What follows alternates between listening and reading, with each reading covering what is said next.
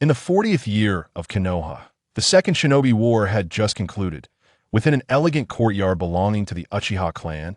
As the sun rose, Uchiha Baiye emerged, adorned in battle attire emblazoned with the Uchiha crest, a Konoha forehead, protector perched upon his brow.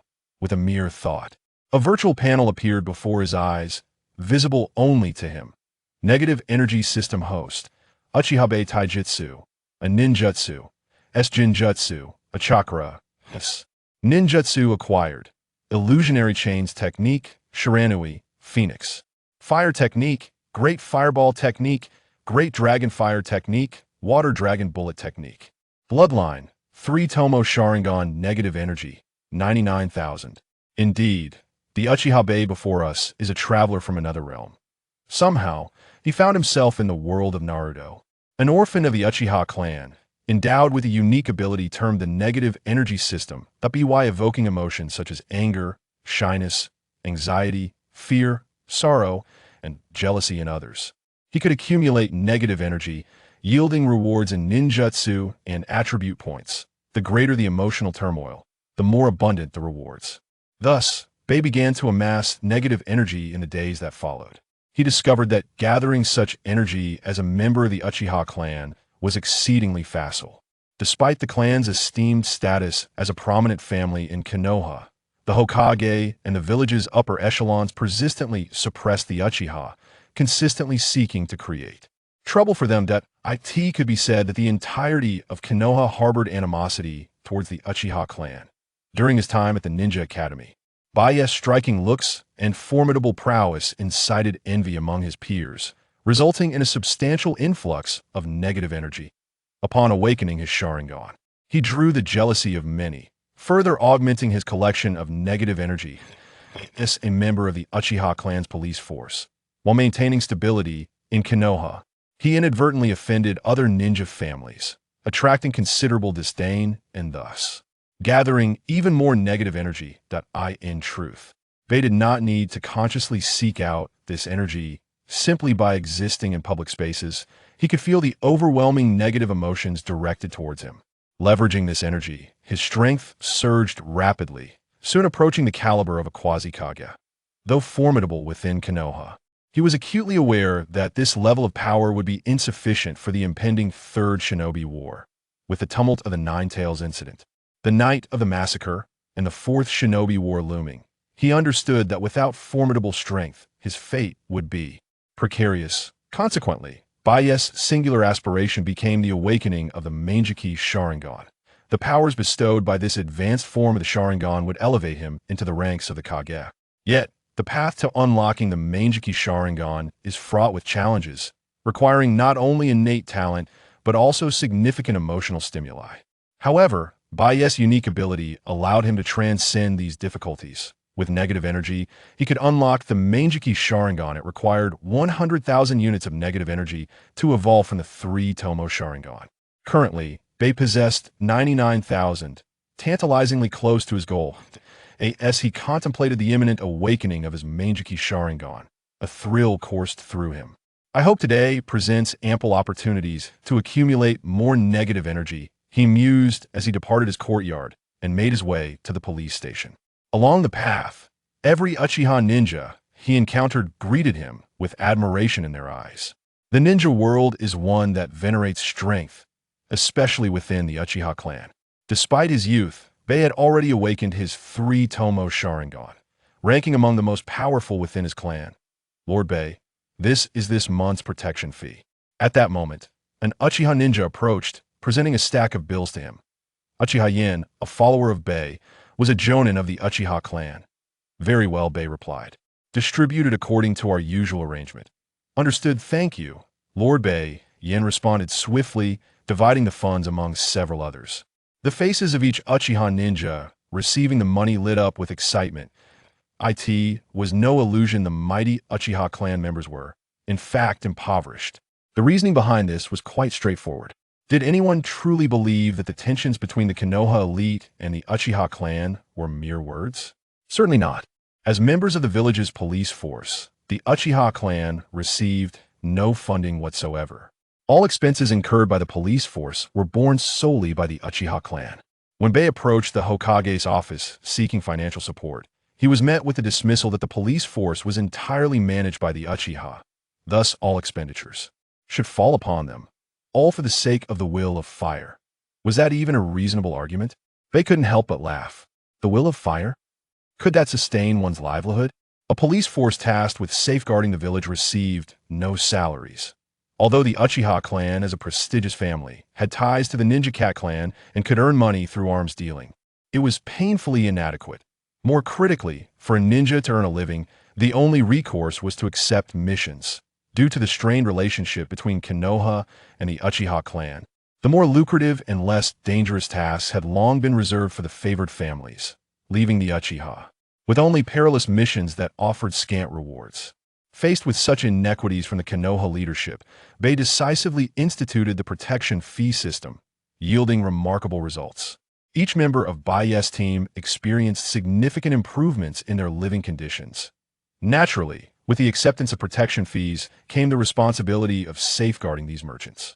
Anyone daring to disrupt the peace would find themselves dealt with swiftly by Bey. Lord Bey, I have heard some news. After distributing the money, Uchiha Yen approached Bey once more, speaking in hushed tones. The clan leader may soon abdicate. Chapter 2. The Son of the Hokage? A resounding slap. The clan leader's abdication? Upon hearing the news from Uchiha Yen, Baiye was momentarily taken aback. Indeed, the current Uchiha clan leader was quite advanced in age. If memory served him correctly, the next in line for the Uchiha leadership appeared to be Uchiha Fugaku. The clan leader is abdicating? Is this truly the case? It is undoubtedly true. My father once served as the leader's bodyguard. The leader personally approached my father, requesting his support for Uchiha Fugaku to assume the role of clan leader. I overheard this conversation. Uchiha Yen affirmed with certainty. What? Uchiha Fugaku? How dare he claim such qualifications to lead? You are absolutely right. If a new leader is to be chosen, it should be Lord Baiye. Lord Baiye, we stand behind you for the position of clan leader. Indeed, our support lies with Lord Baiye.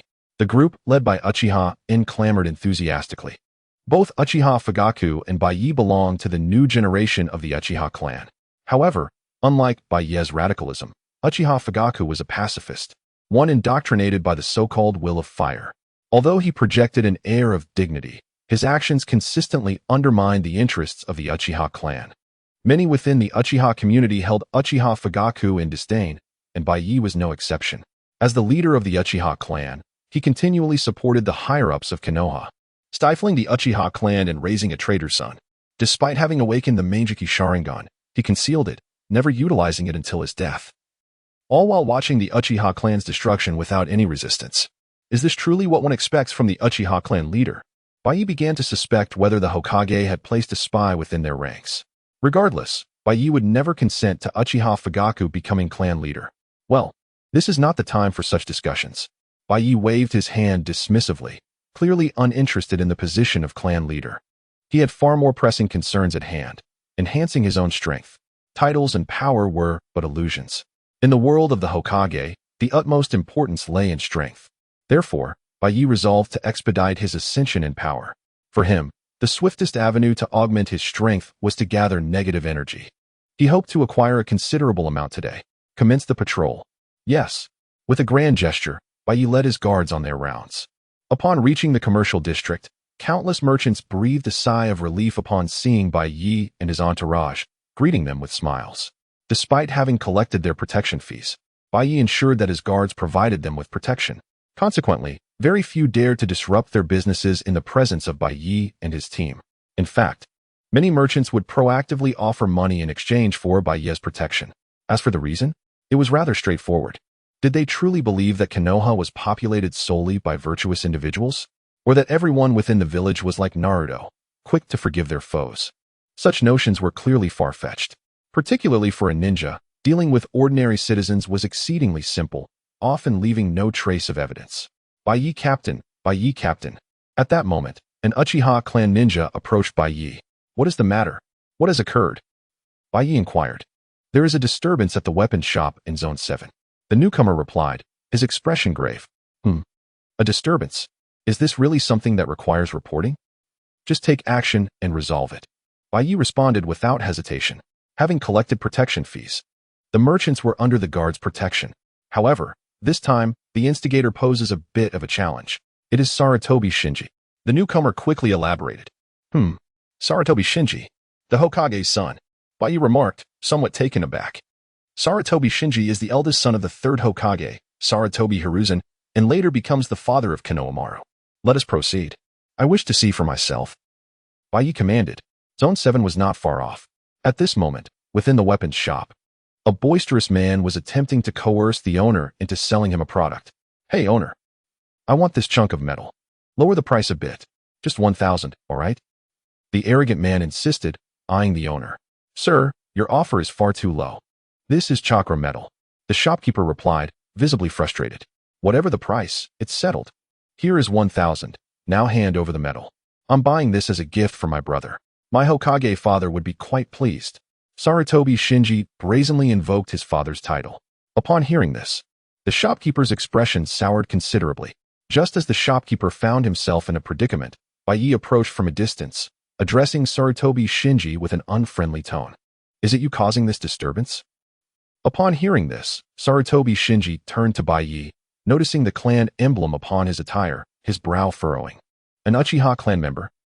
Ding! Sensing the disdain emanating from Sarutobi Shinji, 10 negative energy, chakra 5.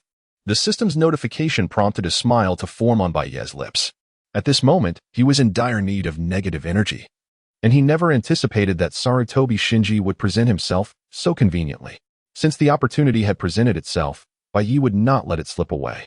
Just as Sarutobi Shinji was about to speak, Baiye swiftly raised his hand and delivered a resounding slap. Slap. A handprint instantly appeared on Sarutobi Shinji's left cheek. How dare you strike me? Sarutobi Shinji was momentarily stunned, gazing incredulously at Baiye. My father is the third Hokage. I will not let this go unpunished. Slap. In response, Baiye delivered yet another sharp slap. Chapter 3. Who made you surrender? Keep fighting. Your father is the Hokage? What does that have to do with me? After all, Sarutobi Hiruzen constantly targets the Uchiha clan, treating them as though they are not part of Konoha. It has even been suggested that he will, in the future, annihilate the Uchiha clan. Is it possible that if one does not confront the current Sarutobi Shino, Sarutobi Hiruzen would spare the Uchiha clan? Clearly not. Given this situation, what is there to be polite about? Baiye not only refrains from courtesy, but also intends to extract a bit more negative energy from him. After 2 consecutive hits, Sarutobi Shino's face swelled up like a bun.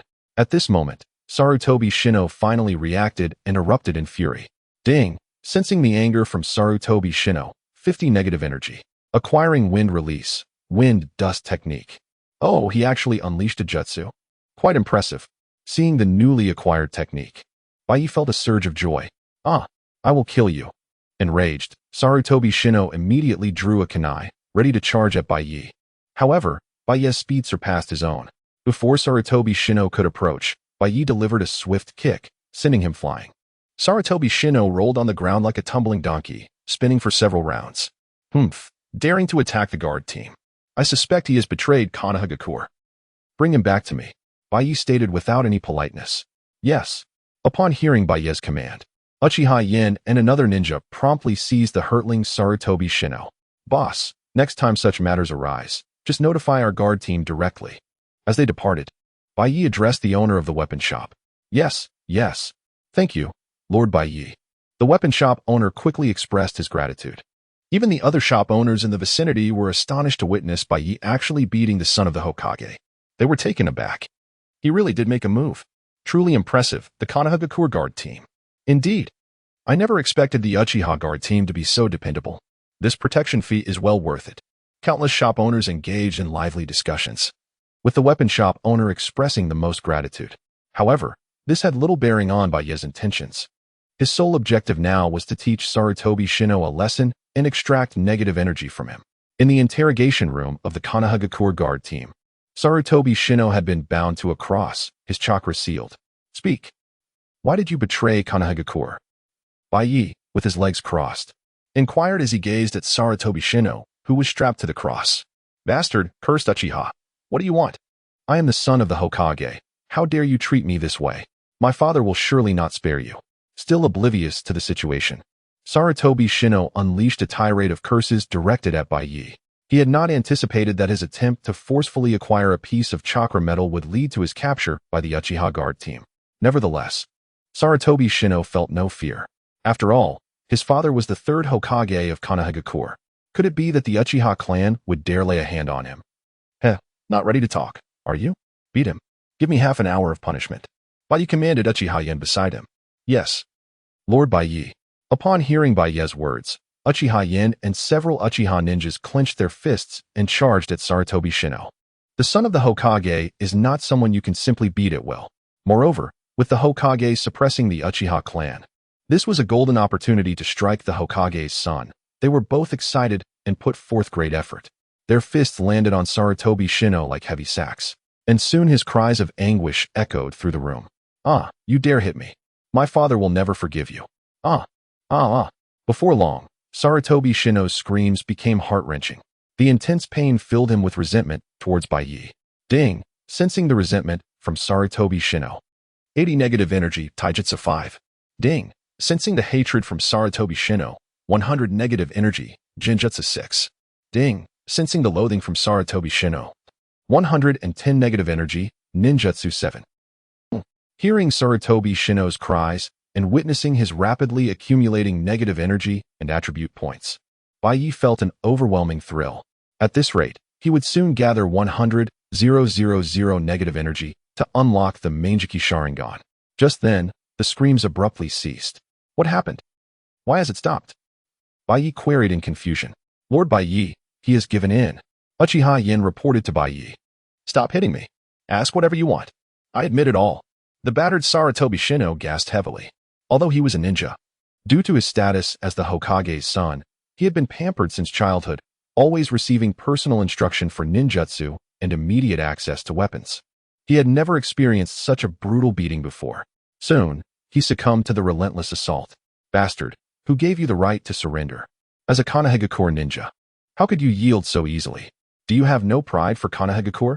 Do you not honor the will of fire? Keep hitting him. Let him understand what the will of fire truly means. Baiye scolded Sarutobi Shino, exuding an air of disappointment, while simultaneously commanding Uchiha Yen to continue the beating. Hearing Baiye's words, Sarutobi Shino was utterly bewildered. He had already surrendered. How could he possibly continue to be beaten? Yes, Lord Baiye. Upon hearing Baiye's command, Uchiha Yen resumed his assault on Sarutobi Shino. Uchiha Baiye, I swear, I will never forgive you. It hurts so much. Sarutobi Shino once again unleashed a series of agonizing cries. Ding! Sensing the hatred from Sarutobi Shino, 120 negative energy, Ninjutsu 10. Ding! Sensing the pain from Sarutobi Shino, 130 negative energy, Taijutsu 12. Ding! Sensing the resentment from Sarutobi Shino, 150 negative energy, Genjutsu 13. Before long, Baiye's negative energy accumulated to 100,000. Chapter 4. The Kaleidoscope Sharingan and I techniques having amassed enough points, it was only natural to activate the Kaleidoscope Sharingan immediately. Yen, I leave this to you. Baiye called out as he exited the interrogation room. Rest assured, Lord Baiye, I shall take good care of him. Uchiha Yen exclaimed. His fists clenched in excitement as he continued to strike at Sarutobi Shino. Baiye entered a secure chamber. Ding! Consuming 100,000 negative energy, activating the Kaleidoscope Sharingan. In an instant, Baiye felt a surge of formidable power coursing into his eyes. This power forcefully breached the invisible barriers within Baiye's gaze. He could not help but feel his eyes redden as the three tomo began to spin rapidly, merging continuously. Ultimately, they formed a hollow triangular pinwheel pattern. A tremendous ocular power erupted from Baiye's eyes. Is this truly my Kaleidoscope Sharingan? The overwhelming force infused him with exhilaration. With the activation of the Kaleidoscope Sharingan, Baiye also acquired his own unique ocular technique. The left eye's technique, Budo no Tamashii, is quite straightforward. It enhances all of Baiye's abilities. The extent of this enhancement is entirely determined by the amount of ocular power Baiye injects. In essence, the more ocular power infused, the greater the amplification of a specific ability. This capacity bore a striking resemblance to Uchiha Madara's abilities, Baiye mused. However, it made sense. The Kaleidoscope Sharingan reflects the soul, awakening corresponding ocular techniques based on one's inner desires. Baiye, who placed immense value on strength, found it entirely reasonable to awaken the enhancement technique Budu no Temashii. Although it was merely an auxiliary ocular technique, Baiye could not deny its high potential. The right eye's technique, Kimui, closely resembled that of Uchiha Baiye. It allowed the user to create a personal dimension, enabling them to become intangible and evade attacks. As a transmigrator, Baiye understood the immense power of spatial abilities and had long desired such capabilities. Unexpectedly, the Kaleidoscope Sharingan granted him this wish. Beyond these two techniques, there was also the legendary Susanoo. Despite having unlocked the Kaleidoscope Sharingan and achieving a power that surpassed that of a Kage, Baiye felt it was still insufficient. He closed his Kaleidoscope Sharingan, contemplating his next steps. While the ocular techniques were indeed powerful, the Kaleidoscope Sharingan had its flaws. Excessive use could lead to blindness. The only remedy for this side effect was to awaken the eternal Kaleidoscope Sharingan, which required the transplantation of a sibling Sharingan. As an orphan, Baiye had no siblings. However, he possessed a system. To elevate the Kaleidoscope Sharingan to the eternal Kaleidoscope Sharingan, 1,000,000 negative energy is required. It seemed he needed to continue gathering negative energy, Baiye thought. In a quaint courtyard at the heart of the Uchiha clan, the current clan leader, Uchiha Gen, was facing a despondent man with a bitter expression. Fayake, I am aging, and henceforth, I entrust the Uchiha clan to you. Your temperament is more stable. You will surely lead the Uchiha to glory. Uchiha Gen's voice was hoarse as he spoke to Uchiha Fayake. Though Uchiha Gen was not particularly old, around 50, injuries from his youth had taken a toll on his health. After careful selection and assessment, Uchiha Gen recognized that Uchiha Fayake was a true inheritor of the will of fire. He believed that by making Fayake the clan leader, he could mend the relationship between Konoha and the Uchiha, leading them to prosperity. Thus, Uchiha Gen intended to pass the leadership to Fayake before his passing. Yes, thank you for your trust, clan leader. I will not disappoint your expectations. Uchiha Fayake replied, his face alight with excitement. He could hardly believe he was to become the clan leader. Uchiha Gen had already spoken with several elders of the Uchiha clan who would support him. However, his only obstacle was Uchiha Baiye. Baiye stood as the greatest hindrance to Fayake's ascension. Only by defeating him could he claim the title of clan leader. Uchiha Gen, fully aware of the dynamics within the clan, gazed at Fayake, who was brimming with enthusiasm. He had kept a close eye on Baiye, whose reputation in the Uchiha clan was exceedingly high, matched only by his formidable strength. Uchiha Gen had even considered Baiye as a potential successor. Yet, Baiye's extreme views and staunch rejection of the will of fire made him unsuitable to lead the Uchiha to greatness. After much deliberation, he ultimately chose Uchiha Fayake. Though Fayake lacked impressive looks, strength, and potential compared to Baiye, he was a steadfast inheritor of the will of fire. Uchiha Gen believed that entrusting the Uchiha to Fayake, grounded in the will of fire, would surely lead them to glory. Baiye, I understand now. I will defeat him. Uchiha Fayake declared confidently. He had heard rumors of Baiye's formidable prowess, yet he dismissed them. After all, he was 5 or 6 years older than Baiye. There was no reason he could not triumph over him. Moreover, Fayake believed that Baiye's actions, collecting protection fees instead of dutifully guarding Konoha, were a disgrace to the Uchiha clan. Cough, cough. Do not underestimate Baiye. Uchiha Gen cautioned, suddenly breaking into a fit of coughs. Father, are you all right? Please take your medicine. A melodious voice interrupted. As a young girl emerged from behind the room, holding a bowl of medicine. Upon seeing her, Uchiha Fayake was instantly captivated. He had never encountered such a beautiful girl. Fayake, let me introduce you. This is my daughter, Makoto. Makoto, this is Fayake. You two are of similar age. I hope you can get to know each other better. Uchiha Gen chuckled, fully aware of his declining health. He intended to entrust his daughter to Fayake, who would be the future clan leader, thereby making her the clan leader's wife. Miss Makoto. Uchiha Fayake quickly bowed. No need for formalities, Fayake-kun. Makoto responded with a smile. Just as they were about to converse further, a member of the Uchiha clan rushed in, panic-stricken. Clan leader. It's terrible. Something big has happened. Chapter 5. You worthless fool. What right do you have to command me? Upon the sudden and frantic intrusion, both Uchiha Fugaku and the Uchiha clan leader furrowed their brows in concern. What on earth has happened? Uchiha Yuan inquired, visibly irritated by the arrival. It's bad. Captain Bay has captured Hokage-sama's son, Sarutobi Shinizuke, and is currently in the interrogation room beating him up. The newcomer quickly reported. What? What is Baiye thinking? How dare he seize the Hokage's son? Does he not realize this will incite conflict between Konoha and the Uchiha clan? Both Fugaku and Yuan were struck with astonishment upon hearing this news. No, we absolutely cannot allow anything to happen to the Hokage's son. Fugaku, I entrust this matter to you. I wonder if you can handle it? Yuan looked at Fugaku with a knowing expression. Rest assured, clan leader. I will manage this situation, Fugaku replied with unwavering confidence. It was evident that Fugaku understood the clan leader's implications. This was an opportunity to prove himself. If he could resolve this incident, he could not only defeat Baiye and eliminate obstacles within the Uchiha clan, but also forge a connection with the Hokage, paving the way for his future as clan leader. Fugaku moved swiftly, accompanied by several subordinates, making their way to the interrogation room. As they approached, they could hear Sarutobi Shinizuke's cries of agony from within. Damn it, what are you doing? Release the Hokage's son at once. Fugaku shouted as he stormed in. I'm sorry, Captain Fugaku, but without our captain's orders, we cannot release him. Uchiha Yin and others responded, recognizing the severity of the situation. The security teams were divided into several smaller units, each responsible for a specific area of Konoha. The Uchiha clan leader held the position of captain of the security team. Thus both Baiye and Fugaku were captains of their respective squads. However, for Uchiha Yin and his peers, despite both being captains, they were loyal only to Baiye, following his orders rather than Fugaku's. Damn it, what are you doing? Do you dare defy my orders? Are you planning a rebellion? Fugaku glared, his expression a mixture of fury and disbelief. Indeed, his fierce glare was quite intimidating. Who dares act so brazenly in the security team's interrogation room? At that moment, Baiye approached, drawn by the commotion.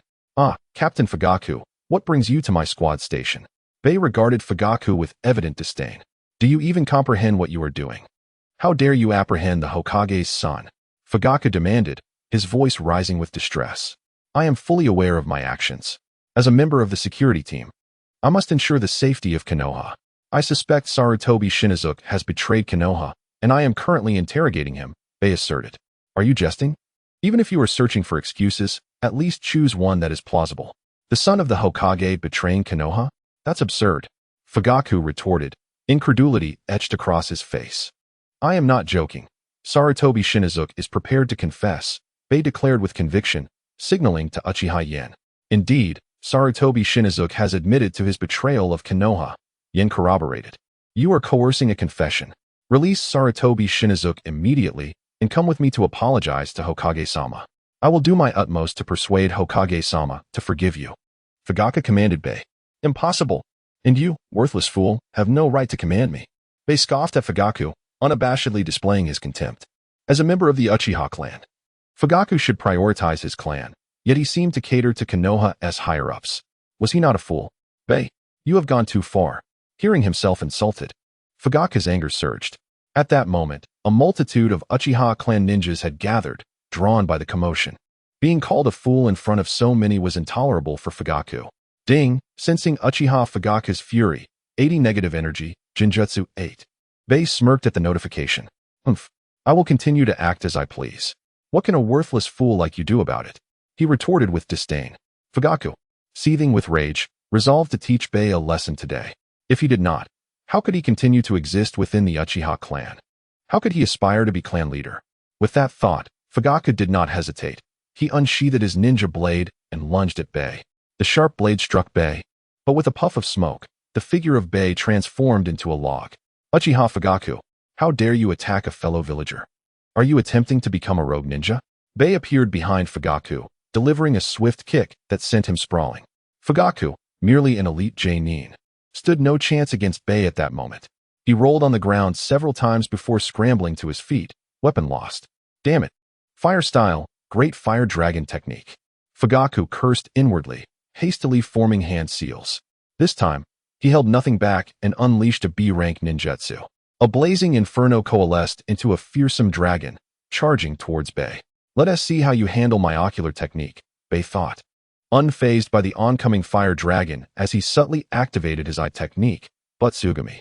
Fire style, fireball technique. Baiye also formed seals. Under the influence of his ocular technique, what was ordinarily a simple fireball technique was instantly amplified.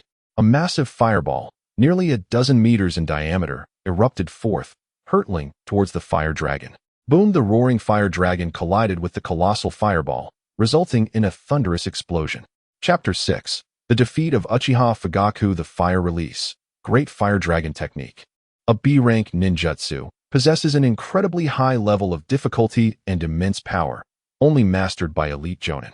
In contrast, the Fire Release, Great Fireball Technique, a C-rank ninjutsu, serves as the foundational skill that nearly every member of the Uchiha clan can wield. Logically, the overwhelming power of a B-rank technique should easily surpass that of a C-rank. However, the current circumstances are entirely different.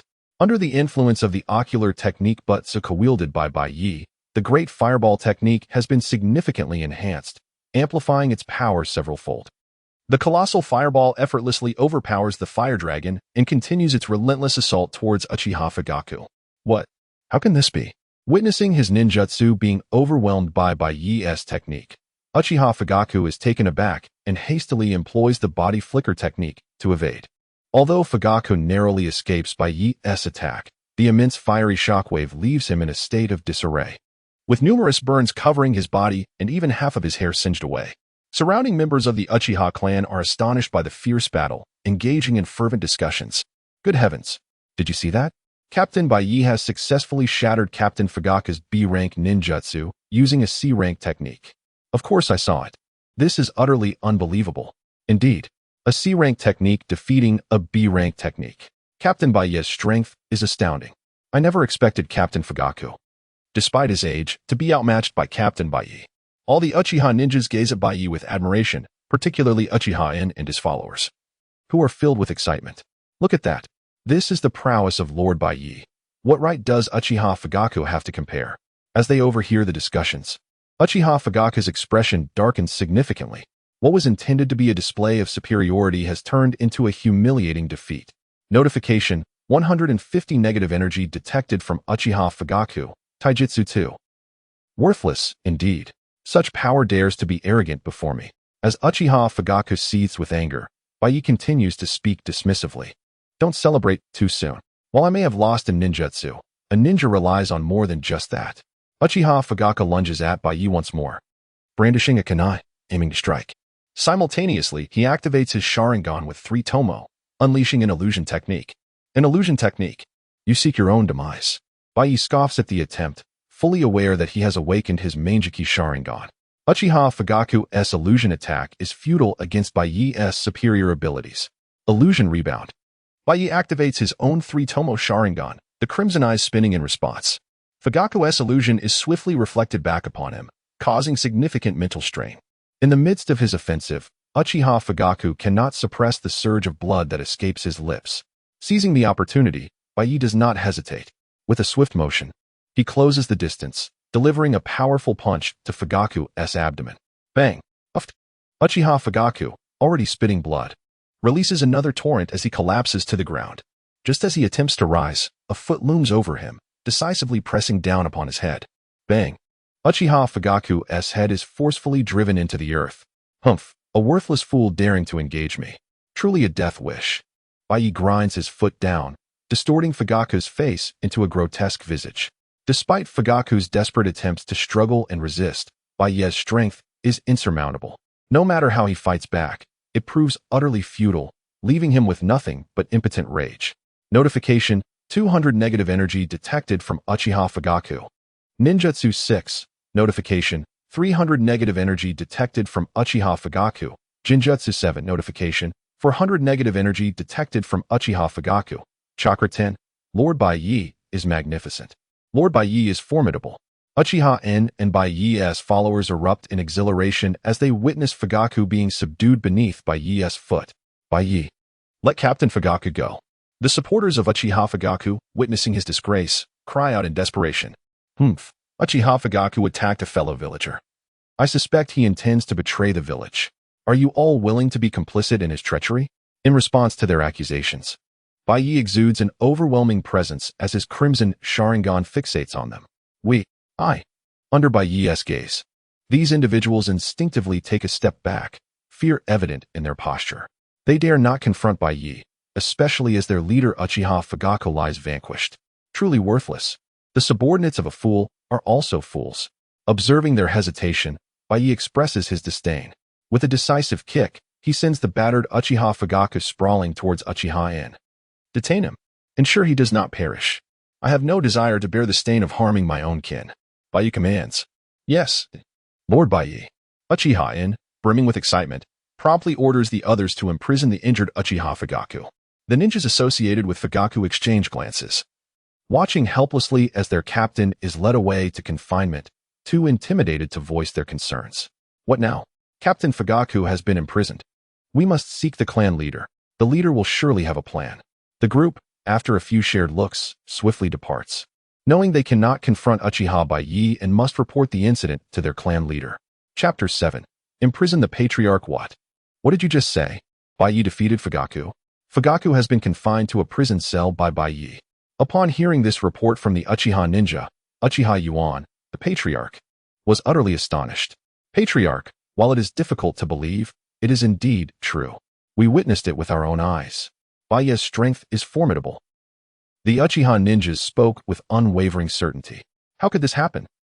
Cough, cough. Overcome by emotion, he began to cough violently. Uchiha Fugaku was the chosen heir, someone he held great hopes for. It was precisely for this reason that he entrusted Fugaku with the task of dealing with the Hokage's son. As for Baiye, he had not considered him a serious threat. In Uchiha Yuan's mind, despite Baiye's high standing and immense power within the Uchiha clan, Uchiha Fugaku was older and a steadfast inheritor of the will of fire. Could it truly be that Uchiha Fugaku lacked the ability to subdue Baiye? Yet, he could never have anticipated that Uchiha Fugaku would be defeated by Baiye and imprisoned as well. Patriarch, what should we do now? Fugaku is still confined in the prison. The Uchiha ninjas look toward their patriarch. Take me to the interrogation room. I must see what Baiye intends to do. Uchiha Yuan stood up and strode toward the interrogation room, regardless of the circumstances. Uchiha Fugaku was someone he valued highly. Now that Baiye had imprisoned him, as the patriarch, he felt compelled to intervene. Inside the interrogation room, Uchiha Fugaku had regained consciousness.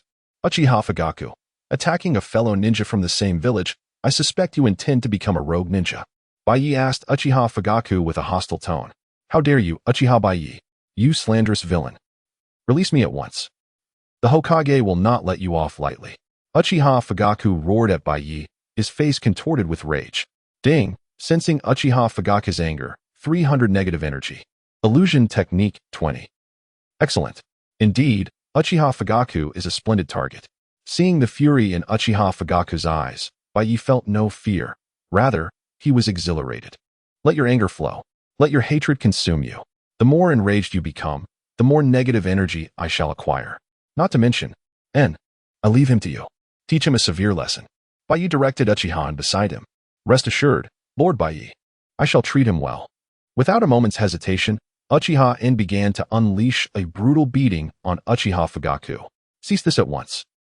At that moment, Uchiha Yuan entered. Seeing Uchiha In mercilessly assaulting Uchiha Fugaku, he shouted in alarm. What are you doing? How dare you attack a clansman? Uchiha Yuan reprimanded sharply. However, perhaps due to his weakened state, Uchiha Yuan's scolding lacked the necessary intimidation, imparting instead a sense of frailty. Ah, it's the Patriarch. Patriarch, why have you come to the interrogation room? Your health is poor. You should leave at once. If you were to perish here, it would lead to complications. Baiye remarked dismissively at Uchiha Yuan, another one deceived by the so-called will of fire.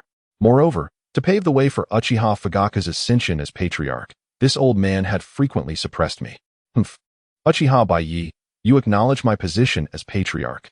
Do you not realize the gravity of your actions? Capturing the Hokage's son and now harming your own kin. Uchiha Yuan demanded loudly, glaring at Baiye. I am fully aware of my actions. According to my investigation, Sarutobi Shino intends to betray Konoha. Uchiha Fugaku attacked a fellow ninja from the village, which also constitutes a betrayal. I am merely performing a routine interrogation. Baiye retorted without reserve. Nonsense. Release him at once. How could the Hokage's son betray Konoha? If this incident were to leak, how would it reflect upon our Uchiha clan in the Hokage's eyes? Uchiha Yuan commanded Baiye directly. And what if I refuse? Baiye replied defiantly. Uchiha Baiye, what are you planning? Do not forget, I am the patriarch of the Uchiha clan. Do you dare to disregard my orders?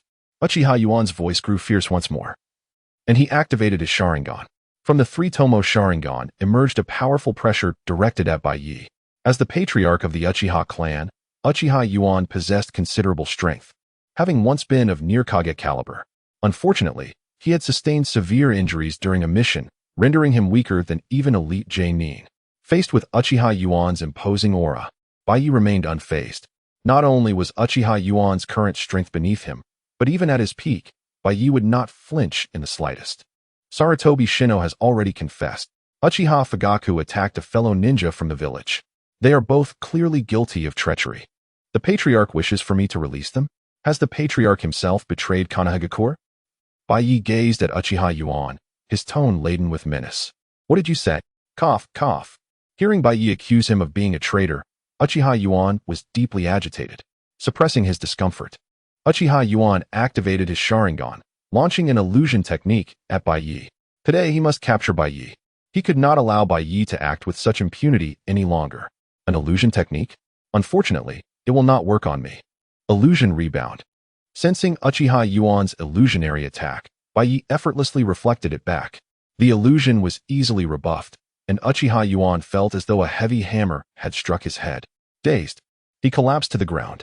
It seems the patriarch truly intends to become a traitor. Someone, imprison the patriarch. Baiye looked down at the fallen Uchiha Yuan and remarked. Chapter 8. The will of fire is truly remarkable. This is Lord Baiye. Upon hearing Baiye's words and gazing at the fallen Uchiha clan leader, Uchiha Yin hesitated only for a moment before swiftly seizing Uchiha Yuan. Although Uchiha Yuan held the title of clan leader, his allegiance now lay with Baiye. Moreover, Uchiha Yuan had consistently suppressed them. Uchiha Yin had long grown weary of his leadership. Now, with an opportunity to overthrow Uchiha Yuan and elevate Baiye as their leader, how could they let it slip away? You dare to capture me? Do you intend to rebel? Uchiha Yuan shouted, struggling vehemently. Rebel? The one rebelling is not I, but you. As the leader of the Uchiha clan, you dare to shield a traitor. In the name of the will of fire, I shall enact justice upon my kin. Baiye admonished Uchiha Yuan with righteous fervor. Baiye realized that anything done under the banner of the will of fire became inherently justified. No wonder Sarutobi Hiruzen frequently invoked the will of fire. It proved to be exceedingly useful. How despicable you are. Cough, cough. Hearing Baiye's shameless words, Uchiha Yuan was overcome with rage, erupting into a fit of coughing. He never anticipated that Baiye would wield the will of fire in such a manner. Ding, sensing Uchiha Yuan's fury, 300 negative energy, Taijutsu 5. Ding, sensing Uchiha Yuan's fury, 400 negative energy, acquired ninjutsu. Fire release, great fireball technique. Find a doctor for the clan leader. I do not wish to see him perish here. As he was about to depart, Baiye had a thought. He aimed to extract more negative energy from this advantageous situation. Baiye would not permit him to die so easily. Yes, Lord Baiye, leave these matters to me. Uchiha Yin assured. Within the Hokage building, in the Hokage's office, the current third Hokage, Sarutobi Hiruzen, had learned of his son Sarutobi Shino's capture. What did you say? The Uchiha clan has taken Shino. What does Uchiha Yuan intend to do? Is he plotting to betray Konoha? To instigate a coup? Upon hearing the news of his son's apprehension by the Uchiha guard, Hiruzen's first thought was whether the Uchiha clan was indeed planning a coup. However, this also puzzled him. As a clan under close scrutiny, Hiruzen was well aware of Uchiha Yuan's circumstances, having suffered grievous injuries in his youth. Uchiha Yuan's physical prowess had diminished significantly. Moreover, he was an heir to the will of fire. Surely, he would not choose to rebel. Hokage-sama, this is not the doing of Uchiha Yuan. It is Uchiha Baiye. An umbu reported to Hiruzen. Uchiha Baiye? Upon hearing this name, Hiruzen furrowed his brow. He had some knowledge of this individual, a rising star within the Uchiha clan, strikingly handsome and extraordinarily powerful. However, Hiruzen did not take it to heart. What use was an individual's strength against the entirety of Konoha? Let us proceed to the Uchiha clan. I wish to see what he intends to accomplish. Hiruzen commanded, leading a team of umbu directly to the Uchiha stronghold. Baiye, already informed, awaited their arrival with anticipation. Isn't this the third Hokage? What brings you here? Baiye remarked playfully as he sat atop the roof, looking down upon Hiruzen, showing no regard for the Hokage's authority. Uchiha Baiye, what are you doing? How dare you capture a fellow village ninja? Upon seeing Baiye, Hiruzen immediately accused him of attacking a comrade. What does the third Hokage say? How could I engage in such actions? Bey continued to gaze down at Hiruzen. What of Sarutobi Shino? Hiruzen pressed. According to our interrogation, Sarutobi Shino is guilty of grave offenses, intending to betray Konoha. I am merely fulfilling the duties of the guard. Bey proclaimed with righteous indignation. Shino betraying Konoha? What nonsense are you spouting? Hiruzen retorted, infuriated. The matter of traitors was no trivial issue. The village dealt harshly with such transgressions. Furthermore, he could not believe his son would ever betray Konoha. Ding. Sensing Sarutobi Hiruzen's fury, 300 negative energy, ninjutsu 6. I speak no falsehoods. This is the interrogation report concerning Sarutobi Shino. Bey produced a document and tossed it at Hiruzen's feet. Upon seeing the report before him, Hiruzen's face flushed red with anger, glaring at Bey. It was evident that Bey's actions were not merely dismissive but outright insulting. To retrieve the report would require him to lower his head. Since becoming Hokage, he had never endured such indignity. Ding. Sensing Sarutobi Hiruzen's fury, 400 negative energy, taijutsu 7. Ding. Sensing Sarutobi Hiruzen's fury, 500 negative energy, jinjutsu 8. Ding. Sensing Sarutobi Hiruzen's fury, 600 negative energy, acquired ninjutsu, shuriken shadow clone technique. Truly, as Hokage, the negative energy amassed is substantial. Perhaps sensing Hiruzen's fury, a masked Umbu approached, retrieving the interrogation report and presenting it to Hiruzen. Hiruzen took a deep breath, momentarily suppressing his rage, and accepted the report to examine it. However, after only a brief glance, he erupted once more. You are framing him. Shino would never do such things. Hiruzen's fists clenched tightly, his eyes blazing like fire as he fixed his gaze upon Bey. Chapter 9. Extorting Hiruzen Sarutobi. Hiruzen Sarutobi's ire was ignited by the preposterous nature of the interrogation report. The accusations against Sarutobi Konosuke were utterly absurd, assaulting fellow villagers, voyeurism, nocturnal visits to widows, and desecration of graves. It was a clear fabrication, a blatant frame-up. However, this was precisely what Byakuya intended. In the past, Byakuya would have hesitated to provoke Hiruzen Sarutobi.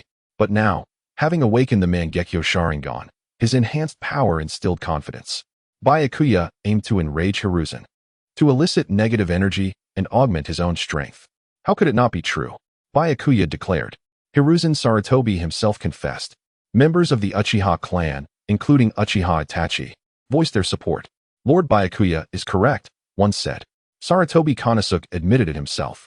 Who would have thought the Hokage's son would engage in such behavior? Another added. Indeed. How did the Hokage raise his son? I've even heard rumors that the Hokage himself is a peeping Tom. Oh no, did the Hokage see me when I was bathing? The Uchiha whispered among themselves, fueling Hiruzen's fury. Ding. Received 600 units of negative energy from Hiruzen Sarutobi's rage. Genjutsu 10. Ding. Received 700 units of negative energy from Hiruzen Sarutobi's rage. Ninjutsu 7. Etc. Well done. Byakuya thought, observing Hiruzen's contorted face.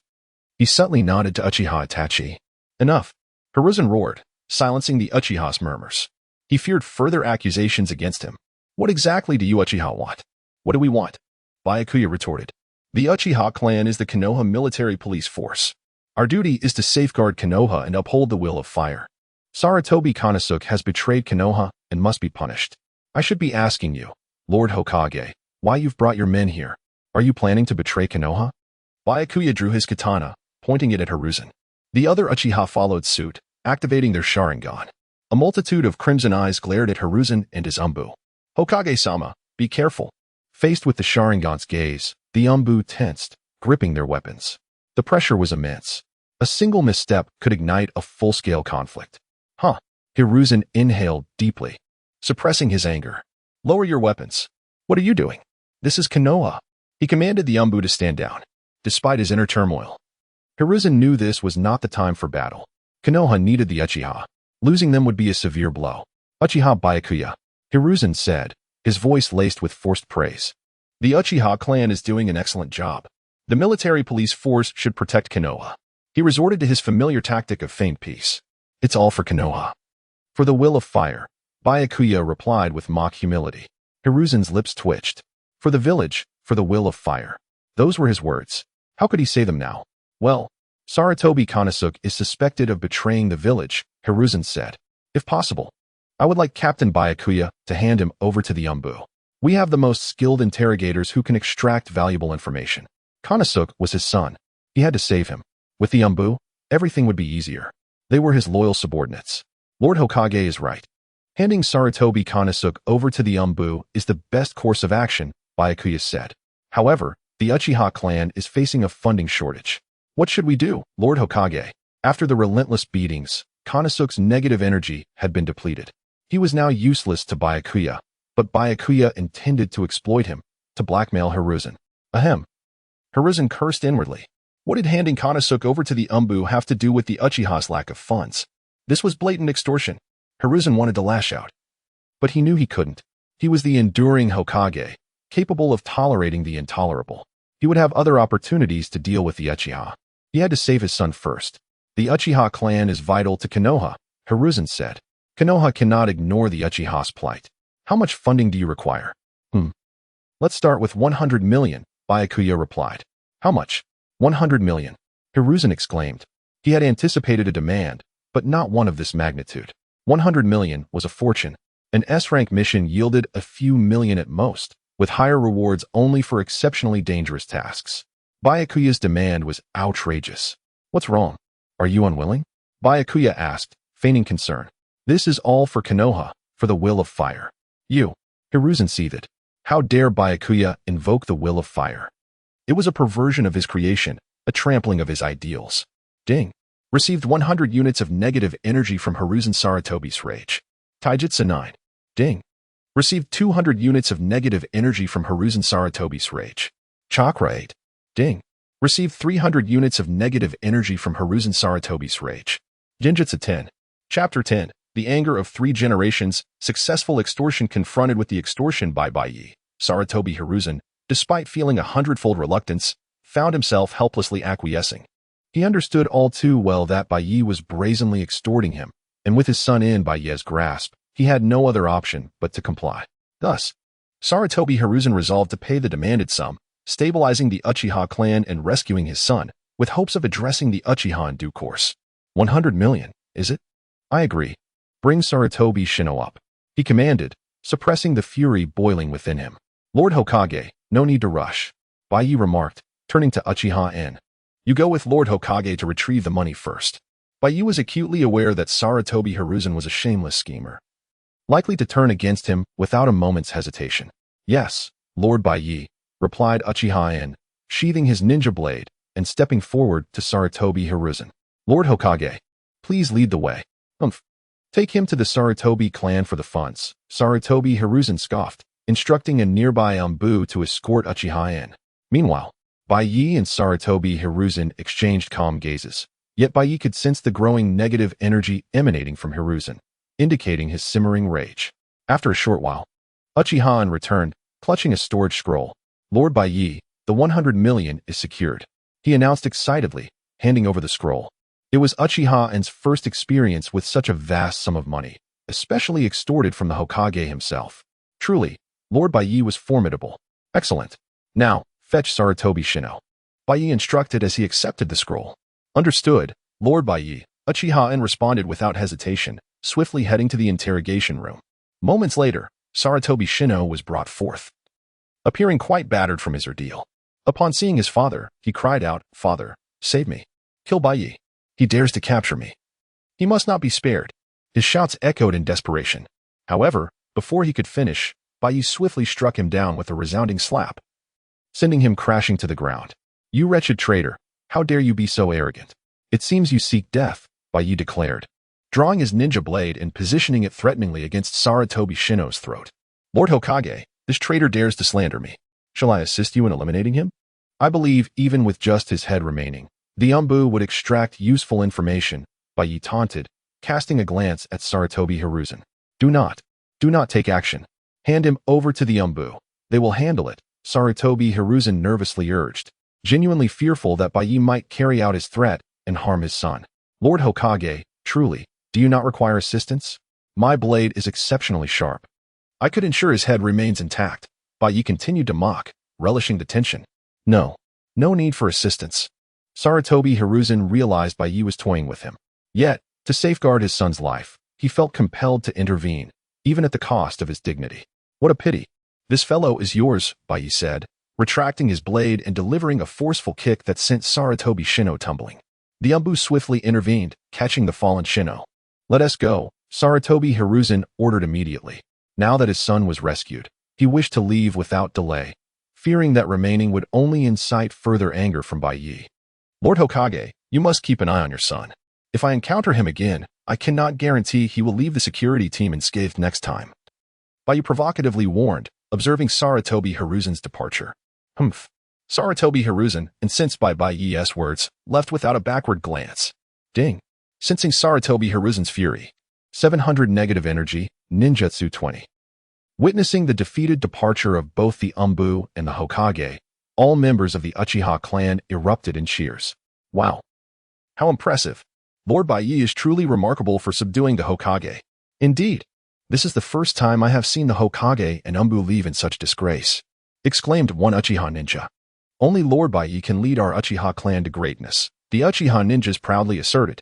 In the past, during the tenure of Uchiha Motoyan as clan leader, they had always been suppressed by the Hokage, leaving them feeling deeply frustrated.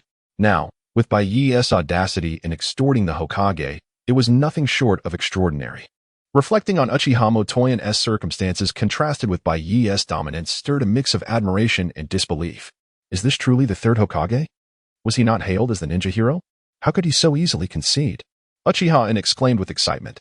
Ninja hero. Humph. Now he has become ninja coward. Baiye scoffed disdainfully. While it was undeniable that Sarutobi Hiruzen possessed genuine strength as a Hokage, he had become increasingly engrossed in political maneuvering, neglecting his martial prowess. Thus, it could be said he had transformed from the once mighty ninja hero to a ninja coward. Ninja coward? Huh, that title is splendid. Uchiha laughed heartily in response to Baiye's remark. All right, distribute this wealth among yourselves. As the foremost clan of Konoha, the Uchiha must embody the essence of nobility. Baiye declared, unrolling the storage scroll, revealing countless riches before the awestruck assembly. Thank you, Lord Baiye. You are truly magnificent. The Uchiha ninjas exclaimed, their excitement palpable at the prospect of sharing the fortune. Meanwhile, after rescuing his son, Sarutobi Hiruzen rushed to the ninja hospital. Doctor, how is Shino's condition? He inquired anxiously. Do not worry, Lord Hokage. Shino has only sustained superficial injuries. His bones are unharmed, and it will not affect his ninja career, the doctor assured him. Phew, that eases my mind. Sarutobi Hiruzen sighed in relief upon hearing that his son's ninja career would remain intact. Yet, he noted the severity of Shino's injuries and the toll it had taken on his spirit, advising that he should rest for an extended period. Cursed Uchiha Baiye. Those vile Uchihas. Sarutobi Hiruzen seethed inwardly, directing his ire at Baiye. Had it not been for the presence of the White Knight, my son would not have sustained such grievous injuries. Someone, with the voice of Sarutobi Hiruzen echoing, a member of the Umbu materialized before the Hokage. I command you to closely monitor the Uchiha clan for 24 hours, especially the movements of Uchiha Baiye.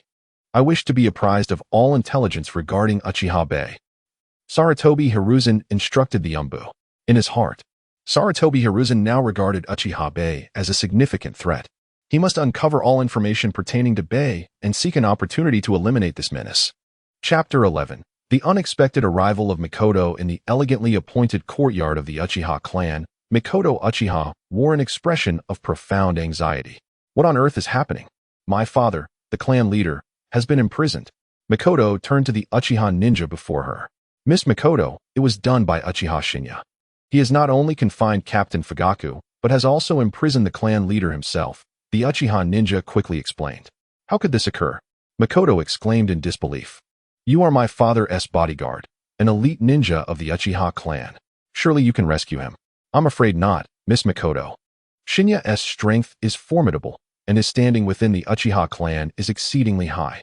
I am powerless, the ninja replied, visibly troubled. Is there truly no way? My father's health is failing. He cannot endure confinement. Mikoto's voice trembled with urgency. Indeed, Miss Mikoto, there is but one option. We must seek out Shinya. The ninja suggested. Shinya? You mean Uchiha Shinya? She responded, her voice tinged with disbelief. Only he can save my father? Precisely. Only Shinya possesses the means to rescue the clan leader, the ninja affirmed with certainty. I understand. I shall go to find Shinya at once, Makoto declared, rising without a moment's hesitation and heading towards Shinya's quarters. At that moment, Shinya was engrossed in examining the spoils of his recent endeavors. Through defeating Sarutobi Shinzo, overpowering Uchiha Fugaku, imprisoning Uchiha Minato, and provoking Sarutobi Hisashi, Shinya had amassed 5,000 units of negative energy and several powerful jutsu in a matter of days. He was currently delving into the intricacies of these techniques when Uchiha entered. Lord Shinya, Miss Makoto requests an audience. Makoto, the esteemed daughter of the Uchiha clan? Shinya paused, taken aback by the name. Makoto Uchiha, the daughter of the current clan leader, Uchiha Minato, was indeed a figure of prominence. As a time traveler, Shinya was aware that Makoto would eventually become the wife of Fugaku Uchiha and the mother of Itachi and Sasuke Uchiha. It was evident that Fugaku's ascension to clan leader was significantly influenced by Makoto, just as her fate would be intertwined with the clan's eventual downfall. Now, having already dealt a severe blow to Fugaku, the arrival of Makoto presented an opportunity for Shinya to contemplate his next move. Lord Shinya, Miss Makoto is renowned for her beauty within the Uchiha clan. You must seize this chance. Besides, if you were to win her favor, your path to the leadership of the clan would be greatly facilitated, Uchiha suggested, eyeing Shinya with keen interest. Do I truly require the assistance of a woman to become clan leader? Shinya countered, his tone laced with skepticism. Indeed, you speak the truth, Lord Shinya.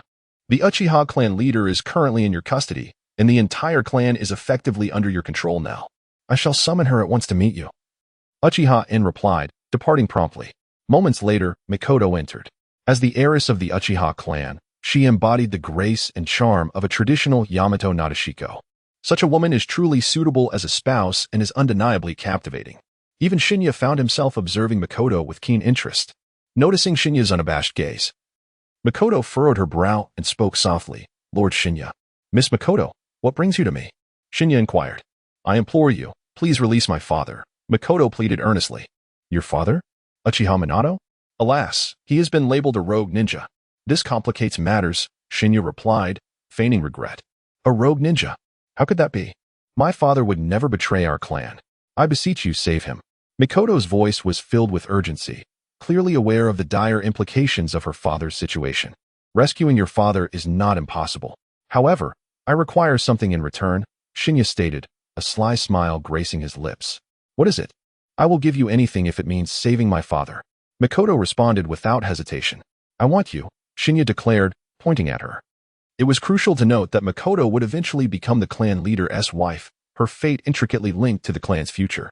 To prevent a tragic outcome, it was prudent for Shinya to keep Makoto close. Moreover, having such a stunning beauty at his side would be a delightful sight. However, upon hearing Shinya's words, Makoto appeared visibly shaken. What did you say? You want me? This is impossible, she exclaimed, her agitation evident as she activated her Sharingan, the three tomo spinning rapidly in her eyes. Though she was the Uchiha heiress and had trained as a ninja from a young age, her talent was undeniable. Having already awakened the three tomo Sharingan. Impressive, three tomo Sharingan. Your talent is remarkable. I find myself wanting you even more, Shinya remarked, perplexed by her intense reaction.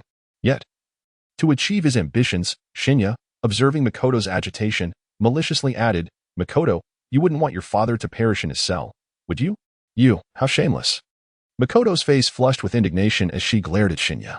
Yet, recalling her father's plight in prison, the agitated Makoto quickly relented. I accept your terms.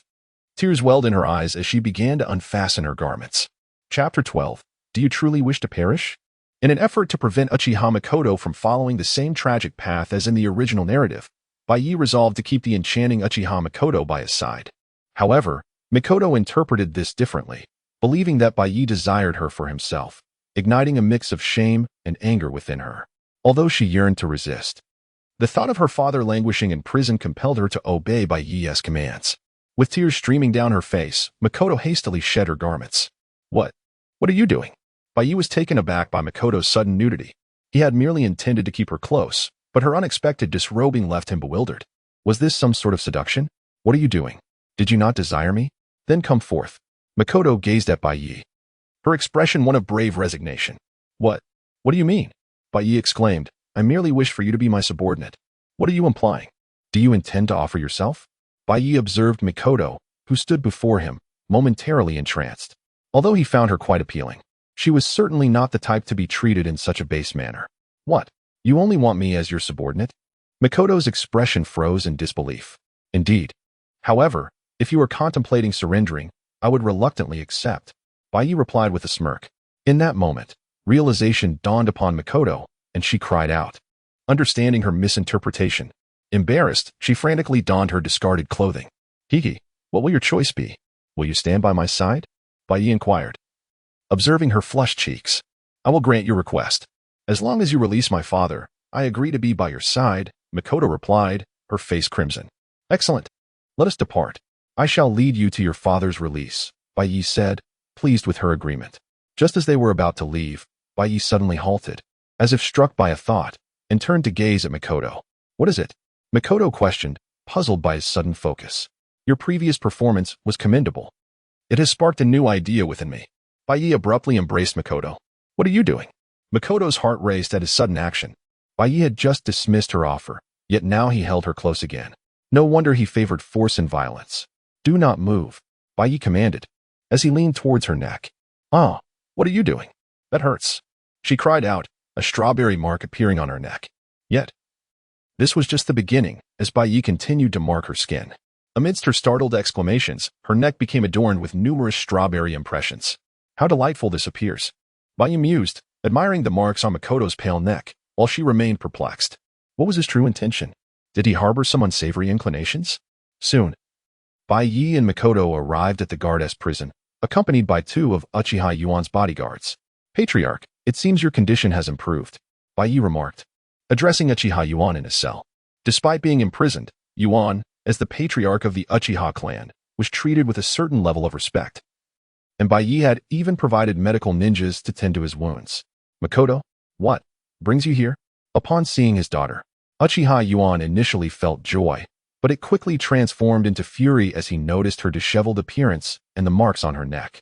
Baiye, what have you done to my daughter? He roared, advancing towards Baiye. You dare to lay a hand on her.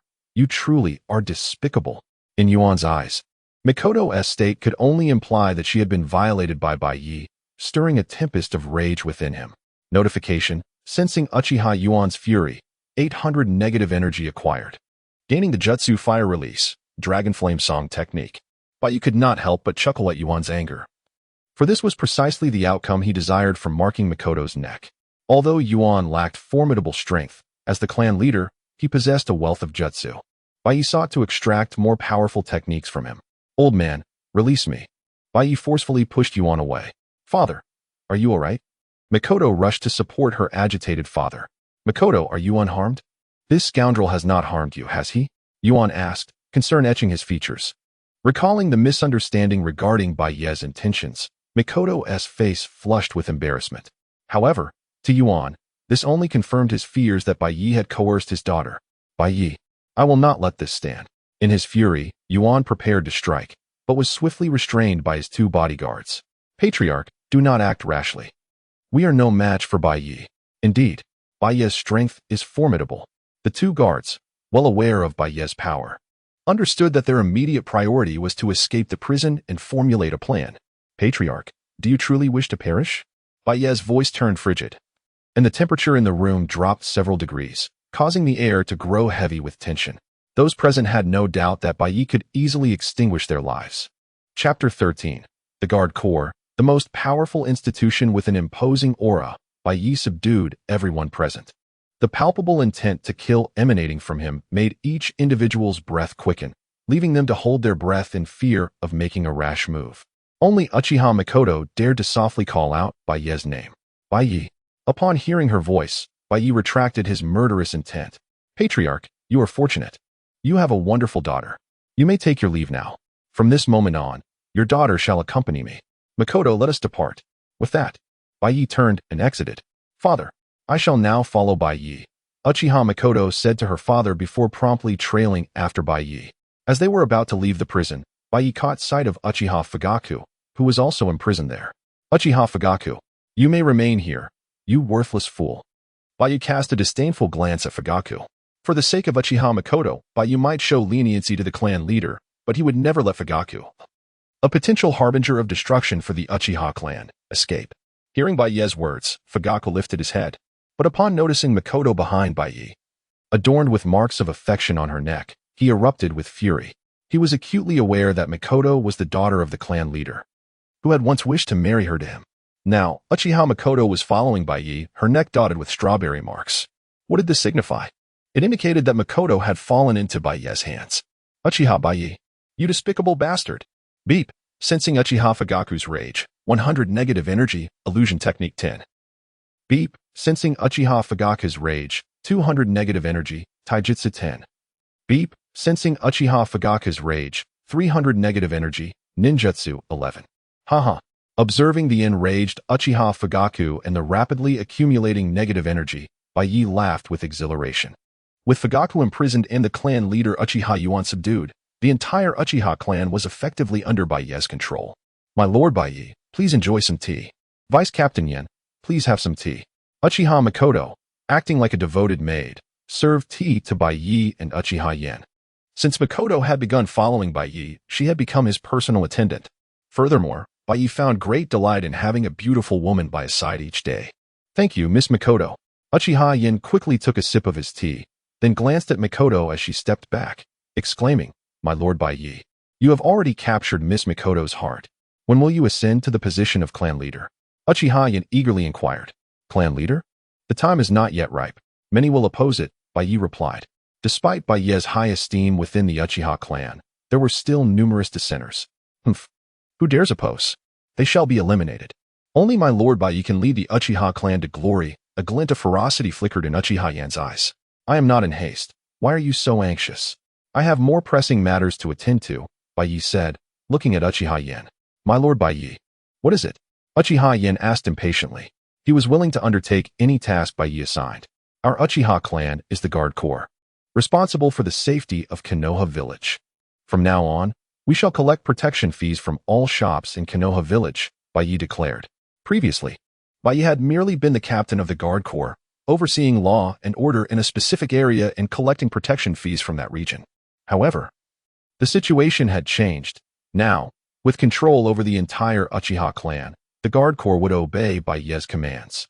Every street in Konoha village was now under his dominion, and Baiye sought to expand his influence. This, my lord Baiye, they may not be willing to pay us protection fees. Uchiha Yen expressed unease, fully aware that most businesses in Konoha were owned by ninja families. Collecting fees from them would be exceedingly difficult. Should they refuse, they will find it impossible to operate their businesses. Let us not forget, we are the Guard Corps, entrusted with the safety of Konoha village. This is the authority bestowed upon us by the Hokage, Baiye stated pointedly. This might offend other ninja families. Uchiha Yen voiced his concerns. Yen, tell me, how are our relations with other ninja families? Baiye inquired. Very poor. Our Uchiha clan has terrible relations with other families. Uchiha Yen reflected before responding. Then, why do you still worry? Baiye continued. He found it bewildering that the illustrious Guard Corps of Konoha village was met with disdain from the villagers. This is the Guard Corps, the most powerful authority overseeing the safety of all Konoha. It is one thing to be disrespected, but to be scorned and hated? Is that not courting death? With the powers of the Guard Corps, who would dare to defy us? It would be all too easy to make an example of them. But he could not fathom the actions of the original Guard Corps. Thus, he resolved to utilize the authority of the Guard Corps now. I understand, my lord Baiye. I shall take immediate action. Upon hearing Baiye's directive, Uchiha Yen promptly led his men to begin collecting protection fees from various shops. Naturally, these establishments would not readily comply. At a weapon shop owned by the Shimizu clan, Uchiha Yen entered with his men. Upon noticing the Uchiha crest on Yen's attire, the shopkeeper's brow furrowed. The other families in Konoha village were reluctant to engage with the Uchiha clan, fully aware of the clan's discord with the higher-ups in Konoha. The Hokage, Sarutobi Hiruzen, consistently suppressed the Uchiha clan. To avoid facing similar oppression, they would undoubtedly distance themselves from the Uchiha clan. After all, the Hokage was the ultimate authority in Konoha. Although they were unwilling to associate with the Uchiha clan, they still had to entertain the business that came to their door. Chapter 14. Closure of shops and arrests. The proprietor of the weapons shop approached, inquiring of Uchiha Yen and his companions, esteemed members of the Uchiha clan. Are you in search of anything specific? Our Shimura weapons store boasts the finest arms in all of Konoha. Behold this kunai, its hardness unparalleled, and this ninja sword. Its sharpness unmatched. The shopkeeper eagerly promoted his wares. Are you the owner of this establishment? Uchiha Yin inquired. Indeed, I am Shimura Tengu, the proprietor of this weapons shop. May I inquire if you have any matters to discuss? Shimura Tengu responded. Shimura Tengu, a cousin of Shimura Danzo, had opened a weapons store in Konoha due to a lack of exceptional ninja talent, seeking to fund the development of the Shimura clan and the organization led by Danzo. I represent the security forces of Konoha and hereby demand a protection fee from your shop, Uchiha Yin stated coldly. A protection fee? What sort of protection fee? I was unaware that Konoha required such payments. Shimura Tengu furrowed his brow in confusion. This is a new regulation set forth by our security team. All businesses within Konoha must pay a protection fee, and we, the Uchiha clan's security force, shall ensure your safety, Uchiha Yin explained, fixing his gaze upon Shimura Tengu. Protect us? We have no need for such protection. Our weapons store requires no safeguarding from your Uchiha clan, Shimura Tengu replied, without hesitation. The Shimura clan, a prominent family within Konoha, had its own influence, with Danzo serving in a high-ranking position. When did it come to pass that our weapons store requires your Uchiha clan's protection? Enough with the idle chatter. Pay up immediately. We have other establishments to inspect. Uchiha Yin retorted, his tone growing more severe. Do you wish to defy the regulations of our security force? What regulations? I am not acquainted with them. I heed only the commands of Konoha and will not pay this protection fee, Shimura Tengu resolutely declined. Though your Uchiha clan may be a prestigious family within Konoha, the Shimura clan is not to be trifled with. Our clan leader, Shimura Danzo, holds a position of power. While others may fear your Uchiha clan, we do not. Shimura Tengu asserted. It appears you have no intention of adhering to our security regulations, Uchiha Yin remarked with a menacing glare. Indeed. The Shimura clan only obeys the commands of Konoha, Shimura Tengu replied defiantly. Noticing Shimura Tengu's insolence, Uchiha Yin shifted his tone. According to reports, your weapons shop is suspected of smuggling arms.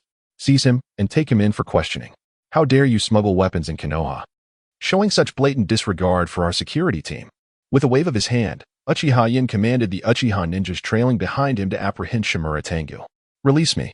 What are you doing? The weapons sold in our shop have all been approved by Konoha's high-ranking officials. My cousin is Shimura Danzo. How dare you lay hands on me? Shimura Tengu protested, struggling against his captors. Do not resist. Danzo, I know not of whom you speak, Uchiha Yin replied, swiftly striking the shopkeeper and rendering him unconscious. Take him away and seal this establishment. On to the next. Yes, Vice Captain, came the response. Moments later, the neighboring Nara clan's apothecary was shut down for selling counterfeit medicines, and the barbecue shop of the Akimichi clan was closed due to food safety issues. Uchiha Yin demonstrated remarkable efficiency. Within mere days, he had already sealed most shops owned by the Uchiha clan, with all proprietors detained. These shops belonged to ninja clans. While ordinary businesses could not dare to offend the Uchiha security force, faced with demands for protection fees, they could only comply. However, the establishments owned by the prominent clans, emboldened by their affiliations, defiantly refused to pay the protection fees. The security force, unyielding, proceeded to seal their shops and detain their owners. As the security force carried out their operations, Baiye lay basking in the sun, his ears ringing with a series of notifications. Ding. Sense the anger of Shimura Tengu. 100 negative energy, ninjutsu 2. Ding. Sense the anger of Nara Shikaku. 100 negative energy, Jinjutsu 1. Ding. Sense the anger of Akimichi CHG, 100 negative energy, Taijutsu 2. Lying there, absorbing negative energy, was simply delightful. Baiye reveled in the growing tally of negative energy, exhilarated by his fortune. The ostentatious collection of protection fees served not only to accumulate wealth, but also to harvest negative energy.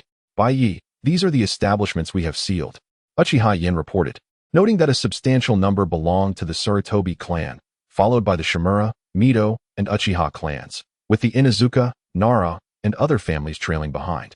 Sarutobi, Shimura, Mito, Uchiha, are these not the families of Konoha's elite? Baiye expressed his surprise as he perused the information. The Sarutobi clan, led by Sarutobi Hiruzen, the Shimura clan, represented by Danzo, the Mito clan, with Mito Minyin, and the Uzumaki clan, with Uzumaki Koharu.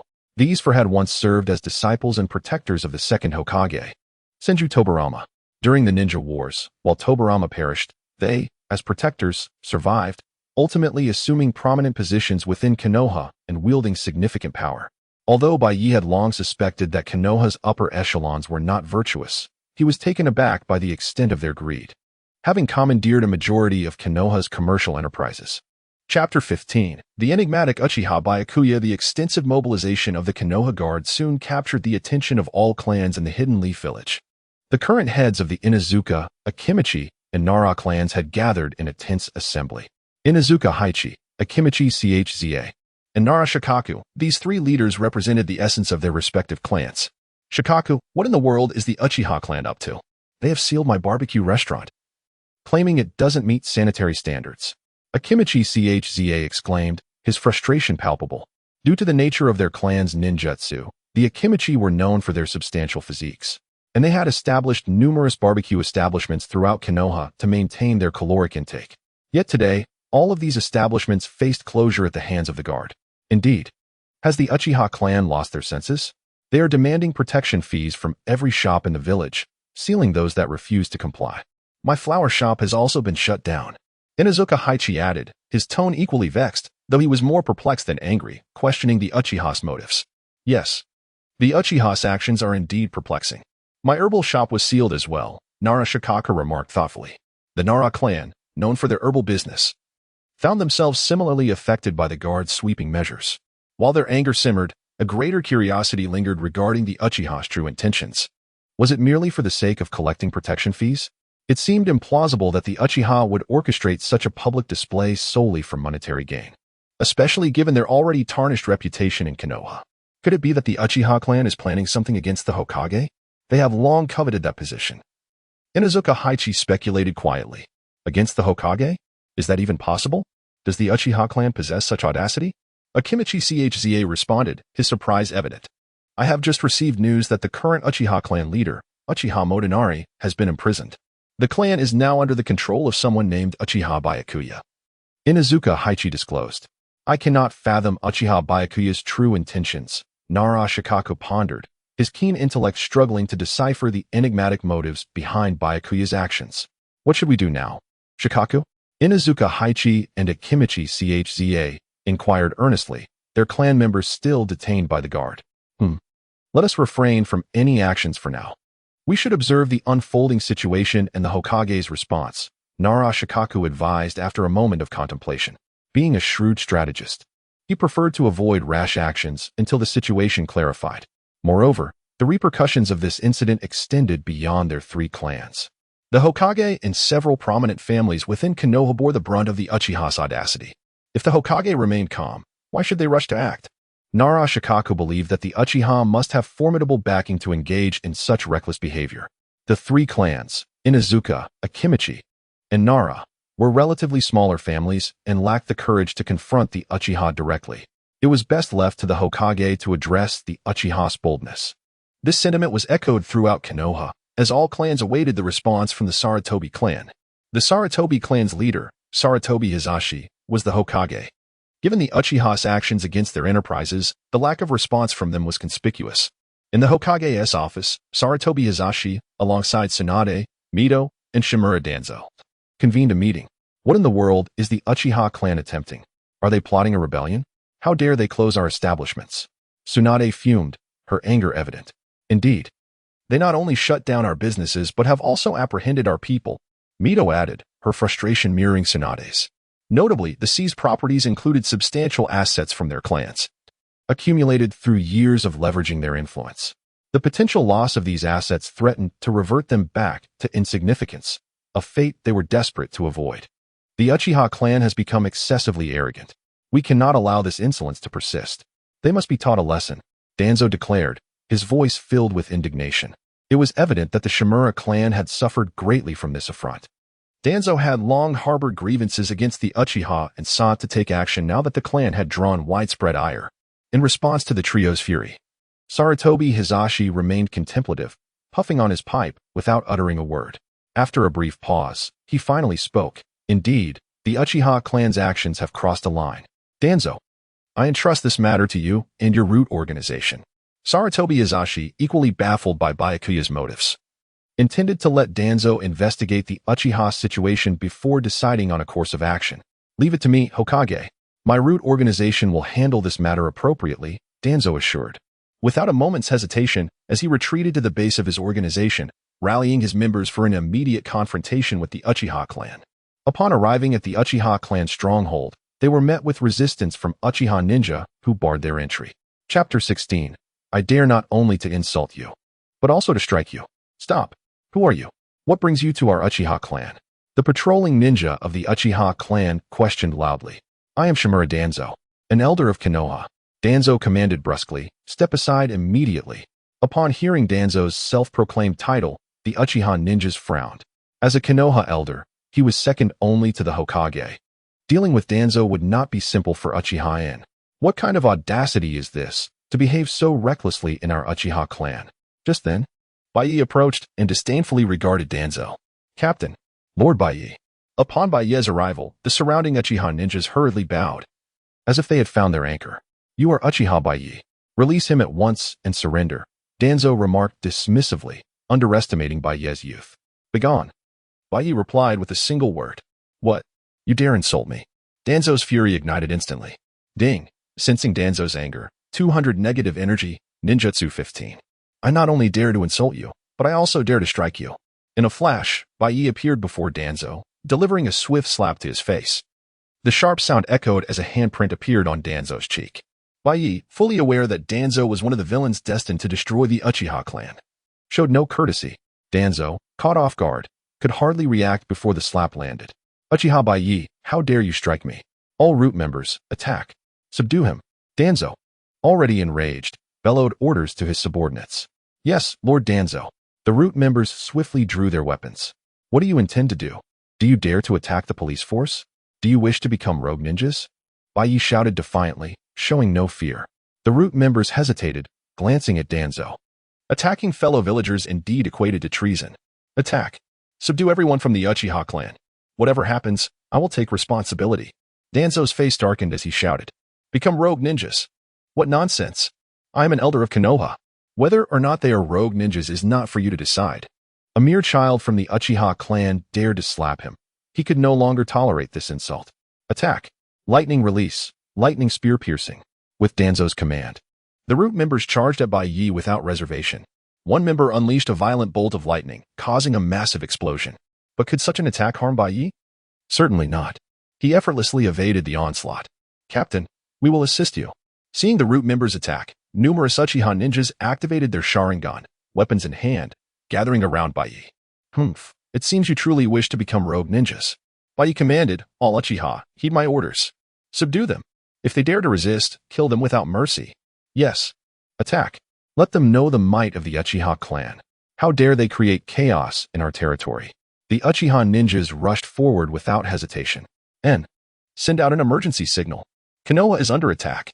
Baiye instructed Uchiha-en. Emergency signal. Lord Baiye, we don't need it. Our Uchiha clan is more than capable of handling them. Uchiha-en replied, puzzled. The emergency signal was a special alert used only when Konoha faced a formidable enemy. All ninjas were expected to respond immediately. Fool, do I need Konoha's support? I want the people of Konoha to witness the consequences of defying our police force. Baiye asserted, dismissing the root members as insignificant. However, merely dispatching the root members was insufficient. Baiye aimed to showcase the power of the Uchiha clan's police force to Konoha while also gathering negative energy. I understand, Lord Baiye. Uchiha-en, without hesitation, produced a signal flare and launched it into the sky. Whoosh! Boom!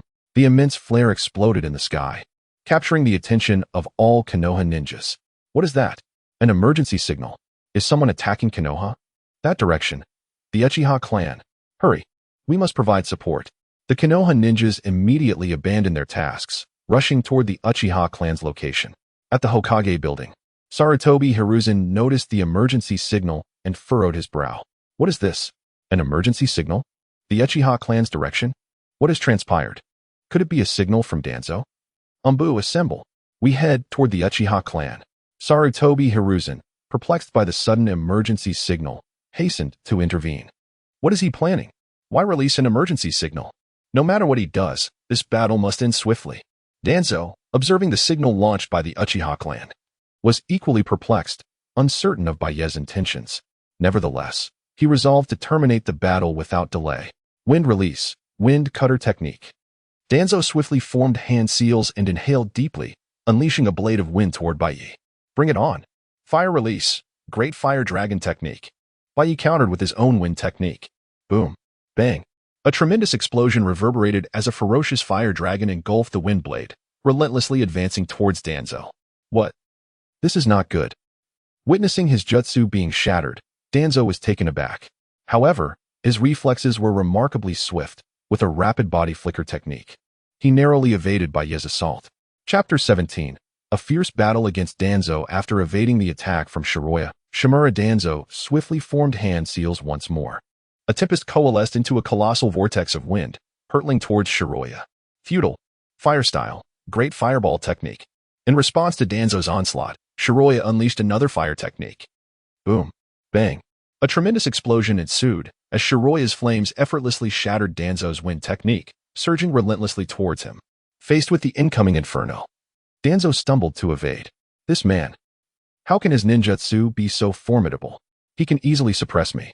After 2 consecutive clashes of ninjutsu, Danzo was astonished by his inferior position. Shimura Danzo, once the guardian of the second Hokage, Shinji Tobirama, possessed considerable strength. Particularly, his mastery of wind release was renowned throughout the Hidden Leaf Village. However, he never anticipated that Shimura's power would surpass his own, effortlessly dominating him. It is worth noting that Shimura had awakened the Manjiki Sharingan. With the ocular powers of the Manjiki Sharingan, any ability unleashed by Shimura would be exponentially enhanced. Just like now, the ninjutsu Shimura executed was significantly amplified, easily overpowering Danzo. What are you scheming, old man? At that moment, Shimura appeared behind Danzo, delivering a swift kick. Not good. Danzo's reflexes were remarkably quick, leading him to defend himself hastily. Nevertheless, Shimura's immense strength sent Danzo careening backward, rolling helplessly across the ground for several meters. Lord Danzo. Quickly, support Lord Danzo. Witnessing Danzo being flung away, 2 members of the Root organization brandished their kunai and charged at Shimura. You two are courting death. In the face of the approaching Root members, Shimura effortlessly sidestepped their attacks. Simultaneously, a kunai materialized in Shimura's hand, slicing towards the neck of one Root member. Ah! Plop! A shriek pierced the air as the Root member clutched his throat and collapsed to the ground. Damn it, die! Seeing his comrade slain, the remaining Root member was consumed by rage, raising his kunai to strike at Shimura. However, before he could act, a pair of crimson Sharingan appeared before him. Instantly, he fell victim to an illusion, followed by the sharp kunai piercing through his chest. How dare you, Uchiha Shimura, kill my Root members? Do you intend to betray the Hidden Leaf Village? Witnessing Shimura's ruthless execution of his subordinates, Danzo was engulfed by fury. Ding! Sensing Danzo's rage. 300 negative energy, acquiring wind release, vacuum sphere. What Root organization? I know nothing of it. I only know that you attacked our security team. You intend to betray the Hidden Leaf Village. With the will of fire, I shall eradicate you traitorous ninjas. Shimura continued his assault against Danzo. Damn it, how could this happen? Struggling against Shimura's offensive, Danzo found it increasingly difficult to resist. He never imagined the situation would escalate to this extent. In Danzo's eyes, he was an elder of the Hidden Leaf Village, the leader of the Root organization. Everyone in the village ought to heed his commands. Those who defied him could be labeled as traitors. Thus, Danzo felt confident in subduing Shimura. Yet, to his astonishment, Shimura refused to comply, leading the Uchiha clan in a counterattack. This was Shimura's strategy. If it were a matter of cunning and deceit, he would be no match for Danzo or Hiruzen Sarutobi. Therefore, Shimura denied them the opportunity to plot against him and launched a direct assault. Attack, eradicate these traitorous ninjas. For the sake of the Hidden Leaf Village, for the will of fire, annihilate the members of the Root organization. Shimura proclaimed with commanding fervor while engaging Danzo.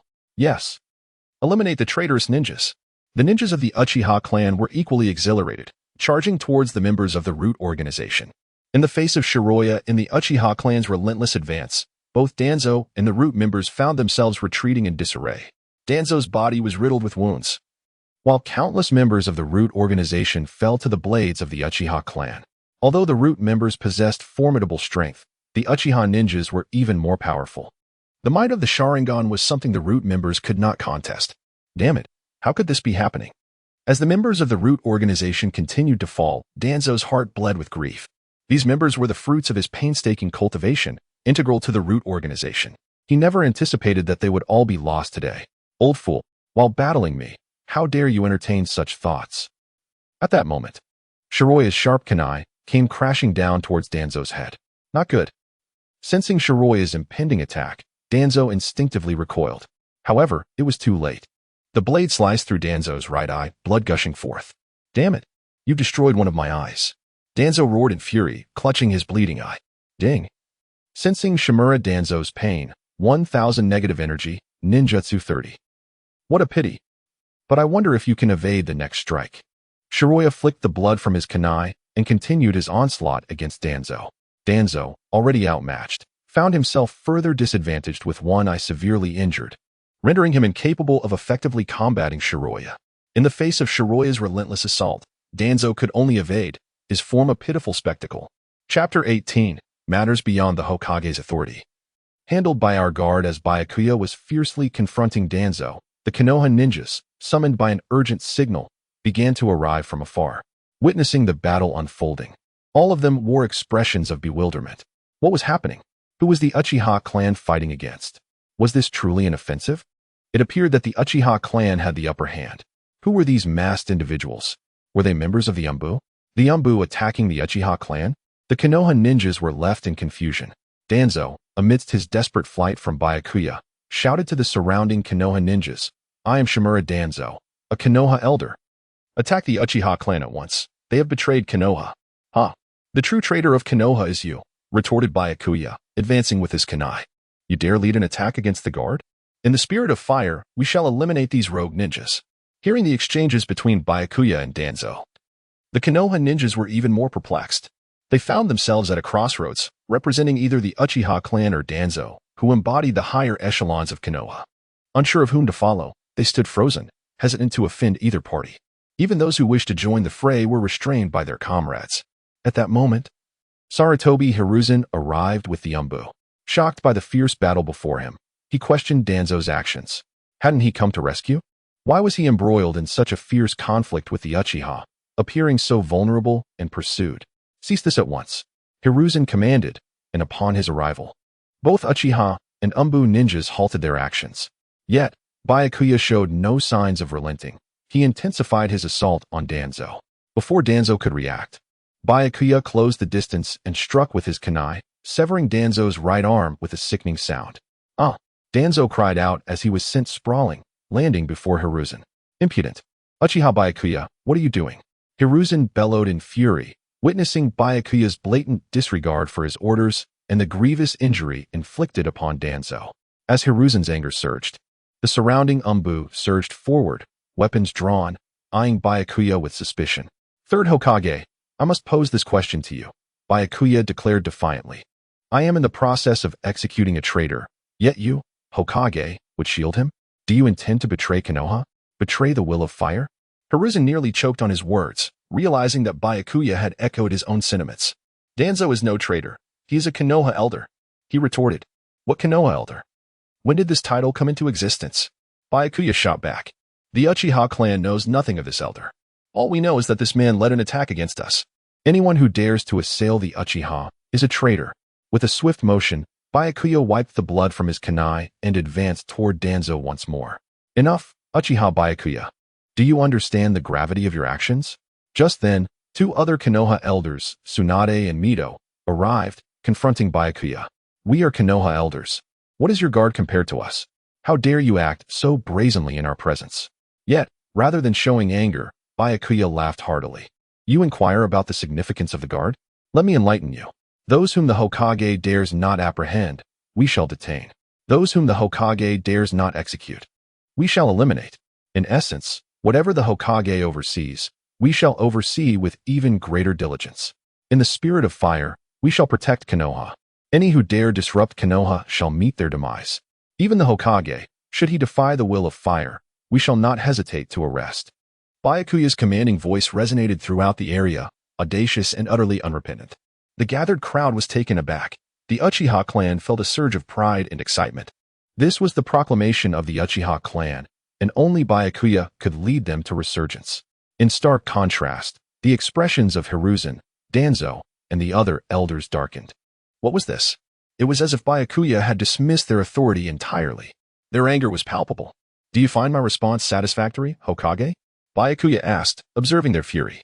Hiruzen and his allies clenched their fists, yearning to strike down Byakuya, yet they understood the peril of such an action. With the formidable Uchiha clan watching closely, any confrontation could lead to disastrous consequences. Byakuya recognized their hesitation, emboldening him to provoke them further. He relished in the opportunity to slap Hiruzen's face metaphorically, garnering immense negative energy from the situation. Hiruzen took a deep breath, suppressing his rage and regaining his usual benevolent demeanor. Uchiha Byakuya, your words are commendable. With the guard in place, I can rest assured of Konoha's safety. However, Danzo is a Konoha elder. He has made a mistake, and the Umbu will handle him. I wonder, can your security team hand over Danzo to us and the Umbu? Sarutobi Hiruzen gazed at Shiroya and asked, does the Hokage intend to personally deal with this traitor? No problem. However, our Uchiha clan's residence has been attacked, suffering significant losses. What should we do about this? Shiroya inquired, looking at Sarutobi Hiruzen. Chapter 19. Extorting the Hokage again despite the formidable strength of Baiye, who could unleash the Manjiki Sharingan and potentially eliminate his adversaries with sheer effort, he pondered the futility of such an act. What benefit would slaying them bring? It would be far more advantageous to keep them alive, akin to harvesting chives, continuously generating negative energy and ninjutsu for him. Upon hearing Baiye's words, Sarutobi Hiruzen grasped the situation. Baiye was seeking money once more. The question lingered. How much would suffice to compensate for the losses of the Uchiha clan? Let us start with 1 billion. Baiye declared, casting a glance at Sarutobi Hiruzen. What? 1 billion? This is extortion. Sarutobi Hiruzen gasped in astonishment. The sum demanded by Baiye was staggering, bordering on the outrageous. Extortion? You may have a point. Why won't the Hokage simply pay up? Baiye retorted, his tone sharp as he raised his ninja blade menacingly toward Danzo. The implication was clear. Failure to comply would result in Danzo's demise. Fine. 1 billion it is. I will have someone deliver it immediately. Sarutobi Hiruzen gritted his teeth and reluctantly acquiesced. Though the amount was exorbitant, it was not beyond their means. After all, Danzo was the leader of the Root organization, an elder of Konoha, and a trusted aide, wielding considerable influence. Sarutobi Hiruzen could not afford to witness Shimura Danzo perish before him, regardless of the circumstances. A moment later, an Umbu operative appeared, bearing 10 storage scrolls, and presented them to Baiye. Thank you for the 1 billion, Hokage. You may take this traitor with you. Baiye accepted the scrolls and handed them to Uchiha Yen. Humph. Let us go, Sarutobi Hiruzen signaled to his Umbu, hastily departing alongside the severely injured Danzo. By the way, Hokage, I wonder how the traitor Sarutobi Shino is faring. Has his head been severed? Baiye inquired, his gaze fixed on the retreating Sarutobi Hiruzen. Leave that to your own concerns, Captain Baiye. Sarutobi Hiruzen replied curtly, eager to exit the scene. Baiye's words had undeniably provoked his ire, and he had no desire to linger any longer. As for those captured clan members, he had lost the inclination to rescue them. Ding! Sensing the resentment from Sarutobi Hiruzen, 200 negative energy, ninjutsu 12. Ding! Sensing the resentment from Sarutobi Hiruzen, 300 negative energy, illusion 14. Ding! Sensing the resentment from Sarutobi Hiruzen, 400 negative energy, chakra 20.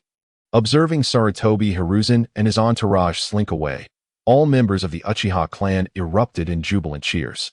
Lord Baiye, you are truly remarkable. Indeed, only you can lead our Uchiha clan to resurgence. Who needs the Hokage?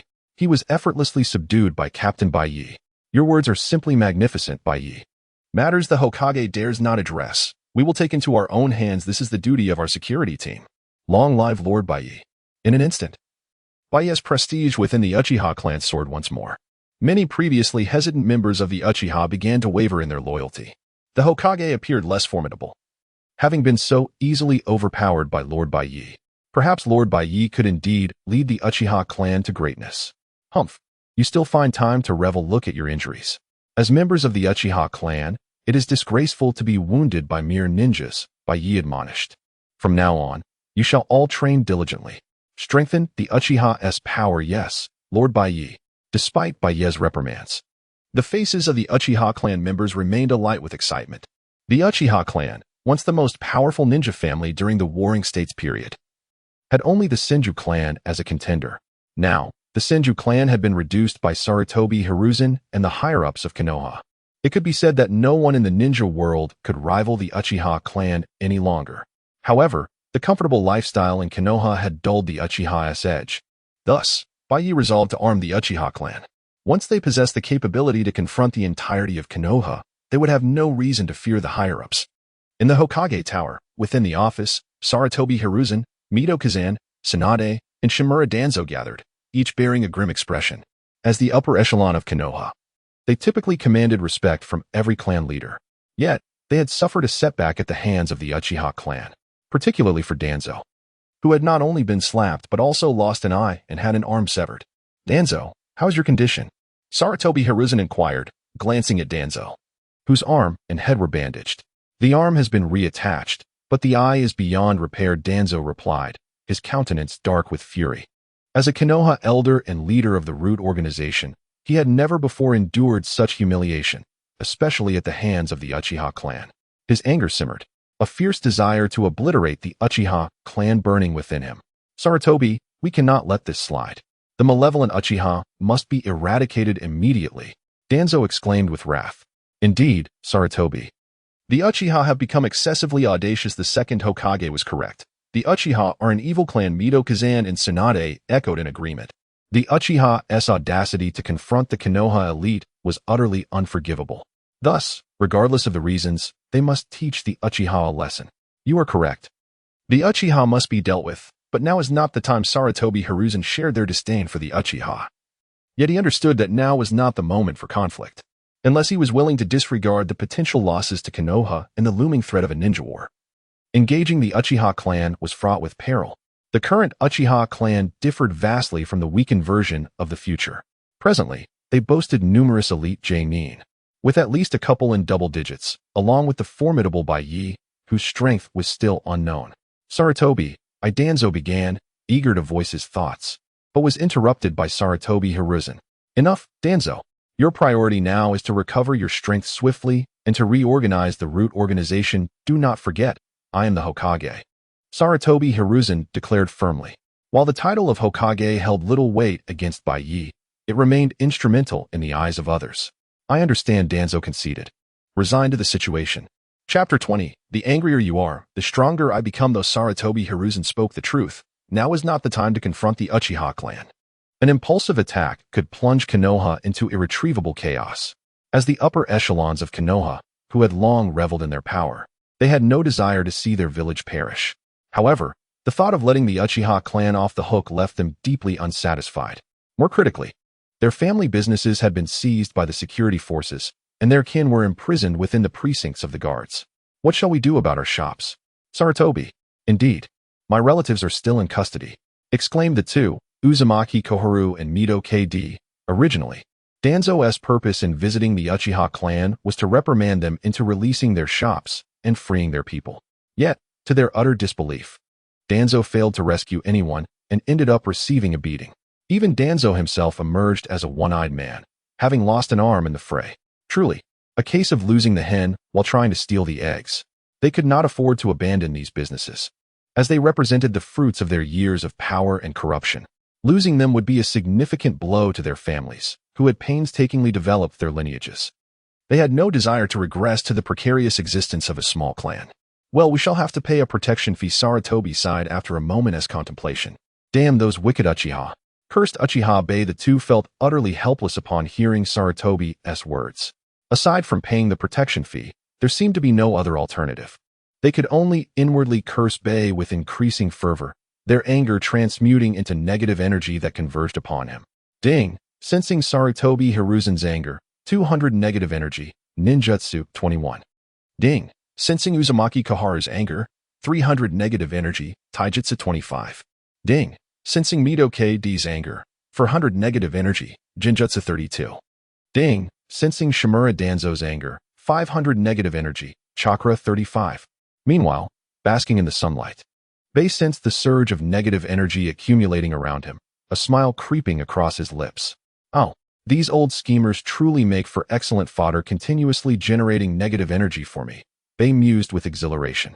The blow he dealt to Konoha's upper echelon was monumental, particularly to Danzo, who had been rendered blind in one eye and lost an arm. It was safe to say that the high-ranking officials of Konoha now harbored a profound loathing for Bei, cursing him incessantly in their hearts, which suited Bei perfectly. The more they cursed, the more negative energy he amassed, hastening his ascent in strength. My lord Bei, here is your tea. At that moment, Mikoto presented a cup of tea before Bei. Ah, Mikoto, your presence is indeed delightful, Bei remarked with a smile directed at her. In the past, Bei had been consumed by relentless training, with the pressures of survival leaving him no time to seek companionship. Now, having awakened his Mangeki Sharingan and secured his own safety, he found joy in the company of a woman, particularly one as enchanting as Mikoto. My lord Bei, I am concerned about how you intend to deal with my father. I implore you, do not harm him. Mikoto expressed her worries, fully aware that among the Uchiha clan, the call for Bei to ascend as clan leader was resounding.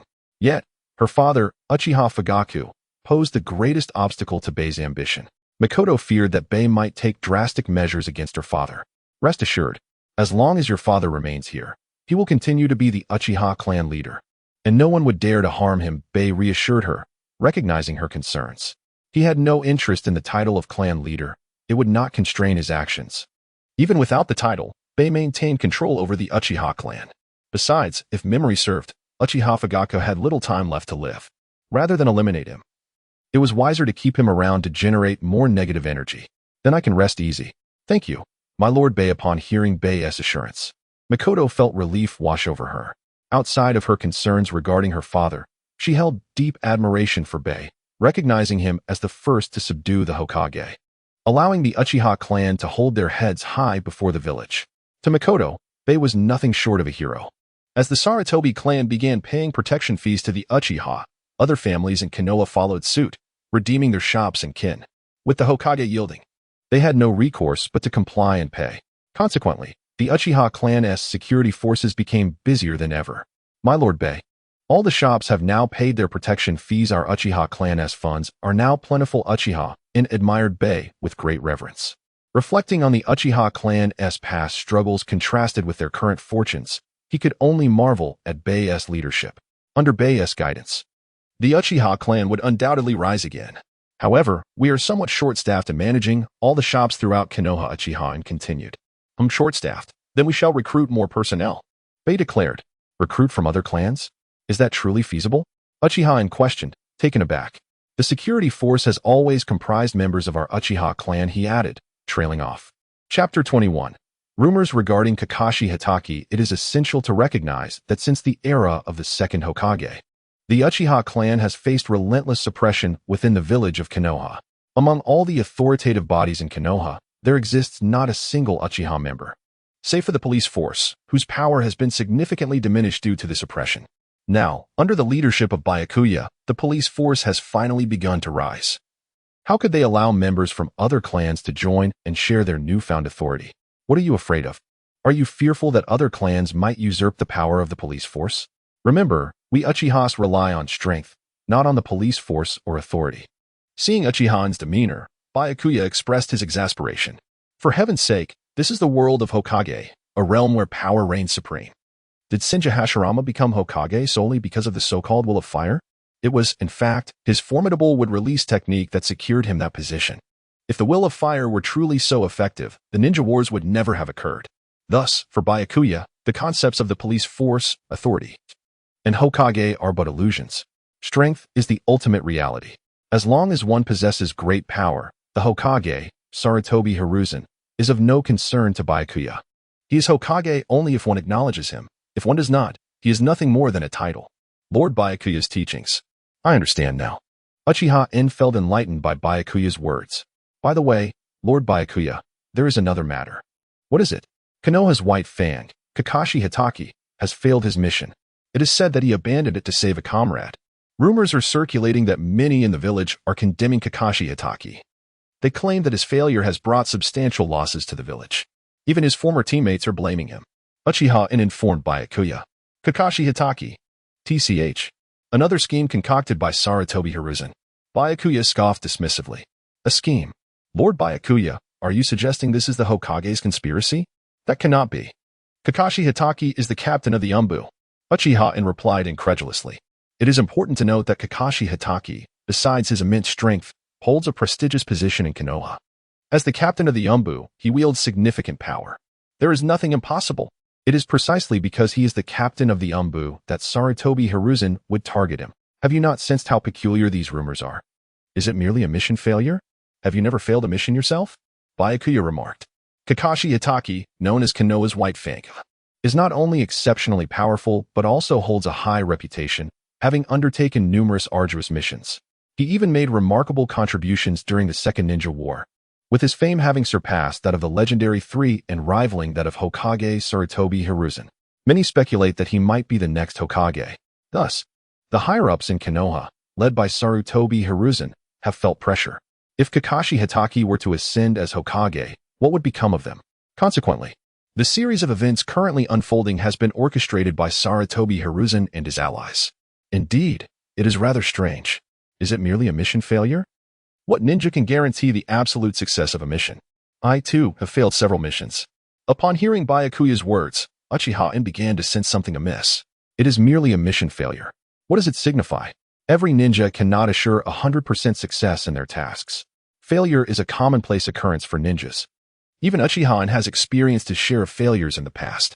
Yet, now, one mission failure by Kakashi Hitaki has stirred such a commotion in Konoha. This is evidently abnormal. I never imagined Sarutobi Hiruzen to be such a person, even betraying his own. What a pity for Kakashi Hitaki. Uchiha expressed disdainfully. Well, what do you think about inviting Kakashi Hitaki to join our police force? Byakuya suddenly proposed this idea.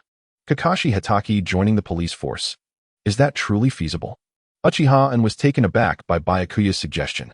Kakashi Hitaki, known as Konoha's White Fang, is immensely powerful. Uchiha would have no objections to Kakashi joining the police force. However, Kakashi is under Sarutobi Hiruzen's command. How could he possibly join the Uchiha clan's police force? Sarutobi Hiruzen does not consider him one of his own. Let us go. We shall meet Kakashi Hitaki.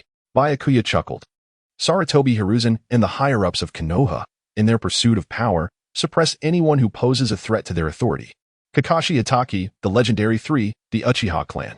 Any formidable individual is bound to face persecution and oppression. This has ultimately led to a state of chaos within Konoha, culminating in its near destruction at the hands of Pain. Had it not been for the fortuitous emergence of Uzumaki Naruto, a protagonist skilled in persuasion, Konoha's existence would have been uncertain. Since Sarutobi Hiruzen does not desire these formidable individuals, the Uchiha clan shall gladly accept them. At this moment, within Kakashi Hitaki's dwelling, he appeared disheveled and unkempt, lacking the former sharpness of Konoha's White Fang. Instead, he resembled a defeated individual in despair. The relentless rumors circulating within Konoha had tormented him day and night, instilling immense pressure. Kakashi now teetered on the brink of a breakdown. Involuntarily, he reached for his ninja blade, slowly drawing it forth. Just then, the door was rudely flung open. Ahem. What is this smell? Is this a place for a person to dwell? Uchiha and Byakuya entered, observing Kakashi's despondent state. At this moment, Kakashi recognized his visitors. You are members of the Uchiha clan. What do you want? Kakashi furrowed his brow at the sight of Uchiha clan members. Kakashi Hitaki, I am Uchiha Byakuya. I have come to invite you to join the police force. Byakuya addressed Kakashi. However, it seems you are currently unqualified to join the police force. Konoha's White Fang has become Konoha's fool. Byakuya regarded Kakashi's defeated demeanor with evident disdain. Chapter 22, The Guard's Duty. Who dares to interfere? Baiye could not help but admire Sarutobi Hiruzen. Although the strength of this Hokage was not particularly formidable, his ability to manipulate others was indeed remarkable. The formidable Kakashi Hitaki had been reduced to such a state. The once legendary Konoha White Fang had now become a mere fool. What did you say?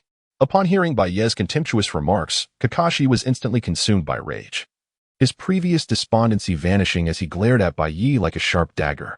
Notification. Feeling Kakashi's anger, 100 negative energy, Taijutsu 2. Now, that is more like the spirit of Konoha White Fang. What do you say? Would you consider joining our guard? Baiye remarked, observing the transformation in Kakashi. Join the guard. How could that be possible? I am the head of Konoha's Umbu. I cannot join the guard. Kakashi rejected Baiye's proposition without hesitation. He was well aware of the commotion that had transpired recently, particularly Baiye's audacious declarations regarding the guard.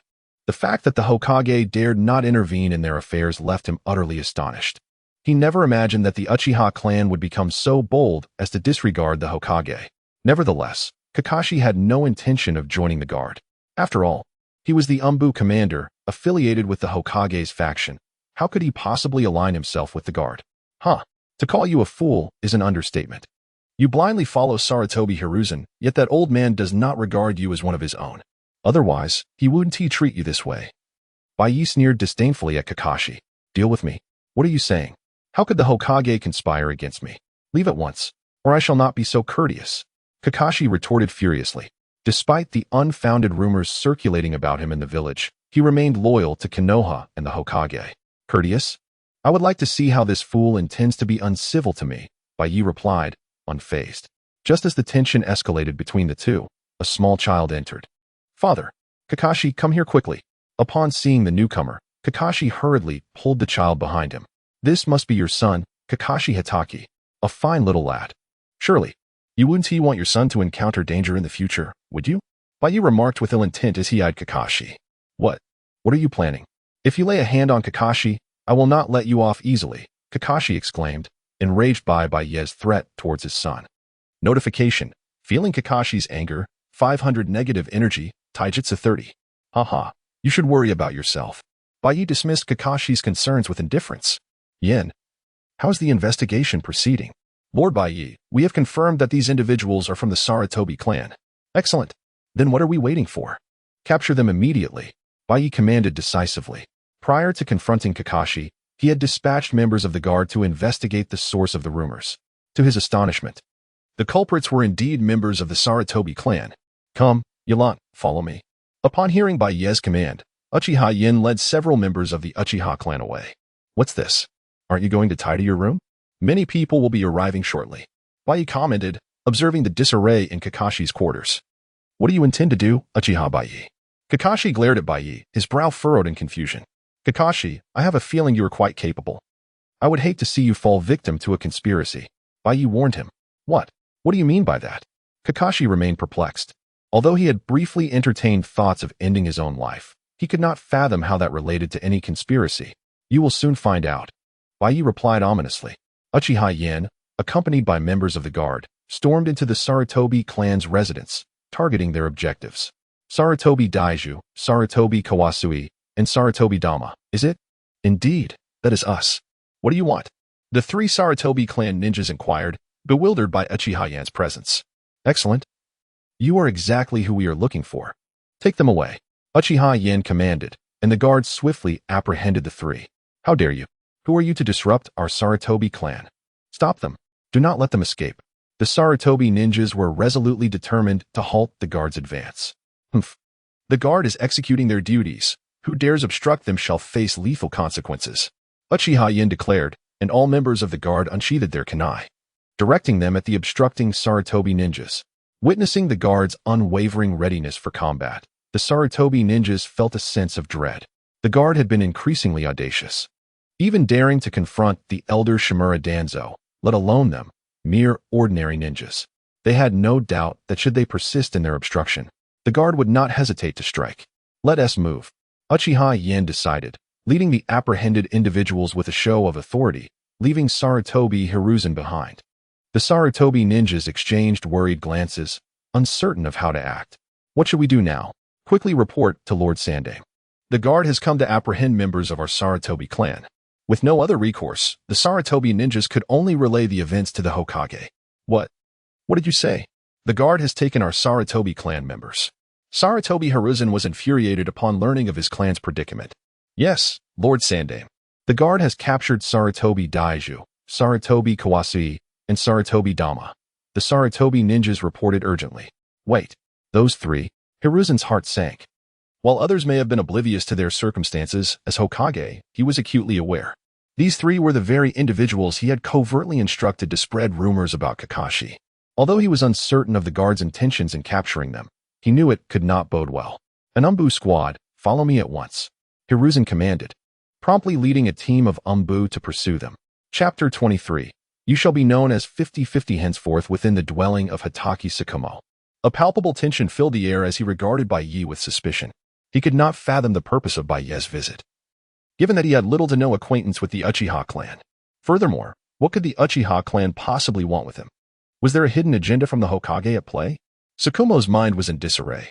In stark contrast to Tsukumo's bewilderment, Baiye scrutinized the young Hatake Kakashi before him.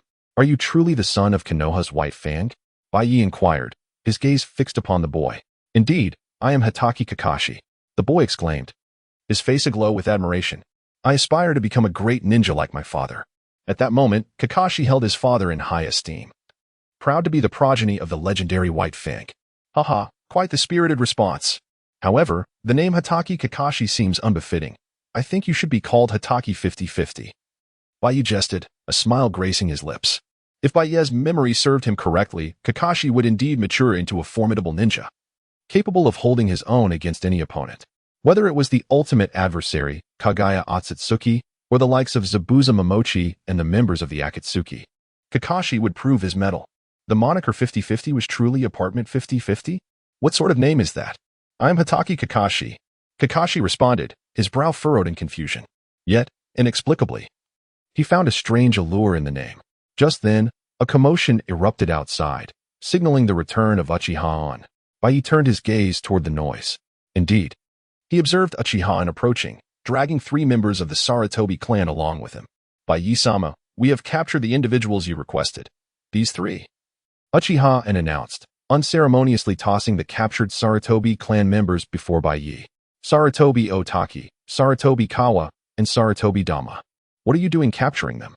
Do you intend to use them to threaten me?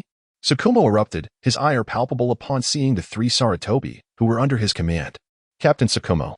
The 3 captives averted their eyes, as if guilty of some unspoken transgression, unable to meet Tsukumo's gaze. It appears you value your subordinates greatly. Yet, it seems your subordinates hold little regard for your safety, Baiye remarked, stepping forward to confront the 3. Will you speak willingly? Or shall I compel you to do so? Baiye's tone was menacing as he addressed them. What do you want us to say? We know nothing. Release us at once. We are of the Sarutobi clan, and the 3rd Hokage will not let this slide. They retorted defiantly, fully aware of the implications of Baiye's inquiry, yet feigning ignorance. Refusing to speak, are we? I leave them to you, Baiye commanded, his expression unwavering. Understood. Baiye-sama, we shall extract the truth from them swiftly. Uchiha and the members of the security team clenched their fists and advanced upon the 3 captives. How dare you, Uchiha Baiye? What are you doing? You dare to attack fellow villagers. Tsukumo's anger peaked as he charged forward, intent on rescuing his beleaguered subordinates.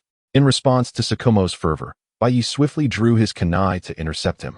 A sharp clang reverberated as their weapons clashed, the impact forcing Tsukumo to stagger backward. No need for such haste. Before long, you shall find your enthusiasm waning. Baiye remarked coolly, observing Tsukumo's agitation. He then called out to Uchiha and be quicker. Understood, Baiye-sama. Uchiha intensified his assault on the 3, employing Jinjutsu in tandem with physical force. Ultimately, the dual onslaught proved too much for the captives, leading them to a breaking point. Ah, it hurts. Stop. I'll tell you everything. They cried out in despair. The rumors were all orchestrated by the Hokage. We had no choice in the matter. What are you saying? Tsukumo's eyes widened in disbelief as he processed their confession. We're sorry, Captain Tsukumo. The rumors circulating in Konoha were directives from the Hokage.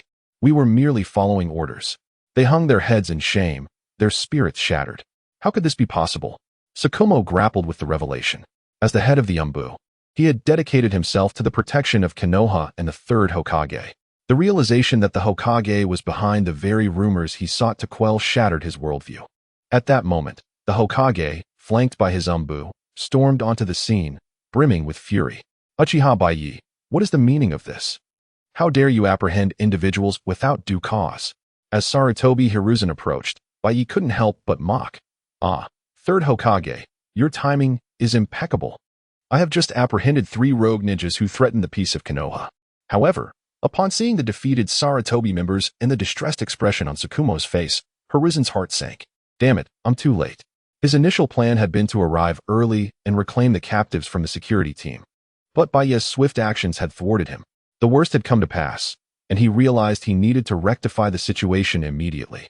Chapter 24.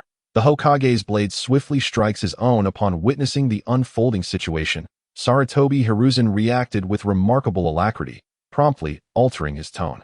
Who dares to disrupt Konoha? Anyone who has the audacity to harm Konoha shall not be forgiven.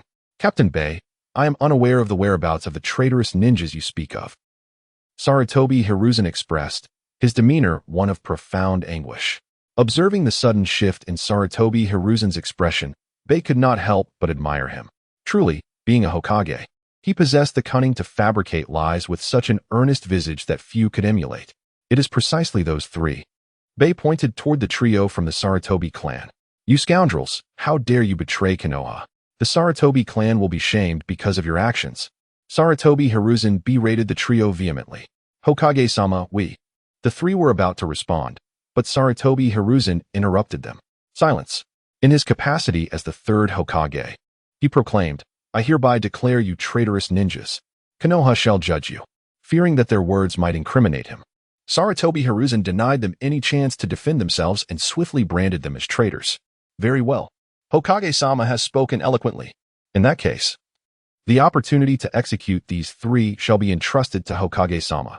Baiye remarked with a smile as he presented a ninja blade to Sarutobi Hiruzen. This. Execute them. Sarutobi Hiruzen momentarily faltered, unable to comprehend the situation. His plan had been to label the three as traitorous ninjas and regain control of the situation, subsequently allowing the Umbu to take them away. The decision of whether to spare or punish them was to be his alone. However, he did not anticipate Baiye handing him a blade, compelling him to execute them on the spot. What is the matter, Hokage-sama? Aren't traitorous ninjas to be executed without hesitation? Could it be that Hokage-sama harbors other intentions? Baiye pressed, his threat unmistakable. He was clearly coercing Sarutobi Hiruzen into personally slaying the three before him. Sarutobi Hiruzen grasped this implication as well. Should he refrain from carrying out the execution, Baiye would not easily let the matter rest. Indeed, you are correct. Traitorous ninjas must be dealt with resolutely. Sarutobi Hiruzen inhaled deeply, accepting the ninja blade from Baiye, gazing at the trio from the Sarutobi clan. Upon hearing his words, the three began to panic. Hokage-sama, please do not kill us. Hokage-sama, we acted solely under your orders. Before they could utter another word, Sarutobi Hiruzen denied them any chance for rebuttal, bringing the blade down upon them. Splatter, splatter, splatter. Blood erupted forth as the three collapsed onto the ground. Well done, Hokage-sama. Your swordsmanship is quite impressive. How efficiently you strike down your own. Baiye taunted, observing Sarutobi Hiruzen. Yet, it appeared Sarutobi Hiruzen was oblivious to Baiye's mockery, instead turning his attention to Kakashi Hatake. Kakashi, are you unharmed? Do not heed the rumors circulating in the village. We stand by your side. Sarutobi Hiruzen spoke with an expression of benevolence. He was acutely aware of Kakashi's significance as the head of the Umbu, and it was imperative to restore his image before him immediately.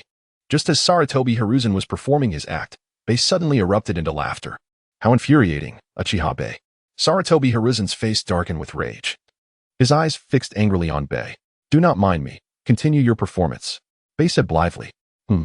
Kakashi, the Umbu still needs you. I hope you will soon resume your leadership. The Umbu cannot afford to lose you as its captain. Sarutobi Hiruzen took a deep breath, continuing to regard Kakashi with warmth. I apologize, Hokage-sama. I feel inadequate. You should appoint someone else as the Umbu captain. Kakashi replied, his expression devoid of emotion.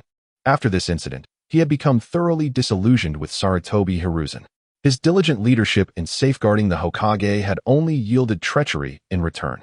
Why would he wish to continue in the role of Umbu captain, inviting his own demise? Very well. Rest well then. Whenever you wish to return, the position of Umbu captain will remain yours. Sarutobi Hiruzen maintained his kind demeanor, unperturbed by Kakashi's refusal. After rejecting Sarutobi Hiruzen, Kakashi turned once more to Baiye. Captain Baiye, I wonder if your earlier invitation still stands. Of course it does. What? Do you wish to join our security team? Baiye inquired, his gaze fixed on Kakashi. Indeed. I look forward to your guidance in the future, Captain Baiye. Kakashi responded. He understood that he had offended Sarutobi Hiruzen, the Hokage. Although Sarutobi Hiruzen remained silent, he might very well seek retribution.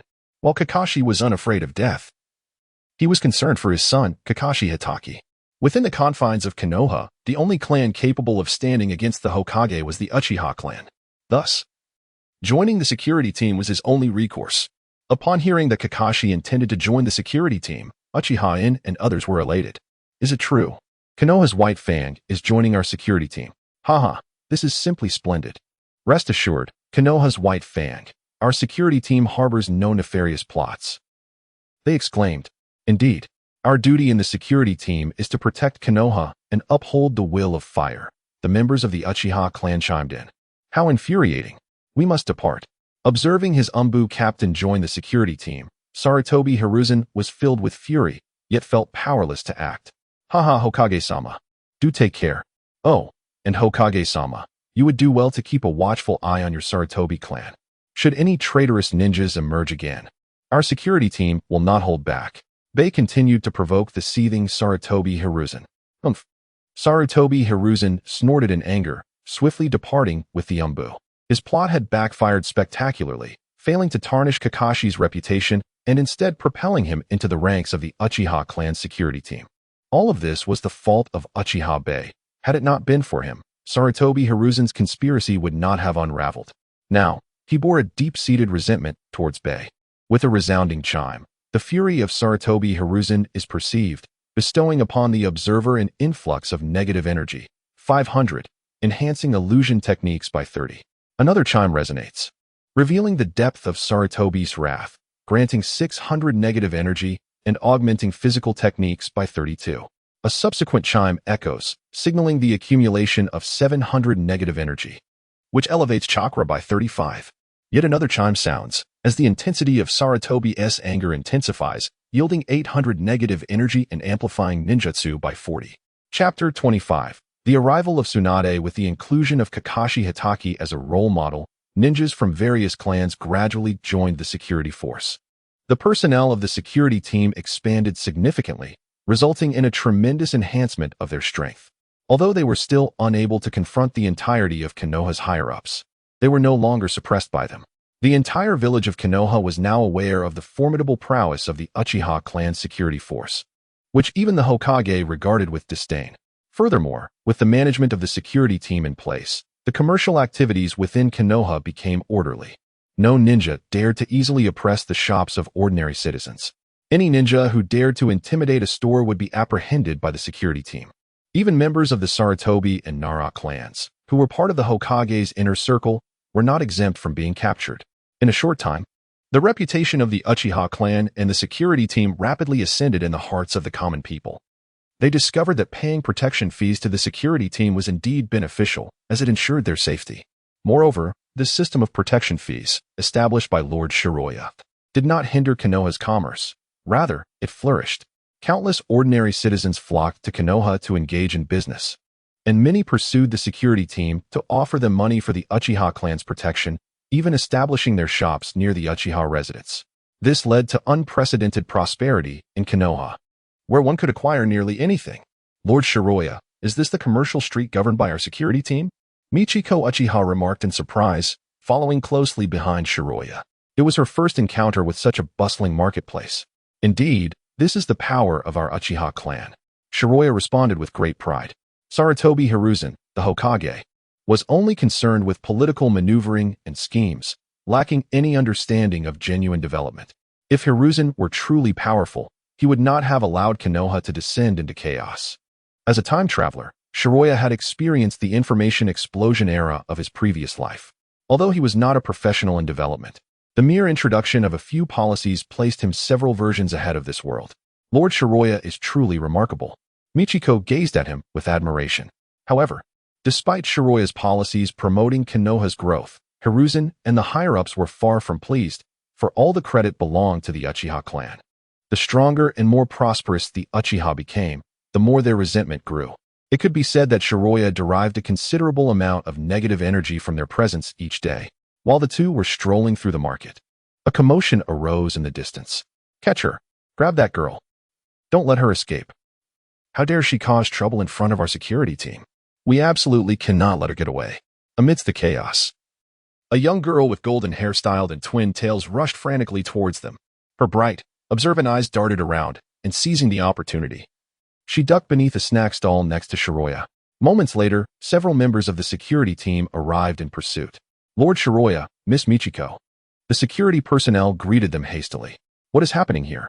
Shiroya inquired with curiosity. Lord Shiroya, we are in pursuit of a criminal. Someone caused a disturbance at the casino and is in debt. We are trying to apprehend them. The security personnel explained quickly. Who is this person? How dare they create trouble in front of the security team? Shiroya asked in confusion. Since I took command of the security team, very few dare to confront us. However, this individual is exceptionally swift. All we caught was a glimpse of their golden hair. We were about to investigate near the Yamanaka clan to see if it was one of their ninjas, they added. I understand. Please continue your pursuit. We cannot let anyone who disrupts Konoha escape. Shiroya waved his hand, and the security personnel immediately departed to continue their chase. A casino, golden hair. Could it be her? Shiroya pondered, recalling a certain golden-haired troublemaker. Without a doubt, it was Tsunade, if memory served him right. Tsunade had a penchant for gambling and often found herself pursued for debts. Of course, she was quite adept at evading her creditors, frequently using transformation techniques to disguise herself as a golden-haired child to escape their clutches. Interesting. Is it Tsunade? Shiroya thought, intrigued. With that, he approached the snack stall. Hey, little girl, you can come out now. Those chasing you have already left. Shiroya called out. Phew, I can finally breathe. The golden-haired girl emerged from beneath the stall. Thank you. You are truly a good person, she exclaimed, her innocent face beaming. Haha.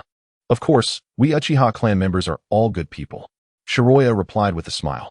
Uchiha clan. You are from the Uchiha clan. Upon hearing Shiroya's words, the young girl frowned. At that moment, she noticed the Uchiha clan insignia emblazoned on Shiroya's attire. Simultaneously, Shiroya felt a wave of negative energy wash over him. Ding. Sensed Tsunade's disdain, 50 negative energy. He chuckled inwardly. Indeed, this golden-haired little girl was Tsunade.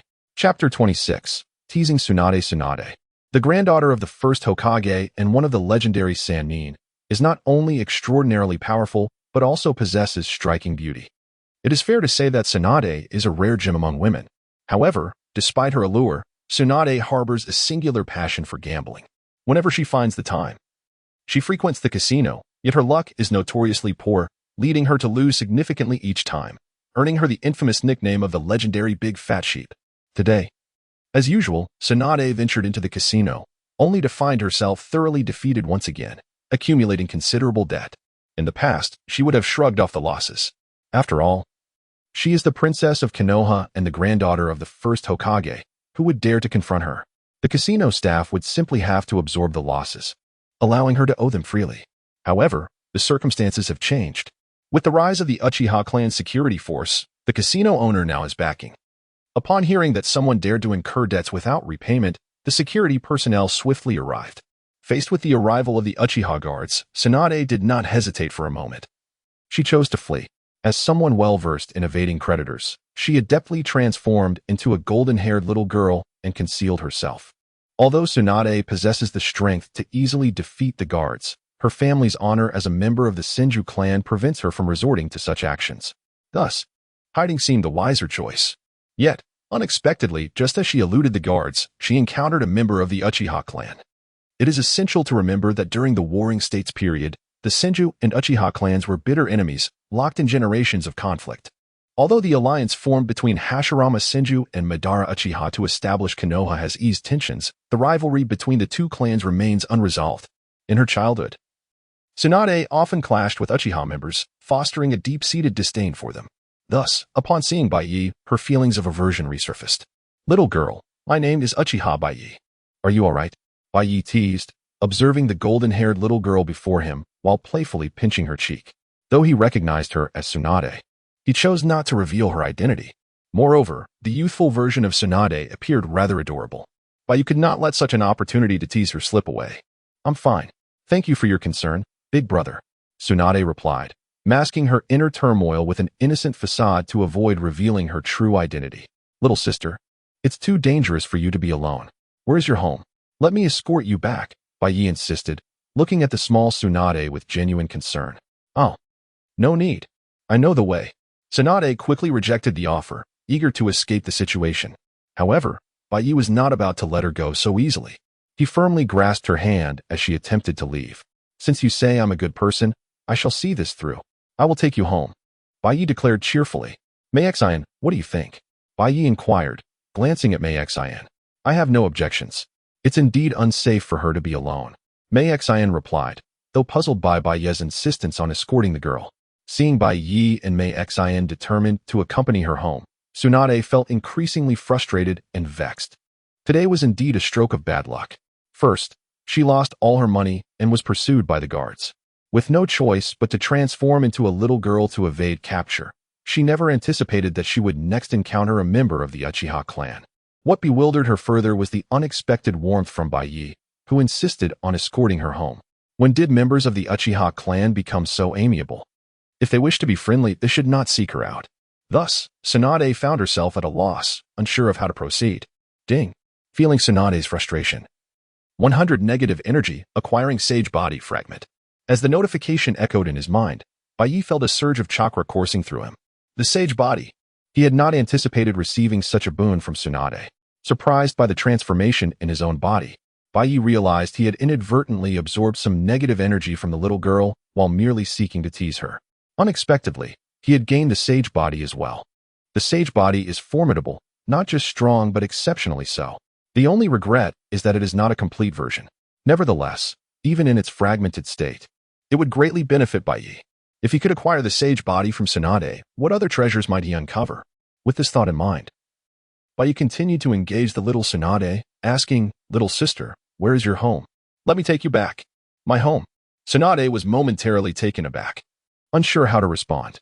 Her true residence was, of course, within the Shinji clan's compound. However, admitting this would expose her identity. Facing Baiye's inquiry, she feigned forgetfulness. Big brother, I forgot where my home is. Forgotten? That makes sense. You are quite young. Baiye reasoned. Perhaps you do not know the way home. Allow me to help you find it. Without waiting for Tsunade's consent, he took her hand and began to lead her away, despite her desire to resist. Tsunade was acutely aware that any attempt to break free would reveal her identity. The esteemed princess of Konoha, one of the legendary Sannin. Reduced to hiding from creditors as a mere child, such an indignity was unbearable, especially in the presence of the Uchiha clan. Thus, she found herself reluctantly pulled along by Baiye, her spirit fraught with resentment as they walked away. Ding. Feeling Tsunade's frustration, 50 negative energy, Taijutsu 2. Ding. Feeling Tsunade's frustration, 60 negative energy, Chakra 3. Ding. Feeling Tsunade's resentment, 70 negative energy, Ninjutsu 4.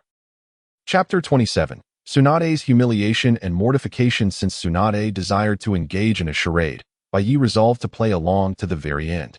Instead of exposing her, he enthusiastically accompanied the younger Tsunade and Makoto on their stroll.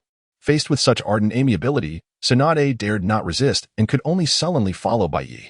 Little one, are you feeling peckish? Allow me to treat you to some candied haws. Baiye inquired of the younger Tsunade. I have no appetite. Tsunade was in no mood for candied haws. She merely wished to escape Baiye's clutches as swiftly as possible. However, before she could voice her refusal, Baiye thrust a stick of candied haws into her mouth. MMPH. Perhaps due to Baiye's brusque actions, the younger Tsunade emitted a startled cry. Little one, how is it? The flavor is agreeable, is it not? Baiye remarked with a smile, observing Tsunade's demeanor. You. Hearing Baiye's words, Tsunade did not reply, but instead began to devour the candied haws with a touch of pique. The taste of this confection is not unpleasant. Chuckling inwardly, Baiye found the situation amusing. Opportunities to tease Tsunade were rare, especially when she was unable to retaliate. Little one, sample this mung bean cake. Its flavor is also quite delightful. Baiye produced another treat, shoving it into her mouth without waiting for a response. MMPH. Once again, Tsunade was startled by the abrupt gesture. Initially resistant to Baiye's roughness, Tsunade soon adapted and even began to clamor for more. Elder brother, I desire more. I want to partake of this, and this as well. This is exceedingly delicious. At that moment, Tsunade seemed to have forgotten her true identity, genuinely embracing the role of a young loli. Makoto, captivated by the adorable sight, was overcome with maternal instincts. She purchased various trinkets and began to adorn the younger Tsunade. As dusk descended, the younger Tsunade clutched an assortment of treats. Her face was smeared with crumbs, and her hair and clothing were bedecked with small ornaments. Elder brother, I recall the location of my abode. I must take my leave, Tsunade declared, still affecting an innocent air as she held the snacks. She had not anticipated truly playing the part of a child for an entire day, especially in the presence of the Uchiha clan. Reflecting on her actions, Tsunade felt a pang of shame. Fortunately, the fellow had not discovered her ruse, and she was finally about to depart. The ordeal was drawing to a close. In retrospect, she had not suffered any losses, having at least indulged in numerous treats. Had depart? Whither do you intend to go? Baiye's countenance suddenly shifted, and he regarded the younger Tsunade with a dubious gaze. Why, to my home, of course, Tsunade replied, still feigning innocence, unaware of the impending revelation. Home. Your home appears to be in that direction. The Shinji clan's compound lies yonder. Baiye pointed in the opposite direction. Upon hearing Baiye's words, Tsunade's eyes narrowed. What are you implying? I am unaware of what you speak. What Shinji clan?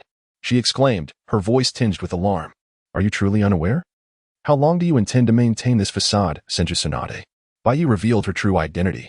You, Tsunade stammered. Her expression a mixture of shock, confusion, and fear. What are you saying? Who is this Shinji Tsunade you speak of? I know of no such person. What? Shinji Tsunade? Master Baiye, are you suggesting that this child is the esteemed Lady Tsunade? Makoto inquired, her gaze fixed on the younger Tsunade in astonishment. Indeed. Have you not discerned the nature of this transformation technique? Baiye replied with a smile. Upon hearing Baiye's words, Makoto activated her Sharingan. It is indeed a transformation technique. This is truly Lady Tsunade. Using the power of her Sharingan, Makoto pierced through Tsunade's disguise. She had not realized that the child she had so carefully adorned was none other than Lady Tsunade. She had even pinched Lady Tsunade's cheeks. Hearing Baiye expose her identity, Tsunade abandoned her pretense and dispelled the transformation technique. With a puff of smoke, the adorable lowly vanished, replaced by a blonde-haired, twin-tailed woman before Baiye. When did you discover my identity? Tsunade inquired, her face contorted with displeasure as she glared at Baiye. When? Ah, yes. I noticed when you attempted to evade the security patrol. No one can conceal themselves from the Sharingan, Baiye replied, his eyes fixed on Tsunade. You wretched fiend. Hearing Baiye's words, Tsunade was overcome with mortification. She had believed that she had concealed her identity effectively, and that Baiye had not detected her ruse. However, to her dismay, Baiye had not only discovered her identity but had been aware of it from the very beginning. The thought of having spent the entire afternoon feigning innocence before Baiye filled her with shame, and she longed to disappear into a crevice. Observing Baiye's sardonic smile, Tsunade's shame swiftly morphed into fury. You dare trifle with me. You shall suffer for this. She raged. Her fists clenched as she launched an attack on Baiye without hesitation. Consumed by rage, Tsunade's sole desire was to pummel Baiye. The fellow had clearly seen through her transformation technique but had continued to treat her in such a manner. It was utterly humiliating and disgraceful, and she could not bear the thought of facing anyone again. Faced with Tsunade's assault, Baiye and Makoto reacted with alacrity, swiftly evading the onslaught. With a deafening crash, Tsunade's massive fist struck the ground, causing the earth to shatter and a large crater to spread rapidly outward. Hey, Tsunade, what do you think you are doing? Are you trying to kill someone? Baiye exclaimed, taken aback by the ferocity of the attack. He had no doubt that if that punch had landed on him, he would have been either dead or severely maimed. Indeed, I intend to kill you, Tsunade retorted, launching another fierce attack on Baiye. At that time, Tsunade had not yet experienced the death of her brother and was not yet afflicted with hemophobia. Ding, sensing Tsunade's fury, 400 negative energy, Taijutsu 12. Ding. Sensing Tsunade's fury, 500 negative energy, Taijutsu 13. Ding. Sensing Tsunade's fury, 600 negative energy, Chakra 20. Heh, if you wish to kill me, you must first demonstrate your capabilities. Baiye taunted, undaunted by Tsunade's assault. The more enraged Tsunade became, the more negative energy Baiye acquired, and the more exhilarated he felt. Chapter 28. Tsunade's unbridled fury. Tsunade was presently consumed by an overwhelming rage. The current head of the esteemed Shinji clan, one of the legendary Sannin of Konoha, had been thoroughly outmaneuvered by a member of the Uchiha clan. The mere recollection of her attempts to ingratiate herself with Byakuya filled her with profound mortification. However, this shame swiftly morphed into incandescent fury. Tsunade harbored but a single desire, to inflict a severe beating upon Byakuya, to thrash him within an inch of his life, thereby venting the pent-up resentment that simmered within her. You detestable Uchiha scoundrel, prepare to meet your end. Today, I shall slay you, I shall slay you. With unrestrained fury, Tsunade unleashed a torrent of blows upon Byakuya, each strike fueled by her incandescent rage. Undaunted by Tsunade's onslaught, Byakuya nimbly evaded her attacks. As he danced out of harm's way, he continued to taunt Tsunade with his acerbic words. Is this truly the extent of the Senju clan's power? How utterly underwhelming. Come now, Tsunade, is this the best you can muster?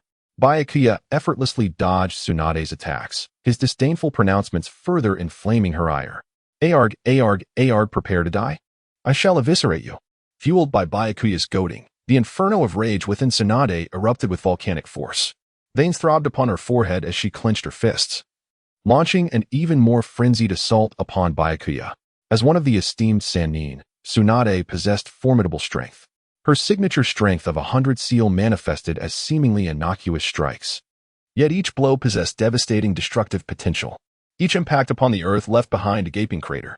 Faced with Tsunade's relentless barrage, Byakuya dared not meet her attacks head-on. However, relying on the potent capabilities of his Sharingan, he deftly avoided each strike. You cannot touch me. You cannot touch me. For one so generously endowed. Your strength is remarkably lacking. Has all your nourishment been diverted to your bosom? Byakuya continued to evade her blows, his words laced with pointed insinuation. Arg, you damnable Uchiha. You have irrevocably provoked my wrath. Today, I shall make you pay the ultimate price. Tsunade charged at Byakuya with renewed animosity, where she had previously exercised restraint. Mindful of Byakuya's status as a fellow Konoha shinobi, Byakuya's relentless taunts had now pushed her beyond the brink of control. Heavenly Foot of Pain. Tsunade ascended into the air, channeling chakra into her foot before descending upon Byakuya with a thunderous kick. Anticipating Tsunade's assault, Byakuya reacted with alacrity, swiftly sidestepping the strike. Boom! Tsunade's foot crashed into the earth, causing the ground to fissure and buckle as a shockwave of immense power reverberated outwards. Debris and fragments of earth scattered in all directions, enveloping Byakuya's surroundings. However, Tsunade's assault was far from over. Sealing technique. Tsunade executed a hand seal, and dark inscriptions erupted from the ground, ensnaring Byakuya's limbs like constricting tendrils. What is this? A sealing technique? When could it have been during the impact earlier? Observing the inscriptions that now bound him, Byakuya swiftly deduced the truth. This was a sealing technique, and it had been subtly deployed amidst the chaos of Tsunade's earlier attack. You wretched Uchiha, there is no escape for you now. A triumphant smile graced Tsunade's lips as she beheld Byakuya's predicament. Lord Byakuya, allow me to assist you. Seeing Byakuya restrained, Mikoto moved to intercede, but Byakuya swiftly forestalled her. Mikoto, do not intervene. This buxom simpleton poses no threat to me. Despite being bound by the sealing technique, Byakuya remained defiant, radiating an air of unassailable confidence. You insolent cur, who are you calling a buxom simpleton? Byakuya's words rekindled the embers of Tsunade's fury, igniting a fresh conflagration of rage within her. Why, I speak of whomever possesses an ample bosom, of course. Byakuya's gaze lingered pointedly upon Tsunade, his words dripping with insinuation. Arg, you Uchiha reprobate. I shall pummel your face into oblivion. Having initially quelled some of her rage by restraining Byakuya, Tsunade found her ire rekindled by his incessant taunts. Clenching her fist, Tsunade launched a devastating blow towards Byakuya's chest, channeling all her pin-up fury into the strike. The air crackled as her fist hurtled towards its target. But would Byakuya truly allow himself to be struck by Tsunade's wrathful blow? Unlikely. Kamui. As Tsunade's fist drew near, Byakuya activated his Mangekyo Sharingan, invoking the power of Kamui. In an instant, Byakuya's form flickered, and he was transported to the ethereal realm of the Kamui dimension. Tsunade's fist passed harmlessly through the space he had occupied, leaving her attack to strike only empty air. Byakuya was now free from the constraints of the sealing technique. What transpired? What did you do? How could you possibly evade my attack? Having missed her target, Tsunade stared at Byakuya in utter disbelief. She was certain that her blow had connected, yet somehow, Byakuya had managed to escape its grasp. Could it be a genjutsu? Tsunade swiftly composed herself, scrutinizing the flow of chakra within her body for any sign of illusionary influence. However, her chakra flowed unperturbed, showing no indication of genjutsu. Curious to know? I shall leave you to ponder the mystery, Byakuya taunted, his voice dripping with amusement. Tsunade, as one of the Kage-level shinobi, possessed formidable strength. Faced with her relentless assault, Byakuya realized that his ordinary abilities were insufficient. Only by employing the power of his Mangekyo Sharingan could he hope to prevail. Since awakening his Mangekyo Sharingan, this was the first time Byakuya had truly unleashed its full potential. Damn you! Whatever your ability may be, I shall subject you to a thorough thrashing. Incensed by Byakuya's continued taunts, Tsunade charged towards him once more, her fury unabated. Regardless of the nature of Byakuya's abilities, Tsunade was now consumed by a single-minded desire to inflict a severe beating upon him. Chapter 29. Wanna leave? Did I allow you to depart? Though Tsunade's prowess is undeniably formidable, the power of Byakuya's ocular technique, Kimyui, surpasses it. Each time Tsunade's fierce punch is about to land on Byakuya, he activates Kimyui. Tsunade's attack effortlessly passes through Byakuya's form. Yet, the encounter is far from over. Byakuya swiftly grasps the hair tie that secures Tsunade's golden ponytail. Her golden locks cascade down. A striking sight. Tsunade, what an intriguing hairstyle you have. Byakuya taunts, brandishing the hair tie as a provocation. How dare you? You insufferable wretch. I will kill you today. Tsunade seethes with indignation, her hair now undone, a tremendous affront to her dignity. With fury, she charges at Byakuya once more, but alas, her attacks remain futile. Her powerful punches continue to pass through his body, while Byakuya seizes the opportunity to flick her forehead with his finger. Damn, that hurts, she exclaims, clutching her forehead in anger. This act, a gesture typically reserved for elders to chide their juniors, feels particularly humiliating for Tsunade, the leader of the Senju clan. To be treated so by a mere Uchiha. Huh, I flicked your forehead, and what will you do about it? I dare to do more, Byakuya declares. His hands forming claw-like gestures, the implications clear. Tsunade's face flushes with a mix of anger and embarrassment. Notification, feeling Tsunade's wrath. 1000 negative energy, chakra 50. Notification, feeling Tsunade's shame. 1100 negative energy, obtained healing technique. Notification, feeling Tsunade's humiliation. 1200 negative energy, obtained chakra scalpel. Notification, feeling Tsunade's shame. 1300 negative energy, obtained medical experience. To Byakuya's delight, he has acquired Tsunade's medical ninjutsu, known as the legendary medical ninja. Tsunade's skills are unparalleled in the ninja world. By provoking her, Byakuya has inadvertently gained her healing techniques and experience, elevating him to the status of a medical expert. He wonders if he might procure even greater treasures from Tsunade as the confrontation continues. His gaze upon her grows more fervent, perceiving her as a treasure trove of abilities. Pervert, what are you staring at? Tsunade, feeling the intensity of Byakuya's gaze, inquires, her voice laced with embarrassment. Of course, I am looking at you, Tsunade. Who knew you possessed such valuable attributes? Byakuya responds, unabashedly appraising her. You insufferable Uchiha. Tsunade, now angrier than ever, launches another assault. Yet, despite her relentless efforts, she remains ineffective. Under the might of Kimyui, a powerful spatial technique, Tsunade, devoid of any spatial ninjutsu herself, finds herself outmatched by Byakuya. With each attack, she fails to land a single hit, while Byakuya continues to exploit her vulnerabilities. Damn it, this is spatial ability. This wretched Uchiha employs spatial ninjutsu, Tsunade realizes.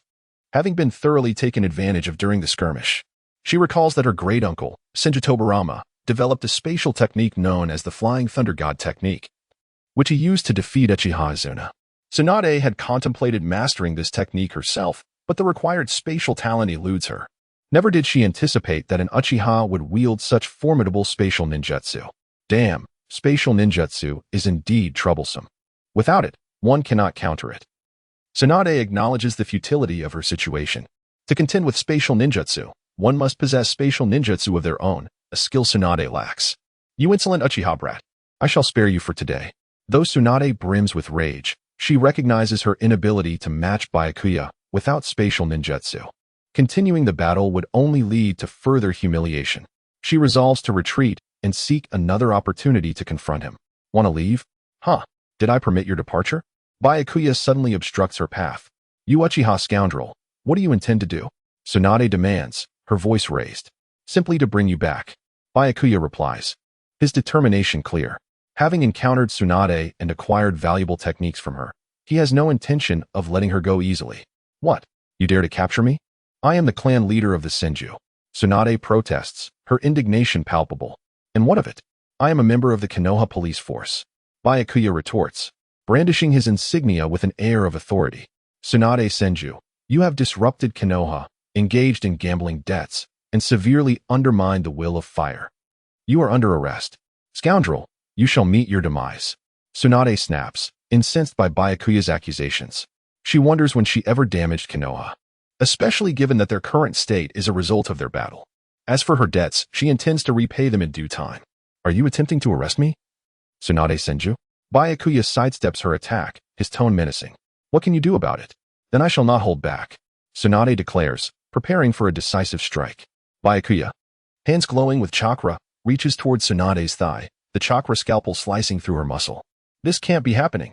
Tsunade gasps, realizing the severity of the situation as Byakuya's hands swiftly move to her arms, severing the muscles there as well. Her limbs grow weak, and she collapses toward the ground. With a swift motion, Byakuya catches her in his arms. Let go of me, you Uchiha fiend. She cries out, struggling against his grasp. Your hands wander to unknown places. I shall end your life. I shall end you. In the embrace of the pale night, Tsunade incessantly hurled curses. Curse away. Let your words flow freely. I am curious to see how long you can continue. Observing Tsunade in his arms, Baiye remarked nonchalantly. The more vicious Tsunade's curses became, the more anger she expressed, and thus, Baiye absorbed an ever-growing amount of negative energy. Chapter 30. Who dares to stop? Kill without mercy. Just as Baiye was about to carry Tsunade Senju away, a team of Umbu suddenly appeared, blocking his path. Halt! Where do you intend to take Lady Tsunade? Release her at once. The Umbu, armed and resolute, demanded answers. Sensing the battle nearby, the Umbu had arrived promptly. However, upon recognizing that Tsunade was the one engaged in combat, they hesitated to intervene, for she was a disciple of the third Hokage. How could they dare to challenge the pupil of the Hokage? Moreover, upon realizing that Baiye was the one fighting Tsunade, the Umbu members couldn't help but applaud. They knew all too well that they had suffered greatly at his hands. Why would they seek to hinder Tsunade? In fact, they secretly hoped she would give Baiye a sound thrashing in retaliation for the Umbu's grievances. Yet, to their astonishment, rather than overpowering Baiye, Tsunade found herself captured. Humph! Tsunade Senju has wreaked havoc in Konoha and is now under arrest by the security team. What do you Umbu intend to do? Do you dare to obstruct the security team? Do you wish to betray Konoha? Baiye's voice dripped with disdain as he addressed the Umbu. This, Lady Tsunade, is a disciple of the Hokage. How she is to be handled should be left to the Hokage. Furthermore, she is the leader of the Senju clan. You cannot take her. One Umbu member retorted defiantly. Humph! I care not for the Hokage's disciples. Anyone who dares to defy the will of fire shall face punishment. Anyone who obstructs me is an enemy of the will of fire. Where are the security team? As his words echoed, a group led by Uchiha Yin appeared behind Baiye. Tasked with ensuring the safety of Konoha, the security team had also sensed the unfolding conflict and arrived swiftly. However, without Baiye's command, they had remained hidden until now. Upon hearing his order, they emerged in unison. Lord Baiye, the security team has come to report. Uchiha Yin said respectfully, bowing to Baiye. Excellent. The security team shall obey. Any who dare disrupt the will of fire shall be executed without mercy. Yes. At Baiye's command, all members of the security team unsheathed their kunai, aiming them at the Umbu before them. Captain, what should we do? Surely the security team won't truly take action. Lady Tsunade is about to be taken away. The Umbu members glanced anxiously at their captain, unsure how to proceed in the face of the armed security team. Do not act rashly, the Umbu captain replied, feeling the pressure of the situation. He knew that any sign of defiance would prompt the security team to strike without hesitation. In the midst of this, Baiye seized Tsunade and departed, leaving the Umbu in disarray. Damn it, Tsunade has been taken by the security team. What are we to do? This security team has become far too arrogant. The Umbu members lamented. In the past, the Umbu had commanded authority throughout Konoha, with the security team too fearful to defy their orders. However, with the rise of Baiye and the security team, their influence was waning, leaving them feeling increasingly irrelevant. At times, the security team's words held more weight than their own, which deepened their sense of disgrace. Maintain vigilance. I will report this incident to the Hokage. The Umbu captain decided after a moment of contemplation. Neither Baiye nor the security team were adversaries they could afford to provoke. Reporting to the Hokage was their only recourse. What? You say Baiye has taken Tsunade. Has Uchiha Baiye's power reached such heights? Sarutobi Hiruzen. The third Hokage was taken aback upon hearing the news. He was well aware of his disciple Tsunade's formidable abilities. Not only was her medical ninjutsu unparalleled, but her taijutsu was equally impressive. Her monstrous strength could easily shatter mountains. It was undeniable that Tsunade's prowess was on par with that of a Kage. Even he would find it challenging to defeat her in direct combat. Thus, the report that Baiye had vanquished Tsunade left him astonished. Indeed, Hokage-sama. Lady Tsunade was easily defeated by Uchiha Baiye. He has mastered space ninjutsu. The Umbu quickly recounted the details of the confrontation between the two. Space ninjutsu. That damned Uchiha. Sarutobi cursed under his breath, feeling overwhelmed. Baiye's aggressive demeanor had already posed a significant challenge, but now, with his extraordinary power revealed, the situation became even more troubling.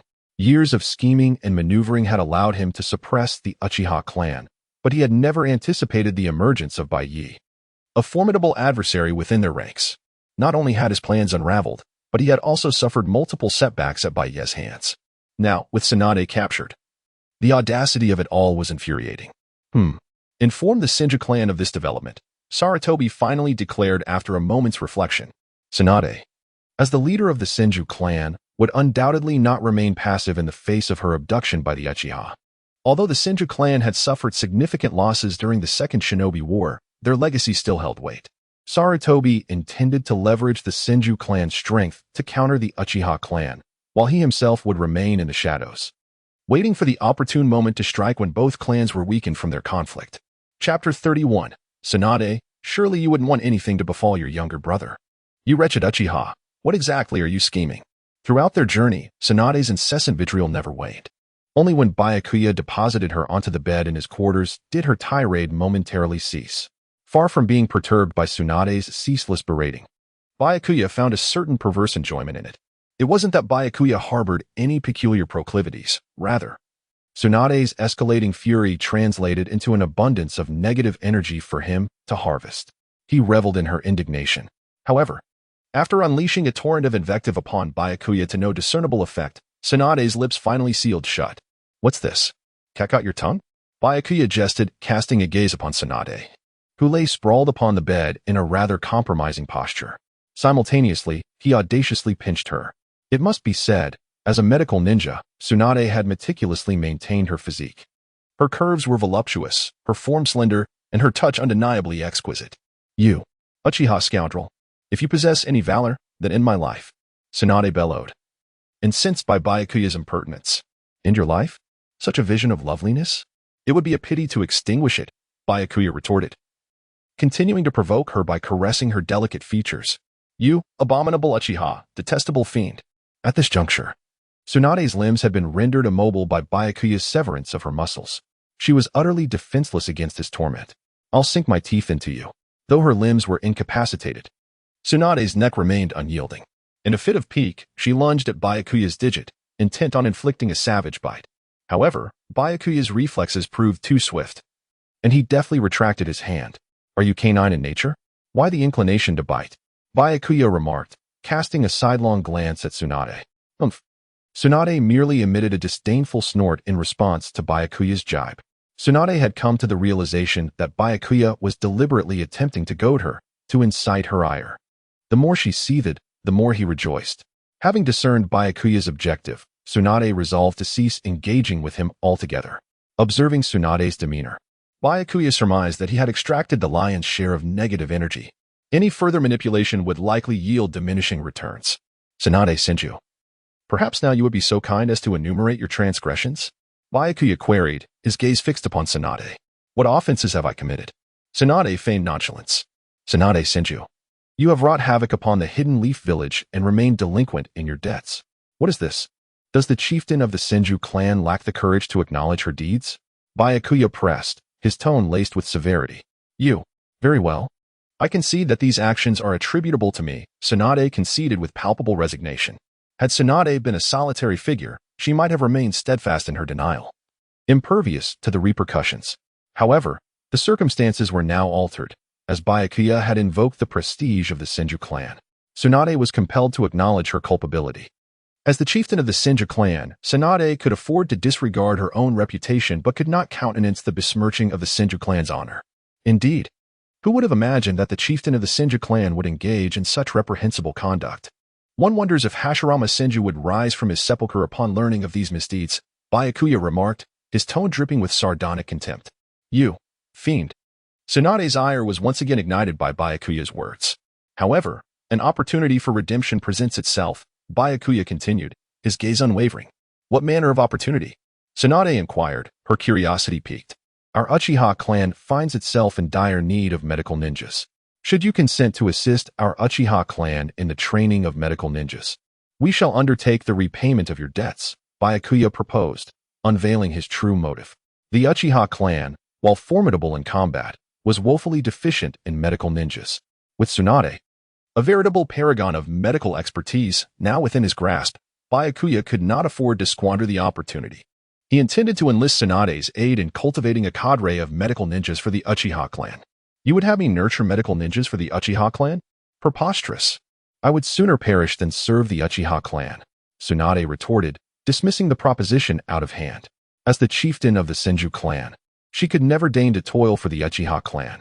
Moreover, having just suffered a humiliating defeat at Byakuya's hands, she could scarcely bring herself to serve him. Indeed, Tsunade, you dare defy me? Do you truly wish to propagate the knowledge that the chieftain of the Senju clan is burdened by debt and has inflicted damage upon the Hidden Leaf village? Byakuya threatened, his voice laced with menace. You, despicable cur. Tsunade's countenance contorted with fury upon hearing Byakuya's veiled threat. Tsunade could bear the tarnishing of her own reputation, but could not countenance the besmirching of the Senju clan's prestige. I recall that you have a younger brother by the name of Nawaki. Does that ring a bell? He is, as I understand it, the sole male heir of the Senju clan in this generation. Surely, Tsunade, you would not wish any harm to befall your younger brother? Byakuya continued, pressing his advantage. You. What do you intend to do to Nawaki? Tsunade's agitation was now palpable. She harbored deep affection for her younger brother, Nawaki Senju. The mere suggestion that Byakuya might target her brother filled her with apprehension. What I intend to do hinges upon your decision. Should you accede to my proposition, your brother shall not only remain unscathed, but the security force shall also provide him with protection. However, should you demur, the consequences shall be regrettable. Our security force is composed of staunch adherents to the will of fire, and any who dare contravene it shall face retribution, regardless of whether they're the Hokage's kin. We shall show no mercy, Byakuya declared, adopting a facade of righteous indignation. However, in Tsunade's eyes, Byakuya bore no resemblance to a noble champion of justice, but rather appeared as a malevolent fiend, relentlessly coercing her. You. Very well. I consent to assist the Uchiha clan in the training of medical ninjas, Tsunade relented, her voice heavy with resignation. Excellent. Hold. You wouldn't attempt to exact revenge upon our Uchiha clan, would you? Byakuya interjected, his gaze betraying a hint of distrust. Tsunade was, after all, a medical ninja of immense skill. Should she harbor malicious intent, she could easily inflict subtle harm that might go undetected. You imbecile. What manner of person do you take me for? I am a medical ninja whose sole purpose is to heal and alleviate suffering, Tsunade retorted, her ire rekindled by Byakuya's insinuation. In that case, my mind is at ease. Chapter 32. Does your Senju clan still possess combat strength? Upon hearing Tsunade consent to his proposal, Baiye smiled faintly and immediately seized Tsunade's long leg. Ah, you wretched scoundrel, what are you doing? I have already agreed to assist your Uchiha clan in training medical ninjas, Tsunade exclaimed, flustered by Baiye's actions. Stay still, I am currently treating you. Baiye restrained the struggling Tsunade and promptly utilized his medical ninjutsu to mend the severed muscles on her thigh. You. How do you possess our Senju clan's medical ninjutsu? Tsunade asked, astonished by Baiye's technique. Although numerous individuals in Konoha practiced medical ninjutsu, each had a distinct style. Thus, Tsunade was certain that Baiye's medical ninjutsu mirrored her own, belonging to the Senju clan. The appearance of their medical ninjutsu on an Uchiha clan member left her utterly bewildered. Who knows? Perhaps the Uchiha and Senju clans were once part of the same family. Baiye casually remarked in response to Tsunade's inquiry. As a time traveler, Baiye was well aware that both the Senju and Uchiha clans derived their powers from the Sage of Six Paths. It was merely the machinations of Kagaya's will that had driven a wedge between them, creating two rival factions. The Shinju and Uchiha were once one family? How could that be possible? Tsunade clearly did not believe Baiye's words. Believe it or not, your injuries have healed, Baiye stated. Upon hearing his words, Tsunade attempted to rise, testing her body. It really is healed. This guy truly knows our Shinju techniques. How can this be possible? Could it be that the Shinju and Uchiha clans genuinely share some connection? Tsunade pondered, though still skeptical of any relation between the two clans. Nevertheless, she took note of Baiye's words, intending to investigate further at an appropriate time. Thus, Tsunade became the medical captain of the Uchiha clan, embarking on a mission to train medical ninjas within their hospital. Under the guidance of the renowned medical expert Shinju Tsunade, the medical standards of the Uchiha clan improved at an astonishing rate. However, Tsunade's arrival at the Uchiha clan unsettled many, particularly those of the Shinju clan. Release our clan leader. What are you Uchiha planning? How dare you imprison Lady Tsunade? You Uchiha have gone too far. A group of Shinju clansmen shouted loudly at the Uchiha compound. Their intention was quite straightforward, to rescue their clan leader, Shinju Tsunade. Shinju clan members, I have already told you. Our security team has not imprisoned Shinju Tsunade. She is now our Uchiha medical chief, aiding us in training medical ninjas. Uchiha explained to the Shinju clansmen. However, it was evident that they were unwilling to accept his words. To them, the Uchiha had captured their clan leader, leading to the assumption that she was being tormented. What on earth is happening here? At that moment, Baiye rushed over from a distance, observing the chaotic scene. Lord Baiye, they are from the Shinju clan. They demand we release Lady Tsunade. Uchiha hurriedly explained to Baiye. Release Tsunade? What a joke. She is now one of us Uchiha, Baiye declared. He held Shinju Tsunade, a formidable medical ninja, in high regard. Now that she had joined their clan, Baiye would not easily let her go. You are Uchiha Baiye, a frail elder from the Shinju clan, with a face full of wrinkles and a missing arm, addressed Baiye. Indeed, I am Uchiha Baiye. And you are? Baiye inquired, intrigued. I am Shinju Ganjin, replied the elder. Shinju Ganjin. You are the brother of Shinju Hashirama, Baiye exclaimed, surprised. If memory served him correctly, members of the Shinju clan from the same generation as Hashirama all had names containing the character Gan. Thus, upon hearing the elder's name, Baiye confirmed that he was indeed from the same era as Shinju Hashirama. Shinju Hashirama is my cousin, the elder said with pride. The entire Shinju clan held Hashirama in high esteem, and as a cousin of the legendary figure, the elder felt a deep sense of pride. I never expected that Shinju Hashirama had surviving brothers. I thought all of you had perished. Baiye responded, equally astonished. Humph. Shinju Ganjin scoffed at Baiye's words. Uchiha Baiye, release Tsunade at once. Otherwise, our Shinju clan will not let the Uchiha go unpunished. Upon hearing Gangin's declaration, Baiye could not help but burst into laughter. Ha ha ha, not let us go unpunished? Just based on you? Does your Shinju clan still possess any combat prowess? What did you say? Are you belittling our Shinju clan? Ganjin retorted, his anger palpable. How? Did I say something incorrect? The Shinju clan has dwindled to a mere collection of the elderly and infirm. What qualifications do you have to oppose the Uchiha? Baiye continued to mock the Shinju clansmen before him, who seemed to consist solely of frail elders and a few young ones. No need for Baiye to lift a finger. The security team could easily deal with them. Scoundrel, do not underestimate our Shinju clan. We will never concede. The Shinju clansmen shouted, their anger escalating further. TSK. I do not underestimate the Shinju clan. However, you are no longer the Shinju of old. This is largely thanks to the illustrious disciples of Shinju Tobirama. If it weren't for them, your clan wouldn't have devolved to this state. Baiye continued. As he spoke, the ire of the Shinju clansmen intensified. Ding. Sensing the anger of Shinju Yume, 600 negative energy, ninjutsu 20. Ding. Sensing the anger of Shinju Yuya, 700 negative energy, ninjutsu 30. Ding. Sensing the anger of Shinju Sora, 800 negative energy, ninjutsu 40. As the negative energy accumulated, Baiye felt a surge of delight within. Another splendid harvest of emotional energy. However, it was peculiar that Shinju Ganjin did not contribute any negative energy to him. How could he remain unfazed by such contempt directed at the Shinju clan? As a survivor from the Warring States period, Shinju Ganjin surely possessed formidable abilities. Originally, Baiye intended to extract a little benefit from him. Yet, this particular profit seemed utterly unattainable. Could it be that Shinju Hashirama truly lived up to his name, embodying the essence of resilience? Uchiha Baiye, what do you understand? Hashirama inquired with an unprecedented seriousness in his expression. What I know is quite substantial. The reasons behind the significant casualties of the Shinji clan during the Ninja Wars? The gradual decline of the Shinji clan? I simply do not grasp what you wish to ask. Baiye responded, gazing at Hashirama. Do not utter another word. Uchiha Baiye, if you dare to harm Tsunade, I shall not let you go unpunished. Let us depart. Hashirama bellowed, swinging his hand to lead the members of the Shinju clan away into the distance.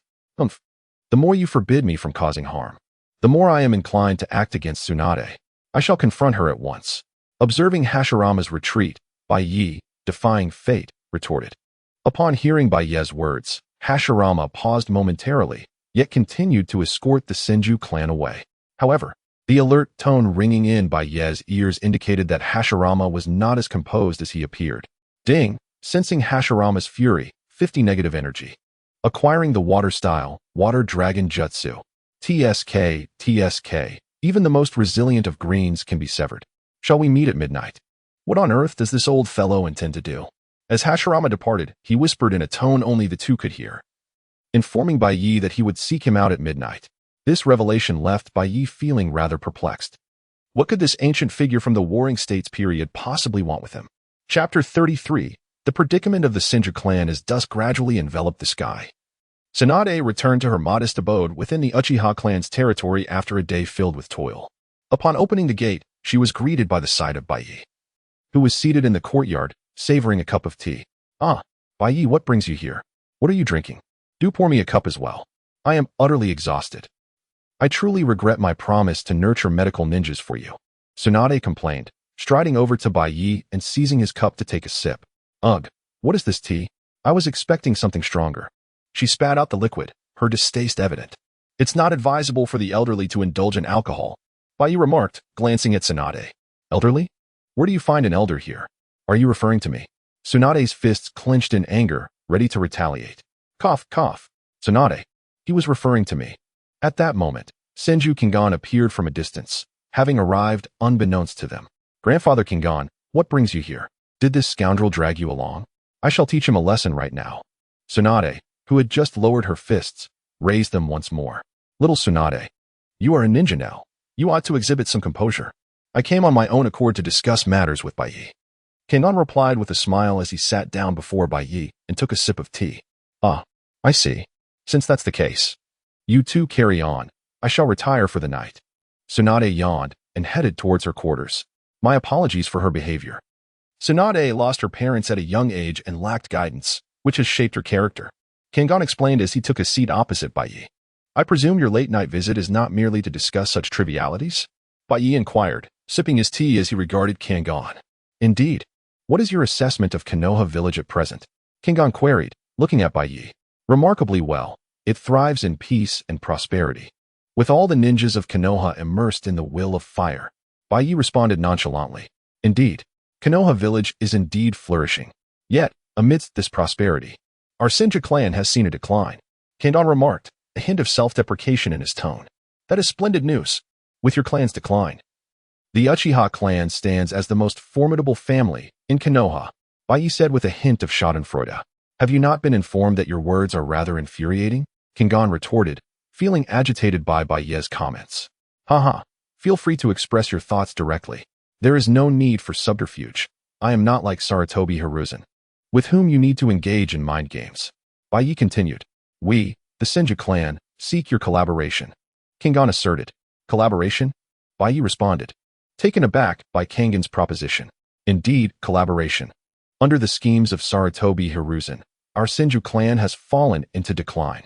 Kangan's voice carried a tone of melancholy. Sarutobi Hiruzen, once a nimble youth of the Sarutobi clan, had been favored by the second Hokage, Shinji Tobirama, who took him as a disciple. Kingan had known Hiruzen, even having guided his training. However, after Tobirama's death, Hiruzen had risen to the position of Hokage and had unexpectedly turned against the Shinju clan. How surprising that there are individuals within the Shinji clan who possess such awareness. I had thought you all to be merely indoctrinated by the will of fire, Baiye remarked, astonished by Kangan's insight. Regrettably, I realized this too late. Kingan, having been a contemporary of Shinju Hashirama, was not naive. With the onset of the Second Ninja War, many Shinju ninjas were dispatched to the battlefield leading to significant casualties. Kengan recognized the alarming trend, but, unfortunately, it was too late to intervene. The clan's powerful ninjas had perished, leaving only the weak and infirm. If the Shinji clan did not adapt, they risked extinction within decades. At that moment, Baiye's formidable presence began to challenge Sarutobi Hiruzen, giving Kengan a glimmer of hope. Perhaps he could ally with the Uchiha clan to preserve the Shinji legacy. As for Tsunade, it was best to leave her out of this. She had long since succumbed to the so-called will of fire. This predicament is of your own making. How ironic that the heir chosen by Tobirama is now opposing the Shinji clan. I wonder if Tobirama would rise from his grave upon learning of this. Baiye continued with his mocking tone. Must you always speak in such a sardonic manner?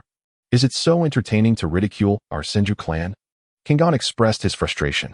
He had come seeking collaboration, yet Baiye's incessant sarcasm only served to aggravate him. Ha. Do not dwell on these trivialities. Please, continue. How do you propose our Uchiha clan collaborates with you? Baiye inquired, observing Kengan's irritation with amusement. Our Shinji clan requires protection. Taking a deep breath to quell his anger, Kengan continued, if you Uchiha clan were to protect us, we would, in turn, support you. Our clan possesses numerous properties, businesses, and residences, all of which can be offered to you. Kengan's gaze was earnest as he addressed Baiye. Though the Shinji clan had indeed fallen, their legacy as a once magnificent family afforded them considerable assets within Konoha. Kengan was acutely aware that families such as the Sarutobi and Nara clans coveted these resources. He had no doubt that if the Shinji clan continued to decline, their assets would ultimately be seized by the prominent families of Konoha. Rather than allowing these families to absorb their wealth, Kengan preferred to offer it to the Uchiha clan in exchange for protection. Chapter 34. Is the power of the Mangekyou Sharingan sufficient? Protecting the Shinji clan. This is quite troublesome. How about the entire Shinji clan relocate to the Uchiha clan's territory? Facing Shinji Gangjian's proposition, Baiye contemplated for a moment before directly suggesting, what? Move to the Uchiha clan? Absolutely not. Shinji Gangjian refused without a second thought. Are you concerned that our Uchiha clan cannot accommodate you? Rest assured, we have ample space within the Uchiha clan. Housing the Shinji clan will pose no problem whatsoever. As for your clan's assets, we can assist in managing them. Baiye assured. The Shinji clan has now declined, with only a few dozen members remaining. Accommodating them would undoubtedly be within the Uchiha clan's capacity. No, absolutely not. Shinji Gangjin reiterated his refusal. What? Are you reluctant to part with your clan's possessions? Baiye inquired. No. If you desire our clan's assets, you may have them all. However, such an action would make you the target of the entire Hidden Leaf village. And all the clans would turn against the Uchiha, Shinji Gangjin cautioned. He did not place much importance on the Shinji clan's assets. Ensuring the clan's continuation, even at the cost of relinquishing all possessions, would be worthwhile.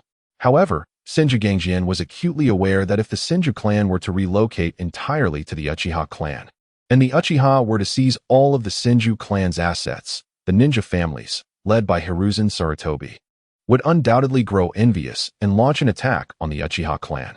If the Uchiha clan were to become the target of universal animosity at that point, the situation would become untenable. Haha, what is there to fear? If they dare to come, let them come. Our Uchiha clan fears no challenge, Baiye declared nonchalantly.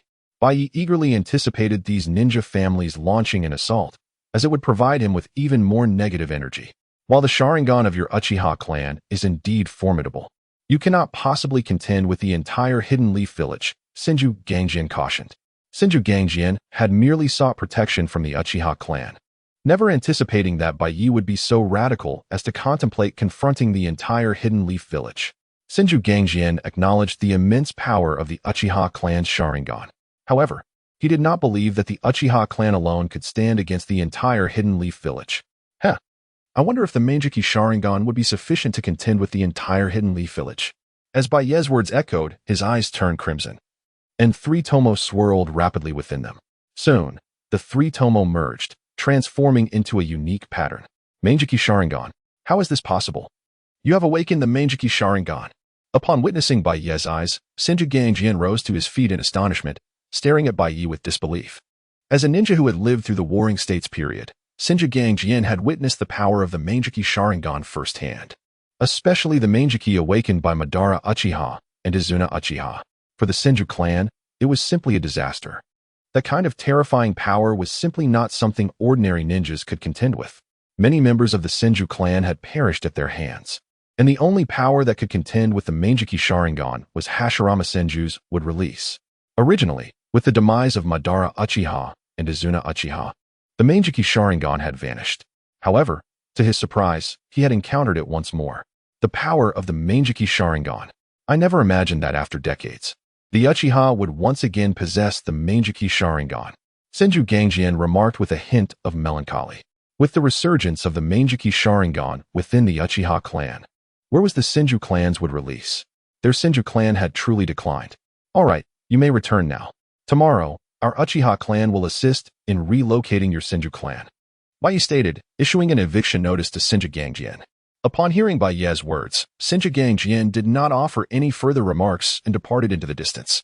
I never anticipated that the Senju clan would seek cooperation with our Uchiha clan. How intriguing. I wonder how Hiruzen Sarutobi will respond tomorrow. Baiye chuckled as he watched Senju Gangjin depart. Baiye's motivation for agreeing to cooperate with Senju Gangjin stemmed not only from the Senju clan's assets, but also from his desire to provoke Hiruzen Sarutobi and the other Hidden Leaf village elders.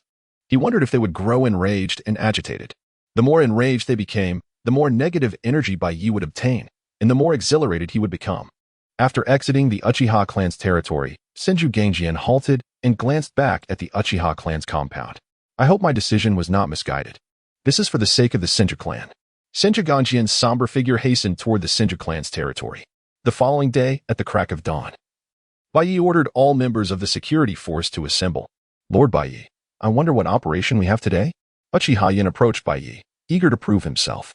Uchiha Yin was acutely aware that Baiye's assembly of the security force signified a significant operation.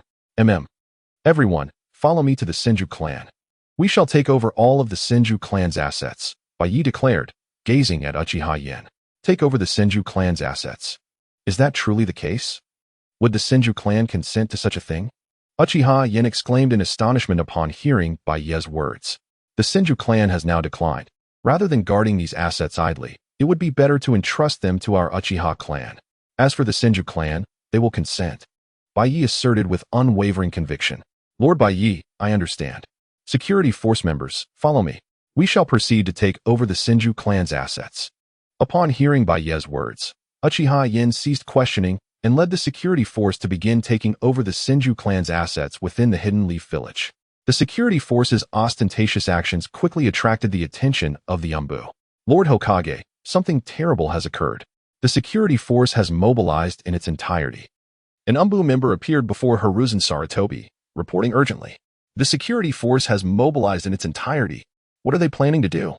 Hiruzen Sarutobi exclaimed in alarm upon hearing this news. The security force had now been completely seized by the Uchiha clan, and its strength had been significantly enhanced. The security force's current strength was now comparable to that of the Umbu. For some time, Hiruzen Sarutobi had been contemplating ways to weaken the security force's power. However, he had been unable to devise a suitable solution. Therefore, he was taken aback upon hearing that the security force had mobilized in its entirety. Could it be that the Uchiha clan was planning a coup? Chapter 35. Are you certain you wish to confront me? The members of the guard team are currently taking over the assets of the Senju clan. Just as Sarutobi Hiruzen was fretting over a potential coup by the Uchiha clan, the Umbu quickly interjected. Phew, it's not a coup. Upon hearing this, Sarutobi Hiruzen sighed in relief. However, his brow furrowed when he learned that the guard team was seizing the Senju clan's properties, taking over the Senju clan's assets. Will the Senju clan acquiesce to this? By what right does the Uchiha clan claim the Senju clan's possessions? Sarutobi Hiruzen himself had long coveted the Senju clan's wealth, but he had refrained from making a direct move, planning instead to wait until the Senju clan had completely declined before laying claim to their assets. At that point, no one would have cause to object. Yet, the sudden action taken by the Uchiha clan caught him off guard. At that moment, T-Rune Kamaru and Mito Gate stormed in, visibly incensed. Hiruzen, have you heard? The guard team is seizing the Senju clan's assets. Several of my shops have been taken by them. We must stop the guard team. Both of them, hailing from minor clans with limited assets upon joining Konoha, had seen their families thrive by leveraging power and continuously encroaching upon the assets of others, particularly the Senju clan. This is outrageous. The Uchiha clan is too brazen. Let us go. I want to see what the guard team intends to do. Sarutobi Hiruzen replied, his expression darkening. The Shinji clan's assets had always been his objective and could not fall into the hands of the Uchiha clan. At that moment, the commercial street was in chaos. Members of the guard team were counting properties and forcibly evicting people. What are you doing? This is the Mito clan's shop. You guard team members are too overbearing, shouted several disgruntled individuals from the Sarutobi clan. What Mito clan? This is clearly the Shinji clan's property. And it is now under our control, Uchiha retorted without courtesy. You cannot do this. By what right does the Uchiha clan seize the Shinji clan's assets? If anyone should take over, it should be the Mito clan. Our clan's leader was once the protector of the second Hokage. These assets rightfully belong to us. The Mito clan members continued to protest, unwilling to relinquish their claims. However, Uchiha showed no mercy, drawing his ninja blade from behind him. The sight of the weapon silenced the Mito clan members immediately. Just then, Sarutobi Hiruzen, Mito Gaedan, and T-Rune Kumru, alongside the Umbu, arrived on the scene. Upon seeing them, the Mito clan members rushed over to lodge their complaints. Hokage-sama, clan leader N. The Uchiha clan members are robbing our shops. We must stop them. Upon hearing his clansman's words, Mito Gaedan became furious. What are you Uchiha clan members doing? Umbu, apprehend them at once. He commanded loudly. Understood. The Umbu, upon receiving their orders, grasped their weapons and prepared to strike. Let us see who dares. Are you Umbu plotting treachery against the village? At that moment, Baiye approached from afar, loudly reprimanding the Umbu. The sight of Baiye ignited a surge of anger within Sarutobi Hiruzen, T-Rune Kamaru, and Mito Gaedan. Ding! Sensing Sarutobi Hiruzen's anger, 500 negative energy. Ninjutsu 20. Ding! Sensing T-Rune Kamaru's anger, 500 negative energy, Taijutsu 30. Ding! Sensing Mito Gaedan's anger, 500 negative energy. Jinjutsu 40. In the past, the entirety of Konoha had been under their command, with no one daring to defy their orders. However, since Baiye's emergence, they had suffered numerous setbacks. Each clan had faced challenges due to Baiye, and now, upon seeing him, their ire was palpable. Sensing this negative energy, Baiye couldn't help but smile. These fools are truly excellent fodder. Uchiha Baiye, what are you and your clan doing? Seizing the assets of other clans. Sarutobi Hiruzen glared at Baiye, fury etched on his face. Haha, how amusing. Are you not the villains crying foul? It is you who are pilfering the Shinji clan's wealth. We, the Uchiha clan, are merely assisting the Shinji clan in reclaiming their assets, Baiye replied with disdain. This is outrageous. The assets of the Shinji clan are none of your concern. Mito Gaedan and T-Rune Kamaru chimed in, equally incensed. Keep your eyes wide open. Baiye unfurled a scroll and presented it before them. This is the agreement we, the Uchiha clan, made with the Shinji clan. From this moment forth, all assets of the Shinji clan will be managed by us. The scroll clearly stated that all Shinji assets were to be handed over to the Uchiha clan, adorned with the Shinji clan's emblem. This cannot be. No way is this true. How could the Shinji clan transfer all their assets to the Uchiha clan? Even if they were to relinquish their wealth, it should be to our clan. Mito Gaedan and T-Rune Kamaru exclaimed in disbelief. We are the protectors of the second Hokage. This agreement is a forgery. We do not recognize it. Even Sarutobi Hiruzen's face turned grim upon viewing the document. They had long coveted the Shinji clan's riches, often employing various excuses to encroach upon their wealth. Now, seeing the Shinji clan had handed their assets over to the Uchiha clan was a bitter pill to swallow. How could they not feel pain and anger? I have no expectation of your approval. I am merely here to inform you. I do not care if you are from the Sarutobi clan or the Mito clan. All of you are to vacate immediately. Otherwise, the guard team will ensure you are removed. Baiye declared with utter disdain. You scoundrel. This agreement is a fabrication. It is not genuine. T-Rune Kamaru and Mito Gaedan leaped forward, attempting to snatch the scroll from Baiye's hands. You two are courting death. Baiye swiftly retaliated against their advance. With a resounding clash, T-Rune Kamaru and Mito Gaedan were sent sprawling. Uchiha Baiye, you are exceedingly audacious. How dare you attack a Konoha elder? Umbu, obey my command and take them down. Sarutobi Hiruzen issued a direct order for the assault. Although he understood that this was not the opportune moment to engage the Uchiha clan, their actions had become intolerable. Furthermore, he could not easily relinquish the vast assets of the Shinji clan. Yes, Lord Hokage. Upon hearing Baiye's words, the Umbu displayed no hesitation, each drawing their weapons. You insolent Umbu, do you wish to fight us? The Uchiha members, led by Uchiha N, likewise brandished their weapons. Tension thickened in the air. A confrontation imminent. Sarutobi Hiruzen, are you certain you wish to engage me? Baiye activated his Sharingan, his dark eyes swirling with 3 tomo that coalesced. Simultaneously, a formidable chakra erupted from him, causing the Umbu who were about to attack to stagger back in alarm. Your eyes. How is this possible? Manjiki Sharingan. Sarutobi Hiruzen's eyes widened in astonishment as he recognized the immense power emanating from Baiye. As a disciple of the second Hokage, he was acutely aware of the capabilities of the Manjiki Sharingan, the ultimate power of the Uchiha clan, capable of catastrophic destruction. Indeed, it is the Manjiki Sharingan, the Uchiha clan's ultimate power. Do you wish to witness its might? Baiye addressed Sarutobi Hiruzen with a menacing tone as the chakra surrounding him intensified. It was clear that should Sarutobi make any sudden movements, Baiye would not hesitate to strike. Chapter 36. Black Zetsu's Trail, the Manjiki Sharingan. The ultimate power of the Uchiha clan. This marked the inaugural occasion since Byakuya awakened his Manjiki Sharingan that he unveiled it before a multitude. Its formidable power thoroughly intimidated all those present. Infamous Manjiki Sharingan. Sarutobi Hiruzen's countenance darkened. As for Uchiha Koharu and Mitokado Hamura, who had been propelled away by Byakuya, their complexions were ashen with dread upon witnessing Byakuya's Manjiki. Evidently, they were acutely aware of the Manjiki Sharingan's capabilities, a power rivaled only by the first Hokage. In the face of the Manjiki Sharingan's might, they dared not act rashly. Sarutobi Hiruzen, what do you linger here for? Do you intend to wage war against our police force? Or perhaps, are you contemplating betraying the Hidden Leaf Village? Byakuya inquired with a menacing tone. Observing the crowd he had subdued. You, execrable. Though consumed by fury and a desire to eliminate Byakuya at once, Sarutobi Hiruzen refrained from issuing an attack order.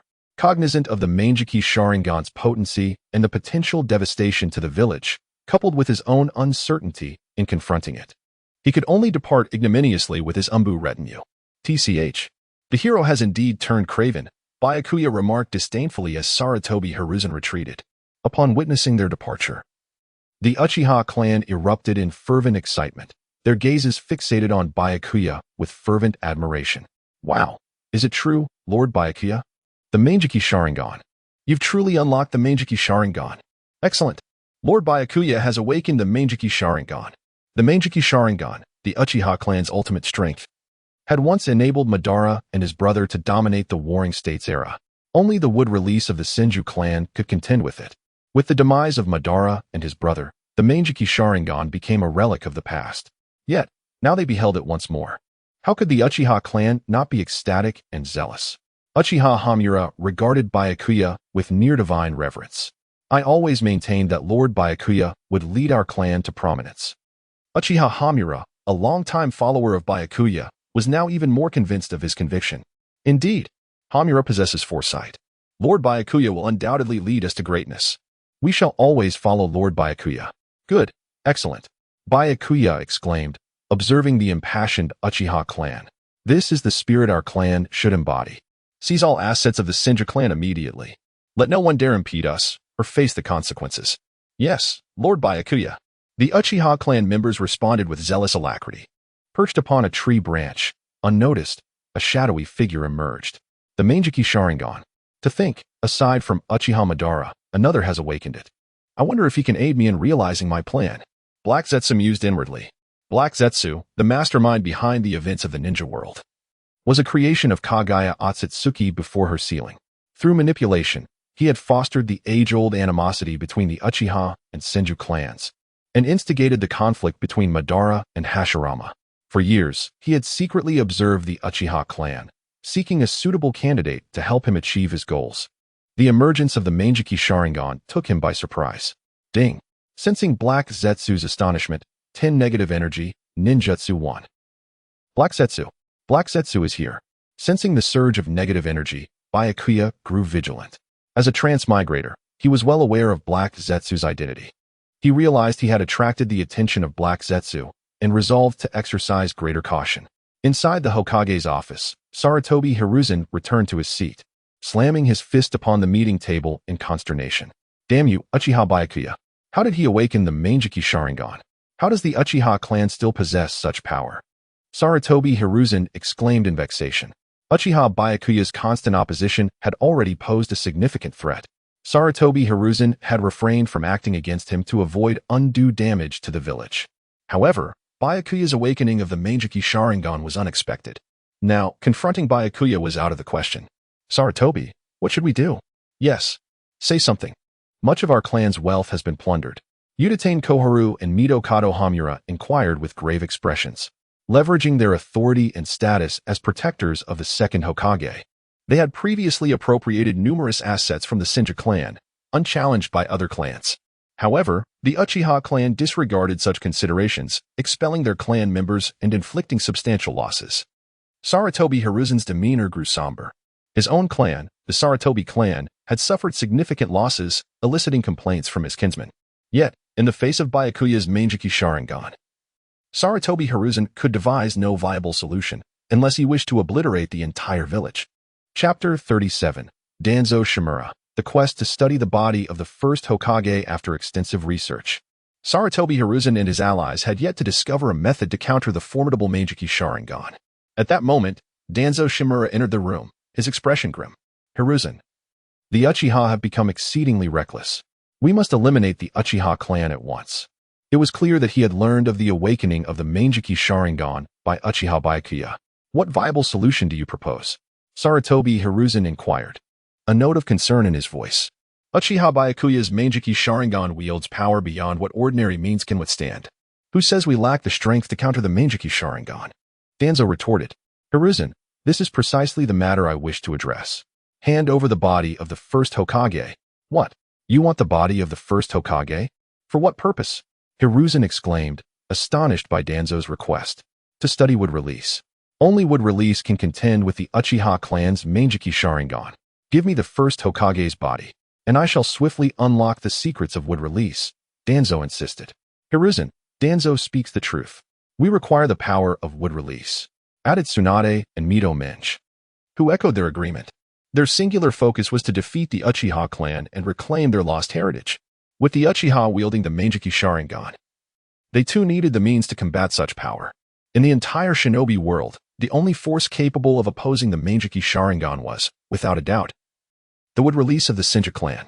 Although no member of the Shinji clan had awakened wood release at present, the body of Hashirama Shinji still remained. By studying his remains, they were confident they could harness the power of wood release. Very well. You may have the body of the first Hokage, but treat it with the utmost respect. Hiruzen ultimately consented. The pressure exerted by Uchiha Byakuya and the Meijiki Sharingan weighed heavily on him, and he could no longer afford to hesitate. He needed the power to counter the Meijiki swiftly. Do not worry, Hiruzen. I will soon unlock the power of wood release, Danzo proclaimed with great enthusiasm. This is all for the sake of Konoha and the will of fire. Hiruzen stood and gazed out the window, deeply contemplative. Yet, upon seeing countless patrolling Uchiha ninjas in the commercial district, his expression darkened once more. Damn the Uchiha. Damn Uchiha Byakuya. Notification. Anger detected in Sarutobi Hiruzen. 1000 negative energy. Gained ninjutsu. Lightning release. Thunder crash. Notification. Anger detected in Tsunade. 1200 negative energy. Gained ninjutsu. Earth release. Earth rock spear. Notification. Anger detected in Mido Menj. 1400 negative energy. Gained ninjutsu. Water release. Great water surge. Notification. Anger detected in Danzo Shimura. 2000 negative energy. Ninjutsu 60. Excellent, excellent. Let your anger fuel your strength. The more furious you become, the faster my power grows. Byakuya mused. We have completely taken over the assets of the Shinji clan. Now, 1/3 of Konoha's assets are under the control of our Uchiha clan. Additionally, this is the money we reclaimed from our encroachment, approximately 50 million. Uchiha and handed a storage scroll to Byakuya. Very good. Byakuya could not help but smile. While the world of shinobi is undeniably one governed by power, wealth also holds significant importance. Without money, how does one procure food? How does one acquire ninja tools? How does one obtain the resources necessary for training? Thus, with the Uchiha clan now possessing 1/3 of Konoha's assets, they found themselves with ample funds and resources to cultivate ninjas. What of the arrangements for the Shinji clan? Byakuya inquired further. Rest assured, my lord Byakuya, since the Shinji clan seeks our Uchiha protection, we shall not treat them unfairly. All members of the Senju clan have been settled in the central encampment, Uchiha In replied. Although the Senju and Uchiha clans had once been adversaries, the Senju's current reliance on the Uchiha for protection signified their surrender and allegiance. The Uchiha had no need to continue hostilities against a defeated foe, nor did they regard it as worth their time to confront the surrendering Senju clan. This was the pride of the Uchiha. Very well. During this time, we must remain vigilant, for Hiruzen will not concede easily, Byakuya instructed Uchiha on. Indeed, my lord Byakuya, should anyone dare to disrupt our affairs, our guard will not let them go unpunished, Uchiha In declared, his expression grave. The Uchiha clan was on the brink of resurgence, and those who dared to obstruct their rise would face dire consequences. Not long after Uchiha In departed, a furious Tsunade stormed in from the distance. Byakuya, you scoundrel! She shouted, irate. Today, as was customary, Tsunade had been guiding medical ninjas in training at the Uchiha hospital when she inadvertently learned that the Uchiha clan had assumed control of all Shinji clan assets. This revelation left her in a state of disbelief. Despite her typically hands-off approach as the leader of the Shinji clan, how could she accept that all their assets had suddenly fallen into the hands of the Uchiha? What would become of her position as clan leader if they possessed nothing? Fueled by anger, Tsunade wasted no time in confronting Byakuya. Chapter 38. Kushina's Rampage. Tsunade, your timing is impeccable. This is the money our security team has retrieved for you from the Shinji clan. Upon Tsunade's arrival, Baiye promptly handed her the storage scroll. Money? Money. Confused, Tsunade did not ponder further and accepted the scroll, opening it immediately. Puff. After a cloud of smoke, countless bills erupted from the scroll, burying Tsunade amidst gasps of astonishment. What is happening? How can there be so much money? Emerging from the heap of cash, Tsunade gazed in disbelief at the staggering amount before her. Yet, her eyes sparkled with excitement as she fixated on the fortune. Despite being the head of the Shinji clan, she had never encountered such a vast sum before. Do you not know? This is all the wealth of your Shinji clan. Many of the shops belong to your clan. Now that these assets have been transferred to us, the Uchiha clan, we naturally have to reclaim the rent owed over the years, Baiye stated, observing Tsunade intently. What? How was I not informed? These wretched individuals have not paid me for years. Tsunade clenched her fists, her face flushed with anger. Swiftly, she began gathering the bills. With this money, she could indulge in gambling for quite some time. Tsunade, shouldn't you be at work right now? How do you have time to seek me out? Is there something you need? Baiye inquired, noting her preoccupation with the cash. No, nothing. I must get back to work now. Tsunade hurriedly left, clutching the storage scroll as if it were a lifeline. Only upon returning to the hospital did Tsunade remember her original intent to confront Baiye. However, upon seeing the scroll and the vast amount of cash, she decided to delay that confrontation for another day. Boom. Suddenly, an explosion echoed through the bustling commercial street of Konoha. In the wake of the blast, a torrent of crimson chakra surged forth. This scarlet chakra coalesced rapidly, forming enormous tails that indiscriminately attacked the surroundings. What is happening? Who dares to wreak havoc in Konoha? The security team, follow me. Uchiha Yen, who was training nearby, felt a surge of fury as he witnessed the explosion and swiftly led the security team to the scene. Upon arrival, he discovered a red-haired girl in a frenzy. Countless seething crimson chakras erupted from her, wreaking havoc all around. This chakra is terrifying. Could she be the Jinchuriki of the Nine Tails? Yen, utilizing his Sharingan, was astonished by the overwhelming chakra emanating from the girl. In all of Konoha, there was only one individual with such fearsome chakra, Kushina Uzumaki, the new generation Jinchuriki of the Nine Tails. Having recently become the Jinchuriki, Kushina struggled to control the Nine Tails' power, which would occasionally surge uncontrollably, resulting in her rampage. Typically, Kushina stayed in a secluded valley away from Konoha, monitored by ENBU round the clock. However, she was not one to remain idle for long. Boredom drove her to stealthily slip away from the valley and venture into Konoha. Upon witnessing the vibrant life of the village, Kushina was exhilarated and began exploring eagerly. Yet, unexpectedly, the power of the Nine Tails exploded forth, overwhelming her will and plunging her into a destructive frenzy. Sensing the disturbance, the ENBU soon arrived on the scene. This is bad. The Jinchuriki of the Nine Tails has gone berserk. Quickly, we must suppress the Nine Tails' power. The security team shouldn't be here. Clear them out. The ANBU were alarmed at the sight of the rampaging Kushina. However, Instead of immediately trying to subdue her, they first attempted to expel the security personnel. After all, the Uchiha clan possessed the Sharingan, which could control the Nine Tails. The ANBU were wary of the Uchiha's potential to subdue the beast. Security team, you must leave at once. This is our responsibility now, the ANBU captain ordered, directing the security team away. In the past, the Uchiha clan would have had no choice but to comply with the ANBU's orders. However, the presence of Baiye had transformed the dynamics. The security team had gained strength and no longer feared the ANBU. Humph, what gives you the authority to command us? Our duty is to protect Konoha. It is you who should leave. Uchiha Yen retorted disdainfully. You insolent fools, how dare you defy our orders? The ANBU captain seethed with anger. He had long overseen Kushina's protection away from Konoha and was unaware of the recent changes within the village. You ANBU, get lost. Do not interfere with our duty to protect Konoha. Yen scoffed at the ANBU captain before leading his team toward Kushina's location, leaving the captain bewildered. Captain, what should we do now? An ANBU member asked. Humph, if they seek death, then let them be. Set up a barrier and begin sealing the Nine Tails. The ANBU captain replied furiously. Attack. We must stop her. She cannot continue to destroy Konoha. The rest, tend to the injured. Yen shouted, rallying the security team to combat the rampaging Kushina. Meanwhile, other members of the security team began to assist the civilians in distress. Despite the Uchiha clan's typically proud demeanor, few could rival their commitment to Konoha's protection. After all, the Uchiha clan was one of the founding families of the village. However, in the past, they had been stifled by the influence of Sarutobi Hiruzen, leaving them without opportunities to showcase their strengths. Fire style, Great Fire Dragon Technique. Lightning style, Lightning Spear. Wind style, Gale Palm. The security team formed hand seals, unleashing a barrage of ninjutsu upon the rampaging Kushina. Boom! A series of explosions erupted. Yet, rather than subduing her, the relentless assault only fueled Kushina's fury. Roar! Kushina let out a primal roar, and a more ferocious surge of chakra erupted from her, transforming into 5 colossal tails that swept through the area with chaotic force. Several members of the security team, caught off guard, were directly struck and sent flying.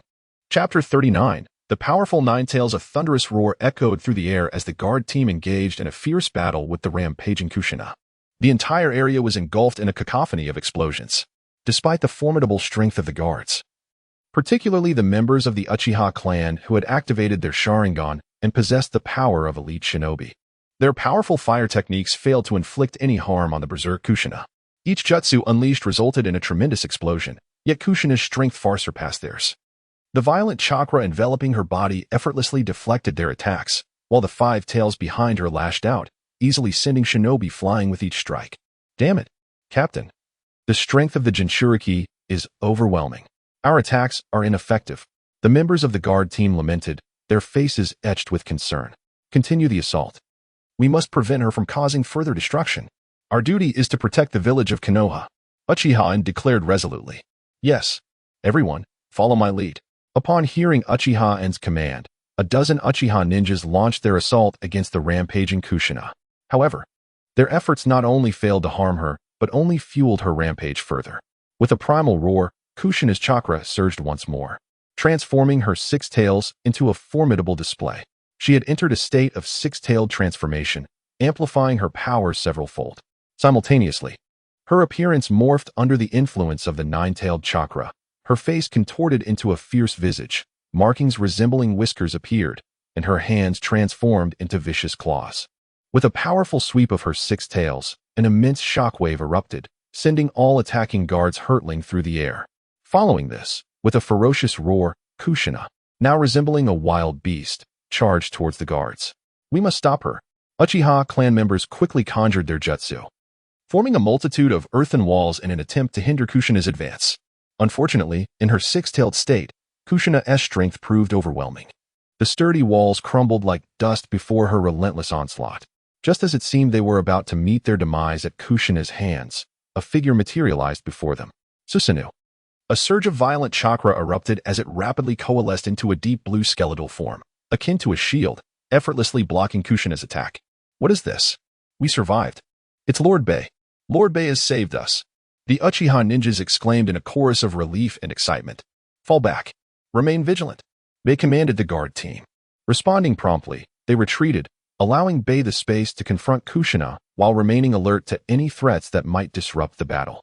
With a furious roar, realizing her attack had been thwarted, Kushina unleashed a flurry of strikes with her razor-sharp claws against Baiye. "Come at me." Baiye, undaunted, activated Susanu's capabilities. The chakra bones surrounding him surged upward, forming a colossal skeletal hand that descended upon the rampaging Kushina. "Calm down," Baiye commanded as the massive hand forcefully slammed Kushina into the ground. The earth trembled violently beneath the weight of the impact, pinning the rampaging Kushina down. Yet, was this truly the end for her? Clearly not. With a deafening roar, Kushina's chakra flared yet again, her tails multiplying from 6 to 7. Her power surged to new heights, releasing shockwaves that reverberated outward. A tremendous explosion ensued, forcing Baiye to retreat as cracks appeared in his Susanoo. How powerful! This is the might of the Nine Tails. Truly formidable, Baiye thought in astonishment. The fact that the mere emergence of 7 tails could challenge Susanu's formidable defenses was astonishing.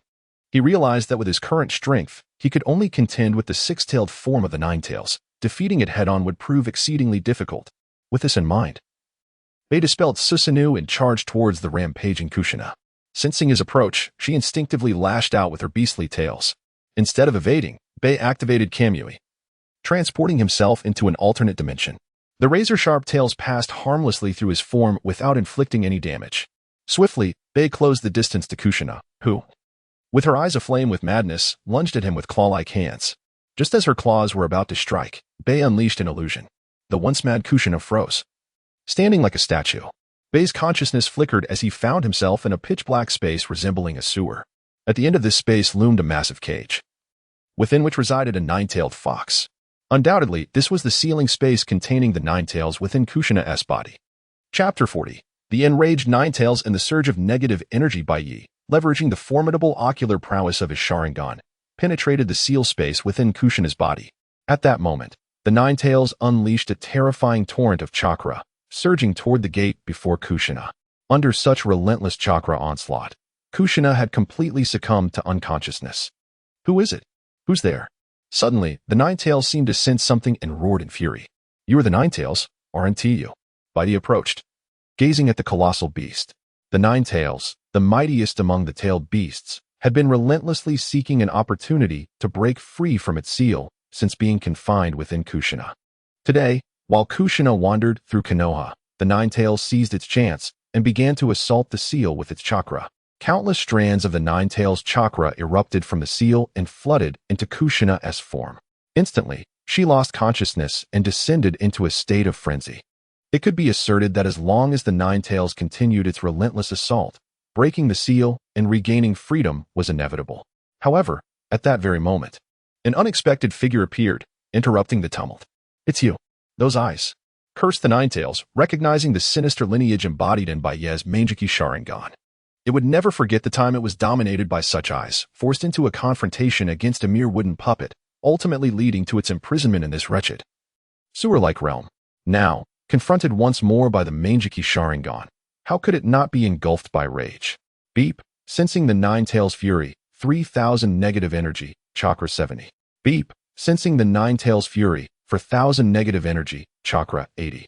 Beep, sensing the 9 tails fury, for 1,000 negative energy, chakra 90. Surprised by the escalating negative energy, Baiye realized that his intrusion into the seal space was not solely for awakening Kushina. He had unexpectedly garnered a significant amount of negative energy from the 9 tails. "You truly are quite the specimen, 9 tails." Baiye's eyes gleamed with excitement as he beheld the beast. "You wretched creature, I will kill you, I will end your life," the 9 tails, incensed by the gleam in Baiye's eyes, roared with escalating fury. Beep, sensing the 9 tails fury, for 1,000 negative energy, chakra 100. Beep, sensing the 9 tails fury, 5,000 negative energy, chakra 110. Beep, sensing the 9 tails fury, 6,000 negative energy, chakra 120. In a fit of rage, the 9 tails chakra seethed violently, crashing against the confines of its prison. It yearned to annihilate Baiye immediately. Yet, the surrounding seals effectively thwarted the 9 tails' power. Regardless of its fury, it could not harm Baiye. Unfortunately, Kushina was in dire straits. As the host of the 9 tails, she was intrinsically linked to the beast. Now, with the 9 tails raging, its chaotic chakra clashed against the seal, distorting Kushina's visage in agony. I almost forgot the main objective. Baiye, observing Kushina's pained expression, recalled his true purpose for entering the seal space. I shall take this girl with me, Nine Tails. I will return for you when I have the time. He severed the connection between Kushina and the Nine Tails, departing the seal space with her in his arms. Simultaneously, Baiye's consciousness returned, and the Nine Tails chakra dissipated rapidly from Kushina. Stripped of the beast's chakra, she collapsed into unconsciousness. Baiye cradled her tenderly. Upon witnessing the cessation of the conflict, Uchiha and hurried over. Lord Baiye, has the battle concluded? Indeed, the rampage of the Nine Tails host has come to an end. Please continue to maintain order here and restore calm as swiftly as possible, Baiye instructed Uchiha. Yes, Lord Baiye. We will promptly restore this place, Uchiha assured him. As Baiye prepared to leave with Kushina, members of the Umbu suddenly appeared, blocking his path. Uchiha clan, release the Nine Tails host, the lead Umbu commander demanded. Initially, he had been furious at the Uchiha clan's interference with the Nine Tails host, while Kushina, in her frenzy, clashed with the Uchiha ninja. He had remained a mere observer, hoping to see the Nine Tails unleash havoc upon them. To his astonishment, the Uchiha's strength had proven unexpectedly formidable, subduing the rampaging host, a development he had not anticipated. Consequently, the Umbu commander hastily arrived, demanding the release of Kushina. Get lost, Baiye disdainfully uttered, refusing to relinquish Kushina. After all, she housed the Nine Tails, a newly discovered asset for Baiye. He would not let her slip away easily. You insolent Uchiha ninja. What do you intend to do? How dare you defy our Umbu's orders? The Umbu commander, seething with rage, drew his blade. Other Umbu members followed suit, brandishing their weapons in unison. What do you intend? How dare you draw your swords against me? Baiye remarked, taken aback by the commander's actions. During this period, he had bested many Umbu operatives, leaving the remaining members of Konoha's Umbu wary of his presence. He had not anticipated encountering such audacity from the Umbu, who dared to challenge him. What makes your Uchiha clan so special?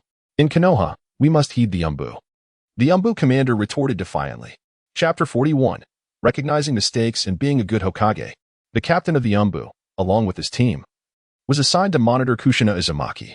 They had been stationed in a valley outside of the Hidden Leaf village, completely unaware of the recent events that had transpired within the village.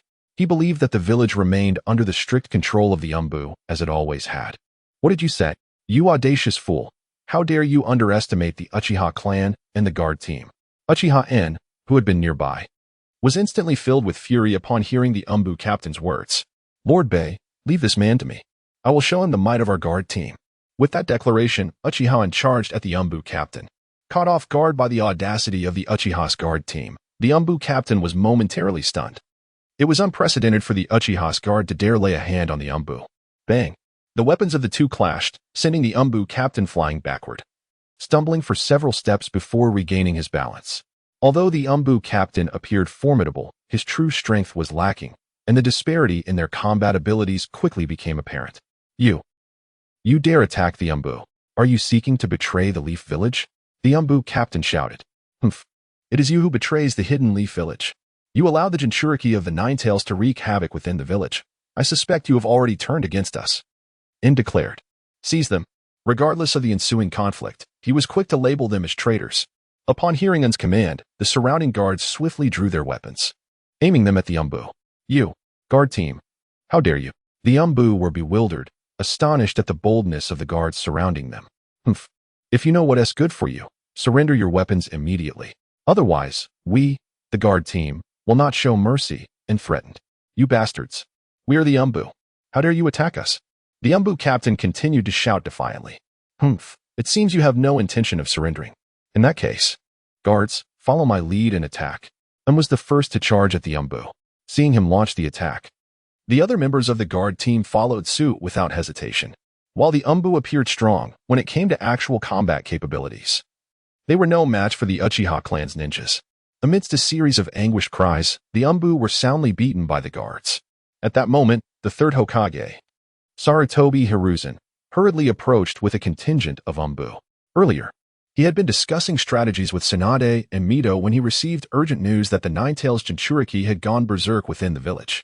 Alarmed by the report, he rushed over, only to find the guards assaulting the Umbu. Unaware of the specifics of the situation, he could not stand by and watch the Umbu being brutally attacked. "Stop this at once," he commanded. However, the guards continued their assault, ignoring the Hokage's orders. They only followed Baiye's commands, who was Sarutobi Hiruzen, to issue them orders. "How dare you? What are you guards doing? Attacking the Umbu?" Sarutobi Hiruzen exclaimed, his anger rising as he witnessed their defiance. "Humph. That is precisely what I wish to ask you. What are you doing? You allowed the Nine-Tails Jinchuriki to rampage through the bustling streets of the village. Are you intent on destroying the Hidden Leaf?" Baiye retorted loudly, fixing his gaze on Sarutobi Hiruzen. Sarutobi Hiruzen faltered at Baiye's accusatory tone, momentarily at a loss for words. He had only just learned about the Nine-Tails incident. Originally, he had arranged for Kushina to be kept in a remote canyon, ensuring that even if the Nine-Tails went berserk, it would not threaten the village. However, he never anticipated that Kushina would sneak back into the village, let alone that the Nine-Tails would go berserk. "Baiye, this is all a misunderstanding." Sarutobi Hiruzen began to defend himself, but Baiye interrupted him. "What misunderstanding? There is no misunderstanding here. The village has suffered because of your negligence, and you must take responsibility." Baiye spoke with a grave tone. I understand. I will take responsibility for the damages here." Sarutobi Hiruzen conceded reluctantly. "Very well, recognizing mistakes and amending them is indeed the mark of a good Hokage." Baiye replied. "You insufferable scoundrel." Sarutobi Hiruzen seethed internally at Baiye's tone. What kind of condescension was this? Did he perceive him as a mere child? Yet, he refrained from expressing his anger, for he had more pressing matters at hand, retrieving Kushina from Baiye. Kushina was the Nine-Tails Jinchuriki, an invaluable asset for the Hidden Leaf village, and losing her was not an option, especially not to the Uchiha clan. Do not forget to demand compensation from the Hokage," Baiye instructed In, who was still engaged in beating the Umbu. "Rest assured, Lord Baiye, I will promptly seek compensation from the Hokage," In affirmed. "With that assurance, I can rest easy," Baiye said as he cradled the unconscious Kushina and prepared to leave. "Wait, leave Kushina here. We will take good care of her," Sarutobi Hiruzen interjected, blocking Baiye's path. "Entrusting her to you is out of the question. What are your intentions? To use her to further destroy the Hidden Leaf village?" Baiye asserted with unwavering firmness. Having secured Kushina in his grasp, Baiye had no intention of relinquishing her. The audacity of Sarutobi Hiruzen attempting to reclaim Kushina from him was utterly ridiculous. Chapter 42. Why did the Hokage betray Konoha? The Nine-Tails Jinchuriki is of utmost importance to the entire village of Konoha. Thus, regardless of the circumstances, Hiruzen Sarutobi could never relinquish the Nine-Tails Jinchuriki. More critically, he was acutely aware that the Uchiha clan Sharingan could control the Nine-Tails. In the past, Uchiha Madara had wielded the Nine-Tails against the first Hokage, Hashirama Senju. Hence, Sarutobi could not allow the Nine-Tails Jinchuriki to fall into the hands of the Uchiha clan. Should they gain mastery over the Nine-Tails' power, it would spell disaster for him. Consequently, upon hearing Shiroya's unwavering refusal, Sarutobi's expression grew increasingly grave. "What did you say? Uchiha Shiroya, do not forget your position. You are merely the captain of the security force, while I am the Hokage of Konoha. Hand over the Nine-Tails Jinchuriki immediately."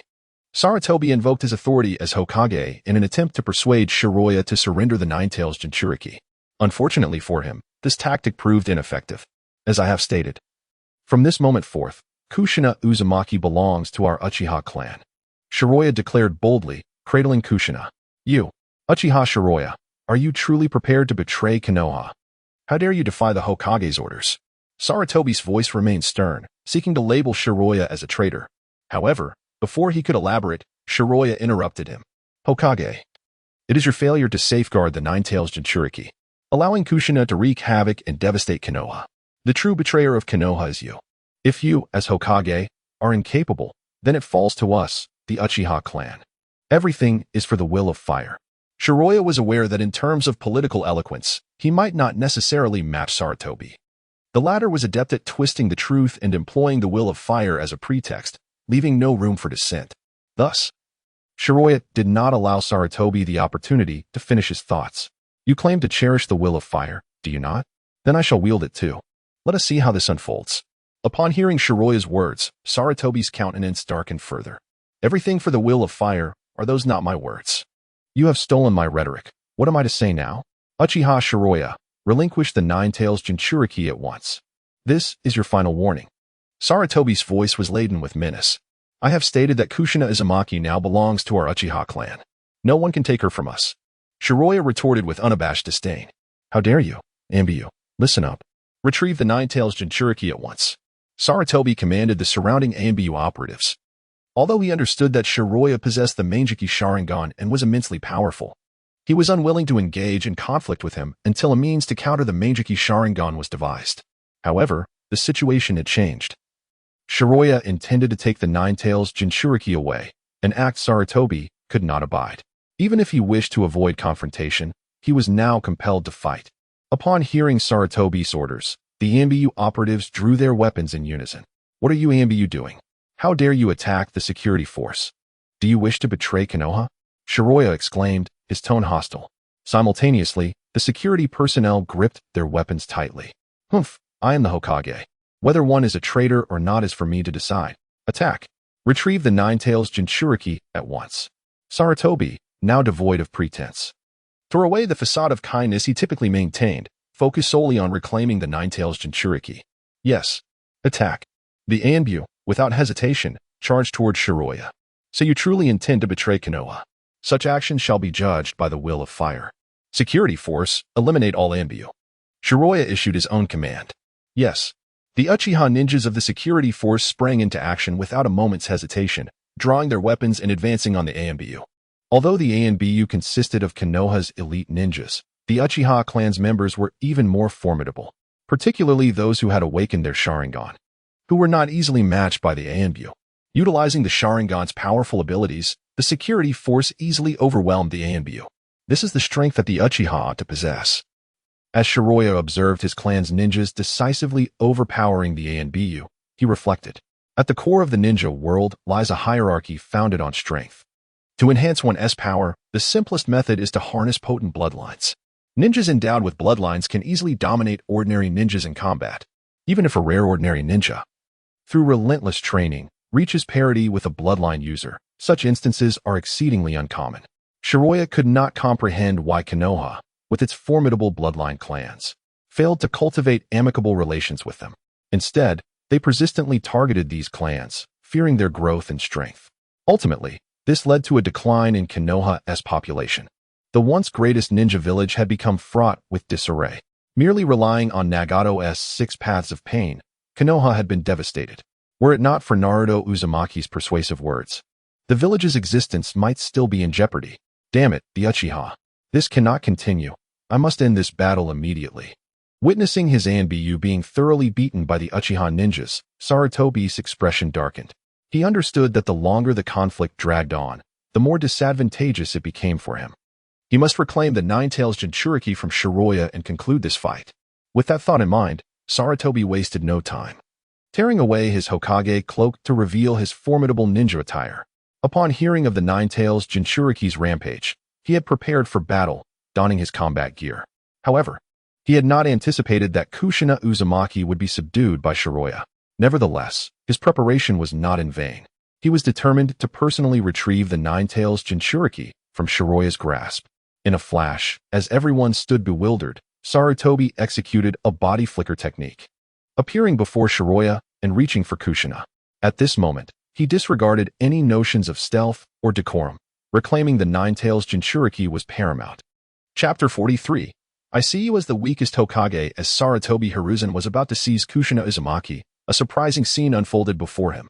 His right hand passed directly through the bodies of Uzumaki, Kushina, and Kuroya, grasping nothing but air. What on earth is happening? At that moment of confusion, Kuroya delivered a swift kick. Sarutobi hastily blocked, yet the immense force sent him flying backward. He staggered a few steps before regaining his footing. His gaze fixed intently on Kuroya. What is this? Space ninjutsu. Sarutobi suddenly recalled Kuroya's mastery of space techniques. Indeed, at a critical juncture, Kuroya had utilized Kimui to shift both himself and Kushina into a different dimension, evading Sarutobi's ambush. Sarutobi, what are you doing? As Hokage, how dare you launch a surprise attack on a fellow villager? Are you truly betraying Konoha? Kuroya's voice rang out, sharp with accusation. You, scoundrel. I am the Hokage. How could I betray Konoha? Everything I do is for the village. Sarutobi's anger flared at Kuroya's words. As the esteemed Hokage, It was intolerable for him to be labeled a traitor by someone so much younger. Feeling Sarutobi's fury, a surge of negative energy enveloped him. Kuroya, undeterred, declared, "You shall not evade responsibility. If you intend to betray Konoha, then as a guardian of the village, I cannot allow you to escape." Kuroya activated Kamui once more, temporarily transporting the unconscious Kushina to a separate space. Armed with a kunai, he charged at Sarutobi. In response, Sarutobi drew a kunai of his own to meet the attack. Clang! The two kunai clashed with a resounding impact. Almost simultaneously, they unleashed powerful kicks toward each other. Leaf Gale! Leaf Gale! A tremendous crash reverberated as their attacks collided, forcing both combatants to retreat swiftly. Fire Style, Great Fire Dragon Technique. As Sarutobi landed, he rapidly formed hand seals. A colossal fire dragon surged forth, barreling toward Kuroya. Excellent. Fire Style, Great Fire Dragon Technique. Kuroya countered with the same ninjutsu. To his astonishment, while both utilized the same fire technique, Kuroya's dragon was twice the size of Sarutobi's. Boom. A colossal explosion erupted as the two fire dragons collided. Kuroya's larger dragon engulfed Sarutobi's smaller dragon, continuing its relentless advance toward him. This is bad. How is this possible?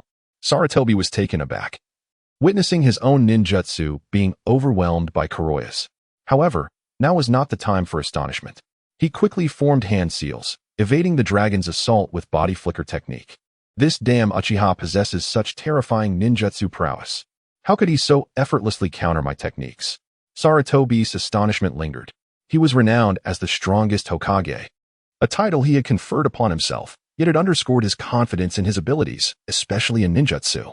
Sarutobi was well-versed in all techniques of Konoha and could adeptly wield 5 elemental styles, even calling himself a ninjutsu professor.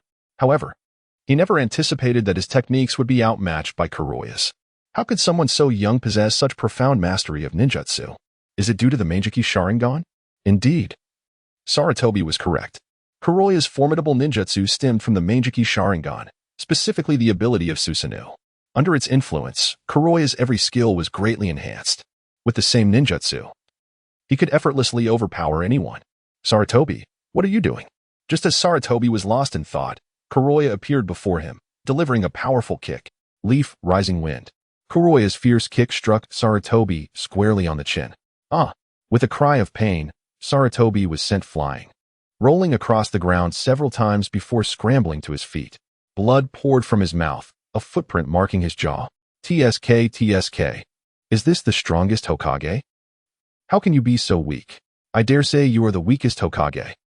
Kuroya mocked, gazing at Sarutobi with derision. You insolent brat. Do not be so arrogant. I shall show you the true power of the Hokage. Sarutobi's fury boiled over at Kuroya's taunts.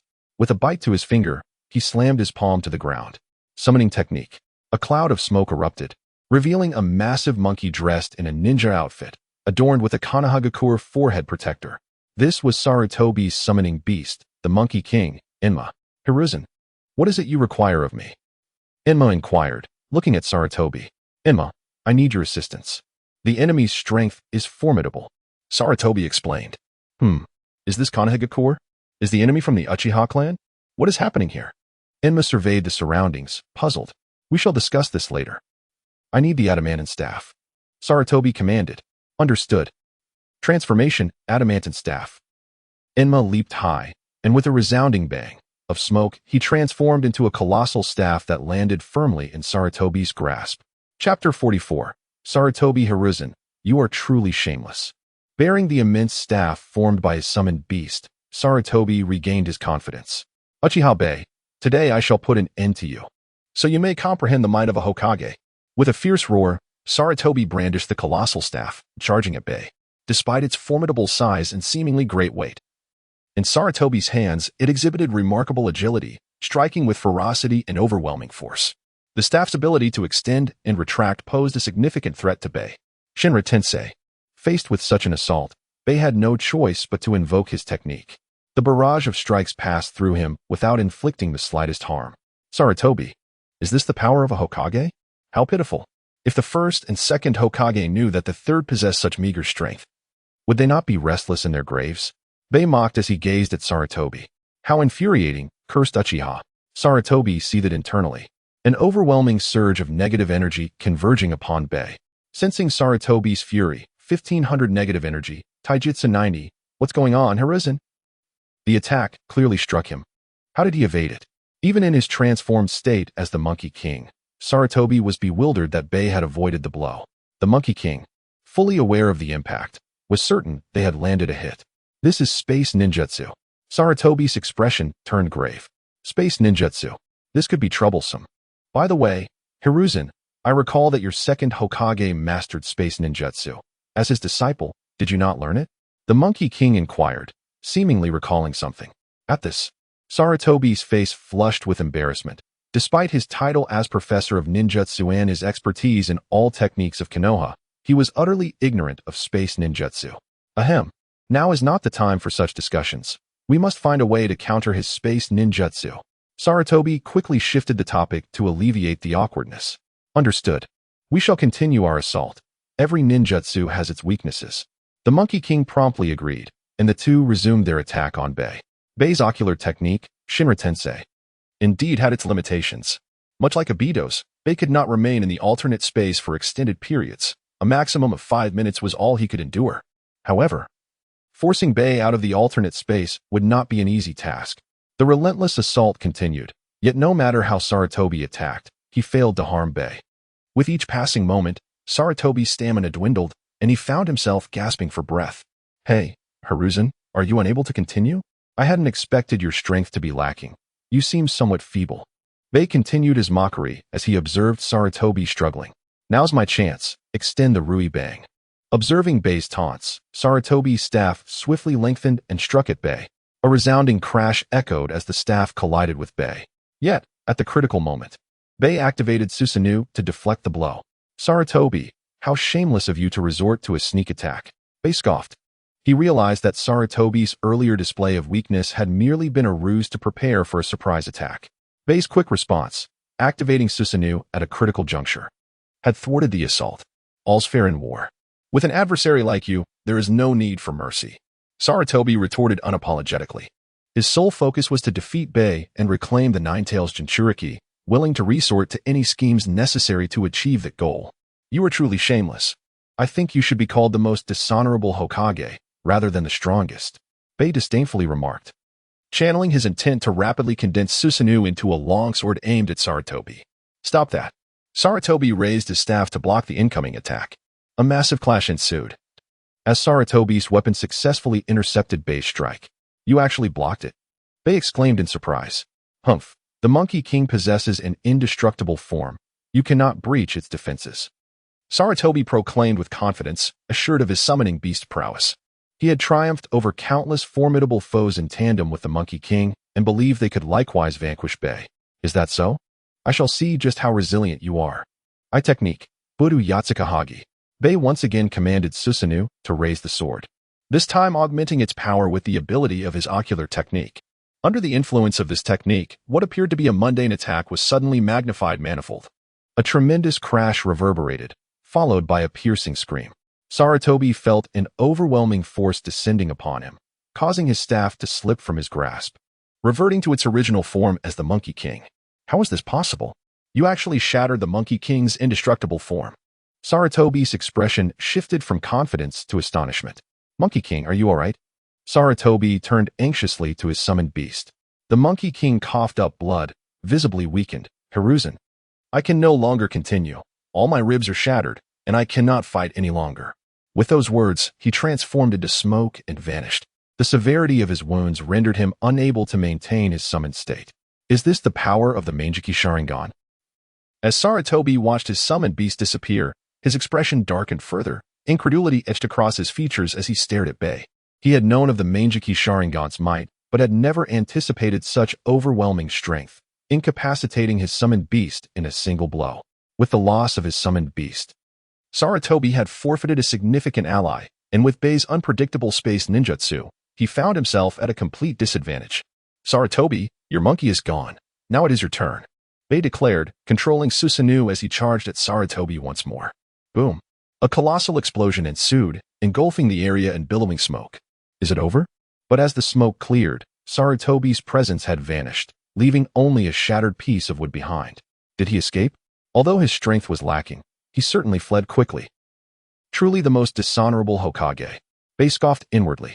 As the Hokage of the Hidden Leaf Village, it is utterly disgraceful to abandon all the Umbu and flee. At this moment, Baiye felt a sharp pain in his eyes. He swiftly released Susanoo and closed his Manjiki Sharingan.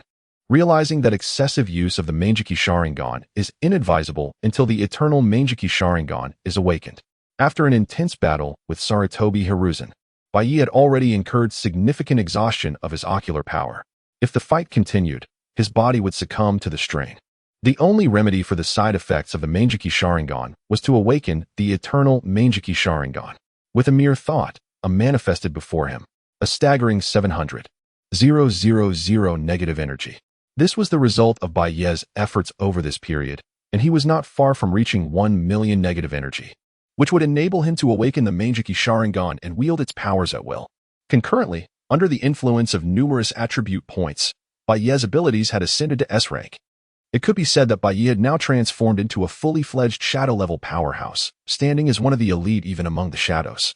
Chapter 45. The trembling Konoha elder. Just as Lord Baiye had successfully driven off Sarutobi Hizashi, another scene unfolded where the members of the Uchiha Guard, led by Uchiha Yen, had also triumphed over all the Umbu.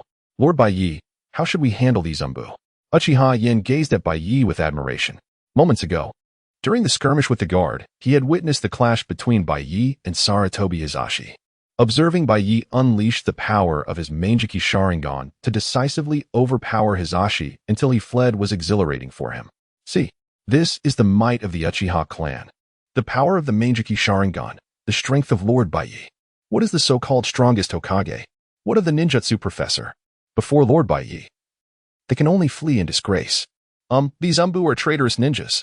They should be executed, Baiye remarked, surveying the defeated Umbu, pinned down by the guard.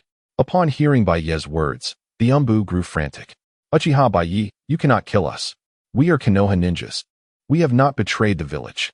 We were merely following the orders of the Hokage, they cried out in desperation. You should be addressing your grievances to the Hokage. Why kill us? They lamented. Had we known that joining the Umbu would mean fighting members of the Uchiha clan, we would have never taken that path. Silence. This is not your place to speak. Indeed, Lord Baiye is correct. These traitorous ninjas must be executed. Uchiha Yen declared, placing his foot firmly on one of the Umbu's heads, gripping his ninja blade. He was prepared to strike at Baiye's command without hesitation. However, simply killing them would be too lenient. Uchiha Yen, take them to the Hokage. Let us see if he is willing to redeem these traitorous ninjas. Baiye contemplated. Understood. But what price should we demand from the Hokage? Uchiha Yen inquired as he sheathed his blade. Anything will suffice, money, ninjutsu, secret techniques. And do not forget to demand compensation for the damages caused by Sarutobi Hizashi's theft of the Nine-Tails Jinchuriki. Baiye replied nonchalantly. Baiye lacked for neither money, ninjutsu, nor secret techniques. His intention in sending Uchiha Yen to the Hokage was to provoke him into a state of fury. As for Baiye, he would return to thoroughly investigate the Nine-Tails Jinchuriki, Kushina, as his curiosity about the creature within her was piqued. Yes, Lord Baiye, I promise to complete the task. Uchiha Yen affirmed, then gestured for everyone to escort the Umbu. Follow me, we are heading to the Hokage Tower. Upon hearing Uchiha Yen's command, the guard marched forward, leading the Umbu toward the Hokage Tower. After escaping Baiye's grasp, Sarutobi Hizashi promptly summoned his allies, the three great elders of Konoha. Although they were puzzled by Hizashi's summons, they arrived at the Hokage Tower without delay. Sarutobi, what is the meaning of this? You are wounded. Who could have done this? Is there an enemy invasion? The trio, Shimura Danzo, Nara Shikaku, and Mito Kage, were astonished to see Hizashi in such a disheveled state, bearing injuries. Uchiha Baiye, I was injured by Uchiha Baiye, and the Nine-Tails Jinchuriki has been taken from me. Sarutobi Hizashi's face darkened as he spoke. What? Did you say the Nine-Tails Jinchuriki has fallen into the hands of the Uchiha clan? How could this happen? This is a catastrophe. The three elders stood up in alarm, fully aware of the dire consequences of the Uchiha clan obtaining the Nine-Tails Jinchuriki, especially given how Uchiha Madara had once controlled the Nine-Tails with his Sharingan. The thought of history repeating itself sent shivers down their spines. Sarutobi, I will immediately gather all members of the Root organization. We must launch a direct assault on the Uchiha clan to reclaim the Nine-Tails Jinchuriki, Danzo declared, preparing to depart. Danzo, hold on. Do you think I do not wish to reclaim the Nine-Tails Jinchuriki? My injuries were inflicted by Uchiha Baiye, whose Manjiki Sharingan is exceedingly powerful. Sarutobi Hizashi quickly intervened, fearing Danzo would recklessly confront Baiye. They could not afford further losses to their combat strength. How could this be? Is Uchiha Baiye truly that formidable? He was able to injure you. The others looked at Sarutobi, astonished. They knew that among the four of them, Hizashi was the strongest in combat. Otherwise, he would not claim to be the strongest Hokage, and they would not have refrained from contesting him. Initially, they had assumed Baiye had used cunning and deceit to steal the Nine-Tails Jinchuriki. However, they were taken aback to learn that Baiye had directly taken the Jinchuriki from Hizashi. Even Danzo paused, realizing that if Hizashi had failed to reclaim the Nine-Tails from Baiye, any attempt on his part would be futile. Is this how it ends? We cannot allow the Uchiha clan to wield the power of the Nine-Tails. The Uchiha clan must be dealt with. The three lamented. Danzo, how goes your research on wood release? Hizashi inquired. Having witnessed Baiye's formidable Manjiki Sharingan, he urgently required the power of wood release to counter it. Sarutobi, I have been studying the remains of the first Hokage. However, the cells of the first Hokage are imbued with immense vitality, and my attempts at transplantation have repeatedly failed. Danzo explained. We must expedite the process. Whatever you need, I will fully support you. I sense that the Uchiha clan is preparing for something significant. Sarutobi Hizashi insisted urgently. I understand. I will hasten my research on wood release. Danzo replied promptly. Lord Hokage, it is bad. The Uchiha clan's guard has arrived. A frantic voice echoed from outside the room. Chapter 46. The agonized Sarutobi, Hiruzen initially. Sarutobi Hiruzen and his conspiratorial allies, Danzo Shimura and Konoha Uchiha, were engaged in a clandestine discussion regarding strategies to counter the Uchiha clan. However, upon learning that the Uchiha had descended upon the Hokage tower, their expressions shifted to one of sheer terror. What could the Uchiha clan possibly want? Are they truly contemplating a coup? Damn the Uchiha clan, they couldn't possibly be so impatient. What should Hiruzen do now? The Uchiha have arrived. Do they truly intend to annihilate Konoha? Sarutobi Hiruzen, Danzo Shimura, Konoha Uchiha, and Mito Gate and were all momentarily lost in a haze of dread. Through Hiruzen's account, they were well aware of the formidable power wielded by Uchiha Shinya and his Manjiki Sharingan. If Hiruzen was no match for Shinya, then neither were they. With the Uchiha now at the Hokage tower, they could only surmise that a coup was imminent, aimed at seizing the title of Hokage. The mere thought of losing their grip on Konoha instilled a palpable fear within them. Hokage-sama, the vice-captain of the guard, Uchiha, has arrived with the Umbu at the base of the Hokage tower. A ninja announced from outside. Uchiha, is Uchiha Shinya not present? Hiruzen's eyes widened as he grasped the gravity of the situation. Report to Hokage-sama, the captain of the guard, Uchiha Shinya, is absent. Only the vice-captain, Uchiha, has arrived. The ninja continued to relay the message. A sigh of relief escaped Hiruzen's lips. It appeared this was not a coup after all. The absence of Uchiha Shinya, the clan's strongest asset, indicated their reluctance to instigate a rebellion. They need not worry about an imminent loss of power. Let us see what the Uchiha clan intends to do. Hiruzen declared, stepping out of the room with a facade of calmness. Despite having faced defeat at Shinya's hands, he remained the Hokage of Konoha, and he would uphold the dignity that came with the title. Danzo, Koharu, and Mito followed closely behind him. Upon exiting the Hokage tower, they were met with the sight of numerous half-damaged Umbu being escorted by members of the Uchiha clan. A throng of onlookers, diverse in their circumstances, had gathered on the street before the Hokage tower. What are they all doing here? This is severely disrupting the order of Konoha. Umbu, disperse the crowd and secure the perimeter. Hiruzen commanded. Although the intentions of the Uchiha were unclear, he understood that they were unlikely to harbor benevolent motives. To avoid humiliation before the villagers, Hiruzen initiated the dispersal of the crowd. Yes, the Umbu sprang into action, swiftly establishing a perimeter around the Hokage tower. Hiruzen then fixed a stern gaze upon Uchiha and demanded, what is the Uchiha clan up to, daring to assault the Umbu? Do you seek to rebel? Release all the Umbu at once. Despite his trepidation regarding Shinya's Manjiki Sharingan, Hiruzen felt emboldened in Shinya's absence, particularly with only Uchiha present. He intended to assert his authority over on Your Uchiha clan has grown exceedingly presumptuous. Release the Umbu immediately and surrender. Danzo chimed in, alongside Koharu and Mito, seizing the opportunity to assert their presence. You Uchiha are far too audacious. Follow the orders of the organization and apprehend the Uchiha clan. However, Uchiha was unfazed, dismissing their threats. What could a Hokage, who was just defeated by Lord Shinya, possibly threaten us with? Hokage, do you even comprehend the gravity of your words? They are all rogue ninjas. Bring me their heads. At Un's command, the guards swiftly drew their weapons, advancing toward the Umbu. As it appeared the Umbu were on the verge of being slaughtered, Hiruzen interjected urgently, "Wait, cease this at once." Despite his rapid plea, the guards showed no regard for his words, their blades descending mercilessly. Blood splattered as several Umbu's heads fell to the ground. "Get back! Did I not instruct you to halt?" Hiruzen's fury and anguish surged as he beheld the fallen Umbu. These Umbu were tasked with safeguarding the Hokage, and many were members of his own clan. The Sarutobi clan had never been a particularly powerful lineage, and those skilled Umbu were nurtured under Hiruzen's leadership. Each loss was a blow to him. "Has the Hokage spoken? I have not heard your command. In the future, please speak more audibly, Hokage-sama." Uchiha retorted, "Since the Hokage has spoken, then you shall all cease your actions."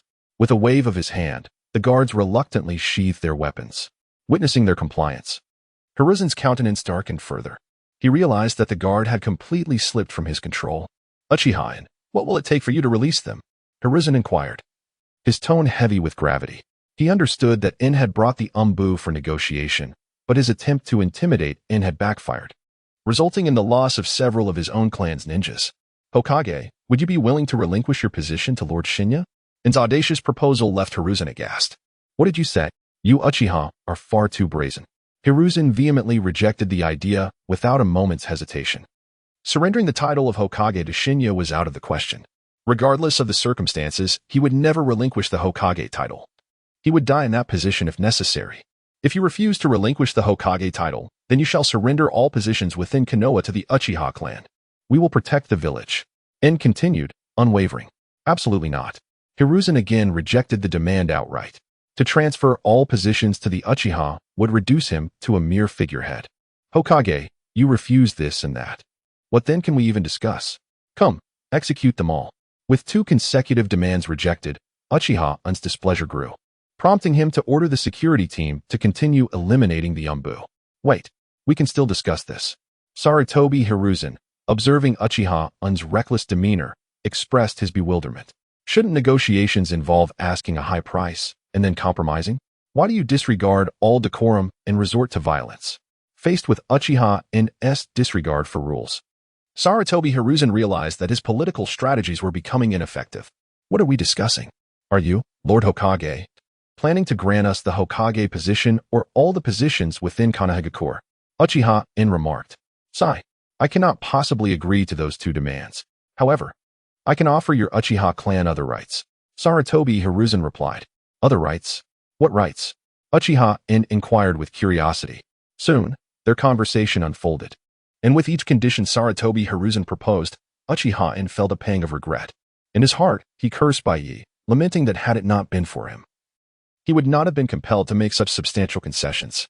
Chapter 47, Teasing the Ninetales. Why have you stopped? Keep calling. Feeling the wrath of Sarutobi Hiruzen. 2000 negative energy, ninjutsu 100. Feeling the wrath of Sarutobi Hiruzen. 2500 negative energy, taijutsu 110. Feeling the wrath of Sarutobi Hiruzen. 3000 negative energy, genjutsu 120. It seems Uchiha is performing admirably. The influx of negative energy brings a smile to Baiye's lips. Baiye merely intended for Uchiha to extort Sarutobi Hiruzen using these half-damaged Umbu, but to his surprise, Uchiha has done remarkably well, accumulating so much negative energy for himself. However, Baiye has more pressing matters at hand, namely, the Jinchuriki of the Nine Tails, Uzumaki Kushina. Gazing at the unconscious Uzumaki Kushina lying beside his bed, Baiye couldn't help but smile. He hoped to extract something of value from her. "Is this truly the Jinchuriki of the Nine Tails?" Uchiha Makoto remarked in astonishment, observing the petite figure of Kushina. It was indeed hard to believe that such a powerful entity as the Nine Tails was sealed within such a delicate body. "The Uzumaki clan's physique is truly extraordinary," Baiye mused. Nonetheless, having brought Uzumaki Kushina here, Baiye had a more significant objective, namely, the Nine Tails. "Makoto, guard me," he instructed. "I shall meet the Nine Tails. Be careful." "Baiye," Makoto cautioned as she stepped out to stand watch at the door. Baiye then lifted Kushina's garment to reveal a complex sealing technique etched upon her fair abdomen. Without a doubt, this was the seal of the Nine Tails. Placing his hands upon the seal, Baiye concentrated his thoughts, and he found himself once again in the sealed space of the Nine Tails. At that moment, the Nine Tails lay curled within its prison. "Who dares intrude?" it exclaimed, lifting its head upon sensing another presence. "Nine Tails, I did not expect to meet you again," Baiye remarked with a grin. "Roar. You wretched creature. How dare you return, Uchiha? I will kill you. I will kill you." The Nine Tails bellowed furiously, thrashing against the confines of its seal. Unfortunately, the seal was incredibly robust. No matter how it struggled, the Nine Tails could not break free. Baiye, however, watched with keen interest as the furious beast raged. Feeling the wrath of the Nine Tails, for 1,000 negative energy, 200 chakra. Feeling the wrath of the Nine Tails, 5,000 negative energy, 210 chakra. Feeling the wrath of the Nine Tails, 6,000 negative energy, 220 chakra. As the negative energy continued to swell, Baiye felt elated. The perturbed Nine Tails, in its anger, began to appear somewhat endearing, resembling a large Samoyed with 9 tails. After a prolonged period of furious howling, perhaps wearied from its exertions, the Nine Tails cast a glance at Baiye and lay back down. "Hey, Nine Tails, why have you stopped calling? Keep it up," Baiye urged, noticing the creature's sudden silence. "If you're not angry, where will your negative energy come from?" With that thought, Baiye activated his Susanoo, manifesting a colossal hand that reached through the gaps of the seal to deliver a resounding slap to the Nine Tails' face. "Roar. You despicable Uchiha, dare strike me. You shall perish." The Nine Tails roared in outrage, launching into another fit of rage. The furious creature once again provided Baiye with a substantial amount of negative energy. Yet soon, the Nine Tails realized that its roars were futile. The seal's constraints meant that no matter how enraged it became, it could not reach Baiye. The Nine Tails fell silent once more. However, Baiye was not about to let it rest. He unleashed his Susanoo once more, delivering another slap to the Nine Tails' fox-like head. Repeating this action 5 or 6 times, the Nine Tails soon understood the situation. It was being provoked deliberately by this infuriating Uchiha. "Nine Tail, why have you stopped calling? Get angry. Hurry," Baiye taunted, manipulating the Susanoo into a massive cat toy that he used to tease the Nine Tails. Yet, regardless of Baiye's provocations, the Nine Tails, though seething with rage and with eyes aflame, refrained from roaring. It understood that no amount of anger would change its predicament. "You damned Uchiha, what is your intention?" The Nine Tails growled through gritted teeth. "What do I intend to do? Simply to witness your fury. Are you not the Nine Tails, the mightiest of tailed beasts? For you to remain unperturbed by my taunts is a disgrace to your title." Baiye continued his provocation. "You, humph." The Nine Tails seethed inwardly, wishing to rend the Uchiha before it to shreds. Yet, it was acutely aware that its wrath was in vain, trapped as it was by the powerful seal. The Nine Tails, in resignation, buried its head into its tails, choosing to ignore the provocations. "Ah, Nine Tails, have you turned into a turtle, withdrawing into your shell?" Observing the Nine Tails' behavior, Baiye recognized that he had extracted nearly all the negative energy he could for the day. No matter how he taunted, the Nine Tails would no longer respond. "I shall take my leave for now. I will return to seek you out again." Baiye bid farewell to the Nine Tails and departed the sealed space. As Baiye exited the Nine Tails prison, the unconscious Kushina slowly began to awaken. Upon opening her eyes, she found herself in a strange room, with an unfamiliar man beside her. "Where is this? Who are you?" she questioned, her mind racing with confusion. Just as Uzumaki Kushina pondered her situation, Baiye, wearing a gentle smile, replied, "Kushina, you are awake. It's a boy." "What? I've given birth," Kushina exclaimed in shock, clutching her abdomen. The seal of the Nine Tails rested near her navel, and due to the beast's rampage, she had felt a persistent ache. Hearing Baiye's comment about a boy, her blunt instincts led her to believe she had just given birth. Feeling Uzumaki Kushina's terror, 50 negative energy, acquired Uzumaki sealing technique. "Oh, so it is the sealing technique of the Uzumaki clan." Baiye was momentarily taken aback by the unexpected reward. His previous jest had yielded an unforeseen boon. The Uzumaki clan's sealing technique, renowned for its potency. This technique was capable of sealing even the formidable Nine Tails. Baiye speculated that the destruction of the Uzumaki clan stemmed from their powerful sealing arts, feared by villages far and wide, leading to their catastrophic downfall. Haha. Kushina, rest assured, you haven't given birth. Noticing the panicked expression on Kushina's face, Baiye couldn't help but chuckle. I haven't given birth. That puts my mind at ease. I have no intention of raising children yet. Huh, how did I get here? I distinctly recall strolling through the village of Konoha. Kushina inquired, gazing curiously at Baiye and Mikoto. At this moment, Kushina's consciousness was still fixated on her stroll. Her last recollection was wandering through Konoha when she spotted a fox, after which she lost consciousness. Oh no, the nine-tailed fox has gone berserk, Kushina suddenly exclaimed, realizing that her consciousness had been seized by the nine-tailed fox and that it had rampaged within her. Fear not, I have already dealt with the nine-tailed fox. Baiye reassured her, observing Kushina's disquiet. Really? You truly subdued the nine-tailed fox. You are remarkable, Kushina exclaimed, her eyes widening in astonishment.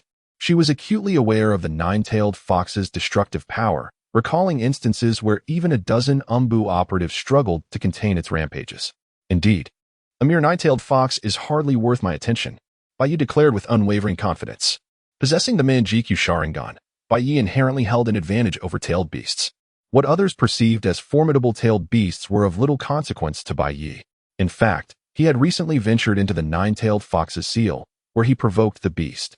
Chapter 48. Kushina joined the Uchiha clan. At this moment, Kushina was still quite young, a few years younger than Mikoto, embodying the innocence of youth.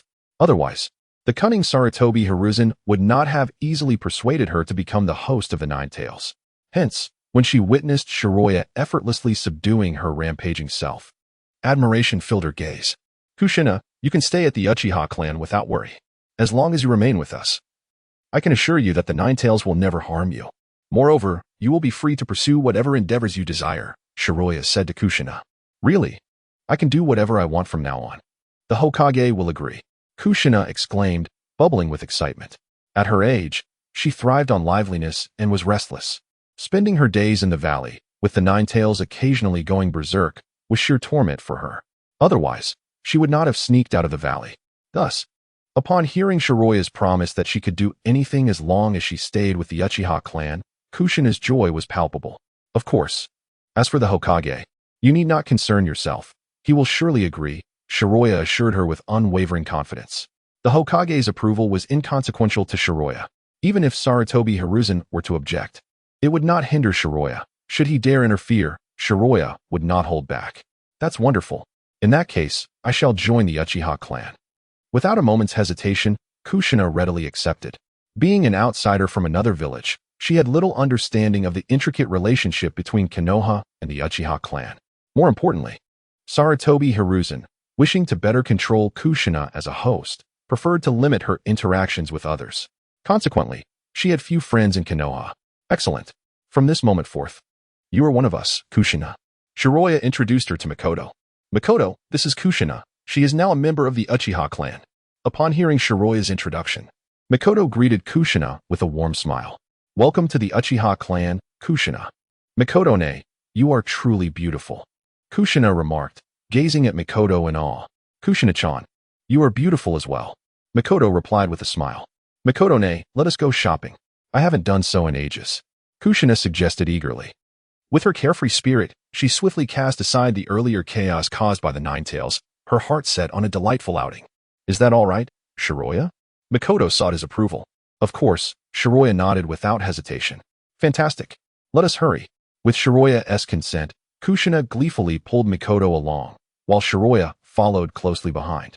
Soon, they arrived at a bustling commercial street, where members of the Uchiha security were patrolling. Upon spotting Kushina, they were taken aback. Look, that girl. The one with red hair. She must be the Nine Tails host. The Nine Tails host. I heard that an entire district was destroyed due to her rampage. What are you afraid of? Do you not see Lord Shiroya is here? He possesses the Manjikyu Sharingan, which can control the Nine Tails. Is that true? The power of the Manjikyu Sharingan is that formidable. Indeed, the legendary Uchiha Madara controlled the Nine Tails with it. Given that, the Nine Tails host is a tremendous asset to our Uchiha clan. Without a doubt, just envision Lord Shiroya wielding the Manjikyu Sharingan. riding atop the Nine-Tails host. How awe-inspiring that would be. In an instant, the gazes of the Uchiha clan members shifted from fear to friendliness as they regarded Kushina. Feeling the warmth in their stares, a smile blossomed on her face. Ever since arriving in Konoha and becoming the Nine-Tails host, she had endured the wary and fearful glances of those around her. It had been a long time since she experienced such kindness. Is this what the Uchiha clan is like? They seem truly wonderful. At that moment, as they strolled, Shinji Hashirama, who was enjoying his day out, caught sight of Kushina and exclaimed in surprise, "Kushina, what are you doing here?" Since the Shinju clan had relocated to the Uchiha's territory, their lives had undergone a remarkable transformation. Their living conditions improved, and with the Uchiha's assistance, they became prosperous. The children of the Shinju clan thrived in this newfound stability. Witnessing their clan finally settle down, Hashirama felt at ease, enjoying a leisurely retirement, often indulging in shopping and tea. However, he never expected to see Kushina today. Wasn't she the Nine-Tails host? Given Sarutobi Hiruzen's nature, he would never allow her to roam freely, especially not to shop. "Grandpa Hashirama, are you here too?" "I've joined the Uchiha clan," Kushina exclaimed upon seeing him. "You've joined the Uchiha clan." Hashirama was momentarily taken aback, but upon noticing Shiroya beside her, he seemed to understand. "Ah, I see. Uchiha Shiroya truly possesses remarkable skill." Hashirama recognized that Shiroya's Mangeki Sharingan could control the Nine-Tails power. With Kushina now part of the Uchiha clan, it meant they had effectively harnessed the strength of the Nine-Tails. Hashirama could only marvel at the Uchiha's good fortune to have such a powerful ally in Shiroya, ensuring the clan would not decline. He lamented that the Shinju clan lacked a figure like Shiroya. Otherwise, they would not have faced such decline. Now, Hashirama could only sigh in resignation. He had lost interest in the glory of the Shinju clan. With their numbers dwindling, what glory was there to speak of? All he hoped for now was that the name of the Shinju clan would endure. Chapter 49, Minato and Kushina's Bedtime Rituals. Provoking the Nine-Tails during the day, Minato and Mikoto accompanied Kushina on a leisurely shopping excursion. Later that night, Kushina, clad in a rather flimsy garment, ventured into Minato's chamber. "Minato, can you truly subdue the Nine-Tails?" Kushina inquired with a hint of incredulity. Kushina possessed a profound understanding of the Nine-Tails dwelling within her, acknowledging it as a fearsome entity. Despite her prowess in sealing techniques, she hesitated to engage with it directly. Each time she sought respite, the Nine-Tails would seize the opportunity to unleash its chakra, exerting control over her and instigating rampages. Consequently, she greeted Minato's proposition to resolve the Nine-Tails issue with considerable astonishment. "Rest assured, entrust it to me," Minato declared with unwavering confidence. "Now, shed your attire." Minato, ever eager to exploit the Nine-Tails as a lucrative source of chakra, had no intention of relinquishing such an opportunity. He envisioned embarking on daily excursions into the Nine-Tails domain, relentlessly extracting its chakra and reaping its essence. "Understood," Kushina responded, promptly revealing the seal adorning her abdomen. As Minato placed his hands upon the seal, a transient disorientation enveloped their consciousness. Upon regaining clarity, Minato and Kushina found themselves within the Nine-Tails sealed realm. "It's you two," the Nine-Tails bellowed, its voice resonating with fury. "You wretched miscreants. Perish." Kushina, the very individual who had sealed the Nine-Tails, and Minato, the constant instigator, now stood before it. The convergence of these two adversaries ignited the Nine-Tails' incandescent rage.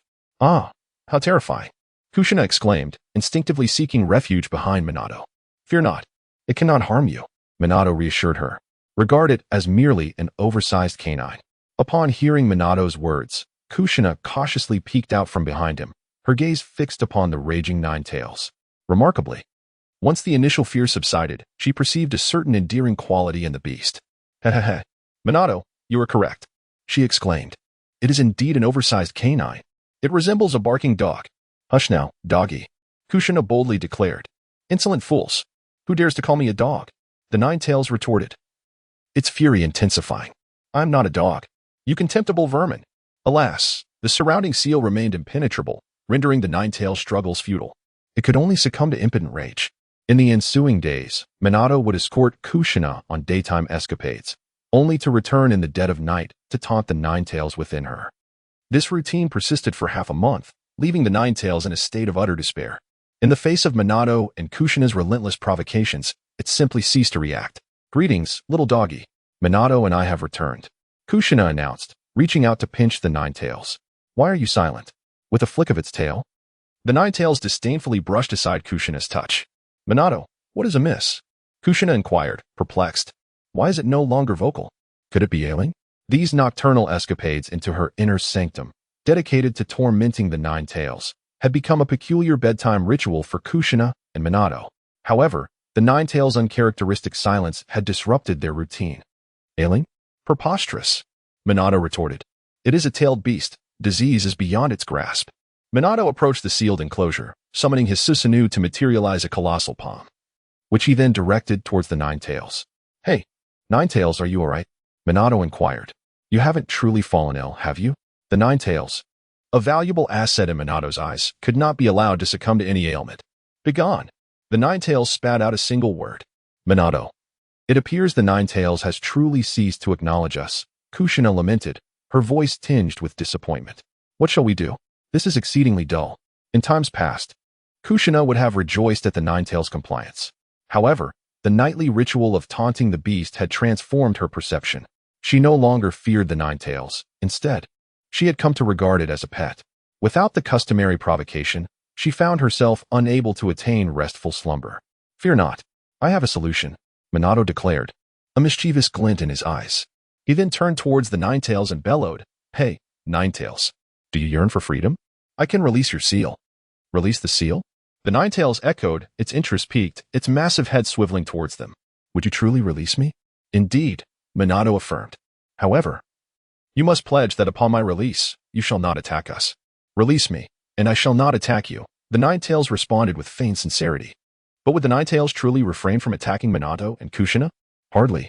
The Nine Tails harbored an intense desire to obliterate the two humans who had subjected it to nightly torment and derisively labeled it a dog.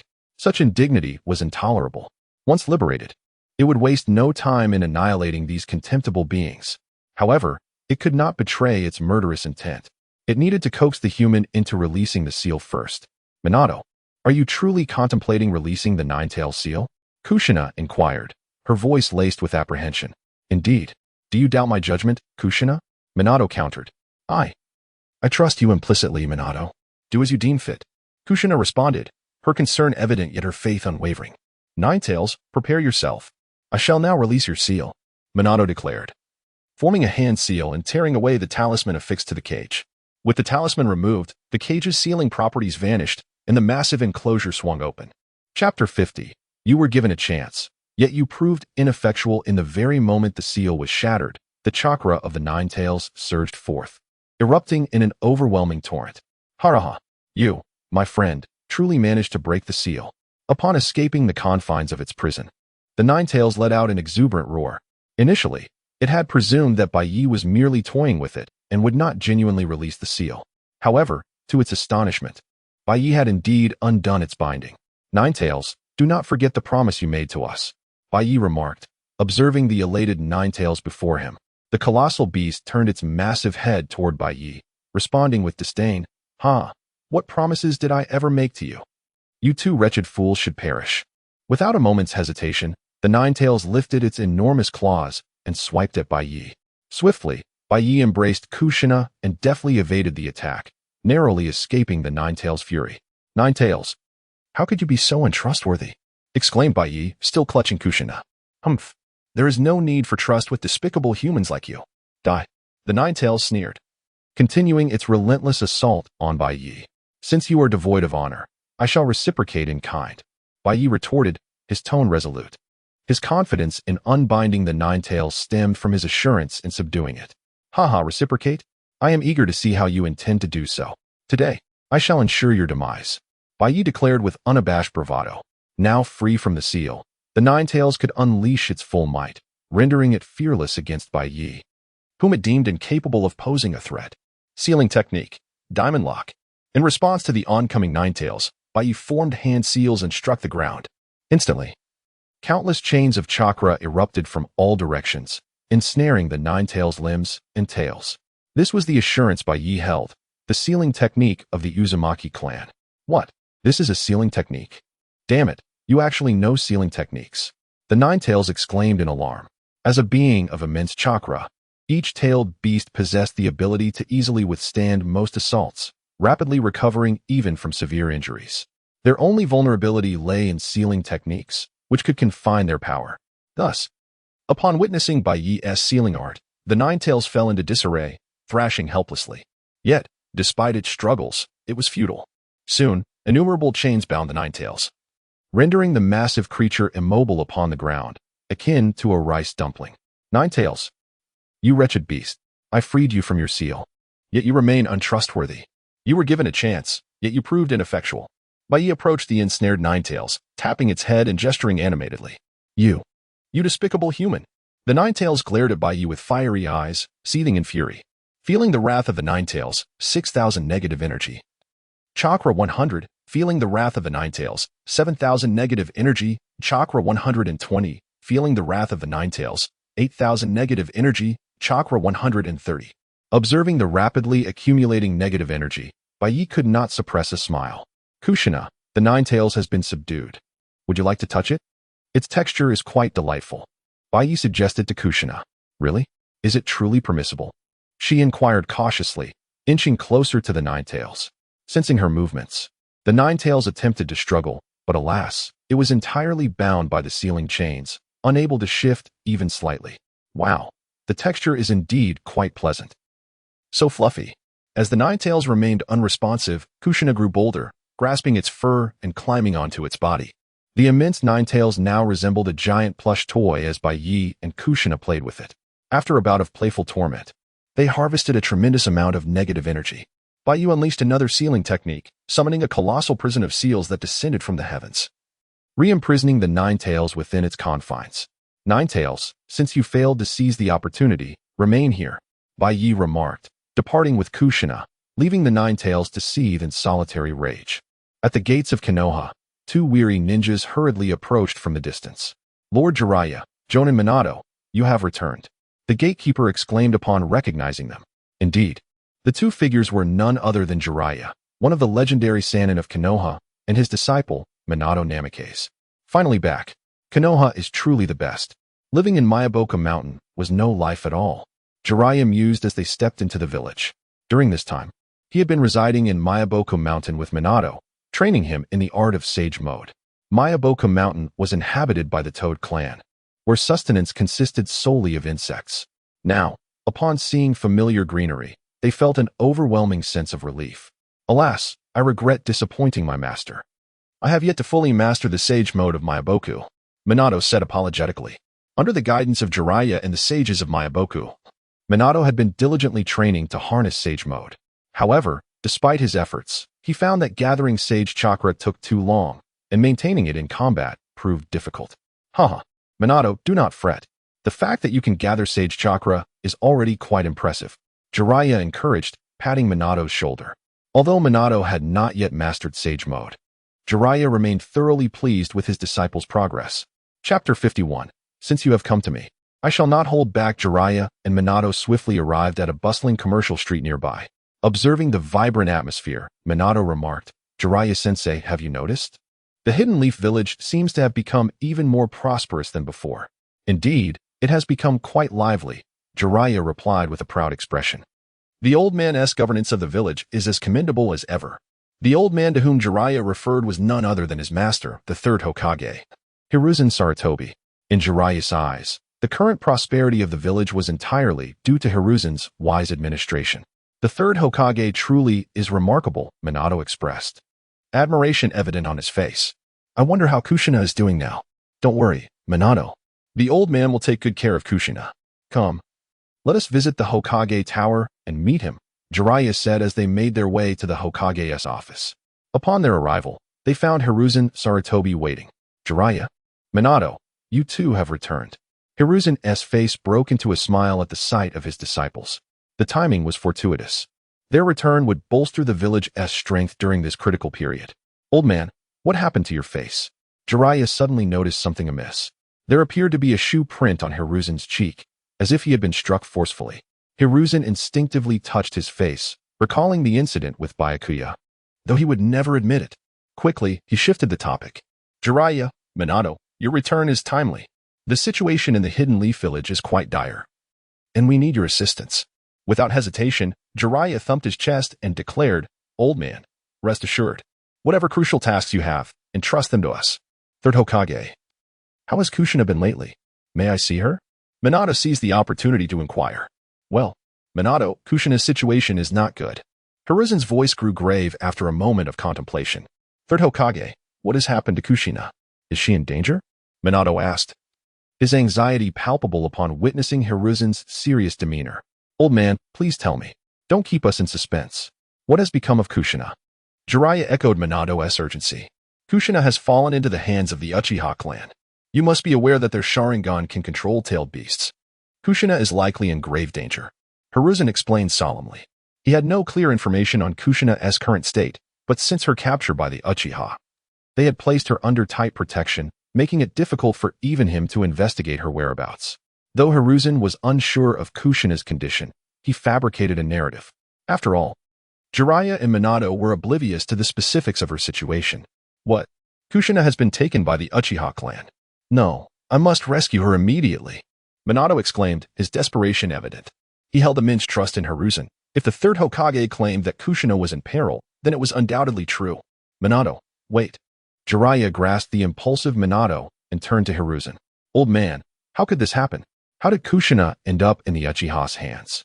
"Well, recently, the Hidden Leaf village has undergone significant turmoil. The Uchiha clan, along with the police force, attempted a coup d'etat. I had to exert considerable effort to suppress them and maintain stability in the village." Hiruzen recounted, his expression unwavering. In truth, Hiruzen had barely escaped Byakuya's assault, and it was he who had been forced to flee. Yet, in his narrative, it appeared as if he had triumphed over Byakuya and quelled the police force's uprising. Jiraiya and Minato, however, believed Hiruzen's words wholeheartedly. Upon hearing Hiruzen's account, both Jiraiya and Minato were filled with disdain for the Uchiha clan. "Given that the Uchiha are attempting a coup, I must rescue Kushina at all costs." Minato thought to himself, imagining Kushina imprisoned in a hidden laboratory, subjected to relentless torment in pursuit of the Nine-Tails' power. Without a moment's hesitation, Minato dashed away from the Hokage's office. "Minato, I'm coming with you. The audacity of the Uchiha clan is intolerable." Jiraiya swiftly followed suit. Their speeds were remarkable, and they soon arrived at the Uchiha clan's stronghold. "Who goes there?" "Halt. This is the Uchiha clan's territory." Uchiha ninjas quickly intercepted them. "Ah, it is Lord Jiraiya and Jonin Minato. We are honored by your presence. What brings you to the Uchiha clan?" The Uchiha ninjas recognized their esteemed visitors. "I wish to see Uchiha Byakuya," Jiraiya stated assertively. Understanding the current circumstances, Jiraiya knew that the Uchiha clan was now completely under Byakuya's command, and Kushina had fallen into his grasp. "To see our leader, please wait a moment." An Uchiha ninja promptly relayed their request to Byakuya. Jiraiya and Minato wish to see me. They must be here for Kushina," Byakuya mused, recognizing the significance of their presence. As one of the legendary Sannin and the future fourth Hokage, they surely possessed valuable resources. Since they had come to him willingly, he would not hold back. Byakuya viewed Jiraiya and Minato as ripe fruit ready for the picking, hoping to extract powerful techniques or negative energy from them. At this moment, Minato anxiously awaited at the entrance of the Uchiha stronghold. The thought of Kushina suffering at the hands of the Uchiha clan tormented his heart. "Minato, fret not. I will certainly help you rescue Kushina," Jiraiya reassured him, observing Minato's distress. "Thank you, Jiraiya-sensei." Minato managed a faint smile upon hearing Jiraiya's comforting words.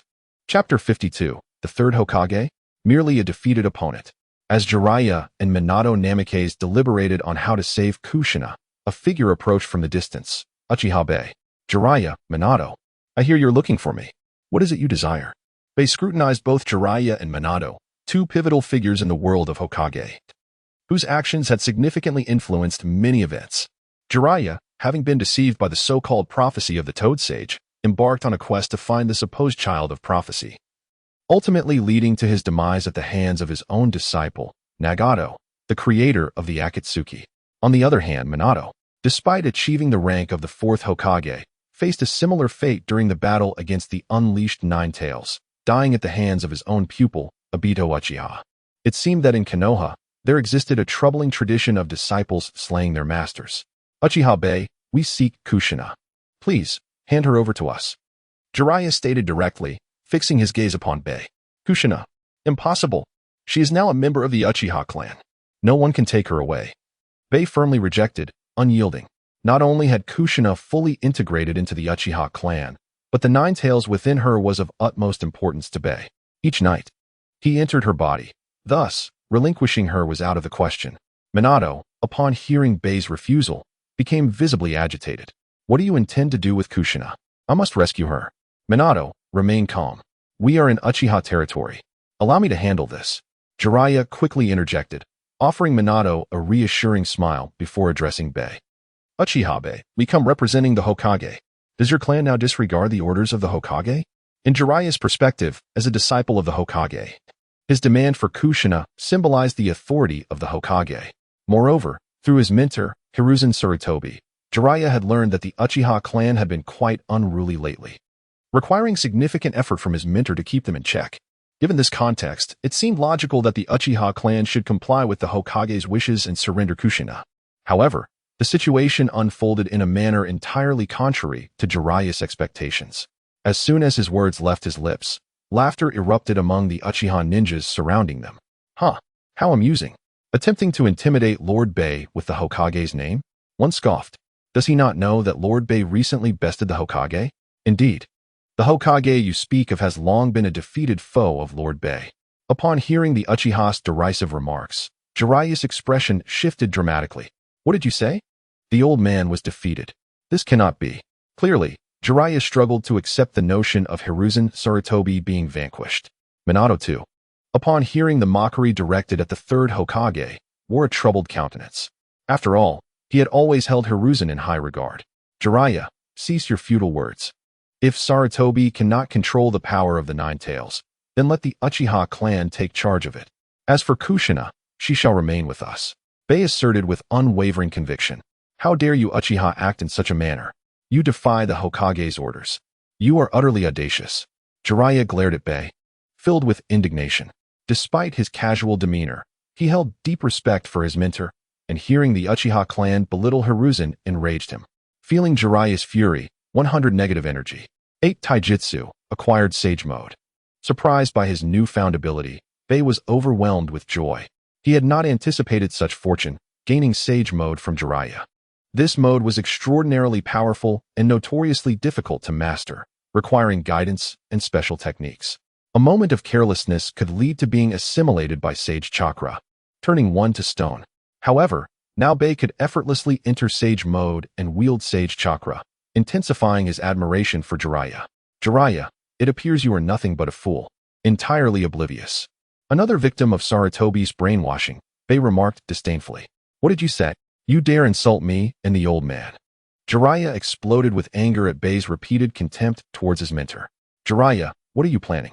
Do you intend to act recklessly within Uchiha territory? Baiye glared menacingly at Jiraiya. Upon Baiye's command, Uchiha ninjas swiftly drew their kunai, their sharp blades aimed at Jiraiya and Nagato, ready to strike at the slightest movement. Teacher, what should we do now?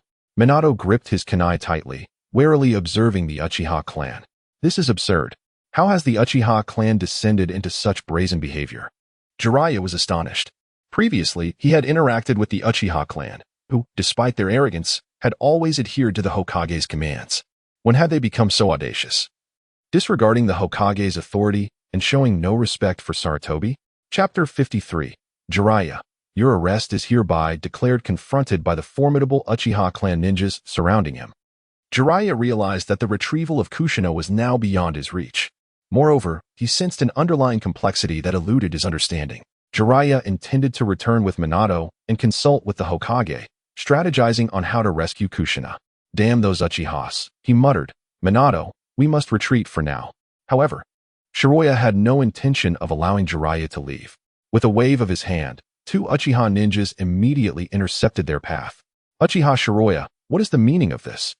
Jiraiya questioned, his brow furrowed as he glared at Shiroya. Minato Namikaze, you are free to depart, Shiroya announced. As for Jiraiya, by the authority vested in the Konoha military police force, you are under arrest. Arrest me, Jiraiya exclaimed, indignation surging within him. On what grounds do you arrest me?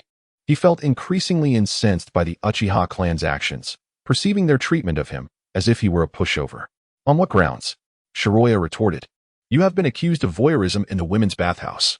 Is that sufficient? Upon hearing Shiroya's words, Jiraiya's expression froze. He was indeed guilty of the offense, having committed it on multiple occasions. Do you possess any evidence? Jiraiya questioned, attempting to feign innocence. Evidence is it? Once you are in custody, we shall ensure an abundance of evidence is prepared, Shiroya replied. Take him into custody. At Shiroya's command, the Konoha military police force ninjas advanced to apprehend Jiraiya.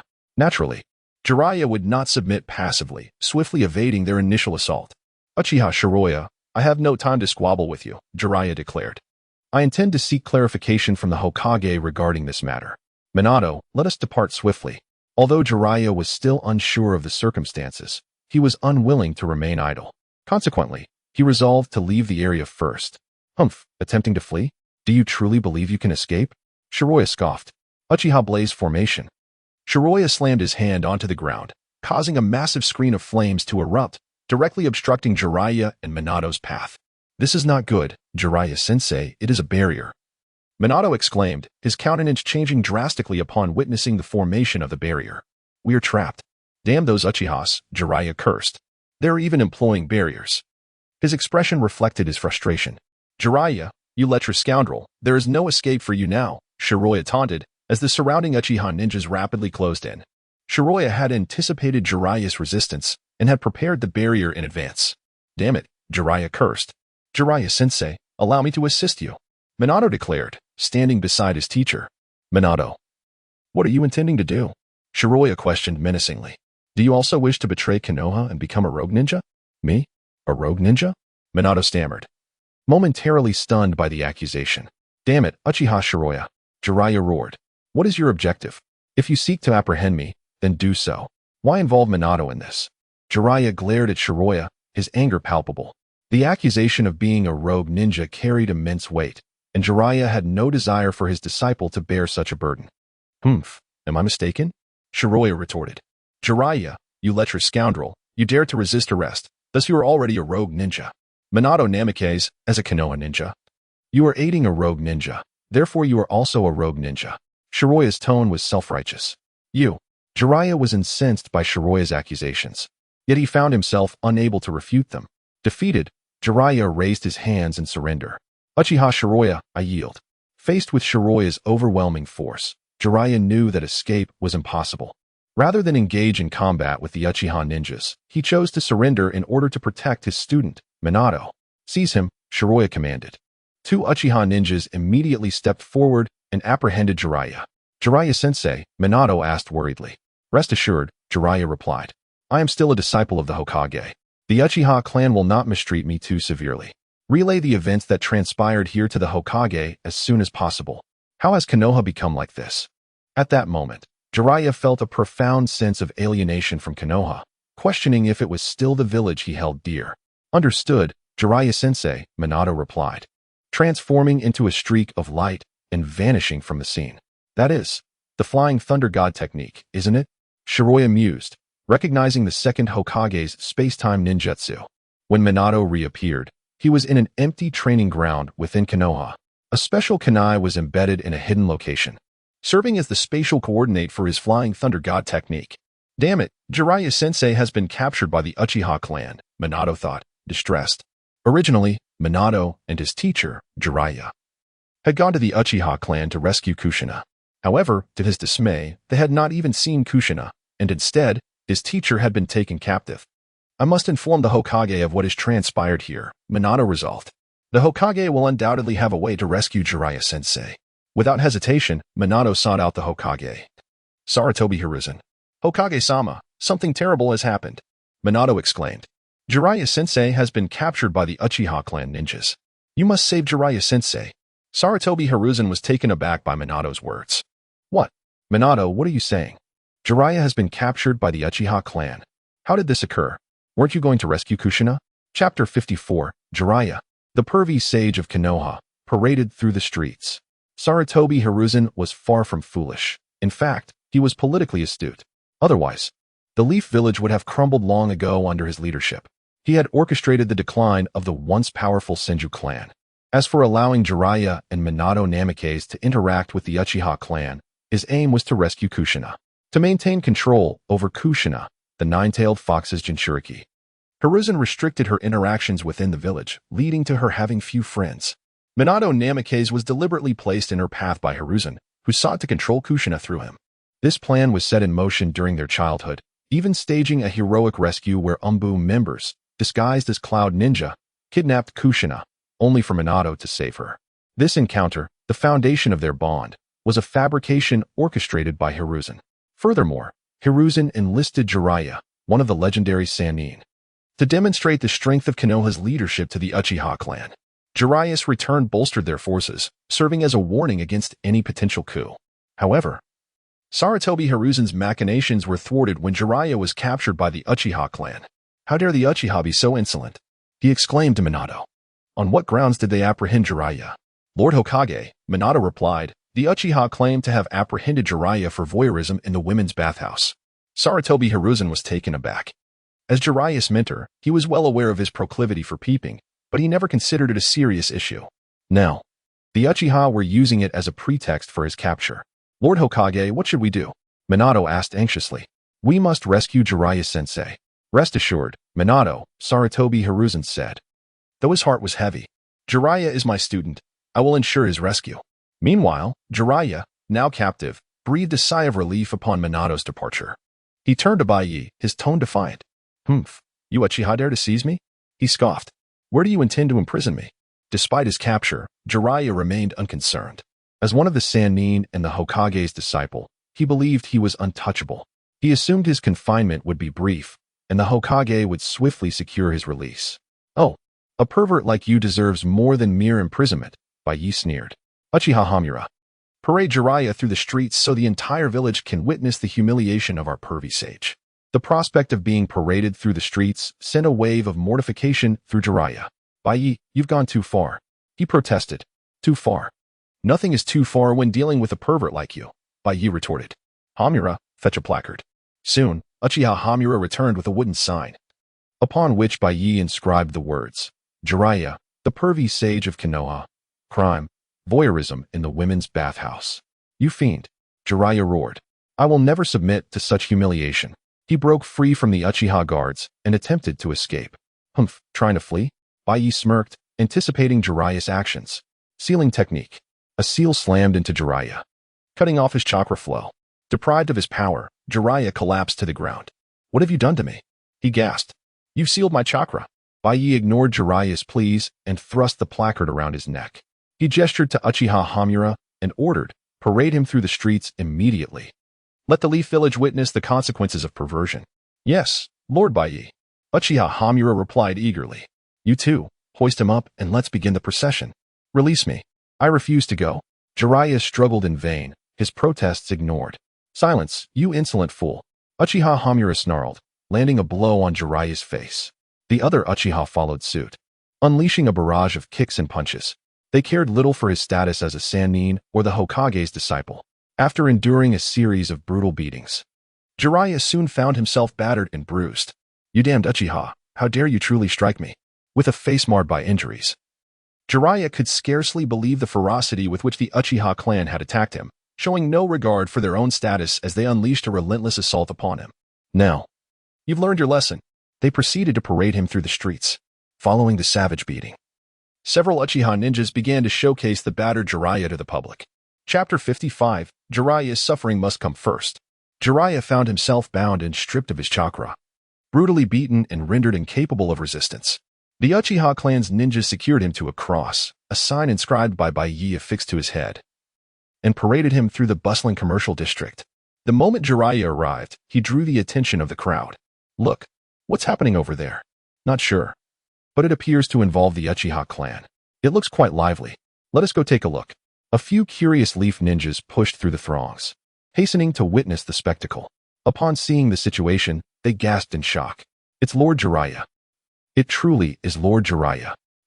What business do you Uchiha ninjas have treating him this way?" These leaf ninjas, having previously accompanied Jiraiya on various missions and benefited from his guidance, were now incensed to see him captured by the Uchiha. One individual even unsheathed a kunai, ready to rescue him. "Humph, what do you think you're doing? How dare you release a significant criminal from the leaf?" Uchiha confronted them with a menacing tone. A criminal? How could that be possible? Lord Jiraiya could never be a criminal. Indeed, he is the Hokage's disciple. He cannot be a criminal. Are you Uchiha mistaken? Clearly, they refused to accept that Jiraiya could be a criminal in the village. After all, he was the apprentice of the Hokage. And how could the Hokage's disciple ever be guilty? We Uchiha cannot be mistaken. Jiraiya has repeatedly spied on women's baths, and the evidence is irrefutable. What else do you have to say? Uchiha stated, locking eyes with the Leaf Ninjas. The Leaf Ninjas fell silent at Uchiha's declaration. Had the accusations been of another nature, they might have refuted them, for they could not fathom Jiraiya engaging in acts detrimental to the village. However, spying on women's baths? This was an allegation they could not contest. For anyone familiar with Jiraiya knew such behavior was indeed within his character. Even if Jiraiya did spy on the baths, must it come to this? Yes. They attempted to advocate for Jiraiya, but Uchiha interrupted them. What are you saying? Our security team is here to protect the leaf and uphold the will of fire. Anyone who dares defy that will face our wrath, regardless of who they are. Even if they are the Hokage's apprentice. If they err, we will show no mercy. Uchiha's words evoked cheers from the surrounding villagers. Well said. Excellent. Truly the Uchiha clan's ninjas. Well done, security team. I detest lecherous men. Who would have thought one of the legendary three would stoop to such depths? I had heard of Jiraiya's lewdness, but never imagined he would do this. How dare he spy? Ladies, let us teach this scoundrel a lesson. A few plump women rushed forward, unleashing their fury upon Jiraiya. With his chakra sealed and bound, he could make no defense.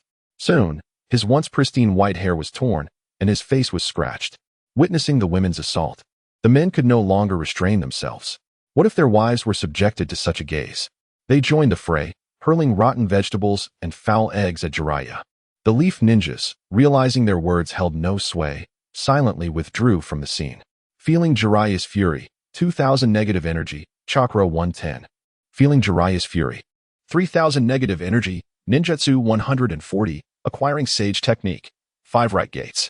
Feeling Jiraiya's fury, 2000 negative energy, illusion technique 170, acquiring sage technique, 1000 needles. Observing this chaos from a distance, Baiye smiled at the surging negative energy. Indeed, quite delightful to have acquired several sage techniques. Feeling Sarutobi Hiruzen's fury, 300 negative energy, taijutsu 20. Negative energy from Sarutobi Hiruzen. Baiye gazed toward the Hokage's building. Noticing Hiruzen watching the unfolding scene through the window. Upon spotting Baiye, Hiruzen's eyes flared with indignation. Sarutobi Hiruzen, allow me to add some spice to your day. Baiye produced a kunai, aiming it at the paraded Jiraiya. Who threw that kunai? Jiraiya yelped as the weapon embedded itself perilously close to him. Although the vegetables and eggs were merely humiliating, a kunai was lethal. With his chakra sealed and bound, Jiraiya was effectively a living target. To take his life would not be a challenge. Even Hiruzen, witnessing Baiye's actions from the Hokage's building, was taken aback and retreated with a furious snort. Feeling Sarutobi Hiruzen's fury, for 100 negative energy, taijutsu 20. Feeling Sarutobi Hiruzen's fury, 500 negative energy, ninjutsu 25. Feeling Sarutobi Hiruzen's fury, 600 negative energy, illusion technique 30. This is simply too amusing. Baiye laughed heartily, reveling in Hiruzen's ire. Meanwhile, at the Hokage's office, Minato Namikaze watched his mentor being paraded, his anxiety palpable. Hokage-sama, we must rescue Lord Jiraiya at once. Yet, Sarutobi Hiruzen shook his head at Minato's plea. Had Jiraiya been imprisoned, Hiruzen would have spared no effort to free him. However, the situation was different. Jiraiya was being publicly humiliated, and as Hokage, Hiruzen could not intervene. With Baiye's rise, Hiruzen's reputation had already suffered. If he were to step in now, Baiye would undoubtedly seize the opportunity to undermine him further. He had no desire to see his standing further tarnished. For the sake of his own reputation, he could only allow Jiraiya to endure this trial. Perhaps this would teach Jiraiya a lasting lesson. As a ninja, one should not indulge in frivolous pursuits every day. Hiruzen mused, discreetly stowing away the crystal ball on the desk. Chapter 56. Preparing for the Third Ninja War after a public humiliation, Jiraiya found himself imprisoned in the guard's dungeon. In the dead of night, a yellow-haired boy stealthily infiltrated the Uchiha clan's stronghold. This individual was none other than Minato Namikaze. During the day, he had been unable to rescue his mentor, Jiraiya. and could only watch him paraded in disgrace. Now, under the cover of darkness, he intended to free his teacher, utilizing the formidable space-time technique known as Flying Thunder God. Minato effortlessly entered the guard's dungeon without alerting anyone. In the pitch-black confines of the prison, he groped his way until he finally stood before the cell that contained Jiraiya. "Sensei, are you all right?" Minato whispered, gazing at Jiraiya within the cell. "Minato, what are you doing here? It's dangerous." Jiraiya responded, astonished by Minato's unexpected appearance. "Don't worry, Sensei. I came in using Flying Thunder God. No one noticed me." Minato replied confidently, just as he prepared to pick the lock. Suddenly, the dim dungeon was flooded with light. "Ah, Minato, so you intend to become a rogue ninja after all." Numerous Uchiha clan ninjas emerged from the shadows. "Not good. It's a trap." Minato realized he had been deceived, and he attempted to activate Flying Thunder God to escape. Unfortunately, despite his efforts, the technique failed him in that moment. It dawned on him that the prison was surrounded by countless ceiling inscriptions. Knowing that Minato possessed the Flying Thunder God technique, the Uchiha clan had taken precautions. They had established barriers around the prison, and once Minato entered the cell, they activated the seals, rendering all space-time ninjutsu ineffective.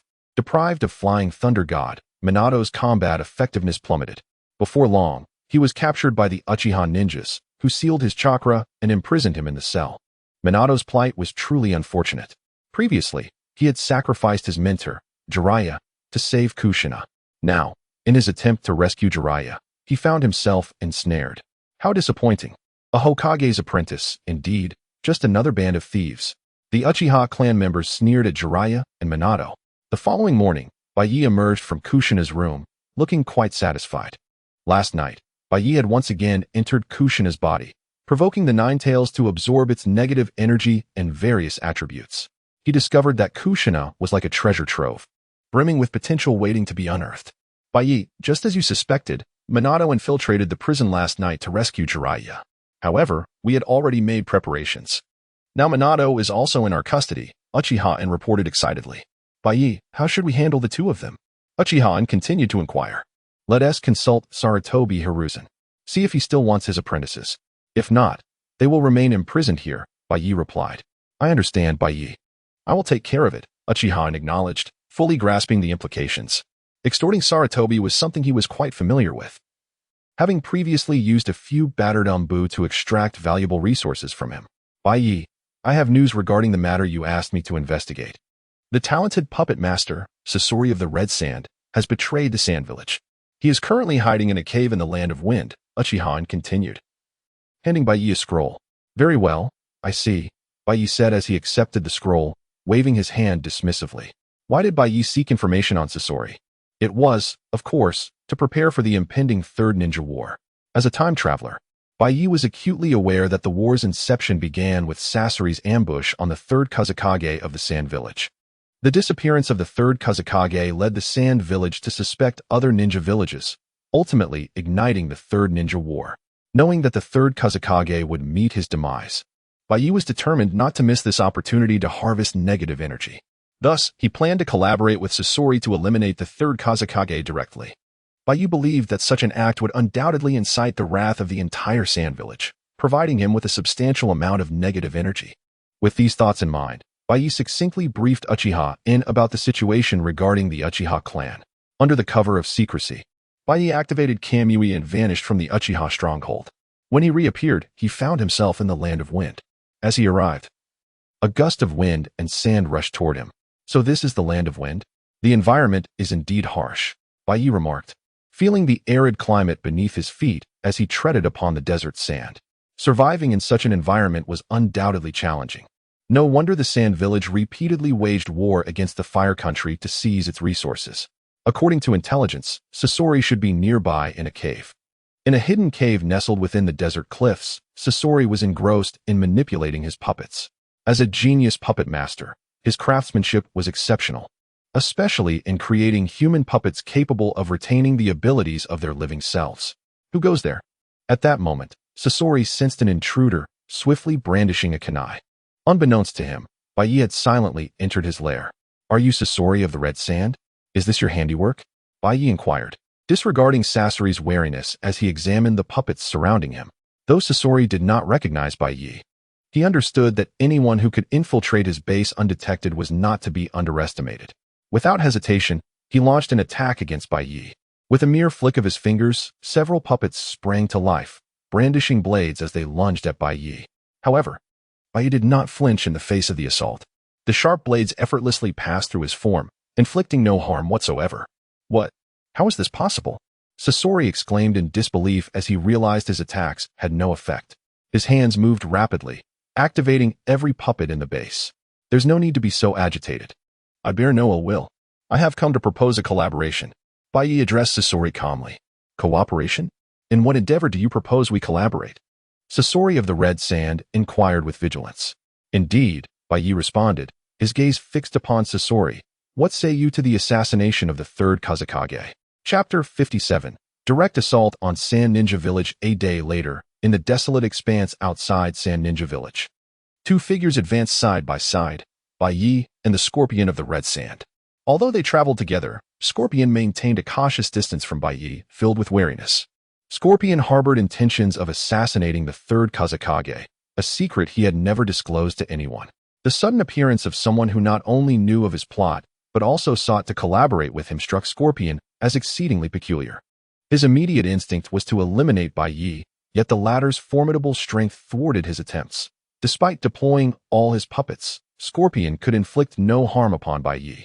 With no other option, Scorpion reluctantly acquiesced to Baiye's request for cooperation, albeit remaining vigilant throughout their journey. Their pace quickened, and soon a vast village came into view. We have arrived. This is Sand Ninja Village. To slay the third Kazekage, we must first draw him out. Scorpion remarked while manipulating his puppets. Draw him out? No need. We shall launch a direct assault, Baiye declared boldly. His intent to eliminate the third Kazekage was driven by a desire for negative energy, which could be maximized by inciting the fury of the entire Sand Ninja Village. Thus, Baiye planned to confront the Kazekage within the village, ensuring that all witnesses would behold their leader's demise. Are you jesting? Sand Ninja Village is one of the 5 great ninja villages, teeming with formidable ninjas. If we are besieged, it could spell disaster. Scorpion queried, astonished. As a trader from Sand Ninja Village, he understood its strength better than anyone. Despite his confidence in his puppet technique, being ensnared within the village's defenses would pose significant challenges. Consequently, Scorpion had devised a meticulous plan to draw the Kazekage out of the village. Are you afraid? If so, remain here. I shall advance, Baiye retorted nonchalantly, donning a mask before striding toward Sand Ninja Village. This fellow, does he possess unwavering confidence in his strength, or is he simply reckless? Observing Baiye's audacity, Scorpion furrowed his brow and stealthily followed suit. As Baiye approached the village gates, 2 sand ninjas obstructed his path. Halt! Who are you? What brings you to Sand Ninja Village? With a smirk, Baiye replied, I come to slay your third Kazekage. What? You fool! Do you seek death by uttering such words? The 2 sand ninjas, momentarily taken aback, quickly erupted in rage. You too shall be the ones to perish. Fire release. Great fire dragon technique.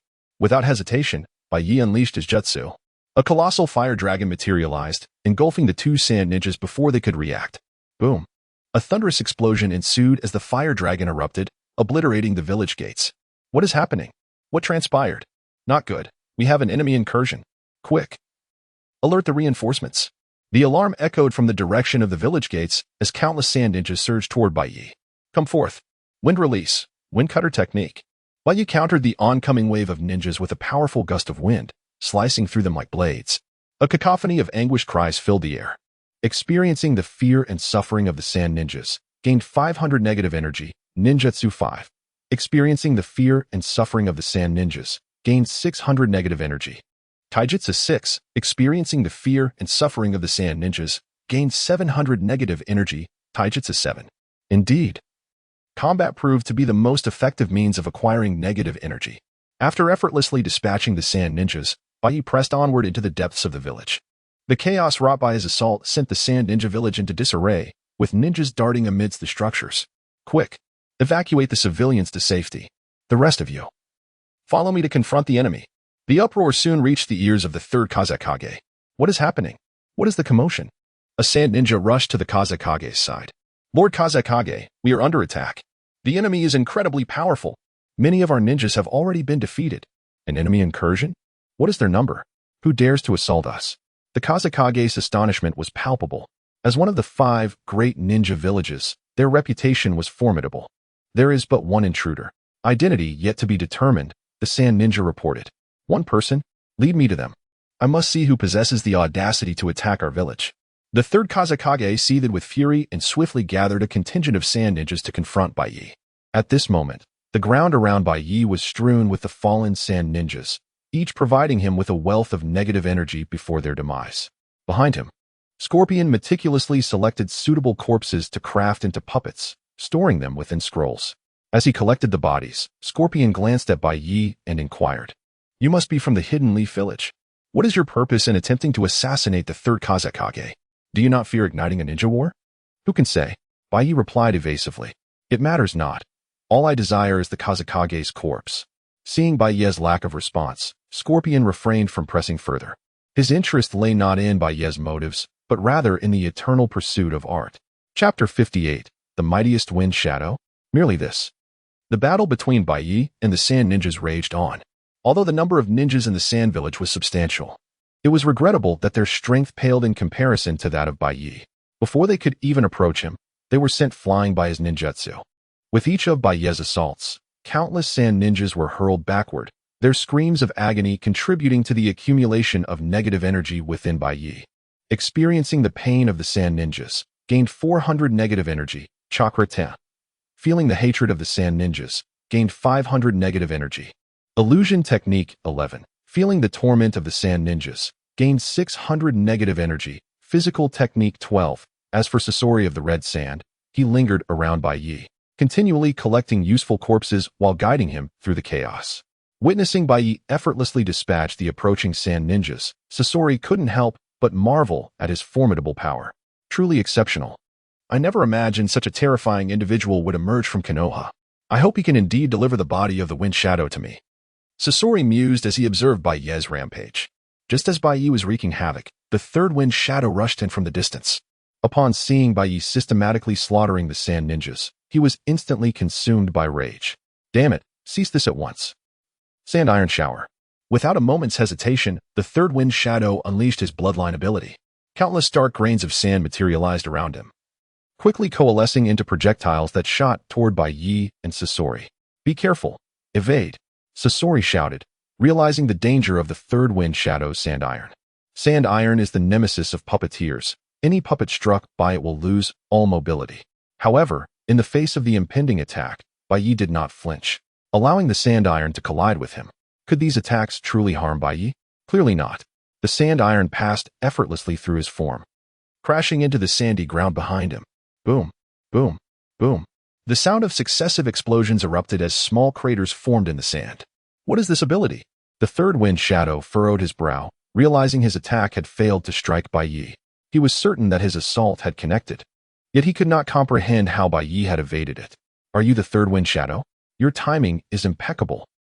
Prepare to meet your end," Baiye declared, targeting the Wind Shadow directly. "Humph, today shall mark your demise." The third Wind Shadow seethed with fury as he faced the approaching Baiye. As the Wind Shadow of the Sand Village, he was reputed to be the most powerful. It was customary for others to show him respect, even those from other villages. Yet here was someone who dared to assault the Sand Village alone, slaughtering numerous sand ninjas while audaciously proclaiming his intent to kill the Wind Shadow himself. Such insolence was utterly intolerable. Enraged, the Wind Shadow unleashed his bloodline ability, Magnet Release. The sand iron around him levitated once more, encircling the third Wind Shadow. Sand Iron Spikes. Under his command, countless shards of sand rapidly formed into lethal spikes, hurtling toward Baiye. Fire Release. Great Fire Dragon Technique. In response to the oncoming barrage, Baiye conjured a fire jutsu. A searing fire dragon roared forth, its intense heat melting the sand iron into molten metal that dripped to the ground. What? Such formidable fire release. It can melt my sand iron. The third Wind Shadow gasped in astonishment at Baiye's display of power, but his surprise was far from over. Wind Release. Wind Cutter Technique. At that moment, Baiye unleashed another jutsu. A fierce wind blade surged toward the Wind Shadow with alarming speed. Sand Iron Shield. The third Wind Shadow reacted swiftly, conjuring a shield of sand to defend against the attack. Yet, could this truly withstand Baiye's onslaught? Evidently not. With a tearing sound, the wind blade sliced through the sand iron shield with ease, continuing its relentless assault toward the third wind shadow. What? How is this possible? The third wind shadow was taken aback as he watched his shield crumble. As a seasoned wind shadow, he moved quickly to evade, but it was too late. The wind blade severed his right arm, a surge of agony prompting a pained scream from him. Ah, my arm. The wind shadow stared in disbelief at the severed limb. He struggled to comprehend how an ordinary wind technique could possess such overwhelming power, easily obliterating his sand iron. Ordinary wind blades would indeed struggle against the wind shadow's sand iron. However, the jutsu Baiye had unleashed was far from ordinary. Under the influence of his ocular technique, Butsuyuhan, even a basic C-rank jutsu could unleash terrifying might. What was perceived as a mere wind technique transformed into a formidable force capable of shattering the third wind shadow's bloodline limit of magnet release sand iron. Is this the extent of the wind shadow's power? Merely this. You may now face your demise. Baiye scoffed at the third wind shadow. Do not underestimate the strength of the wind shadow. Enraged, the third wind shadow retaliated with his most powerful attack.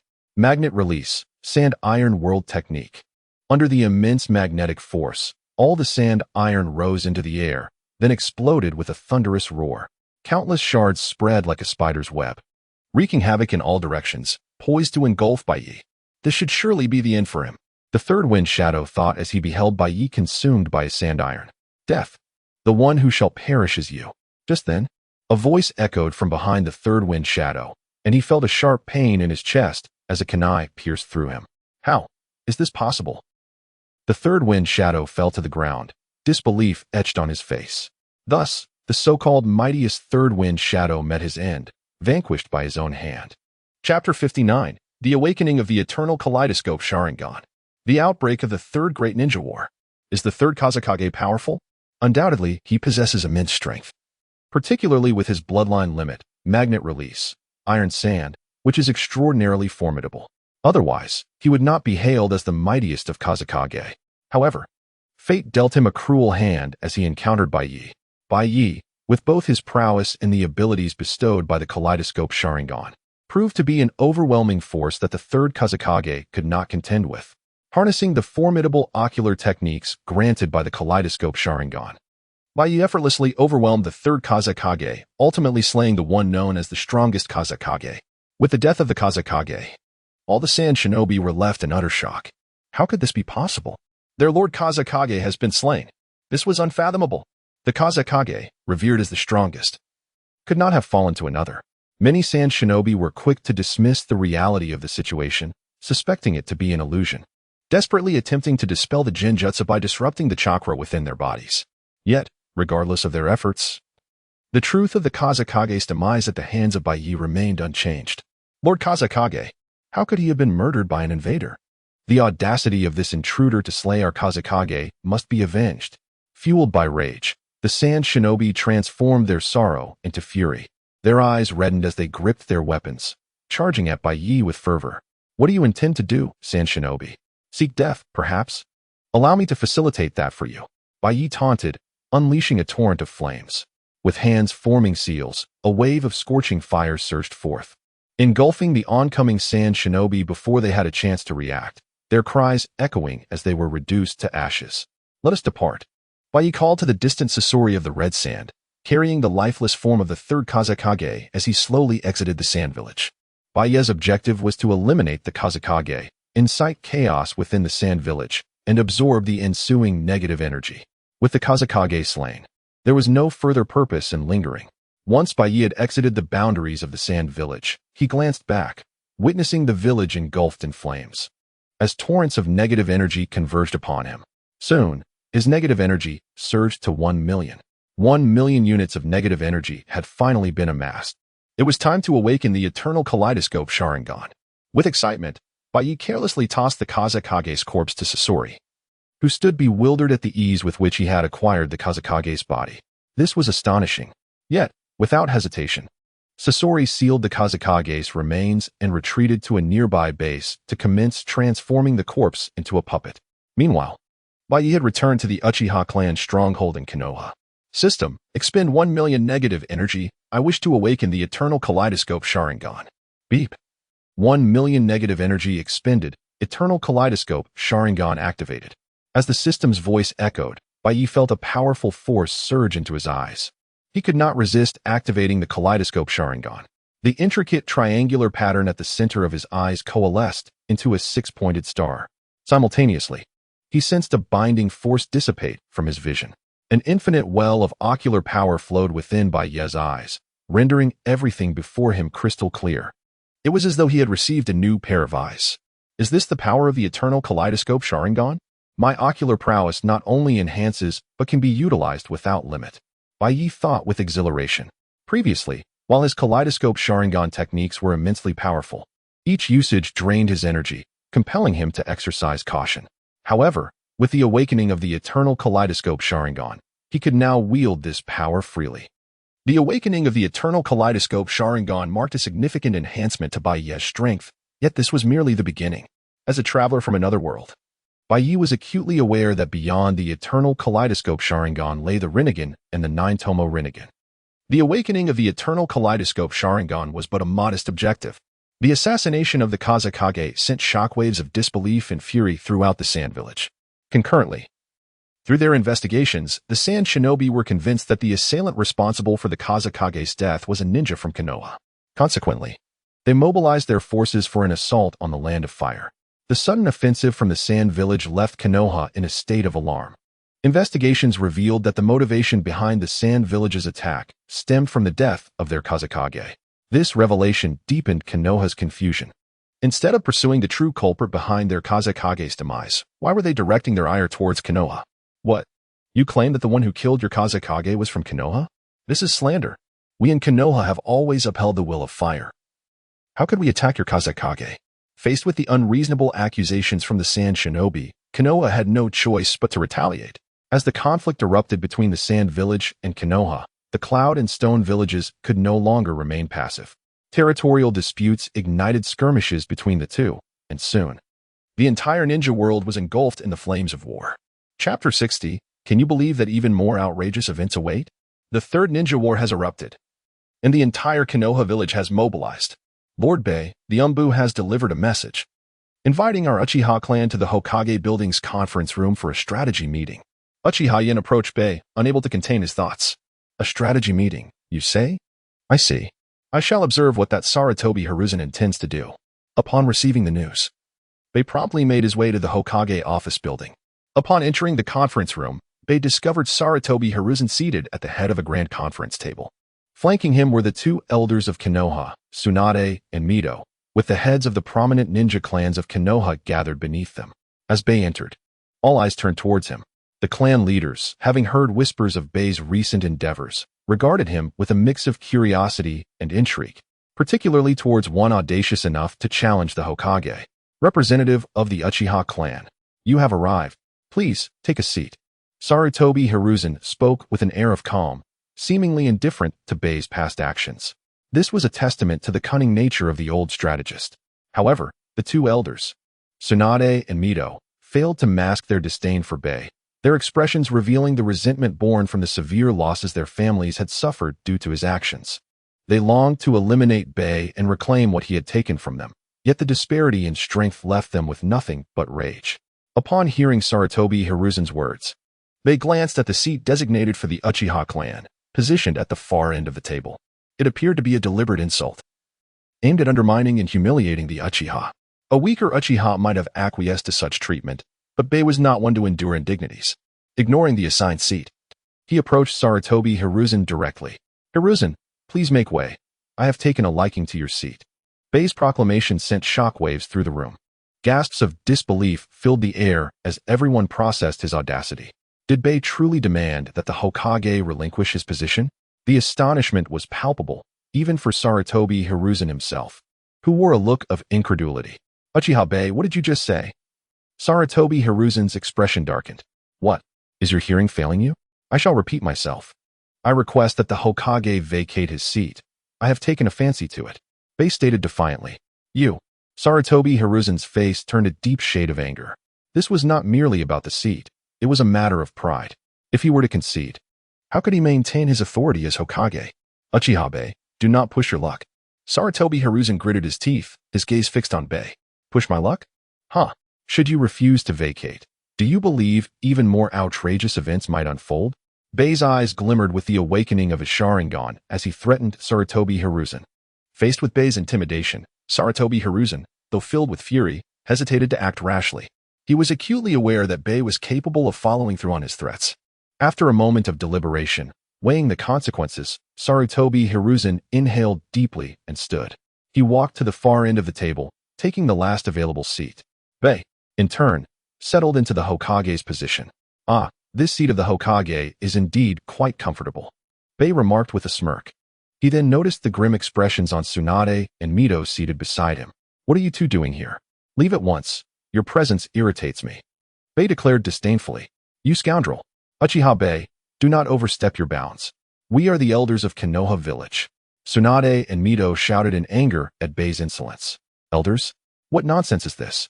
Is there even such a title in Konoha? Will you leave on your own, or shall I assist you in departing? Bei scoffed at them. How dare you? Guards. Umbu. Where are the Umbu? Seize this impudent fool. Tsunade and Mito yelled, seeking to summon aid. Ah. So you do not intend to leave voluntarily? Very well, I shall assist you. Bei retorted without hesitation, raising a hand to strike them. Smack. Smack. Two resounding slaps echoed as Tsunade and Mito were sent sprawling to the ground. You dare strike us. This is utterly outrageous. They lay on the floor, clutching their swollen faces, astonished at Bei's audacity. Outrageous? Do you believe there are even more outrageous things to come? Bei glared at them, his tone menacing. You. Tsunade and Mito trembled with rage, pointing accusingly at Bei. Just then, two Umbu members entered the conference room, drawn by the commotion. Hokage, we are unaware of what has transpired here. As the Umbu appeared, Tsunade and Mito prepared to protest, but were interrupted by Sarutobi Hiruzen. Umbu, the elders have been injured. Please escort them to the hospital. Upon hearing Sarutobi Hiruzen's command, the Umbu, though perplexed, assisted Tsunade and Mito from the floor. You scoundrel. We are not injured. They protested. Umbu, apprehend Bei. Tsunade and Mito attempted to regain their composure. However, Sarutobi Hiruzen interjected firmly. Tsunade, Mito, cease your outbursts. Chapter 61, Lord Hokage. Are you afraid? Sarutobi Hiruzen was acutely aware that they had lost face today. Their current task was to find a way to restore their dignity. Yet, the relentless demeanor of Uzumaki Koharu and Mito Kamen was baffling. Did they not feel embarrassed enough? Of course, Hiruzen did not wish to eliminate Shiroya, but the latter's strength was formidable. To rashly unleash the Umbu against him would not only fail to resolve the situation, but would lead to even greater humiliation. Feeling Hiruzen's gaze upon them, the two elders were reluctant, yet followed the Umbu out. Though they were esteemed members of Konoha's council, they usually took their cues from Hiruzen. Upon their exit, an eerie atmosphere enveloped the conference room.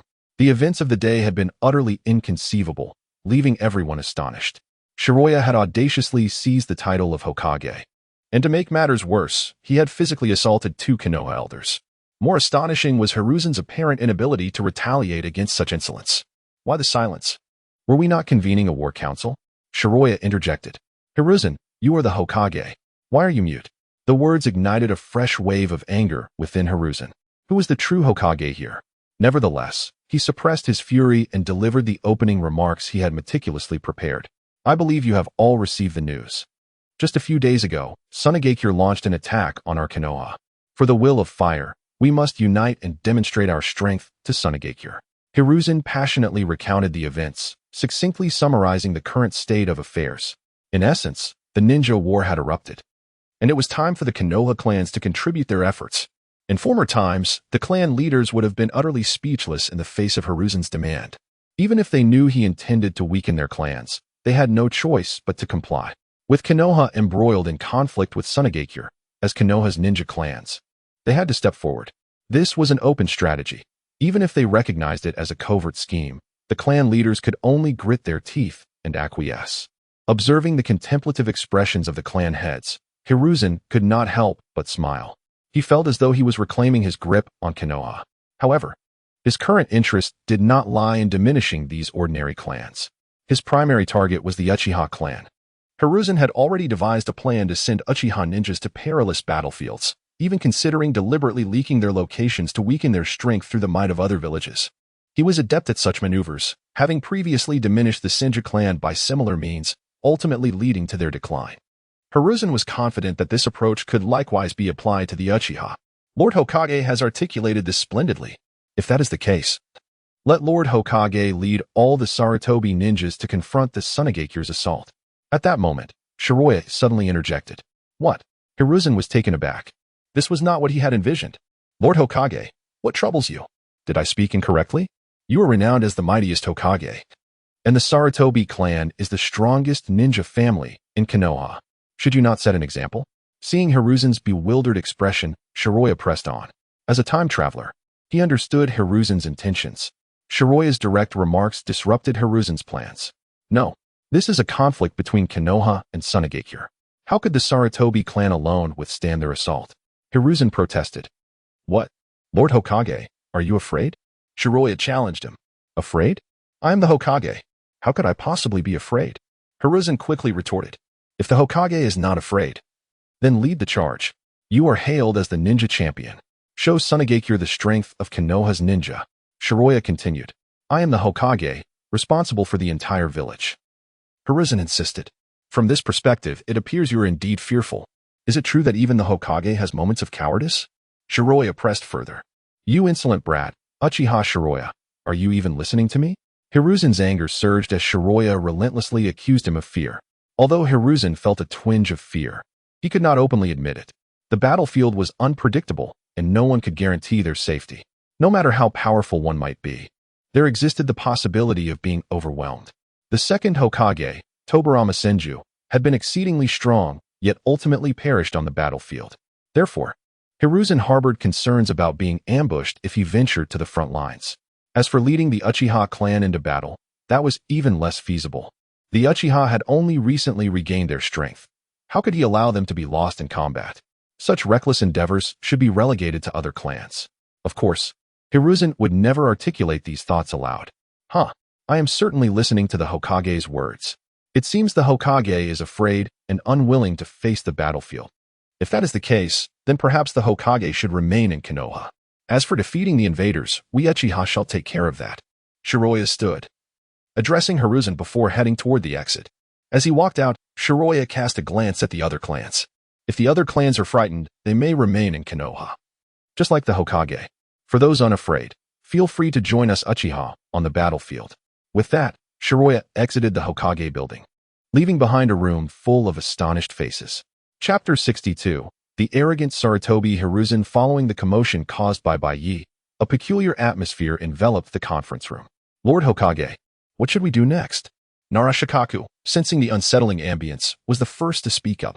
Well, it seems the Uchiha clan intends to take on the primary assault in this upcoming ninja war. In that case, let the Uchiha clan handle the direct confrontation. As for the battles in other areas, I will delegate the tasks to each of your clans. Sarutobi Hiruzen replied with a smile, appearing unperturbed by Baiye's audacity. Although Baiye's arrogance had indeed embarrassed him, Hiruzen's objectives had been met. Since the Uchiha clan desired to engage in combat with the Sand Shinobi, he entrusted them entirely with the responsibility of the conflict. The Uchiha clan would undoubtedly suffer significant losses in the face of the Sand Shinobi's ferocious onslaught. At that point, they would be at his mercy. Compared to weakening the Uchiha clan, losing a little face seemed trivial. Hiruzen never considered whether the Uchiha clan could defeat the entirety of the Sand Shinobi village. After all, this was a ninja war. All the ninjas from the Sand Shinobi village were launching an assault on Konoha. Such intense combat was beyond the capacity of a single clan to manage. Even with the formidable strength of the Uchiha clan and Baiye's activation of the Manjiki Sharingan, Hiruzen doubted they could withstand the full-scale invasion from the Sand Shinobi village. Understood, Lord Hokage. We will take our leave now. It is time to prepare. Upon hearing Hiruzen's response, the leaders of the various ninja clans bid their farewells. They needed to ready themselves for the imminent battle. Shikaku, please convey the current battlefield situation to the Uchiha clan. Sarutobi Hiruzen handed a scroll to Narashikaku. Yes. Shikaku accepted the scroll but couldn't help but inquire, Lord Hokage, are you truly entrusting the battle to the Uchiha clan? This is the entire Sand Shinobi village's offensive. A moment's negligence could lead to irreparable losses. After contemplating Shikaku's words for a moment, Hiruzen replied. You are correct. We must exercise caution. What do you propose? The Nara clan had long been renowned for their exceptional intellect. Thus, As the current leader of the Nara clan, Shikaku not only served as a Jonin captain but also acted as Konoha's strategist. Whenever Hiruzen faced significant dilemmas, he often sought Shikaku's counsel. Lord Hokage, it would be prudent to dispatch a few ninjas to act alongside the Uchiha clan. This way, if any issues arise on the battlefield, we can respond immediately, Shikaku suggested thoughtfully. Ah, that is a sound proposal. Who should accompany the Uchiha clan? Hiruzen pondered aloud. You must be aware that the Uchiha clan is not easy to work with. Hiruzen concurred with Shikaku's assessment. However, deciding who should accompany the Uchiha clan posed a challenge. Those sent alongside the Uchiha must be utterly trustworthy and should not raise the clan's suspicions. This was indeed a delicate matter. Lord Hokage, our Inoshikacho trio can take on this task. Shikaku volunteered. Upon hearing Shikaku's words, Akimichi Chza and Yamanaka and Noichi exchanged glances in surprise, but quickly affirmed, Shikaku is right. We Inoshikacho can handle this mission. Yes, we are capable. Hiruzen regarded the three clans momentarily, then replied after a brief reflection, very well. In that case, I entrust this task to your Inoshikacho trio. He held a degree of trust in these three families, deeming them well-suited for the assignment. Lord Hokage, we assure you we will complete the task. The trio responded in unison. Once they returned to their clan's residence, Akimichi Chza could no longer contain his curiosity and asked, Shikaku, what are you thinking? Why are we accepting this mission? This is far too dangerous. It is clearly a scheme targeting the Uchiha clan. Yamanaka and Noichi also expressed his confusion. The Uchiha clan facing the Sand Shinobi's onslaught alone seemed an endeavor destined for failure. Anyone could discern that this was a plot by Hiruzen aimed at the Uchiha clan. They were baffled as to why Shikaku would accept a mission that was evidently a losing proposition. What do you think of Uchiha Baiye? Shikaku inquired. Baiye. He is an arrogant fellow. Yamanaka and Noichi quickly responded. Indeed, Uchiha Baiye is excessively arrogant, showing no respect for the Hokage. Chza added in agreement. You are both correct. Baiye is undeniably arrogant. Yet, it is peculiar that such a brazen individual has never faced retribution. Conversely, it seems the higher-ups in Konoha have continually suffered setbacks at his hands. Shikaku remarked. Oh, is that so? The Uchiha clan's recent behavior has indeed been quite ostentatious. Upon hearing Shikaku's observations, both Chza and Inoichi recognized the oddity. Logically, someone as arrogant as Baiye should be subjected to the Hokage's suppression or even eliminated outright. However, what puzzled them was that Baiye, despite his arrogance, had not only avoided repression but had thrived. Shikaku, what is going on? Please enlighten us. Yes, what have you disowned? Chza and Inoichi pressed for clarity. Well, in this world, there are only two types of arrogant individuals. Those who are fools and those who possess confidence in their abilities. Clearly, Baiye is not a fool. Shikaku concluded. Are you suggesting that Baiye is confident in defeating the incoming Sand Shinobi? How could that be possible? This is an entire village's worth of ninjas. Yamanaka and Noichi and Akimichi Chza exclaimed in astonishment. Chapter 63. The Confidence Bestowed by the Eternal Kaleidoscope Sharingan. The Uchiha clan is undeniably formidable, particularly due to their powerful bloodline, the Sharingan. In one-on-one confrontations, few can triumph over the Uchiha ninjas. This prowess has led to the clan being regarded as the foremost noble house of Konoha. However, despite their strength, they now face the entirety of the Sand Village. Both Akimichi Chza and Yamanaka and Noichi do not believe the Uchiha possess the capability to contend with an entire ninja village. The idea of a single ninja clan challenging a whole village seems utterly implausible. Yet, what if the Uchiha actually succeeded? What if they were to repel the Sand's advances? Nara Shikaku pondered aloud. Such a victory would significantly alter the power dynamics within Konoha. The Uchiha would undoubtedly seek retribution against the village's higher-ups. Yamanaka and Noichi and Akimichi Chza's expressions grew grave. They were acutely aware of how the Konoha leadership had consistently suppressed the Uchiha clan, which had long been harboring grievances. They could easily envision that if the Uchiha were to repel the Sand's attack, their prestige in Konoha would soar to unprecedented heights. The likes of Sarutobi Hiruzen would find themselves severely diminished, and those families that had previously aligned with the Sarutobi clan would not fare any better. I understand now, Shikaku. You are attempting to forge an alliance with the Uchiha in advance, Yamanaka and Noichi realized, grasping Nara Shikaku's intent. This was a proactive measure to prepare for the impending upheaval within Konoha. If the Uchiha were to be defeated, They would merely need to report the situation regarding the Sand's assault to the Hokage as per their mission's requirements. Conversely, if the Uchiha emerged victorious, they must be ready. I have indeed prepared for both outcomes, Nara Shikaku declared. One scenario involves the Sand defeating the Uchiha, while the other envisions the Uchiha successfully countering the Sand's assault. Consequently, regardless of the upheaval that may occur in Konoha, their trio, the Nara, Akimichi, and Yamanaka clans, would ensure their survival.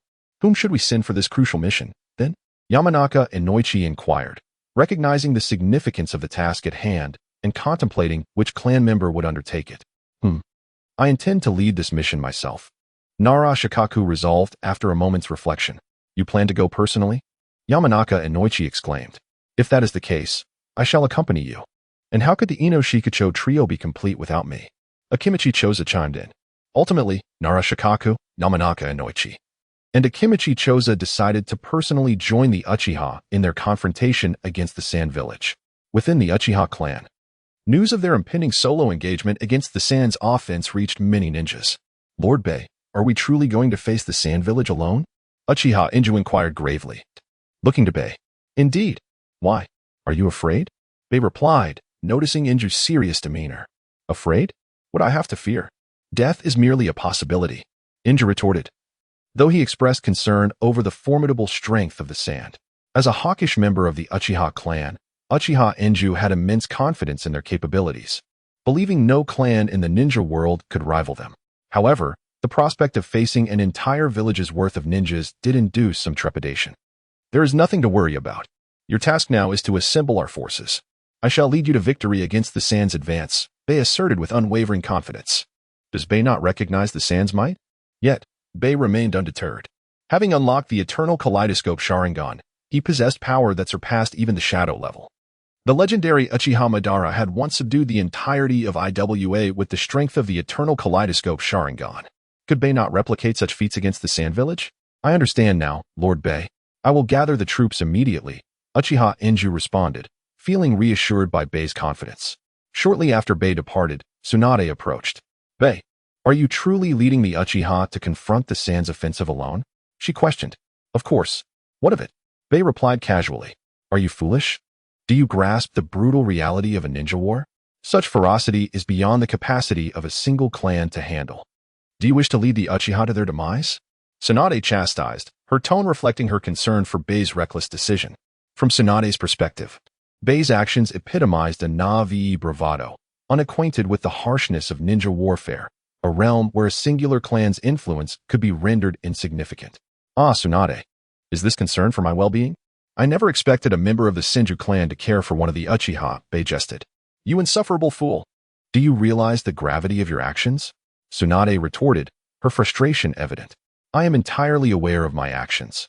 I am spearheading the resurgence of the Uchiha clan, Bey declared, his fist clenched with conviction. You truly leave me exasperated. Count me in for tomorrow's mission. Tsunade relented, exasperated yet resolute. Do you wish to join us in safeguarding the will of fire? Bey welcomed her, an air of optimism surrounding him. You shall take pride in today's decision. Humph. I merely wish to prevent your untimely demise, Tsunade remarked before departing. Chapter 64. Witness the power of the Uchiha clan. Early the following morning, at the entrance of Konoha village, countless ninjas from the Uchiha clan gathered. Baiye, can I really join the battle? Can I leave Konoha? Exclaimed Uzumaki Kushina with excitement.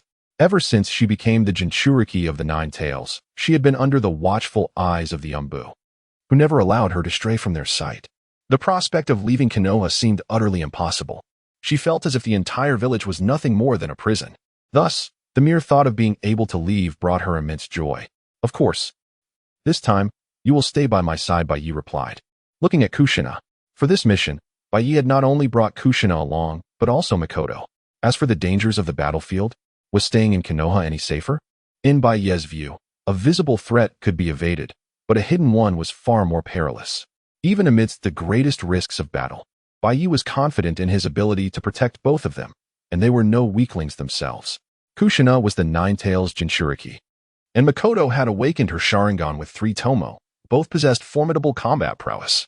While remaining in Konoha appeared tranquil, who knew what schemes Hiruzen Sarutobi might concoct. Thus, After much contemplation, it was indeed wiser to take them to the battlefield. It was not just the two of them. Baiye intended to bring along all those loyal to him within the Uchiha clan, no matter how perilous the battlefield might be. It was still a safer alternative to staying in Konoha. As for the current Uchiha clan, he would leave their defense to the more passive members. If they could not handle such a task, Baiye would have to reconsider their worth. How splendid! Upon hearing Baiye's words, Kushina jumped for joy. Kushina, don't celebrate too soon. We are heading into battle, not for leisure. Baiye remarked, observing her exuberance. Haha, I understand. As long as I can go outside, I'll do anything.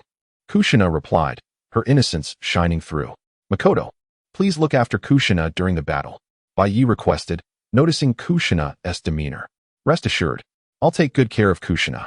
Makoto said, holding Kushina's hand. Through their time spent together, Kushina and Makoto had become inseparable friends. Lord Baiye, I'm late. Please allow me to join this mission. At that moment, Kakashi Hitaki approached Baiye.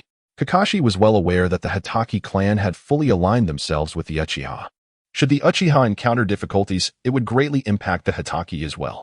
Thus, upon hearing Baiye's intention to lead the Uchiha clan against the Sand Ninja invasion, Kakashi was determined to join the endeavor. Just in time, Kakashi. Welcome to the team. Baiye welcomed him warmly. Although Baiye did not necessarily require Kakashi's strength, his presence indicated that Baiye's efforts to save him were not in vain. Baiye, you rascal. You truly intend to lead the Uchiha clan against the Sand Ninja invasion. Are you capable of this? Tsunade approached, her concern evident. What kind of man would say he cannot do it? Tsunade, just wait and witness the might of the Uchiha clan. Baiye replied confidently. Let us hope so. I'll handle the medical matters. I'm quite familiar with your Uchiha clan's medical system. Tsunade remarked, having established a comprehensive medical system for the Uchiha during her time of effort. At that moment, Inuzuka Kiba, Nara Shikaku, and Akimichi Chg arrived from a distance. Lord Baiye, this is the mission scroll that Hokage-sama entrusted me with. It contains the latest movements of the Sand Ninja. Also, we three request to join Lord Baiye's team to counter the Sand Ninja's attack. Nara Shikaku stated. I never expected you three from Inuzuka to join this operation.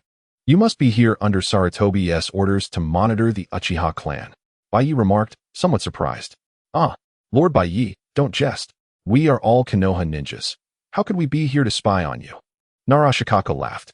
While Baiye spoke the truth, that their reason for joining the Uchiha clan's mission was indeed under Sarutobi's orders to observe them, Nara Shikaku would never admit it.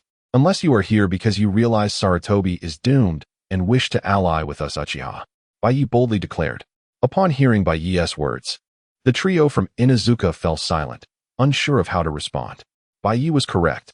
If Sarutobi truly faced downfall, they might indeed consider aligning with the Uchiha, but they would never openly confess it. Lord Baiye, let us discuss battle strategies instead. Unable to respond to Baiye's remarks, Nara Shikaku quickly shifted the topic. Not long after the Inuzuka trio arrived, a group of Hyuga clan ninjas approached. Lord Baiye, Hyuga Hizashi requests to join the team. The leading Hyuga ninja stated. Hyuga Hizashi, the brother of the Hyuga clan leader. Truly impressive, the Hyuga clan. Nara Shikaku realized upon seeing the Hyuga ninjas. It was evident that the Hyuga clan shared the same intentions, otherwise, the clan leader would not have sent his brother to the battlefield. As time passed, aside from the Inuzuka trio and the Hyuga clan, no other families arrived. Undoubtedly, the other clans did not hold Baiye's mission in high regard. TSK. As expected, Konoha is filled with short-sighted individuals. Let these pests be dealt with by Sarutobi. Baiye thought inwardly before waving his hand. Let us set off. Under Baiye's leadership, the ninjas of the Uchiha clan departed Konoha village in a grand procession. Chapter 65. The actions of Sarutobi Hiruzen upon the Hokage building. Sarutobi Hiruzen observed the departing Uchiha clan. Beside him stood Tsunade, Mito Gate-un, and Shimura Danzo. It appeared that the Uchiha clan had commenced their actions. Sarutobi, taking a deep drag from his cigarette, remarked, now that the Uchiha clan is on the move, let us initiate our plan as well. Indeed, this time, we must eradicate the Uchiha clan, Tsunade and Mito Gate-un exclaimed fervently. Their animosity towards Akatsuki was palpable, and they yearned to obliterate both Akatsuki and the Uchiha clan at once. As for the plan they alluded to, It was undoubtedly a conspiracy against the Uchiha. The scheme was quite straightforward: to leak the Uchiha clan's whereabouts to the Sand Shinobi, enabling them to launch an attack, ideally inflicting severe damage upon the Uchiha clan. Danzo, I entrust this matter to you. Sarutobi Hiruzen pondered for a moment before addressing Shimura Danzo. While he too harbored a desire to swiftly resolve the Uchiha issue, he preferred to delegate the dirty work entirely to Danzo. Rest assured, our organization will accomplish this task, Danzo responded with unwavering confidence, clearly well acquainted with such undertakings. How is the research on wood release progressing? Sarutobi inquired further. After witnessing the formidable power of Akatsuki's Manjiki Sharingan, he felt an urgent need for the strength of wood release. We are making progress. There is now someone capable of wielding the power of wood release. Danzo replied with a smile. Had the circumstances been different, Danzo would have been toiling away in secrecy, perhaps taking an eternity to master wood release. However, with Sarutobi's robust support, he could now pursue his research without concern. In need of funds? Seek Sarutobi. In need of manpower? Seek Sarutobi. Amidst this fervent research, Danzo indeed made significant strides in mastering wood release. Excellent. Let us expedite the process. We require the power of wood release, Sarutobi declared. By the way, what is the current situation of the Uchiha clan? Are there any potential allies we can recruit? Sarutobi continued. As a competent schemer would not overlook any opportunity to strike at the Uchiha clan. Thus, he contemplated enlisting individuals from within the Uchiha clan to sow discord, while simultaneously preparing for Akatsuki's defeat. We have identified an individual who could be of use to us. His name is Uchiha Fugaku, Tsunade interjected. Uchiha Fugaku was once designated as the heir by Uchiha's former leader. Unfortunately, he was defeated by Akatsuki and is now imprisoned in the security squad's jail. Uchiha Fugaku. He is precisely the individual we seek. Let us find opportunities to rescue him and place him in a position of power within the Uchiha clan. Sarutobi contemplated, believing that with Uchiha Fugaku's assistance, they could effectively counter Akatsuki and suppress the Uchiha clan. Meanwhile, Akatsuki led the Uchiha ninjas swiftly forward. At that moment, Akatsuki seemed to sense something amiss and swiftly activated his Sharingan. The hidden ninjas lurking nearby became glaringly visible before him. Everyone, be cautious. There is an ambush ahead. Fire release, great fireball technique. As his words echoed, Akatsuki initiated the attack, sending a searing fireball crashing into a thicket. Boom.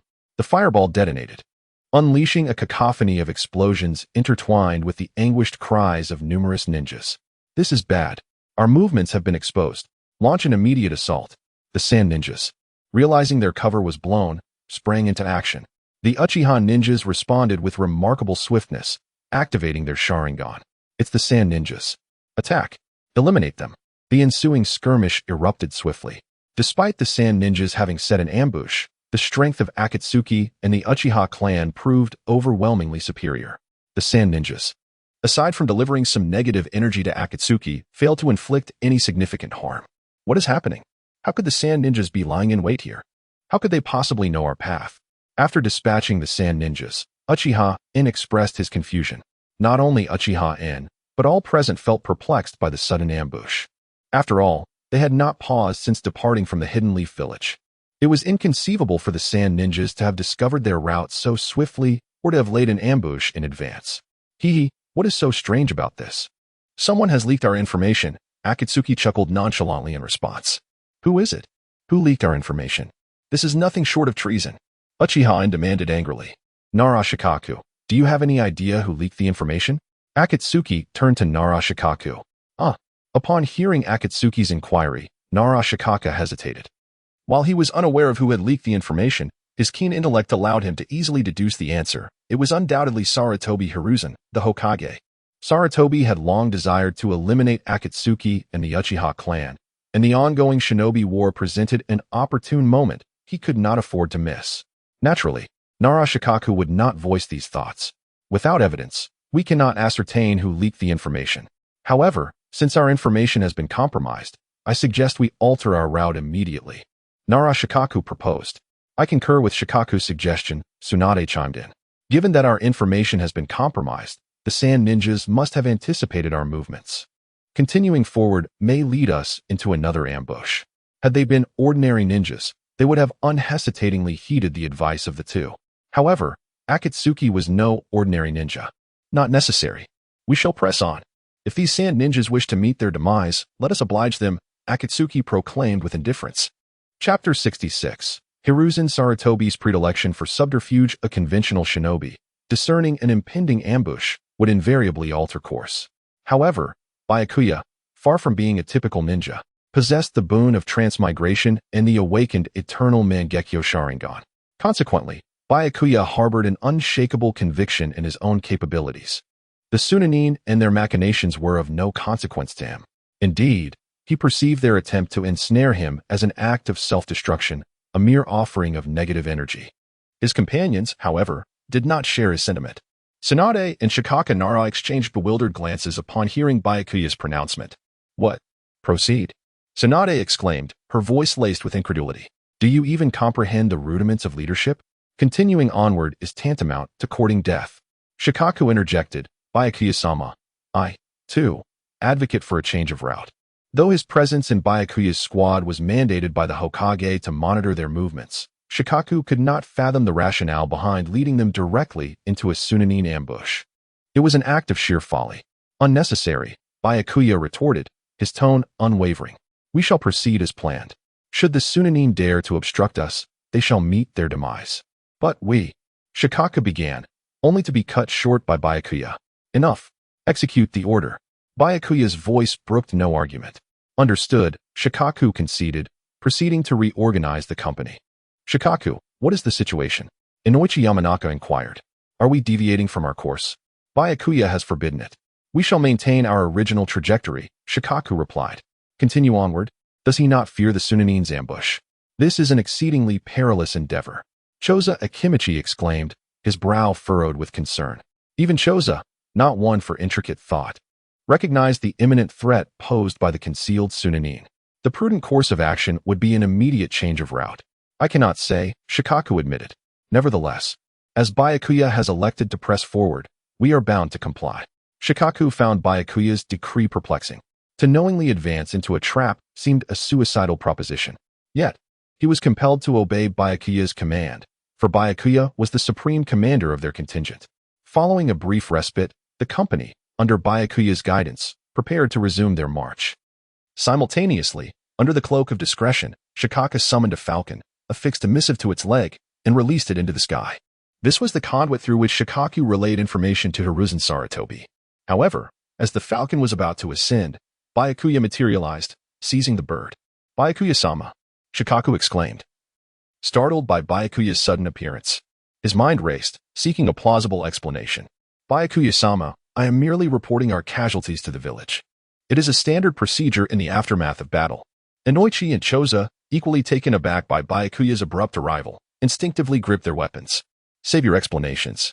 I am aware of your activities, Byakuya stated nonchalantly. You are reporting to Sarutobi, are you not? It is of no concern to me. With that, he released the falcon, allowing it to soar into the distance. Byakuya-sama, you. Shikaku stammered, bewildered by Byakuya's actions.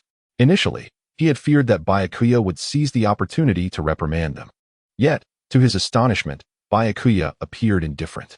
Sarutobi is wont to engage in such underhanded tactics. I have no interest in them, Byakuya declared, before departing.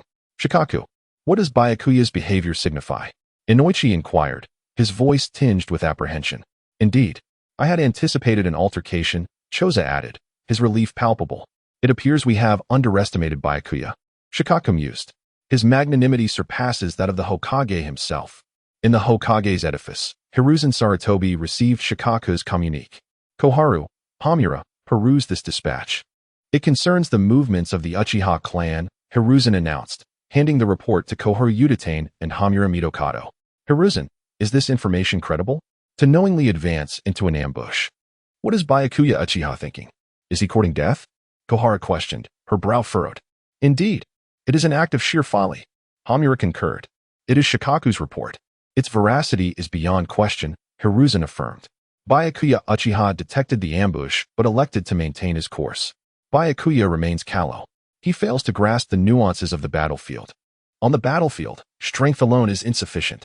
Hiruzen chuckled, attributing Byakuya's actions to youthful recklessness, a failure to comprehend the realities of war. Hiruzen, if this is the case, Byakuya Uchiha is doomed, Koharu remarked, a hint of satisfaction in her voice. Indeed, with such a disposition, he is unlikely to survive the impending conflict, Hamura added, a smile playing on his lips. In their estimation, Byakuya's cavalier command was tantamount to a death wish. Precisely. The wretched cur is finally nearing his end, Hiruzen muttered, his elation palpable. Contact Fugaku Uchiha immediately. Instruct him to seize control of the Uchiha clan. Byakuya, the bane of their existence, was finally on the verge of demise. They could once again exert their influence over Konoha, unburdened by his presence. Chapter 67 The Strength of Uchiha Obito. Boom, boom, boom. Attack and eliminate these sand ninjas. Kill them. Let these sand ninjas witness the might of our Uchiha clan. Charge together. Under the leadership of Baiye, numerous ninjas from the Uchiha clan launched a fervent assault against the sand ninjas. Although the sand ninjas had set up an ambush in advance, Baiye's powerful eternal Manjiki Sharingan granted him unparalleled insight, rendering any ambush futile. Time and again, Baiye effortlessly detected the whereabouts of the sand ninjas, thus transforming their concealed positions into mere targets for his wrath. Those ambushing sand ninjas posed no threat to him. Rather, they were swiftly dispatched without a trace. Even the trio of Inoshikacho could not help but show expressions of astonishment as they witnessed the Uchiha clan's ninjas relentlessly slaying the sand ninjas. Is this the power of Uchiha Baiye? Is this the true strength of the Uchiha clan? Truly formidable. No wonder he is unafraid of the sand ninjas' ambush. Previously, had Baiye chosen to proceed cautiously, they would have thought him incompetent in battlefield command. Yet now, witnessing Baiye lead the Uchiha clan in a fervent massacre of the sand ninjas, they realized that it was not ignorance, but rather a complete disregard for the sand ninjas that fueled his confidence. Baiye's strength was simply overwhelming. With each strike, another sand ninja fell. Damn it, you bastards, die. At that moment, a sand ninja charged towards Baiye, wielding a massive axe aimed at him.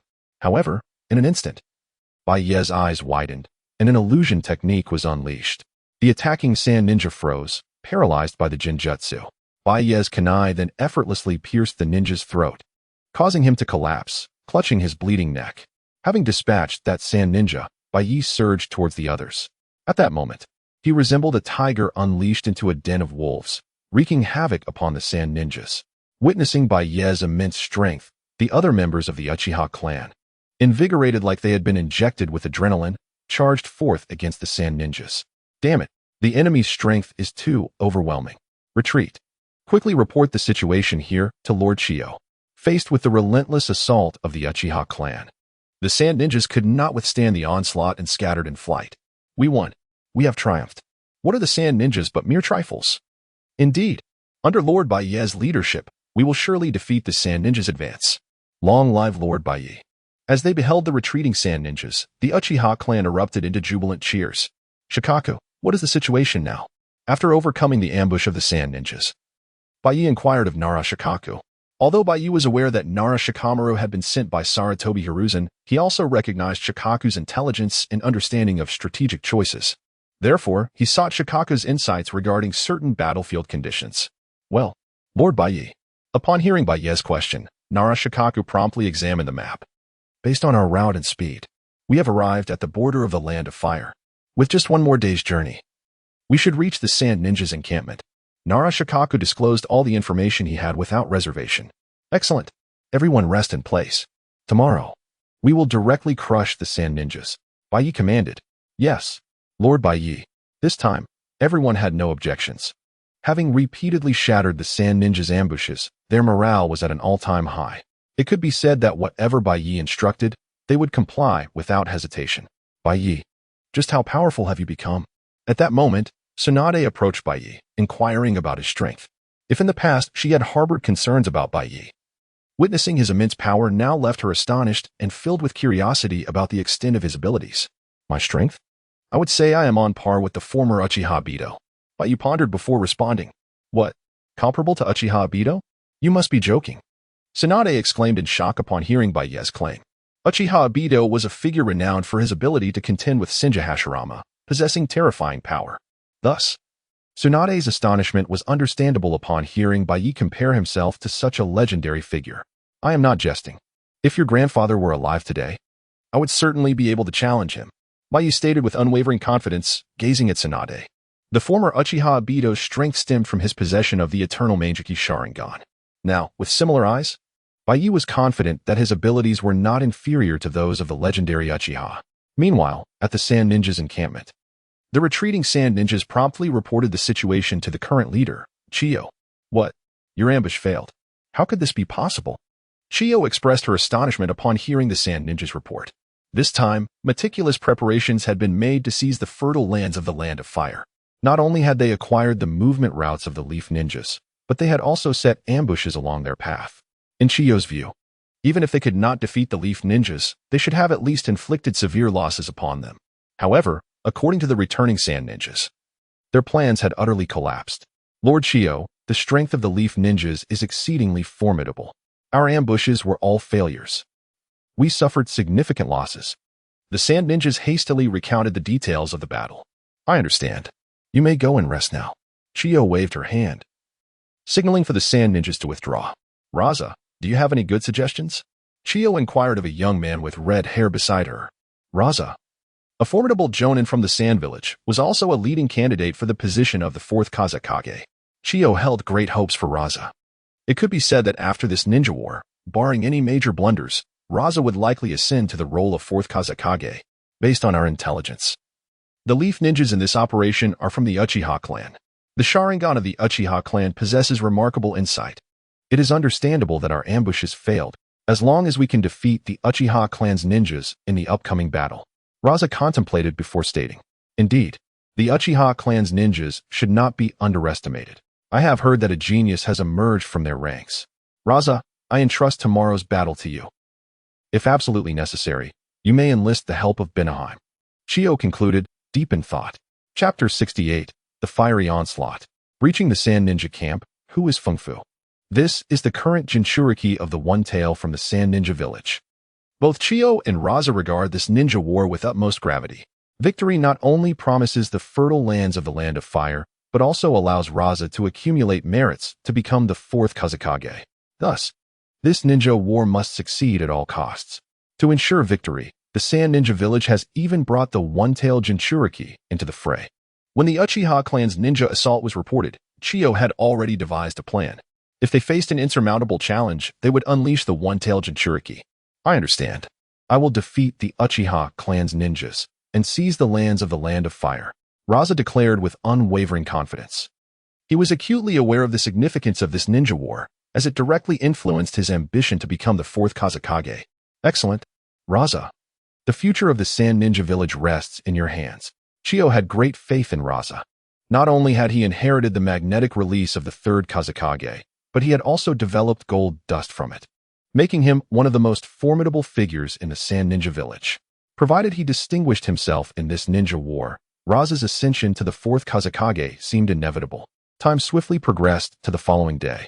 The Sand Ninja camp had entered a state of high alert, vigilantly scanning their surroundings to thwart any potential attacks from the Leaf Ninja. Meanwhile, not far from the Sand Ninja camp, Lord Baiye and his contingent of Uchiha clan ninjas arrived. Lord Baiye, that is the Sand Ninja village's camp.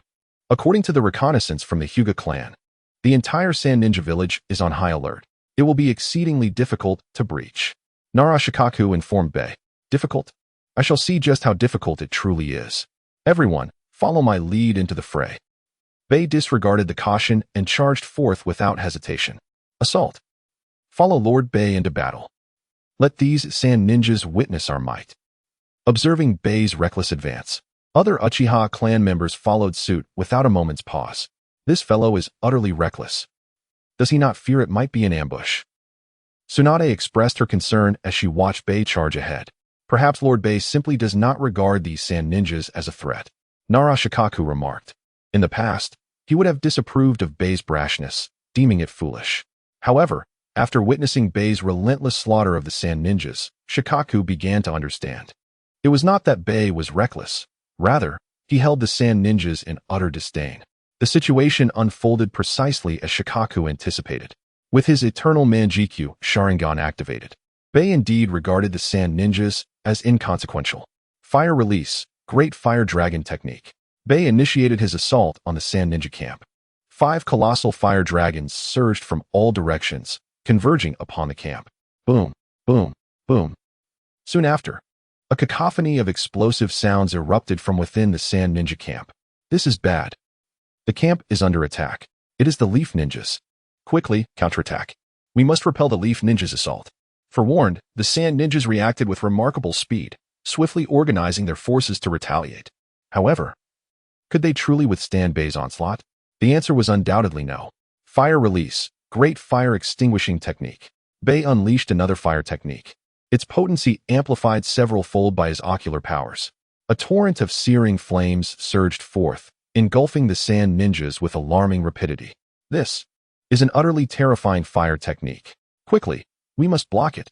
Unleash water release. Counter this jutsu. Faced with the seething inferno, the Sand Ninjas were taken aback. Nevertheless, they responded swiftly, casting water release in a desperate attempt to thwart Baiye's fire.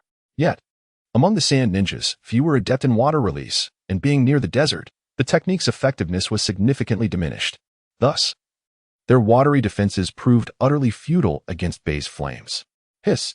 The scorching flames met the water, consuming it in an instant. Amidst the relentless onslaught, the water release unleashed by the Sand Ninjas was swiftly devoured by the fire. This is disastrous. The power of this fire technique is overwhelming. We cannot hold it back. Quickly, run away. Seeing their water release utterly ineffective against Baiye's fiery assault, the Sand Ninjas fell into disarray, scrambling to escape. Yet, it was already too late. The searing flames surged forth, consuming them whole. They had no opportunity to scream. Turning to ashes in the blaze, Lord Baiye is incredibly powerful. We must not lag behind. Advance. Slay these wretched Sand Ninjas. Witnessing Baiye's formidable display, the Uchiha clan members were invigorated, charging toward the Sand Ninja camp with renewed vigor. Boom, boom, boom. Soon, the entire Sand Ninja camp was engulfed in chaos, punctuated by a symphony of explosions. What is happening? What on earth is occurring? The commotion quickly drew the attention of Chiyo and Raza. Lord Chiyo, Lord Raza, our camp is under siege. The Leaf Ninjas are exceptionally powerful. We are on the brink of collapse. An injured Sand Ninja approached Raza, panic etched across his face. What? The camp is about to be breached. This is inconceivable. Both Raza and Chiyo wore expressions of disbelief. They had anticipated the Leaf's impending assault on their camp, even meticulously fortifying their defenses to ensure the Leaf Ninjas would not return. However, the rapid dismantling of their carefully laid plans left them stunned. At that moment, Uchiha In, accompanied by 2 Uchiha clan ninjas, arrived. Without hesitation upon seeing Raza, Uchiha In charged forward with his comrades. They must be the commanders of the Sand Ninja camp. Assault. Seize them. Uchiha In lunged at Raza armed with a kunai, while the 2 other Uchiha ninjas followed suit, undeterred. Damn Leaf Ninjas. How dare you attack my camp? You shall all perish here. Magnetic release. Gold dust. Observing the charging Uchiha Un and his companions, Raza unleashed his power. Countless golden grains of sand erupted from the ground, surging toward Uchiha In and his allies. Chapter 69. Your aspiration to become Kazekage might be unfulfilled as a candidate for the 4th Kazekage. Raza possessed formidable power. His fury was especially ignited upon witnessing the fall of the encampment. This ninja war bore immense significance, determining his ascension to the Kazekage position. With the camp overrun, he was compelled to vanquish every ninja from Konoha. Otherwise, his prospects of becoming Kazekage would be irrevocably jeopardized. Thus, Raza unleashed his abilities without reservation, fully manifesting the magnet release, gold dust technique. Countless grains of gold emerged from the earth, relentlessly assaulting the Uchiha clan's ninjas. What is this substance? Magnet release? Use fire release to melt this gold dust. Facing Raza's onslaught, the Uchiha ninjas, led by Uchiha In, retaliated with fire release techniques. Scorching flames engulfed the golden particles, swiftly melting them. Success. In's countenance reflected elation upon witnessing the effectiveness of their assault. However, his smile proved ephemeral. The molten gold coalesced once more, resuming its assault on the Uchiha clan's ninjas. Beware. Evade swiftly. In, discerning the impending danger, promptly evaded the attack. However, several Uchiha ninjas in his vicinity were not so fortunate, succumbing to the impact of the gold dust. Damn it, what is happening? In's expression grew somber as he observed the reassembling gold dust. My magnet release controls gold dust, a substance heavier than sand, possessing exceptional stability. Even if melted, it can rapidly regenerate. Your fire release techniques are futile against me. Today, you shall meet your demise here. Magnet release, gold dust impaling funeral. Under Raza's manipulation, the surrounding gold dust surged like a tidal wave, engulfing the Uchiha clan's ninjas. Such a potent attack. Evasion is impossible. What course of action should we take? Confronted with the onrushing golden tsunami, the Uchiha ninjas were filled with dread. They desperately sought an escape. But the golden wave's expansive reach left them with no refuge. Just as they were on the verge of being engulfed, Byakuya arrived from afar. Yasaka Magatama. Upon witnessing Raza's golden wave attack, Byakuya immediately activated his Susanoo, conjuring 3 massive Magatama to counter the assault. Boom, boom, boom. 3 deafening explosions reverberated as Byakuya's Susanoo orbs shattered the colossal sand wave. We are saved. It's Lord Byakuya. Lord Byakuya has rescued us. The Uchiha clan members, having narrowly escaped death, gazed upon Byakuya with reverence. Had it not been for Byakuya's timely intervention, they would have perished. Withdraw, I shall handle this. Byakuya addressed In and the others before turning his gaze towards Raza. I never anticipated encountering the 4th Kazekage here. No, he is not yet the 4th Kazekage. Or rather, having encountered me, he shall never ascend to that position. Are you Uchiha Byakuya, the commander of the Konoha ninjas? Raza inquired, scrutinizing Byakuya. Indeed, I am. Byakuya responded nonchalantly. Haha, excellent. By defeating you, the Konoha ninjas will crumble. Raza exclaimed, his face beaming with excitement. Although the Konoha ninjas had breached the Suna encampment, placing him at a disadvantage in the war, resolving Byakuya, the Konoha commander, would lead to their demise. Heh, you aspire to defeat me? Regrettably, you lack the capability. Byakuya retorted dismissively. Humph, whether I possess the ability remains to be seen. Magnet release, gold dust cube. Raza scoffed, immediately manipulating the surrounding gold dust, forming a colossal golden cube that hurtled towards Byakuya. Byakuya stood his ground, making no attempt to evade Raza's assault. Bang! The massive golden cube collided with Byakuya. Was it successful? Is he deceased? Raza was taken aback, expecting a more challenging encounter. However, had Byakuya been defeated so easily?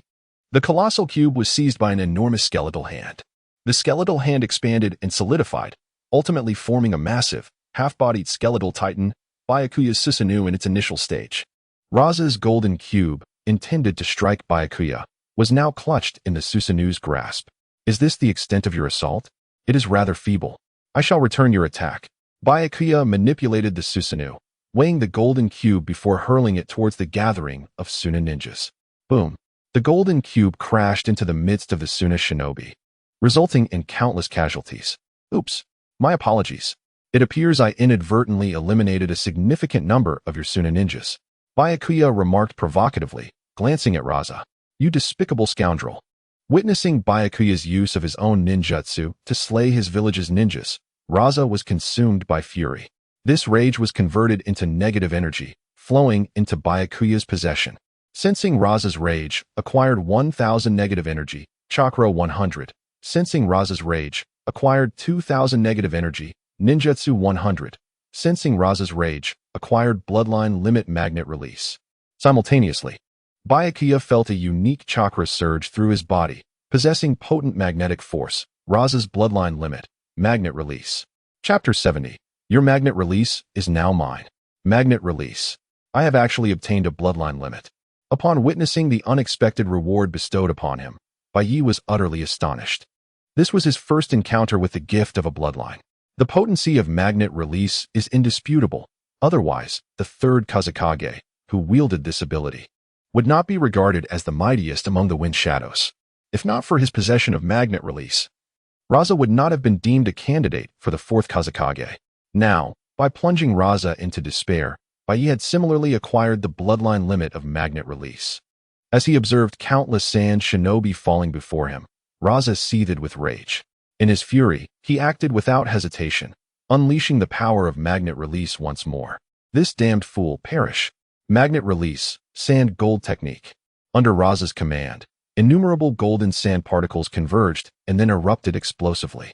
These golden sands, sharp as bamboo segments, surged toward Baiye with alarming speed. Raza's assault was formidable and extensive, Every rock and structure in its path was obliterated. Yet, in the face of Raza's onslaught, Baiye exhibited no defense, a smile curling at the corner of his mouth. Just the opportunity one needed to test the power of my newly acquired magnet release. Halt. As the golden sands charged toward him, Baiye activated his own magnet release. Just as the ferocious sands were about to strike, they abruptly came to a standstill. What is happening? What did you do? Why is my sand out of control? Raza's expression faltered, his brows knitting in confusion. In that fleeting moment, he realized that his golden sands were no longer under his command. Ah, do you wish for your sands back? Here you go. Baiye unleashed the power of magnet release once more, rapidly reshaping the golden sands into numerous sharp spikes, launching them toward Raza. What? How can this be? How could you possibly wield magnet release? After barely evading Baiye's attack, Raza stared in disbelief. As the possessor of magnet release, Raza was certain that Baiye had indeed tapped into its power. Could it be the Sharingan's replication ability? Raza pondered, fully aware that the Sharingan could replicate any jutsu, rendering all techniques powerless before its gaze. Yet, he wielded the bloodline limit of magnet release. Could the Sharingan truly replicate even a bloodline limit? Would you like to know? I won't tell you. Baiye taunted, simultaneously commanding the surrounding sands to gather once more. Soon, clusters of golden sands coalesced, resembling bullets as they hurtled toward the sand shinobi. A cacophony of screams erupted. Many sand shinobi had no chance to react. Their bodies turned into sieves amidst the chaos. Unforgivable. Cease this at once.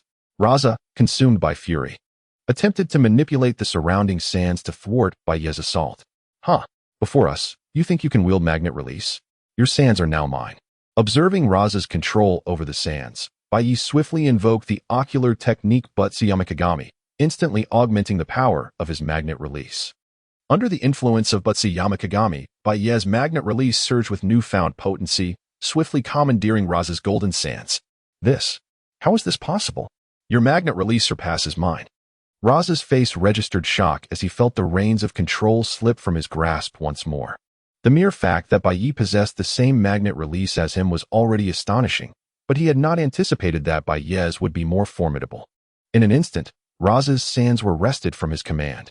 Magnet release, truly a remarkable bloodline. Let the sand shinobi experience its might. Magnet release, sand gold grave. Baiye directed the sand seized from Raza toward the sand shinobi. In this desert expanse, where sands were abundant, magnet release could unleash devastating power. Under Baiye's control, the golden sands surged like an overwhelming tide toward the sand shinobi. In the face of this assault, chaos erupted among the ranks of the sand shinobi. Originally, magnet release was their clan's bloodline, but now, these golden sands had transformed into their nightmare. Save us. What is happening? Is this not Lord Raza's bloodline? Why is Lord Raza attacking us?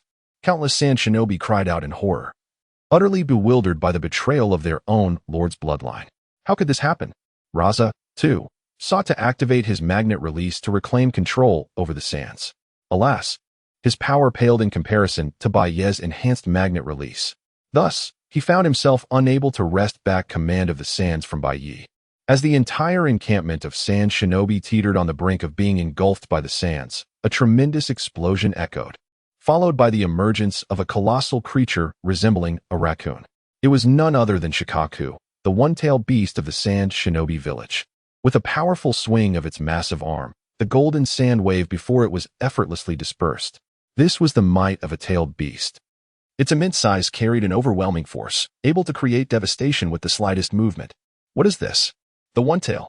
The sand shinobi have summoned a tailed beast. Baiye was equally taken aback by Fugaku's appearance on the battlefield. Raza, are you alright? What just happened? Why did your sands turn against your own ninjas?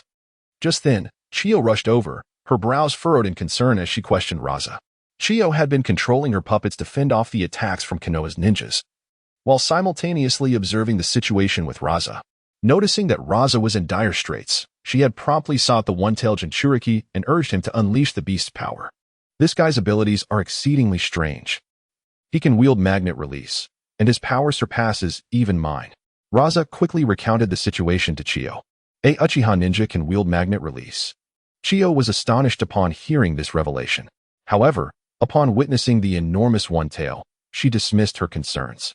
No matter how this individual came to be, now that we have summoned the power of the tailed beast, We shall surely defeat him, Chiyo declared with unwavering confidence. Chapter 71. The fierce confrontation with Shikaku. Shikaku, the tailed beast of the Sand Ninja Village, serves as the village's trump card against the formidable Leaf Ninja. Despite the overwhelming strength of the Leaf Ninja this time, Chiyo firmly believes that the immense power of Shikaku will surely lead them to victory. This sentiment is echoed by Raza, who, upon gazing at the colossal form of Shikaku, feels a renewed sense of confidence. You are right. With the might of Shikaku, we will undoubtedly triumph over the Leaf Ninja. Raza has experienced the rampaging power of Shikaki multiple times and is acutely aware of its terrifying potential. All Sand Ninja, retreat from the combat zone and allow Shikaku to assault the Leaf. Chiyo commanded loudly, instructing the surrounding Sand Ninja to withdraw. She knows all too well the destructive force of a tailed beast. The mere aftermath of its battle is beyond the capability of ordinary ninjas to withstand. To prevent unnecessary casualties, it is imperative to create ample space for Shikaku's onslaught. Upon receiving the command, the Sand Ninja on the battlefield did not hesitate for a moment and swiftly retreated. Only the frighteningly large Shikaku remained, advancing towards the Leaf Ninja. What is that? Such a terrifying size. Is it a summoning beast? No, it is a tailed beast. Damn it. The Sand Ninja village actually summoned a tailed beast. Attack, block it. The Leaf Ninja were taken aback by the sheer size of Shikaku. Several Uchiha clan ninjas unleashed fire techniques towards the beast. Though their fire jutsu were powerful, they were insignificant compared to Shikaku's massive form. The attack struck the beast without inflicting any damage, akin to mere tickling. In retaliation, Shikaku slammed its enormous paw onto the ground. The earth trembled violently, creating a tremendous shockwave that sent countless Leaf Ninja flying, leaving them no opportunity to resist. This is the power of a tailed beast, a force that ordinary ninjas cannot contend with. Uchiha, take everyone away. I will handle this, Baiye declared to Uchiha. Engaging in battle against such a fearsome creature as a tailed beast rendered ordinary ninjas useless. Their presence would not only be futile but would also lead to unnecessary casualties. Yes, Lord Baiye. Everyone, follow me and retreat. This is left to Lord Baiye. Upon hearing Baiye's command, Uchiha led all the Leaf Ninja in a hasty withdrawal. However, they did not leave the battlefield entirely. They remained at the fringes, watching the confrontation unfold. I never expected to encounter you here, Shikaku. I wonder if you can bring me negative energy. Baiye mused, gazing at the towering form of Shikaku without a hint of fear, contemplating whether the beast could provide him with the dark energy he sought. Roar. Wind release. Vacuum sphere. Shikaku roared, opening its massive mouth to conjure a colossal sphere of wind that hurtled towards Baiye with ferocity. Dodge. Baiye swiftly leapt aside, effortlessly evading the attack. The immense wind sphere struck the ground, creating a deep crater upon impact. What tremendous power! Susanoo. Having evaded Shikaku's assault, Baiye activated his Susanoo in midair. A torrent of chaotic chakra swirled around him, rapidly coalescing into a giant form that settled not far from Shikaku. Baiye had activated the third stage of Susanoo, the giant form. Flash. The Susanoo giant gathered energy in its hand, transforming it into a massive longsword that came crashing down upon Shikaku. Boom.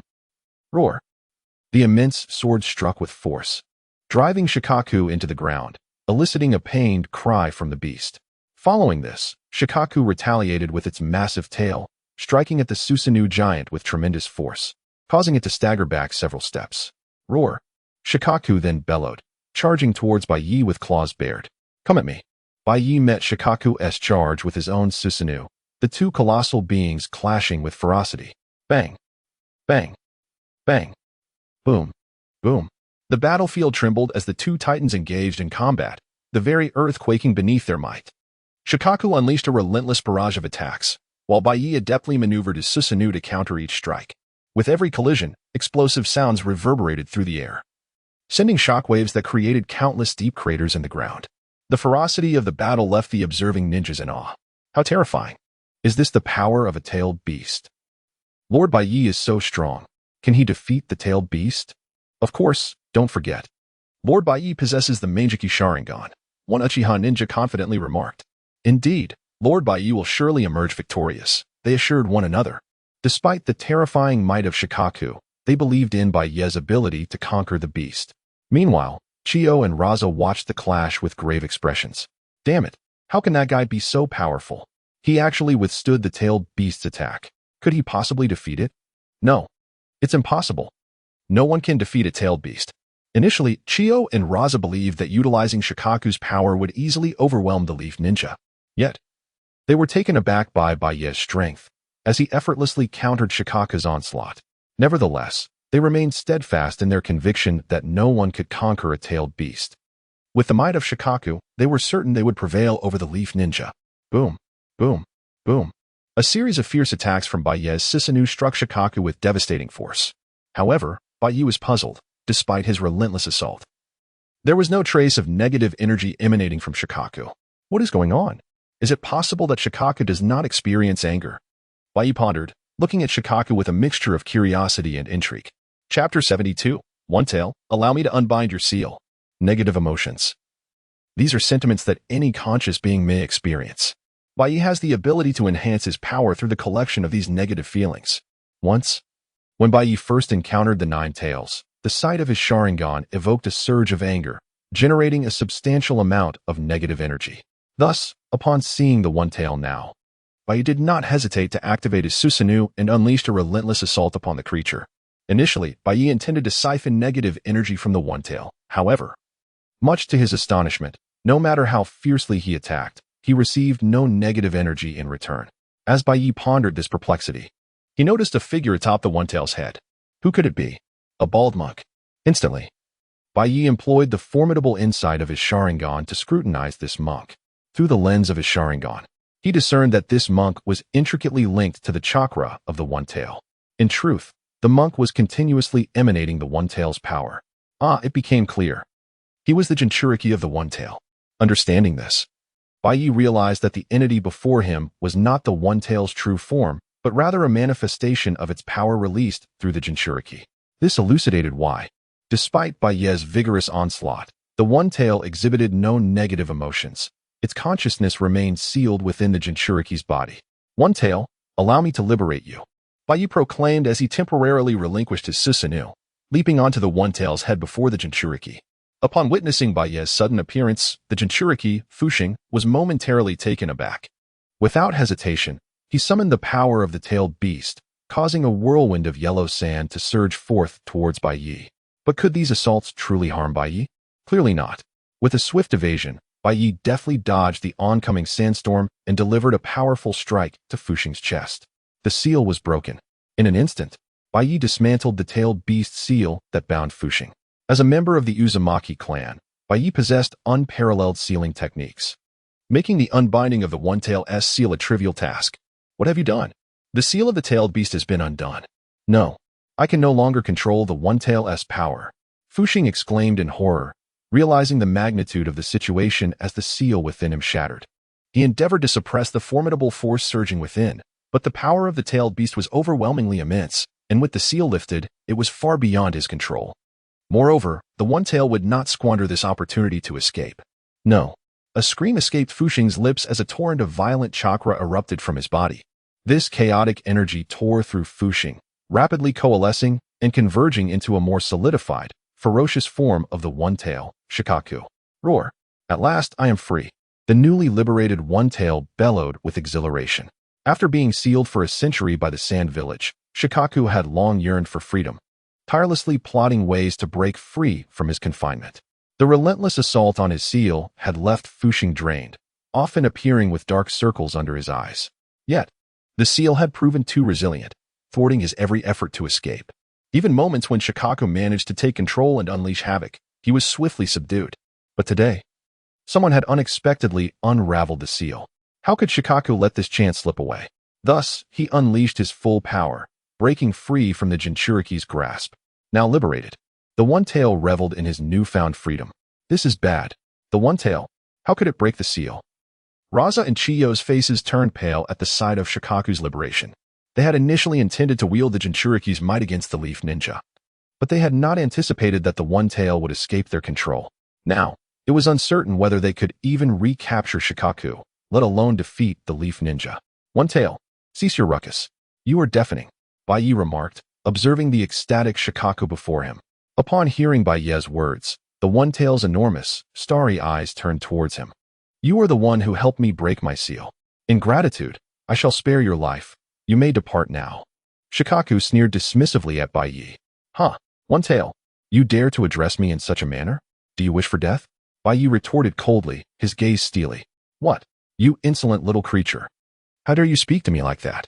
I graciously grant you a reprieve, and you show me no gratitude. Very well, prepare to meet your demise.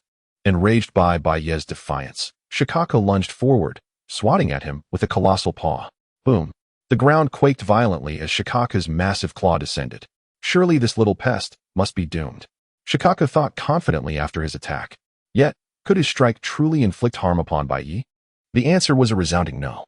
At that moment, a surge of chaotic chakra erupted beneath Shikaku's feet.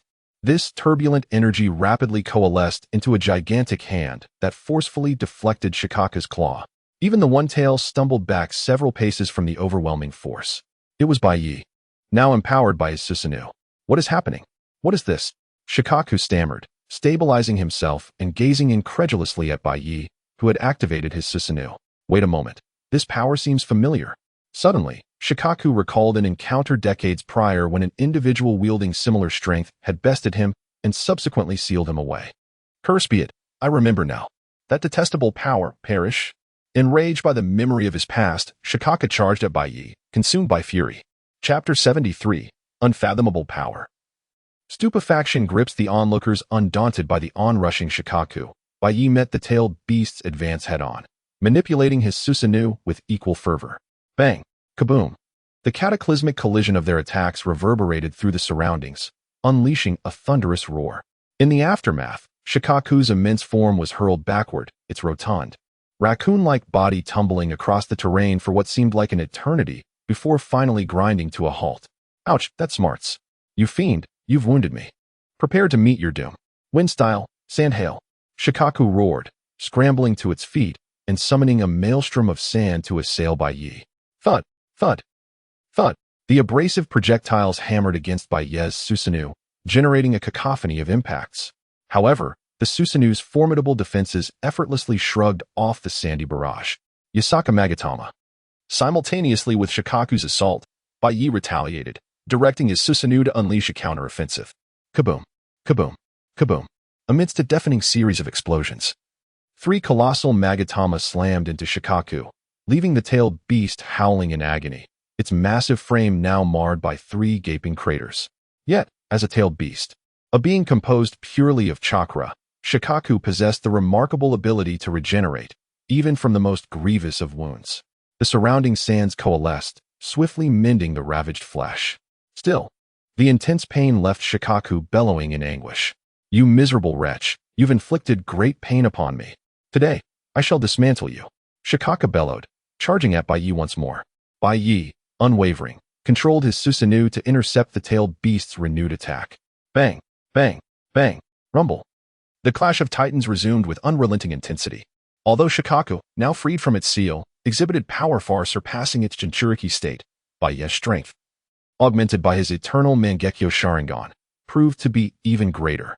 The annals of history recounted how Uchiha Madara, wielding the power of the eternal Mangekyo Sharingan, subdued Kurama with relative ease. Now, Baiye, similarly blessed, effortlessly dominated Shikaku. Each blow landed by Baiye elicited a pained shriek from the tailed beast, while a surge of potent negative energy emanated from Shikaku, flowing into Baiye's grasp. Sensing Shikaku's ire, you have acquired 1,000 negative energy, increasing Taijutsu by 100. Sensing Shikaku's ire, you have acquired 2,000 negative energy, increasing ninjutsu by 200. Sensing Shikaku's ire, you have acquired 3,000 negative energy, increasing chakra by 300. Observing the escalating influx of negative energy, Baiye could not suppress a smile. The assembled members of the Uchiha clan, witnessing the spectacle of Baiye's dominance over the mighty tailed beast, erupted in fervent cheers. Behold, Lord Baiye is pummeling the tailed beast. Indeed, Lord Baiye's strength is simply unparalleled. With Lord Baiye leading the way, our Uchiha clan shall undoubtedly rise to prominence. The Uchiha shinobi roared with enthusiasm, their hearts ablaze with pride. The awe at Baiye's prowess was not confined to the Uchiha clan alone. Tsunade, too, watched in stunned silence as Baiye relentlessly assaulted Shikaku. To so thoroughly dominate a tailed beast, to treat such a formidable being as a mere plaything? Could it be that he truly possesses power akin to Uchiha Madara? Tsunade mused, her thoughts swirling. In the past, had Baiye claimed to possess power comparable to Uchiha Madara, Tsunade would have dismissed it as a jest. Uchiha Madara, after all, was a legend, a figure who had clashed with her grandfather, Hashirama Senju, and brought an end to the tumultuous era of warring states. How could Baiye possibly possess such power? But now, witnessing Baiye's brutalization of Shikaku, Tsunade began to entertain the possibility that Baiye's words held truth. He might indeed wield power comparable to the infamous Uchiha Madara. As Tsunade marveled at Baiye's strength, a pang of melancholy struck her heart. An Uchiha had emerged, possessing power rivaling that of Uchiha Madara.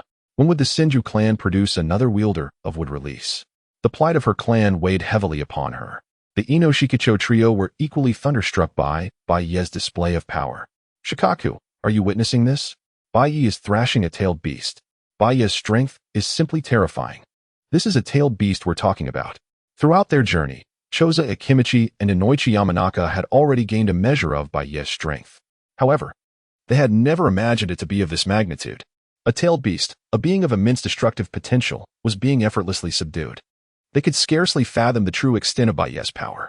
Baiye's strength is truly unfathomable, Shikaka Nara remarked, his brow furrowed in contemplation. It appears that Konoha is on the cusp of transformation. We must prepare ourselves accordingly. Shikaku was certain that Baiye's power was such that Tsunade could not possibly withstand it. The Konoha-Tsunade conflict was effectively over. Upon his return to Konoha, Baiye's reputation would reach its zenith. He would undoubtedly challenge Hiruzen Sarutobi's authority. The upper echelons of Konoha would be unable to resist Baiye's might.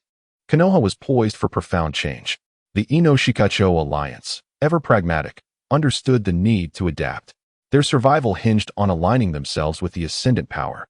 With the Uchiha clan, led by Baiye, possessing such formidable strength, the Ino Shikacho alliance would naturally gravitate towards them. This was the way of survival for minor clans. In stark contrast to the jubilation of the Konoha shinobi, the Tsunade forces watched Baiye's decimation of Shikaku with growing consternation. Damn it! How can this Uchiha possess such strength? He's effortlessly suppressing Shikaku. Raza seethed inwardly, frustration gnawing at him. He had hoped to exploit Shikaku's power to crush the Konoha forces, but his plans were crumbling before his eyes. Raza, this battle is lost, Chiyo croaked, her face etched with dismay. Organize our forces, retrieve Shikaku, and prepare for immediate withdrawal. We must preserve our strength. Chiyo knew that with Baiye's dominance over Shikaku, Tsunade had lost all hope of victory. Their only recourse was to salvage what they could. Retrieve Shikaku, and retreat to regroup. Understood. Though loath to admit defeat, Raza recognized the wisdom in Chiyo's words. It was the only viable option left to them. Chapter 74. At this moment, the battlefield is under my dominion. Chiyo and Rasha, filled with unwavering confidence, launched an assault on the hidden leaf village in the Land of Fire, accompanied by the One Tail. However, their hopes were swiftly dashed upon encountering Byakuya. Relying on his formidable strength, Byakuya shattered their confidence entirely. They were acutely aware that against Byakuya's terrifying prowess in subduing tailed beasts, their sand village stood no chance. Any ambitions of seizing the land of the Fire Nation had vanished. Now, they solely wished to reclaim the One Tail to mitigate their losses and retreat to the Wind Country to preserve their strength. Sealing team, follow me. We shall retrieve the One Tail. Rasha and Chiyo led a dozen skilled sealing ninjas towards the direction of the One Tail. At that moment, the One Tail was thoroughly suppressed by Byakuya, enduring relentless assaults. Ah, it hurts. You wretched fiend, you are causing me great pain. The One Tail lamented. No, this fellow is immensely powerful. I am no match for him. After enduring a barrage of strikes from Byakuya, the One Tail, Shikaku, though not in mortal peril due to the nature of tailed beasts, was nonetheless racked with excruciating pain, emitting cries of agony. Through the relentless beating, Shikaku realized he was utterly outclassed by the formidable figure before him. Continuing to remain here would only lead to further humiliation. Thus he contemplated retreat. You wretched creature, I shall spare you for today. Shikaku spat defiantly before turning and fleeing without hesitation. There was no other choice. Byakuya's strength was overwhelming. He had no desire to remain and continue suffering. Think you can escape? Stay right there. Byakuya had amassed considerable negative energy from Shikaku, and he was not about to let him flee so easily. Consequently, he commanded his Susanoo to pursue the retreating One-Tail. With a slash, the colossal sword wielded by Susanoo descended upon the fleeing Shikaku. Boom. The blade struck Shikaku fiercely, eliciting a wail of despair as his massive form was cleaved in half. Although these attacks did not inflict significant damage, they nonetheless caused Shikaku immense suffering. Why are you doing this? Shikaku bellowed at Byakuya. What do you think I'm doing?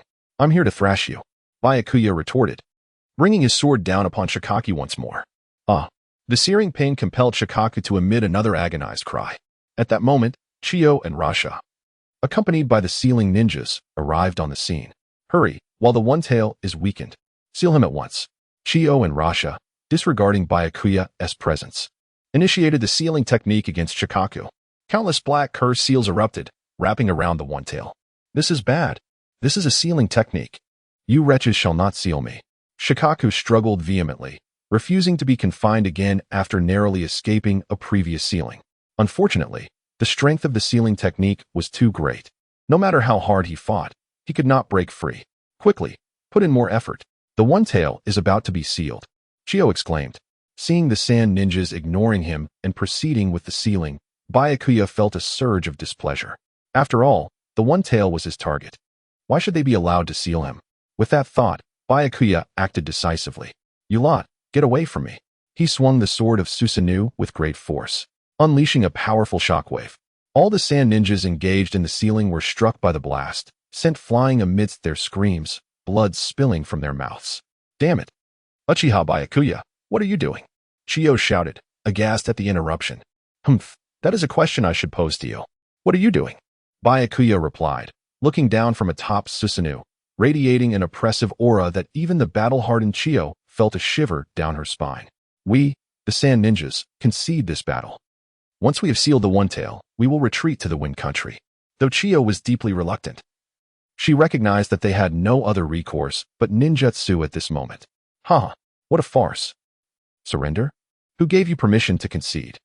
Byakuya laughed heartily at Chiyo's declaration. What do you mean? Chiyo's expression shifted dramatically upon hearing Byakuya's words. I refuse your surrender. Byakuya stated without hesitation. You think you can just fight and then surrender? Do you truly believe this battlefield is yours to command? He resolutely rejected Chiyo's capitulation. What? Refusal? How can you refuse a surrender? Chiyo was taken aback. As someone who had experienced ninja wars, she understood that when one side chose to surrender, the battle typically ceased, leading to negotiations. Encountering someone like Byakuya, who outright refused surrender, was unprecedented for her. Why is it impossible? At this moment, I command the battlefield. You lack the authority to surrender. Byakuya maneuvered Susanoo, continuing his assault on the Sand Ninjas. Boom. The onslaught of Susanoo rained down, claiming the lives of countless Sand Ninjas before they even had a chance to participate. What should we do, Elder Chiyo? Faced with Byakuya's relentless attacks, both Rasha and Chiyo found themselves powerless. This cursed Uchiha, he refuses to accept our surrender. We must retreat. We must leave this place at once. Chiyo shouted in despair. What about the One-Tail? We have yet to recover him. Rasha protested, unwilling to abandon their goal. Forget it, for now. With Byakuya here, we cannot reclaim the One-Tail. We shall seek another opportunity to retrieve him later. Although Chiyo felt immense regret at failing to reseal the One-Tail, she understood that this was not the moment for such an endeavor.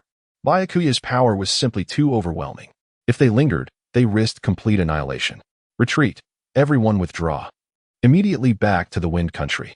Upon hearing Chiyo's orders, Rasha promptly issued the command to retreat. At the sound of the order, all the Sand Ninjas abandoned their encampment, hastily fleeing towards the direction of the Wind Country. Chapter 75. The ideology of Shinji Hashirama is flawed. Witnessing the retreat of the defeated Sand Shinobi, an exuberant cheer erupted from all the Leaf Ninjas. We have triumphed. We have vanquished the Sand Shinobi's assault.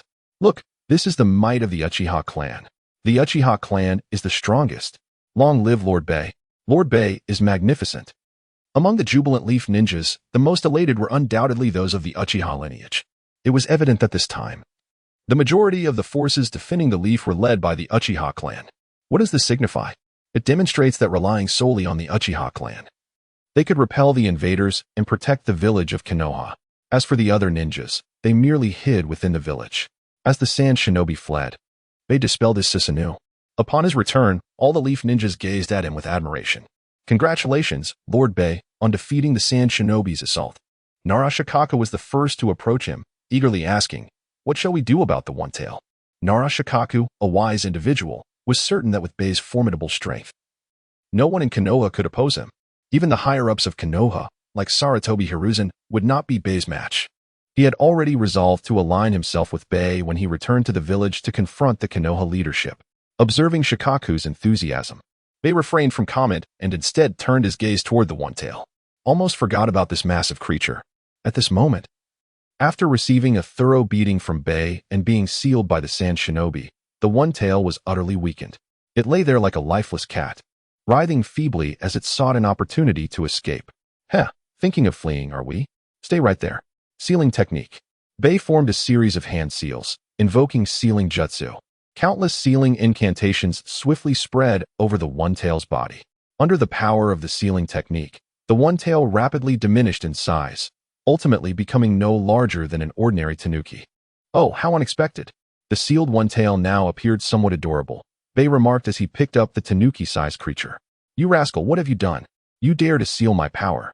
The One-Tail struggled incessantly in Baiye's grasp. However, alas, its powers had been entirely sealed, leaving it a mere tanuki. Its futile writhing and cries evoked more a sense of foolish cuteness than fear. "May, I leave this creature to you," Baiye said, tossing the One-Tail to May. "Yes, Lord Baiye," she replied, catching the One-Tail and immediately beginning to rub it affectionately. Indeed, the One-Tail now appeared exceedingly cute, resembling a fluffy toy. "Wow, so adorable," Kushina exclaimed, also beginning to pet the One-Tail. "Hey, what are you two doing? How dare you treat me this way? I am a tailed beast," the One-Tail protested, struggling and shouting in vain.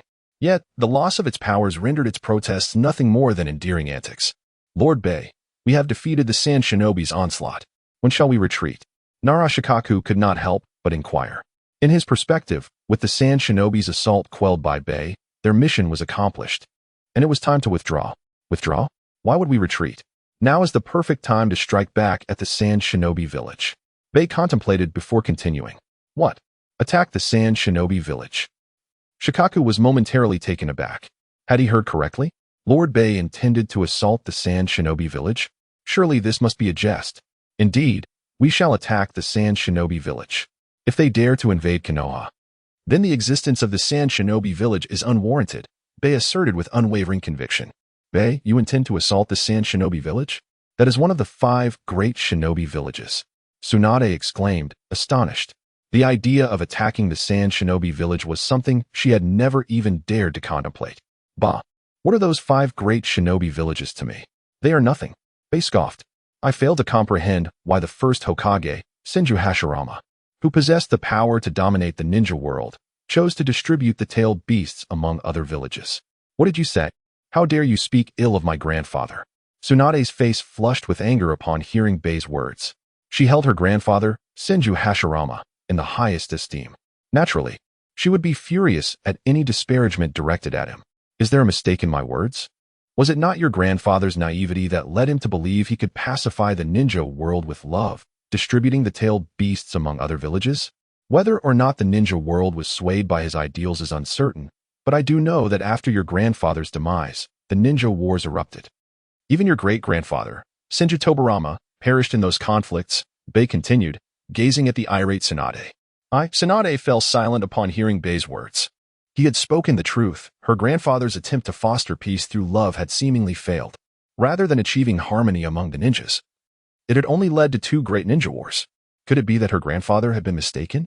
"Since your grandfather's methods have proven ineffective, then let us employ mine. With overwhelming strength, we shall crush the other ninja villages and unify the entire ninja world. Let us begin with the Sand Shinobi village," Baiye declared. Well, Tsunade pondered Baiye's words. Clearly, her wisdom could not ascertain whether his thoughts were correct. In her confusion, she turned to Nara Shikaku for guidance. "Hey, Shikaku, are you not known as the strategist of Konoha?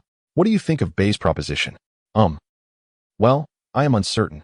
However, the ideology of the first Hokage does indeed possess significant flaws," Nara Shikaku reflected before responding. "Is that so? I hope Baiye's vision proves to be the right path." Tsunade's beautiful eyes remained fixed on Baiye, filled with anticipation. Chapter 76. The unacceptable retreat of Sunagakure under the leadership of Chiyo and Raza. The shinobi of Sunagakure retreated with alarming swiftness. Rather than a tactical withdrawal, it resembled a frantic escape. Many shinobi discarded their cumbersome tools to hasten their flight, returning to Sunagakure in disarray, their anxious hearts finding a fleeting sense of solace. Upon their return, Chiyo immediately issued an urgent command. Quickly, Sunagakure is to enter a state of heightened alert. All shinobi to their combat posts. Civilians, proceed to the shelters. At Chiyo's behest, every shinobi in the village sprang into action. The abrupt transition to a state of combat left the villagers in bewilderment. Chiyo's brother, Eyes, approached her with a puzzled expression, inquiring, "Sister, what is happening? Why must the village prepare for battle? Did you and Raza not lead an offensive against the Land of Fire?" Eyes, also an elder of Sunagakure, was taken aback by the sight of his sister and Raza returning in such a state of disarray and enforcing a lockdown on the village. What on earth has transpired? The war has concluded, and we, Sunagakure, have suffered defeat. Chiyo replied somberly, her words causing a stunned silence among the gathered shinobi. A strikingly beautiful kunoichi named Yukumo stood up, her voice raised in disbelief. "What do you mean? Sunagakure has been defeated. This cannot be true. Elder Chiyo, you jest. Do you not?" Yukumo, a formidable wielder of the Kekkei Genkai, Scorch Release, was a top-tier shinobi within the village and a strong contender for the position of the 4th Kazekage. However, her gender limited her support within the village, and thus the opportunity to bolster her reputation through an offensive against the Land of Fire fell to Raza. Her astonishment echoed the disbelief of the other high-ranking shinobi, who quickly voiced their incredulity. "Elder Chiyo, is this verifiable? You cannot be serious. How could Sunagakure possibly face defeat? We had just launched our offensive. How could we lose? Did we not deploy the one-tailed Jinchuriki? Surely the power of the tailed beast would ensure our victory." The murmurs of disbelief filled the air. They were all incredulous that their village could falter. The meticulous plans laid for the assault on the Land of Fire, including the utilization of their Jinchuriki, had led them to believe in an assured success. Moreover, the war had only commenced a month prior. It was inconceivable that they could be vanquished so swiftly. "My comrades, I understand this is exceedingly hard to believe, but Sunagakure has indeed faced defeat. Konoha's strength is formidable, particularly Uchiha Baiye, who possesses the power to subdue the One-Tail." Chiyo's expression was grave, understanding the necessity of conveying the gravity of their situation to the village's leaders. The realization that they had lost, so soon after the onset of conflict, weighed heavily upon them. The indignation and sorrow were palpable. Damn the village of Konoha. How could they possess such overwhelming power? Must we, the shinobi of Sunagakure, retreat into the desert forever? I refuse to accept this. The villagers had long coveted the lands of the Fire Country. They had attempted to invade multiple times in the past, each endeavor ending in failure. Now, having launched another offensive only to be met with defeat, the atmosphere brimmed with anger and despondency. This is not the time for despair. We face a graver issue. Uchiha Baiye has rejected our surrender. Our village remains vulnerable to Konoha's assaults. Chiyo continued, her tone heavy with urgency. They refuse our surrender? What insolence! Do they underestimate Sunagakure? Konoha dares to attack us? Let them come. We shall ensure their return is a one-way trip. The shinobi were incensed, vowing retaliation against the Konoha ninjas. Defeat followed by negotiation was the customary protocol in the realm of shinobi warfare, a tradition that had persisted since the Warring States period. An offensive against the 5 great shinobi villages was an unattainable ambition. Each of these villages possessed formidable defenses fortified by barriers and protective structures. It was a universally acknowledged truth that no village could confidently breach the stronghold of another, even among the 5 great shinobi villages themselves. Yet now, Konoha not only refused to acknowledge their surrender but was poised to attack Sunagakure. What could this mean? Was it a blatant display of contempt? Such thoughts fueled their outrage, and the shinobi resolved that if Konoha dared to attack, they would teach them a lesson they would not soon forget. Suddenly, a thunderous explosion reverberated through the village, shaking the very ground beneath them. The violent commotion startled everyone. What is happening? What is that sound? In the midst of the chaos, a frantic shinobi rushed in, exclaiming, "Elder Chiyo, Lord Raza, we are under attack. Konoha ninjas are assaulting our village." The shock was palpable among the gathered shinobi. Just moments prior, they had been discussing the audacity of Konoha's potential aggression, only to find that the assault had commenced with alarming speed. Those Konoha ninjas are utterly brazen. Let us go and teach them a lesson. They dare to attack Sunagakure? They shall witness our might. The shinobi were furious. Their resolve hardened by the unexpected aggression of Konoha. The myriad shinobi of the Uchiha clan launched a fierce assault on the hidden sand village. A formidable barrier enveloped the village, repelling the Uchiha's initial onslaught. Within the sand village, colossal siege weaponry hurled massive shuriken and kunai at the advancing Uchiha, halting their advance. Excellent. Maintain the defense. Continue firing. These accursed Uchiha dare to attack our village. They shall not return. The sand shinobi exclaimed, their voices brimming with fury. They stood as the village's last bastion, their resolve fortified by the knowledge that their homes lay behind them. Each shinobi fought with unwavering tenacity, their strength amplified by their desperation. The Uchiha, momentarily stymied by the sand's fierce resistance, found themselves at an impasse. Lord Byakuya, the sand's defenses are formidable. We cannot penetrate them, Uchiha Itachi reported to Byakuya. Nara Shikaku approached Byakuya, offering his counsel. Lord Byakuya, we require reinforcements. The Uchiha clan alone may not be sufficient to conquer the sand village. While Shikaku harbored no reservations about subjugating the sand, he recognized the disparity in strength between a single clan and an entire village. Requesting aid from the Hidden Leaf village, he believed, would ensure a swift and decisive victory. Reinforcements? Unnecessary. This insignificant village is of no concern to me. Itachi, order a full retreat, Byakuya commanded. Understood, Lord Byakuya, Itachi responded, relaying the order. The sand shinobi erupted in jubilation as the Uchiha withdrew. They retreat. Have we prevailed? They cried, their faces alight with triumph. However, their celebration was premature. Byakuya stepped forward as the Uchiha ranks parted. Observe, someone emerges from the Uchiha's ranks, a sand shinobi observed. What is his intent? Surely, he does not intend to assault our village single-handedly? Absurd. We have withstood the collective might of the Uchiha. One individual poses no threat to us. Before the sand shinobi could fully grasp the situation, Byakuya activated his Susanoo. A surge of raw chakra emanated from him, rapidly coalescing into a colossal Susanoo avatar. What is this? A sand shinobi exclaimed, his voice trembling with fear. Such terrifying chakra. Is this a monster? Are we to contend with this? The sheer scale and oppressive aura of the Susanoo instilled terror in the hearts of the sand shinobi. Perception-type shinobi were paralyzed by the overwhelming chakra emanating from Byakuya. With a mere gesture, Byakuya commanded the Susanoo to unsheath its ethereal blade and cleave towards the sand village. A cataclysmic wave of energy surged forth, tearing through the protective barrier with ease. The barrier's defenders were sent hurtling backward, their bodies racked with pain. The Susanoo's blade continued its descent, carving a deep chasm through the village, obliterating countless structures in its wake. In a single, devastating strike, Byakuya shattered the sand's defenses. At that moment, Chiyo, Raza, Laikai, and Ibiz arrived, their faces etched with fury as they surveyed the devastation wrought upon their village. Byakuya Uchiha, how dare you desecrate our village? Chiyo roared, her voice laced with rage. Byakuya regarded the sand's leaders with an air of detached amusement. Your arrival is opportune. I extend to you an offer of fealty. Submit to my rule, and your village shall be spared annihilation. Chapter 78. You dare to block my attack. Submission and surrender are two entirely distinct concepts. Surrender is merely an acknowledgement of defeat, often entailing certain conditions and concessions, leaving Sunagakure as it is. At worst, they might take a few years to recuperate, amassing strength for the next great conflict. Conversely, submission entails complete allegiance to the adversary, where all actions revolve around their commands. In essence, it would mean relinquishing the entire village to the opponent. This is a notion that Chiyo and her comrades cannot fathom. Thus, upon hearing the audacious words of Byakuya, Chiyo, Raza, and others glared at him with fiery indignation. How infuriating, Uchiha Byakuya! Do you truly wish for us to submit? This is inconceivable. Do not underestimate us, Sunagakure. We shall never yield. Attack. Let him witness the might of our village. Each shinobi from Sunagakure fixed their furious gazes upon Byakuya.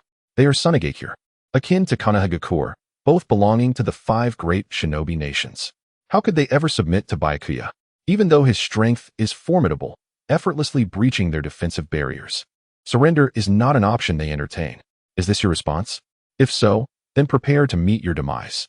Byakuya declared ominously, raising the long sword of Susanoo high above, then swinging it down violently towards Sunagakure. Quick, block it. Everyone, utilize your jutsu to defend, Chiyo shouted, commanding the surrounding shinobi to unite in their defense. Earth style, earth flow rock wall. Under Chiyo's guidance, dozens of shinobi simultaneously unleashed their jutsu. Great walls of rock surged upward swiftly, erecting themselves in the path of Byakuya's assault. Boom, rumble. A tremendous crash echoed as Byakuya's sword collided with the colossal rock wall. The wall before them shattered rapidly, collapsing under the force. Hold firm, do not give in. We must withstand his onslaught, Chiyo cried out, witnessing the continuous breakdown of the rock walls. Do not relent. Hearing her words, the shinobi shouted in unison, channeling their chakra fervently. The collapsing walls reformed, steadfastly obstructing Byakuya's advance once more. Rumble. A series of heavy thuds reverberated throughout Sunagakure. Remarkably, their desperate efforts bore fruit, as the walls astonishingly absorbed Byakuya's attack. What? You actually blocked my strike? Byakuya expressed his astonishment. Though this was merely a standard blow from Susanoo, its overwhelming power is not something an ordinary ninja could withstand. Thus, witnessing the shinobi of Sunagakure successfully unite in defense left him genuinely surprised. We held them back. Fantastic. See, this is the strength of Sunagakure. We are indeed formidable. After thwarting Byakuya's attack, the shinobi erupted in jubilant cheers. Do not cease. Press the attack. Let him experience the prowess of Sunagakure. Chiyo continued to rally her comrades. Hearing her command, all shinobi sprang into action once again. Wind style, wind rope technique. In an instant, countless gusts of wind spiraled forth, rapidly coalescing into ropes that ensnared Byakuya Susanoo, restricting his movements. A splendid opportunity. The Wind Sand team, advance. With Chiyo's voice trailing off, dozens of wind style adept shinobi launched their assault. Wind style, wind sand technique. The tempest swept forth with yellow sands, fiercely assaulting Byakuya. A vast quantity of sand rapidly accumulated, entombing Susanoo's legs, further limiting its mobility. Ninja Tool Team, fire. Countless massive ninja tool crossbows unleashed a barrage of shuriken and kunai towards Susanoo. Although Susanoo's formidable defenses successfully repelled the projectiles, the connecting ropes entwined around its form, tightening their control over Byakuya. Now you cannot move, can you? Leave it to me, Yakumo. With Susanoo firmly restrained, Chiyo called out to Yakumo beside her. Yakumo possessed the Kekkei Genkai of Scorch Release, a potent bloodline derived from the fusion of wind and fire chakra, renowned for its destructive capacity. Understood. Upon hearing Chiyo's command, Yakumo propelled herself swiftly towards Byakuya, a searing fireball swirling around her, transforming into an even more intense inferno. Shatter for me. Scorch Release, Great Fireball. Yakumo directed the massive fireball towards Susanoo's head, where Byakuya stood. Boom. A resounding explosion erupted as the blazing sphere detonated, the immense force shattering Susanoo's head and revealing Byakuya's true form. Raza. Hearing Chiyo's call, Raza instinctively commanded the surrounding sand to surge toward Byakuya, encircling him. Within the grains of sand, numerous sealing tags emerged. Raza understood all too well the magnitude of Byakuya's strength. Mere sand alone could not subdue him. Hence he employed sealing techniques as well. Ultimately, Byakuya found himself ensnared within the sand, with only his head remaining mobile. Haha, we succeeded. This is the might of Sunagakure. Uchiha Byakuya, now you comprehend our strength, do you not? You were once so arrogant, and now you find yourself our captive. With Chiyo and Raza leading the charge, the shinobi of Sunagakure beamed with exhilaration. They had endured countless trials at Byakuya's hands, and now having vanquished him, their elation was palpable. Even Chiyo and Raza pondered whether they could seize the moment for a counterattack, turning the tide in their favor. Yet, despite being sealed and restrained, Byakuya exhibited no signs of panic. I never anticipated that Sunagakure possessed such strength. This truly takes me by surprise. If that is the case, then I shall unleash my full power as well. Byakuya gazed at the shinobi before him, his voice filled with determination. Chapter 79. The complete Susanoo astounds everyone. Since Byakuya unlocked the eternal Mangekyo Sharingan, he had been brimming with confidence in his abilities. He held figures like Hiruzen Sarutobi, Danzo, and the Kazekage in utter contempt. Even during the assault on Sunagakure, when confronting the entire village, Byakuya only employed the third stage of his Susanoo. He never felt the need to unleash his full potential. Deeming his adversaries unworthy, He engaged in combat with a playful attitude, never taking them seriously. However, to his surprise, Sunagakure displayed remarkable resilience, managing to withstand the power of his third-stage Susanoo. It was a testament to their status as one of the 5 great shinobi villages, not easily subdued. Consequently, Byakuya resolved to cease his games and unleash his full might. Uchiha Byakuya, what are you saying? You have already been defeated by Sunagakure. Chiyo frowned, observing Byakuya's continued composure. They had seemingly subdued him entirely. What could he possibly have up his sleeve? Haha. I've grown tired of playing games with you all. I shall now proceed with unrestrained power. As Byakuya uttered these words, an even more violent chakra erupted from his being. The surge shattered the surrounding sand gold and ceiling tags. The surging chakra billowed around Byakuya, causing his long hair to dance wildly. No matter how you resist or struggle, Sunagakure, your efforts will prove futile. In response to Byakuya's rampaging chakra, the Susanoo's aura intensified dramatically. The surrounding sand, wind ropes, and cords were all blasted away by the unleashed power. Even nearby Sunagakure shinobi were sent flying with agonizing cries due to the immense force. Damn it! What is happening? What is that guy doing? Chiyo and Raza, among others, steadied themselves with their formidable strength, peering through the sandstorm towards Byakuya. They were instantly struck dumb. Before them stood a colossal Susanoo, adorned with a Tengu helmet, radiating unparalleled dominance. So huge, so terrifying. Can a human truly wield such terrifying chakra? Chiyo and the others were utterly astonished. Their faces were slick with sweat, a testament to their shock and trepidation. Behold, this is my true power, the power of the Uchiha clan, Byakuya declared, gazing down at Chiyo and her comrades. The power of the Uchiha clan? Such a terrifying aura. Could he have attained power akin to that of Uchiha Madara? Chiyo muttered, her expression grave. Chiyo was a veteran of the Warring States period. Though she had never met Uchiha Madara, she had heard tales of his legend. Thus, witnessing Byakuya's terrifying power, she immediately drew a comparison to Madara. It seemed that Uchiha Byakuya possessed power on par with the legendary figure. Are you already intimidated? It's not over yet. Constrict. Byakuya clenched his right hand tightly. The Susanoo's surrounding chaotic chakra rapidly solidified. Simultaneously, the previously cumbersome Susanoo became more streamlined. As the Susanoo's chakra fully coalesced, a Susanoo clad in armor, wielding a long sword, appeared before Sunagakure. An aura of overwhelming pressure emanated outwards. This was none other than the complete Susanoo. A formidable power attainable only by unlocking the eternal Mangekyo Sharingan and maximizing one's ocular prowess. Faced with the complete Susanoo, Chiyo and her cohorts could barely speak without trembling. The immense chakra has stabilized. This terrifying power. Are we truly going to fight this guy? Can we even win? Confronted by the complete Susanoo, the Sunagakure shinobi were stripped of their fighting spirit. The disparity was simply too great, leaving them utterly incapable of resistance. Meanwhile, Uchiha shinobi stationed nearby were also observing the battle. When they saw Byakuya being restrained by Sunagakure, they grew anxious and prepared to rescue him. However, to their astonishment, an incredibly powerful chakra erupted from within Sunagakure. Then, a terrifying giant materialized within the village. What is that thing? Such terrifying chakra fluctuations. Indeed, that level of chakra is even more frightening than a tailed beast. Wait, look, it's Byakuya-sama. It really is Byakuya-sama. This is Byakuya-sama's power. The power of our Uchiha clan. Upon witnessing the complete Susanoo for the first time, everyone was understandably shocked, including the Uchiha shinobi. However, when they realized that it was Byakuya's power, the entire Uchiha contingent erupted in cheers. Even Tsunade was stunned by Byakuya's complete Susanoo. This power. It's unbelievably terrifying. Is this the power that Uchiha Madara once wielded?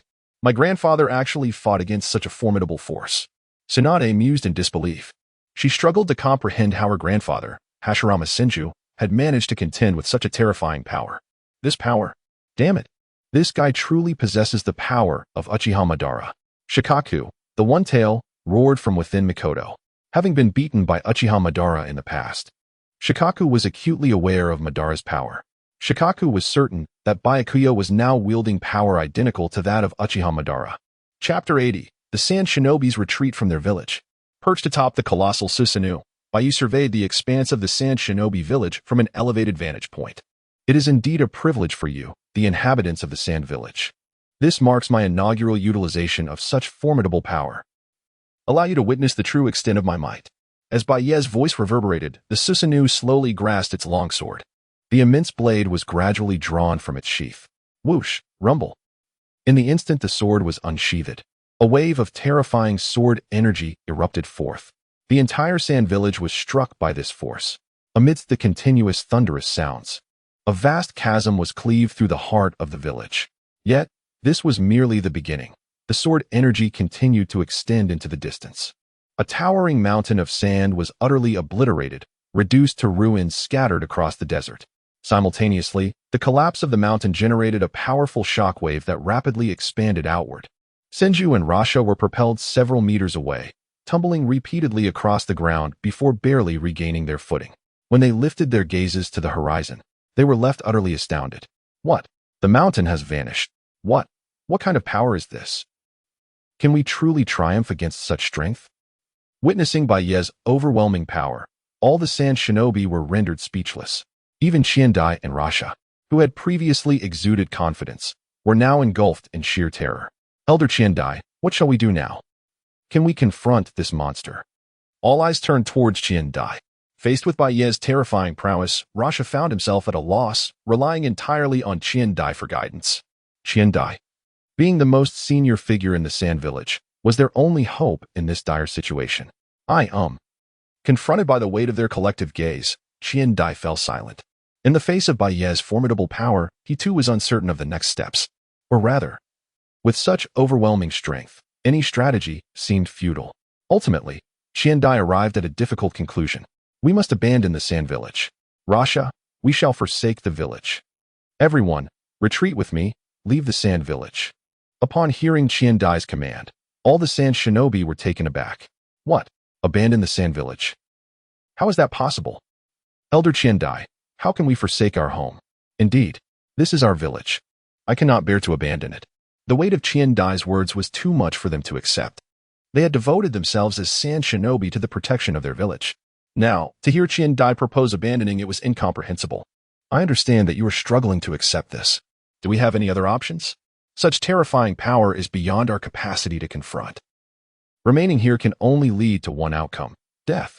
Rather than sacrificing ourselves in vain, it is wiser to relinquish the Sand Village and preserve our strength.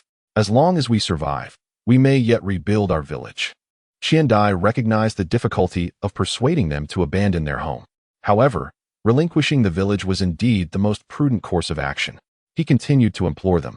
Upon hearing Qiandai's reasoning, despite their reluctance, they understood the truth in his words. Faced with Baiye's overwhelming might, they had no alternative but to forsake the Sand Village. Remaining would only lead to their demise at Baiye's hands. I concur with Elder Qiandai's proposal. We shall abandon the Sand Village, retreat. I too agree. As long as we live, we have a chance to reclaim our village. Let us depart. Quickly retreat. With Rasha leading the charge, the Sand Shinobi scattered in all directions to flee. However, curiously, Yitsong, a female ninja, did not join the exodus. Yitsong, why are you not running? If you delay, there will be no chance left. Qiandai, who was also prepared to abandon the village, questioned Yitsong with concern. Elder Qiandai, you all should go. My ninja way is to protect the Sand Village. I will not abandon it to flee. Allow me to hold the rear. Yitsong, resolute in her gaze, declared in the face of the enormous Susanoo. Yitsong, you. Upon hearing her words, Qiandai regarded her with newfound respect. In that case, I entrust the Sand Village to you. With that, Qiandai swiftly made his way into the distance. Baiye looked down upon the Sand Village, observing the ninjas not only refraining from attacking, but instead scattering in retreat. This perplexed him. What are these Sand Shinobi doing? Are they fleeing? Do they intend to abandon their village?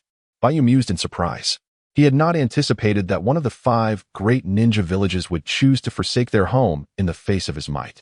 Nonetheless, do they truly believe they can escape? As he observed the fleeing Sand Shinobi, Baiye immediately commanded the Susanoo to surge forward, seeking to obstruct their path. However, at that moment, a searing fireball hurtled toward Baiye. Scorch release, fireball barrage. The blazing orb struck fiercely against Baiye's Susanoo, creating a tremendous explosion. Regrettably, despite the intensity of the assault, the fireballs failed to breach the defenses of the Susanoo. Who are you? Scorch release, Yitsong. You have not fled. Baiye exclaimed in astonishment at the identity of his assailant. I am a ninja of the Sand Village, My duty is to protect it. Yi Song replied with unwavering conviction. Haha. Protecting the sand village? Yet your fellow ninjas are all in flight. Is this what you refer to as safeguarding your village, running away? Baiye mocked as he gazed at Yi Song. How dare you, vile invader?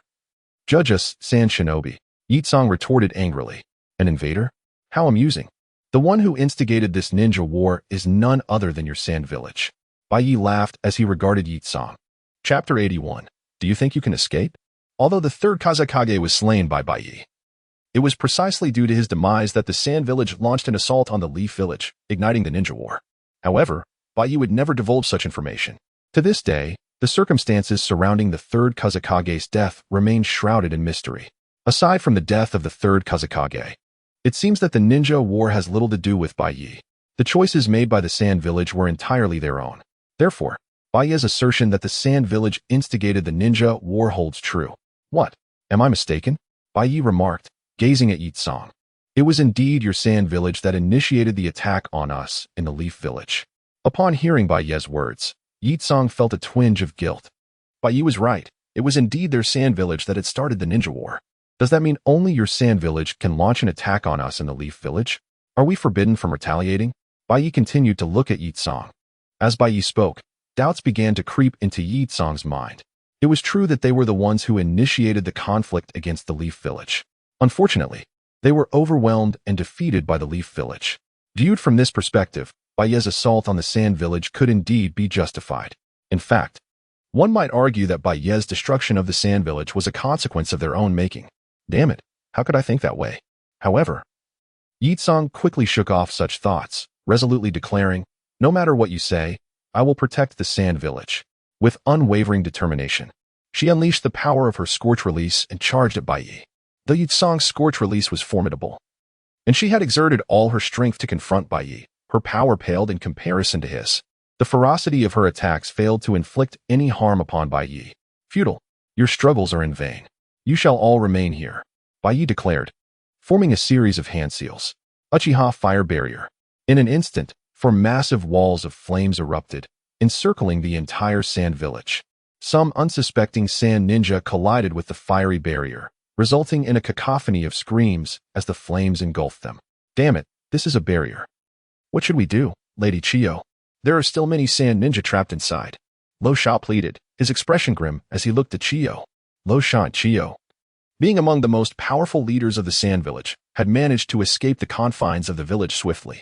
However, the other sand ninja lacked their speed and strength, and they found themselves ensnared by Baiye's barrier.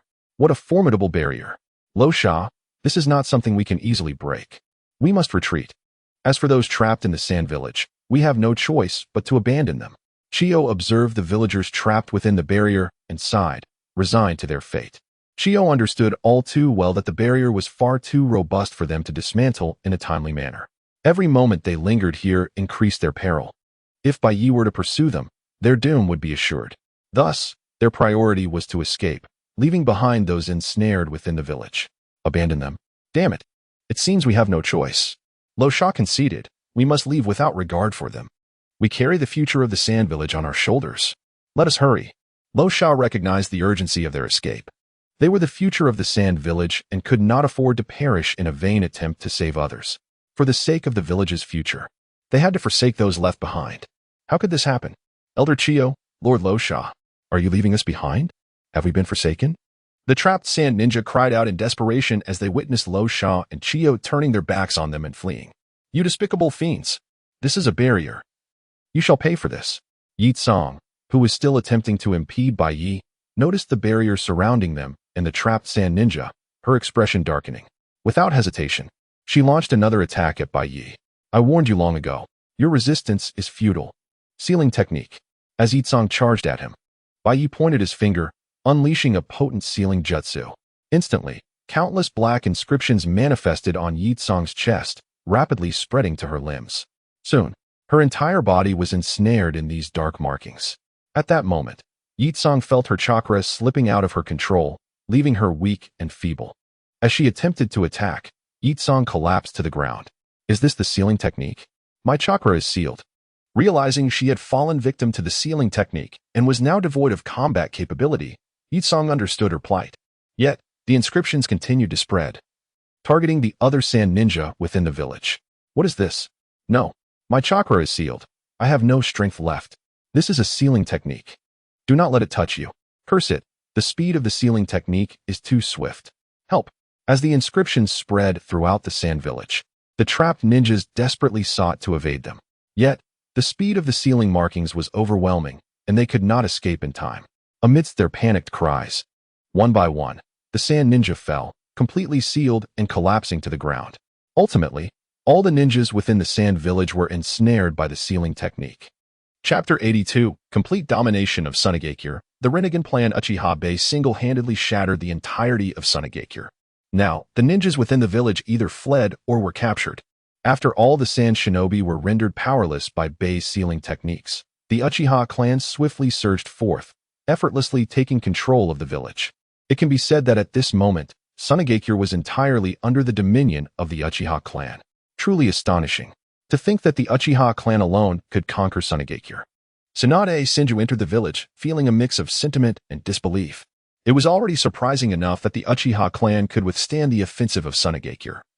But it was utterly unfathomable that they not only repelled it but outright seized the village. This was one of the 5 great shinobi villages, on par with Konoha. And now it lay completely in the hands of the Uchiha. Reflecting on her own Senju clan, Tsunade was left with a sense of despondency. Indeed, it was incredibly hard to believe. The might of Uchiha Baiye was truly terrifying. Nara Shikamaru also expressed his astonishment. Though he had long recognized Baiye's formidable prowess, he had not anticipated it to be this overwhelming, able to conquer an entire village, one of the 5 great shinobi villages at that. Shikaku, we owe you our gratitude. Had it not been for your foresight, we would remain oblivious to the strength of the Uchiha clan. It is indeed a power so fearsome that it surpasses what the higher echelons of Konoha, including Sarutobi Hiruzen, could contend with. Yamanaka Inoichi and Akimichi Choza concurred. Had it not been for Nara Shikaku's strategy, they would not have joined the Uchiha on the battlefield. Without this experience, they would remain unaware of Baiye's terrifying capabilities. If they remained ignorant of the Uchiha's strength, they would likely meet a grim fate when the clan turned against the higher-ups of Konoha. Shikaku, what should we do next? We shall follow your lead. Yamanaka Inoichi and Akimichi Choza said in unison. Well, our current objective is to assist Lord Baiye in securing complete control over Sunagakure. Although Baiye possesses immense power, mere strength alone is insufficient to dominate the entire village. Lord Baiye requires our assistance. Shikaku remarked. Undoubtedly, having witnessed Baiye's formidable might, he had already resolved to ally with the Uchiha clan. Leave it to us. We know what must be done. Yamanaka Inoichi and Akimichi Choza affirmed, clearly having no objections to siding with the Uchiha clan. After witnessing Baiye's extraordinary strength, they understood that opposing him was futile. With no alternative but to ally with the Uchiha, they accepted their course. Sensing the anger of the sand shinobi, gained 500 negative energy, chakra 50. Sensing the anger of the sand shinobi, gained 1000 negative energy, taijutsu 80. Sensing the anger of the sand shinobi, gained 2000 negative energy, genjutsu 110. Since Baiye's conquest of Sunagakure, he felt an overwhelming tide of negative energy wash over him. In the blink of an eye, he amassed 1 million negative energy. Yet, this was merely the beginning. The negative energy continued to swell. After all, Sunagakure was the home of all sand shinobi, and now that Baiye had seized their village, how could they not harbor animosity towards him? Nevertheless, while the rate of negative energy accumulation was rapid, Baiye sought even greater quantities. Having activated the eternal Mangeki Sharingan, his ocular power had reached its zenith. To further enhance his strength, he needed to awaken the Rinnegan. However, this was no simple task. Awakening the Rinnegan required not only the Sage's Eye, but also the Sage's body. When the powers of the Sage's Eye and Sage's body coalesce, they give rise to the Rinnegan, which governs life and death. Among these, the Uchiha's Sharingan is indeed the Sage's Eye. The remaining requirement is the Sage's body. Baiye had obtained a fragment of the Sage's body from Tsunade, though it was incomplete. However, as one endowed with a system, Baiye could utilize negative energy to transform this incomplete Sage's body into a complete one. Of course, this endeavor demanded a substantial amount of negative energy, specifically 5 million units. Only with this amount could Baiye elevate the fragmented Sage's body to its complete form. Hence, the current accumulation of 1 million negative energy was far from sufficient. Baiye was in dire need of vast reserves of negative energy. My Lord Baiye, We have completely taken control of Sunagakure. Narashikaku reported. However, the ninjutsu scrolls and a plethora of supplies have been removed, likely by the fleeing sand shinobi. Moreover, we have captured many sand shinobi. What should we do with them? At that moment, Narashikaku approached Bei to report on the situation in Sunagakure, displaying a commendable eagerness to impress his superior. Ninjutsu scrolls and supplies are merely worthless trinkets. Bei replied nonchalantly. What formidable ninjutsu could Sunagakure possibly possess? Bei had little interest in the village's techniques. As for their resources, he was even less concerned. Sunagakure was inherently a barren village. What could they possibly offer? Indeed, Bei even suspected that the resources of Sunagakure paled in comparison to those of the Uchiha clan. However, when it came to Sunagakure, Bei had a thought. Bring Yakura to me, he instructed Narashikaku. Yes, my lord Bei. A moment later, Yakura, her chakra sealed, was presented before Bei. Curse the Uchiha. Upon seeing Bei, Yakura's beautiful eyes glared at him with fury. This was the wretched scoundrel who had taken over her village. Yakura, is it? Your gaze is quite striking. Bei remarked with a smile, observing her furious eyes. What do you want? Are you going to kill me? If so, come at me. Yakura retorted, displaying a resolute acceptance of her fate. From the moment she was captured, she had braced herself for death. Do you wish for death so eagerly? I have greater plans for you. I intend to make you the Kazekage. Bei replied with a grin. Chapter 83. Do you wish to obliterate Sunagakure? The notion of appointing Yakura as the Kazekage has taken root in Bei's mind. Although he has completely seized control of Sunagakure, he lacks the time to govern it himself. Thus, he intends to designate a Kazekage to assist in the administration of the village. Naturally, this new Kazekage must be utterly obedient to his commands. Bei's chosen candidate for this role is Yakura. Kazekage? What do you mean? You want me to be the Kazekage? Upon hearing Bei's proclamation, Yakura is momentarily taken aback. Indeed, I wish for you to assume the role of Kazekage, to aid me in managing Sunagakure. Bei asserts, gazing intently at Yakura. Assist you in managing Sunagakure? Are you attempting to make me your puppet? I refuse. You may as well kill me. Without hesitation, Yakura rebuffs Bei's proposal. She is not naive. She recognizes that Bei seeks to manipulate her as a pawn to solidify his control over Sunagakure. Hence, she resolutely declines the offer. Even if she were to be captured, she would never resort to actions that would harm her village. Being a puppet is not an option. I can help you transform Sunagakure. I can free its people from this harsh environment. If you refuse, I will have no choice but to annihilate the entire village. Do not doubt my power. Bei warns, his gaze fixed on Yakura with a menacing intensity. Upon hearing that Bei would resort to destroying Sunagakure, Yakura becomes increasingly agitated. She never questions Bei's capability to obliterate the village. With the strength to easily reshape mountains and sever peaks, annihilating Sunagakure would be a trivial task. So, will you accept the role of Kazekage and assist me in governing Sunagakure? Bei continues, urging her. I will comply. Though a myriad of objections swirl in her mind, Yakura begrudgingly agrees, compelled to prevent Bei from demolishing her home. Excellent. From this moment forth, you are the Kazekage. Bei releases the sealing jutsu that bound Yakura, restoring her powers. He then produces a straw hat and places it atop her head. With her strength reinstated and Bei so near, a thought of ambushing him crosses Yakura's mind. However, she swiftly dismisses it, fully aware of Bei's terrifying prowess. An attempted surprise attack would not only fail, but would likely provoke his wrath. Shikamaru, hand over all the prisoners from Sunagakure to Kazekage Yakura. I trust she knows how to handle them. Bei instructs Shikamaru. Yes, Lord Bei. Shikamaru responds. Kazekage Yakura, please follow me. He leads Yakura to the place where the Sunagakure prisoners are held. Kazekage Yakura, this is your hat. The prisoners murmur, anxiety palpable in their voices.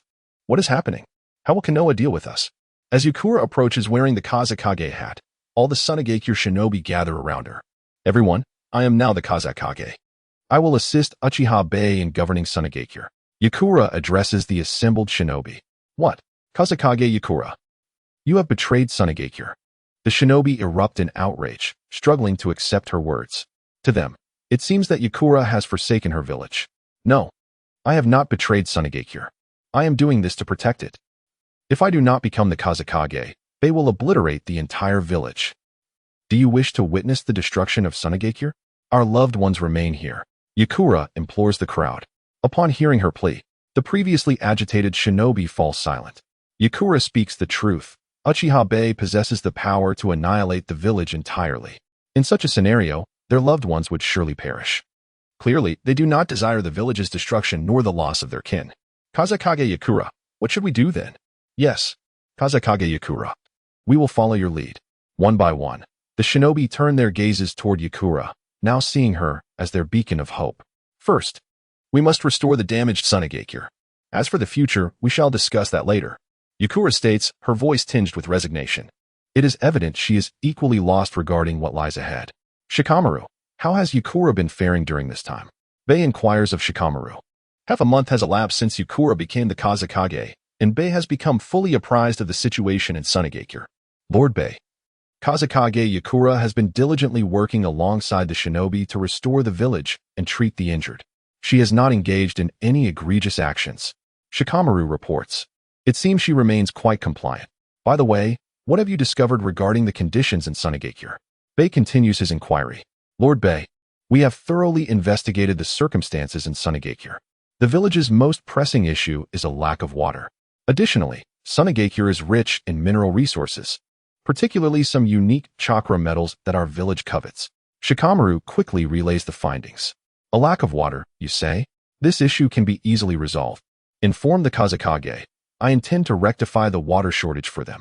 Baiye ponders aloud. Understood, Lord Baiye. Shikamaru promptly departs to find Yakura. Moments later, Yakura arrives at the heart of Sunagakure alongside Baiye and the others.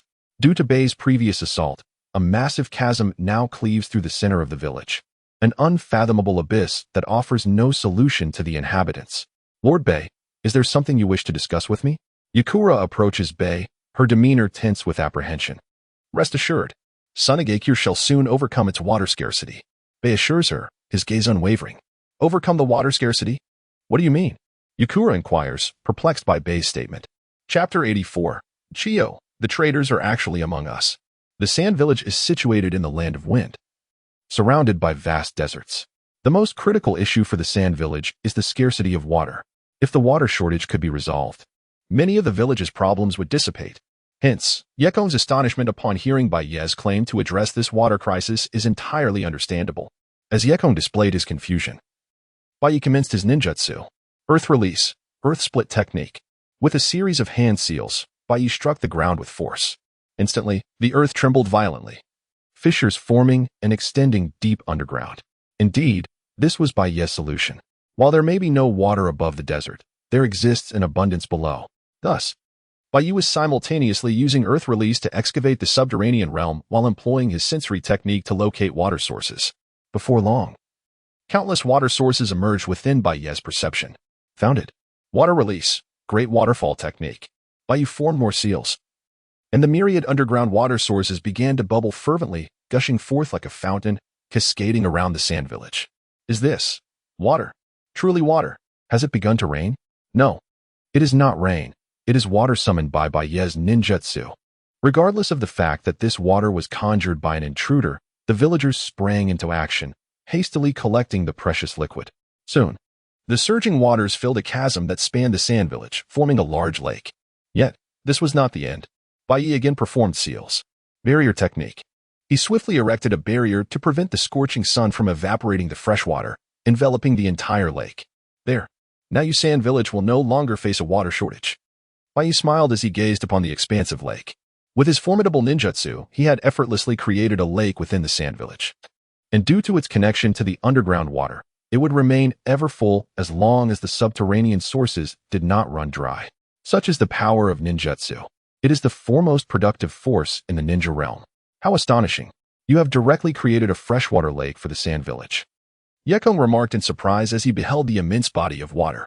The Sand Village had long suffered from water scarcity, and even the previous Kazekage had contemplated using ninjutsu to alter the village's fate. Unfortunately, their techniques were too feeble. Even if all the village's ninjas joined forces, they could not hope to rival Baiye. As Yekon stared at the lake, he suddenly realized that aligning with Baiye might not be such a poor choice. Since Baiye had resolved the water crisis, Yekon's resistance towards him had diminished. Baiye-sama, the Sand Village has now fully recovered. What will happen to Chio, Rasha, and the others? Yekon inquired of Baiye. They had abandoned the Sand Village and fled. They were undoubtedly traitors now. How do you Sand Village handle traitors? Do I need to elaborate? Baiye shot a glance at Yekong. Understood. I shall announce their status as traitors. Yekong responded promptly. Yekong harbored resentment towards Chiyo and Rasha for their escape. Not only him, but all the ninjas within the Sand Village felt animosity towards those who had abandoned them. As high-ranking members of the Sand Village, they had not only failed to defend their home against a formidable foe, but had fled instead. What else could this be if not betrayal? Therefore, when Yekong declared Chiyo and Rasha as traitors, the ninjas of the Sand Village had no objections. In a region bordering the Land of Wind and the Land of Rivers, a disheveled group of sand ninjas hurried along, though every ninja was utterly fatigued. None dared to halt. Chiyo-sama, we have already left the Land of Wind. Can we rest for a moment? At this distance, Baiye should not be able to pursue us. Rasha panted as he looked towards Chiyo. Not only Rasha, but every sand ninja was breathless and exhausted. All right then, everyone, take a moment to recuperate. Chiyo surveyed the surroundings and declared. Upon hearing Chiyo's command, the sand ninjas collapsed onto the ground, gasping for air. They had been relentless in their flight, fearing Baiye's pursuit. Only when they had escaped the Land of Wind did they dare to rest. Maki, Yashimaru, you two go to the nearby town and gather information. Chiyo instructed the two ninjas. Yes. After receiving the order, the pair swiftly departed towards the nearest settlement. Moments later, they returned, their expressions grave.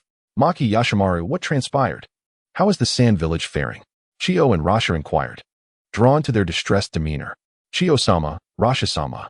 The Sand Village has been completely occupied by Uchiha Baiye. Maki's face was ashen. Cursed be that wretched man. The Sand Village has fallen. Our home is lost. This cannot stand. We must seek vengeance. The words ignited a fervor among the sand ninjas. Their faces alight with anger. In their eyes, Baiye's occupation of the Sand Village would surely lead to its destruction. As the surviving sand ninjas, they felt compelled to avenge their village. The Sand Village has not been destroyed. Yashimaru interjected, attempting to quell the rising agitation among the group. What? The Sand Village has not been destroyed. The sand ninjas froze, disbelief etched upon their faces. They had prepared themselves for the worst, emotionally steeling themselves for the loss of their home. Now, to hear that the village remained intact was bewildering. However, there was something even more serious at hand. Maki's expression remained grim. What is it? The sand ninjas inquired with curiosity. Was there something more severe than the destruction of their village? Yekong has become the new Kazekage.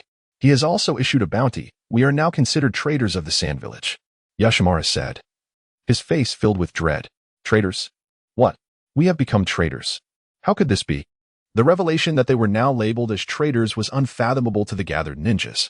They had dedicated themselves to the Sand Village, fighting tirelessly for its sake. This time, their retreat had been a consequence of Baiye's overwhelming power, a strategic withdrawal to preserve the village's strength for a potential resurgence. How could they now be branded as traitors?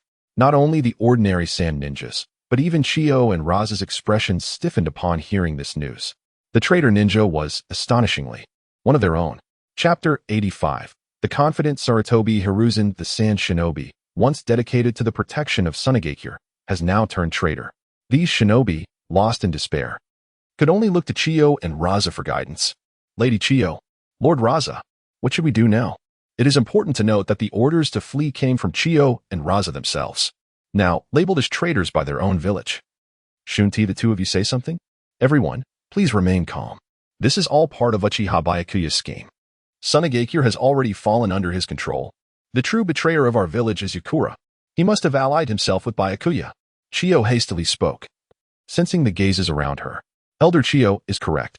Yakura, as the Kazekage, must have turned to Byakuya for support. He is the true traitor of Sunagakure, Raza echoed, his anger palpable. He had once considered the position of Kazekage as his own, but now Yakura had seized it, leaving Raza feeling enraged. Upon hearing Chiyo and Raza, the previously panicked sand shinobi calmed momentarily. Lady Chiyo, Lord Raza, what should we do now? They inquired in unison. Let us find a place to regain our strength. Then we shall devise a plan to reclaim Sunagakure. Chiyo contemplated before continuing. I recall a fine town near the Land of Rivers. With our current strength, we can easily seize it. Let us rest there for now, Raza stated, gazing into the distance. What are we waiting for? Let us move quickly. Raza and Chiyo led the sand shinobi in an assault on the town in the Land of Rivers. Utilizing their formidable power, they easily overran the entire settlement. This is the world of ninjas. With strength, one can claim everything. This principle applies just as well to the 5 great shinobi villages. Meanwhile, in Konoha, the atmosphere was charged with excitement among the higher-ups, led by Sarutobi Hiruzen, following Byakuya's departure with the Uchiha clan to confront the Sand Shinobi. With Byakuya and most of the Uchiha elite gone, no one in the village could oppose them, and they felt assured that Konoha was once again theirs. No one dared to thwart their intentions. More importantly, they believed this battle would likely spell doom for Byakuya and his Uchiha ninjas. Thus, Hiruzen and his cohort swiftly took action, employing various methods to reclaim the shops that had been seized by Byakuya. Yet this was only the beginning. To fully dominate the Uchiha clan, Hiruzen, leveraging his position as Hokage, released Uchiha Fugaku from captivity, appointing him as the current leader of the Uchiha clan. Fugaku cooperated willingly, ever vigilant in safeguarding Hiruzen's control over the will of fire, regardless of the actions taken by Konoha that might harm the Uchiha clan. Fugaku would unhesitatingly agree as long as Hiruzen invoked the will of fire. Recently, the authority that Byakuya had painstakingly established for the Uchiha clan was swiftly dismantled by Fugaku. In the Hokage Building-S conference room, Hiruzen, Yuzuki Yukari, and Mito Tenka wore expressions of triumph. Yukari, Tenka, how fares the situation in Konoha? Hiruzen inquired. Fear not, Hiruzen. Konoha is now completely under our control. We have reclaimed everything taken by Byakuya. The Uchiha clan is now fully monitored, Yukari and Tenka responded earnestly. Excellent. A smile graced Hiruzen's face upon hearing the reports. This was the vision he held for Konoha. Hiruzen, what of the battlefield? Is Byakuya dead? Yukari and Tenka pressed, fully aware that although they now controlled Konoha, Byakuya remained their true adversary. Should he return safely, all they had gained could be lost in an instant. They were unwilling to face such a loss. Rest assured, even if Uchiha Byakuya survives, he will undoubtedly return gravely wounded. Do you truly believe that merely relying on the Uchiha clan's strength is enough to oppose an entire village? Hiruzen remarked nonchalantly. Despite his lack of combat prowess, he held unwavering confidence in his political acumen. He believed that his plans had ensnared Byakuya within the grasp of the Sand Shinobi. Even if the Sand Shinobi could not defeat him, he would surely return injured. In such a scenario, Byakuya would be at Hiruzen's mercy. Indeed, no matter how strong Byakuya may be, he cannot contend with an entire village. The time for news from Jukyu should be imminent. Upon hearing Hiruzen's words, Yukari and Tenka felt their anxieties ease. Just then, a hawk soared in from the distance. Look, Jukyu's hawk has arrived, Hiruzen exclaimed, beckoning the bird to land. He detached the scroll from the hawk's talon, but chose not to read it immediately, instead confidently handing it to Yukari and Tenka. Quickly, see what news it brings. Chapter 86. The anxious higher UPS of Konoha Sarutobi Hiruzen possessed unwavering confidence in his plans. Consequently, he paid little heed to the recent intelligence report he had received. In his estimation, the scroll merely contained the news of Byakuya's defeat. Acknowledging the inevitable outcome, he deemed it unnecessary to even glance at the details. Instead, he entrusted the scroll to Uchiha Kaharu and Mito Gaiden, wishing to indulge them in a moment of joy while simultaneously showcasing his formidable capabilities. As the two opened the scroll and began to read, their expressions shifted dramatically, leading them to exclaim in sheer panic. What? This cannot be true. It must be a lie. Their excitement propelled them into a frenzied leap. What is the matter with you two? Even if it's good news, there is no need for such fervor, Sarutobi Hiruzen remarked, inhaling deeply from his pipe. Bewildered by their agitation, he understood that Byakuya's retreat would please them, but their reaction seemed excessively exuberant. Sir, something grave has occurred. You must see the contents of the scroll. We are doomed. Uchiha Koharu and Mito Gaiden voiced in alarm. Something has happened. What could possibly be wrong? Could it be that Byakuya survived? Even if he is gravely injured, could we not handle an incapacitated Byakuya? Sarutobi Hiruzen remained nonchalant, smoking his pipe while taking the scroll back. However, upon reading its contents, his excitement caused him to inadvertently snap his pipe in half. What? This cannot be. Byakuya has repelled the Sand Shinobi's assault and launched an offensive against Sunagakure. Ultimately, he has conquered Sunagakure. The contents of the scroll sent Sarutobi Hiruzen into a state of exhilaration, surpassing that of Koharu and In. He even began to doubt the veracity of the information presented. Byakuya had led the Uchiha clan to vanquish the Sand Shinobi's offensive and subsequently invaded Sunagakure, seizing control of the entire village. Each aspect of this revelation was beyond Hiruzen's comprehension. When had Sunagakure become so feeble as to be subdued by the Uchiha? What should we do now, Hiruzen? Indeed, if Byakuya returns to Konoha, it will spell our ruin.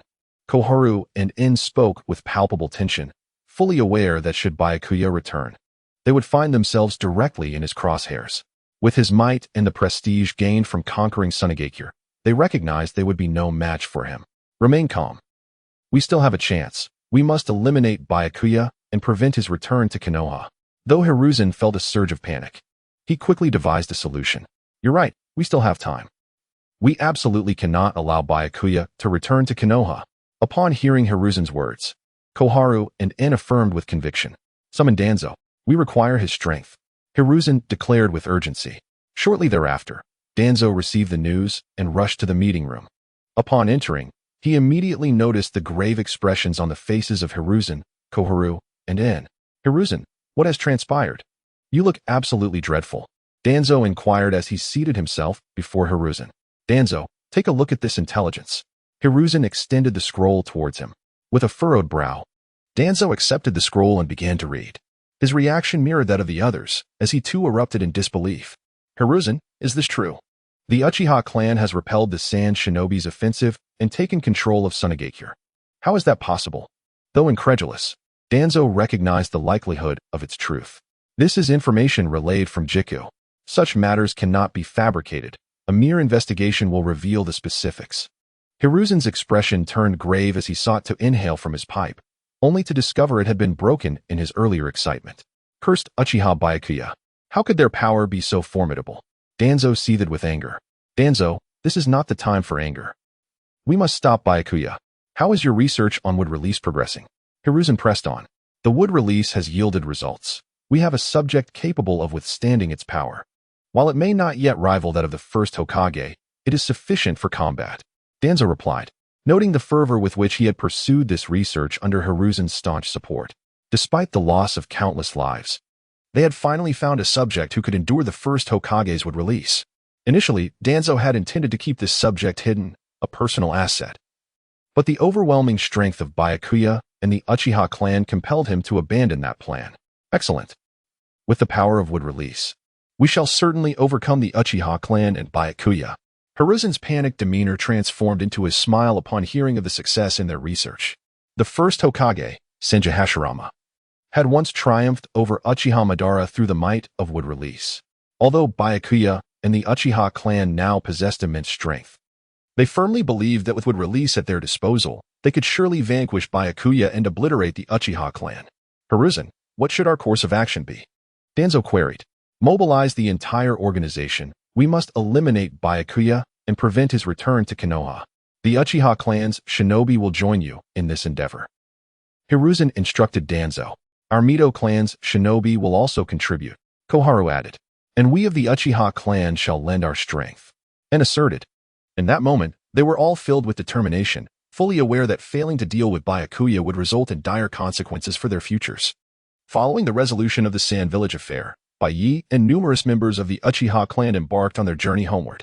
Lord Baiye, why did we disclose our whereabouts? Nara Shikaku inquired with perplexity.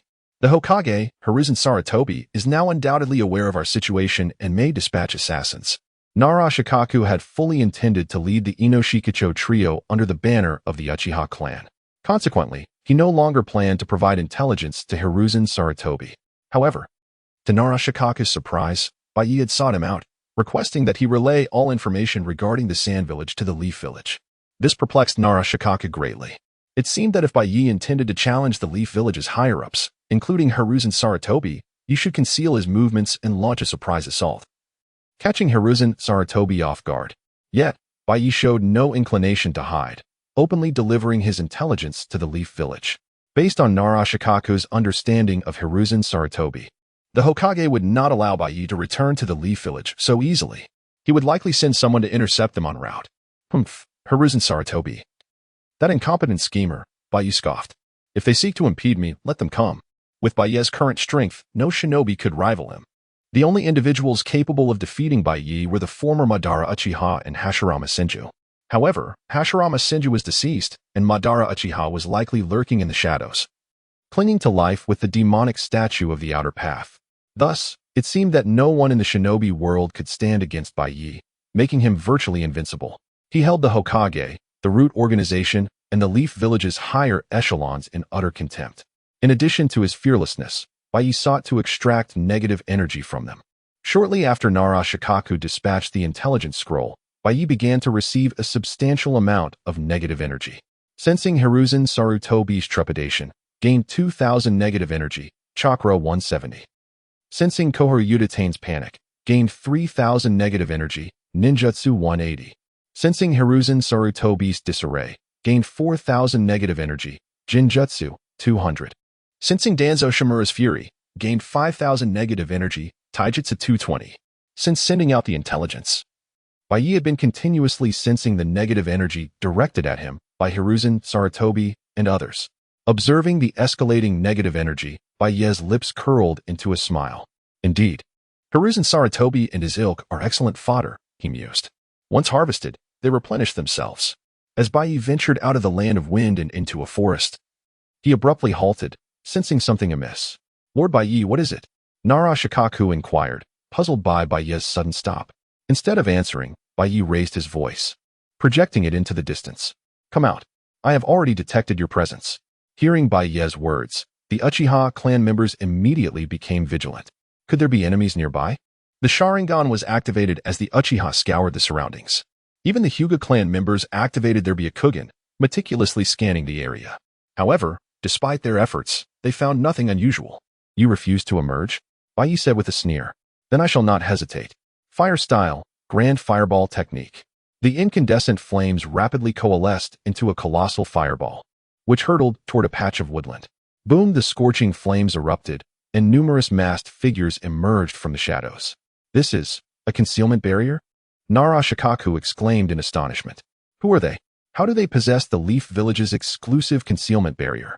The Leaf Village, with its Sharingan and Byakugan, possessed the most formidable reconnaissance capabilities in the shinobi world. To counter this, the Leaf Village had developed an exceptionally potent concealment barrier. This barrier could evade detection by sensory ninjas, as well as the Sharingan and Byakugan. Due to its effectiveness, the concealment barrier was a closely guarded secret within the Leaf Village, known only to a select few. However, as a strategist, Nara Shikaku was privy to many of the Leaf Village's confidential matters, including the concealment barrier. They are, of course, Leaf Ninjas, Baiye remarked, observing Nara Shikaku's astonishment. Did you not anticipate this? I never imagined that Hiruzen Sarutobi would truly resort to such measures, the Inoshikacho trio lamented. Although Nara Shikaku had suspected that Hiruzen Sarutobi would dispatch assassins, the reality of being attacked by Leaf Ninjas filled the Inoshikacho trio with sorrow. They were, after all, Leaf Ninjas who had faithfully served Hiruzen Sarutobi for many years. Yet, Hiruzen Sarutobi was willing to sacrifice them for his own agenda. If the Inoshikacho trio had harbored any guilt about betraying Hiruzen Sarutobi, their allegiance to him had now completely dissolved. A Hokage who attacked ninjas from his own village for personal gain was no Hokage at all. These masked ninjas ambushing Baiye were undoubtedly members of the Leaf Village's root organization. This is dire. Our location has been compromised. One of the root members exclaimed. Execute the plan. Understood. The root members responded. After a brief exchange, they reorganized and launched a renewed assault on Baiye. 4 Violet Flames formation. The root members initiated the barrier technique. A violet dome of light ascended, enveloping Baiye and the Uchiha clan members. This is the 4 Violet Flames formation. Nara Shikaku exclaimed. A barrier erected by 4 Jonin. Its defenses are incredibly strong. We are trapped. Trapped? Baiye scoffed, observing the approaching root members. It is they who are trapped. In Chapter 88, it remains uncertain whether naivete or ignorance plagues Tsunade. As the ninjas assailing Byakuya consist of not only root members, but also shinobi from the Sarutobi, Toryun, and Mito clans, their sole objective being Byakuya's elimination.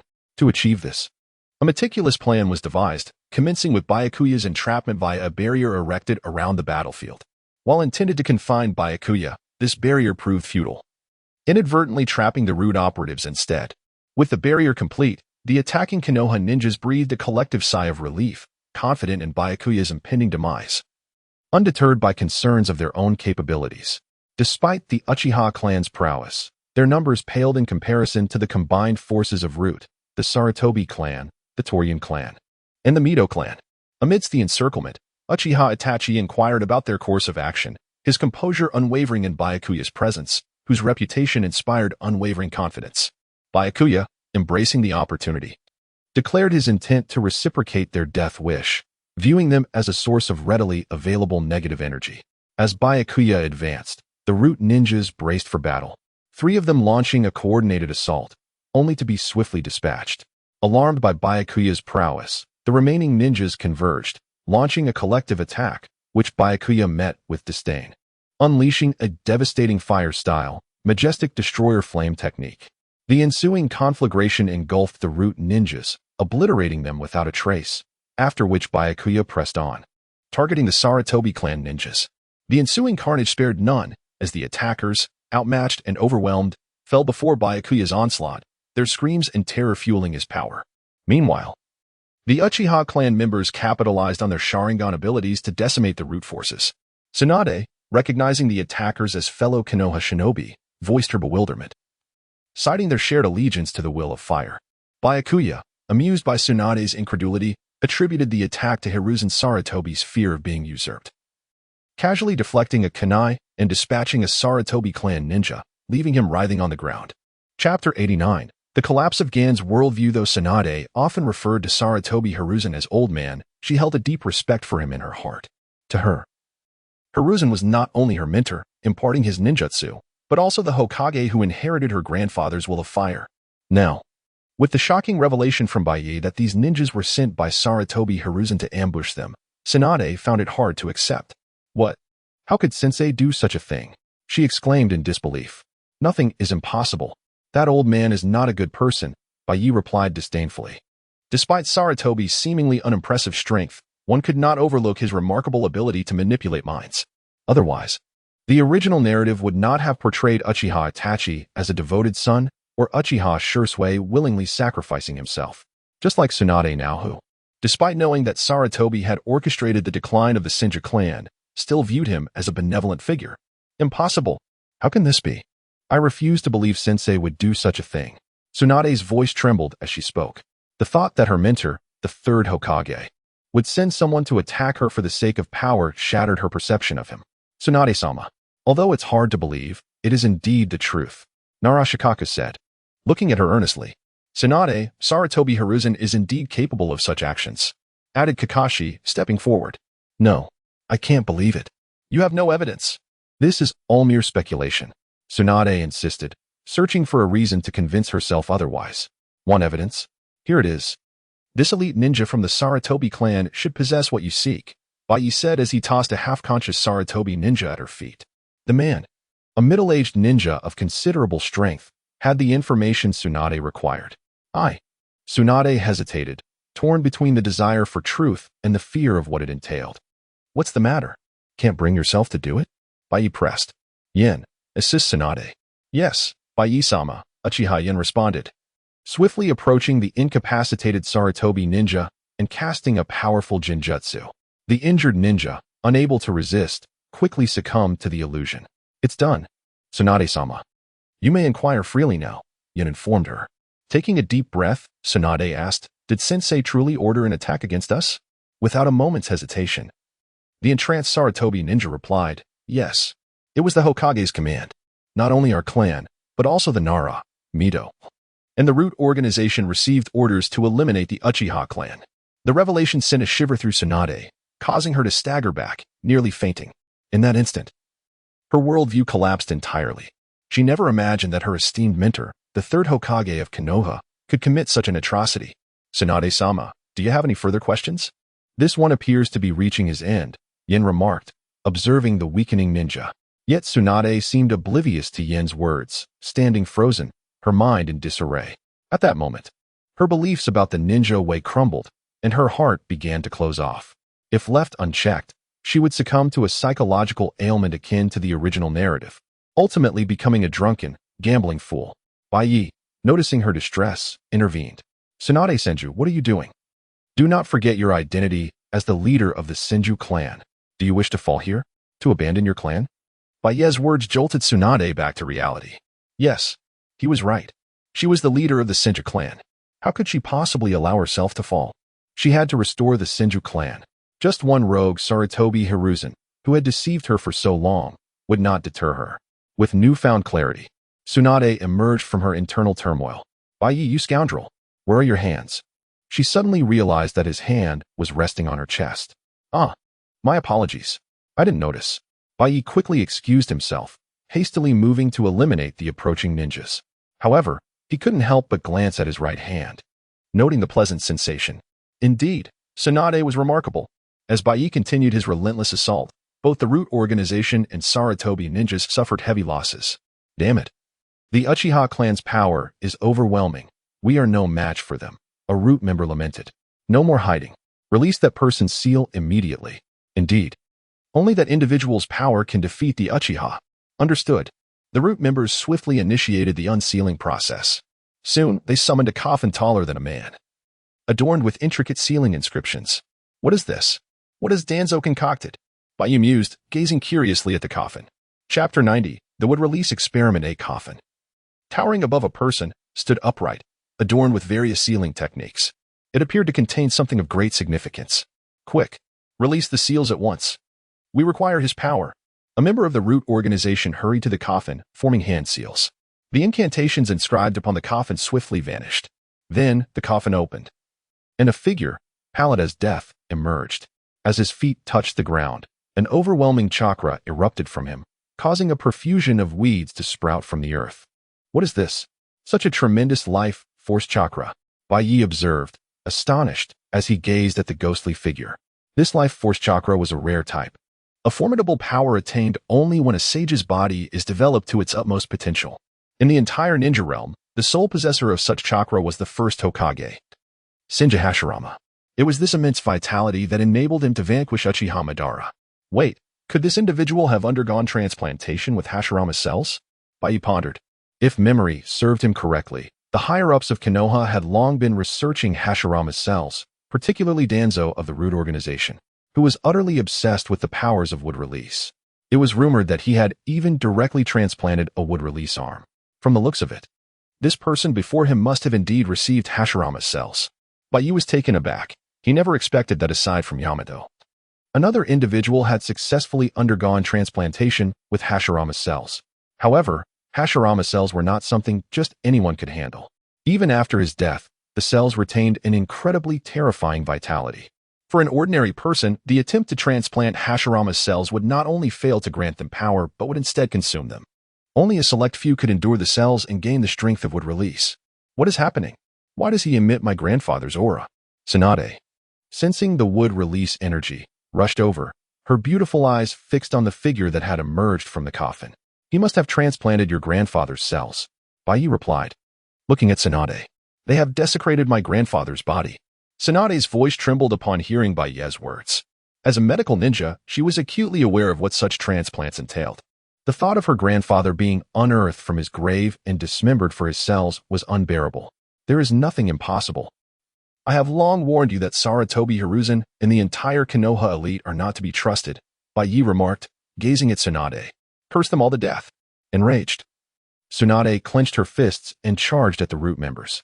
Initially, she had held back out of respect for Konoha ninja, but now, the thought of them having violated her grandfather's grave and dismembered his corpse ignited her fury. With a singular focus, she aimed to eliminate the scoundrel before her. With a powerful punch, Tsunade struck the ground. A tremendous force erupted, fracturing the earth, sending shockwaves radiating outward. Number 13, attack now, commanded a member of the Root organization. Recognizing Tsunade's fury, this individual was a wood release experiment, lacking a name, simply referred to as experiment number 13, to ensure better control over him. Various sealing techniques had been implanted in his mind. At this moment, experiment number 13 was nothing more than a combat machine for wood release. Upon receiving the order, no, 13 extended his right hand towards Tsunade, transforming it into a multitude of rapidly growing trees that surged toward her. How dare he wield my grandfather's wood release? Tsunade's anger flared upon witnessing number 13's assault, instantly recognizing the signature wood release of her grandfather. She swiftly evaded the oncoming barrage of trees, which struck the ground with violent tremors. But was the wood release attack over? Certainly not. If it were merely that, it would not be worthy of being called a power capable of contending against Susanoo. The trees, having missed their target, continued to grow wildly, relentlessly pursuing Tsunade. This was the true might of wood release, endless, ceaseless assaults. Faced with such lifelike assaults, anyone would find it challenging to withstand. Oh no. Tsunade, facing wood release for the first time, was caught off guard and sent flying by the rampant trees. Yet, this was far from the end. As the trees continued their relentless advance, just as Tsunade was about to be struck again, Baiye sprang into action. Watch out. Susanoo. Baiye activated Susanoo, shielding Tsunade from the onslaught of wood release. Tsunade, go deal with the others. This scoundrel is mine, Baiye commanded. Baiye, be careful. This guy possesses power akin to my grandfather's. He is incredibly strong, Tsunade cautioned. Do not worry.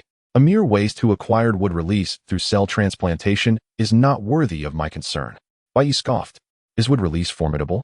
Undoubtedly, it is exceptionally potent. Otherwise, it would not be revered as a force that can stabilize tumultuous times. However, its strength heavily relies on the wielder. Just as in the original narrative, where both Yamato and Hashirama possessed wood release, the effects were entirely different. Hashirama's wood release could quell chaos, while Yamato's merely facilitated greening efforts.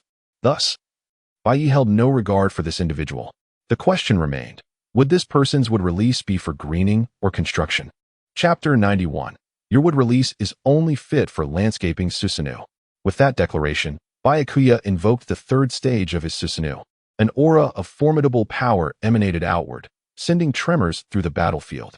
The Uchiha clan, witnessing the manifestation of Byakuya's Susanoo, experienced an immediate surge of morale. Behold, it is Lord Byakuya's Susanoo. Huh, Lord Byakuya has intervened. Your end is nigh. No matter how many times I witness it, Lord Byakuya's Susanoo remains an awe-inspiring spectacle. Each Uchiha ninja voiced their exhilaration. In stark contrast to the Uchiha's elation, the root operatives and Sarutobi clan shinobi were seized by trepidation upon beholding the colossal Susanoo. What manner of power is this? Such terrifying chakra. This is the power of the Uchiha's Mangekyo Sharingan. Fear not. We possess the power of wood release. Indeed, we wield the power of wood release. Wood release shall surely vanquish the Uchiha's power. Though initially intimidated by Byakuya's Susanoo, the thought of their wood release abilities instilled a measure of reassurance. Yes, while the Uchiha's power is formidable, we possess wood release. They firmly believed that wood release would triumph over the Uchiha's might. Number 13. Commence the assault immediately. Eradicate all Uchiha shinobi. A root member commanded. Without hesitation, Number 13 transmuted his hands into a multitude of rapidly growing trees, launching them toward Byakuya. In response to the incoming arboreal assault, Byakuya directed his Susanoo to conjure a longsword. With a mighty sweep, the blade cleaved through the encroaching trees. Boom! Rumble! A resounding explosion echoed as the rampant vegetation was utterly obliterated. So, this is your wood release? How utterly feeble. It seems your wood release is only fit for landscaping. Byakuya scoffed derisively. Wood release could indeed contend with Susanoo, but its effectiveness hinged on the wielder. In the hands of Hashirama Senju, wood release was a force capable of pacifying an era of strife, potent enough to challenge Madara Uchiha. However, in the hands of Yamato, it was relegated to mere construction and landscaping. Similarly, experiment number 13, despite having received Hashirama Senju's cells and the ability to utilize wood release, could not even begin to compare to the original.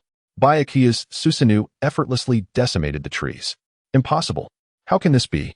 Is it not said that wood release can defeat the Uchiha's Mangekyo Sharingan? Number 13. Are you not exerting your full strength? I command you to unleash the full extent of your wood release and obliterate Uchiha Byakuya. A root operative bellowed at number 13. Without hesitation, number 13 once again unleashed his wood release. Countless trees sprouted and grew at an accelerated rate, their numbers doubling from the previous assault. Alas, the attack proved woefully inadequate against Byakuya's Susanoo. Futile. Such a feeble assault does not warrant the appellation of wood release, Byakuya declared with disdain. Compared to Hashirama Senju's wood release, this experiment's rendition was pathetically weak, easily shattered by Byakuya. If this is the extent of your power, then you may as well embrace death. Having annihilated the trees, Byakuya's Susanoo brandished its blade towards the root operatives. Number 13, Intercept the attack. A root member cried out. Would release. Would dome technique. Experiment number 13 rapidly formed hand seals.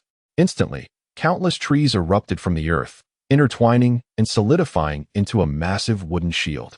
However, its ability to withstand Byakuya's assault was dubious at best. Crack. The instant the Susanu's sword made contact with the wooden shield, it shattered. Rumble. The Susanu's attack slammed into the ground, causing the earth to rupture and a powerful shockwave to propagate outward. The Root and Sarutobi clan shinobi who perished were too numerous to count. Ahem. Impossible. How can this be? We possess the power of wood release. Yet we cannot contend with the Uchiha. Did not the first Hokage vanquish Uchiha Madara with wood release? Many of the wounded Root and Sarutobi clan shinobi struggled to comprehend their predicament. They believed that wood release, the power of the first Hokage Hashirama Senju, should have been sufficient to defeat Byakuya. Now that they too possessed wood release, why were they unable to triumph? Confused and bewildered, they turned to the Root shinobi for answers. What is the meaning of this, Root? Was it not said that wood release could defeat Uchiha Byakuya? Why is your wood release so weak? Faced with the barrage of questions from the Sarutobi clan and other shinobi, the Root operatives were equally perplexed. They were merely following Danzo's orders. They too had been informed by Danzo that wood release could vanquish Byakuya, left with no recourse. The Root members turned their accusatory gazes towards experiment number 13. Number 13. What is the meaning of this? Why have you failed to eliminate Uchiha Byakuya? In response to the Root's interrogation, number 13 suddenly collapsed to the ground, emitting a blood-curdling scream. Aya! As number 13 screamed, his body began to convulse violently. It appeared as though something was about to erupt from within. Number 13. What is happening? Report your condition immediately. A Root member shouted. Despite the Root's desperate pleas, number 13 continued to scream in agony. Aya! Finally, with a heart-wrenching cry, experiment number 13's body exploded. A multitude of rapidly growing branches erupted from his body, spreading outward and attacking everything in their path. Chapter 92. The panic-stricken high officials of Konoha experiment number 13, despite having undergone transplantation of cells from the first Hokage, Shinji Hashirama, and thus acquiring the power of wood release, found that this strength was ultimately not his own. In calmer moments, he could wield the wood release abilities with some measure of control. However, during the fierce battle with Byakuya, his excessive reliance on this power, compounded by Byakuya's relentless assaults, left him grievously injured. Consequently, experiment number 13 could no longer suppress the cells of Shinji Hashirama within him. As a result, these cells began to run rampant, consuming the experiment itself, while numerous trees grew wildly, devouring everything in their vicinity. The members of the Root organization were the first to suffer the consequences. What is happening? One cried out in terror. Help! Echoed another, amidst a cacophony of screams as several unsuspecting members of the Root were engulfed by the rapidly growing trees. Yet, the devastation did not cease there. The trees continued their relentless assault, swallowing ninjas from the Sarutobi, Shimura, and Mito clans in their wake. Damn it! What is going on? What are the members of the Root doing? What a bunch of incompetence. Retreat. We must withdraw immediately. They had never stood a chance against Byakuya. Now, with experiment no. 13 exploding in chaos and claiming the lives of countless comrades, their losses were catastrophic. The remaining ninjas had lost their will to fight. Thus, led by the Sarutobi clan, they decisively chose to flee. Observing the panicked retreat of the ninjas, Byakuya made no move to pursue them, for he deemed such an action beneath him. Instead, he intended for them to carry the news of their failure back to Sarutobi Hiruzen, instilling in them a profound sense of terror and despair. Only in this way could Byakuya fuel his own malevolence. Meanwhile, in the Hokage building's conference room in Konoha, Sarutobi Hiruzen, Shimura Danzo, Tsurugi Koharu, and Mito Kaden anxiously awaited news from the front lines. Sarutobi, what is the situation? Is there still no news? Indeed, what has occurred with the Root's operation? Have they eliminated Uchiha Byakuya? Koharu and Kaden inquired, their faces etched with concern. Since the commencement of the Root's mission, they had remained in the Hokage's office, restless ever since they received word of Byakuya's supposed demise. Without confirmation of his defeat, sleep eluded them.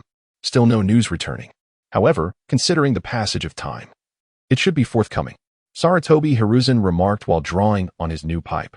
Rest assured, all members of the Root have been mobilized for the purpose of vanquishing Uchiha Byakuya, alongside the wood release experiment.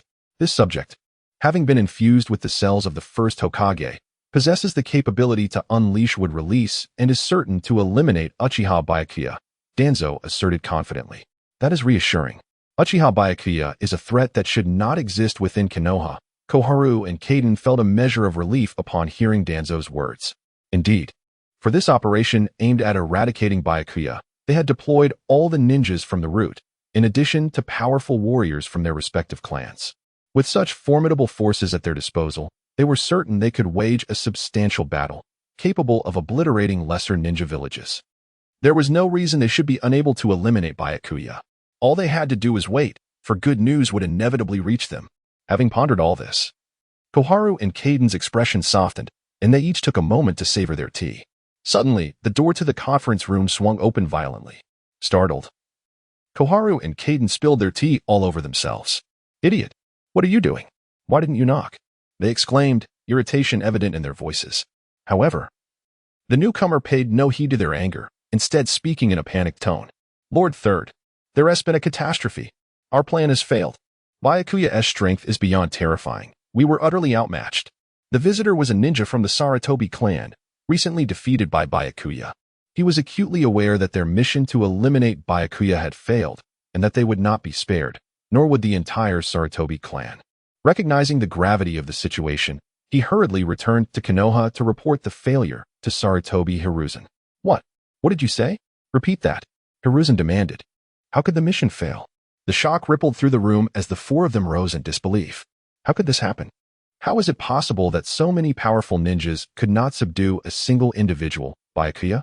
Danzo's agitation was palpable. It was imperative that this mission succeed. He had mobilized the entire root organization and even dispatched experiment number 13, which had successfully assimilated the wood release cells. Therefore, failure was not an option. Hearing the news of their failure left him astounded. What transpired? Was the wood release not utilized against him? Danzo pressed. "We did use wood release. Yet it was utterly ineffective against Byakuya. His power is simply too formidable. That kind of strength is beyond our capacity to confront." The ninja recounted the events of their battle hastily. Upon hearing of Byakuya's overwhelming abilities, the expressions of all present turned to disbelief. How could this be possible? How could that wretched Byakuya possess such terrifying power? Not even the wood release could defeat him. "What shall we do, Sarutobi?" "Yes, Sarutobi, you must say something," Koharu and Kaden urged, their faces reflecting their deepening dread. Chapter 93. Are you prepared? It is essential to recognize that, for their own interests, Sarutobi Hiruzen and his allies have taken advantage of the absence of Uchiha Shinya in Konoha to seize a significant portion of the Uchiha clan's assets. In fact, they have even gone so far as to replace the clan leader with Uchiha Fugaku. As for whether they fear Shinya's retribution, they are utterly indifferent. Perhaps they have no intention of allowing his return at all. They plan to dispatch powerful ninja forces to ambush Shinya en route. Everything had been meticulously orchestrated, with no room for error. Yet, they could never have anticipated that Shinya possessed such formidable power, effortlessly defeating those they sent against him. They could already envision the consequences of Shinya's return to Konoha. He would undoubtedly seek vengeance. "Stay calm. Do not panic. Let us not forget our status. We are the upper echelons of Konoha, governing the village. Even if Uchiha Shinya's power is indeed terrifying, can he truly eliminate us?" Sarutobi Hiruzen, the Hokage, despite initially being startled upon hearing of their failed plan, quickly regained his composure. "Indeed, you are correct, Sarutobi. We are the leaders of Konoha, overseeing everything here." Upon hearing Hiruzen's words, the previously flustered individuals steadied themselves. Hiruzen was right. Even if Shinya's strength was immense, he was but one man.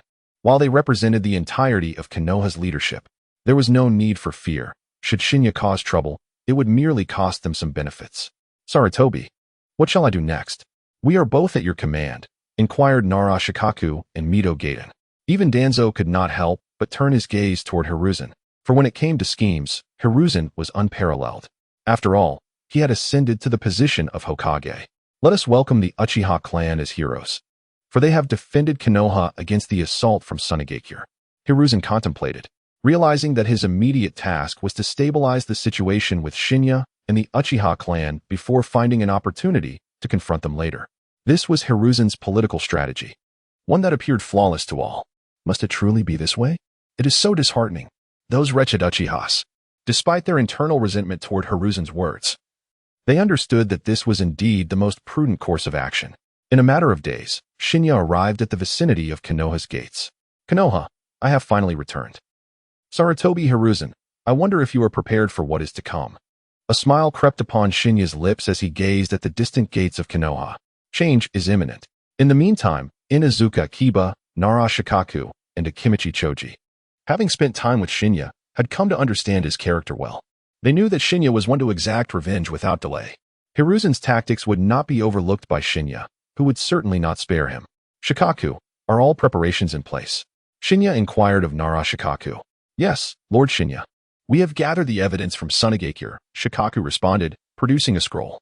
During the conquest of Sunagakure, Shinya had uncovered numerous pieces of evidence implicating Konoha in leaking information to the enemy. Regrettably, all evidence pointed to Danzo's root organization, leaving no trace of Hiruzen's wrongdoing. It was no surprise, given Hiruzen's cunning.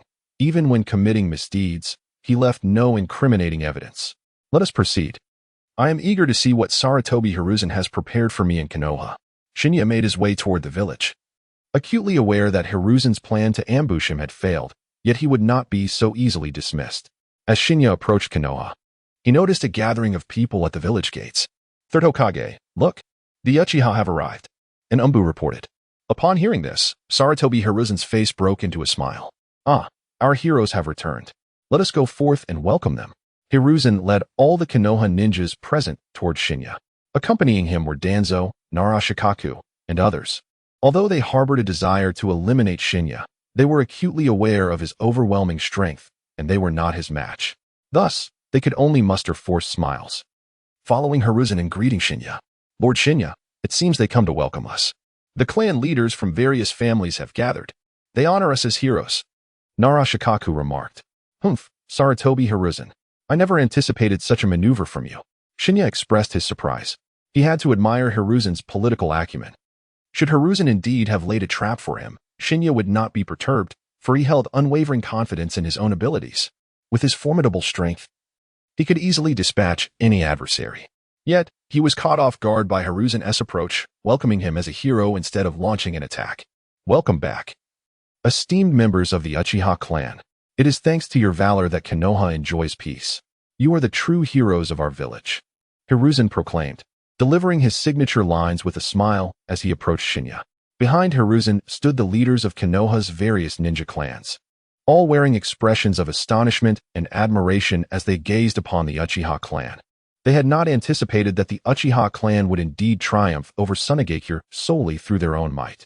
Chapter 94. A resounding slap to Sarutobi Hiruzen.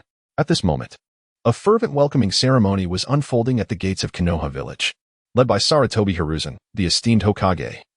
A procession of high-ranking officials and clan leaders from various notable families gathered to celebrate the triumphant return of the Uchiha clan.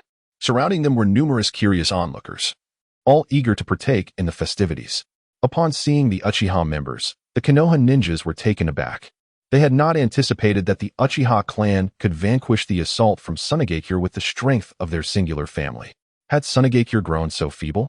Or had the Uchiha clan's prowess escalated? Amidst their astonishment, a sense of regret enveloped them. Had they foreseen the Uchiha's victory, they would have eagerly joined the fray. War, though perilous, presented a golden opportunity to accrue merit. Participation in such a battle would not only yield countless accolades for themselves, but would also elevate the standing of their respective clans within Konoha. An increase in status signified a greater voice in village affairs. However, when Byakuya extended his invitation, they had dismissed it, believing it to be a reckless endeavor. Thus, they refrained from dispatching ninjas to aid. Now, they were consumed by regret. Not all clans shared this mindset, however. The Hyuga clan, adopting a more optimistic stance, sent forth several of their ninjas. Though their contributions in battle were modest, they still garnered some acclaim. The leader of the Hyuga clan, amidst the crowd, could not suppress a proud smile, as if to proclaim, "Behold, this is the foresight of the Hyuga clan." Following closely were the Inuzuka, Nara, and Akimichi clans, whose leaders directly participated in the conflict, achieving significant victories, second only to the Uchiha. Regardless of their internal thoughts, the jubilant atmosphere remained unperturbed. As Sarutobi Hiruzen approached with a radiant smile, Byakuya raised his hand. Mistaking this gesture for a handshake, Hiruzen's smile broadened further, convinced of his own prowess. No matter how formidable Uchiha Byakuya was, he believed he would ultimately yield to his authority. Thus, Hiruzen hastened his steps towards Byakuya. However, just as Hiruzen was about to extend his hand, Byakuya deftly evaded the gesture and instead delivered a sharp slap across Hiruzen's face. The sound echoed, cutting through the merriment like a knife. The joyous atmosphere came to a sudden halt, and even Hiruzen, caught off guard, momentarily froze, his smile vanishing in disbelief. What did I just witness? Uchiha Byakuya slapped the Hokage, murmured the onlookers, shock rippling through the crowd. The underlying tensions between the Uchiha clan and the Konoha leadership were well known, and many anticipated an impending confrontation. Yet, they were unprepared for Byakuya's audacity, openly disrespecting Hiruzen in such a public manner. This brazen act sent ripples of contemplation throughout the assembly. Many instinctively readied their jutsu, sensing the brewing conflict, prepared to flee at a moment's notice. Yet, contrary to their expectations of an ensuing melee, Byakuya refrained from further aggression. Instead, he regarded Hiruzen with feigned embarrassment, exclaiming, "Ah, I didn't realize it was you, Lord Hokage. My sincerest apologies. I must have misjudged." Although his words bore an apology, the tone was laced with provocation. Misjudged? My eyesight failed me. The crowd scoffed at this flimsy excuse. Surely, the Uchiha, endowed with the Sharingan's unparalleled insight, would not mistake one person for another. This rationale did little to assuage the disbelief surrounding them. Even Hiruzen, upon hearing Byakuya's excuse, felt a swell of anger rise within him. Uchiha Byakuya you. Hiruzen's teeth clenched, his eyes aflame with indignation. As the third Hokage, he embodied the dignity of Konoha. To be struck in front of so many was an affront he could scarcely tolerate. The dark-clad Anbu guards, tasked with Hiruzen's protection, instinctively reached for their weapons, poised to act at their leader's command. Yet, amidst Hiruzen's fury, Byakuya appeared unfazed, a smirk dancing on his lips. "Oh, Lord Hokage, do not take offense. You have always presented a gentle demeanor. Surely, you cannot allow such trivialities to disturb your composure. Your current expression hardly aligns with your cultivated persona." Byakuya's words only served to intensify Hiruzen's ire. Indeed, in the past, he had maintained a benevolent facade, a carefully crafted image as Hokage. Yet, no amount of benevolence could withstand the humiliation of being publicly slapped, especially when it was evident that Byakuya had acted with intent. Observing this audacious display, Naruto and his companions felt a swell of admiration for Byakuya's audacity. Truly, Uchiha Byakuya had the audacity to disrupt Sarutobi Hiruzen's carefully orchestrated plans with such boldness. As they witnessed Hiruzen leading a grand welcoming ceremony, Shikaku recognized it as a scheme concocted by Hiruzen himself. Against the backdrop of such subterfuge, Byakuya's bold slap dismantled Hiruzen's machinations, a testament to the formidable strength of the Uchiha. Chapter 95 Another punch for Shimura Danzo. What's the matter, Hokage-sama? Are you still angry? I have already apologized. Why won't you forgive me? This is a slight against our Uchiha clan, or do you intend to fight us, Hokage-sama? Observing the still furious Sarutobi Hiruzen, Baiye spoke with an unfriendly tone.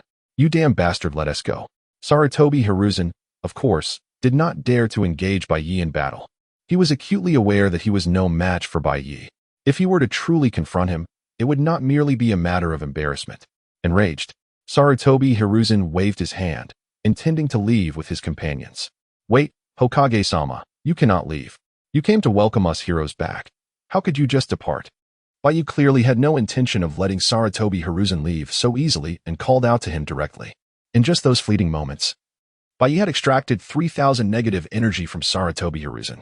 Thus, how could Baiye allow him to depart without consequence? You damn fool. Upon hearing Baiye's words, Sarutobi Hiruzen, who was about to leave, stopped in his tracks, boiling with rage. Having already been struck, he was now expected to welcome them? Enough is enough. Overcome by fury, Sarutobi Hiruzen's expression twisted darkly. Hokage-sama, what is that expression? It seems you no longer intend to welcome us heroes. We have protected the will of fire outside, and yet you treat us this way, everyone. Take note, this is the attitude of Sarutobi Hiruzen, the third Hokage, towards heroes. Baiye continued to taunt, observing Sarutobi Hiruzen's demeanor. As Baiye spoke, those around them couldn't help but gaze at the furious countenance of Sarutobi Hiruzen. Damn Uchiha Baiye. Hearing Baiye's words and sensing the gazes around him, Sarutobi Hiruzen's anger erupted like a volcano. He aimed to strike Baiye down immediately. Yet, he understood all too well that Baiye was immensely powerful, and he was no match for him. More importantly, Sarutobi Hiruzen realized that he could not afford to be enraged. He was the Hokage, with the eyes of the Leaf Village upon him. With this in mind, Sarutobi Hiruzen took a deep breath, suppressing his fury and transforming his expression from twisted anger to a benevolent smile. Baiye, what are you saying? How could I not welcome you, heroes? I merely went to retrieve something. Look, this is the victory red flower I prepared for you. Sarutobi Hiruzen, appearing unbothered, took a large red flower from a nearby umbu. Is that so? So it is, however. I believe these words are better left for you to keep. Baiye glanced at the flower Sarutobi Hiruzen presented, then cast it aside. This action only ignited further rage within Sarutobi Hiruzen. You demand a welcome, and I offer it, yet you show no gratitude. Sarutobi Hiruzen was now filled with intense, seething anger. Nonetheless, Baiye ignored Sarutobi Hiruzen's fury and approached Shimura Danzo instead. You are Shimura Danzo, correct? Baiye inquired, looking at him. Indeed, that would be me, Danzo replied with a stern tone, his face betraying no concealment of his rage towards Baiye. It was this scoundrel who had caused severe losses to his rude organization. Danzo wished nothing more than to eliminate Baiye immediately. I've been looking for you. Baiye raised his hand and delivered a slap to Danzo. Upon facing Baiye's strike, Danzo attempted to evade. However, Baiye would not grant him the opportunity. Or rather, could Danzo's strength truly allow him to dodge Baiye's blow? It was evidently impossible. Smack!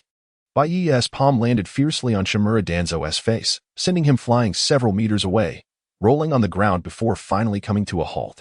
Yet, this was not the end. Someone apprehend him. At Baiye's command, Uchiha N, leading several Uchiha clan ninjas, charged towards Shimura Danzo. What are you Uchiha doing? How dare you attack me? I am an elder of Konoha and the leader of the root organization. Danzo protested vigorously, struggling against his captors. Behave yourself. Uchiha N paid no heed to Danzo's status, delivering 2 swift kicks to his knees. A cry of anguish escaped Danzo as he fell to his knees before Baiye. Stop it. What are you Uchiha ninjas doing? Uchiha Baiye, what are you doing? At this moment, Sarutobi Hiruzen realized the gravity of the situation and shouted loudly. Now, Sarutobi Hiruzen had no time to dwell on Baiye's provocation. He needed to understand why Baiye dared to attack Shimura Danzo. What am I doing? I am protecting the Leaf Village, safeguarding the will of fire. This traitor, Shimura Danzo, who has harmed Konoha, must be apprehended. Baiye replied curtly, his tone unapologetic. Traitor. Upon hearing Baiye's words, all the surrounding ninjas gasped in astonishment. The label of a traitor carried immense weight in the ninja world. No village would easily overlook a traitor, and any ninja could slay a traitor under any circumstance. Many villages even established specialized assassination squads to hunt down traitors. Baiye, what nonsense are you spouting? Danzo is an elder of Konoha. How can you label him a traitor? Even if Danzo has committed wrongdoings, you have no evidence. And you cannot lay a hand on a Konoha elder. Sarutobi Hiruzen admonished. Does the Uchiha clan require evidence to apprehend someone? But if you seek proof, here it is. Baiye produced a scroll from Nara Shikaku's hands and hurled it towards Sarutobi Hiruzen's face. This time, Sarutobi Hiruzen was prepared. He quickly reached out to catch the scroll as it flew toward him. However, Baiye would not allow him to succeed. Just as Sarutobi Hiruzen was about to grasp the scroll, a chakra thread suddenly attached itself to it, shifting its trajectory and leaving Sarutobi Hiruzen grasping at air. The scroll continued its course, hurtling towards Sarutobi Hiruzen's face. Chapter 96, a scroll strikes the Hokage's face. With a resounding smack, the scroll landed firmly upon Sarutobi Hiruzen's visage. Previously marked by a slap from Baiye, Hiruzen now bore another imprint on his right cheek, complementing the one on the left. His countenance, a canvas of remarkable expressions, was marred further.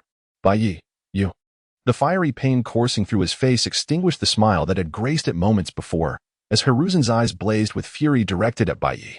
He was unequivocally certain that it was Baiye who had orchestrated the scroll's impact upon him. Yet, Baiye dismissed Hiruzen's ire with nonchalance. Hokage-sama, why do you linger? Are you not eager for evidence? Here it is, right before you. Baiye taunted, his tone dripping with provocation. Despite the torrent of anger swirling within him, Hiruzen realized he lacked the luxury of indignation at this moment. With no other recourse, he reluctantly unrolled the scroll. As he perused its contents, Hiruzen's expression darkened further. Damn it, that scoundrel Danzo. He seethed internally, realizing he had inadvertently left a trail of incriminating evidence. Hiruzen understood all too well that the scroll contained only truths, many of which had been orchestrated by himself through Danzo. He had once believed Danzo to be meticulous, only to discover that he had been woefully negligent, allowing for such evidence to exist. Could such matters truly leave a trace? Hiruzen was certain that should the events detailed within the scroll come to fruition, Danzo would be left with no option but to face death as penance. Naturally, as Danzo's ally, Hiruzen could not simply stand by and watch him perish. The ramifications would be too grave for him. In fact, he contemplated destroying the scroll to eliminate any evidence. Hokage-sama, how do you find the scroll? What are you doing with your hands? Surely, you do not intend to destroy this evidence?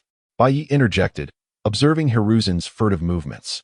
Upon hearing Baiye's words, Hiruzen's actions halted abruptly, and he cursed internally. Uchiha Baiye, that wretched scoundrel. Faced with the impossibility of obliterating the evidence, Hiruzen resolved to adopt an alternative approach. Danzo, how dare you commit such acts? Hiruzen's fury erupted as he directed a vehement tirade at Danzo. Taken aback by Hiruzen's sudden outburst, Shimura Danzo looked on in confusion. Sarutobi. You. Danzo responded, bewildered by Hiruzen's wrath. Look at what you have done. Hiruzen hurled the scroll at Danzo's feet. As Danzo read the scroll, a cold sweat broke out upon his brow. No. How did this evidence fall into Baiye's possession? He quickly recognized that the scroll detailed his own recent actions, which could easily label him a rogue ninja. Realizing the gravity of the situation, Hiruzen swiftly commanded, Umbu, take Danzo away. He expressed gratitude to Baiye before signaling for two Umbu to approach and seize Danzo. However, would Hiruzen truly allow Danzo to be dealt with? It was evident that he sought to shield Danzo from punishment. The Umbu were loyal to Hiruzen. Thus, how Danzo would be handled remained at Hiruzen's discretion. It appears Hokage-sama acknowledges Danzo's treachery. I shall not trouble you with the matter of rogue ninjas. Baiye interrupted, commanding Uchiha En to execute Danzo without hesitation. Yes, my lord Baiye. En acquiesced, drawing his weapon with unyielding resolve as he approached Danzo. What do you think you are doing? How dare you assault me? I am an elder of Konoha, Danzo exclaimed, panic overtaking him as he struggled against the impending threat. Your status as an elder is irrelevant. You are a rogue ninja now, En retorted, delivering a decisive kick to Danzo's back, forcing him to the ground in a humiliating position. The blade of En's weapon hovered perilously close to Danzo's throat. Stop! Cease this at once! Hiruzen shouted in alarm. But En remained resolute, heeding Baiye's orders above all else. Quickly, Umbu, restrain him, Hiruzen commanded, sensing his authority waning. Upon receiving their orders, two Umbu drew their swords, interposing themselves between En and Danzo. What are you doing, Umbu? Are you also rogue ninjas? Baiye's voice cut through the chaos with icy authority. Uchiha, seize them, he ordered sharply.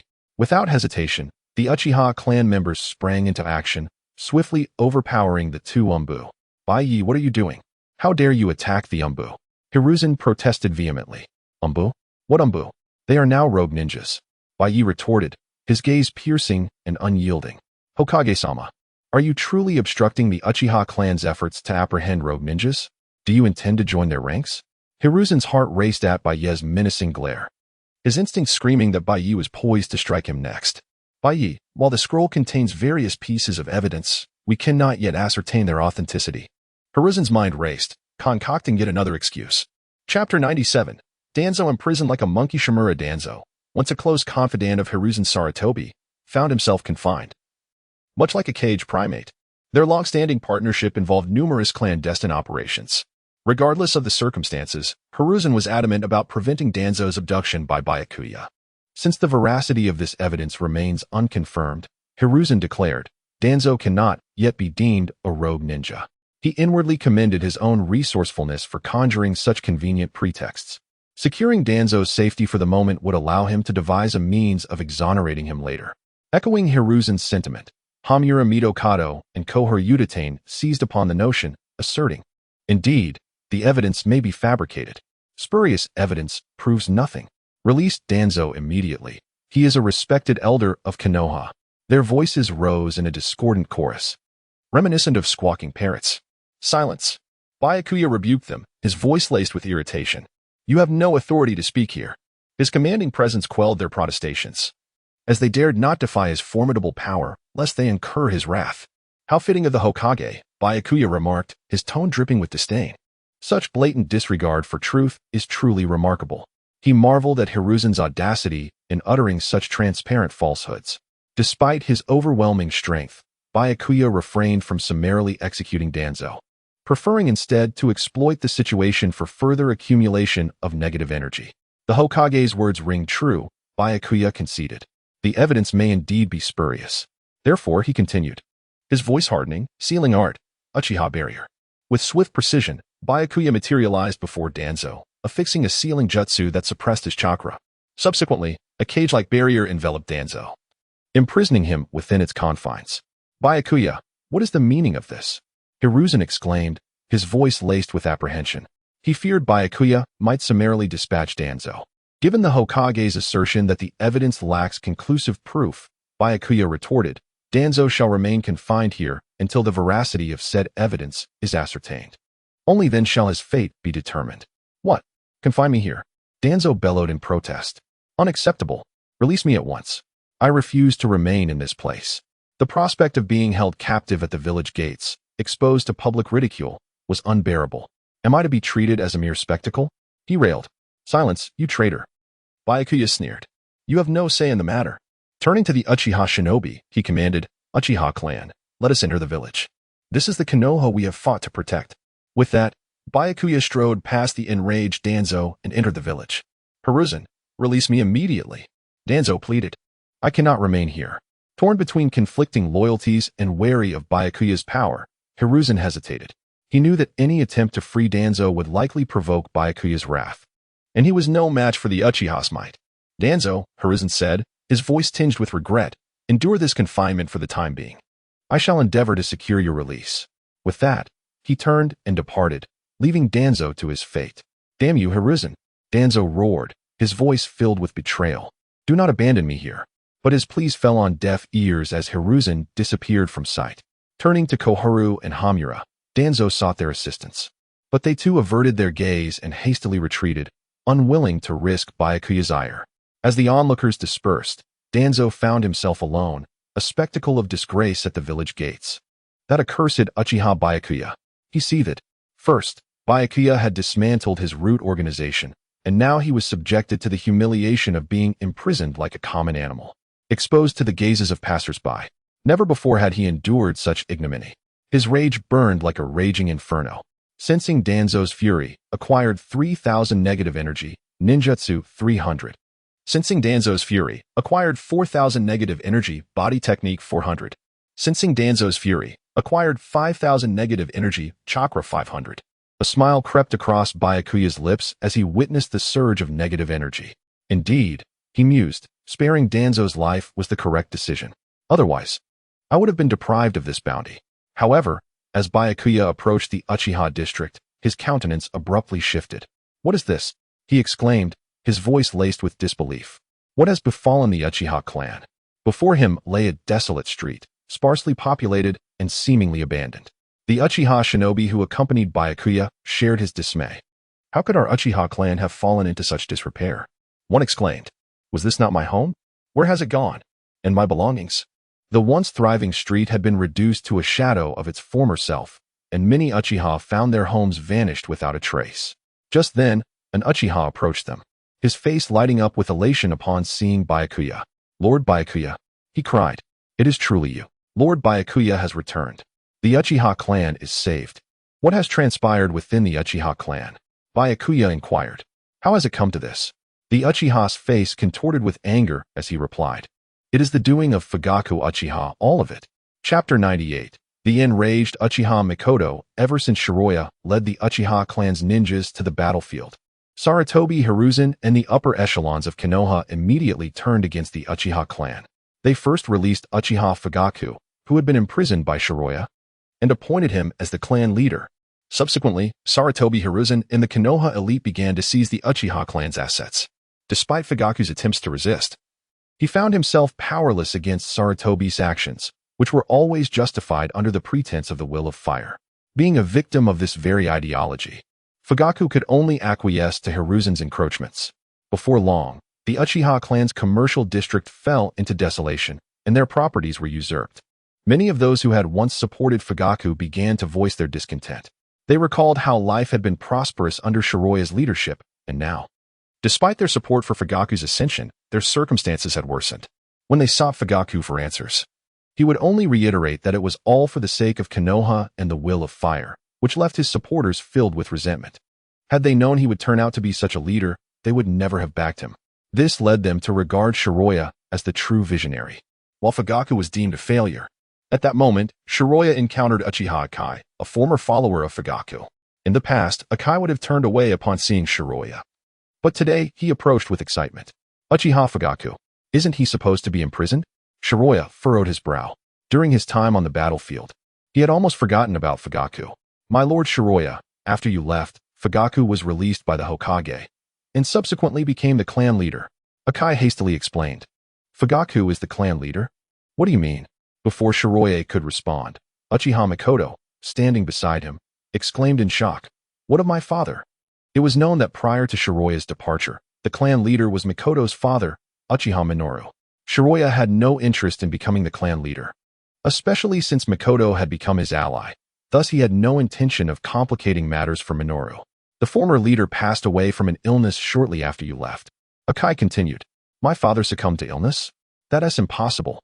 Mikoto could hardly believe it, as she had been deeply concerned for her father's health before departing with Shiroya. She had even invited Tsunade to treat her father's ailments. Though not fully healed, Minoru's condition had stabilized, and with Tsunade's medical prowess, he should have lived for several more years. Was it Fugaku's doing? Did he kill my father? Enraged, Mikoto activated her Sharingan, glaring at Akai. She was not foolish. Only with her father's death could Fugaku ascend to clan leader. Minoru had been the greatest obstacle to Fugaku's ambition. Thus Fugaku had the most motive for his demise. Startled by Mikoto's Sharingan, Akai stammered, I don't know. But prior to becoming clan leader, he did visit the former leader frequently. You scoundrel, Uchiha Fugaku, I will make you pay. Furious, Mikoto stormed towards the Uchiha clan's residence. Observing her determination, Shiroya swiftly followed, commanding his allies, Uchiha and reclaim what belongs to our clan, and eliminate the root organization and the Shimura clan. They serve no purpose any longer. With relations between Shiroya and Shimura Danzo irreparably damaged, he would show no mercy. Yes, my lord Shiroya, in replied, quickly leading several Uchiha ninjas towards Danzo's stronghold. Mikoto moved swiftly, soon confronting Fugaku. Uchiha Fugaku, she seethed, her gaze ablaze with fury. Mikoto, Shiroya, you both returned alive? Fugaku was taken aback. He had believed that Shiroya leading the Uchiha against Tsunagekyu's assault would result in their demise. Thus, seeing them both return astonished him. Perhaps Sarutobi Hiruzen and the Konoha elite had abandoned Fugaku upon learning of Shiroya's survival, unaware of the battlefield's true circumstances. Fugaku did not know that Shiroya had not only survived but had achieved a significant victory. Therefore, seeing Shiroya and Mikoto standing before him now left him bewildered. What?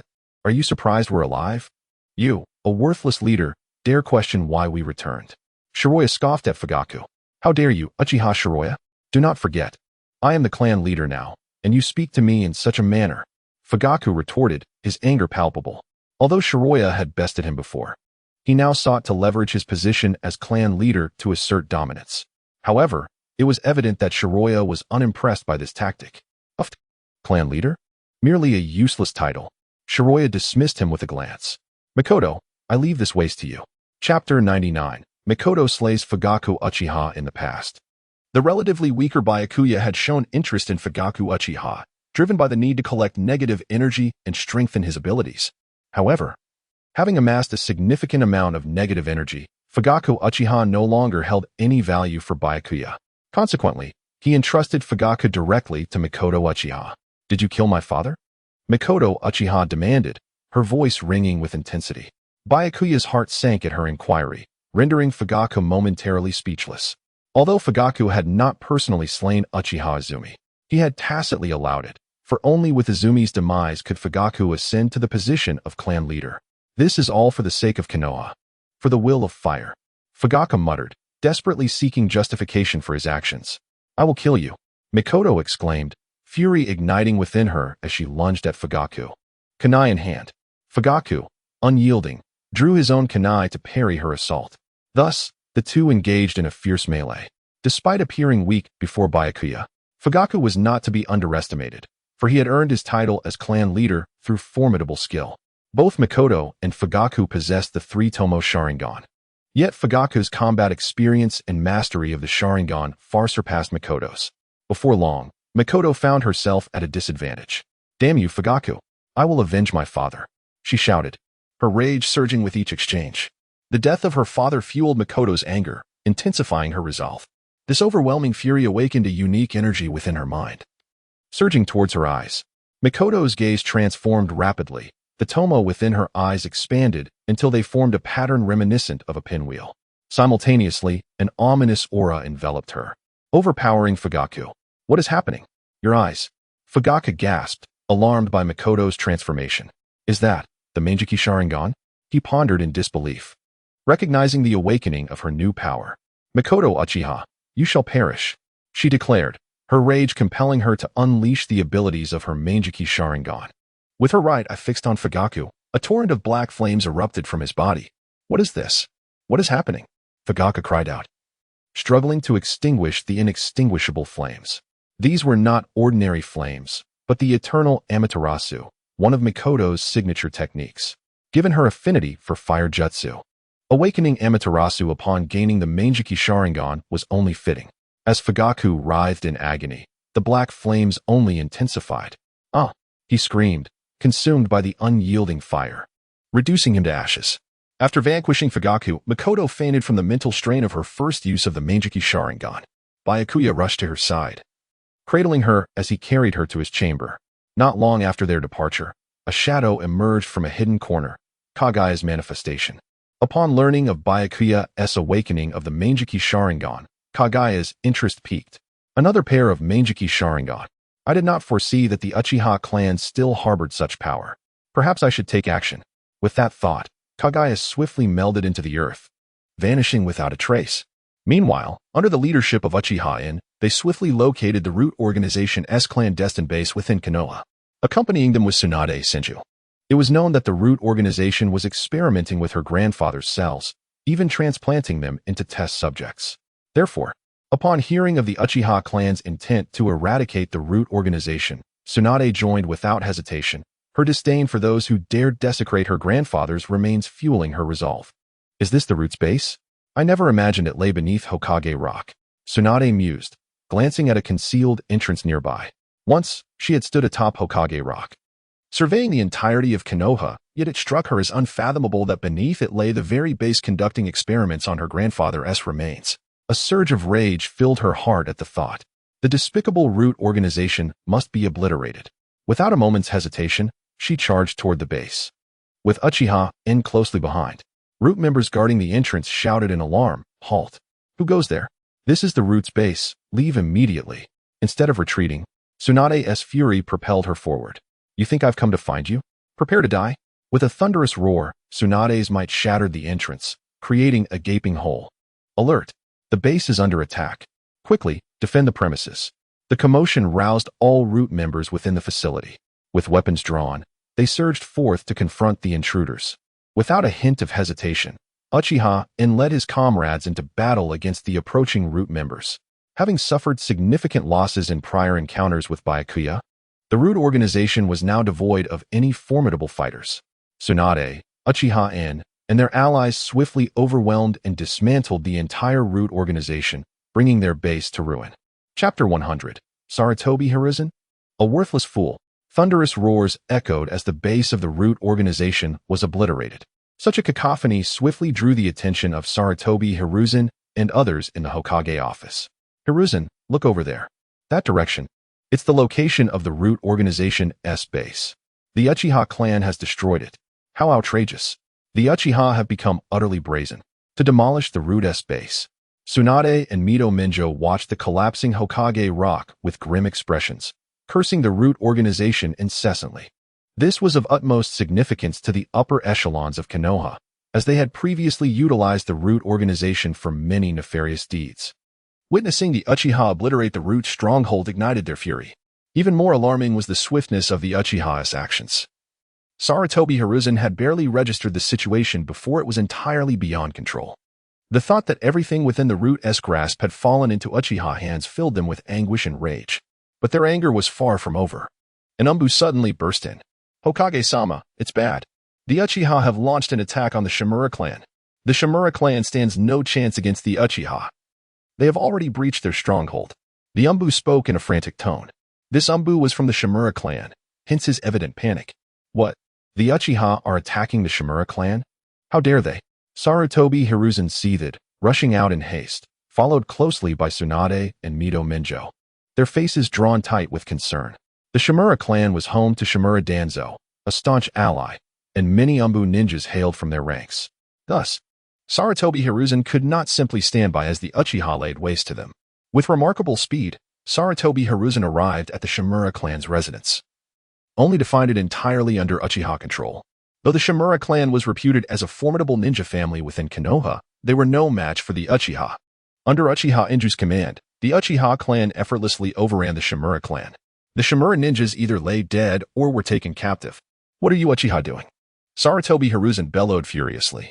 Tsunade and Mito Minjo echoed his outrage. "You Uchiha dare to attack fellow villagers. This is sheer arrogance. Do you wish to betray the village?" Regrettably, their shouts fell on deaf ears as the Uchiha continued their relentless assault, seemingly oblivious to their presence. This only deepened the scowls on their faces.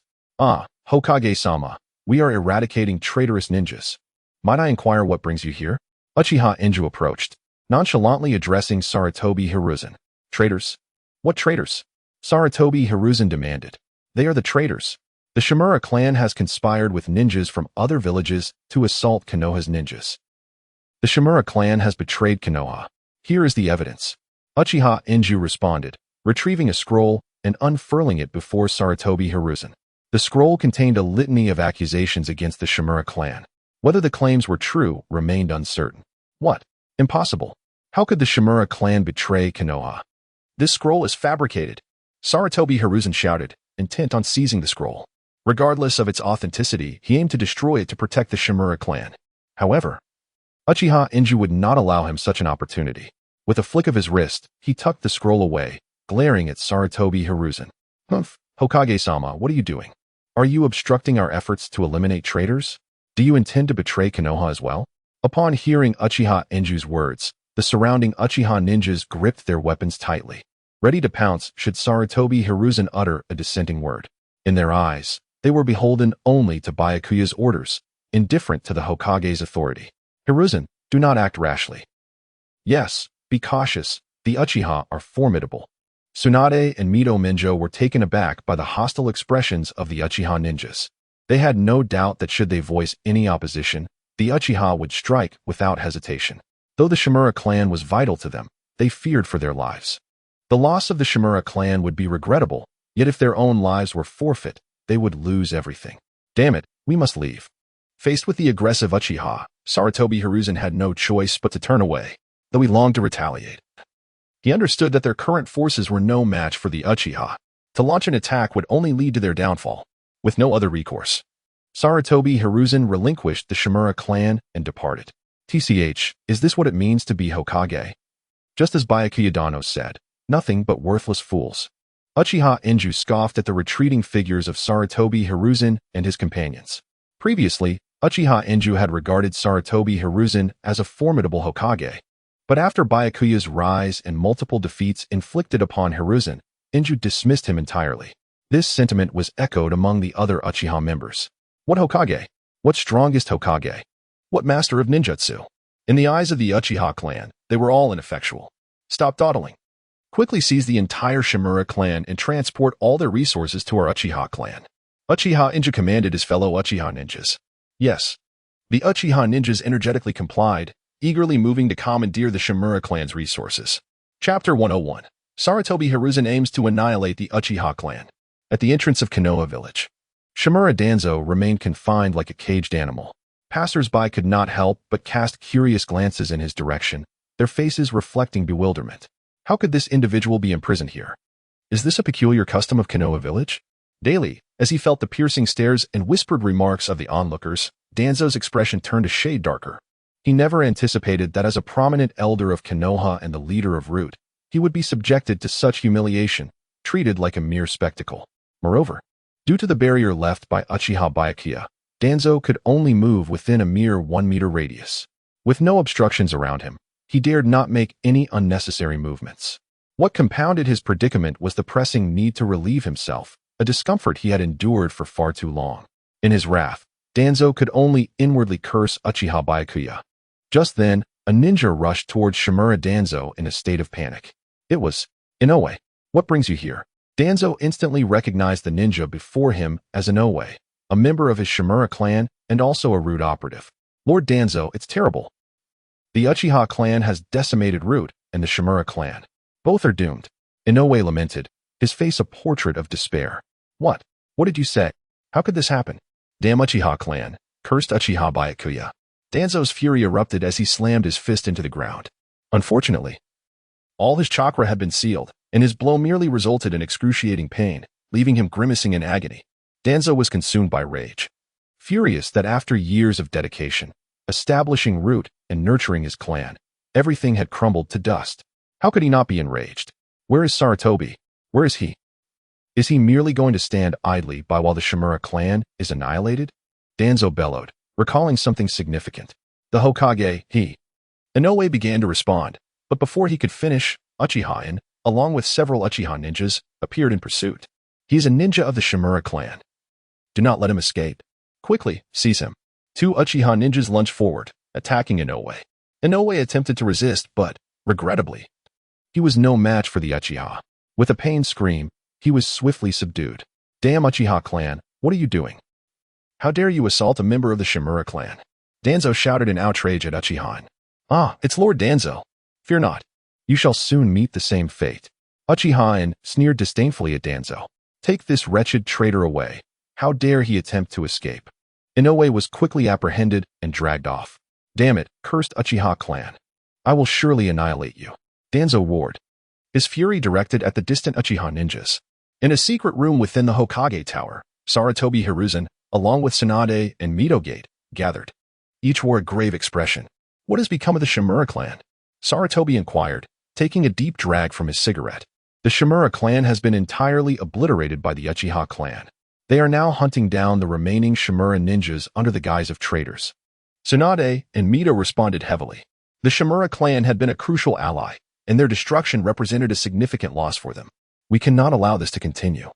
The Uchiha clan's arrogance knows no bounds. They dared to obliterate a ninja family of Konoha. Mido expressed her concern. Indeed, we cannot permit the Uchiha clan to act with such impunity. If they can annihilate the Shimura clan today, they could easily target our families tomorrow. Tsunade and Mido exchanged worried glances. They were genuinely frightened by the Uchiha's audacity. The strength of their clans was comparable to that of the Shimura clan.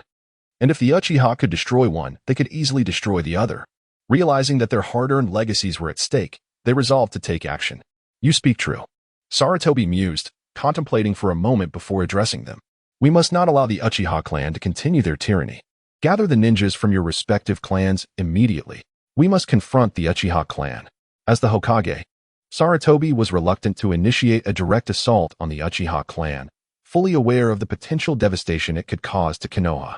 He had intended to employ a strategy to gradually weaken the Uchiha, ultimately leading to their complete destruction. However, Uchiha Baiye had proven impervious to his schemes, thwarting all his plans. Now, the Uchiha clan had audaciously disregarded his orders, leading to the annihilation of the Shimura clan, a direct threat to Sarutobi's authority. Understood. We will assemble our clan's ninjas at once. This time, we must eradicate the Uchiha clan. Tsunade and Mido affirmed, hastily returning to their clans to mobilize their forces. Sarutobi approached the window, gazing out at the bustling Konoha, murmuring, all of this is for Konoha.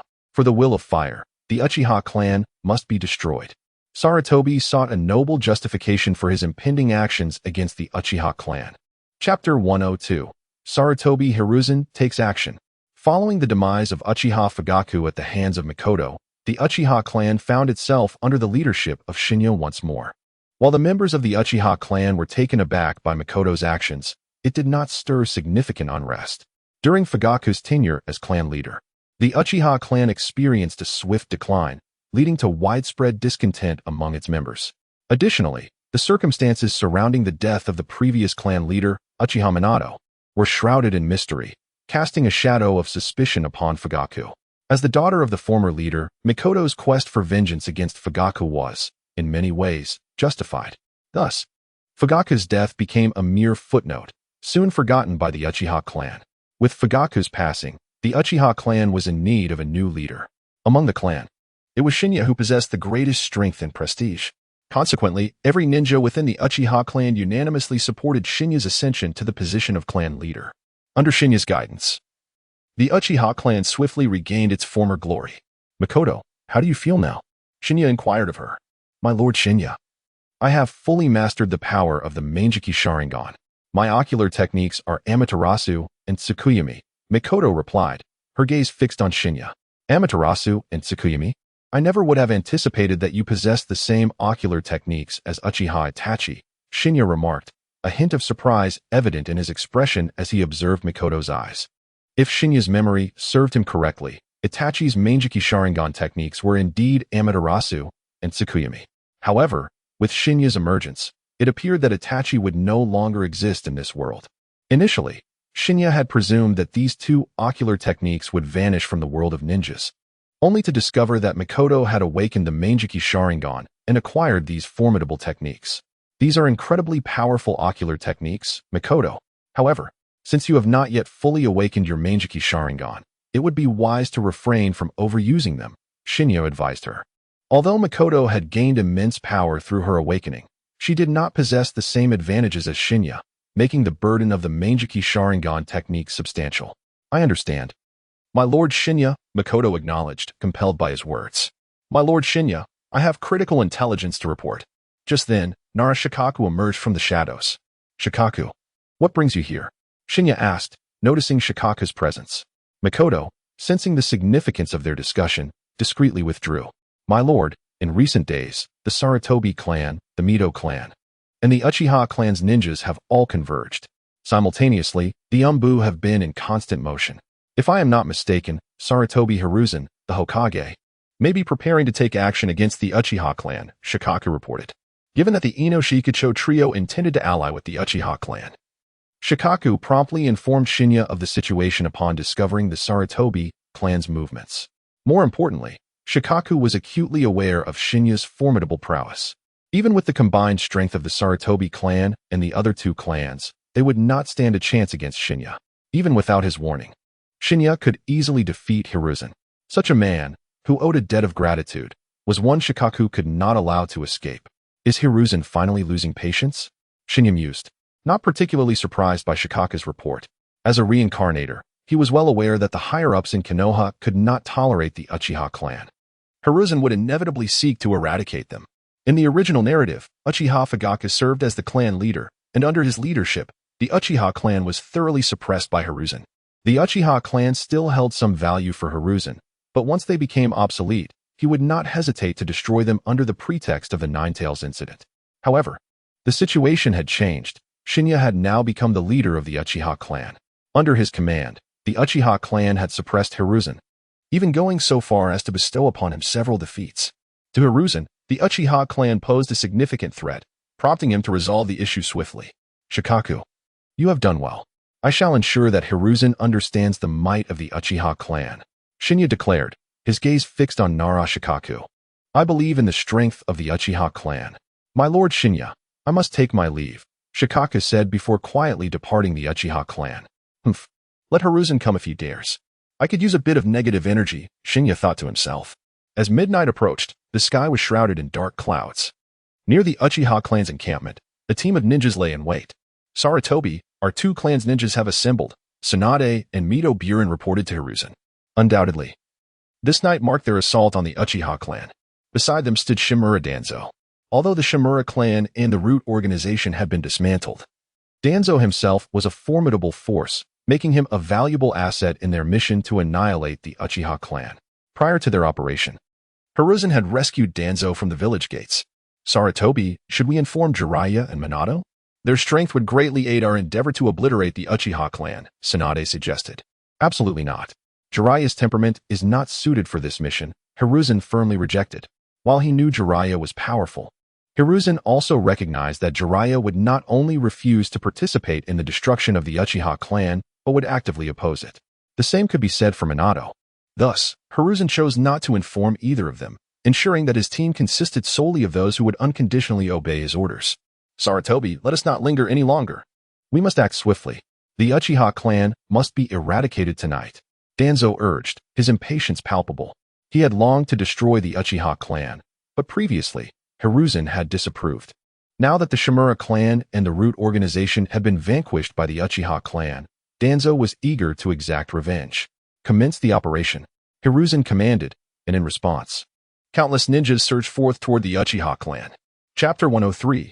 Why does the Hokage become a rogue ninja? Under the leadership of Sarutobi Hiruzen, countless Umbu and Konoha ninjas surged towards the Uchiha clan. The barrier technique, 4 purple flame formation, was initiated as 4 ninjas appeared at the release point of the Uchiha clan, simultaneously forming hand seals. Soon, 4 luminous screens ascended, intertwining to create a vast barrier that encased the entire Uchiha clan. Excellent. The barrier has been successfully established. Let us commence our operation as planned. Understood. Upon hearing Sarutobi Hiruzen's command, all Konoha ninjas swiftly mobilized, advancing in squads towards the Uchiha clan. As they entered the territory of the Uchiha, they were met with a fierce assault. Some of the unsuspecting ninjas from the Sarutobi clan were instantly slain by flying shurikens. Knowing that Sarutobi Hiruzen intended to annihilate the Uchiha clan, Shiranui Bey had long been prepared. At that moment, the elderly and young members of the Uchiha clan had already retreated to the rear mountains, while Uchiha ninjas lay in ambush at their positions, ready to catch Sarutobi Hiruzen off guard. We are ambushed. Damn it. Stay composed. We have the numbers. Continue the assault. This is all for the will of fire. Despite suffering significant losses from the surprise attack orchestrated by the Uchiha, Sarutobi Hiruzen showed no intention of retreating. There was no turning back. Today, the Uchiha clan must be eradicated. Indeed, under Sarutobi Hiruzen's leadership, the disordered ranks soon regained their composure. Sarutobi Hiruzen, as the Hokage, you dare to attack our Uchiha clan? Do you intend to become a rogue ninja? At that moment, Shiranui Bey stepped forward, shouting at Sarutobi Hiruzen. You, detestable Uchiha Bey. The Uchiha clan must be exterminated. This is all for the will of fire. Sarutobi Hiruzen bellowed in fury upon seeing Bey. Bey, it seems you have indeed betrayed Konoha.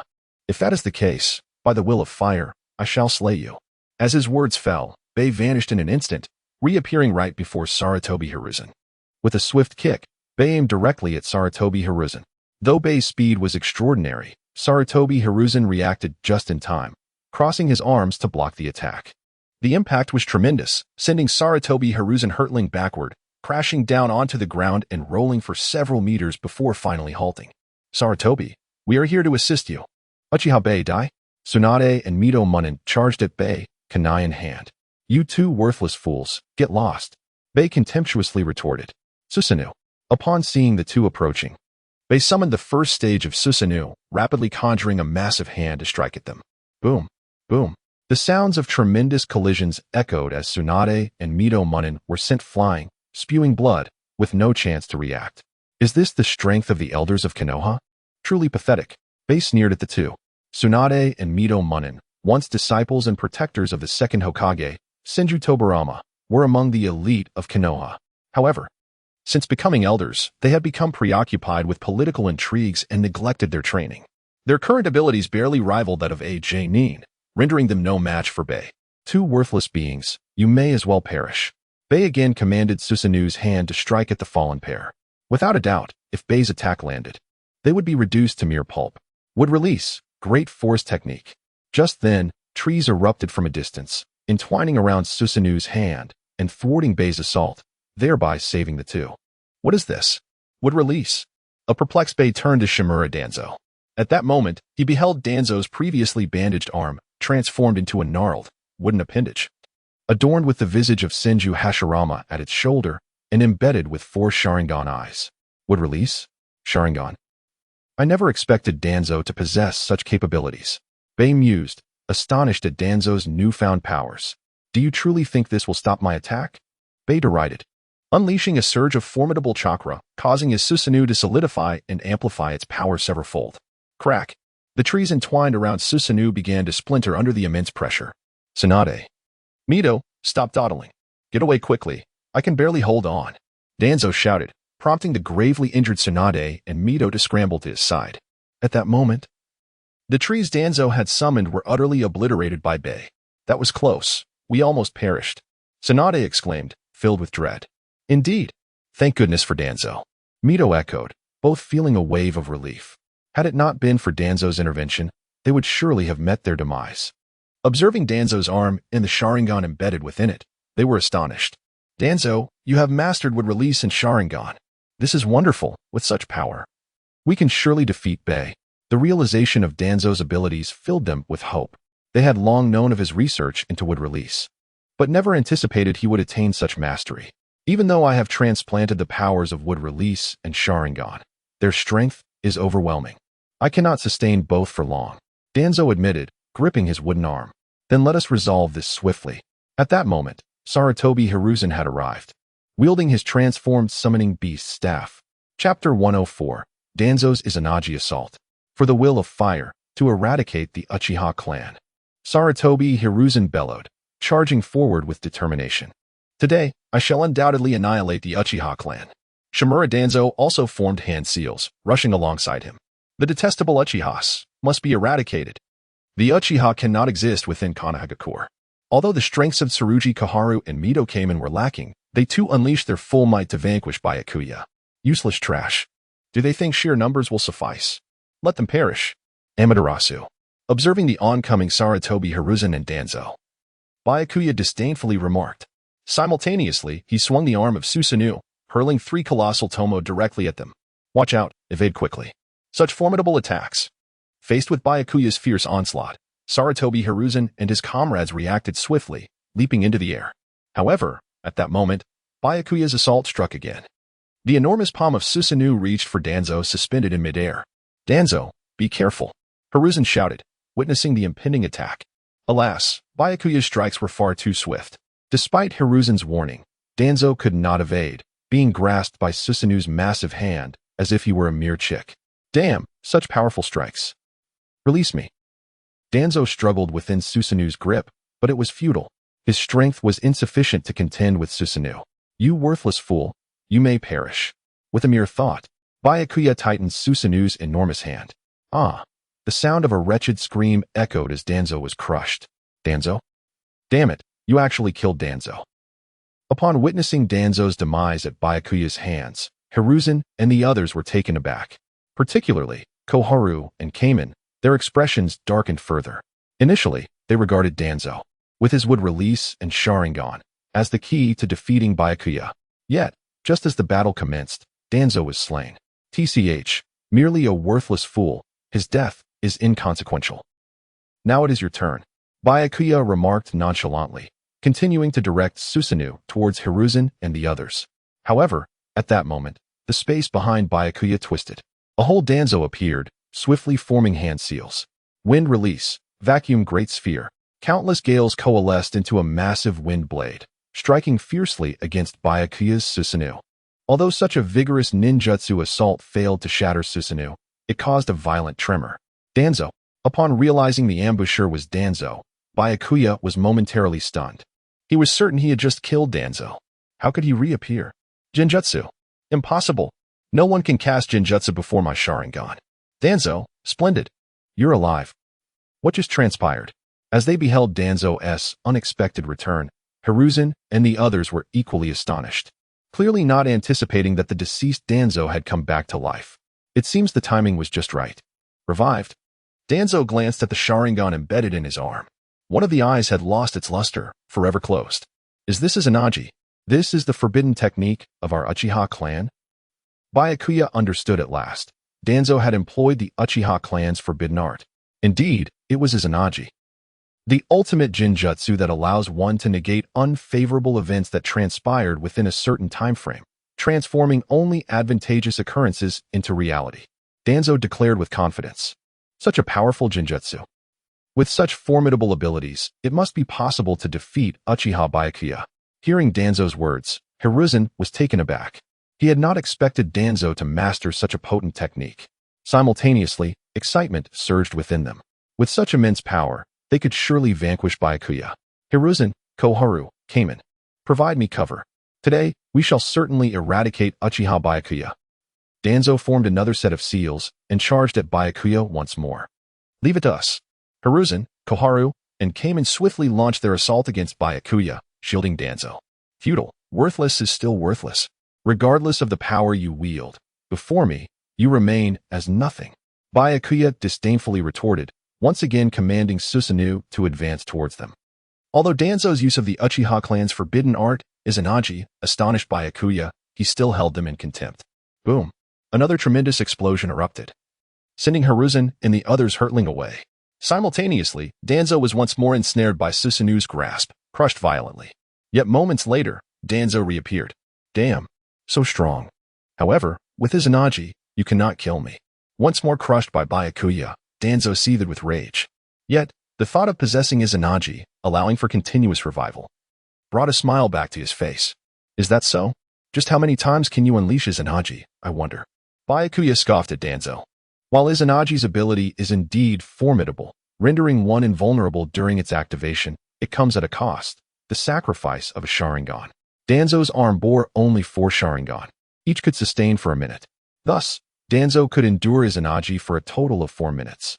Having been killed by Byakuya twice, he had already lost 2 Sharingan. Danzo could now only maintain Izanagi for an additional 2 minutes. Clearly, Danzo was aware of this. Upon hearing Byakuya's words, his expression darkened considerably. Humph.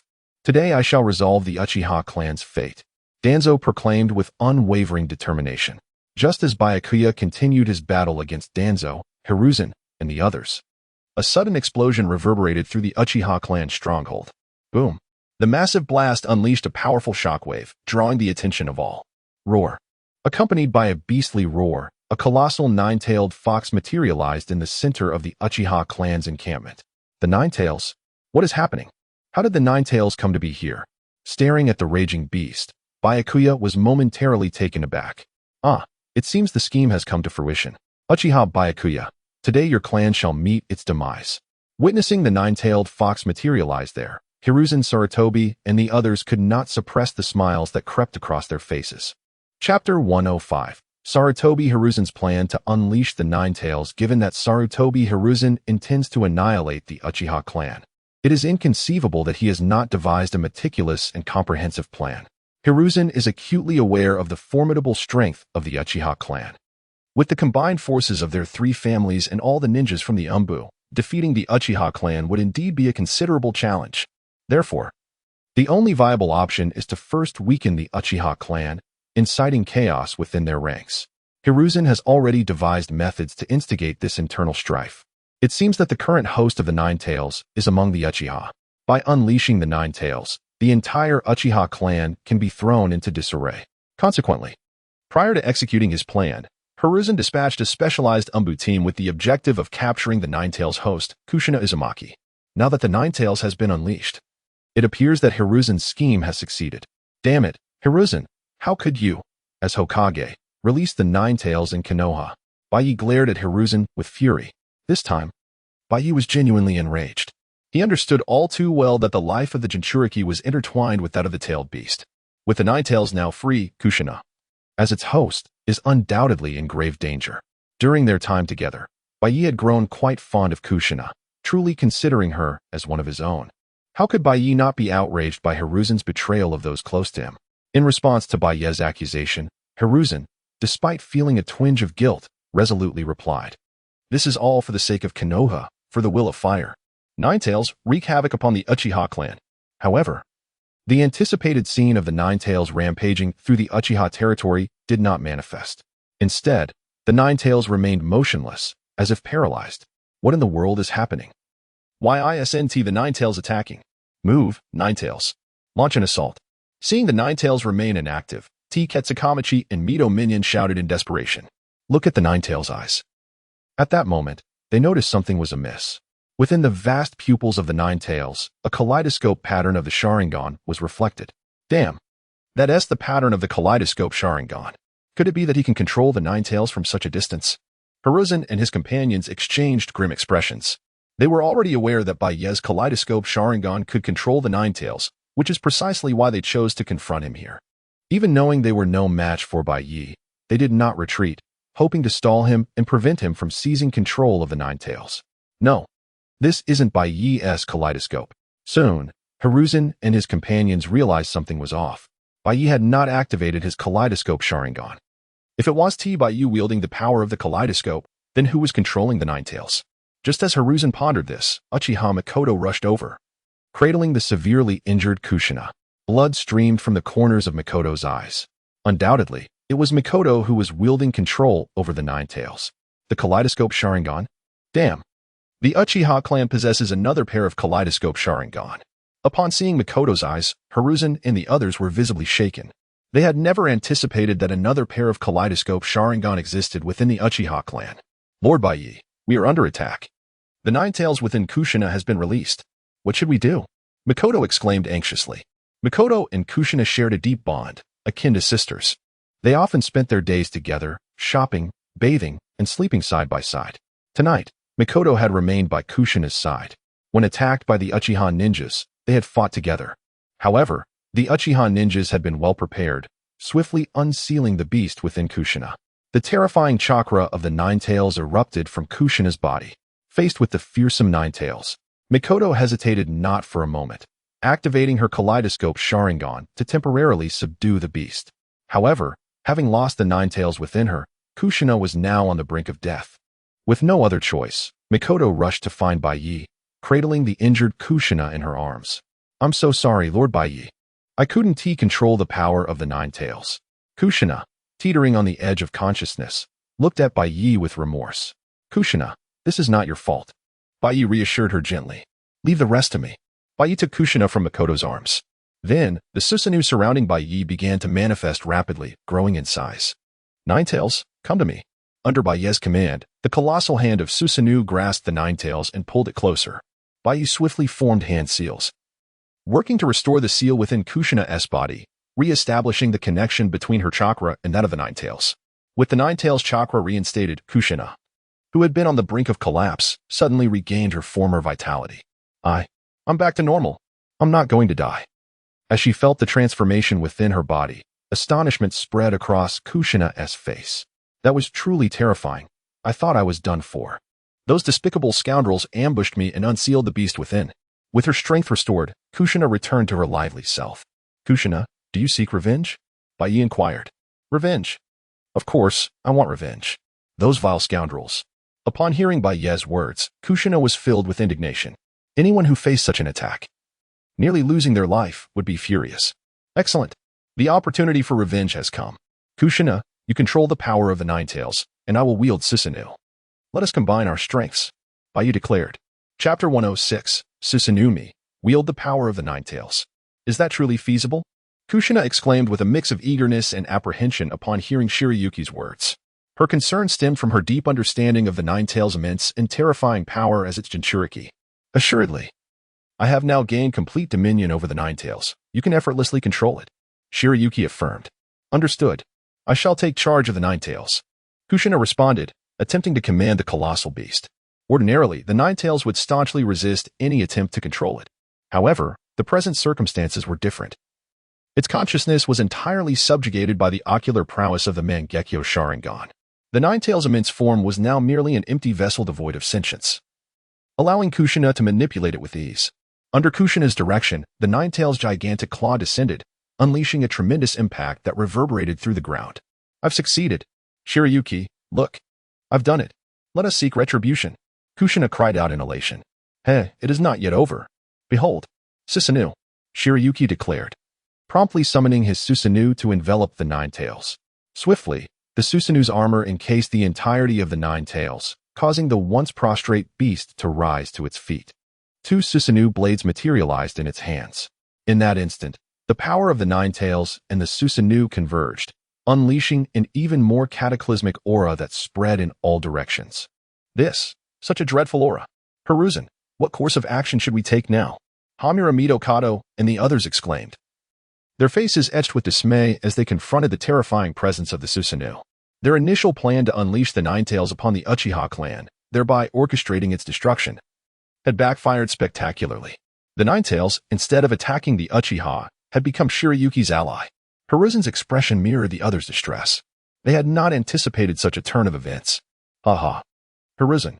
So, you sought to annihilate our Uchiha clan. Now, witness the true might of the Uchiha. Shiryuki proclaimed. Under Shiryuki's control, the Susanoo Ninetales brandished its swords and charged towards Hiruzen and his comrades. Beware. Evade it. Hiruzen and the others scrambled to avoid the Susanoo Ninetales' assault. However, their efforts proved futile. Despite their swift reactions, the sheer force of the descending blades struck them with devastating force. Ack, ack, ack, ack. Their cries of agony filled the air as Hiruzen and the others were sent hurtling backward. Hamura Mitokado and Kohari Udatane, being the weaker of the group, coughed up blood and were rendered incapacitated. The commotion quickly drew the attention of the Sarutobi clan, the Mitokado clan, the Umbu, and other shinobi. Look, what is that thing? Is that the Ninetales? How terrifying. That direction. It's where Lord Third is. We must aid Lord Third. The shinobi hastened towards the scene, arriving just in time to witness the Susanoo Ninetales sending Hiruzen and his companions flying. Lord Third, are you unharmed? Elder Koharu, Elder Hamura. The shinobi from each clan rushed to their respective leaders. Damn it, shinobi, heed my command. Attack. All of you attack together. Hiruzen barked, issuing the order to engage.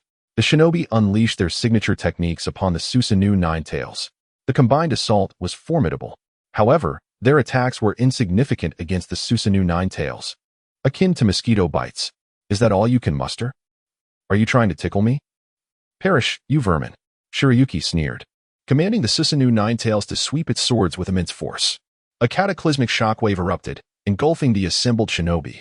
Amidst the cacophony of explosions, the shinobi were sent flying, their cries of pain echoing through the air. Damn it, such a terrifying assault. A single blow decimated our clan's shinobi. Hiruzen lamented, his heart heavy with despair. He had brought the strongest members of his clan to crush the Uchiha. However, Shiryuki had defeated them with a single strike. Was defeat inevitable? No. We are not yet defeated. Hiruzen exclaimed, turning to Danzo. Danzo, can your and Sharingan contend with that thing? If Shiryuki possessed such immense power, perhaps Danzo, with a Sharingan and could wield similar strength. I shall endeavor to do so. Danzo replied, his gaze fixed on the colossal Susanoo Ninetales.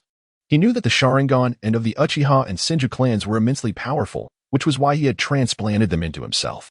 However, he had not anticipated the Uchiha's power to be so terrifying.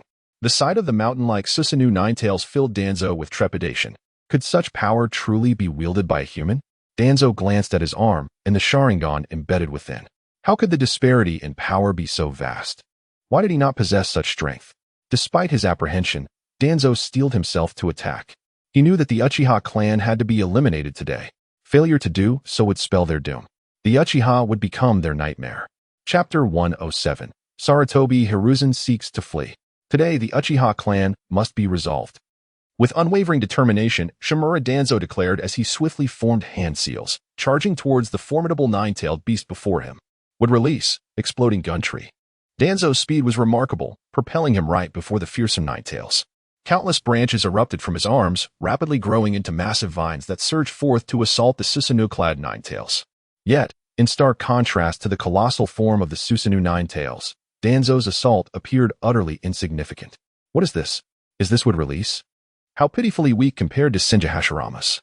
You truly are a waste. Baiye observed Danzo's efforts with disinterest. While the might of wood release was indeed formidable, its effectiveness depended greatly on the wielder. In Hashirama's hands, it was a force to quell chaos and a means to counter the Manjiki Sharingan. However, in Danzo's grasp, it merely served as a tool for trivial landscaping. Thus, Baiye dismissed Danzo's onslaught entirely. With a powerful lash of one of its tails, the Susanoo Ninetales effortlessly obliterated Danzo's wood release. Simultaneously, the massive tail advanced toward Danzo. This is bad, Danzo exclaimed in alarm, scrambling to evade.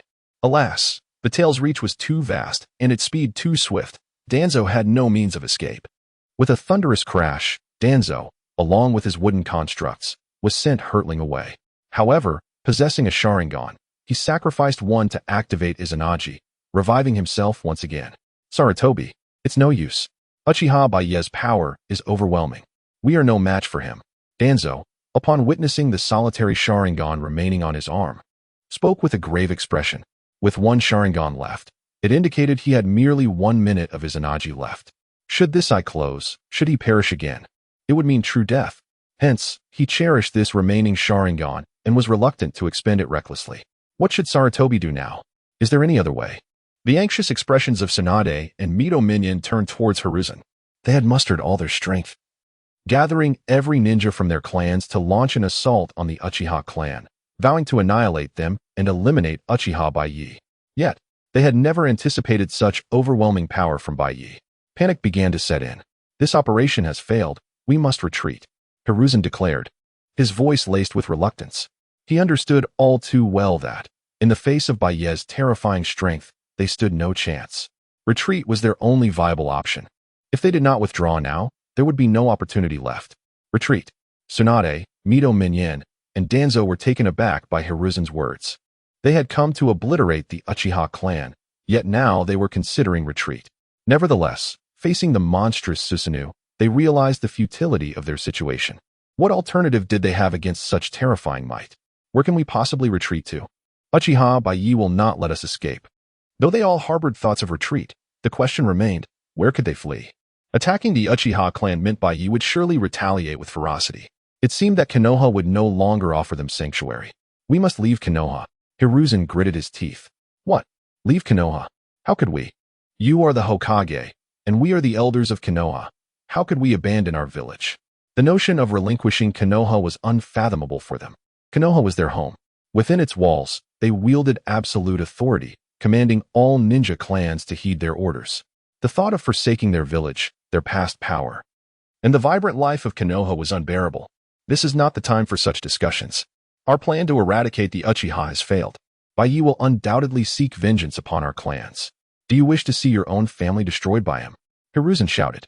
Though he too was loath to part with Konoha and the mantle of Hokage, Hiruzen recognized that remaining would lead to only one outcome: death. Baiye would not spare him, nor would his clan, the Sarutobi, escape the same fate as the Shimura clan. Thus, the sole path left for Hiruzen and the Sarutobi clan was to abandon Konoha. Damn it, we must leave Konoha. There is no other choice. It seems we have no option but to depart. Tsunade and Mito Minin, though filled with reluctance, understood that leaving Konoha was their only recourse. Otherwise, death awaited them. All ceiling-class ninjas, obey my command. Immediately establish a barrier to halt the Nine Tails. The rest of you, retreat with me. Hiruzen decisively issued the order to withdraw. He was aware that Baiye would not permit them an easy escape. Thus, he retained all ninjas skilled in sealing to establish a barrier against Baiye. As for those ninjas, if they perished, it would be a sacrifice for the will of fire.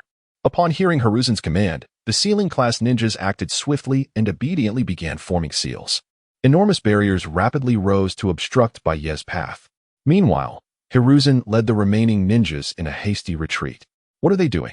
Why erect so many barriers? Baiye pondered, puzzled by the sudden appearance of multiple barriers. However, upon witnessing the frantic flight of Hiruzen and his companions, a realization dawned upon him. Not good. Sarutobi Hiruzen intends to flee. Chapter 108. The fleeing Sarutobi Hiruzen. As Sarutobi Hiruzen attempted to escape, he realized the futility of his actions. Witnessing his retreat, Baiye showed no hesitation and decisively commanded his Susanoo with 9 tails to pursue him. Sarutobi Hiruzen, where do you think you're going? Stay here. The colossal Susanoo charged after Hiruzen. Stop him. We cannot allow him to reach Lord Third. The ninjas tasked with obstructing Baiye quickly joined their hands. Casting a barrier jutsu, a vast defensive barrier rapidly rose around Baiye's Susanoo, blocking his path. Navi, do you truly believe these barriers can hinder me? Baiye scoffed, wielding the long sword in the hands of his Susanoo with great force. With a thunderous roar, a powerful shockwave erupted forth, shattering the formidable barriers as if they were mere glass. Although the barriers possessed remarkable defensive capabilities, the strength of the Susanoo was even greater. Nevertheless, the barriers did momentarily impede its advance, granting Hiruzen and his companions precious time to return to their clan. Upon arriving back at the Sarutobi clan, Hiruzen wasted no time and let out a series of frantic monkey calls, signaling an emergency assembly. Awakened by the signal, the members of the Sarutobi clan hastily gathered. Still in disarray, not even bothering to dress properly, They understood all too well that the clan would not sound the emergency signal without a grave reason. Father, what is happening? Why the emergency signal? Sarutobi Shino, the first to arrive, appeared disheveled and bewildered as he questioned Hiruzen. Shino, you arrived just in time. Take your brother Asuma and we must leave Konohagakure immediately. Hiruzen commanded, his voice urgent. Leave Konohagakure? Father, what is going on? Shino asked, confusion etched on his face. It was well known that Hiruzen was the Hokage, the ultimate authority in the village. The notion that he would be fleeing was incomprehensible. Could there truly be a threat to him?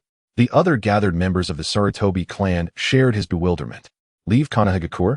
Why would we do that? Our leader is the Hokage. They murmured among themselves. It is Uchiha Baiye. He is coming to destroy our clan. Hiruzen spoke gravely, his tone heavy with foreboding. Uchiha Baiye, that scoundrel. The mention of his name ignited a surge of anger in Shino. He would never forget the torment he endured at Baiye's hands while imprisoned. The pain was an indelible scar on his heart, and it fueled his rage. The murmurs among the Sarutobi clan grew louder. What? Uchiha Baiye intends to annihilate us? How dare he? Indeed, we, the Sarutobi clan, are a formidable family within Konohagakure. They asserted, their disbelief palpable. Despite the Uchiha clan's formidable power, the Sarutobi clan had grown significantly stronger since Hiruzen had become Hokage. They were no longer the insignificant clan of the Warring States period, and the idea that Baiye could threaten them seemed absurd. Is the situation truly that grave? Must we really abandon Konohagakure? Hiruzen's wife, Pipa, interjected, her concern evident. Hiruzen's expression turned grave. It is indeed severe. We are past the point of no return. For the sake of our clan, we must leave. I understand, Pipa replied, her voice commanding. Shino, bring your brother here immediately. Do not hesitate. Act swiftly. Understood, Shino responded.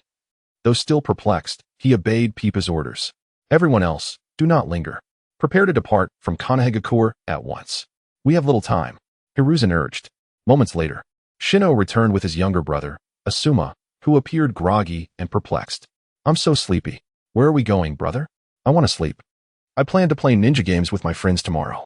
Asuma, our clan is about to face a formidable enemy. We may need to leave Konohagakure.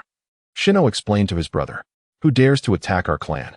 My father is the Hokage, Asuma declared defiantly, unaware of the gravity of the situation.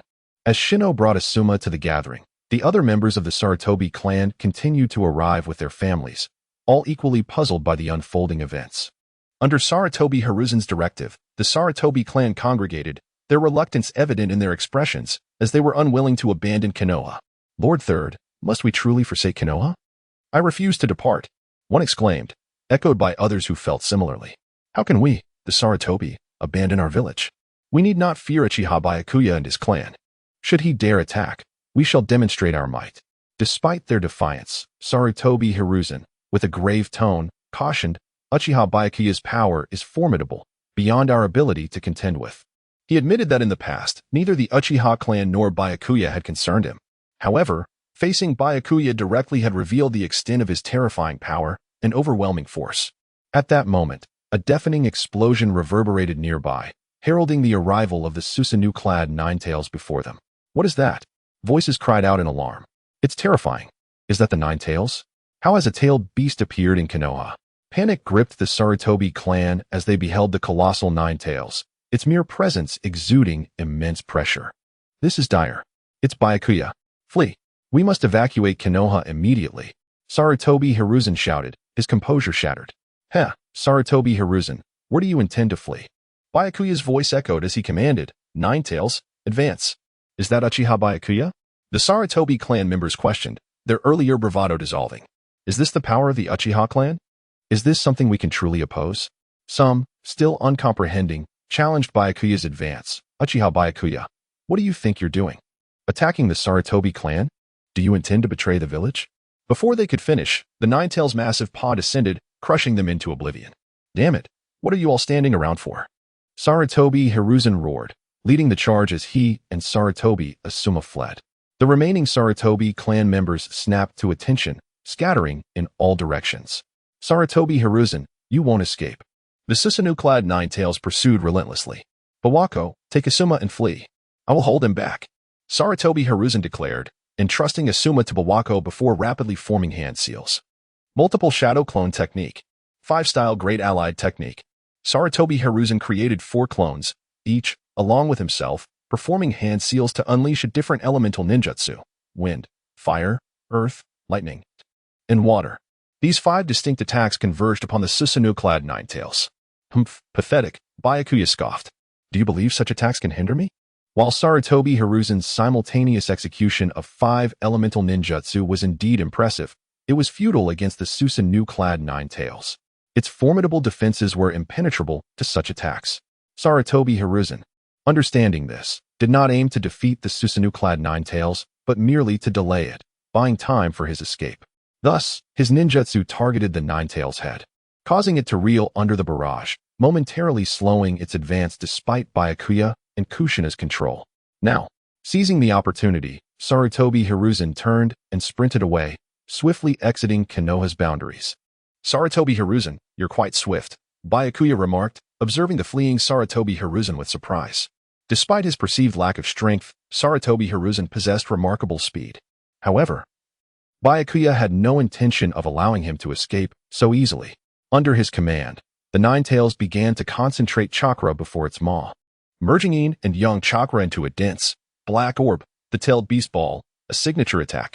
Within Konoha, Byakuya had refrained from using the Susanoo-clad Ninetales' full power, especially the tailed beast ball, fearing its destructive potential. Now, outside the village, he could unleash its power without restraint. Go, tailed beast ball, Byakuya commanded, launching the immense orb towards Sarutobi Hiruzen. Having eluded Byakuya, Sarutobi Hiruzen had reached a point a kilometer away, where he was greeted by a gathering of ninja, including members of the Sarutobi, Uchiha, and Mitokado clans, as well as Danzo Shimura, Hamura Mitokado, and Konoha Uchiha. Relief washed over them at Sarutobi Hiruzen's arrival. Hiruzen, you've finally arrived. Let us depart. We are not yet safe, Konoha Uchiha and Hamura Mitokado urged. Let's go, Sarutobi Hiruzen agreed. However, as they prepared to leave, an overwhelming pressure rapidly approached from afar. Chapter 110. The third Hokage abandons Konoha and flees. What is that? Oh no, an immense chakra is approaching. The chakra is overwhelmingly vast, terrifying beyond measure. Quickly, take cover. Damn, it's too late. As the tailed beast bomb hurtled toward them, all the ninjas of the Sarutobi clan fell into a state of panic. They wished to evade and defend themselves. Yet the chakra contained within the tailed beast bomb was far too formidable for them to withstand. Damn you, Uchiha Baiye, this is an attempt to exterminate us. Use ninjutsu to block the attack. Everyone, use your ninjutsu. Realizing evasion was impossible, Sarutobi Hiruzen immediately began directing everyone to unleash defensive techniques. Hearing his command, all present swiftly executed their most proficient defensive jutsu. At that moment, the tailed beast bomb struck. Boom. The dense energy sphere erupted instantly, sending a violent explosion and chaotic shockwaves rapidly outward. In an instant, a colossal mushroom cloud ascended. The earth trembled and shattered, resembling a cataclysmic earthquake, obliterating everything in the vicinity. Surely, they must be dead now. Witnessing the rising mushroom cloud, Baiye couldn't help but ponder. Simultaneously releasing the Susanoo Ninetales state with Kushina, making his way toward Konoha. Having unleashed the tailed beast bomb, Baiye had lost interest in Sarutobi Hiruzen and the others. Whether they had truly perished or not was of no consequence to him. If Sarutobi Hiruzen was dead, so be it. If not, it merely added a touch of negativity to Baiye's day. Baiye had far more pressing matters at hand: the consolidation of the entire Konoha village. In the center of the tailed beast bomb's explosion lay a vast crater. Surrounding the pit, everything had been annihilated, revealing a barren landscape. Suddenly, the ground cracked open, and an arm emerged from beneath the earth. With a powerful thrust, Sarutobi Hiruzen, battered and dirty, clawed his way out. Cough. I almost died. Damn you, Uchiha Baiye. Sarutobi Hiruzen cursed inwardly, unable to suppress a cough that expelled a mouthful of blood. Following him, one by one, the ninjas of the Sarutobi clan emerged from the ground like startled rodents. The explosion of the tailed beast was far too powerful. Their defensive jutsu had been utterly insufficient to withstand its force. In that critical moment, Sarutobi Hiruzen had activated the earth release, allowing all the Sarutobi ninjas to burrow underground, thus evading the attack and surviving. However, even so, each of them bore injuries. Particularly, Sarutobi Hiruzen had faced the attack head-on. Father, how are you? Are you alright? Sarutobi Shino asked anxiously, watching his father cough blood. Cough. I'm fine. What about the others? Sarutobi Hiruzen inquired. Father, the others are fine. Yes, you protected them. Sarutobi Shino replied. That is good. We must leave. It's not safe here. Sarutobi Hiruzen, dragging his severely injured body, led the Sarutobi clan to flee the area. As for the Umino and Mito clans, although they suffered significant losses from the tailed beast bomb's attack, many of their members also survived. Following the Sarutobi clan in their hasty retreat, as the sun rose, Konoha welcomed the dawn. However, as the ninjas emerged from their homes, ready to commence their daily activities, they were left utterly bewildered. What happened? What transpired last night? Why are there so many collapsed buildings? As though the village had just endured a fierce battle. Who dared to attack Konoha? It's strange, how could everything change so drastically overnight? That direction, it seems to be the Sarutobi clan's stronghold. What on earth happened to the family of the Hokage? Each Konoha ninja gazed at the extensive destruction within the village, filled with confusion. How could they awaken to such a transformed Konoha, resembling the aftermath of a great conflict? In truth, to ensure the secrecy of their actions, Sarutobi Hiruzen had established a barrier during their operation. Thus, while the battle between Baiye and Sarutobi Hiruzen had been intense, it had not significantly affected other areas of Konoha. Therefore, the uninformed ninjas, witnessing the devastation of the Sarutobi clan, were left perplexed. Caw-caw. At that moment, a hawk soared through the sky, emitting a series of sharp cries. It was the emergency assembly signal for the ninjas of Konoha. Emergency assembly. We must go. Upon hearing the command, the Konoha ninjas wasted no time, swiftly heading toward the Hokage building. Meanwhile, in the vast conference room of the Hokage building, all the influential ninjas of Konoha had gathered. Nara Shikaku, what transpired last night? Yes, how was the Sarutobi clan destroyed? Where is the Hokage? Where is the third Hokage? The ninjas questioned Nara Shikaku anxiously, well aware that the Sarutobi clan was the stronghold of the third Hokage. With the destruction of their residence, something significant must have occurred within Konoha. As the strategist of Konoha, Nara Shikaku surely possessed knowledge of the events from the previous night. Everyone, please wait a moment. Once everyone has arrived, I have important news to announce. Nara Shikaku addressed the crowd.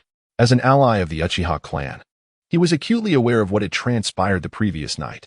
The third Hokage, Sarutobi Hiruzen, had led the Sarutobi, Umino, and Mito clans in an assault against the Uchiha clan, determined to annihilate them. However, to everyone's astonishment, Sarutobi Hiruzen not only failed to eradicate the Uchiha, but was instead defeated by Uchiha Baiye. The Hokage, wounded, had fled with his clan. Even Nara Shikaku was astonished upon hearing this news. While he understood Baiye's formidable power, he had not anticipated that Sarutobi Hiruzen, as Hokage, would be unable to contend with him. The third Hokage, Sarutobi Hiruzen, abandoned Konoha and fled with his family.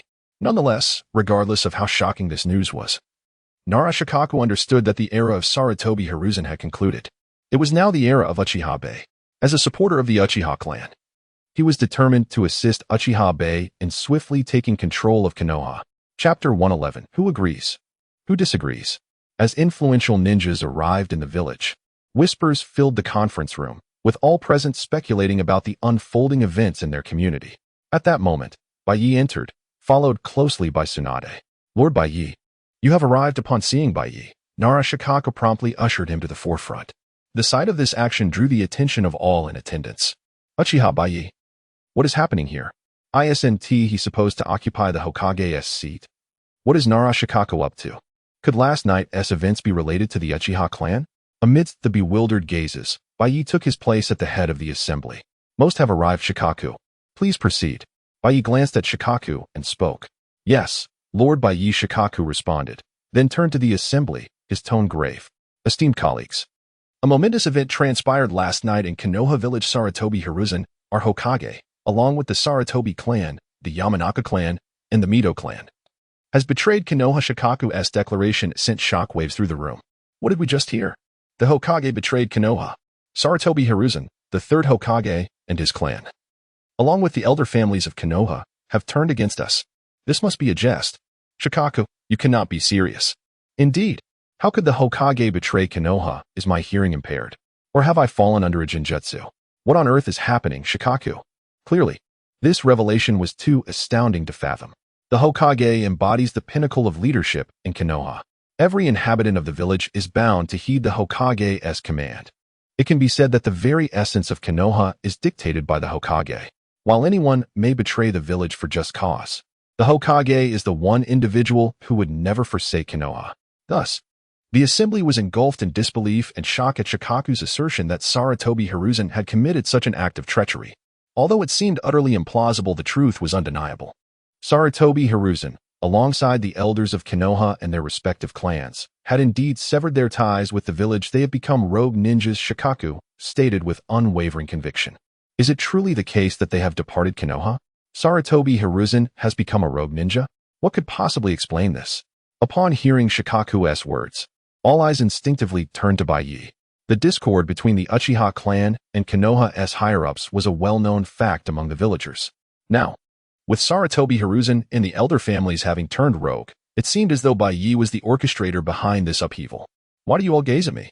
Sarutobi Hiruzen, as Hokage, failed to fulfill his duties. Instead, he abused his power to assault other ninja clans as the leader of the Uchiha clan, overseeing the police force. I shall never permit such actions to transpire. All of this is for the will of fire, Baiye asserted with a sense of righteous authority. At last, the assembly grasped the situation. It was indeed Baiye who had orchestrated these events. Simultaneously, their astonishment at his prowess deepened. Over the years, the Sarutobi clan, the Yamanaka clan, and the Mito clan had grown formidable. Even if all the clans present united, they might not possess the confidence to vanquish them. Yet now, the Uchiha clan had quietly subdued these three clans in the span of a single night. This was a testament to the Uchiha clan's might. Esteemed colleagues, Sarutobi Hiruzen has betrayed Konoha. He is no longer our Hokage. However, Konoha cannot be without a Hokage. We must swiftly select a new leader. Shikaku continued. I wonder if anyone has suggestions for a suitable candidate, a Hokage? A new Hokage. Upon hearing Shikaku's words, the assembly's expressions shifted, brimming with anticipation. Clearly, they were all very much interested in the Hokage position. To become Hokage would mean wielding authority over Konoha. Such a position would undoubtedly entice anyone. However, they were also astute.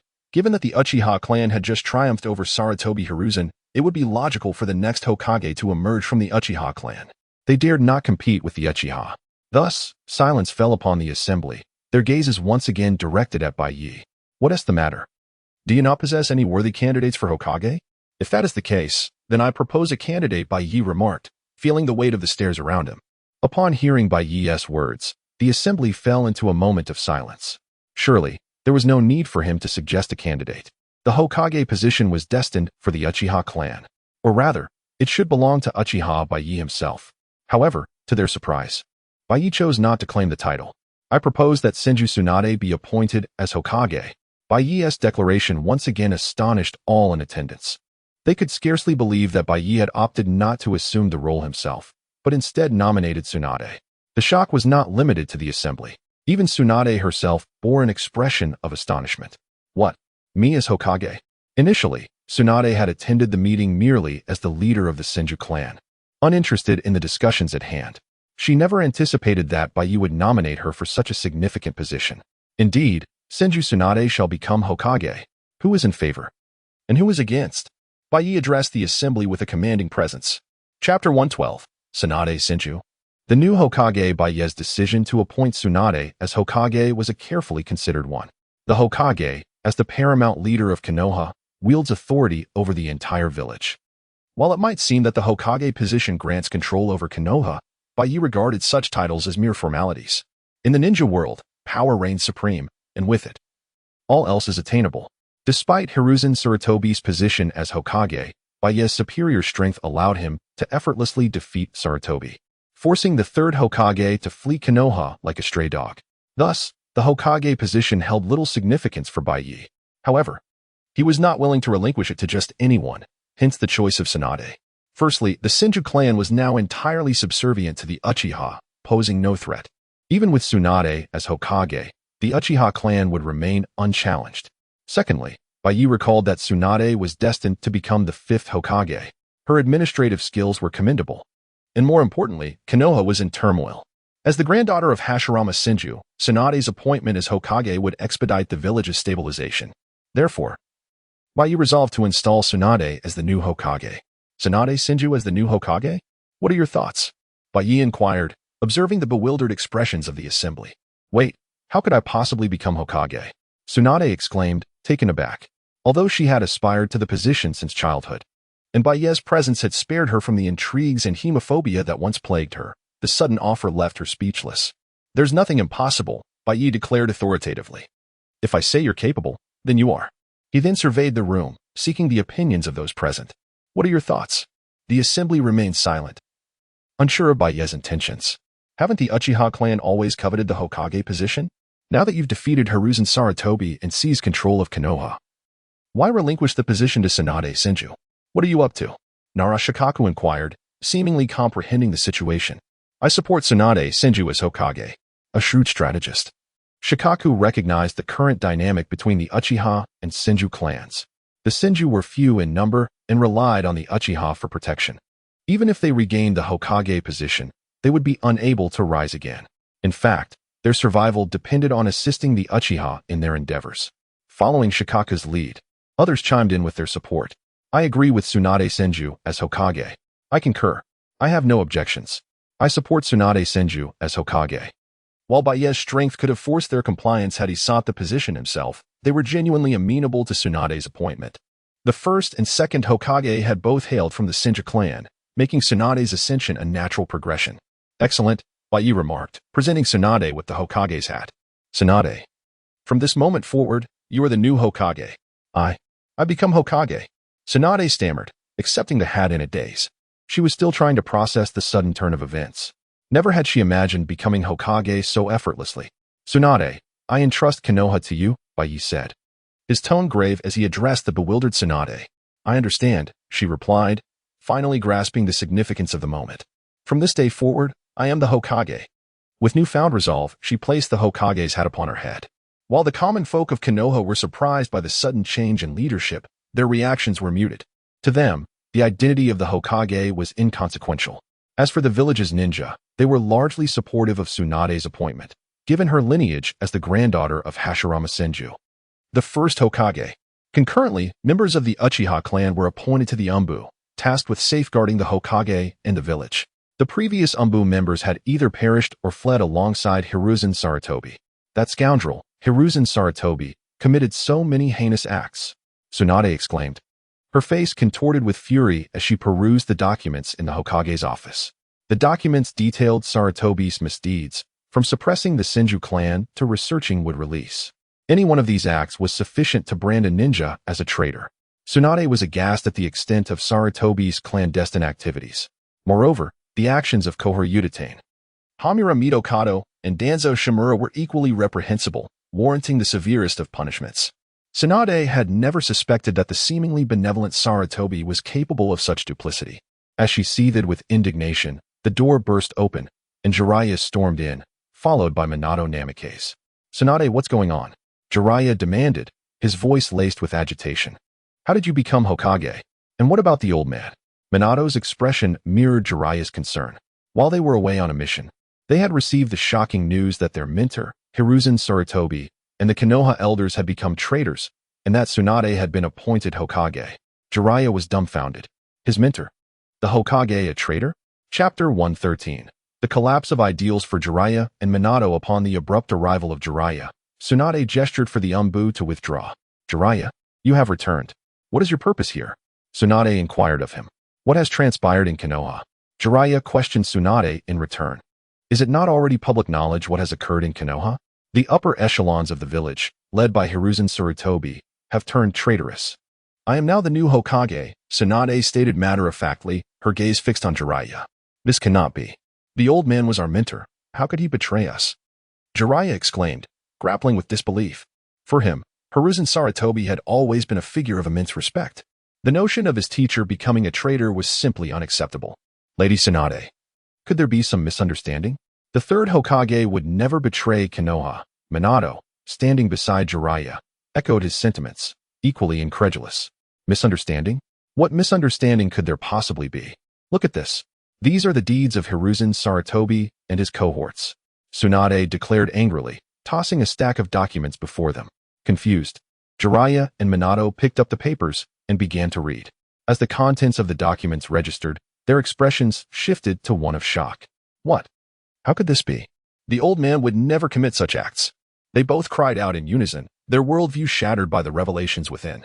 They had never imagined that the benevolent Hiruzen Sarutobi they knew could be involved in such nefarious activities. Such things are not impossible. These details were gathered by the Uchiha clan and corroborated by multiple families, Tsunade remarked, her own surprise evident upon receiving the documents. She had resolved to personally investigate and seek evidence. Through persistent inquiry, she had confirmed the veracity of the claims, discovering that Hiruzen's actions were even more egregious than documented. With Tsunade's words weighing heavily on them, Jiraiya and Minato found themselves momentarily speechless, gazing out the window at the Hokage rock. They observed numerous shinobi dismantling the statue of Hiruzen Sarutobi. Though he had been the third Hokage, his betrayal rendered him unworthy of his place upon the monument. Enough. Since you two have completed your mission, go and rest. I still have documents to attend to, Tsunade instructed, noting their despondent demeanor. This time, Jiraiya and Minato left in silence, for the day's events had left them utterly astonished. The Hokage they revered had turned out to be a traitor, causing their beliefs and convictions to collapse in an instant. Meanwhile, in the land of grass, Kusagakure had become a stronghold for the Sarutobi clan, the Uchiha, and the Mito clan. The former ninja of Kusagakure had long been dealt with, as it was a village of relatively weak shinobi, merely a rival of Hiruzen Sarutobi. Thus, without difficulty, Hiruzen and his allies had completely occupied Kusagakure. What is the current state of Konoha? Has chaos ensued? Hiruzen inquired of Konohagakure's Kitsuya. In Hiruzen's eyes, although he had been ousted from Konoha by Byakuya, he believed that the latter's control over the village would not be easily achieved. He surmised that merely announcing his ascension as Hokage would incite internal strife within Konoha, providing him an opportunity to reclaim it. However, Kitsuya's expression was grim as she replied, "There has been no chaos in Konoha." Hiruzen's brows furrowed in disbelief. He understood better than anyone that Konoha housed numerous powerful ninja clans, making it a formidable challenge to control, especially for a newly appointed Hokage. Even he had struggled immensely to solidify his position as Hokage. With the assistance of figures like Danzo, could it be that Byakuya has quelled all clans with sheer force? Hiruzen pondered. No, Byakuya has not become Hokage. Kitsuya clarified. Byakuya is not Hokage? Then who currently holds the title? Hiruzen demanded. It is Tsunade. The current Hokage is Shinji Tsunade. Moreover, Konoha is in the process of dismantling your statue, Mito Minin added. What? Tsunade. How could this happen?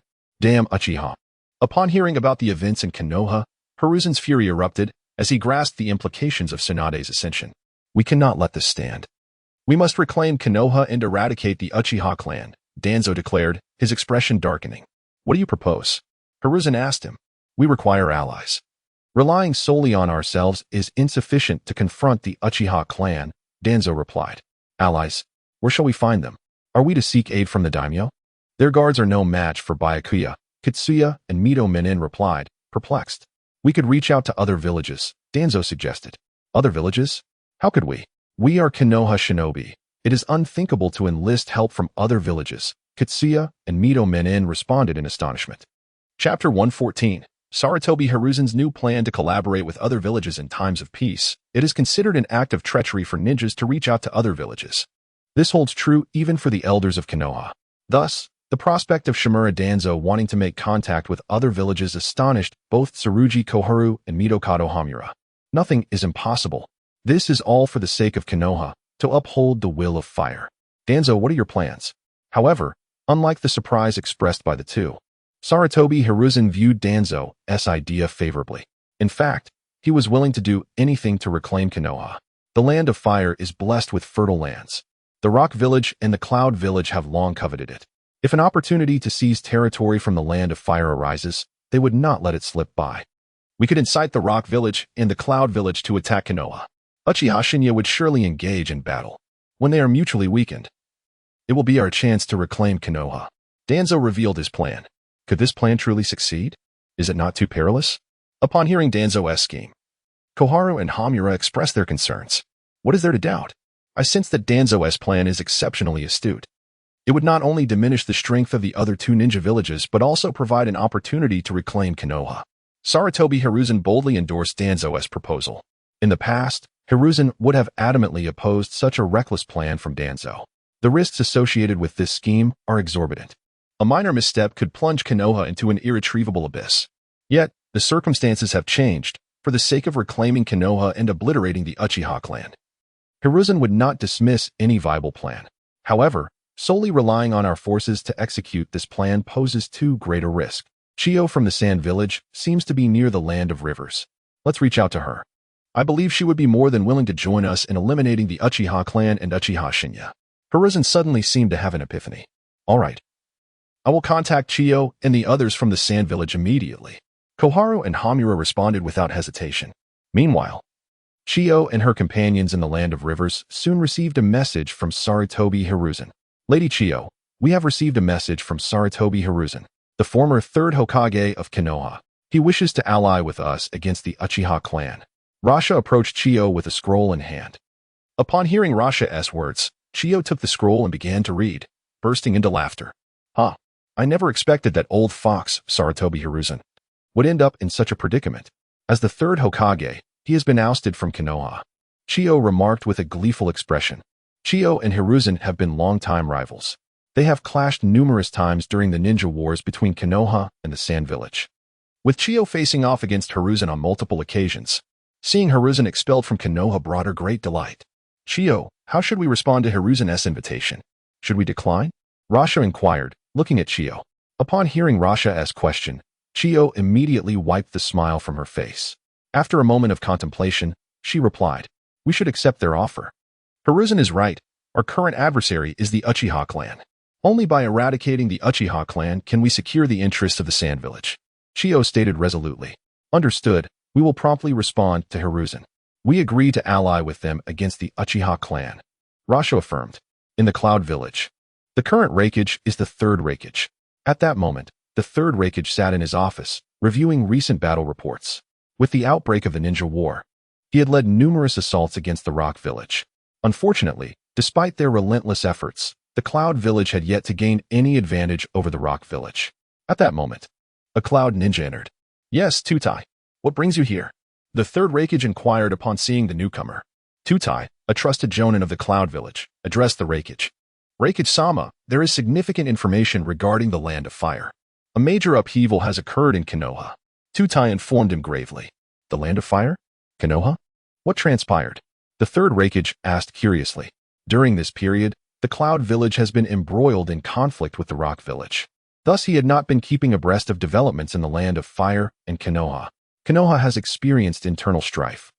The Uchiha clan has overthrown the current Hokage, Sarutobi Hiruzen. The Shimura clan has been decimated, and the Sarutobi, Tsurugi, and Midokado clans have been expelled from Konoha by the Uchiha clan. Here are the details. Tutai presented a scroll containing the information. Without hesitation, the third Raikage seized the scroll and began to read, astonishment growing with each line. Tutai, is this true? Is the information recorded in the scroll accurate? The third Raikage asked eagerly. Raikage-sama, it has been confirmed.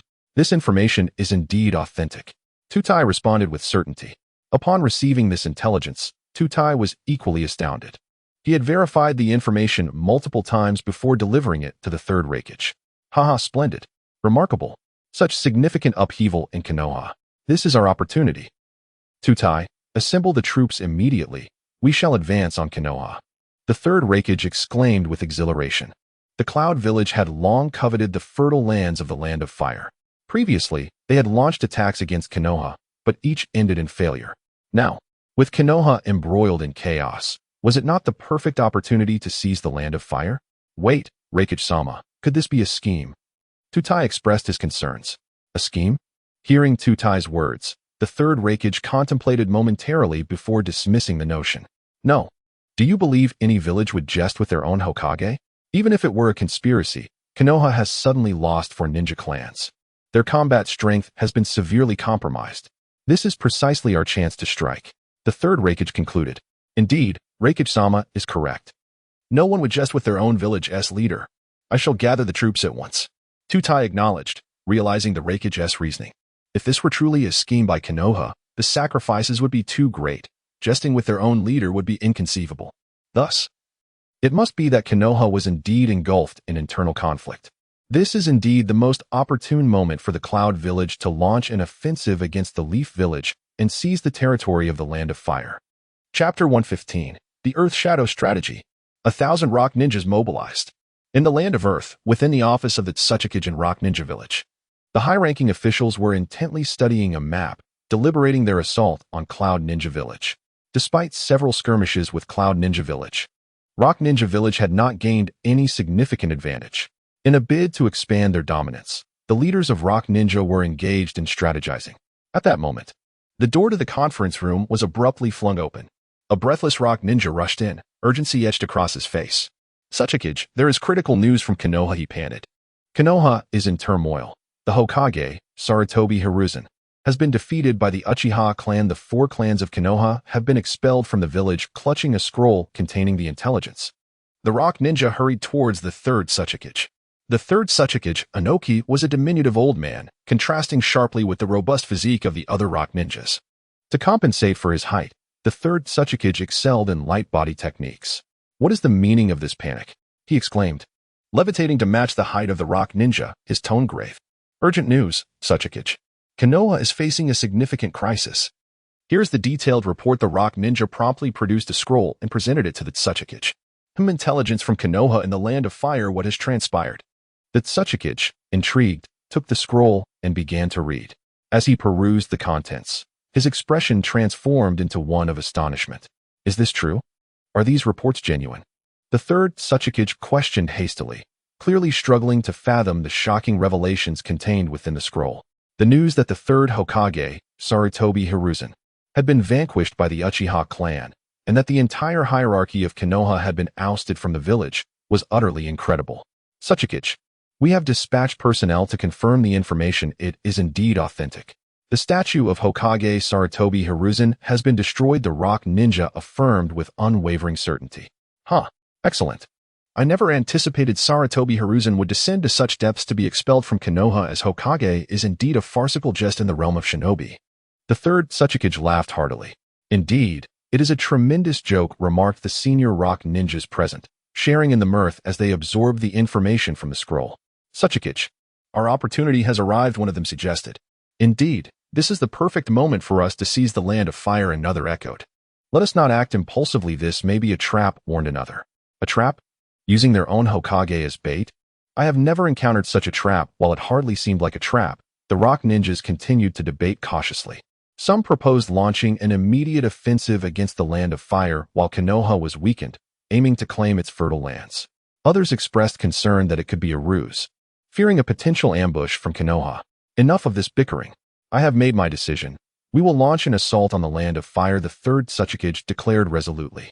With Konoha embroiled in internal strife, he could not let such a golden opportunity for attack slip away. Of course, the 3rd Tsuchikage was no fool. To guard against the possibility of Konoha's conspiracy, he had devised a plan. "This time, we shall mobilize 10,000 ninjas," he continued. "What? 10,000 ninjas? Tsuchikage, you jest." The incredulity of the assembled officials was palpable. 10,000 ninjas equated to the entirety of their forces. "Indeed, we shall deploy every ninja in our village with such overwhelming power. Even if this truly is Konoha's scheme, we shall not be intimidated," the 3rd Tsuchikage asserted with confidence. This was the strategy he conceived to counter the potential threat of Konoha's machination, to unleash the full might of their village. By relying on sheer numbers, they could disregard any possible deception from Konoha. What could a conspiracy achieve against the entirety of Rock Ninja Village? Moreover, with Konoha in disarray, this was a once-in-a-lifetime opportunity to strike at the Land of Fire, and the 3rd Tsuchikage intended to seize it. Thus, the 3rd Tsuchikage rallied all the ninjas of Rock Ninja Village, leading an army of 10,000 ninjas to launch an assault on Konoha in the Land of Fire.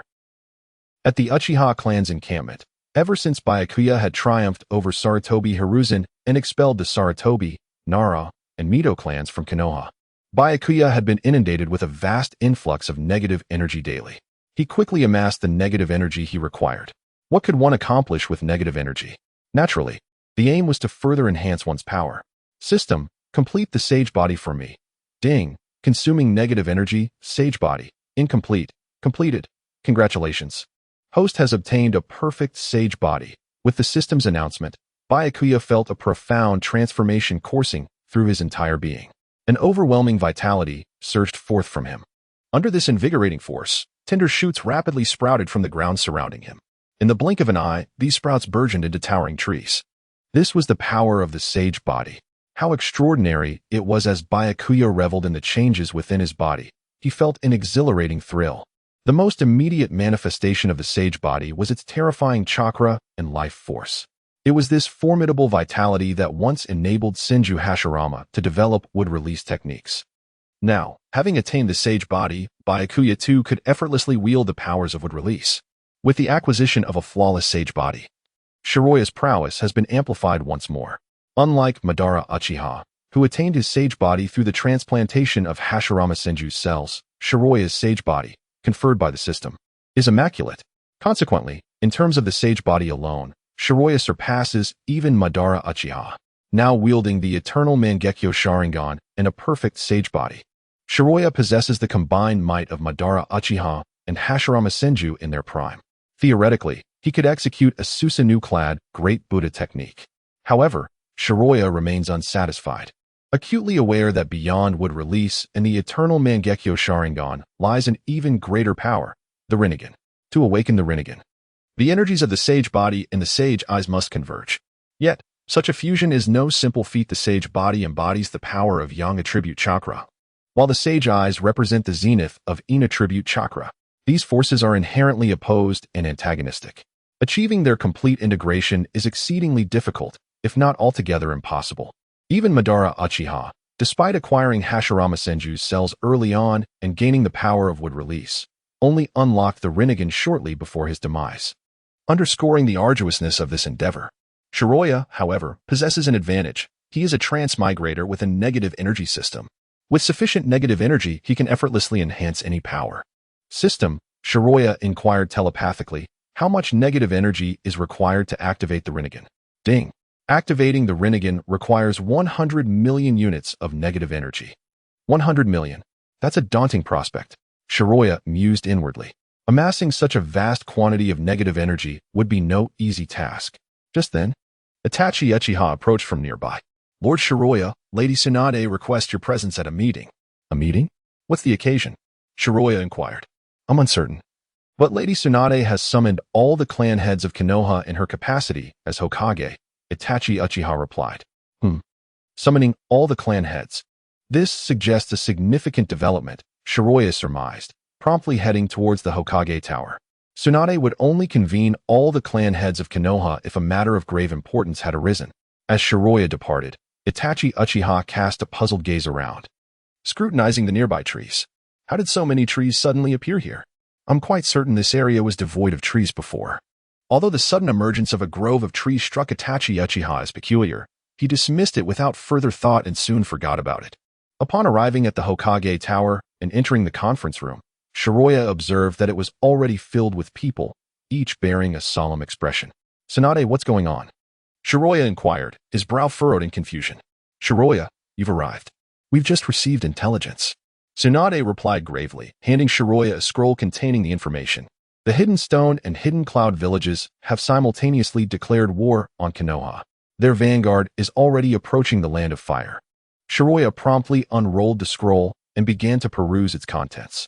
As Shiroya examined the scroll, the other clan heads of Konoha began to voice their opinions. Inconceivable. How could this be happening? The Hidden Cloud and Hidden Stone villages have simultaneously declared war on Konoha. Indeed, although a calamity has befallen Konoha, we have completely sealed off all information. Who could have possibly leaked the news? What are the Hidden Cloud and Hidden Stone villages attempting to accomplish? Are they planning to exploit our misfortune? Clearly, everyone present recognized the gravity of the situation. Both the Hidden Stone and Hidden Cloud villages were among the 5 great shinobi countries, each possessing strength on par with Konoha. While Konoha was confident in its ability to prevail in a one-on-one confrontation, facing both the Hidden Cloud and Hidden Stone villages simultaneously presented a formidable challenge. Moreover, they were all deeply perplexed. Why had the Hidden Cloud and Hidden Stone villages chosen this particular moment to declare war, when Konoha was already grappling with internal turmoil? They had meticulously suppressed all news of Konoha's predicament, so other villages should have been unaware of their situation. Yet, the simultaneous declaration of war by the Hidden Cloud and Hidden Stone villages suggested that they were privy to Konoha's troubles. Otherwise, their actions would have been an improbable coincidence. This must be the work of Hiruzen Sarutobi, Shiroya declared after finishing the scroll. It was Hiruzen Sarutobi who leaked Konoha's intelligence. In Shiroya's estimation, Hiruzen Sarutobi and his cohorts were the only ones in the entire shinobi world capable of such an act. That despicable Hiruzen Sarutobi. That accursed individual can't even leave Konoha in peace. I truly question whether the second Hokage genuinely entrusted him with the mantle of Hokage. Indeed, was the second Hokage perhaps murdered by him? That loathsome Hiruzen Sarutobi. Everyone present vehemently denounced Hiruzen Sarutobi. They no longer harbored any fondness for him as the former Hokage. They had come to realize that Tsunade Shinji was a more competent Hokage than Hiruzen Sarutobi. At least in the allocation of ninja resources, Tsunade Shinji was remarkably equitable, ensuring that every clan benefited. Who still cared about Hiruzen Sarutobi? Furthermore, given that the Hidden Cloud and Hidden Stone villages' assault on Konoha was likely due to Hiruzen Sarutobi's divulgence of information, they now harbored profound resentment towards him. Everyone, please be silent. Now is not the time to discuss Hiruzen Sarutobi. Tsunade implored, casting a glance at the crowd that was vociferously condemning Hiruzen Sarutobi. We must now confront the Hidden Cloud and Hidden Stone villages. Upon hearing Tsunade's words, the conference room fell silent, and everyone lapsed into contemplation. Facing the simultaneous onslaught of the Hidden Cloud and Hidden Stone villages, no one could readily devise a viable solution. Chapter 117. A new battle begins as everyone fell into silence, confronted by the simultaneous assault from the Cloud and Rock Ninja villages. A solution seemed elusive. Baiye, stepping forward with resolve, proclaimed, Tsunade, let us of the Uchiha clan handle these two villages. In this moment of need for negative energy, the arrival of these two villages was serendipitous for Baiye. How could he possibly refuse such an opportunity for darkness? Baiye, is that truly feasible? Tsunade expressed her concern, aware of the formidable nature of the Uchiha clan, which had once single-handedly vanquished the Sand Village. However, the circumstances were now different, this time. They faced two major ninja villages, with the enemy's numbers multiplied several times over. Fear not. They are merely the Cloud and Rock villages. I hardly regard them as a threat. Moreover, my strength has grown. I am unafraid of them, Baiye replied nonchalantly. In the past, he might have struggled against the assault of two ninja villages, but now he possessed the sage body and sage eyes, along with the eternal Mangeki Sharingan, and would release. Baiye felt no fear, not even if two more villages were to join the fray. Upon hearing his words, the leaders of the Inuzuka, Nara, and Akimichi clans exchanged glances and, without hesitation, rose to their feet. Lord Hokage, we, the Inuzuka, Nara, and Akimichi clans, wish to join the fight. We stand with the Uchiha to protect Konoha. During the previous battle, they had followed Baiye and garnered significant contributions, enhancing their standing in Konoha. Though their numbers were few, their influence in the village was substantial. This was why they were eager to support Baiye against the Rock and Cloud villages, believing that following him would lead to further victories. Seeing the enthusiasm of the Inuzuka, Nara, and Akimichi clans, other ninja families also responded positively. Lord Hokage, the Hyuga clan will dispatch elite shinobi to battle, and we, the Inuzuka clan, will join as well. The Yamanaka clan also wishes to participate. Clearly, other clans were unwilling to miss this opportunity for glory. Although the Rock and Cloud villages were formidable and appeared menacing, fortune often favors the bold. The previous battle had elevated the status of the Inuzuka, Nara, and Akimichi clans, and this time, they were determined not to let the chance slip away. Excellent. Tsunade smiled at the overwhelming support from the clans. With renewed vigor, she declared, let the Cloud and Rock villages come. I shall make them aware of Konoha's might. Meanwhile, in the Land of Grass, the Grass Ninja village had been completely overtaken by the Sarutobi clan, who began to settle and develop the area. In a modest two-story building at the village's center, this had become the office for Sarutobi Hisashi and his companions. What is the current situation in the ninja world? Have our plans succeeded? Hisashi inquired, puffing on a cigarette. Rest assured, Sarutobi, our plan is progressing splendidly. Chiyo and her faction have agreed to collaborate with us. The Cloud and Rock villages have also declared war on Konoha, an aide replied hastily. Wonderful. This means we will soon reclaim Konoha, Hisashi said, his excitement palpable as he took several deep puffs from his cigarette. However, a look of concern crossed the face of the young kunoichi, Karui. "But, what is it?" Hisashi asked, noticing her unease. "The Cloud Village is no issue. The Third Raikage leads a direct assault on Konoha. However, the Rock Village has reportedly mobilized 10,000 shinobi," Karui revealed. 10,000 shinobi? That Inoki truly has audacity. Hisashi exclaimed in astonishment. Such a number was equivalent to the entire ninja force of a village. Even in its prime, Konoha had barely over 10,000 shinobi. The loss of such a force would deal a catastrophic blow to any village, potentially leading to its collapse.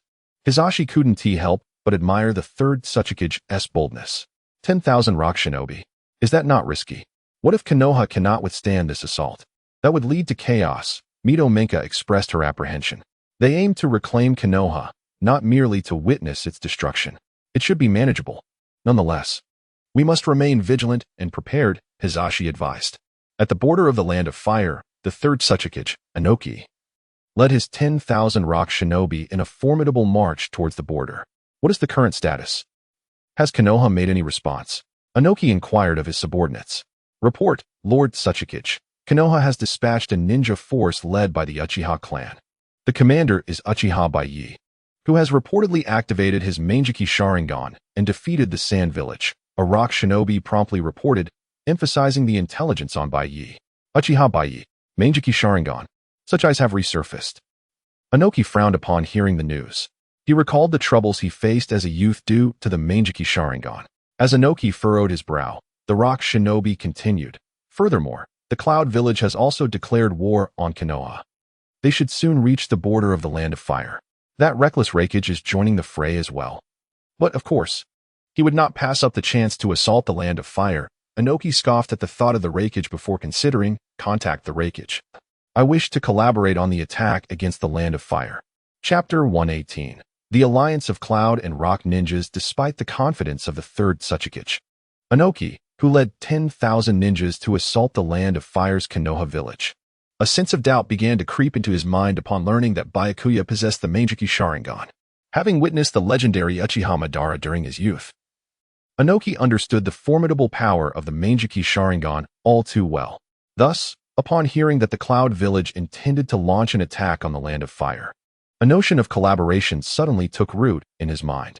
Although the Rock and Cloud ninjas had recently engaged in fierce battle, resulting in countless Rock ninja casualties at the hands of the Cloud ninjas, there are no eternal enemies, only shared interests. To seize the Land of Fire, even former adversaries could unite. Moreover, it was crucial to prevent the Cloud Village from launching a surprise attack against them. Before long, the Third Raikage, too, received intelligence from the Rock Ninja regarding Inoki's intentions. The little squirt is planning to ally with us. What do you all think? The Third Raikage inquired of his Cloud Ninja comrades while holding the report in his hands. What? The Rock Ninjas want to cooperate. What do they mean by cooperation? One exclaimed.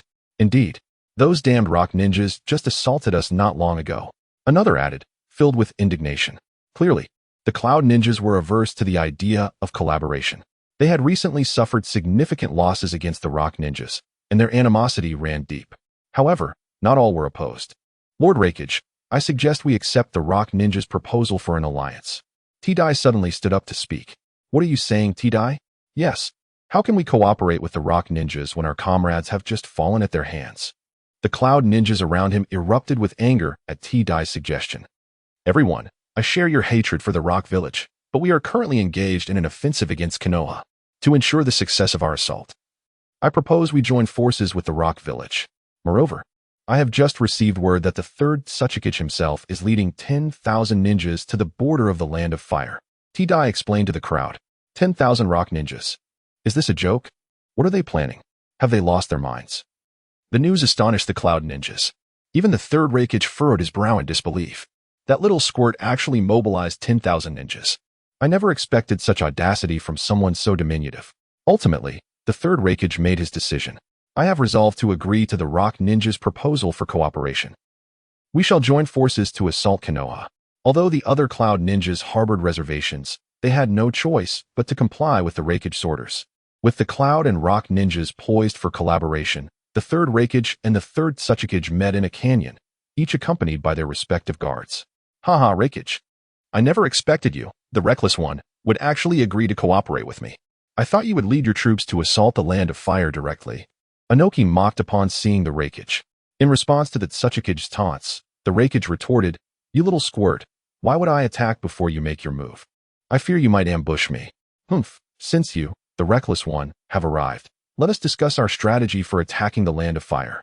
And once we defeat Konoha, the lands surrounding Konoha shall belong to the Rock Village," Inoki declared. "What did you say?" "Absolutely not. The lands near Konoha belong to us, Cloud Ninjas." The Raikage countered immediately. The fertile lands surrounding Konoha had long been coveted, and neither the Raikage nor the Tsuchikage would relinquish them easily. "Do not forget, we Rock Ninjas have mobilized 10,000 ninjas. Those lands rightfully belong to us," Inoki asserted. "And what of it? Your Rock Ninjas are weak, hence the need for such a large force. We Cloud Ninjas are strong enough to defeat Konoha without needing 10,000 ninjas." The Raikage shot back. "What? You dare belittle us Rock Ninjas? Do you wish to fight?" Inoki's anger flared at the Raikage's words. "Humph, if it's a fight you want, then bring it on. Who's afraid?" The Raikage replied defiantly. The two leaders engaged in a heated argument, yet neither had any intention of coming to blows. Their sights were set on a greater goal, the conquest of Konoha. Thus, even before defeating Konoha, they began to discuss the division of its lands, as they regarded Konoha as an easy target, especially in its current weakened state following the recent turmoil that saw their Hokage, Sarutobi Hiruzen, fleeing with the ninja clans. With the Cloud Village, led by the Raikage and his elite forces, and the Rock Village, commanded by Inoki and his 10,000 ninjas, the prospect of defeating the now vulnerable Konoha seemed assured. After a vigorous exchange of words, the Raikage and Tsuchikage reached a temporary agreement for cooperation. "Listen here, little squirt. Our Cloud Village will lead the charge. You Rock Ninjas better keep up. Otherwise, Konoha will fall to us." The Raikage taunted as he departed. Of course, Inoki was equally defiant, responding with disdain, "Humph. You reckless one, be careful not to meet your end in Konoha. Let us depart. Gather the troops and advance towards the Land of Fire." And with that, Inoki swiftly led his forces away. Chapter 119. Since they come seeking death, let us grant their wish. After a brief agreement between the 3rd Raikage and the 3rd Tsuchikage, the villages of Kumogakure and Iwagakure united without the slightest hesitation, charging directly into the Land of Fire. In the Land of Fire, in Konohagakure, Lord Byakuya led the Leaf Ninjas towards the border region. This time, aside from the Uchiha clan led by Byakuya, it could be said that every family in Konohagakure dispatched ninjas. "Lord Byakuya, we have crucial intelligence." Upon receiving the report from the reconnaissance ninja, Yamashiro Kaijin approached Byakuya with urgency. "Indeed, what has transpired?" Byakuya inquired with curiosity. "Kumogakure and Iwagakure have formed an alliance. Moreover, Iwagakure has dispatched an astonishing number of ninjas, amounting to 10,000, Yamashiro Kaijin reported, his expression grave. "What? Those two villages have joined forces. Iwagakure has mobilized 10,000 ninjas?" Nara Shikaku was taken aback, for either of these revelations posed a grave threat to Konohagakure. Initially, Shikaku believed that with Byakuya's immense power, coupled with the ninjas of Konohagakure, they could easily handle either Kumogakure or Iwagakure. They could decisively defeat both villages. But he never anticipated their alliance. Even more shocking was the mobilization of 10,000 ninjas from Iwagakure. What is Iwagakure planning? 10,000 ninjas. This is the entirety of a village's forces. Even Konohagakure can only muster around 10,000 ninjas, Shikaku pondered, realizing the gravity of the situation. How could Kumogakure and Iwagakure unite? Are we to confront both villages simultaneously? A ninja exclaimed. "Shikaku, do you have any strategies in mind?" The ninjas of Konohagakure began to murmur amongst themselves, acutely aware of the severity of the situation. As the strategist of Konohagakure, Shikaku was deep in thought, considering how to address the impending conflict. However, despite his contemplations, he found no viable solutions. The disparity in numbers rendered mere strategy insufficient. In desperation, Shikaku turned to Byakuya. "Lord Byakuya, what should we do?" "What to do? Of course we press on. Are you afraid?" Byakuya replied nonchalantly. He regarded the alliance of Kumogakure and Iwagakure, along with the 10,000 Iwagakure ninjas, with indifference. Even if these two villages combine their strength, could they rival the legendary powers of Hashirama Senju and Madara Uchiha? At that moment, Byakuya possessed the very might of both Hashirama and Madara. Thus, he felt no fear. In fact, the thought of their alliance brought him a measure of delight, for it presented him with the opportunity to eliminate them in one fell swoop. The 10,000 ninjas were merely a source of negative energy, inconsequential in his eyes. "We are not afraid, but..." Shikaku began to speak, only to be interrupted by Byakuya. "There is no but. Since Kumogakure and Iwagakure seek death, let us fulfill their wishes. Everyone, follow me onward," Byakuya commanded, resolutely advancing ahead. "Yes, Lord Byakuya." Upon hearing his orders, the Uchiha clan members followed without hesitation, compelled by their loyalty to Byakuya, their clan leader. His recent feats of greatness had completely won them over, instilling unwavering faith in him. What did it matter if Kumogakure and Iwagakure united? What did it matter if there were 10,000 Iwagakure ninjas? They believed that under Lord Byakuya's leadership, they could undoubtedly triumph over their foes. "What shall we do, Shikaku?" Yamashiro Kaijin asked, watching as Byakuya and the Uchiha clan advanced. "Naturally, we shall follow." "Perhaps Lord Byakuya truly does not regard these ninjas as a threat," Shikaku responded. Though he acknowledged Byakuya's formidable strength, having single-handedly vanquished Sunagakure, he recognized the disparity between Sunagakure and the united forces of Kumogakure and Iwagakure. The latter two possessed powers that were not to be underestimated. In light of the situation, Shikaku found himself devoid of a solid plan. His only recourse was to place his faith in Byakuya. "Indeed, you are right. We can only place our trust in Lord Byakuya. His strength is unfathomable, and perhaps he can conjure another miracle." After a brief exchange, Yamashiro Kaijin and the others followed Byakuya without hesitation. Though apprehensive, the remaining ninjas of Konoha recognized the necessity of placing their trust in Byakuya. Byakuya moved with remarkable speed, reaching the border of the Land of Fire in just a few days. As the ninjas of Konoha prepared to establish their encampment, the third Raikage led an assault from Kumogakure. "Not good. We are under attack. It's Kumogakure, quick! All Konoha ninjas, take your combat positions." The sudden onslaught threw the ninjas of Konoha into disarray. "Attack! We must crush these leaf ninjas and prevent them from establishing their camp," the third Raikage bellowed, unleashing a torrent of lightning as he charged into the heart of the leaf encampment. Chapter 120. "Raikage, you mad dog. What are you howling about?" The village of Cloud Shinobi has always been a martial community. As the Raikage of this village, he is particularly fond of battle. During every ninja war, the Raikage leads from the front, engaging the enemy at the earliest opportunity.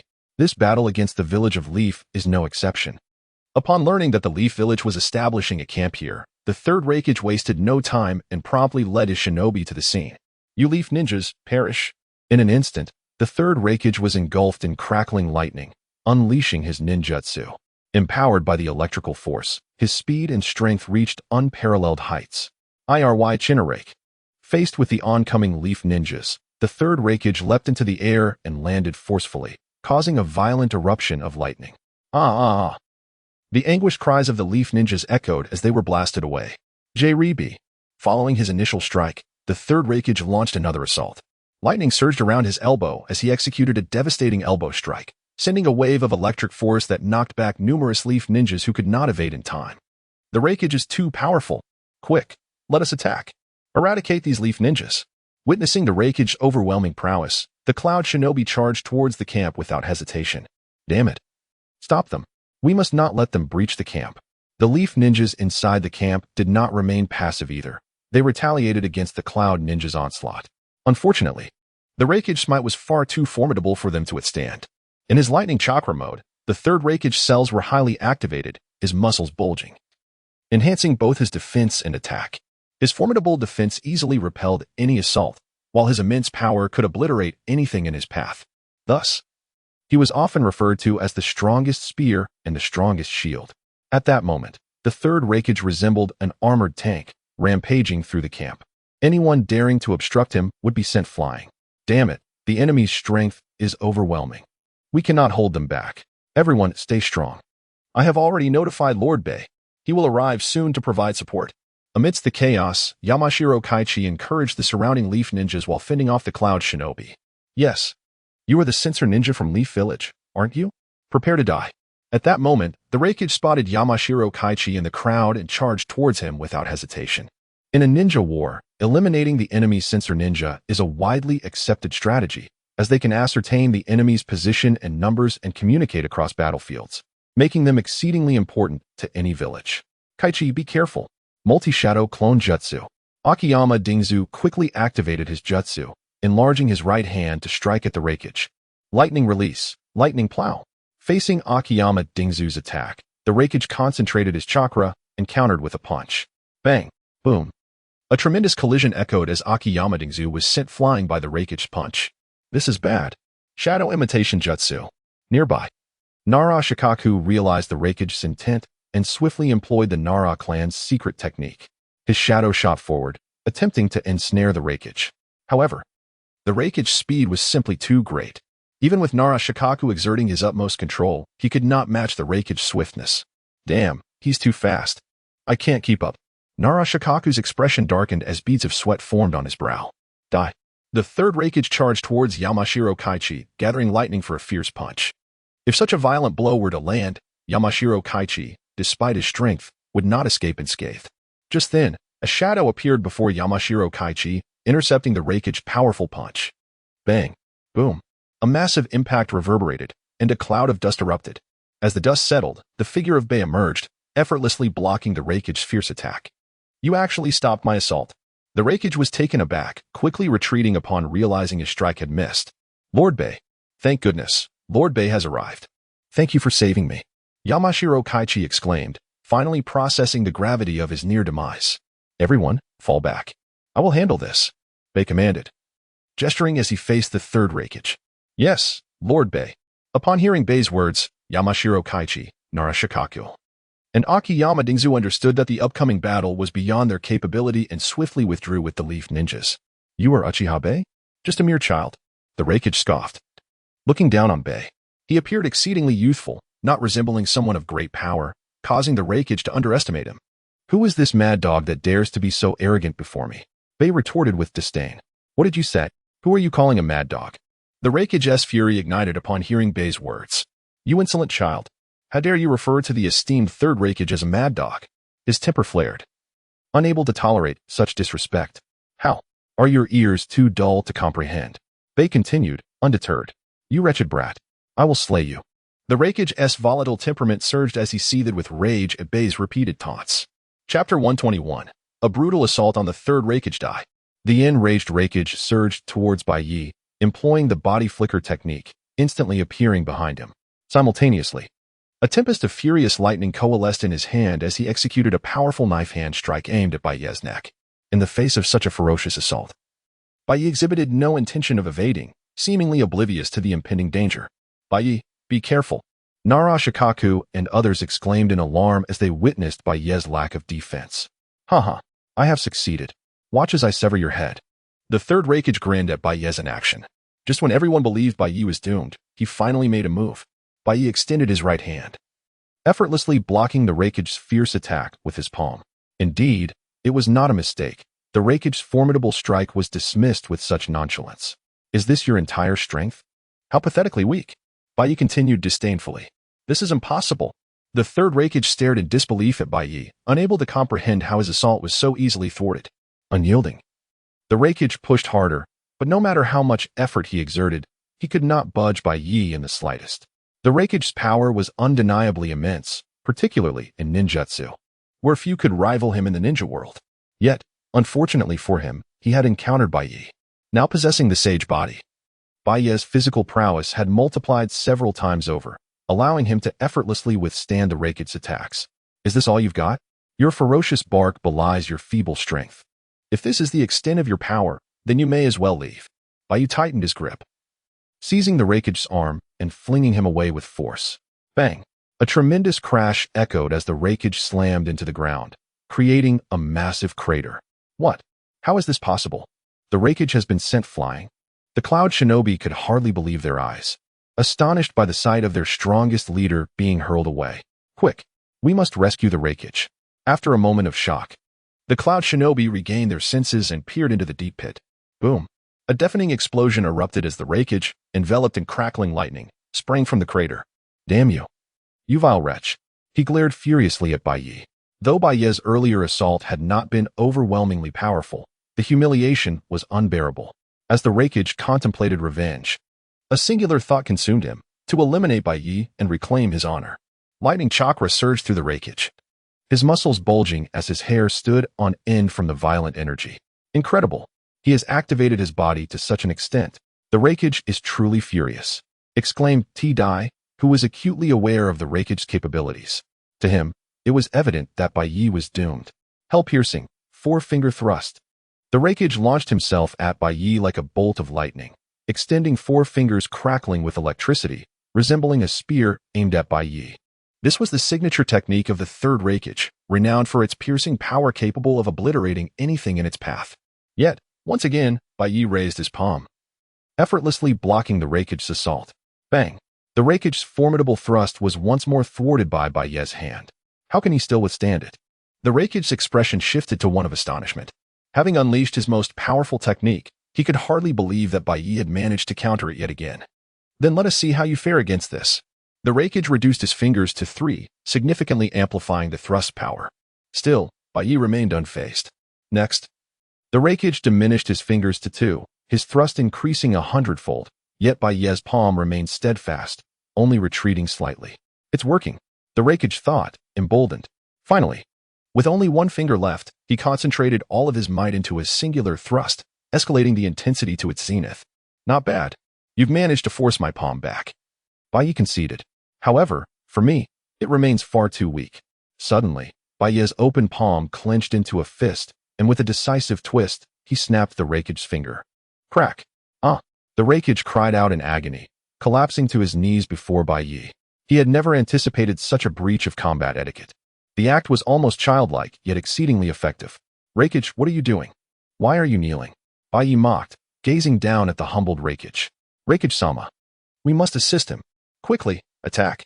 T-Dai commanded the surrounding cloud shinobi, who promptly drew their weapons, charging towards Baiye. Chapter 122.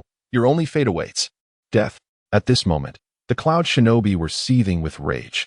The very shadow of their village had knelt before Baiye, an affront that no cloud shinobi could possibly tolerate. This humiliation weighed heavily on every one of them. Thus, upon hearing the order from Suchikage, the furious cloud shinobi brandished their blades and charged towards Baiye with fervor. What do you think you are doing? Do you wish for your shadow?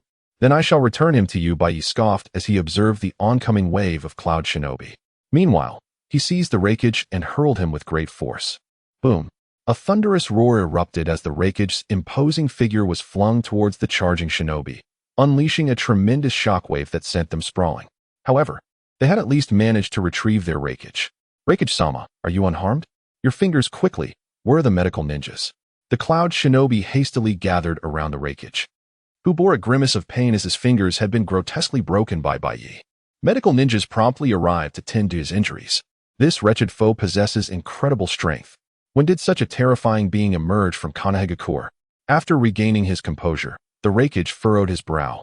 Having realized through their encounters that Baiye's power was formidable, far beyond his own capacity to vanquish. Hey, what's wrong? Why have you ceased your assault? Are you afraid? Baiye taunted, and with that, he vanished, reappearing before the Raikage. He launched a powerful punch towards him. Block it! The Raikage crossed his arms, channeling a violent surge of lightning to fortify his defense. Boom! The impact of Baiye's fist struck the Raikage, creating an explosion of energy. Despite the ferocity of the blow, the Raikage remained steadfast, his defenses holding firm against Baiye's onslaught. What remarkable defensive capabilities! To withstand my attack, Baiye marveled, taken aback by the Raikage's resilience. It was worth noting that Baiye had attained Sage Mode, endowing him with extraordinary physical prowess. Even a seemingly ordinary punch bore the destructive force akin to a monstrous blow. Thus, witnessing the Raikage's ability to endure his strike was indeed surprising. Futile. You cannot breach Raikage-sama's defenses. His defense is renowned as the strongest shield, impervious even to the eight-tailed Suchikage shouted, his voice filled with pride. The surrounding cloud shinobi wore expressions of smug satisfaction, reveling in the fact that their Raikage had finally displayed some advantage after the earlier setbacks. Is that so? Then I shall see just how formidable this so-called strongest shield truly is. Baiye's fist tightened as he prepared for another strike. Employing his ocular technique, but Tsuyumi. He amplified the power of his attack exponentially. Baiye's assault, now enhanced, met with the Raikage's lightning defense. Bang! The clash echoed, followed by a sickening sound as the Raikage was sent reeling, blood spilling from his mouth as he crashed to the ground. Is this the strongest shield? Hardly impressive. Baiye mocked, having sent the third Raikage flying with a single blow. What? How is this possible? Raikage-sama's strongest shield has been shattered. The Cloud Shinobi gasped in shock, their expressions turning to dismay as they witnessed their leader's defeat. Do not stand there in shock. Hurry, save the Raikage. Suchikage urged, rushing to the Raikage side as medical ninjas hastily attempted to mend his wounds. Cough, cough, I am fine. That damned fiend managed to break my defense. The Raikage thought, filled with a mixture of fear and resentment towards Baiye. His greatest strengths, the strongest spear and the strongest shield, had been rendered ineffective. This was a situation he had never encountered before, not even against the Eight Tails. Third Raikage, how dare you invade our land of fire? Today marks your demise. Baiye declared, launching another assault upon the Raikage. Unyielding against the invader. Protect Raikage-sama. The surrounding Cloud Shinobi rallied, attempting to intercept Baiye once more, but their efforts were futile against his overwhelming strength. Bang! The sound of destruction echoed as Baiye dispatched all who dared to obstruct him. Vile scoundrel, halt! The third Raikage roared, his fury igniting as he disregarded his injuries and unleashed a torrent of lightning towards Baiye. Huh! You rabid dog dare to approach me, Baiye retorted, unleashing a series of devastating punches that sent the Raikage sprawling. At this point, the Raikage was no match for Baiye, nor was the entire Cloud Shinobi force. Those who dared to challenge Baiye faced but one inevitable fate, death. Chapter 123. The Raikage suffers a beating. 10,000 IWA, Shinobi descend. The clash between Baiye and the Cloud Ninjas persisted, or rather, it was a one-sided decimation. These Cloud Ninjas were no match for Baiye. Each strike from Baiye resulted in the demise of a Cloud Ninja. The only one who could somewhat contend with Baiye was the third Raikage. However, the third Raikage was also subjected to a relentless pummeling by Baiye. Under Baiye's fierce assault, the Raikage was left battered and bruised, a truly pathetic sight. The surrounding Konoha ninjas, witnessing Baiye's overwhelming power, were filled with astonishment. In particular, those Konoha ninjas who were participating alongside Baiye for the first time were left speechless in utter shock. Conversations among the Konoha ninjas revealed a mixture of emotions. Some marveled at Baiye's strength. Some rejoiced that Baiye was a ninja of their village. Still others regretted not having followed Baiye sooner. Just then, Yamanaka Inoichi, responsible for sensing the battlefield, seemed to detect something, his expression abruptly changing. An immense number of shinobi are rapidly approaching. As Inoichi's words faded, dark figures suddenly appeared on the distant horizon. The figures moved with great speed, swiftly advancing towards Baiye's location. This is IWA. With the rapid approach of the dark figures, the Konoha ninjas recognized the IWA insignia on their attire. All the Konoha ninjas were on high alert. Seeing the IWA ninjas rapidly approaching, the Raikage, who was being battered by Baiye, breathed a sigh of relief. Under the leadership of the third Suchikage, the IWA ninjas moved with great speed. 10,000 IWA ninjas advanced in unison, creating an imposing spectacle as they approached from afar. Faced with such a large number of IWA ninjas, the expressions of the Konoha ninjas betrayed their fear. The third Suchikage floated over, mocking the third Raikage. However, while mocking the Raikage, the third Suchikage was also inwardly astonished. The third Suchikage, Noki, was well aware of the third Raikage's strength. Even he found the third Raikage to be a formidable opponent. Yet now, the third Raikage had been beaten into such a state. Noki's gaze then turned towards Baiye with a grave expression. Nara Shikaku approached Baiye, his expression extremely solemn. They were now surrounded, and with such a numerical disadvantage. They had no chance of breaking through. However, Baiye's face showed no trace of fear in the face of the 10,000 IWA ninjas. Breakthrough? Why should we break through? Since they seek their demise, let us grant it to them, Baiye said with a smile. Upon hearing Baiye's words, Nara Shikaku, although still deeply concerned, understood that they had no other choice but to trust in Baiye. You are Uchiha Baiye? I've heard you awaken the Meijiki Sharingan. I wonder if you possess the same power as Uchiha Madara. The third Suchikage provoked Baiye. Without hesitation, Baiye activated his Susanoo. A surge of violent chakra erupted from Baiye's body, rapidly solidifying into skeletal bones that surrounded Baiye, entering the first stage of the Susanoo. Seeing Baiye unleash the Susanoo, the third Suchikage, Noki, appeared deeply stirred. Chapter 124. The Assault of 10,000 Rock Ninjas. The third Suchikage felt a surge of excitement. For Uchiha Madara had left a profound impression on him. In the midst of a chaotic era, he had accompanied his master, Mu, through numerous battles. During the early establishment of the Rock Ninja Village, as a disciple, Inoki had accompanied his master to Konoha for diplomatic purposes, where they encountered Uchiha Madara. Madara outright rejected their request for alliance and engaged them in a fierce battle. Unsurprisingly, he and his master were easily defeated by Madara, even though he was gravely injured. However, Uchiha Madara chose not to take their lives, stating that their strength was akin to that of children, and adults do not stoop to quarrel with children. The scornful gaze of Madara has lingered in Inoki's memory to this day. Thus, upon witnessing Baiye unleash the Susanoo, he immediately recognized it as the very power wielded by Uchiha Madara. Consequently, the third Tsuchikage, Inoki, was filled with both excitement and fury. In his rage, he charged at Baiye, exclaiming, "You detestable Uchiha clan, perish!" Earth release, rock fist technique. The ground trembled, and a colossal stone fist emerged, hurtling towards Baiye's Susanoo. "Come at me." In response to the third Tsuchikage's onslaught, Baiye focused his thoughts, and the energy within Susanoo coalesced into a massive Susanoo sword. Striking at the rock fist. Boom. A thunderous crash resounded as the enormous stone fist was cleaved in two by the Susanoo sword. Yet, this was merely the beginning. With its other hand, Susanoo summoned another sword and swung it towards Inoki. The third Tsuchikage, quick to react, formed hand seals with remarkable speed. Earth release, rock giant technique. The ground before the third Tsuchikage quaked violently, and countless fragments of rock coalesced into a towering rock giant that rose from the earth, crossing its arms to shield itself from Baiye's Susanoo sword. However, could it truly withstand Baiye's attack? The answer was evidently no. Bang! Boom! Baiye's Susanoo sword sliced through the rock giant as effortlessly as cutting through tofu. Inoki, who was hiding behind the rock giant, was taken aback by the sheer might of Baiye's assault and barely managed to evade in a state of disarray. Nevertheless, the overwhelming shockwave struck him, sending him spiraling through the air for several rotations, only stabilizing his body mid-flight, thanks to his ability to fly. "What are you doing, you shorty? Performing acrobatics?"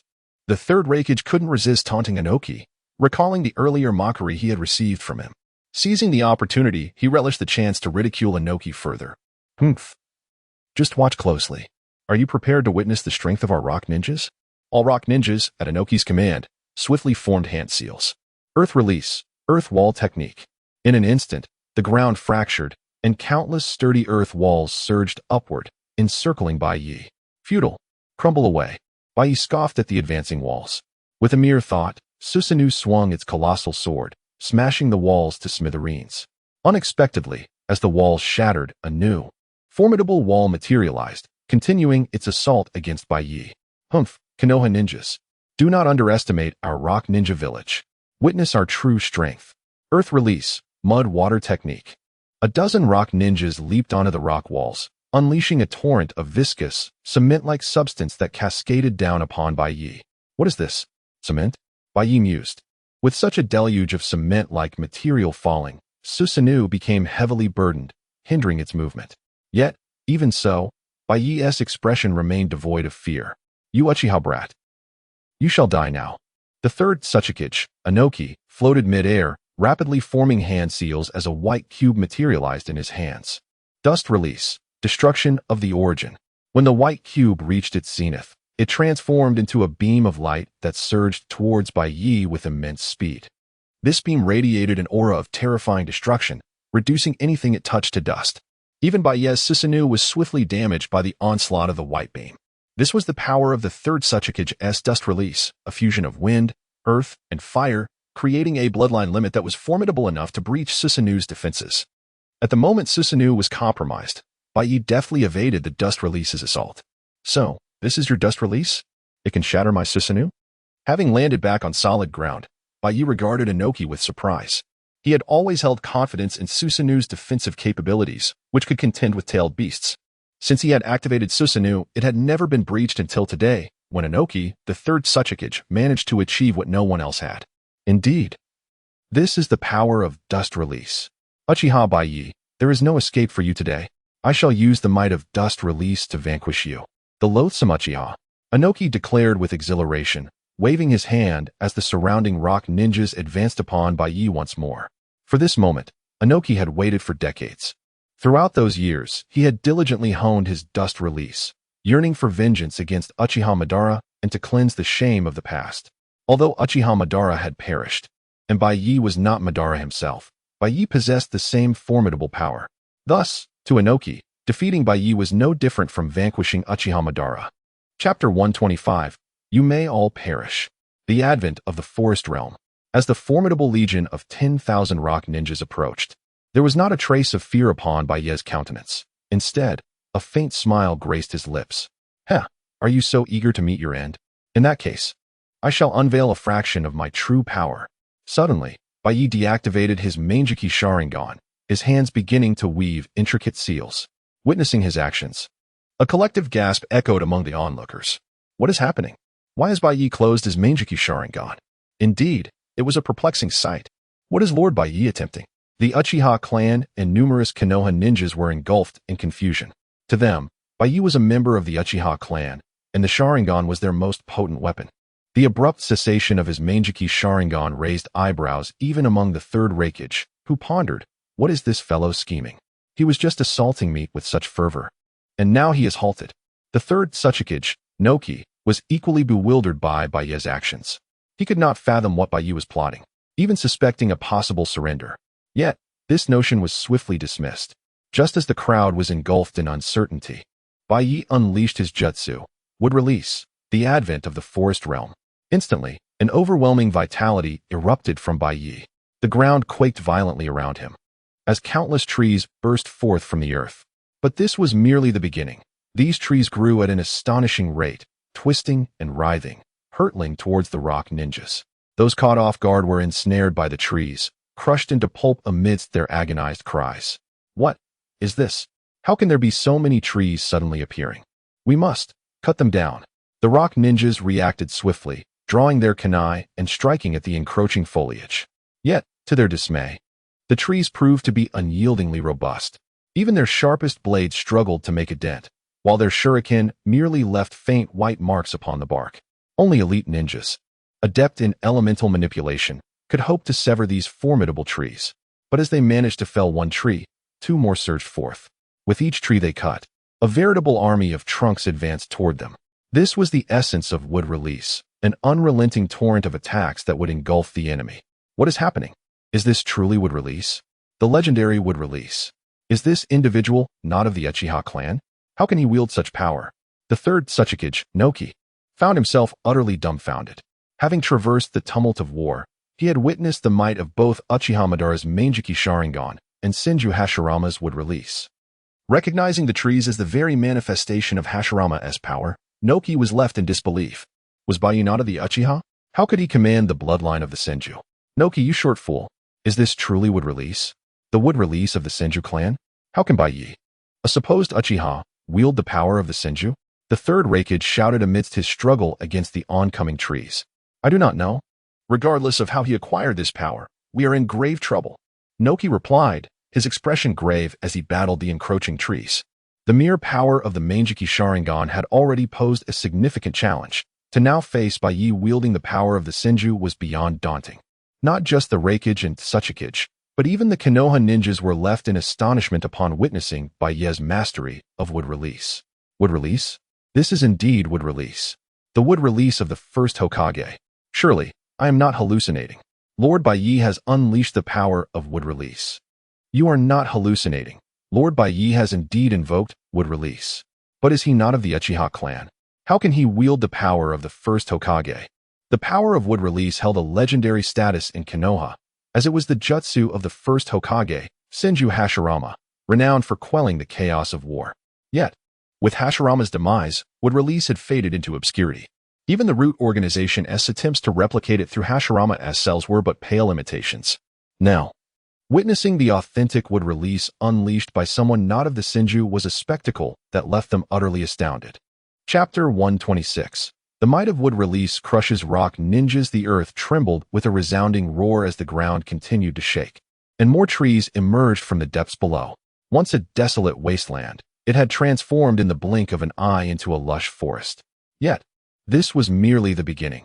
The expanse of the forest continued to grow, spreading relentlessly in all directions. Anyone daring to impede the advance of the trees would be crushed beneath their relentless force, and the first to bear the brunt were the 10,000 rock ninjas. Damn it, quickly stop these trees. used ninjutsu to destroy them. Faced with the oncoming trees, the rock ninjas hastily retaliated with their own techniques. Earth Release, Land Split Technique, Earth Release, Mud Water Technique. Each powerful earth technique was unleashed, aimed at halting the encroaching trees. Regrettably, their ninjutsu proved utterly ineffective against the rampant growth of the trees. The rapidly expanding trees shattered rocks and tore through the ground with ease. Even if a large tree was fortuitously destroyed, countless others surged forth from every direction. "I'll help. Don't come near. Don't come near. I'm dead. I'm dead." There's no stopping them. Countless rock ninjas were crushed to death beneath the relentless onslaught of the trees. Despite their overwhelming numbers, the sheer volume of trees surrounding them was far greater. The numerical advantage of the rock ninjas was swiftly obliterated by the might of Wood Release. Their ranks dwindled rapidly, while the trees multiplied exponentially. Indeed, Wood Release proved to be the most formidable ability in a large-scale battle. White Knight thought excitedly as he manipulated the trees that grew wildly around him. Although he had attained the Sage Body long ago, this was his first true combat experience utilizing Wood Release. The effectiveness of his attacks was strikingly apparent. The relentless onslaught of rapidly growing trees was overwhelming for ordinary foes to contend with. Simultaneously, White Knight noticed that with each tree that engaged in battle and felled an enemy, his chakra was gradually replenishing. This was yet another characteristic of Wood Release. It could absorb the chakra of others for its own use. No wonder the legendary Hashirama Senju had been able to defeat Uchiha Madara. Damn it, how could it come to this? How could members of the Uchiha clan wield Wood Release? The third Tsuchikage, Noki, looked on with a grim expression as he witnessed the trees mercilessly slaughtering the rock ninjas. Initially, he had been brimming with confidence, leading his 10,000 ninjas to attack the Hidden Leaf Village. In Naki's view, with the strength of 10,000 rock ninjas, even if they could not completely conquer the Hidden Leaf, they would seize a considerable amount of fertile land. To ensure the success of this operation, the third Tsuchikage had even allied with the Cloud Village. How could he have imagined that White Knight not only possessed the power of the eternal Meijiki Sharingan but also the might of Wood Release? As he watched his village's ninjas being crushed one after another, Naki's heart bled. Each ninja was invaluable to the rock village. Damn it. Stop this dust release. Limit removal technique. Without hesitation, the third Tsuchikage unleashed his most powerful dust release technique. A white cube rapidly expanded from his position, extending 100 meters in an instant. Anything touched by the cube was instantly reduced to dust. With this formidable jutsu, the encroaching trees were swiftly eradicated, revealing a vast expanse of land. The rock ninjas, who had struggled against the rampant trees, breathed a collective sigh of relief as they witnessed the immediate disappearance of the trees. They're gone. Fantastic, it's the Tsuchikage's dust release. The Tsuchikage has saved us. His strength is unparalleled, they thought, grateful for their survival. Yet, could Wood Release be so easily vanquished? Clearly not.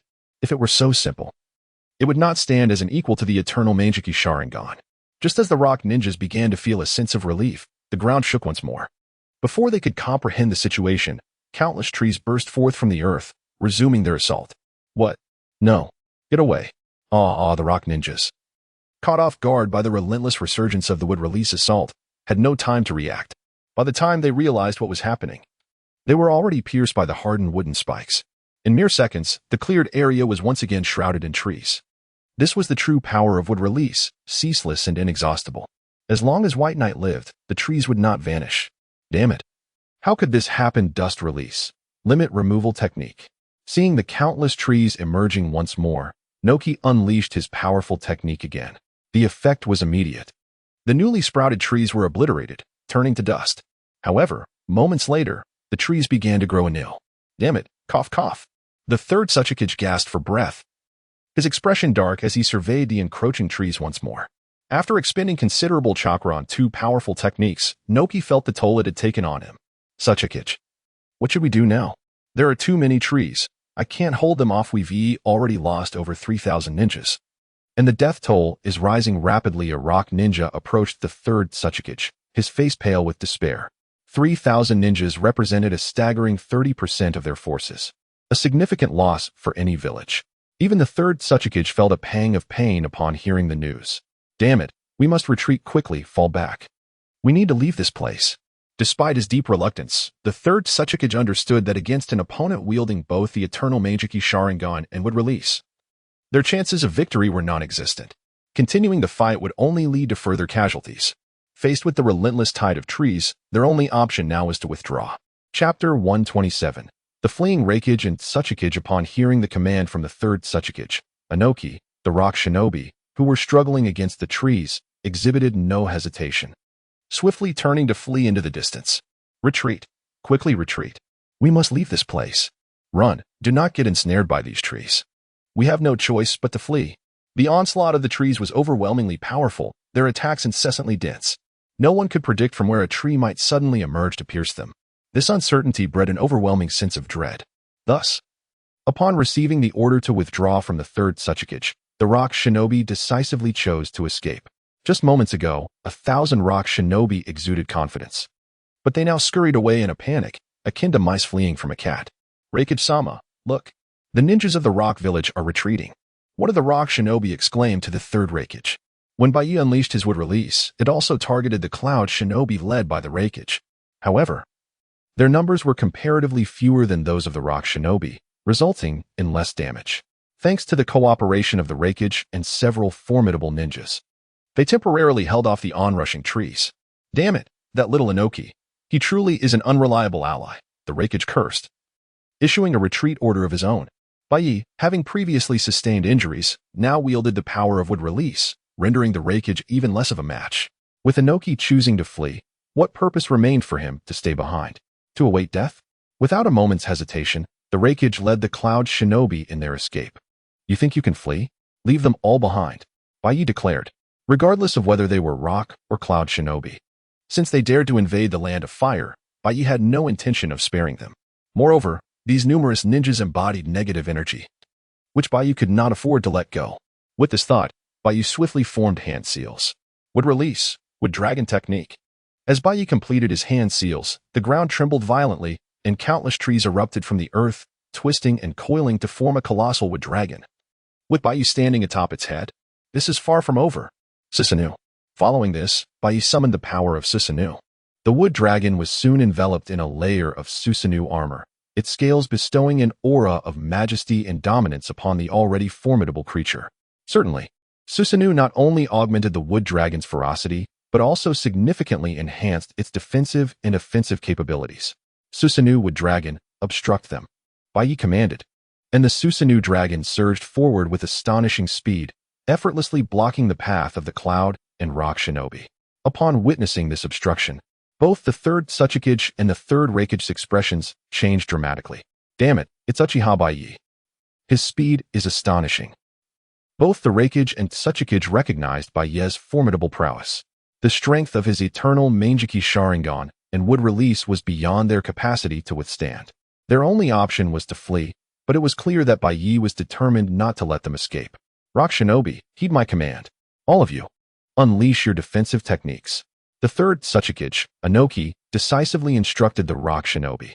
Upon hearing Inoki's order, all the rock shinobi quickly formed hand seals. Earth release, multiple earth walls. The ground shook violently as numerous earth walls rose up in succession, extending toward Baiye. Futile. Struggling like ants, Baiye scoffed at the sight of the rapidly approaching walls. Attempting to halt his Susanoo wood dragon with these barriers was akin to an egg striking a stone. With a flick of the wood dragon's tail, the sturdy earth walls shattered instantly. However, Inoki was not foolish. He knew that using these techniques to impede Baiye, who wielded both wood release and the eternal Mangeki Sharingan, was an impossible task. He had not intended to stop Baiye. As all the rock shinobi completed their techniques, Inoki shouted, "Everyone, follow me. Quickly move, leave this place. Do not linger in battle." Without a moment's hesitation, Inoki led the rock shinobi in a hurried retreat. While it was termed a retreat, it bore no difference from a panicked flight. The rock shinobi were in utter disarray. They had mobilized every ninja from the rock village. Should they suffer losses here, it would spell disaster for their village. Thus, Inoki cared little for dignity at that moment. His sole focus was to ensure the safe return of his comrades to the rock village. Regret flooded Inoki's heart. Had he known of Baiye's overwhelming strength, he would never have dared to invade the Leaf Village. The third Raikage shared in this regret. Clearly, after witnessing Baiye's immense power, he too felt a pang of remorse. However, there was no use in lamenting the past now. The priority was to escape and bring all the cloud shinobi back to safety. Suchi, lead all the ninjas in retreat. I will stay behind to confront Baiye. The third Raikage made a momentous decision, addressing Tsuchi. What? This is unacceptable. No. I refuse. We will not abandon Raikage-sama. Tsuchi shouted vehemently, fully grasping the Raikage's intent. The Raikage was prepared to sacrifice himself to ensure their survival. Chapter 128. The demise of the Raikage and the Tsuchikage's ingenious escape. The third Raikage was acutely aware that with Byakuya's formidable prowess, a secure retreat was no longer feasible. As Raikage, his duty was to safeguard his village and its inhabitants. Consequently, he resolved to remain behind and impede Byakuya, affording the remaining Cloud Ninja the opportunity to flee. However, these Cloud Ninja were manifestly unwilling to abandon their Raikage. This was especially true for the members of the Shadow Guard, such as Dodai. As the Raikage's personal guard, their mandate was to protect the Raikage at all costs, ensuring his safety. The notion that the Raikage would sacrifice himself for their sake was simply unacceptable to them. What do you think you're doing? Have you forgotten that I am the Raikage? I order you, as the Raikage, to depart immediately and return to the Hidden Cloud Village. The third Raikage declared, his voice laden with gravity, as he addressed Dodai and the others.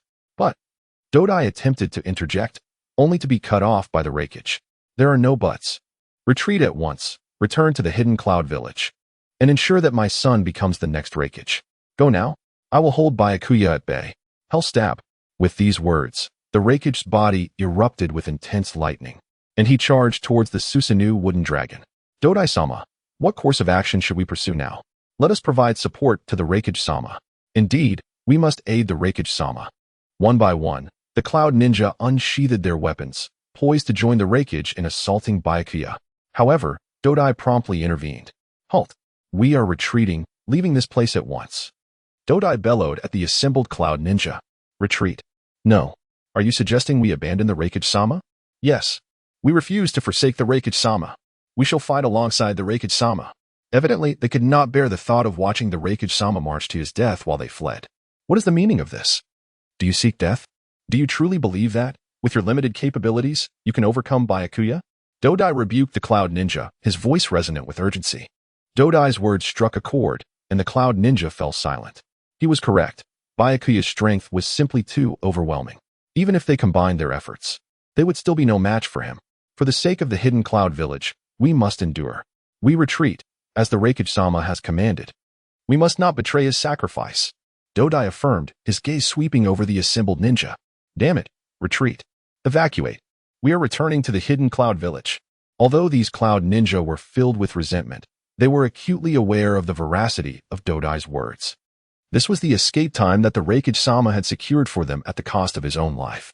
If they failed to retreat promptly, his sacrifice would have been in vain. Therefore, for the sake of the Raikage-sama and the Hidden Cloud Village, they had to flee, and flee swiftly. Raikage, you impetuous fool, you haven't fled? Byakuya remarked, taken aback by the Raikage's advance. Do you truly intend to engage me in combat? Do you still desire a beating? Humph. I am the Raikage. Retreat is not an option. The Raikage retorted, undaunted. Uchiha Byakuya, allow me to witness your power. With that, the Raikage charged towards Byakuya, his colossal fist crashing into the Susanoo wooden dragon. While the Raikage's assault was undeniably fierce, the Susanoo wooden dragon's defenses proved to be even more formidable. Consequently, the Raikage's attack failed to inflict any discernible damage. Raikage, your courage is commendable. You are far superior to the third Tsuchikage. That diminutive coward who only knows how to flee, Byakuya remarked, observing the Raikage's relentless assault. Although both the third Tsuchikage and the third Raikage held the position of village leader, their reactions to Byakuya were starkly different. The third Tsuchikage had chosen to lead his forces in retreat, while the third Raikage had remained to confront Byakuya. In terms of valor, the third Raikage was undoubtedly the more admirable of the two. However, in the face of absolute power, courage alone was insufficient. As Byakuya spoke, the Susanoo wooden dragon's tail lashed out with tremendous force, striking the Raikage squarely. With a resounding impact, the Raikage's vaunted strongest shield defense shattered, and he was sent hurtling to the ground, creating a massive crater. Just as the Raikage struggled to his feet, preparing to launch another attack, countless trees erupted from the surrounding terrain, transforming into sharp wooden spikes that hurtled towards him. Damn it! The Raikage exclaimed. Upon seeing the approaching trees, the Raikage attempted to evade them. However, several trees had already ensnared his legs, rendering him immobile. The razor-sharp wooden spikes effortlessly pierced the third Raikage's body. And with that, the third Raikage met his end at the hands of Byakuya. Having vanquished the third Raikage, Byakuya resumed his pursuit of the retreating IWA ninja, employing his wood-release techniques. His choice to target the IWA ninja rather than the Cloud ninja was simple. The IWA ninja were far more numerous. Wood release, Great Forest technique? As Byakuya completed the hand seals, the ground trembled violently, and countless trees sprouted from the earth, surging towards the fleeing IWA ninja. Damn it, he's gaining on us. Run for your lives. Don't let him catch us. Damn it, these trees are too fast. Upon witnessing the rapidly approaching trees, the IWA ninja were seized by panic. Scattering like mice before a cat, they were acutely aware that being ensnared by these trees meant certain death. Driven by their instinct for self-preservation, the IWA ninja fled with all their might, lamenting their lack of additional limbs. However, even their desperate flight could not match the speed of Byakuya's wood release. Rumble. Accompanied by a series of ground-shattering explosions, countless trees soared into the air, hurtling towards the IWA ninja. As these ninja teetered on the brink of succumbing to the wood release, Inoki took flight, immediately activating his dust release. Dust release, detachment of the primitive world technique. A beam of white light streaked through the air, obliterating the approaching trees. However, this action exposed Inoki to Byakuya. Inoki, is it? You dare appear before me again? Under Byakuya's control, a multitude of trees converged upon Inoki, who was suspended in midair. Chapter 129. The Earth Shadow Spits Blood. Tsunade is shocked. Having already vanquished one lightning shadow, Byakuya was not averse to eliminating another Earth Shadow. Therefore, upon the Earth Shadow's arrival, Byakuya promptly manipulated his wood release to assail him. Preposterous. Earth Release, Grand Boulder Bulwark. Upon beholding the onrushing multitude of arboreal entities, Noki reacted with alacrity, immediately conjuring a defensive Earth Release technique. An immense rocky rampart swiftly materialized, interposing itself between Noki and the impending assault. However, could this truly withstand the onslaught of wood release? Manifestly not. A cataclysmic detonation ensued. The rocky barricade utterly shattered by the force of the wood release. Simultaneously, a deluge of arboreal projectiles continued their advance towards Noki. Having just unleashed dust release and earth release techniques, Noki was bereft of the time necessary to evade. He could only stand by, a helpless spectator as the arboreal onslaught bore down upon him. Thud. Squelch.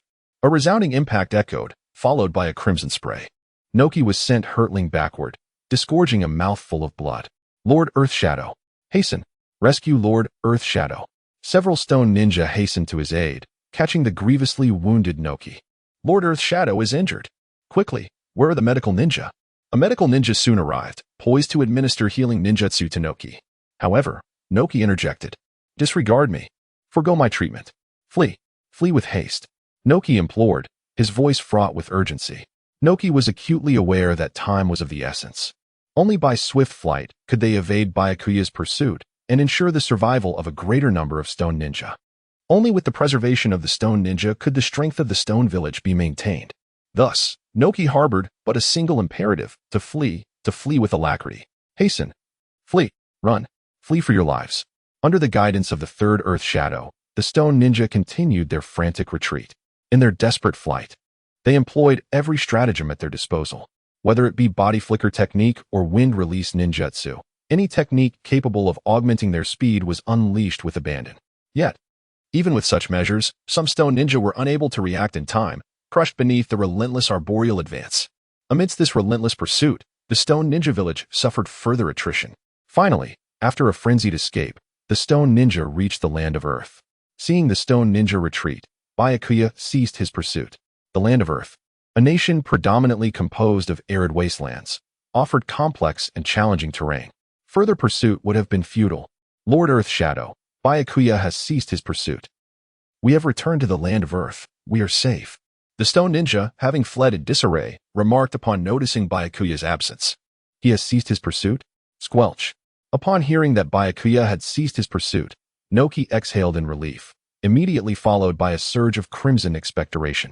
Having sustained grievous injuries from Byakuya's repeated assaults, Noki had been enduring the pain, leading the stone ninja in their flight. Now, upon hearing of their safety and Byakuya's retreat, his injuries finally overwhelmed him. Lord Earth Shadow, are you unharmed? Quickly, medical ninja, Where are the medical ninja? Lord Earth Shadow is injured. A medical ninja promptly arrived, swiftly administering treatment to the Earth Shadow. After a brief period of treatment, the Earth Shadow's condition stabilized. What is the present situation? What are the losses sustained by our stone ninja village? Noki inquired anxiously. Lord Earth Shadow, we number but a little over 1,000. The stone ninja replied, his countenance grave. What? Only a little over 1,000. Cough, cough, cough.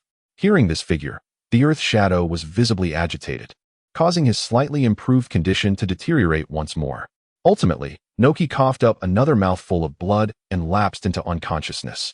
It must be remembered that Noki had led 10,000 stone ninja against the land of fire, brimming with confidence. In Naki's estimation, such a force, such strength, should have been sufficient to seize a portion of the land of fire's fertile territories. However, to Naki's dismay, he had gained nothing and instead suffered immense losses among the stone ninja.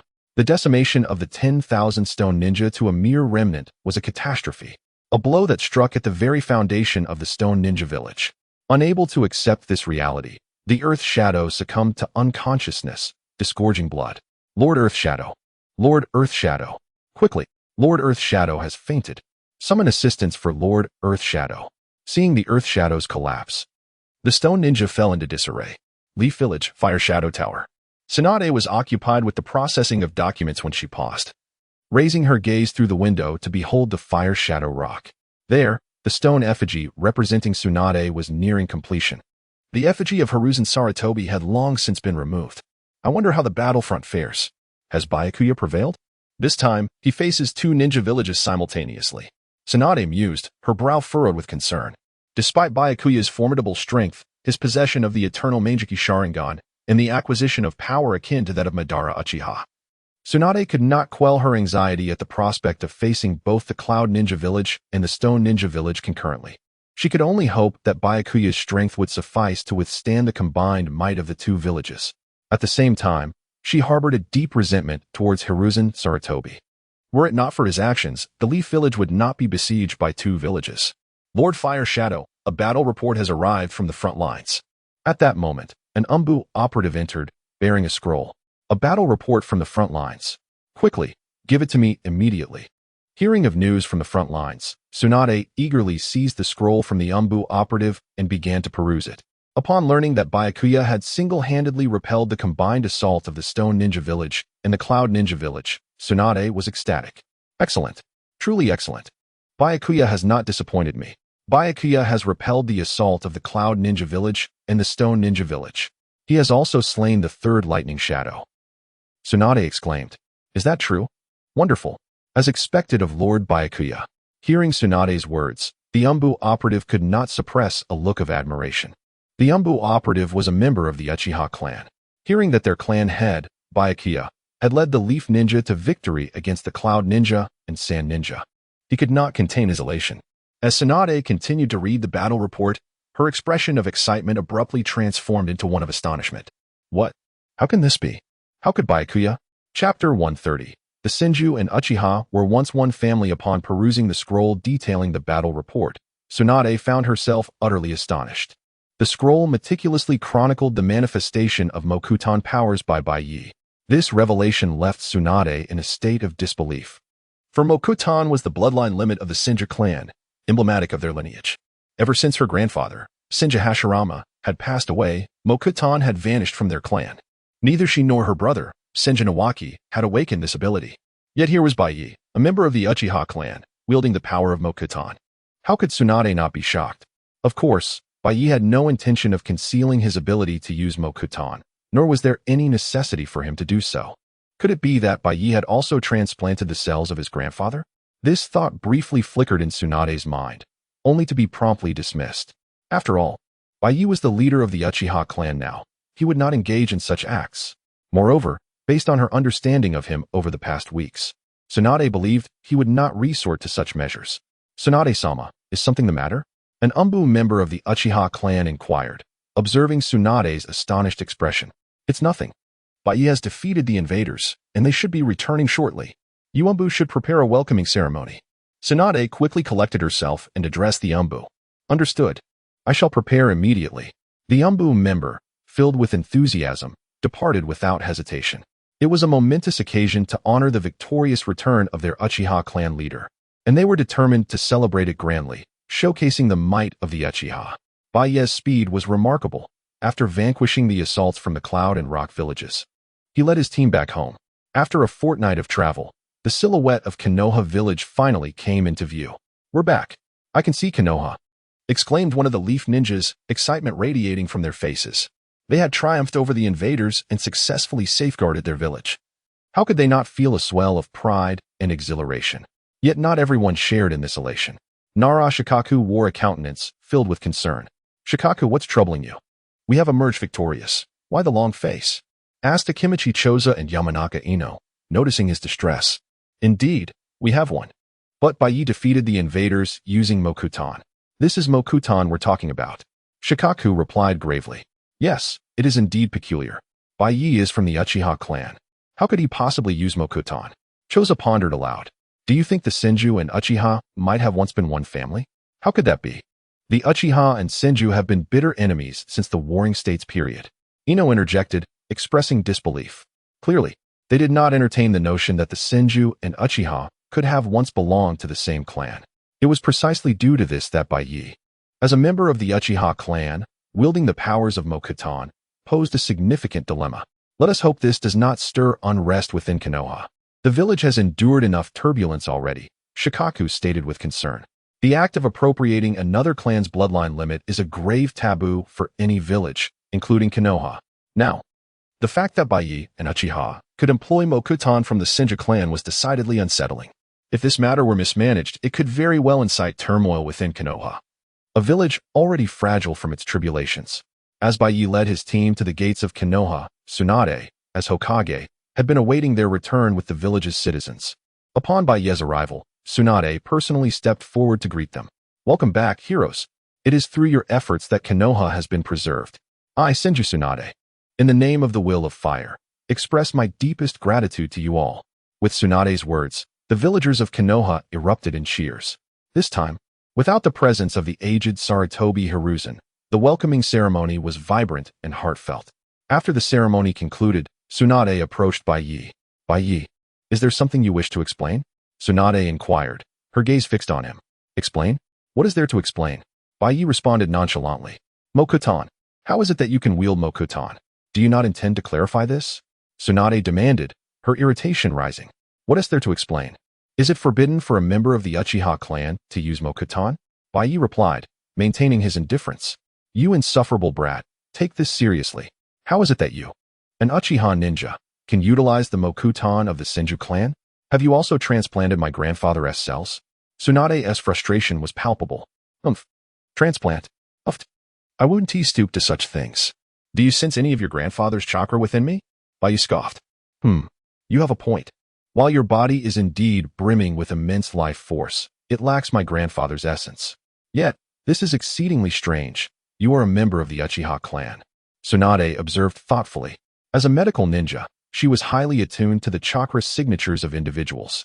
She was certain that Baiye was filled with a life force reminiscent of her grandfather's, yet devoid of his specific essence, indicating that Baiye had not acquired Mokutan through transplantation. This left Tsunade further perplexed.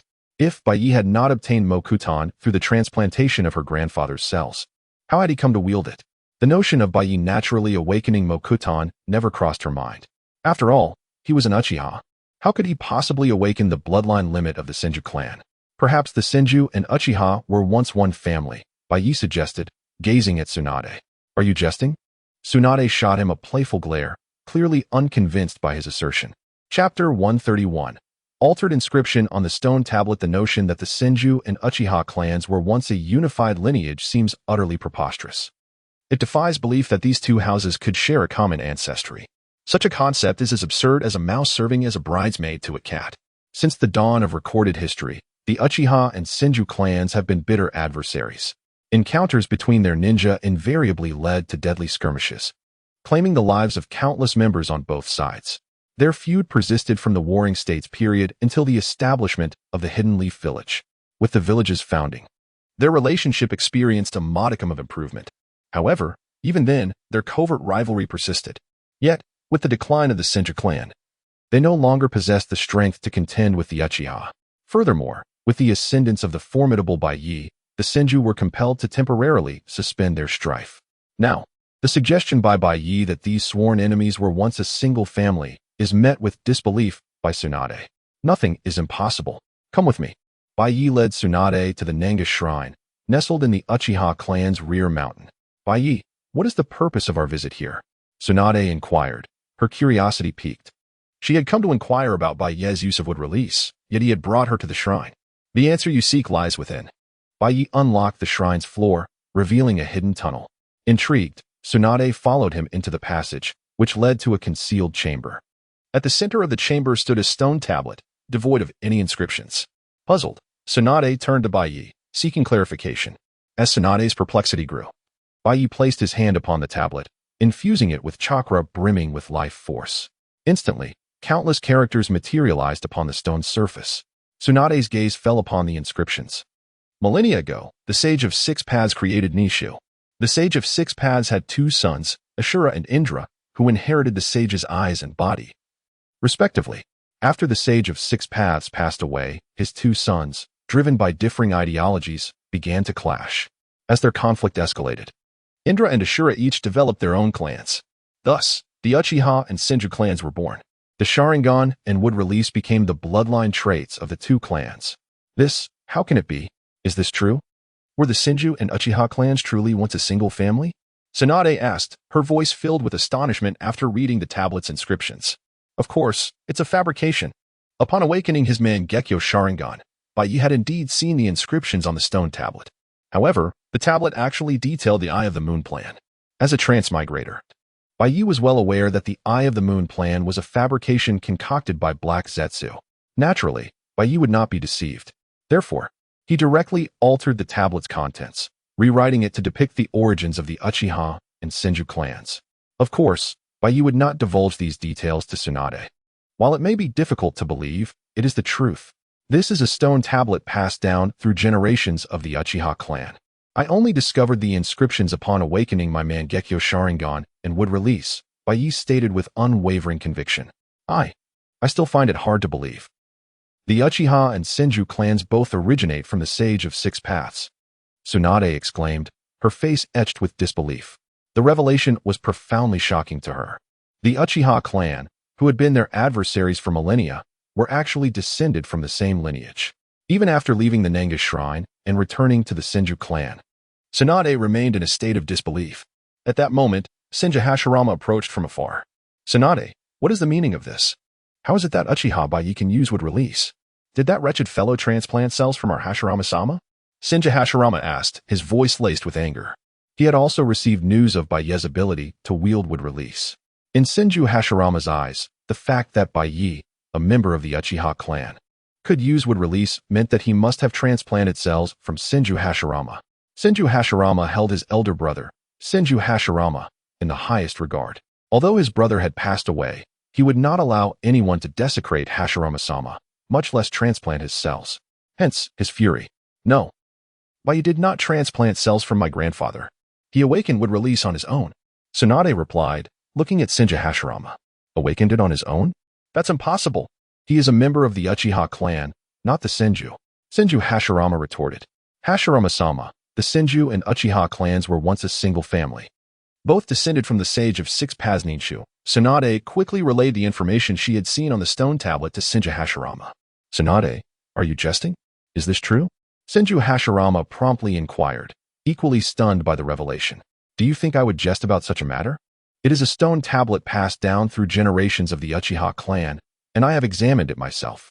The inscriptions only appear upon encountering the power of the eternal Mangekyo Sharingan and would release, Tsunade affirmed with certainty. Having just received the information, Tsunade had personally examined the stone tablet. She was certain that the tablet was ancient and not a recent fabrication. If the tablet was genuine, then the information inscribed upon it must also be true. I need to be alone for a while. This news is too unbelievable. Senju Hashirama muttered, unable to fully comprehend the revelation. Senju Hashirama had personally slain many members of the Uchiha clan during the Warring States period. Likewise, many of Senju Hashirama's friends had fallen at the hands of the Uchiha. Now, To learn that the Shinju and Uchiha clans were once a single family sent shockwaves through his very being. Chapter 131. Tsunade conceives a child with Baiye. Baiye's ability to wield wood release not only caught the attention of the Shinju clan, but also raised questions among the Uchiha clan. Lord Baiye, what is the meaning of this? How can you utilize wood release? Is it possible you have transplanted the cells of Hashirama Shinju? Led by Uchiha, numerous ninjas from the Uchiha clan gazed at Baiye in bewilderment. As a member and the leader of the Uchiha clan, it was indeed disconcerting to see their own leader using a technique historically associated with their rivals.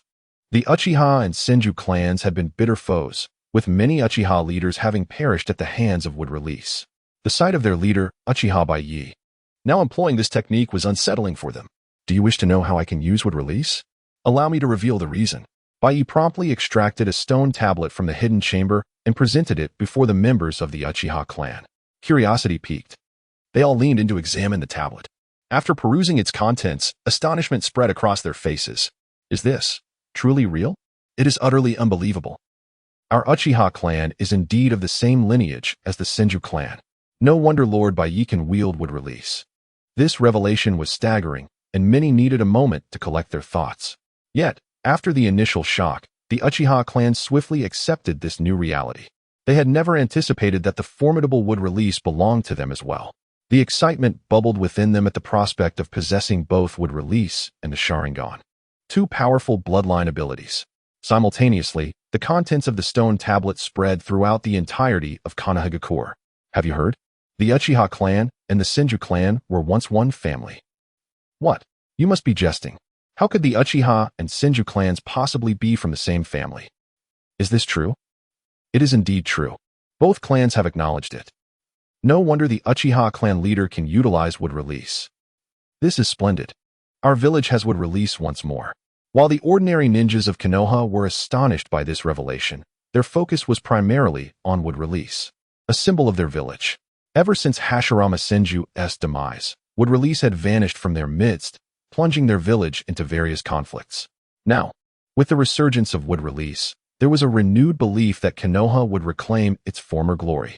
Furthermore, the Uchiha clan began to gain acceptance among the villagers of Konoha, which was Baiye's intention all along, with Baiye expelling Sarutobi, Hiruzen, and others from the village. The previous tensions dissipated. Baiye sought to solidify his control over Konoha, which necessitated the revelation of wood release, along with the unveiling of the modified stone tablet. Were the Uchiha and Shinju clans once one family? This implies that the Shinju clan has not truly fallen from grace. Inside the Hokage office, Tsunade gazed out at the bustling streets, her thoughts wandering.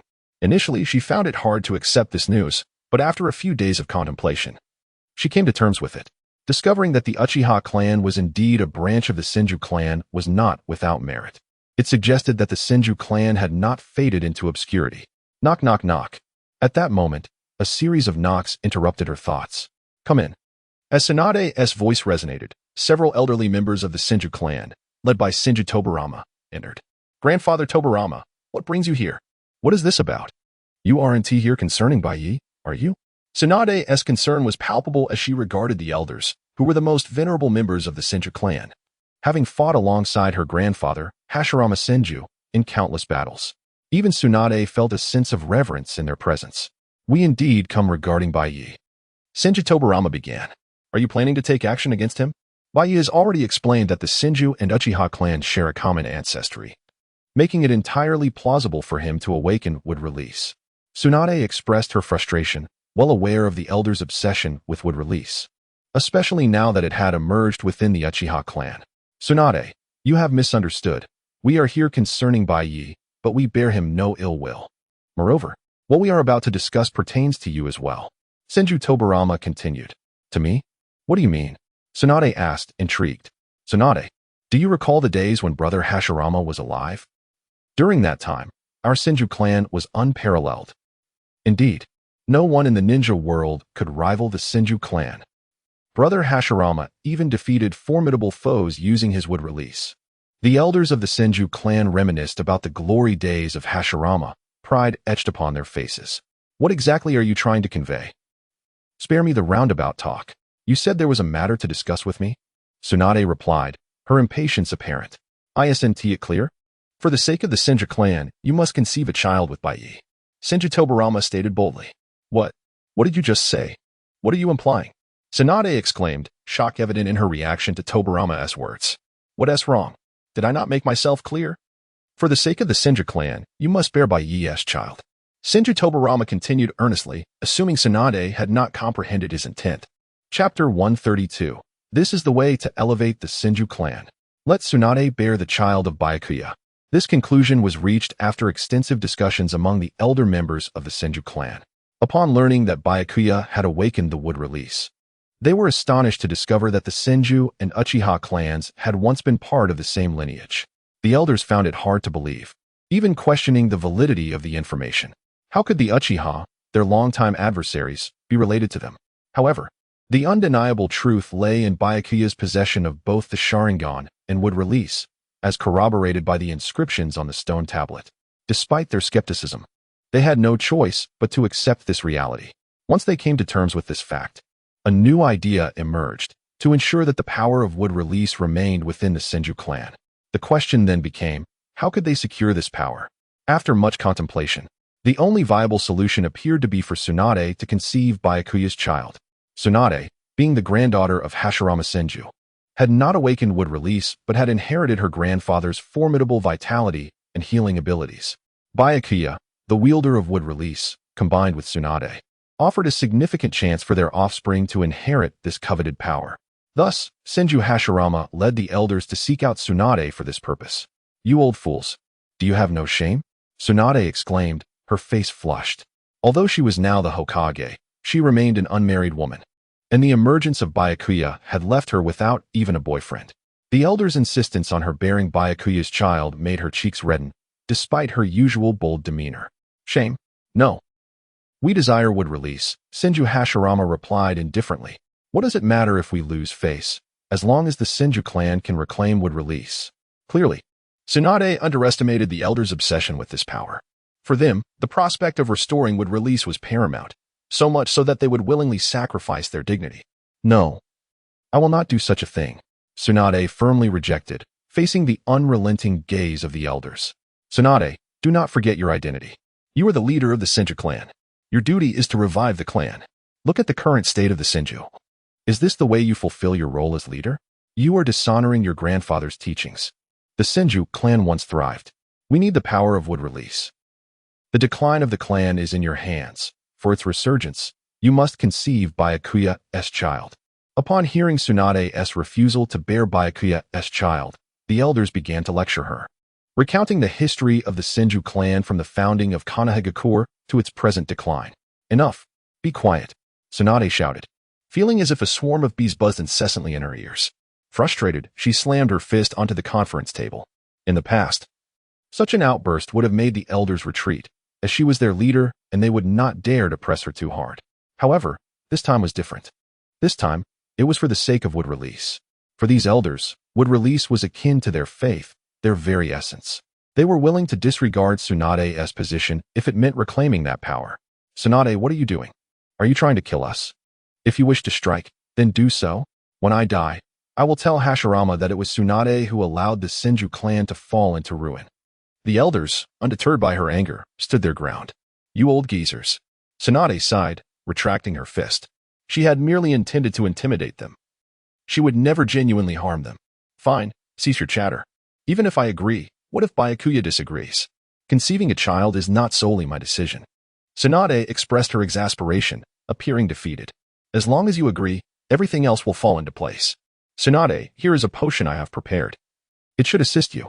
An elderly woman stepped forward, handing Tsunade a porcelain vial. Medicine? What kind? Tsunade inquired, opening the vial and catching a whiff that sent her heart racing and her face flushing. You scoundrel, you old lecher, how could you give me this? Fuming, Tsunade slammed the vial onto the table. As a medical ninja, she was well aware of its contents. This is the perfect remedy for enticing men. While Byakuya is indeed powerful, I doubt he can resist this. The elderly woman smiled at Tsunade, her eyes gleaming with mischief. Tsunade, are you still hesitating? Do you wish to witness the continued decline of the Shinji clan? Seeing Tsunade still unwilling to agree, Hashirama expressed his frustration. Enough. I consent. Now leave me be. Tsunade replied impatiently, eager to dismiss the old men. Dealing with them was utterly exasperating. Now that you have consented, let us act swiftly. I will arrange for Byakuya to meet us under the flag of the Shinji clan. Hashirama hurriedly proclaimed, fearful that Tsunade might change her mind. Wait. Even if I agree, it cannot be immediate. I need time to prepare. Tsunade said anxiously. Realizing her agreement was merely a tactic to placate Hashirama and the others, she had no actual intention of having a child with Byakuya. Prepare for what? We are already ready. Bring Tsunade back to the base. Two elderly women quickly approached Tsunade, each taking hold of one of her arms. What are you doing? Let go of me. I am the Hokage. Tsunade shouted, struggling against their grip. However, before she could finish her protest, the two women swiftly performed hand seals, casting a sealing technique upon her. Chapter 133. In the same room as Tsunade at the Uchiha clan's residence, Lord Baiye, we have received word from the Shinji clan. They wish to invite you to discuss an important matter, one of the Uchiha clan members informed Baiye. The Shinji clan, you say? I understand. Without hesitation, Baiye accepted the invitation, having anticipated that the Shinji clan would seek him out. After all, he had awakened the wood-release technique. Although he had presented the stone tablet to the Shinji clan, which acknowledged his newfound powers, the importance of wood release to the Shinji clan was undeniable. They were bound to reach out to him. Since the conflict between the Uchiha and Shinji clans had dissipated, the Shinji clan had relocated near the Uchiha residence. Thus, it took Baiye only a short walk to arrive at their compound. Upon entering, he was greeted by Shinji Hashirama and others who appeared to be elders of the Shinji clan. Lord Baiye, you have arrived. Hashirama was the first to approach him. I heard you were looking for me. What is the matter? Baiye inquired, observing the elders before him. Not so fast, have some tea first. An elderly woman from the Shinji clan approached with a cup of tea, her demeanor warm and inviting. Tea? Baiye asked, puzzled by their intentions. Indeed, it is an age-old tradition from the Warring States period. When clan leaders meet, they first share tea, Hashirama explained hurriedly. Is there really such a tradition? Baiye wondered, though he did not dwell on it, and took a sip. The thought of poisoning him was unfathomable, considering he had attained the sage body, which granted him immunity to toxins. Furthermore, he trusted that Hashirama would not betray him. As Baiye drank, smiles spread across the faces of those present. Where is Tsunade? Didn't you say we had matters to discuss? Baiye put down his cup and continued his inquiry. Tsunade is waiting for you in her room. You may go find her, Hashirama replied, his smile giving Baiye an uneasy feeling. Nevertheless, Baiye dismissed his apprehensions. Confident in his control over the Hidden Leaf Village and the amicable relations between the Uchiha and Shinji clans. Oh, I see. I shall go meet Tsunade now. Following Hashirama's direction, Baiye proceeded to Tsunade's small courtyard. Observing his retreating figure, the smiles of Hashirama and the elders grew even wider. Hee. Our Shinji clan is about to obtain the wood release. Though it may be a bit unfair to Tsunade, Hashirama thought to himself, feeling a twinge of guilt for plotting against her. However, the potential rise of the Shinji clan justified the means. Knock, knock, knock. Tsunade, are you there? Baiye rapped on the door, but received no reply. What could Tsunade be up to? Utilizing his keen perception, Baiye sensed her presence within the room. Yet she remained silent. Is she trying to play tricks on me? If you want to respond, I shall enter uninvited without further thought. He pushed the door open and stepped inside. Upon entering, Baiye was taken aback to find Tsunade sitting upright, dressed in a rather revealing outfit that left little to the imagination, reminiscent of a delicate flower peeking through the foliage. Tsunade, what are you doing? Are you trying to seduce me? Baiye teased, though he was met with silence from her. Hey, Tsunade, why are you not speaking? This is rather dull. Baiye pressed on, leaning closer and giving her shoulder a gentle push. To his astonishment, she collapsed to the ground. Something is amiss, Baiye realized, noticing the signs of a sealing technique at play. Sealing technique. Release. He quickly formed hand seals to dispel the enchantment. As Tsunade regained her freedom, she jumped up in fury. Hashirama, you old fools dared to ambush me. I will make you pay. Her fists clenched, she prepared to storm out for retribution. However, as she reached for the door, she discovered that the entire room had been sealed as well. Those scoundrels. They even sealed the house. Tsunade seethed. Outside, Hashirama and the others, witnessing Baiye enter Tsunade's chamber, immediately cast a sealing spell to confine the entire structure. Now it should be foolproof. Tsunade and Baiye are alone together. I can't believe something won't happen, Hashirama thought, a sly grin on his face as he revealed their concocted scheme. Inside the room, Tsunade struggled against the door, but her efforts proved futile. This sealing technique is infuriatingly strong. Baiye, stop standing there. Aren't you supposed to be proficient in dispelling seals? Release this at once. Tsunade chided him. Baiye, what on earth is your Shinji clan up to? Have the elders staged a rebellion? But that seems unlikely. Baiye queried, perplexed by the situation. He could not fathom the motives behind the Shinji clan's actions. As for the sealing technique surrounding the room, Baiye regarded it as a mere trifle, confident in his ability to dismantle it with ease. Yet, he remained intrigued by the Shinji clan's underlying intentions. Chapter 134, Baiye and Tsunade entwined. Upon hearing Baiye's inquiry, Tsunade's face flushed with a sudden recollection. Was she to confess that the clan elders were coercing her to conceive his child? Such words were beyond her capacity to utter. It's none of your concern. Just hasten to undo this sealing jutsu, Tsunade implored, her countenance radiating bashfulness. How utterly perplexing. Observing Tsunade's demeanor, Baiye grew increasingly bewildered. Abruptly, Baiye felt a surge of ardent energy welling up from his abdomen, suffusing his entire being with heat. What is happening? What ails my body? Baiye exclaimed, sensing an anomaly within himself. Tsunade, do you not find it excessively warm? Baiye inquired, his face flushed crimson. Warm? Not particularly. Wait, have you ingested something? Noticing Baiye's state, Tsunade, as a physician, swiftly comprehended the situation. I consumed nothing. Save for the tea offered by Hashirama. Baiye responded. Confounded.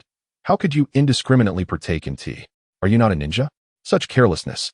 Tsunade retorted, exasperated by Baiye's actions. Hold, could there have been something amiss with that tea? Has the Shinji clan administered a drug to me? Could it be that kind of drug? Sensing his body's reaction, Baiye apprehended the nature of the situation. Indeed, it is precisely the drug you suspect. Tsunade confirmed, her cheeks flushed with embarrassment. What on earth is the Shinji clan scheming? To drug me with such a concoction? Baiye exclaimed, struggling against his body's burgeoning desires. This is not of our doing, but rather the machinations of those aged relics. Tsunade lamented, equally resentful.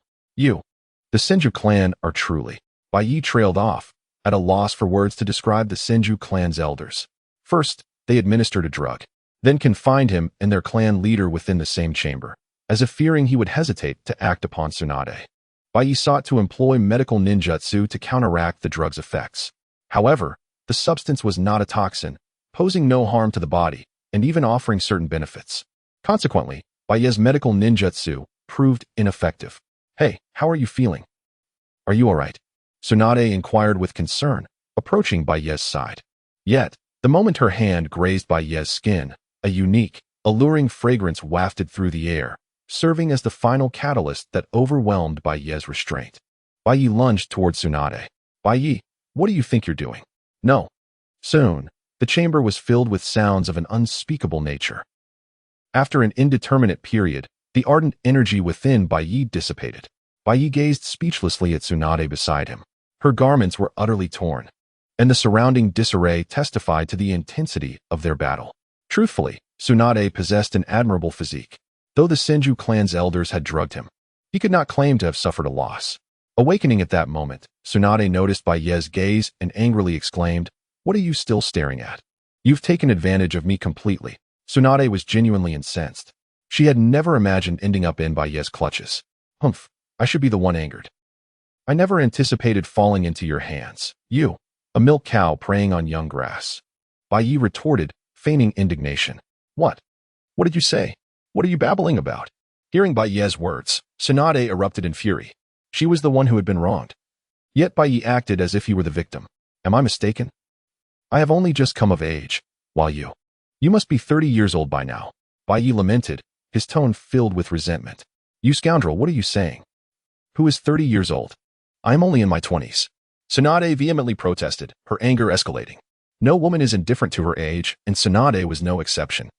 What infuriated her even more was that she, in her blooming youth, was being labeled as 30 years old by Baiye. Oh, so you are in your 20s. Then I am truly at a disadvantage. Baiye persisted in his pretense of being wronged. You wretch. I'll teach you a lesson.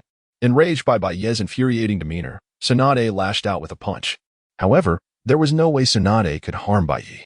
He effortlessly seized her fist, and with a swift tug, Tsunade tumbled into his embrace. Tsunade, what is this? throwing yourself into my arms. If that is the case, then I shall not refuse. Soon, the two were once again entangled. Grass Ninja Village. Through recent developments, the Sarutobi clan had fully seized control of Grass Ninja Village. Simultaneously, news of Baiye's triumph over Cloud Ninja Village and Rock Ninja Village reached Grass Ninja Village. What? What are you saying? The Cloud and Rock Ninja Village's assault has failed? That is impossible. Are you jesting? Hearing this news, Hiruzen Sarutobi roared in disbelief.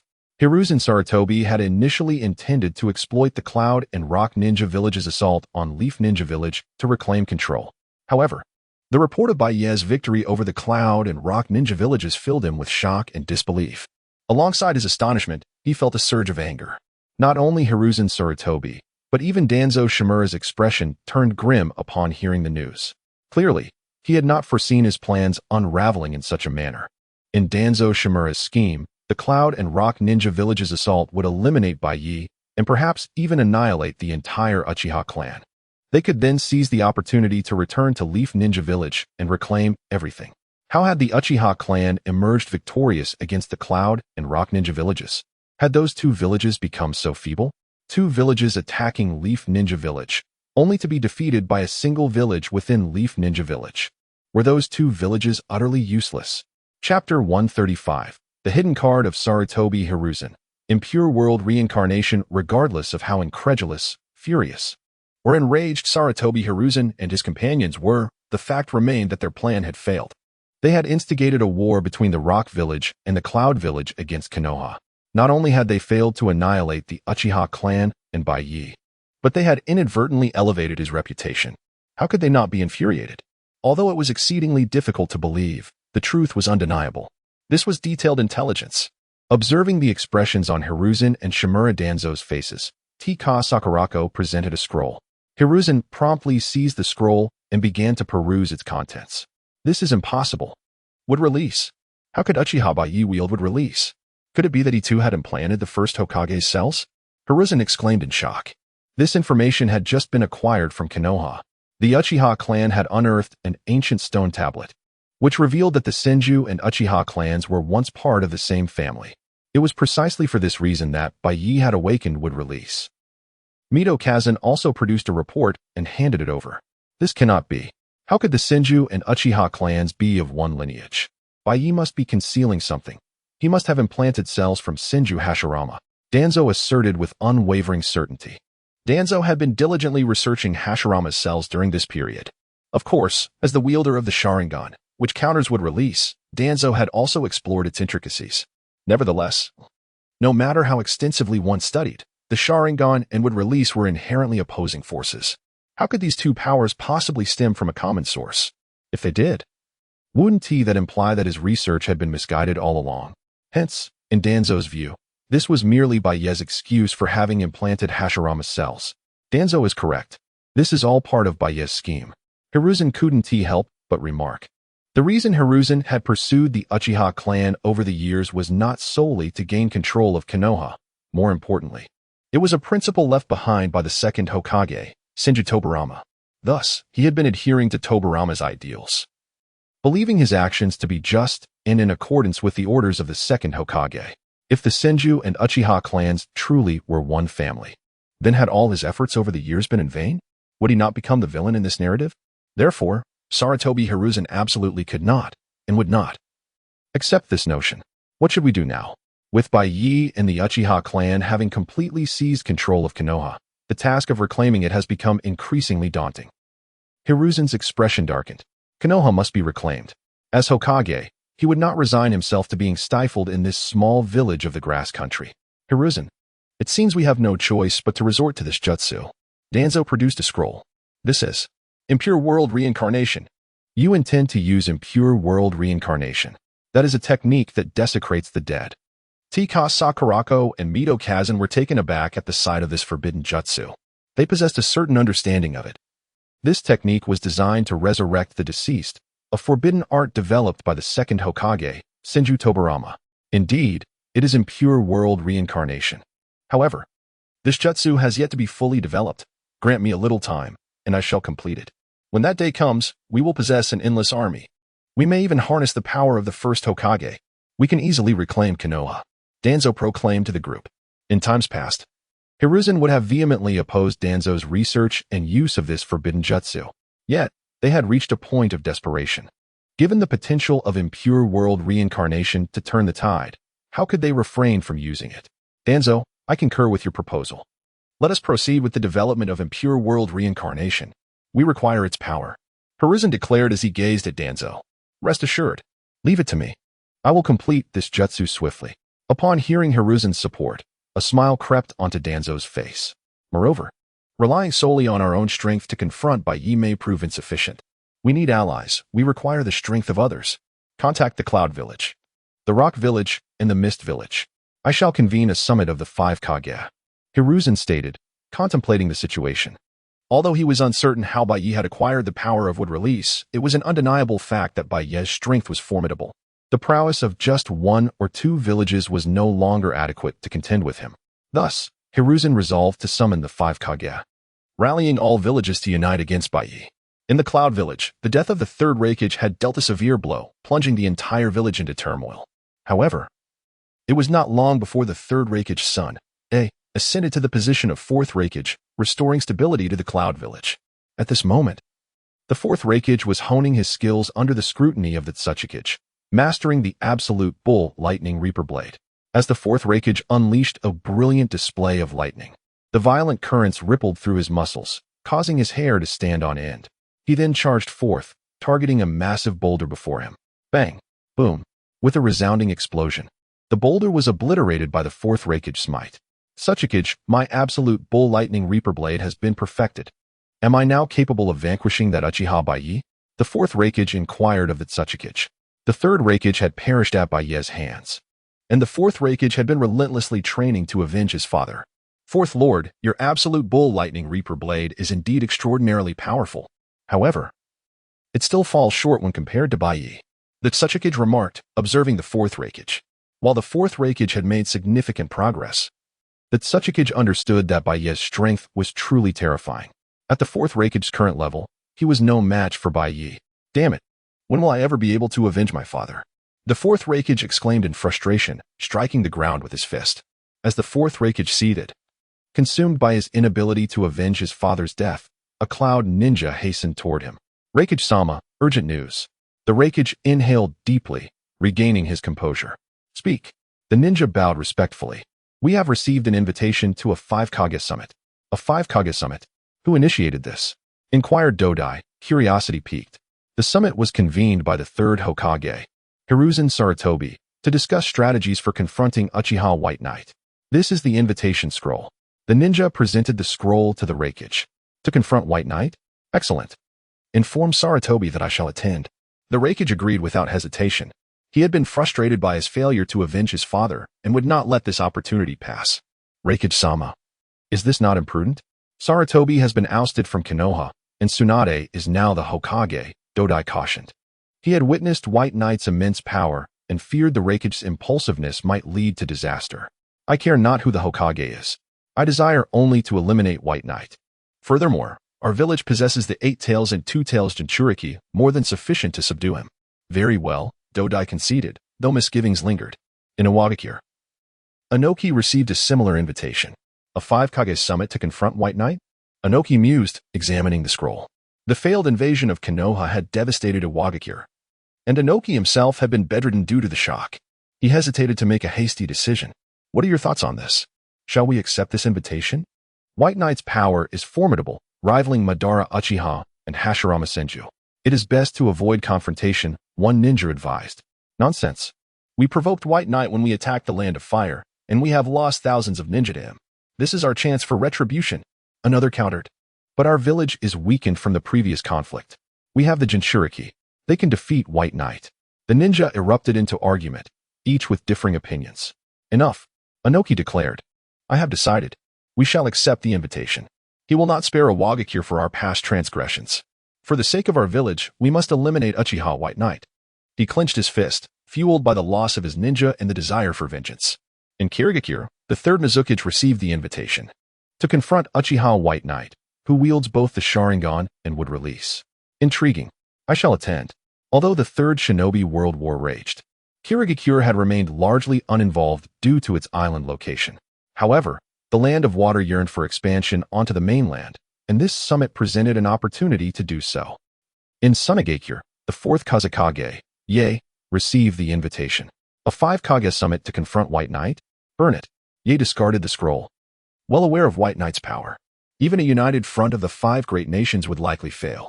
Moreover, Sunagakure was flourishing under White Knight's guidance, and she would not jeopardize its progress. Inform White Knight-sama of this summit, Ye added, remembering something. In the Land of Rivers, Chiyo learned of the summit through her sources. Raza, our opportunity has arrived. By attending the summit, we can reclaim our positions as Kazekage, Chiyo declared. Chiyo and Raza's situation was precarious. Although they considered themselves Sunagakure ninja, their village branded them as rogue. Recognition from the other villages at the summit would grant them the legitimacy they needed. While the title of Kazekage held little practical value, it would provide them with a valid reason to reclaim Sunagakure. Chapter 137, The Iron Country. The summit of the 5 shadows commences in the Hokage office of the Hokage building in Konoha village. Tsunade seethed with fury upon receiving a message from Yakumo. That damn Sarutobi Hiruzen. What audacity does he possess to convene the 5 shadows summit? He is no longer the Hokage, Tsunade exclaimed, her disdain for Hiruzen palpable. Were he to appear before her now, she would not hesitate to strike him with all her might. Hokage-sama, based on our intelligence, the 4th Raikage, the 3rd Tsuchikage, and the 3rd Mizukage have all accepted the invitation to the 5 Shadows Summit. Additionally, rogue shinobi from the Sand Village, led by Raza and Chiyo, also intend to attend. Narashikaku promptly presented his findings. Find Baiye for me immediately, Tsunade ordered, her anger boiling over. The audacity of these villages to accept the summit's invitation was an affront to her authority as Hokage. It was a matter of grave importance, one that she could not handle alone. She needed Baiye's assistance to navigate this situation. A moment later, Baiye entered the room. Tsunade, what do you need? Miss me? He approached her, wrapping his arms around her from behind. Since their intimate encounter, their bond had grown exceedingly close, and Baiye found himself irresistibly drawn to Tsunade's allure. What are you doing? This is the Hokage building. Enough of this nonsense.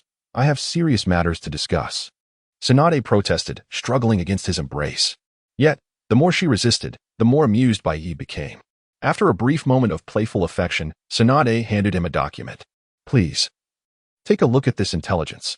Uchiha Baiye, the 5 Shadows Summit. Heh.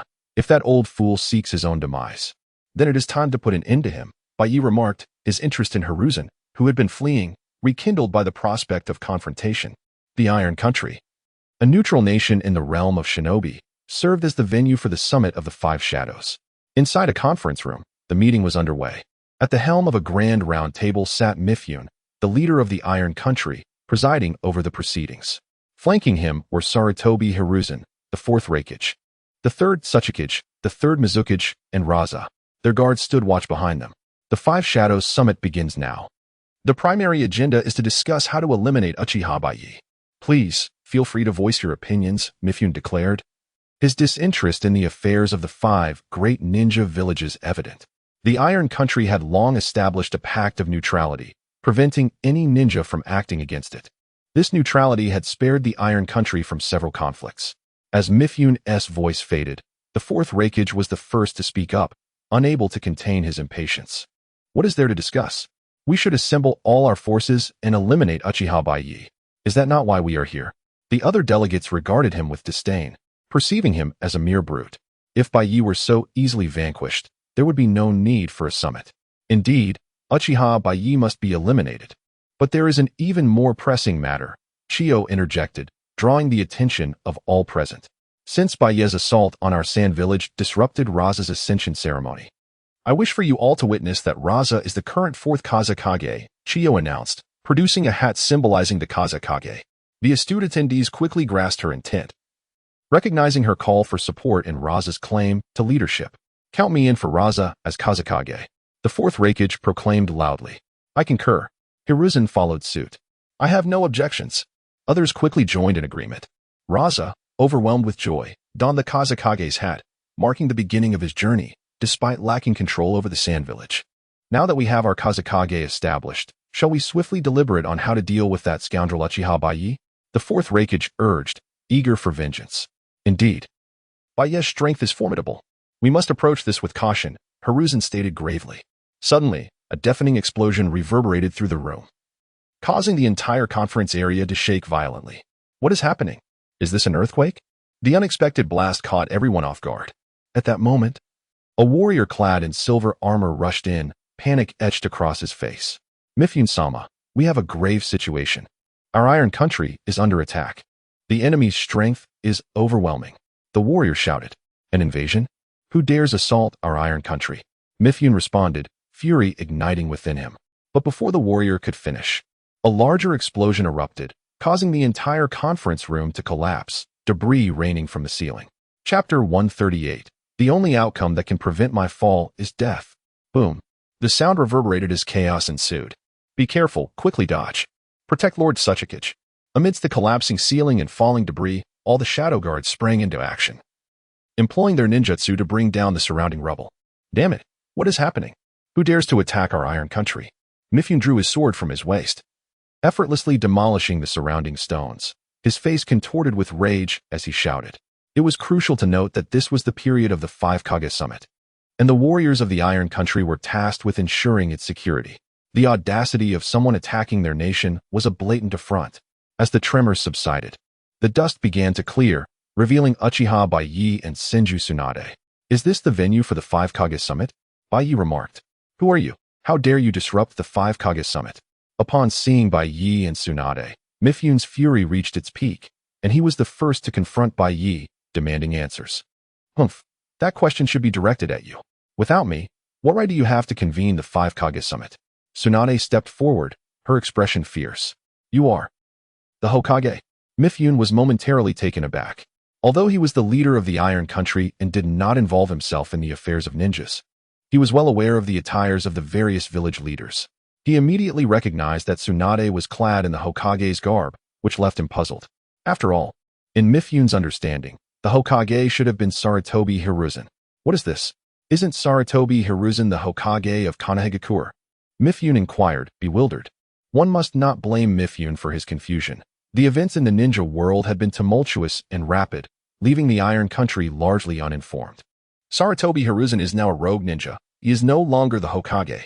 I am the current Hokage, Tsunade replied, her tone laced with anger. A rogue ninja? Mifune was further perplexed by Tsunade's revelation. Even for someone like him, who was not a ninja, the term rogue ninja carried significant weight.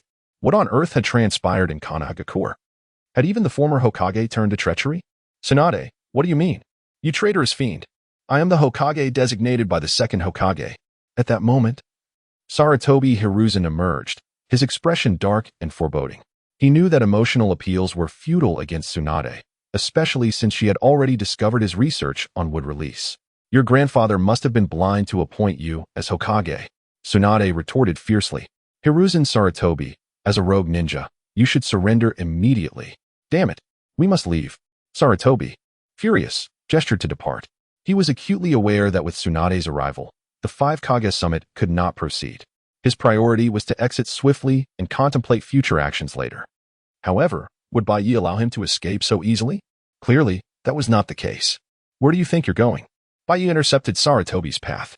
You scoundrel. Uchiha Baiye, what do you intend to do? Do you wish to fight? This is the Iron Country, a neutral nation in the ninja world. Do you intend to violate the established rules of the ninja realm? Sarutobi's voice raised in indignation. The Iron Country, being a land of samurai, upheld the principle of neutrality, forbidding ninja warfare within its borders, a rule respected by all ninja villages. Mifune approached Baiye, stating, I care not for your grievances. I implore you to leave the Iron Country. We remain neutral and do not partake in your conflicts. Yet, as soon as Mifune finished speaking, Baiye erupted in laughter. Huh, what a farce. The moment you excluded the Hokage of Konoha from the Five Kage Summit, your neutrality was rendered void. Today, Sarutobi Hiruzen is doomed, mark my words. The only outcome that can prevent my fall is death. Baiye declared contemptuously to Mifune. Neutrality? This was the most laughable assertion Baiye had ever heard. He had no regard for the Iron Country's rules. His sole desire was to eliminate Sarutobi Hiruzen. Anyone who dared to impede his path would meet their demise. You. If that is the case, then we, the Iron Country, shall not hold back, Mifune declared, drawing his sword. Aido style, Quick drawl, enraged by Baiye's words. Mifune slashed towards him, intent on driving Baiye out of the Iron Country. But could he truly defeat Baiye? The answer was evidently no. As Mifune's razor-sharp sword was about to strike Baiye, Baiye summoned Susanoo. With a resounding crash, Mifune's sword collided with Baiye's Susanoo. The tremendous recoil left Mifune's hands numb. Had his strength not been formidable, he might have lost grip on his weapon. Since you dared to strike at me, prepare to meet your end, Baiye declared without hesitation. With a mere thought, Susanoo transformed into a colossal hand, descending upon Mifune. Oh no! Mifune reacted quickly, raising his sword to block Baiye's assault. However, Baiye's might was beyond his capacity to withstand. Crack! Mifune's sword shattered, and Susanoo's hand continued its relentless descent. Boom! A deafening impact echoed as Susanoo's hand crashed into the ground, causing a massive tremor. As for Mifune, he was reduced to nothing more than a gruesome smear. Lifeless and beyond salvation. Chapter 139, The Fourth Raikage Bisected. To witness Byakuya's unhesitating assassination of Mifune, Hiruzen Sarutobi was utterly aghast. Indeed, the imbecile is deceased. Now, it is your turn, Byakuya declared with disdain, his gaze settling upon Hiruzen. Damnation! This fiend! Hiruzen felt an overwhelming pressure from the aggressive Byakuya. He was acutely aware of Byakuya's formidable power, far beyond his own capabilities. Suddenly, a cacophony of shattering stones erupted as the third Tsuchikage, fourth Raikage, third Bazukage, Raza, and Shio emerged from the debris. What in the world transpired? Who dares to disrupt the five Kage summit? The fourth Raikage, crackling with lightning, demanded with palpable fury. No one appreciates an interruption during a critical assembly. Seeing the Raikage and the others, Hiruzen conceived a plan. Raikage, beware. It is Uchiha Byakuya. Uchiha Byakuya has sabotaged our summit. Hiruzen shouted, ensuring the Raikage heard him. Hiruzen knew of the Raikage's vendetta against Byakuya for the murder of his father. He sought to use the Raikage as a bulwark, buying himself time to escape. Defeating Byakuya was out of the question. Byakuya wielded the power of wood release and the Mangekyo Sharingan. Victory was unattainable. Evasion was the only viable outcome. Hiruzen's ploy proved effective. Upon learning of Byakuya's presence, the fourth Raikage was consumed by rage. Byakuya, Uchiha Byakuya is here. You shall die. Without hesitation, he unleashed his full electrical power and charged towards Byakuya. Raikage-sama, restrain yourself, Darui exclaimed, attempting to halt the Raikage's reckless advance. But the Raikage, blinded by fury, was deaf to reason. He was driven by a single purpose, to avenge his father's death. Lightning release armor. The fourth Raikage appeared before Byakuya in an instant, delivering a devastating chop towards Byakuya's Susanoo. The impact was deafening, yet the Raikage's assault failed to inflict any damage on Byakuya's Susanoo. Instead, the Raikage's arm throbbed from the force of the blow. What? How is this possible? The Raikage was stunned that his most potent attack had no effect. Are you the fourth Raikage? Do you seek death? If so, I shall oblige you, Byakuya sneered. With a thought, the Susanoo manifested a long sword crackling with energy and swung it towards the Raikage. No, Raikage-sama, be careful. Lava release, rubber guard. Darui swiftly cast his ninjutsu, encasing the Raikage in a protective, egg-shaped membrane. Naive fool, do you think you can rescue him before me? Byakuya scoffed, the Susanoo's sword continuing its relentless descent. With a rending sound, the membrane was pierced, and the sword struck the Raikage. A blood-curdling scream echoed as the Susanoo's blade cleaved the Raikage in two. Fourth Raikage, Raikage-sama. Darui and the other Raikage's bodyguards were horrified. Rescue was impossible. The Raikage was beyond saving. No medical ninjutsu could mend such grievous wounds. Damn you. You killed the fourth Raikage. All of you, avenge Raikage-sama. The Raikage's guards, consumed by fury, brandished their weapons and charged towards Byakuya. But were they truly a match for Byakuya? Mere trash. Vanish. Byakuya scorned the onrushing Cloud Ninja. With a mere thought, the Susanoo swept its massive sword. The Cloud Ninja were sent flying, coughing up blood, and crashed lifelessly to the ground. This is Uchiha Byakuya's power? His strength is terrifying. The Raikage and his retinue were annihilated with such ease. The third Mizukage watched in utter disbelief. The third Tsuchikage was equally alarmed by Byakuya's appearance, his face contorting in fear. Damn it, I'm retreating. Everyone, evacuate immediately. Without hesitation, the Tsuchikage and his subordinates turned tail and fled. The Tsuchikage knew that Byakuya's presence meant the summit was a failure. There was no point in staying. He had no desire to share the Raikage's fate. Tsuchikage, don't leave. Let us confront Uchiha Byakuya together. Hiruzen pleaded. He knew he was no match for Byakuya alone. He needed allies to stand a chance. But that Tsuchikage was not fooled. Quickening his pace in response to Hiruzen's plea. Damn it, that spineless Tsuchikage. Seeing that the Tsuchikage was useless, Hiruzen turned his attention to Chiyo and Raza, reminding them that he had been the first to support their candidacy for Kazekage, hoping they would now offer assistance. But sensing Byakuya's gaze, Chiyo and Raza were terrified. Flee. Get out of here now. Use body flicker technique. Chiyo and Raza fled as swiftly as possible, even resorting to the body flicker technique to avoid Byakuya's notice. They knew that resistance against Byakuya was futile. They had no desire to die for Hiruzen's cause.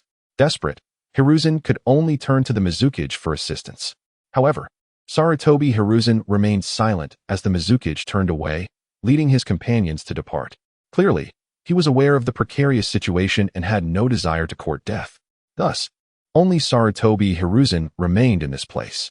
Chapter 140. Sarutobi Hiruzen, you cannot escape this time. Seeing that he was left alone, Sarutobi Hiruzen understood that this time he was doomed. He might truly perish here. No, I cannot die here. I am the Hokage, and I must reclaim the Hidden Leaf Village. With this thought, Sarutobi Hiruzen hesitated not for a moment and decisively turned to flee into the distance. You think you can run? Sarutobi Hiruzen, stay right there. Would release, great force technique. Observing Hiruzen's escape, Baiye wasted no time and immediately unleashed his would release. Boom. The ground trembled violently as countless trees erupted from the earth, racing towards Sarutobi Hiruzen. Lord Hiruzen, retreat. We will hold off these trees. A distant ninja from the Sarutobi clan, witnessing the oncoming trees, swiftly drew his kunai, intending to intercept the assault. However, with their abilities, could they truly withstand the onslaught of wood release? The answer was evidently no. Bang, bang, ah. In mere moments of engagement, the few ninjas from the Sarutobi clan found themselves ensnared by the trees. The relentless pressure crushed them, and amidst the cries of agony, they were reduced to mere pulp. After swiftly eliminating these few ninjas, the trees continued their rapid advance towards Sarutobi Hiruzen, soon ensnaring his right leg. This is bad. Hiruzen reacted swiftly, drawing his kunai to sever the vines wrapped around his foot. Although he managed to escape, it was too late. The surroundings were completely surrounded by trees. Hiruzen, now there is nowhere left for you to run. Baiye remarked disdainfully. Damn it. Summoning technique, Monkey King. Realizing he could not escape Baiye, Sarutobi Hiruzen knew that he had no choice but to fight. Thus, he promptly summoned his familiar. Boom. A cloud of smoke enveloped the area, and the Monkey King appeared before Hiruzen. Hiruzen, what is the situation this time? The Monkey King, just summoned, had yet to grasp the circumstances. However, upon seeing Baiye, he was taken aback. This is Uchiha Baiye. Hiruzen, you cannot possibly expect me to face this monster again. The Monkey King's voice trembled with fear, clearly indicating that this was not his first encounter with Baiye. Previously, Hiruzen had summoned the Monkey King to battle Baiye, and the Monkey King was left severely injured. Having not fully recovered from his injuries, he was now faced with another battle against Baiye. The Monkey King felt his wounds throb painfully.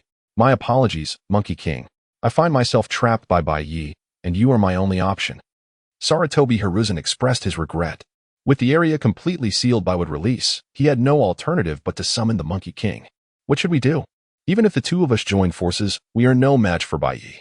The Monkey King surveyed the surroundings, his expression grave. I possess a forbidden technique that can surely defeat Baiye. However, I will need time to perform the hand seals. You must hold Baiye off for me. Sarutobi Hiruzen spoke with a heavy resolve. I understand. Focus on your ninjutsu. Leave him to me. The Monkey King roared, charging swiftly at Baiye. Where did this mad monkey come from? Get lost. As the Monkey King charged, Baiye summoned a Susanoo hand with a mere thought. The massive Susanoo hand came crashing down upon the Monkey King. Bang. Crack. A tremendous collision echoed, followed by a cry from the monkey. The Monkey King was sent flying by Baiye's strike. What? The Monkey King. As Sarutobi Hiruzen was performing his seals, he was bewildered to see the Monkey King fail to withstand even a second of resistance before being cast aside by Baiye. Originally, Hiruzen had hoped the Monkey King would buy him some time to unleash his forbidden technique. To his astonishment, the Monkey King had not held out even for a moment. Sarutobi Hiruzen, I have heard you possess a jutsu to counter me. I shall grant you the opportunity to unleash your technique. After effortlessly swatting away the Monkey King, Baiye did not rush to attack, but instead regarded Hiruzen with mockery. Baiye, you will regret this. Upon hearing Baiye's taunt, Sarutobi Hiruzen wasted no time and continued to perform his hand seals. Shiki F. Jin. Upon completing the seals, Hiruzen's expression twisted as he shouted, a spectral figure of death emerging behind him. Ha! Uchiha Baiye, today you shall accompany me to death. With the successful release of the ninjutsu, Sarutobi Hiruzen erupted into maniacal laughter. He understood all too well that there was no escaping his fate. He was destined to perish at Baiye's hands. Embracing the inevitability of death, Sarutobi Hiruzen resolved to take Baiye down with him. Beware, Baiye. This is Shiki F. Jin, a powerful sealing technique of the Uzumaki clan, capable of summoning the power of death to seal souls. Tsunade Senju exclaimed in shock upon witnessing Sarutobi Hiruzen's forbidden technique. Chapter 141. Hiruzen Sarutobi dies of rage. Shiki Fujin. Witnessing Hiruzen Sarutobi resort to this ninjutsu, Byakuya was taken aback. It is, after all, one of the most distinguished sealing techniques in the ninja world. This is a sealing technique that exacts the user's soul as the price to summon the Grim Reaper to seize souls, possessing immense power. Even the nine-tailed beast, reputed as the most formidable, has been sealed by the Shiki Fujin. Had Byakuya fallen victim to this sealing technique, his prospects would have been dire. However, Byakuya's countenance remained devoid of fear, replaced instead by undisguised disdain. Heh, you aspire to perish alongside me? You lack the competence. Evidently, Byakuya held the Shiki Fujin in contempt. Damn you. You shall atone for your recklessness. Perish. Incensed by Byakuya's dismissive demeanor, Hiruzen Sarutobi promptly initiated the Shiki Fujin. The spectral arm of the Grim Reaper pierced through Hiruzen Sarutobi's chest. The excruciating pain contorted Hiruzen's features. Nevertheless, Hiruzen endured the agony, directing the Grim Reaper's arm towards Byakuya. Confronted with the onrushing arm of the Grim Reaper, Byakuya remained stationary. The Grim Reaper's arm impaled Byakuya's body. Success. Upon witnessing the Grim Reaper's arm strike Byakuya, a smile graced Hiruzen Sarutobi's countenance. With his sealing technique having struck Byakuya, all that remained was to extract Byakuya's soul from his body, thereby completing the seal.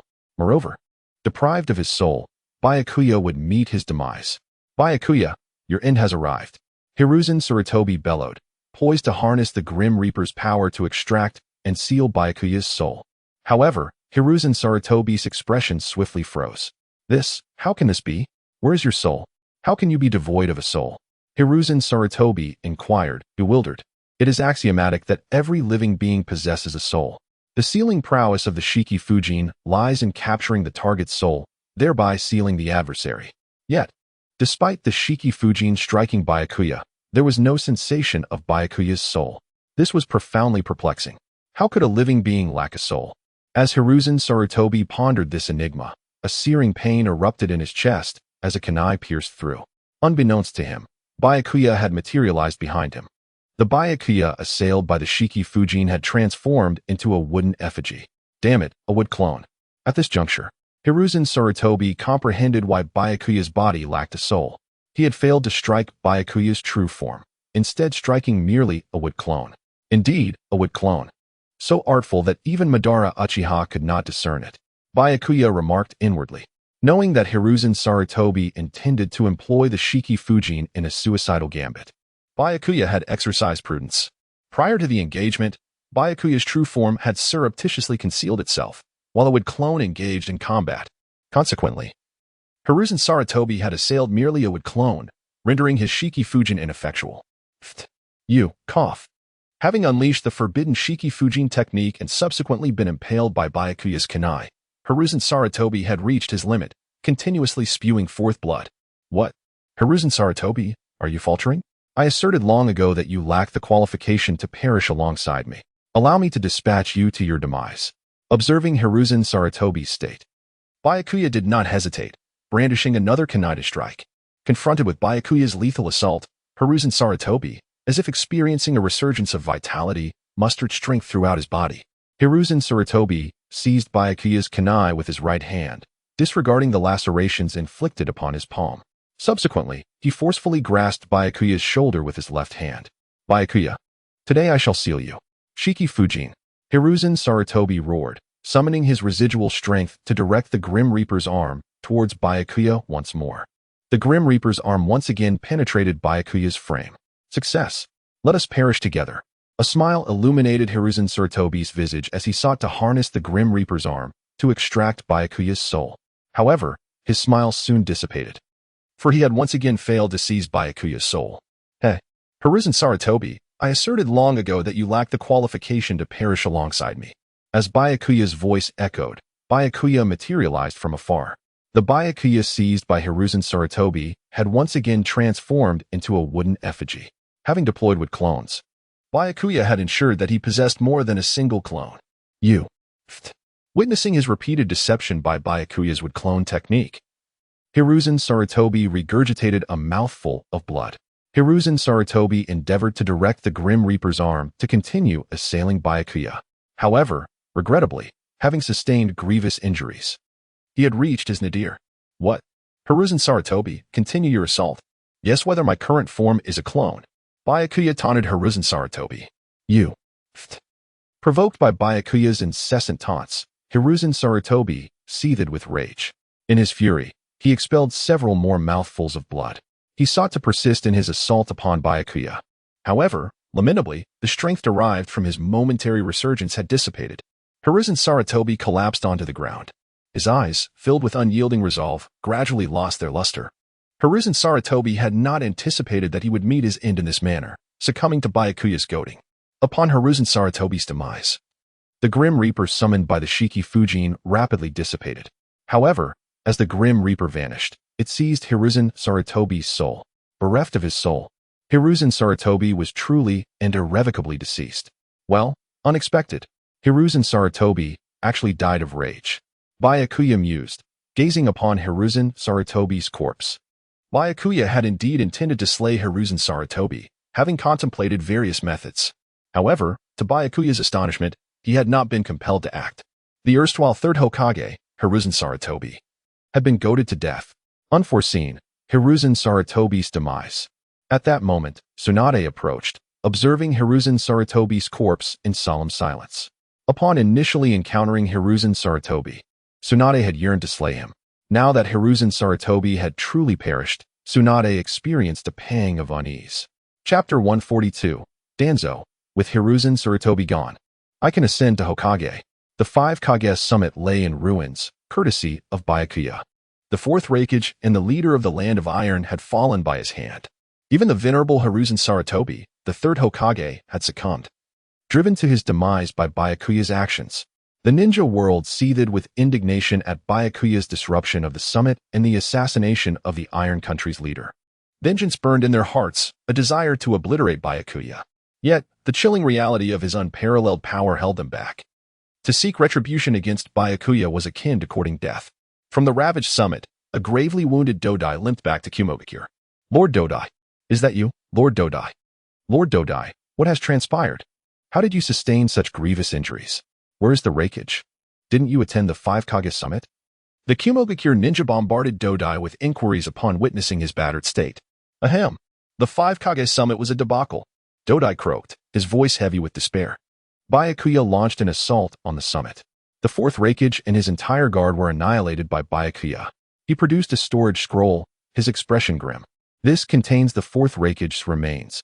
Despite the overwhelming force of Byakuya's onslaught, Dodai had managed to survive by employing his unique ninjutsu, salvaging the Raikage's corpse in the process. What? This is impossible. Lord Raikage. Damn you, Uchiha Byakuya. We must avenge Lord Raikage. Uchiha Byakuya must be put to death. The news of the 4th Raikage's demise ignited a firestorm of fury among the Kumogakure ninja. It was not long ago that Byakuya had extinguished the life of their 3rd Raikage. Now, their newly appointed 4th Raikage had also fallen victim to Byakuya's wrath. The humiliation was unbearable, a stain upon the honor of Kumogakure and its shinobi. A thirst for vengeance consumed them, a desire to storm Konoha and slay Byakuya, thus avenging their fallen leaders. Do not succumb to impulsivity. Now is not the time for rash decisions. Dodai bellowed, his voice laced with urgency. Byakuya's power is beyond comprehension. Our priority is to elect a new Raikage and stabilize Kumogakure. He understood the futility of seeking revenge against Byakuya. The Kumogakure ninja were no match for his might. Their village had already suffered devastating losses and could not afford further casualties. Dodai speaks wisely. We must expedite the selection of a new Raikage. Several level-headed ninja echoed Dodai's sentiments. In Kusagakure, news of the 5 Kage Summit's disastrous outcomes spread like wildfire. What? Hiruzen is dead? How can this be? Wasn't Hiruzen attending the 5 Kage Summit?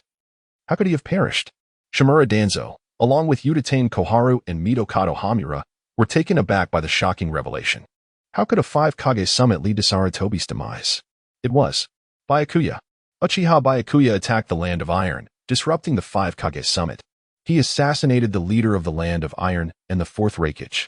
Even the 3rd Hokage fell victim to Byakuya's wrath. A severely wounded Sarutobi clan ninja, one of Hiruzen's escorts, reported the events, his voice trembling. Sensing imminent danger, he had burrowed underground using Earth Release, narrowly escaping the carnage. Damn it, that accursed Uchiha Byakuya. He dared to slay Hiruzen. What course of action should we take now? Uchiha Koharu and Midokado Hamura, after unleashing a torrent of condemnation upon Byakuya, were consumed by panic. Although they were all disciples of the 2nd Hokage, with seemingly equal standing, Hiruzen Sarutobi had always been the decision-maker. His sudden death left them directionless and uncertain. What should we do? We shall avenge Hiruzen and fulfill his unfinished aspirations, reclaiming Konoha. From this moment forward, I shall take control of Kusagakure. Danzo declared, rising to his feet with determination. I have discovered a means to vanquish Byakuya. Shimura Danzo had long harbored ambitions of becoming Hokage. However, Hiruzen Sarutobi had always stood in his path. Now, with Sarutobi gone, his opportunity had finally arrived. But first, he needed to seize the power that Hiruzen Sarutobi once held, starting with Kusagakure. Is that true? Danzo, can you truly reclaim Konoha? Uchiha Koharu and Midokado Hamura inquired, their voices filled with hope. Indeed, I have nearly perfected the impure world reincarnation technique, Danzo asserted confidently. Once I complete this jutsu, I shall reclaim Konoha. The more he delved into the secrets of impure world reincarnation, the more he recognized its immense potential. Danzo was certain that once he mastered this technique, he would be able to defeat Byakuya and reclaim Konoha. If that is the case, Danzo, we entrust Kusagakure to you. Let us in reclaiming Konoha. Uchiha Koharu and Midokado Hamura promptly relinquished control of Kusagakure to Danzo. Upon gaining authority over Kusagakure, Danzo immediately targeted the Sarutobi clan. The impure world reincarnation technique he was researching was a forbidden art, a jutsu that summoned souls. As such, Danzo required a multitude of living test subjects. Initially, Danzo confined his experiments to the citizens of Kusagakure. However, as his research progressed, his need for test subjects grew exponentially. The population of Kusagakure was insufficient to meet his demands. Left with no other choice, Danzo soon turned his attention to the Sarutobi clan members residing in the Hidden Grass Village. In the past, Hiruzen Sarutobi's presence had deterred Danzo from acting against the Sarutobi clan. But now, with Sarutobi gone, Danzo felt no such restraint. He directly ordered the members of Root to begin abducting members of the Sarutobi clan. What are you doing? What is Root doing? We are ninja of the Sarutobi clan. You cannot apprehend us. The Sarutobi clan ninja struggled in vain. This is all for the sake of Konoha, Danzo declared, his voice devoid of emotion. Your deaths will hasten our reclamation of Konoha. Take them back to the base. With a wave of his hand, Danzo ordered the members of Root to drag the Sarutobi clan members back to their base. Chapter 143, Lulan, a potential leap to the future. Despite the eruption of the Third Shinobi World War and the numerous conflicts preceding it, an uncanny tranquility had befallen the ninja world, largely attributed to the imposing presence of Baiye. His formidable power had effectively quelled the widespread strife. Unsurprisingly, the Hidden Cloud and Hidden Stone villages harbored deep-seated animosity towards Baiye and the Hidden Leaf, yearning to strike at Konoha and eliminate Baiye. However, his overwhelming strength and devastating attacks had crippled both villages. The Hidden Cloud, in particular, was reeling from the loss of 2 Raikage at Baiye's hand and was now consumed by internal strife as factions vied for the vacant leadership. The Hidden Stone, having lost 2/3 of its shinobi to Baiye, was left unable to wage war. In stark contrast, the Hidden Leaf village thrived. Despite its involvement in the Third Shinobi World War, the village had remained largely unscathed due to Baiye's influence, retaining its prosperity and strength. Its inhabitants took immense pride in their affiliation with Konoha, which had experienced significant growth since the era of Hiruzen Sarutobi. Baiye's reputation soared within the village, with its people recognizing him as their protector and the guardian of their way of life. Though Tsunade held the title of Hokage, Baiye's prestige surpassed hers, a fact that did not seem to bother the Hokage, as she was completely enamored with Baiye. As for the third Hokage, Hiruzen Sarutobi, he had become a distant memory, practically forgotten by the populace. One day, Tsunade summoned Baiye to her office and presented him with a mission scroll. Baiye, the Hidden Sand Village has sent a distress signal, she announced, handing him the scroll. A distress signal? Who would dare attack the Hidden Sand Village? Baiye inquired, puzzled. Are Chiyo and Raza seeking their demise? He found it strange that they would attack the Hidden Sand Village, especially since he had just intimidated Chiyo and Raza at the Five Kage Summit. However, to Baiye's surprise, the assailants were neither Chiyo nor Raza. It's Lulan, Tsunade clarified. Lulan? Baiye echoed, examining the scroll.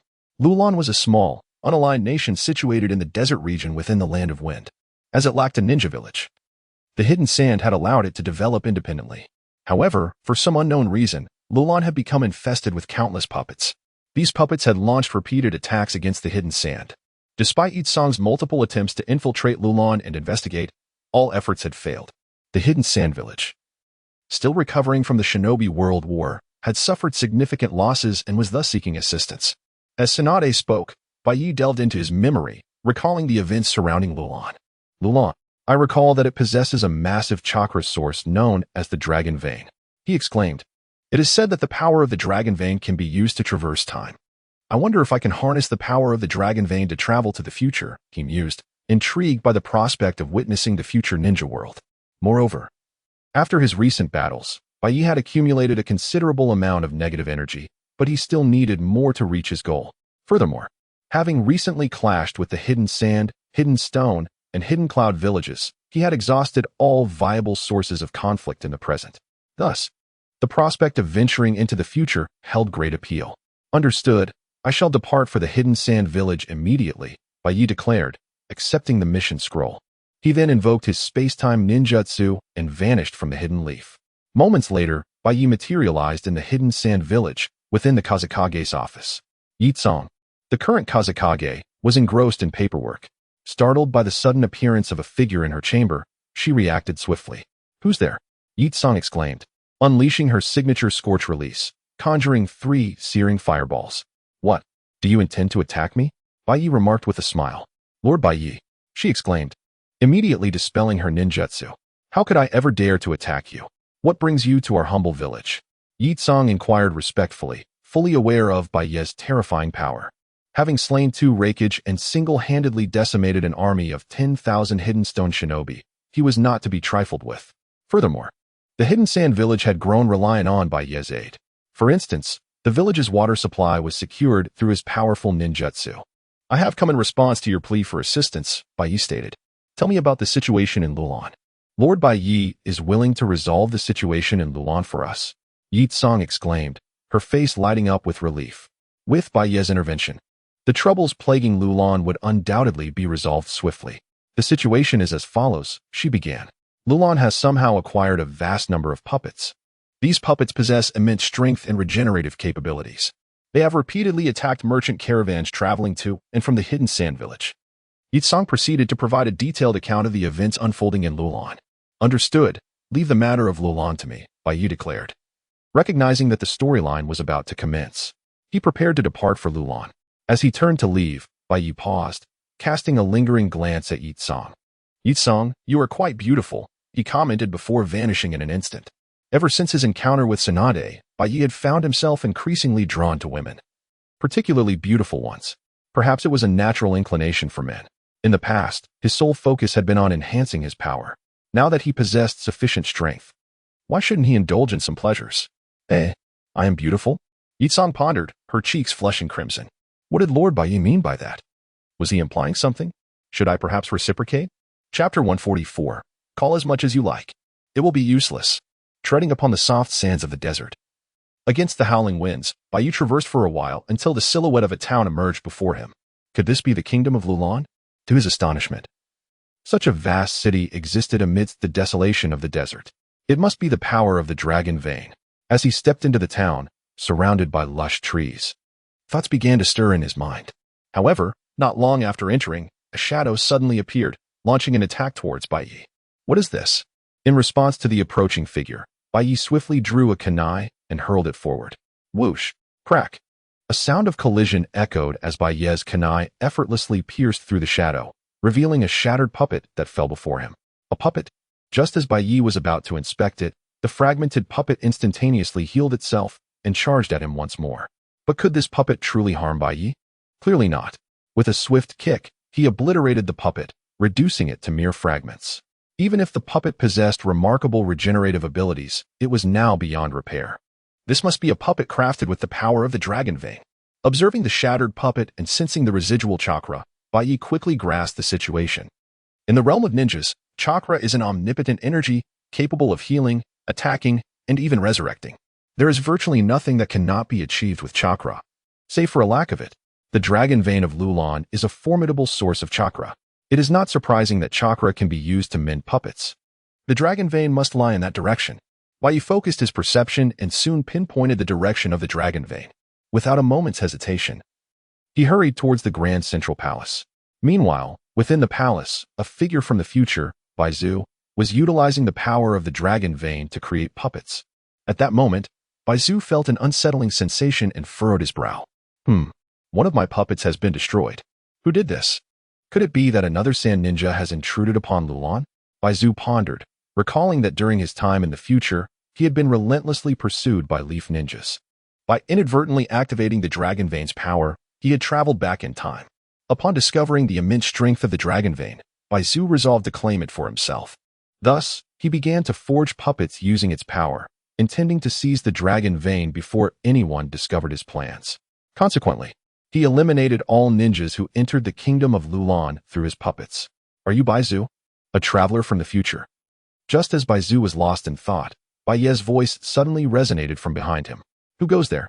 Upon seeing the unexpected appearance of Baiye, Baizu was taken aback, quickly retreating to distance himself while keeping a wary eye on Baiye. Yet, Baiye disregarded Baizu entirely and instead approached the dragon vein. Is this the dragon vein? Such a terrifying aura. With this formidable chakra, can one truly traverse into the future? Baiye mused as he observed the dragon vein. What do you intend to do? Are you also after the power of the dragon vein? Die. Noticing that Baiye's target was the dragon vein, Baizu was alarmed. Without hesitation, he summoned his colossal centipede puppet to charge at Baiye. I have no interest in you. Begone. Baiye cast a disdainful glance at the advancing centipede puppet and delivered a powerful punch. Crack. Boom. The immense puppet exploded into pieces. You fool. Do not underestimate my puppets. Restore. Baizu bellowed, summoning a surge of potent chakra from the dragon vein to envelop the centipede puppet. In mere seconds, the previously shattered puppet rapidly reformed, returning to its colossal state. Haha, did you see that? My puppets are invincible, Baizu exclaimed triumphantly, clearly brimming with confidence in his creations. Is that so? Observing Baizu's maniacal laughter, Baiye retorted with disdain. He swiftly drew a kunai and launched it at Baizu. Whoosh! The kunai struck the cackling Baizu with precision. How is this possible? Blood sprayed forth as Baizu collapsed.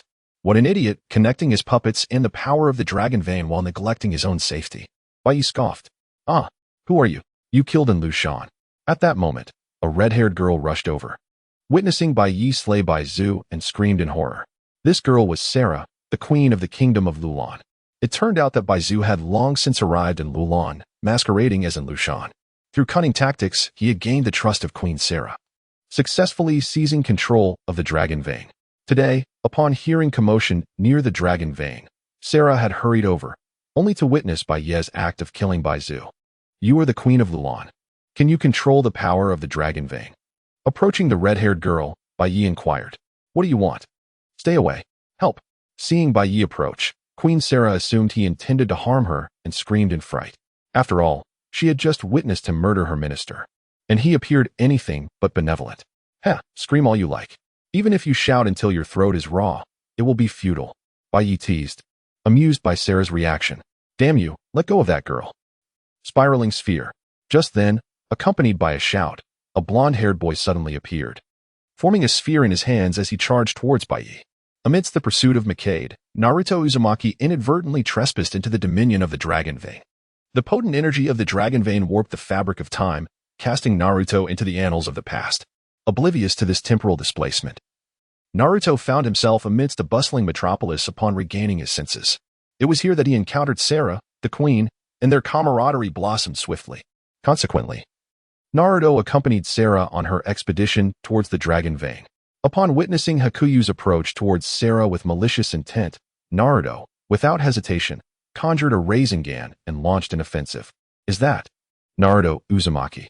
Hakuyu exclaimed, recognizing the protagonist of the Hidden Leaf Village.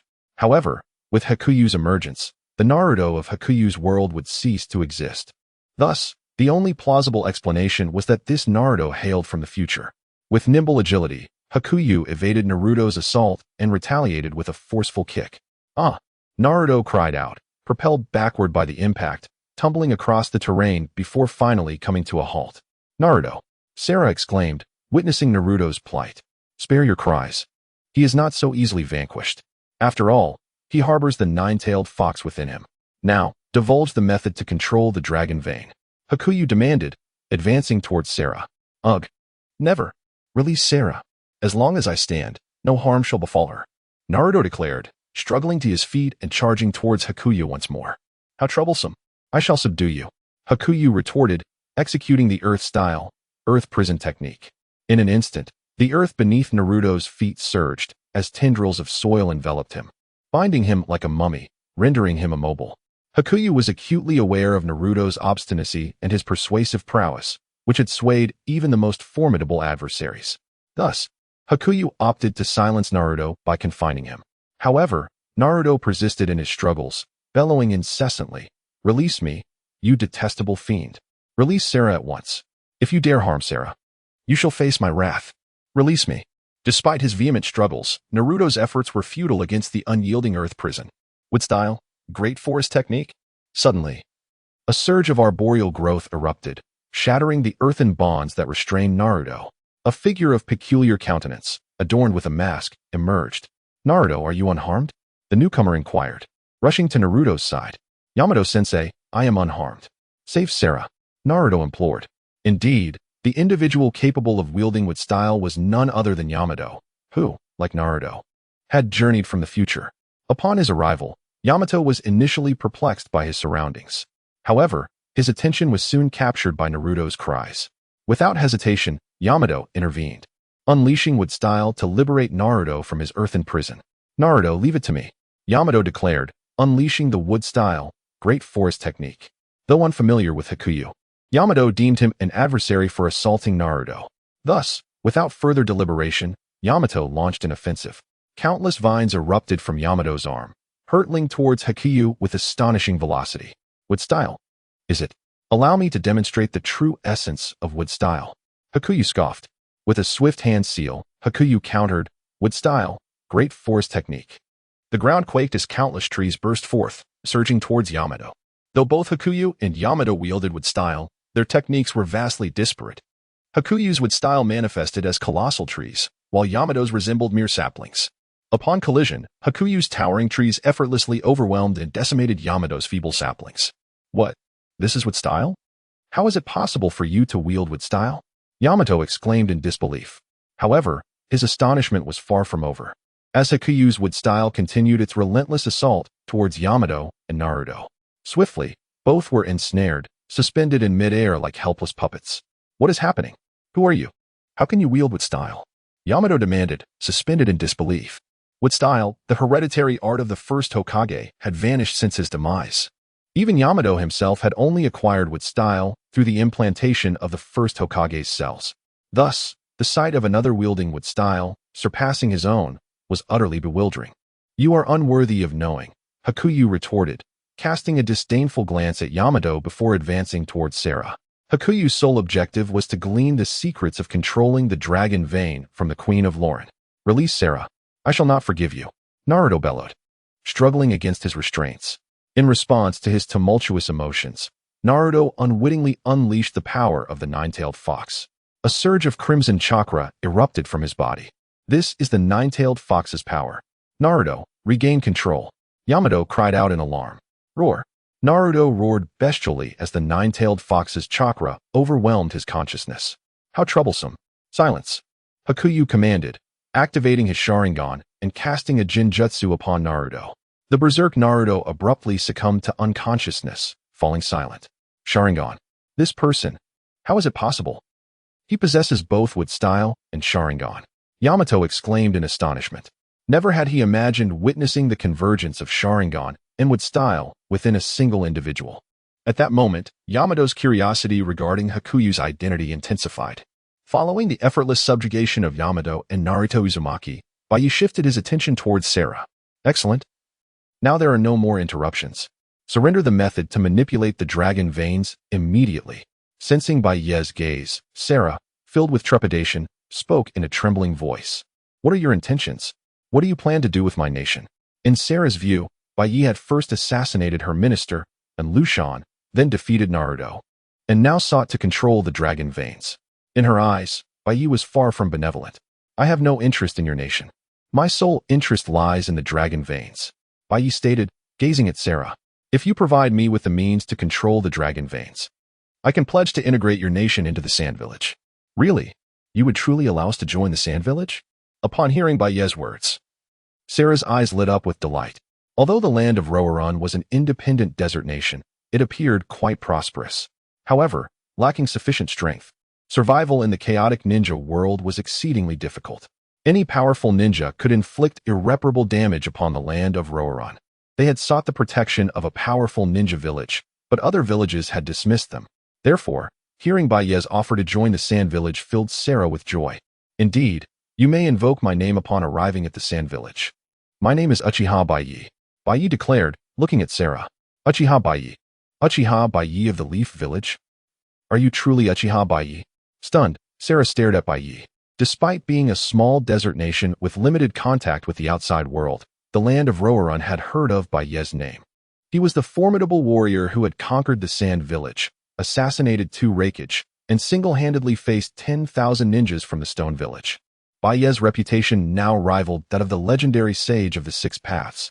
It was nearly impossible for anyone in the ninja world to be unaware of Baiye's name. I believe no one in the ninja world would dare to impersonate me. Baiye stated with unwavering certainty, since Lord Baiye desires the power of the dragon veins. Our land of Roaran is willing to offer it. Confirming Baiye's identity, Sarah immediately surrendered the method to control the dragon veins. She had no choice. Baiye's power was too terrifying. He was capable of conquering the Sand Village, and the land of Roaran had no means to resist him. Excellent. The land of Roaran may now relocate to the Sand Village. From this moment forward, you are part of the Sand Village. After obtaining control of the dragon veins, Baiye immediately addressed Sarah. Thank you, Lord Baiye. Sarah expressed her gratitude, overjoyed at the prospect of joining the Sand Village and receiving its protection. A long-cherished dream. Uchiha Baiye. Yamato, suspended in midair, overheard the conversation between Baiye and Sarah, quickly analyzing the information he had gleaned. He is a member of the Uchiha clan? Are there any survivors of the Uchiha clan? Weren't Sasuke Uchiha and Itachi Uchiha the only remaining members? Yamato pondered, filled with confusion. Baiye approached the dragon veins and began to sense its power, utilizing the method he had obtained from Sarah. Is this the power of the dragon veins? A truly potent and unique chakra energy. Baiye mused. The ninja world was a world of chakra, where chakra could accomplish many incredible feats. Moreover, chakra in the ninja world was diverse, including elemental chakra and sage chakra. The chakra before him was capable of manipulating time. However, time travel was not easily achieved. It required a temporal coordinate, an object from a specific time period. I have it. You too, come here. Baiye willed the trees to pull Naruto and Yamato, suspended in midair, towards him. What are you planning? What do you intend to do with us? We are ninjas from the Leaf Village, Yamato declared, revealing his identity, believing Baiye intended to harm them. So what if you're Leaf Ninjas?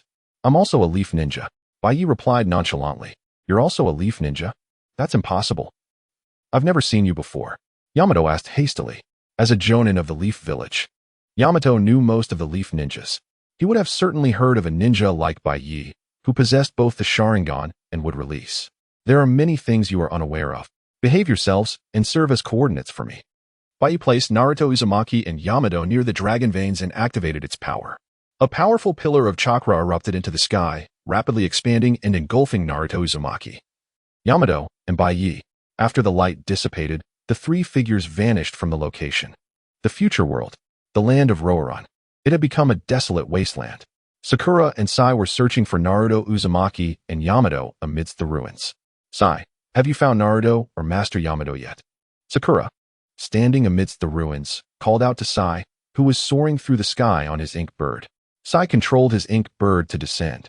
I have searched the entire ruin, but I have found no trace of Naruto or Master Yamato. Sai reported. Damn it, where could they be? Sakura asked, filled with worry. Chapter 147. Uncertain of Tsunade's condition in this world under the leadership of Yamato. The newly formed Team 7 was in pursuit of the ninja known as Baizu. As they reached the ruins of Lulan, Baizu suddenly released a seal, unleashing a formidable surge of chakra that violently engulfed Naruto and Yamato, leaving only Sakura and Sai behind. For some time, the two had been searching for traces of Naruto and Yamato, yet despite scouring the entirety of the Lulan ruins, they found no sign of their comrades. Just as confusion began to set in, two beams of light abruptly appeared. What is that? Be careful. Upon witnessing the sudden appearance of the chakra beams, both Sakura and Sai became alert. The beams manifested swiftly, only to vanish just as quickly. Once they dissipated, Naruto and Yamato materialized in their place. Naruto, Yamato-sensei. It's truly you. Upon recognizing Naruto and Yamato, Sakura and Sai hurried towards them. However, their joy was short-lived as they noticed Naruto was unconscious. What happened to Naruto? Upon seeing Sakura and Sai, Yamato finally regained his composure and exclaimed, Quick, check on Naruto. He is unconscious. Responding instantly, Sakura began to assess Naruto's condition. His external injuries were minor, mere scratches. The critical issue lay in the Jinjutsu. If she could dispel it, Naruto would awaken. As a medical ninja, Sakura swiftly determined Naruto's predicament and broke the illusion. Sakura. Where are we? Where's Sarah? As Naruto regained consciousness, he immediately scanned his surroundings, but all he could see were ruins, nothing else. Sarah. What's Sarah? Yamato-sensei, where exactly did you and Naruto go? Sakura and Sai inquired, their expressions filled with concern. I'm not quite sure either. Yamato recalled the recent events, his confusion evident. It was clear he too was bewildered by the situation. Faced with the familiar scenery, he began to question whether everything that had transpired in the palace was merely an illusion. He had seen an individual possessing both the Sharingan and would release, and had even been thoroughly beaten by this person. Is this the future world? Just then, Baiye appeared before them. Who are you? What do you want? Sakura and Sai asked, their brows furrowed in suspicion, as they were unfamiliar with Baiye. Conversely, Naruto and Yamato instantly became wary upon seeing him. It wasn't he an illusion. This person has truly appeared, Yamato thought to himself, initially believing his recent experiences were figments of his imagination. He now realized that Baiye's existence was indeed real. You bastard! What have you done to Sarah? Naruto charged at Baiye, intent on confronting him, but was swiftly intercepted by Yamato. Naruto, don't act recklessly. His power is immensely formidable. Sarah is unharmed. She is perfectly safe. Yamato reassured Naruto. Sarah is safe? Then I can rest easy. With the knowledge of Sarah's safety, Naruto's impulsiveness subsided momentarily. Who is the current Hokage? Baiye asked Yamato and the others. Though he had arrived in this future world, he needed to ascertain the timeline he occupied. Currently, the fifth Hokage is Tsunade Senju. Yamato responded without hesitation, as Baiye's inquiry did not pertain to any confidential matters of Konoha. Tsunade, huh? I wonder how she is in this timeline. Baiye pondered, as in his own world, Tsunade was his partner. He was quite familiar with her. Yet his curiosity about this world's Tsunade was piqued. With that thought, Baiye chose to disregard them and began to head towards Konoha. Wait, where are you going? Yamato called out, unable to suppress his concern as Baiye intended to depart. What business is it of yours? But since you asked, I shall inform you. I plan to go to Konoha. Baiye replied nonchalantly, casting a glance at Yamato. Going to Konoha? What do you intend to do there? Yamato questioned, his vigilance heightening. That is hard to say. If I'm not pleased, I might just destroy Konoha. With that, Baiye executed a body flicker technique, vanishing from their sight. This is bad. Quickly. We must return to Konoha at once. Yamato exclaimed, alarmed by Baiye's words, directing Sakura and the others. Yamato-sensei, what just happened? Who was that person? What is he going to do in Konoha? Sakura, Naruto, and the others bombarded him with questions. There is no time to explain. We must move first. I will clarify everything on the way. Yamato dashed forward, and although Sakura and Naruto were still filled with questions, they quickly followed his lead. As they hurried along, Yamato recounted the situation regarding Baiye. What? This person possesses both would release and Sharingan. Upon hearing Yamato, Sakura and Sai displayed expressions of shock, fully aware of the significance of those abilities. Only the oblivious Naruto remained confused. What of it? What is wrong with someone having would release and Sharingan? Sakura couldn't help but scold him, you fool. The Sharingan belongs to the Uchiha clan, and would release to the Shinji clan. How could these two bloodlines possibly manifest in a single individual? He must have stolen them. His intentions in Konoha are undoubtedly nefarious, and he may even seek to destroy the village. What? Who dares to threaten Konoha? We must hurry and stop him. Naruto, now enraged at the thought of someone daring to harm Konoha, surged forward with boundless energy, racing towards the village. Under the relentless pace set by Yamato and his cohort, they expeditiously returned to the village hidden in the leaves and promptly sought an audience with the esteemed 5th Hokage. Tsunade sent you. Yamato, Naruto, you've returned. Was the mission successful? Tsunade inquired upon seeing Naruto and Yamato. Granny Tsunade, there's no time for pleasantries. An assault on the village is imminent. We must rally all available shinobi, Naruto exclaimed, rushing towards Tsunade. Silence. Tsunade retorted, delivering a forceful blow that sent Naruto reeling. Though tempered to avoid serious injury. Undeterred, Naruto persisted. Why did you strike me, Granny Tsunade? The village is in grave danger. Sakura intervened, restraining Naruto. Enough, Naruto. Cease your clamoring. With Naruto subdued, Tsunade turned to Yamato. Yamato, elucidate the situation. What transpired? Hokage-sama, during our mission, we encountered an individual named Uchiha Baiye, who wields both the Sharingan and would release, Yamato recounted, providing a concise overview of Baiye's capabilities. What? Would release and the Sharingan? Tsunade exclaimed, astonishment evident in her voice. Are you certain, Yamato? Affirmative, Hokage-sama.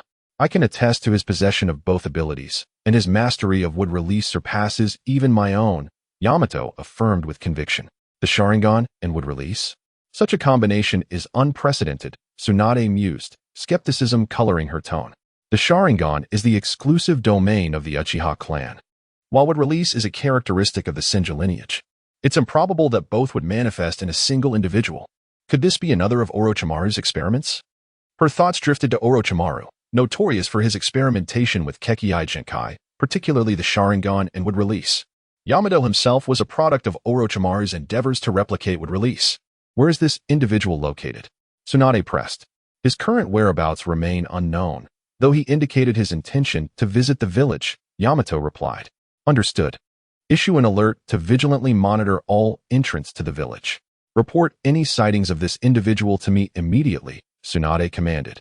Understood, Yamato affirmed, promptly executing the directive.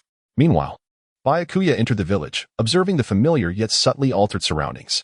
So, this is the leaf village of this world, he mused. It appears largely unchanged. Yet, he noticed subtle modifications in the architecture and commerce, lending an air of familiarity tinged with novelty.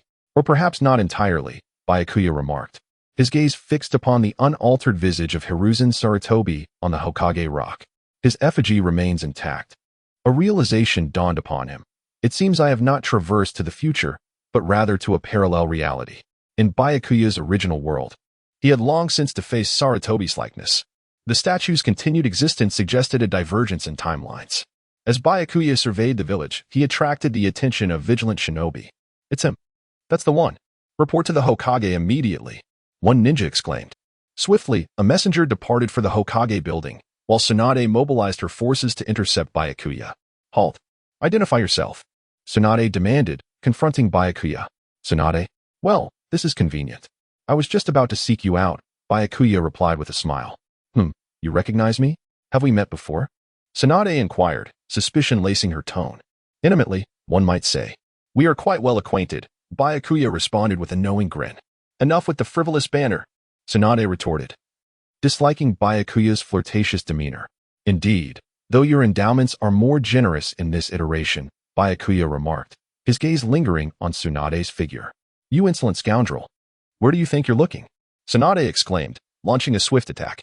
Byakuya effortlessly intercepted her strike, seizing her wrist. Since you've presented yourself so readily, I shall reciprocate, he declared, drawing her into an embrace. Ah, Tsunade-sama, Shizen cried out, witnessing her mistress's capture. Chapter 149, Tsunade, is that flirting? Abruptly drawn into the embrace of a stranger. Tsunade was momentarily stunned, her countenance swiftly shifting with displeasure. You detestable scoundrel. How dare you take liberties with me? Prepare to meet your end. Disruption surge. A potent surge of chakra emanated from Tsunade. Renowned for her prowess in medical ninjutsu, she was equally adept at taijutsu. Thus, despite the initial surprise of being seized by Baiye, she remained composed, a flicker of delight sparking within her. Daring to embrace me so casually, seeking your own demise. Are you? I shall enlighten you as to the true meaning of pain. Whoosh. Boom. The unleashing of her chaotic chakra generated a formidable shockwave, causing the ground beneath her to fissure. Yet, to Tsunade's astonishment, Baiye remained unyielding, his embrace unwavering. Tsunade, what is this display? Flirting, perhaps? Baiye jested, holding her close. Release me, you fiend. Tsunade vociferously protested, struggling in vain. Cry out then. Your cries only serve to invigorate me. Baiye taunted. Dreadful. Tsunade-sama has been captured. We must provide assistance. Shizen exclaimed, witnessing Baiye's continued hold. Upon hearing this, the surrounding Umbu sprang into action, launching a concerted assault on Baiye. What do you intend? Remain where you are. Baiye commanded, executing a single hand seal. Would release. Great force technique. The earth around Baiye trembled as countless trees erupted from the ground. Assailing the Umbu. What is this phenomenon? Would release? Sever these trees. The Umbu cried out, swiftly unsheathing their ninja blades and striking at the encroaching foliage. Flash. Though the Umbu readily cleaved through the trees with their sharp blades, the vegetation displayed an uncanny resilience, rapidly regenerating and multiplying, ensnaring the Umbu from all directions. Curse it. These trees regenerate too swiftly. We cannot withstand this. Aya. Amidst a chorus of anguished cries, the Umbu were bound by the trees and suspended in midair. This is Would release. How can you wield would release? Who are you? Tsunade questioned, her voice laced with disbelief.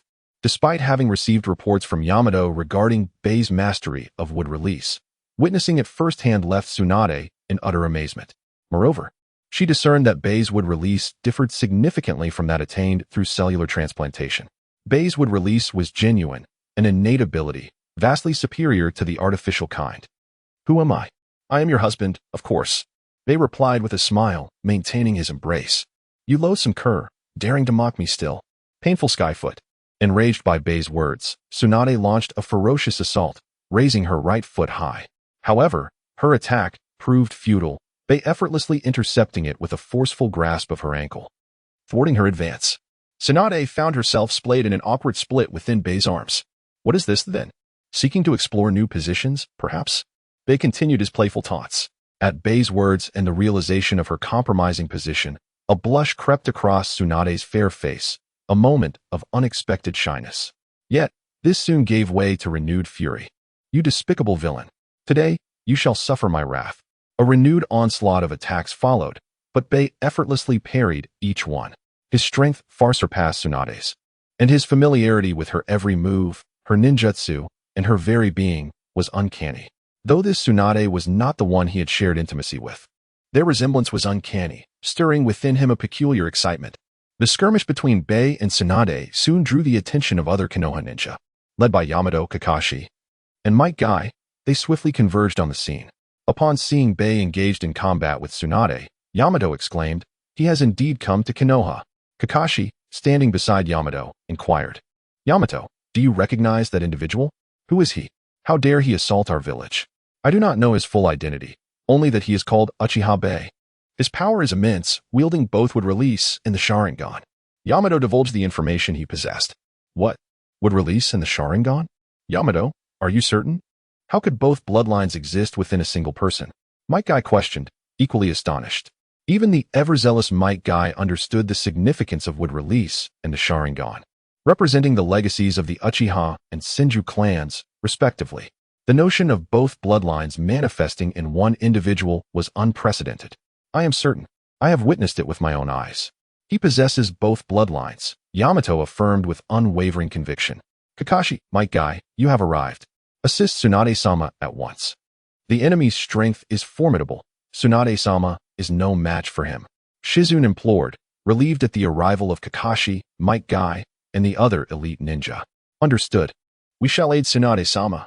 Kakashi, Might Guy, and the others charged towards Baiye without hesitation. The altercation between Tsunade and Baiye persisted with tremendous force, despite Tsunade's relentless assaults. Baiye remained unscathed. Conversely, Tsunade found herself repeatedly at a disadvantage. After a series of attacks, she was visibly exhausted. Tsunade, perhaps now you'll be more cooperative. Baiye remarked, playfully pinching her cheek. You insolent scoundrel. How dare you take liberties with me? She retorted, launching another offensive. Despite her age, Tsunade remained unmarried and inexperienced in such matters. Never had she been subjected to such teasing. Enraged by Baiye's repeated advances, she vowed to make him pay. However, her abilities were no match for his. Lady Hokage, we're here to assist. Kakashi Hitaki and Might Guy announced as they arrived. Excellent. Attack and show him the might of the hidden leaf, shinobi. Tsunade commanded. Observe. Leaf whirlwind. Might Guy exclaimed, launching a fierce kick at Baiye. You seek to challenge my taijutsu. How naive, Baiye responded, mirroring the kick. The collision produced a deafening sound, followed by Might Guy's cry as he was sent hurtling backward. What? He repelled Might Guy? His taijutsu is formidable, Kakashi observed, astonished. Might Guy was renowned as the village's foremost taijutsu expert. If taijutsu is ineffective, we shall resort to ninjutsu. Water style, water dragon jutsu, Kakashi declared, forming hand seals and summoning a massive water dragon that surged toward Baiye. Fire style, great fireball jutsu. Baiye countered, meeting the water dragon with a fiery blast. The clash of water and fire generated a dense fog, obscuring the surroundings. Kakashi, however, intended to exploit this concealment. Activating his Sharingan, he lunged at Baiye. Kunai in hand. An opportune moment. Kakashi thought, utilizing his Sharingan's enhanced perception to strike at Baiye through the mist. Baiye reacted swiftly, drawing his own kunai. The weapons collided with a sharp clang. Sharingan. Without Uchiha blood, you cannot unlock its true potential, Baiye observed, unleashing a genjutsu. Kakashi's vision blurred, and he fell into the illusion. Baiye seized the opportunity, delivering a powerful kick that sent Kakashi flying. Kakashi-senpai, look out! Yamato cried, intercepting the airborne Kakashi. With style, with binding technique. Countless trees sprouted, cushioning Kakashi's fall. Although Yamato's offensive wood techniques were lacking, his skill in creating foliage was considerable. Release, Yamato uttered, dispelling the genjutsu and awakening Kakashi. Such potent genjutsu, even the Sharingan could not resist. Its level surpasses that of Itachi Uchiha, Kakashi mused, clutching his chest in disbelief. Sharingan. Kakashi, he truly possesses the Sharingan. Might Guy exclaimed, returning from his earlier defeat. With style and Sharingan. Who is he? Kakashi wondered, regarding Baiye with a grave expression. The brief exchange had revealed Baiye's immense power, far beyond their capabilities. While Might Guy and Kakashi engaged, other shinobi continued their assault, only to be effortlessly repelled by Baiye. So, Tsunade, this is the extent of the hidden leaf's strength? How utterly pathetic. Sarutobi Hiruzen deserved his fate. Baiye remarked derisively, dispatching the surrounding shinobi with ease. Despite the parallel existence of the hidden leaf, the two villages differed vastly in combat prowess. In Baiye's world, the hidden leaf stood as the most formidable village, boasting numerous Kage-level and elite shinobi. This hidden leaf, however, paled in comparison. With Kakashi and Might Guy as its most capable members, it seems my decision to eliminate Sarutobi Hiruzen was justified. Otherwise, he would have brought ruin upon my hidden leaf. Baiye thought, insolent fool, how dare you belittle our village? Tsunade exclaimed, her anger ignited. Despite the prolonged battle, Baiye had refrained from lethal force, and Tsunade sensed no malice in his actions. However, his disparagement of the hidden leaf was intolerable. I merely state the truth. The hidden leaf is undeniably weak. So weak, in fact, that I could obliterate it with ease, Baiye declared dismissively. Upon hearing Baiye's assertion that he could obliterate the hidden leaf village at will, Tsunade was immediately incensed. Insolent fool, how dare you speak ill of our village? The hidden leaf is a bastion of formidable power, Tsunade retorted. Baiye's disparaging remarks towards the hidden leaf village, in her eyes, were a direct affront to her position as Hokage. The surrounding shinobi, having been effortlessly defeated by Baiye, shared her indignation. His threat to annihilate their home was seen as a belittling of their strength and resolve. Though he had demonstrated overwhelming power, they would not stand idly by while he threatened their village. Power, you say? It seems your understanding of true strength is flawed. Allow me to enlighten you as to what genuine power truly entails, Baiye declared, as his words faded. The tomo in his crimson eyes began to whirl with increasing velocity, ultimately coalescing into a singular form. A surge of untamed chakra erupted from Baiye, solidifying into the form of a colossal Susanoo. An aura of unimaginable dread permeated the air, causing the previously enraged shinobi to pale with fear. Behold, this is true power, Baiye proclaimed from within the Susanoo, his gaze fixed upon Tsunade. What is this monstrosity? To wield such immense chakra. And those eyes? Tsunade exclaimed, her composure faltering as she beheld Baiye's eyes and the formidable Susanoo that surrounded him. The sheer magnitude of his chakra was undeniable. Do you not recognize the Mangekyo Sharingan? It seems the hidden leaf has indeed declined, Baiye remarked with disdain. Mangekyo Sharingan? What of it? The hidden leaf fears no Sharingan, Tsunade retorted, attempting to mask her unease. Despite her surprise at Baiye's display of power, she maintained that the hidden leaf was capable of contending with it. Is that so? And what of now? Baiye challenged, unleashing an even more terrifying surge of chakra. The Susanoo expanded further, its presence growing ever more imposing. Soon, Baiye stood within the complete form of the Susanoo, its immense stature and overwhelming aura causing the hidden leaf shinobi to tremble. Dare you challenge such power, hidden leaf? Baiye boomed from atop the Susanoo's head, his gaze sweeping over Tsunade and the assembled shinobi. What manner of power is this? Is this the full extent of his abilities? It is, terrifying. Can the hidden leaf truly stand against such might? Doubt began to creep into Tsunade's mind. Despite her unwavering faith in the hidden leaf, Baiye's power was simply overwhelming. Seeing Tsunade's shaken composure, Baiye dispelled the Susanoo. Well, don't just stand there gaping. Are you paralyzed by fear? He jested, pinching her cheek. I'm not afraid, Tsunade stammered, though the frantic beating of her heart betrayed her true feelings. Are you going to keep me here, then? Do you truly wish to see me destroy the hidden leaf? Baiye inquired, a sly smile playing on his lips. Follow me, Tsunade conceded, dismissing the surrounding shinobi.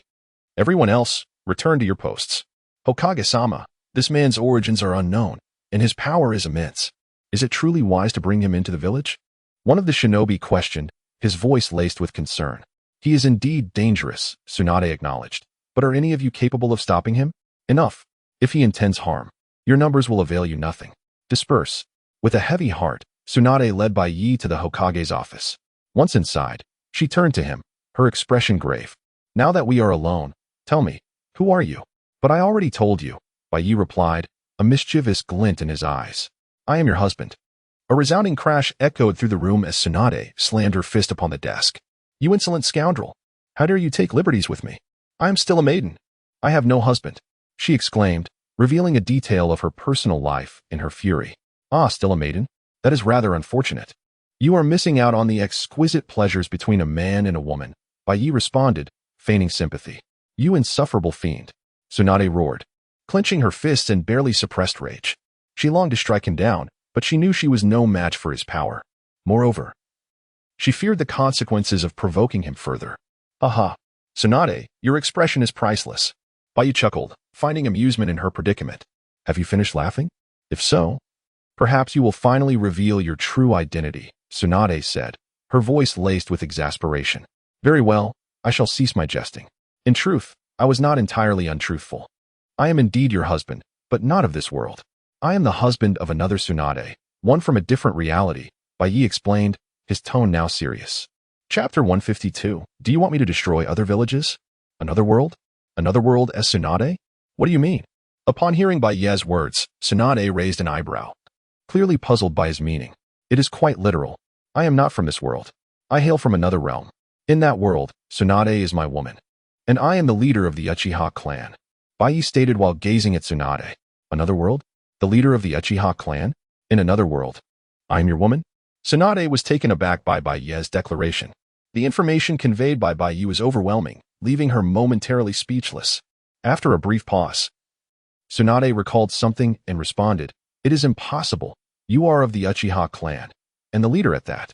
Even if I were from another world, I could never be your woman. Sarutobi-sensei would never allow it. Tsunade immediately countered. The Uchiha and Shinji clans have always been archenemies. Even in another world, Tsunade could not fathom choosing a man from the Uchiha clan. More importantly, her mentor Sarutobi Hiruzen would never consent to such a union. Haha, Sarutobi Hiruzen? That fool has long since met his end. Baiye scoffed disdainfully. What? You killed Sarutobi-sensei? Tsunade exclaimed in shock. Indeed, not only Sarutobi Hiruzen, but also his clan. The Sarutobi, along with the Uchiha, Mito, and Shimura clans, have all been expelled from Konoha. Baiye continued, still dripping with disdain. How could this be? Those 4 clans are integral to Konoha. If you expelled them, the village would surely collapse. Tsunade clearly found it hard to believe Baiye's claims. Now, as Hokage, she was acutely aware of the dynamics within Konoha. These 4 clans wielded 2/3 of the village's power, and even Tsunade needed their support for numerous matters. The absence of these clans would indeed pose a significant problem. Unfortunately, you are mistaken. It is precisely because those 4 clans are gone that Konoha has grown even stronger. In our world, Konoha can effortlessly repel any attacking ninja village. Even Suna would now be a vassal of Konoha. Baiye asserted with palpable disdain. How could this be possible? Tsunade remained incredulous. Nothing is impossible. Those 4 clans are worthless. They merely squander the resources of Konoha without possessing any true strength. Baiye continued to express his contempt. Let us set aside the matter of Konoha for now. What is your situation? You are clearly of the Uchiha clan, yet you wield wood release. Tsunade's curiosity was piqued. She was determined to understand why Baiye, an Uchiha, could utilize wood release. It is quite simple. The Uchiha and Shinji clans were once part of the same family. As an Uchiha, it is entirely possible for me to awaken wood release. Baiye explained. The same family? What nonsense is this? The Uchiha and Shinji clans cannot possibly be one and the same. Tsunade was unconvinced. It is the truth. The stone tablet of the Uchiha clan records all of this. Baiye stated with unwavering certainty. Meanwhile, in a hidden base of the root organization within Konoha, the leader, Shimura Danzo, had also been informed of Baiye's arrival. What did you say? A person with both wood release and Sharingan has come to Konoha? Danzo inquired of a member of the root organization. Yes, Lord Danzo. This individual is named Uchiha Baiye. He has demonstrated wood release and possesses the Sharingan. Moreover, his strength is remarkable, the member replied with conviction. The root organization in this world differs significantly from that of Baiye's realm. In the alternative world, after Baiye expelled Danzo and the Shimura clan from Konoha, the root organization was entirely eradicated. In contrast, this world's root organization, following Sarutobi Hiruzen's death, had not only remained intact, but had grown even more powerful. Danzo now wielded more influence than Tsunade, the current Hokage. The Uchiha clan? I never would have imagined that a remnant of the Uchiha clan still existed. All Uchiha must perish. Where is this individual? Danzo remarked with irritation. The Uchiha clan in this world has already been destroyed, and it was Danzo who orchestrated their downfall. Now, upon hearing of an Uchiha in Konoha, Danzo viewed this person as a potential survivor. For Danzo, every last Uchiha must be eliminated. If this person has arrived in Konoha, he cannot be allowed to leave alive. Furthermore, Danzo sought to seize this individual as Sharingan. Report to Lord Danzo. This person is currently in the Hokage building. The member continued. The Hokage building. You say? Bring him. Follow me. We shall demand his presence. Soon. Danzo led the members of the root organization toward the Hokage building. At this moment, in the conference room of the Hokage building, Baiye had shared many details about his world. Your world is truly like this. It is almost beyond belief. Tsunade marveled, gradually transitioning from skepticism to belief. Given your formidable strength, what brings you to our world? Tsunade inquired curiously. Me? I have come to kill, of course. Out of respect for you as Tsunade, I could assist you in annihilating the other 4 ninja villages, elevating Konoha to the pinnacle of strength. Baiye responded earnestly. What? Kill? Impossible. Our Konoha embodies the will of fire and would never engage in aggression against other villages. Tsunade resolutely rejected Baiye's proposition. The will of fire? Haha, how Navi. It seems you have truly been brainwashed by that fool Sarutobi Hiruzen. Baiye mocked Tsunade. Chapter 153. The reckless Danzo in this world. The absence of Baiye meant that events unfolded as originally scripted. Consequently, Tsunade had been indoctrinated by Hiruzen Sarutobi over the years. In her mind, The will of fire espoused by Sarutobi was undoubtedly correct. Even now, as she ascended to the position of Hokage and became aware of the darker deeds Sarutobi had committed, her heart remained steadfast in the belief of the will of fire. "Show me some respect. I am the Hokage. This is not your Konoha," Tsunade exclaimed, her irritation evident upon hearing Baiye's words. "What is the matter? Am I mistaken?" Baiye retorted disdainfully. "Sarutobi and those clans are nothing but waste, parasites of Konoha. Without them, the village would have flourished and countless tragedies could have been averted." Tsunade fell into deep contemplation, grappling with the shock of Baiye's presence from another world. She found herself perplexed, uncertain of what was genuine and what was deceitful. Just as Tsunade wrestled with her thoughts, the door to the conference room swung open, and Danzo Shimura strode in with a group of followers. "What do you want, Danzo?" Tsunade shot back, irritation lacing her voice. Despite her position as Hokage, granting her the highest authority in Konoha, she was still overshadowed by the likes of Danzo and other elders, whose power was considerable. If they united against her, even Tsunade would find herself in a precarious position. Tsunade, how dare you allow a stranger into Konoha? You are jeopardizing the village's safety. Guards, apprehend him," Danzo commanded, casting a disdainful glance at Tsunade before ordering the members of the Root organization to seize Baiye. "How dare you, Danzo? What are you doing? You would dare to arrest someone in my presence?" Tsunade's voice rose in furious protest. "This man possesses the Sharingan. I suspect he is a remnant of the Uchiha clan. He must be captured for the safety of Konoha," Danzo continued, disregarding Tsunade's protests and issuing orders to his Root members. "You insolent fool. I am the Hokage," Tsunade shouted, her authority unrecognized by the Root members, who heeded only Danzo's commands. "Haha, Tsunade, is this what it means to be Hokage? How pitiable you are." Baiye laughed mockingly at Tsunade's predicament. Though seething with anger, Tsunade found herself powerless against Danzo, a high-ranking elder with significant influence in Konoha. Surely, she could not resort to killing him. "Allow me to assist you," Baiye declared, swiftly dispatching the approaching Root members with ease. "You dare to strike," Tsunade exclaimed, witnessing the chaos unfold. "Look, Tsunade, he has attacked a Konoha ninja. Such a being cannot be allowed to live." Danzo's heart swelled with glee. Seizing the opportunity to justify his actions against Baiye, "Members of Root, attack. Seize him," Danzo commanded without hesitation. Yes, the Root members complied, drawing their kunai and charging at Baiye. "How dare you draw your weapons before me? The fate of anyone who dares to do so is death," Baiye proclaimed, effortlessly dodging an attack from one member while seizing the kunai from his grasp. With a swift motion, he severed the throat of the member, blood gushing forth as the body crumpled to the ground. After disposing of this member, Baiye lunged at another, blood spraying once more as another Root member fell. The carnage continued, the air filled with the sounds of screams and the sight of blood as one by one, the Root members succumbed to Baiye's onslaught. Soon, only two remained, Danzo's bodyguards, Kazama and Yamanaka. They positioned themselves protectively in front of Danzo, their expressions grave. "Danzo-sama, we must be cautious.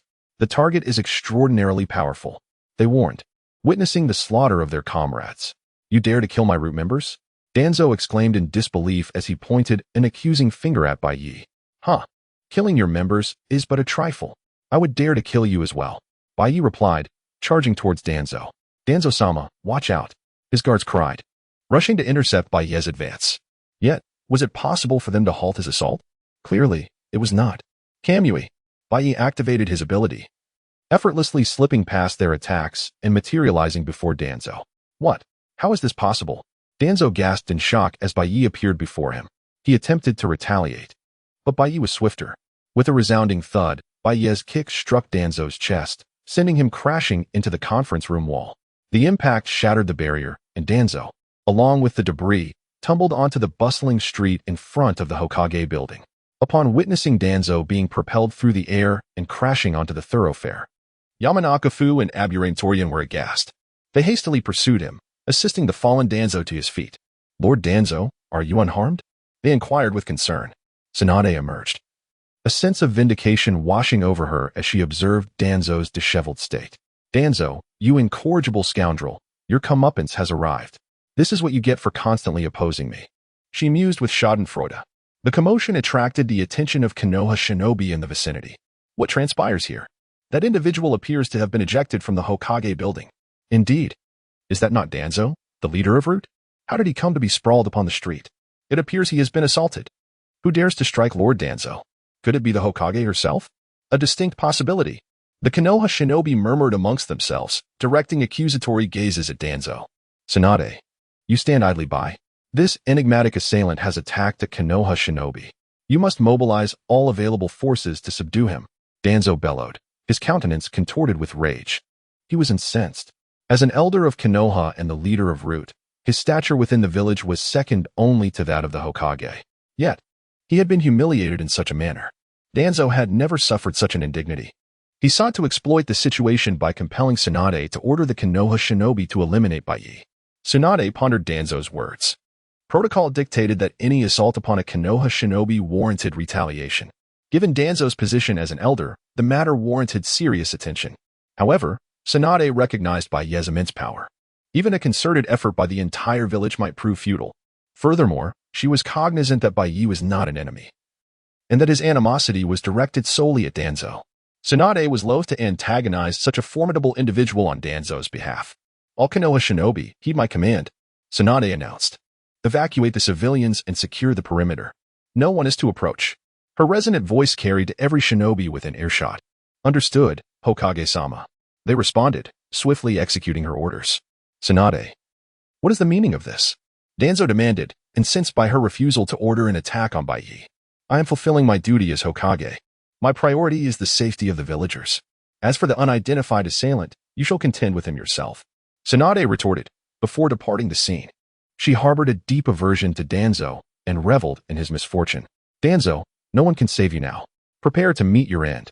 Baiye declared, once again advancing towards Danzo. Protect Lord Danzo. Mind-body switch technique. Secret technique. Parasitic destruction insect. Yamanaka Fu and Aburame Toryun unleashed their respective abilities in an attempt to thwart Baiye's advance. However, their efforts were in vain.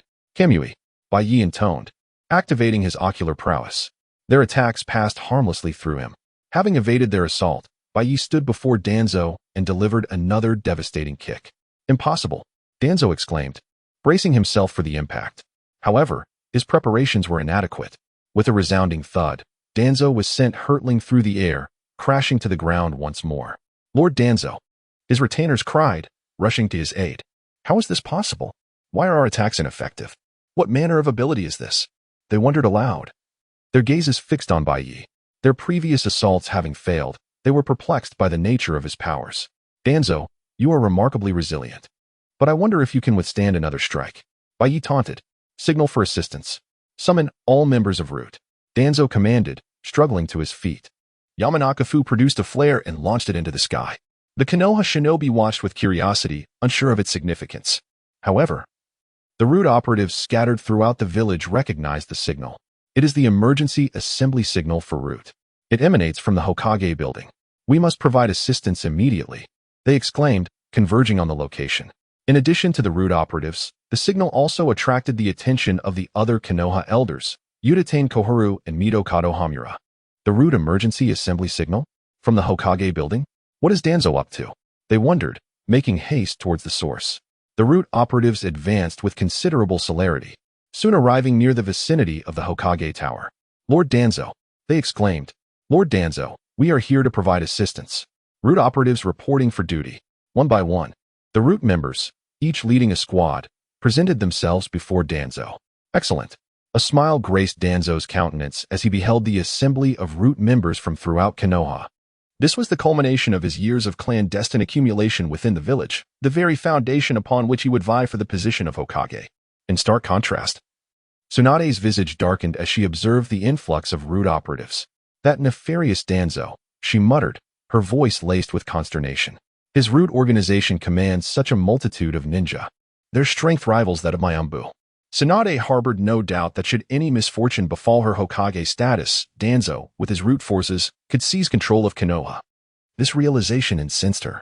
As if echoing her apprehensions, events would unfold in the future, during Pain's assault on Konoha, where Tsunade, having expended her chakra to safeguard the village, succumbed to unconsciousness. Danzo, seizing the opportunity, usurped control of Konoha and declared himself Hokage. However, his reign was short-lived, as Sasuke, wielding the Mangekyo Sharingan, swiftly brought an end to his ambition. Attack!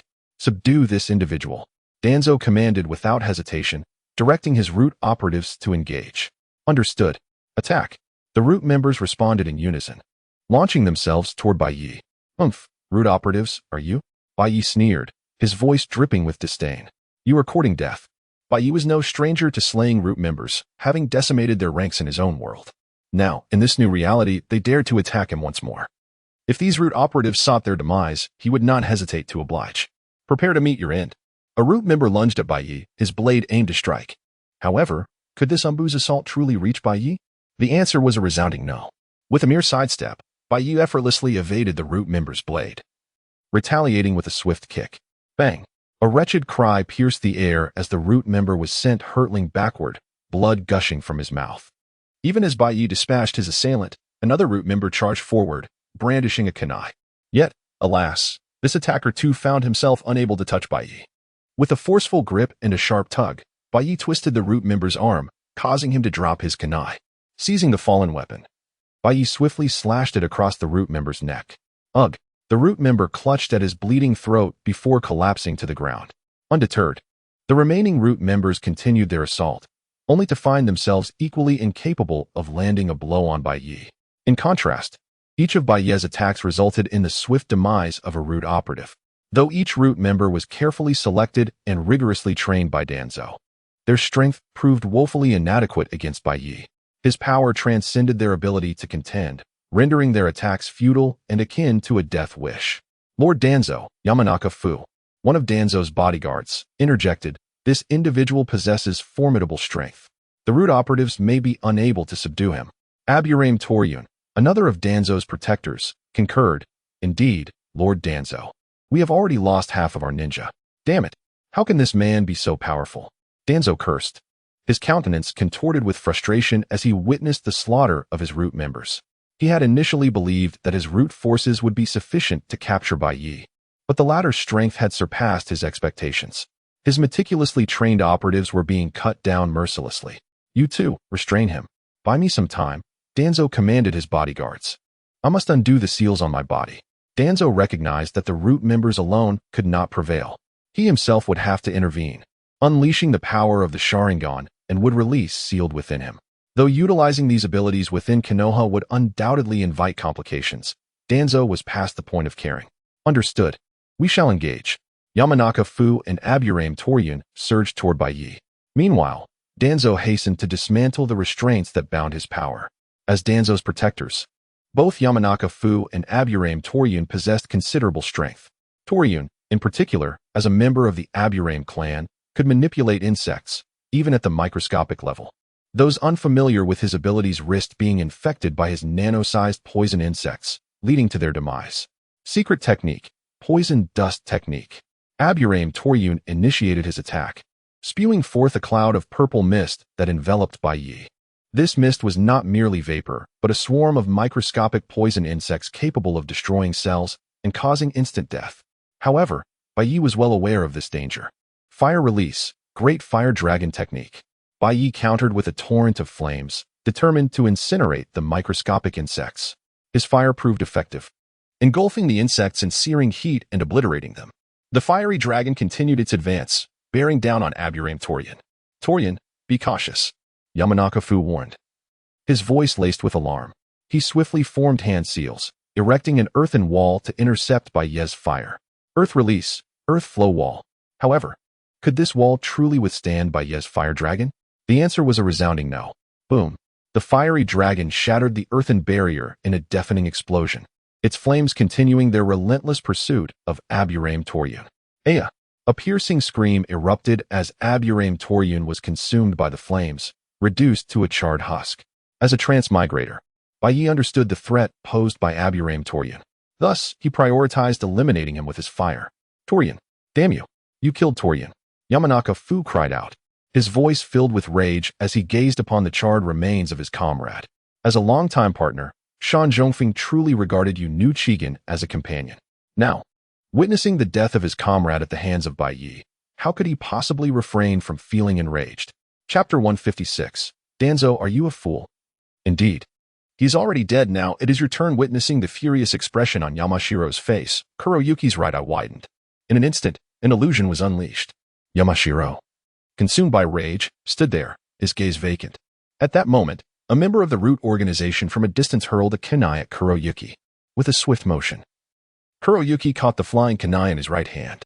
He then flung it with force, sending the kunai flying toward Yamashiro, who was ensnared in Kuroyuki's genjutsu and unable to evade.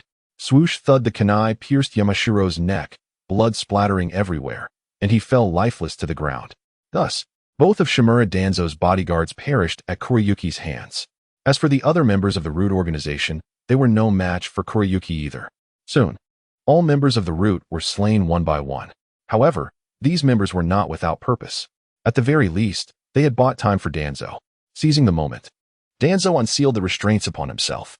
Uchiha Kuroyuki, today marks your demise. Danzo extended his arm, revealing several Sharingan embedded within his withered wooden arm, alongside the visage of Shinji Hashirama at his shoulder. He then unraveled the bandages binding his head, exposing yet another Sharingan. Upon witnessing Danzo's wooden arm with Sharingan, Kuroyuki exhibited no surprise. Perhaps he had seen it long before and was already aware. However, Tsunade was oblivious. Upon seeing Danzo's wooden arm, she erupted in fury. Danzo, what have you done? How dare you commit such an atrocity? Flames of rage erupted from Tsunade's eyes. It is known that the theft of bloodline abilities has always been strictly prohibited by every village. To think that Danzo, as an elder of Konoha, would audaciously implant the village's bloodline abilities, particularly the would release and Sharingan. How could Tsunade not be enraged? Not only her, but the surrounding ninjas observing the battle also wore grim expressions, particularly those from the Hyuga clan. They knew their clan possessed the Byakugan, a dojutsu bloodline. If Danzo could pilfer the Uchiha Sharingan, could he not also steal their Byakugan?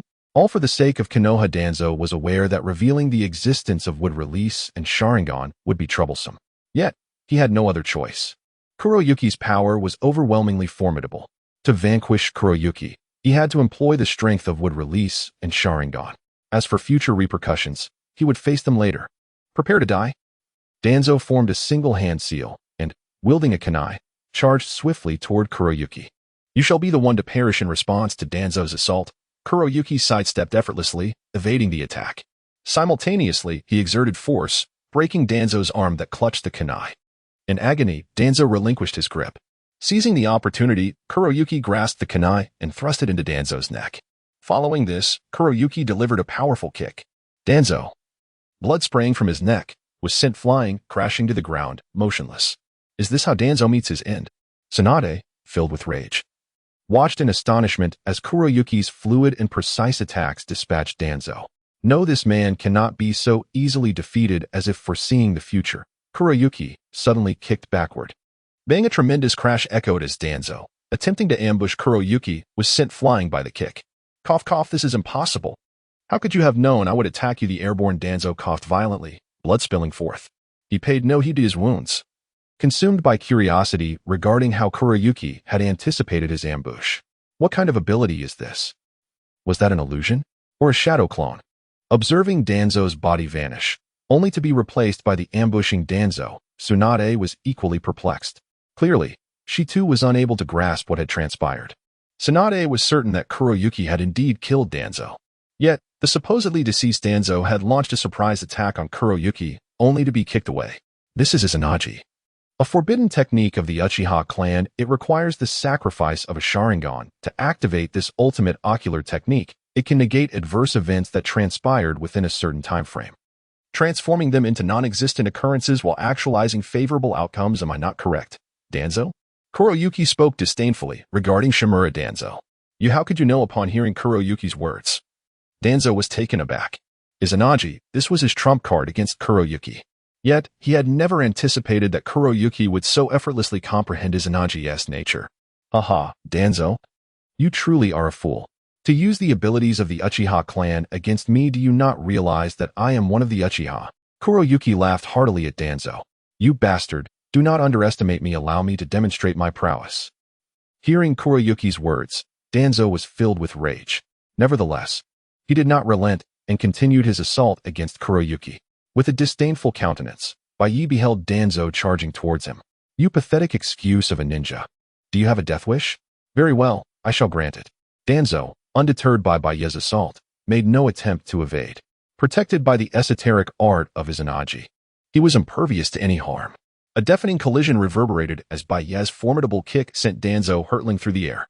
The sheer force shattered his ribcage, ruptured his heart, and seemingly extinguished his life. Yet, in an instant, the fallen Danzo vanished, replaced by an unscathed version standing defiantly before Baiye. Technique established. Chakra sealing art. Danzo chanted, his hands weaving through a rapid succession of seals. Dark, arcane runes materialized around Baiye, encasing him in their restrictive embrace. A sealing technique? So that's the maneuver you set up earlier, Baiye mused, recognizing the trap laid with Danzo's sacrificed life. Alas, it is futile against me. Begone. With a surge of will, Baiye unleashed a torrent of untamed chakra, shattering the sealing technique into oblivion. Danzo's meticulously crafted plan, designed to ensnare and subdue Baiye, crumbled before the sheer magnitude of his power. Such seals might pose a challenge to ordinary ninja, but against Baiye, they were utterly inconsequential. Impossible. He shattered the sealing technique with mere chakra. Danzo exclaimed, his voice laced with disbelief. Is this the extent of your power, Danzo? How utterly pathetic. If this is all you possess, then you may as well embrace your demise. Baiye's words hung in the air as he materialized before Danzo, his foot poised for another devastating strike. No, Danzo cried out, desperately attempting to evade the impending blow. But Baiye was relentless. Another thunderous impact reverberated as Baiye's foot connected with Danzo, sending him crashing to the ground, his mouth spewing blood. Moments later, the lifeless form of Danzo dissipated, replaced by a pristine version, standing once more. Damn it, his power is immense. How can he be so strong? The resurrected Danzo, now wary, regarded Baiye with newfound caution. Having been felled 3 times, he finally recognized the sheer disparity in their capabilities. He's revived again. Such an ability defies comprehension, Tsunade exclaimed, witnessing Danzo's repeated resurrections with astonishment. Baiye, however, remained unfazed, a sardonic smile playing on his lips. How many lives do you possess, Danzo? I intend to find out. Baiye launched himself at Danzo once more. Wind style, vacuum bullets. Danzo countered, unleashing a barrage of wind-based projectiles in a desperate attempt to impede Baiye's advance. Kamui. Baiye intoned, his body flickering into intangibility. Danzo's attack passed harmlessly through him as Baiye reappeared before his adversary. Impossible! What manner of ability is this? Danzo exclaimed, his shock quickly turning to terror as Baiye's foot descended upon him. With a sickening crunch, Baiye's foot crushed Danzo's skull, scattering brain matter across the battlefield. Yet, as before, the headless corpse vanished, replaced by a whole Danzo, standing once more. Damn you! This is infuriating. I've already sacrificed 4 Sharingan. Danzo cursed, his gaze fixed on the closed eyes on his arm. Heh, Danzo, resurrected once more? Have you contemplated the manner of your next demise? Baiye taunted. Against any other opponent, Danzo's Izanagi would have been a formidable advantage, allowing him to trade lives for victory. But against Baiye, it was a mere inconvenience. Do not underestimate me, you insolent fool. Danzo roared, summoning his personal summon, the dream-devouring Baku. The Baku's gaping maw unleashed a powerful suction, creating a tempest around Baiye. Under the cover of the windstorm, Danzo launched his attack. Wind style, vacuum serial waves. Danzo cried, his wind technique amplified by the Baku's power. Chapter 158. I shall see how many lives you have left. In the instant that Danzo launched his assault, Baiye had already invoked the power of Kamui. Retreating into an alternate dimension, Danzo's ferocious strike passed right through Baiye's form, inflicting no harm whatsoever. Instead, the wind release attack struck mercilessly against the Dream Demon. The summoning beast. A howl echoed as the Dream Demon let out a painful cry, dissipating into smoke. How tragic it was for the Dream Demon to serve as Danzo's summoning beast. Damn it! How did he evade my attack again? What is this ability? Danzo cursed inwardly, his frustration mounting as his assault once again failed. This time, I shall split you in 2. Just as Danzo was momentarily distracted, Baiye's counterattack arrived. With a powerful kick aimed at Danzo's abdomen, a resounding impact followed.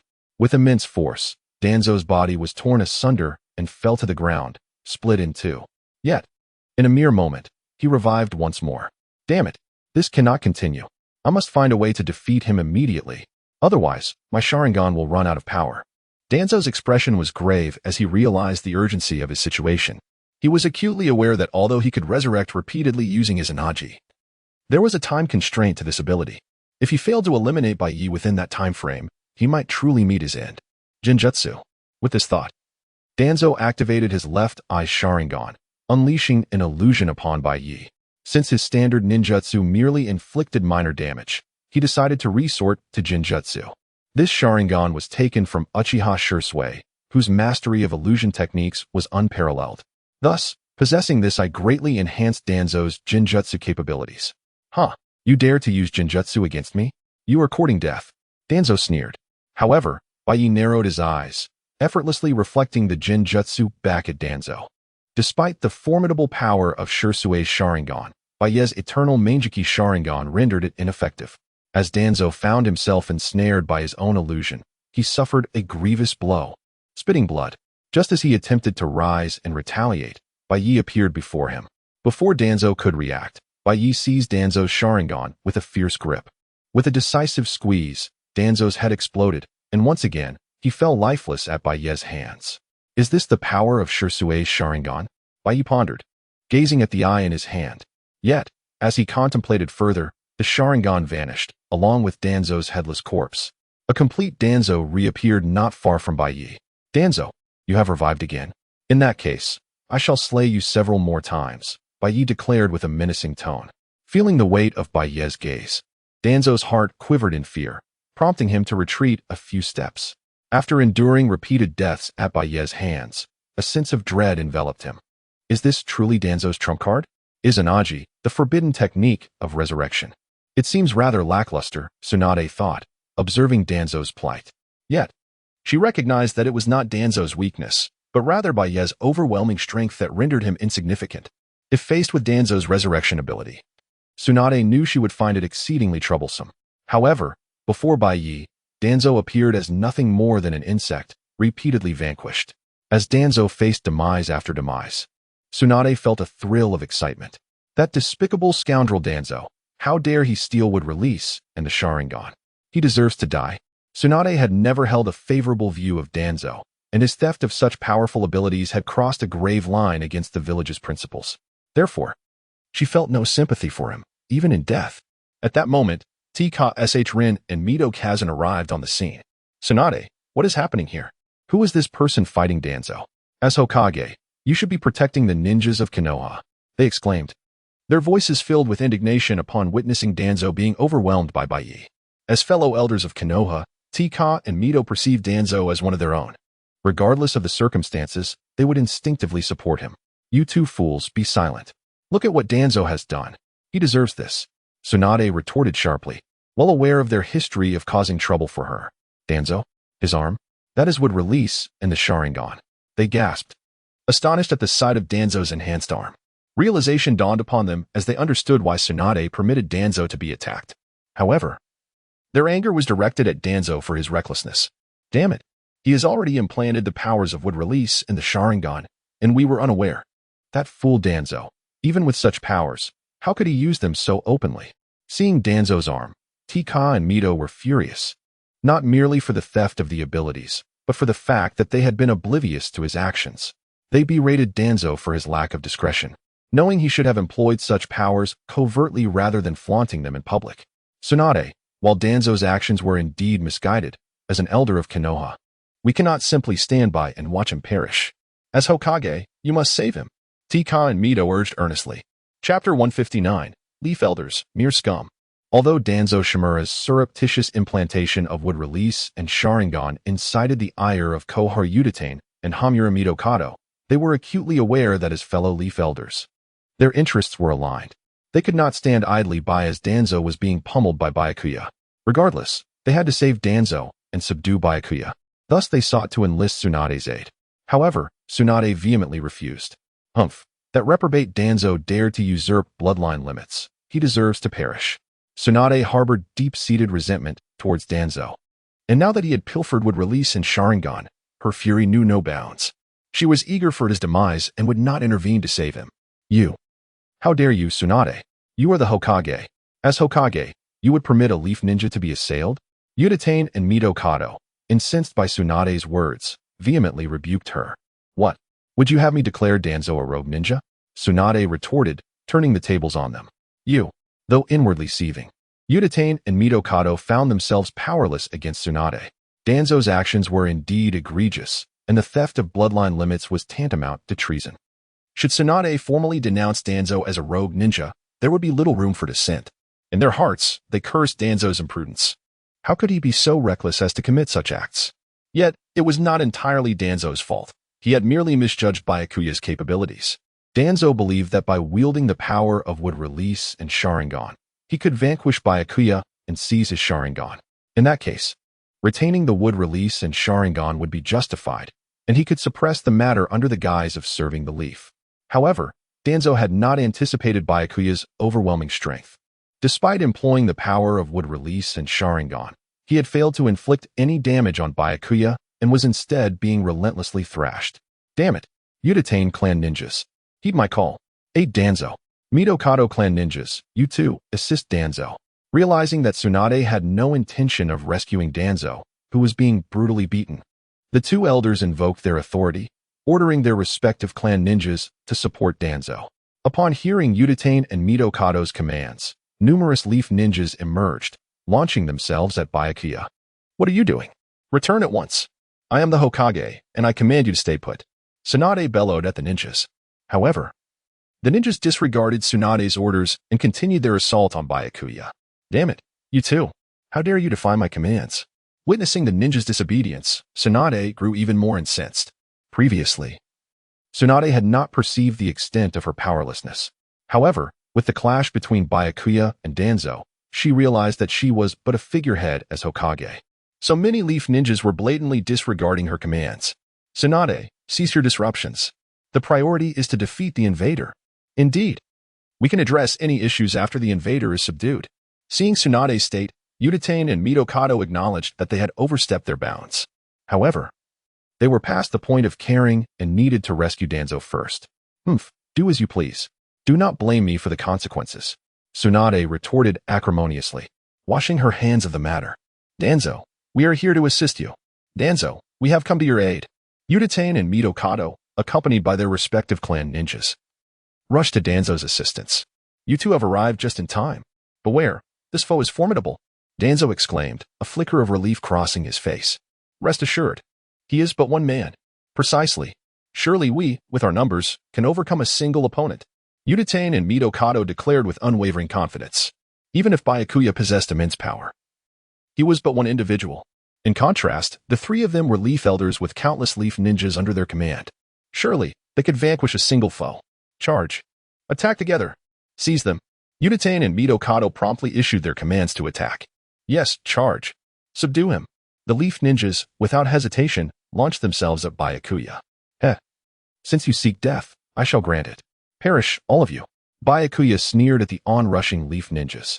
These leaf ninjas were pathetically weak in comparison to Byakuya, so weak that he could crush them with ease. Since they sought their demise, Byakuya would not hesitate to oblige. Bang, bang, bang, ack, ack, ack. A series of collisions were followed by a chorus of agonizing screams. The ninjas who had attacked Byakuya were sent flying backward. Their attacks were utterly futile against Byakuya. While each of Byakuya's strikes effortlessly felled a ninja, in the initial exchange, over a dozen leaf ninjas were slain by Byakuya. What? This is impossible. How can his strength be so terrifying? Uchiha and Mitokado were aghast at Byakuya's ruthless slaughter of the leaf ninjas. As they stood in stunned disbelief, Byakuya, wielding his ninjat, had already reached them. What do you want? Do not come closer. I am a leaf elder. Uchiha stammered, her voice trembling, hoping that Byakuya would hesitate due to her status. Leaf elder? Mere scum. Byakuya spat contemptuously, and with a swift, decisive strike of his ninjat, Uchiha was decapitated. Why you killed Koharu? How dare you slay our leaf ninjas? Mitokado stared at Byakuya in utter disbelief, his mind reeling from the shocking death of Uchiha. Chapter 160. Danzo, I have longed to execute you. The title of Leaf Elder commands immense prestige in the ninja world. Even the Kage of other villages would extend courtesies. Should they be captured during a ninja war, their lives would be spared, and the Leaf Village would expend considerable resources to secure their release. The notion of a ninja daring to slay them was unfathomable. Thus, the unhesitating execution of Koharu Uchiha evoked such astonishment in Hamura Mitokado. Indeed, I dispatched her. And now it's your turn, Baiye declared, flicking the blood from his ninjato as his gaze settled upon Hamura. You. Spare me. Overwhelmed by dread, Hamura turned tail and fled. "Umph, do you truly believe you can elude me?" Baiye scoffed, watching Hamura's desperate escape. In his previous existence, Baiye had yearned to eliminate these two, but their celerity had always thwarted him. Before he could act, they would vanish. Now, fate had granted him this encounter, and he would not allow such an opportunity to slip away. With a forceful heave, Baiye hurled his ninjato.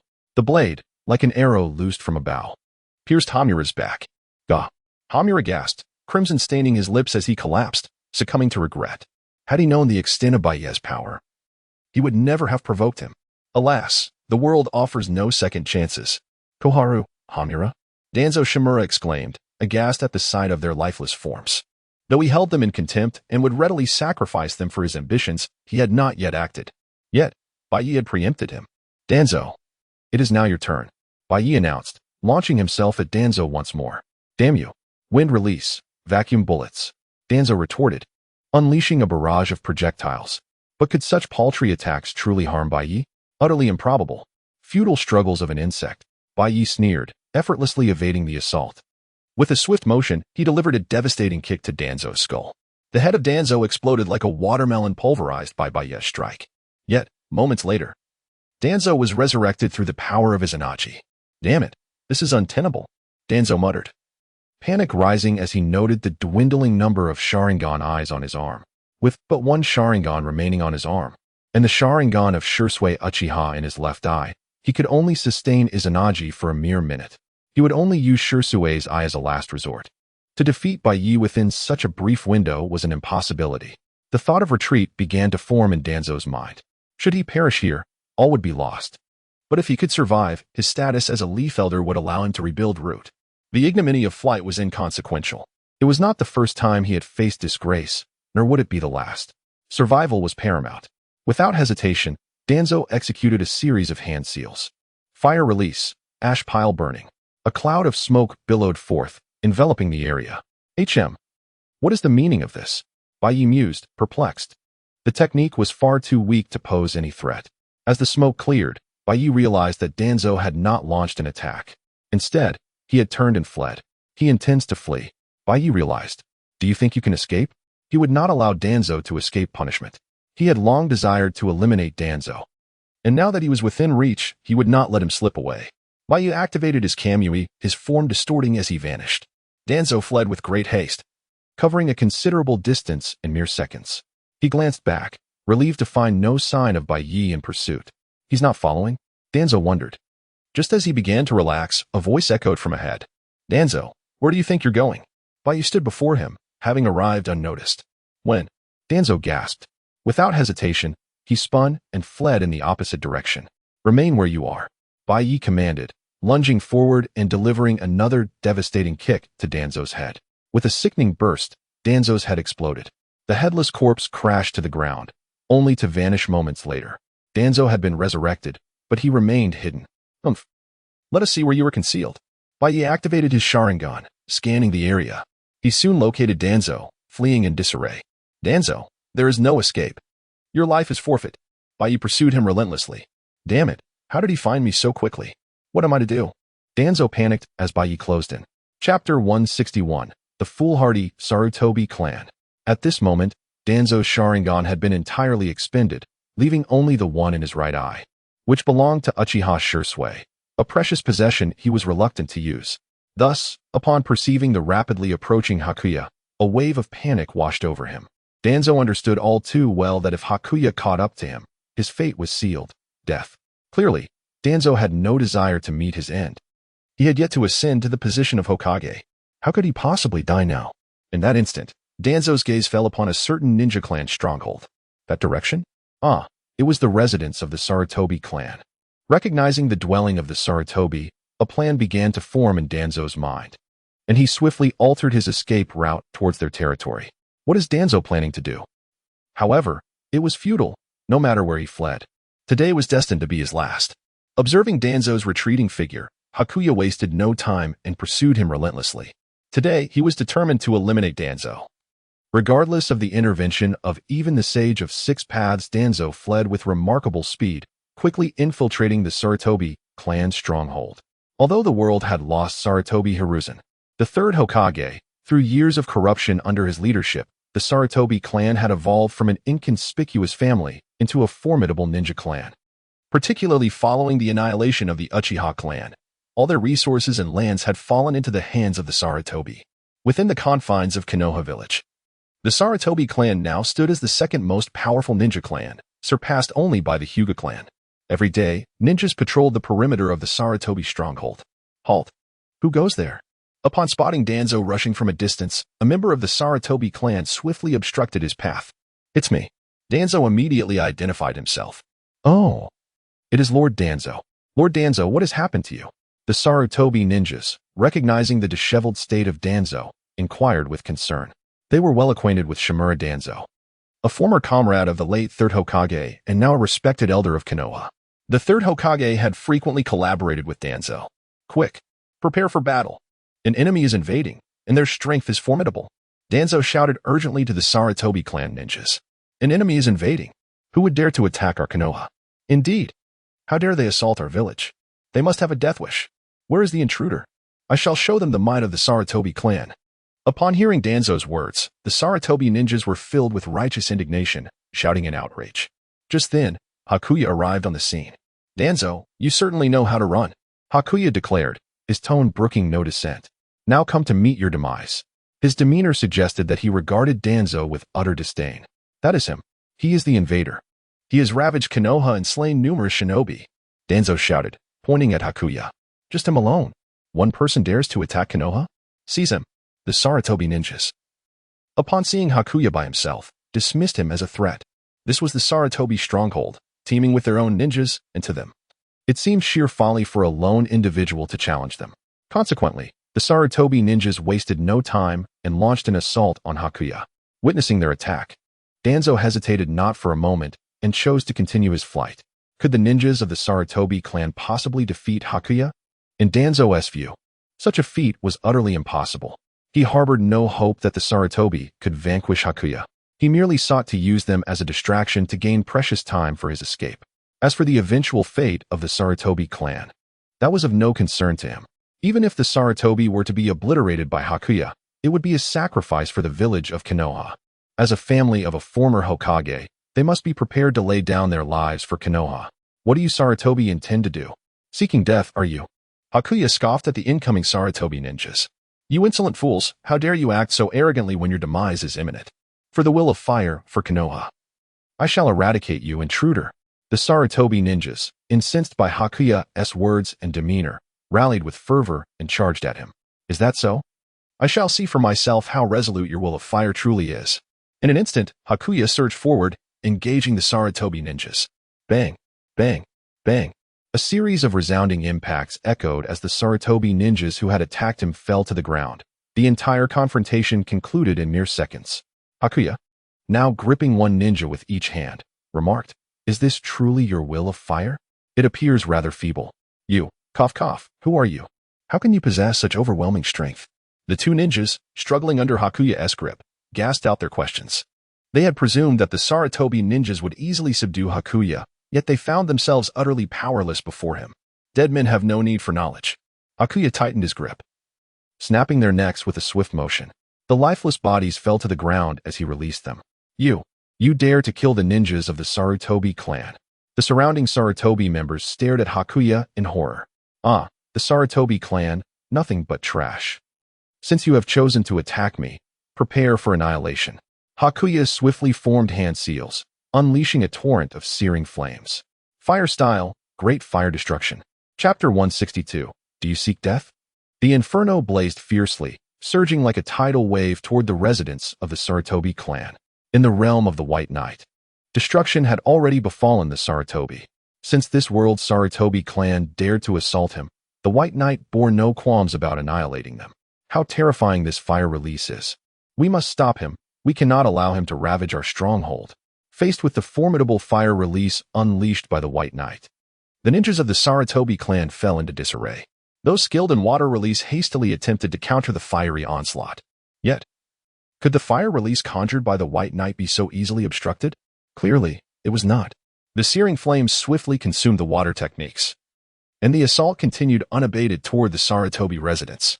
A cacophony of explosions erupted, engulfing the entire Sarutobi clan in flames. Countless infernos were devastating their stronghold.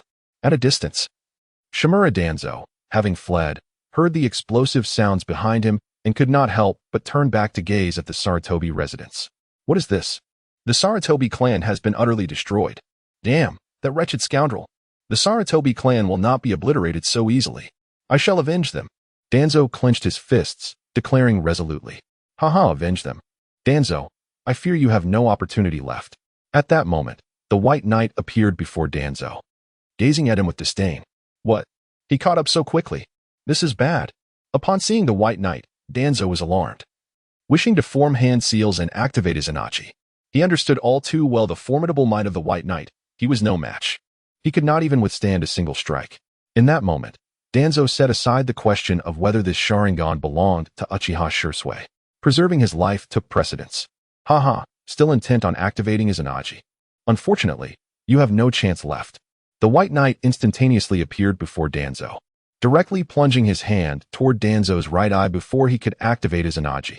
A scream erupted as Danzo's right eye was violently plucked from its socket. You have stolen my Sharingan. Return our Sharingan to me. Seeing his Sharingan taken, Danzo lunged toward the White Knight in desperation. Want it? I shall not return it to you. The White Knight crushed the Sharingan with a firm grip, obliterating it.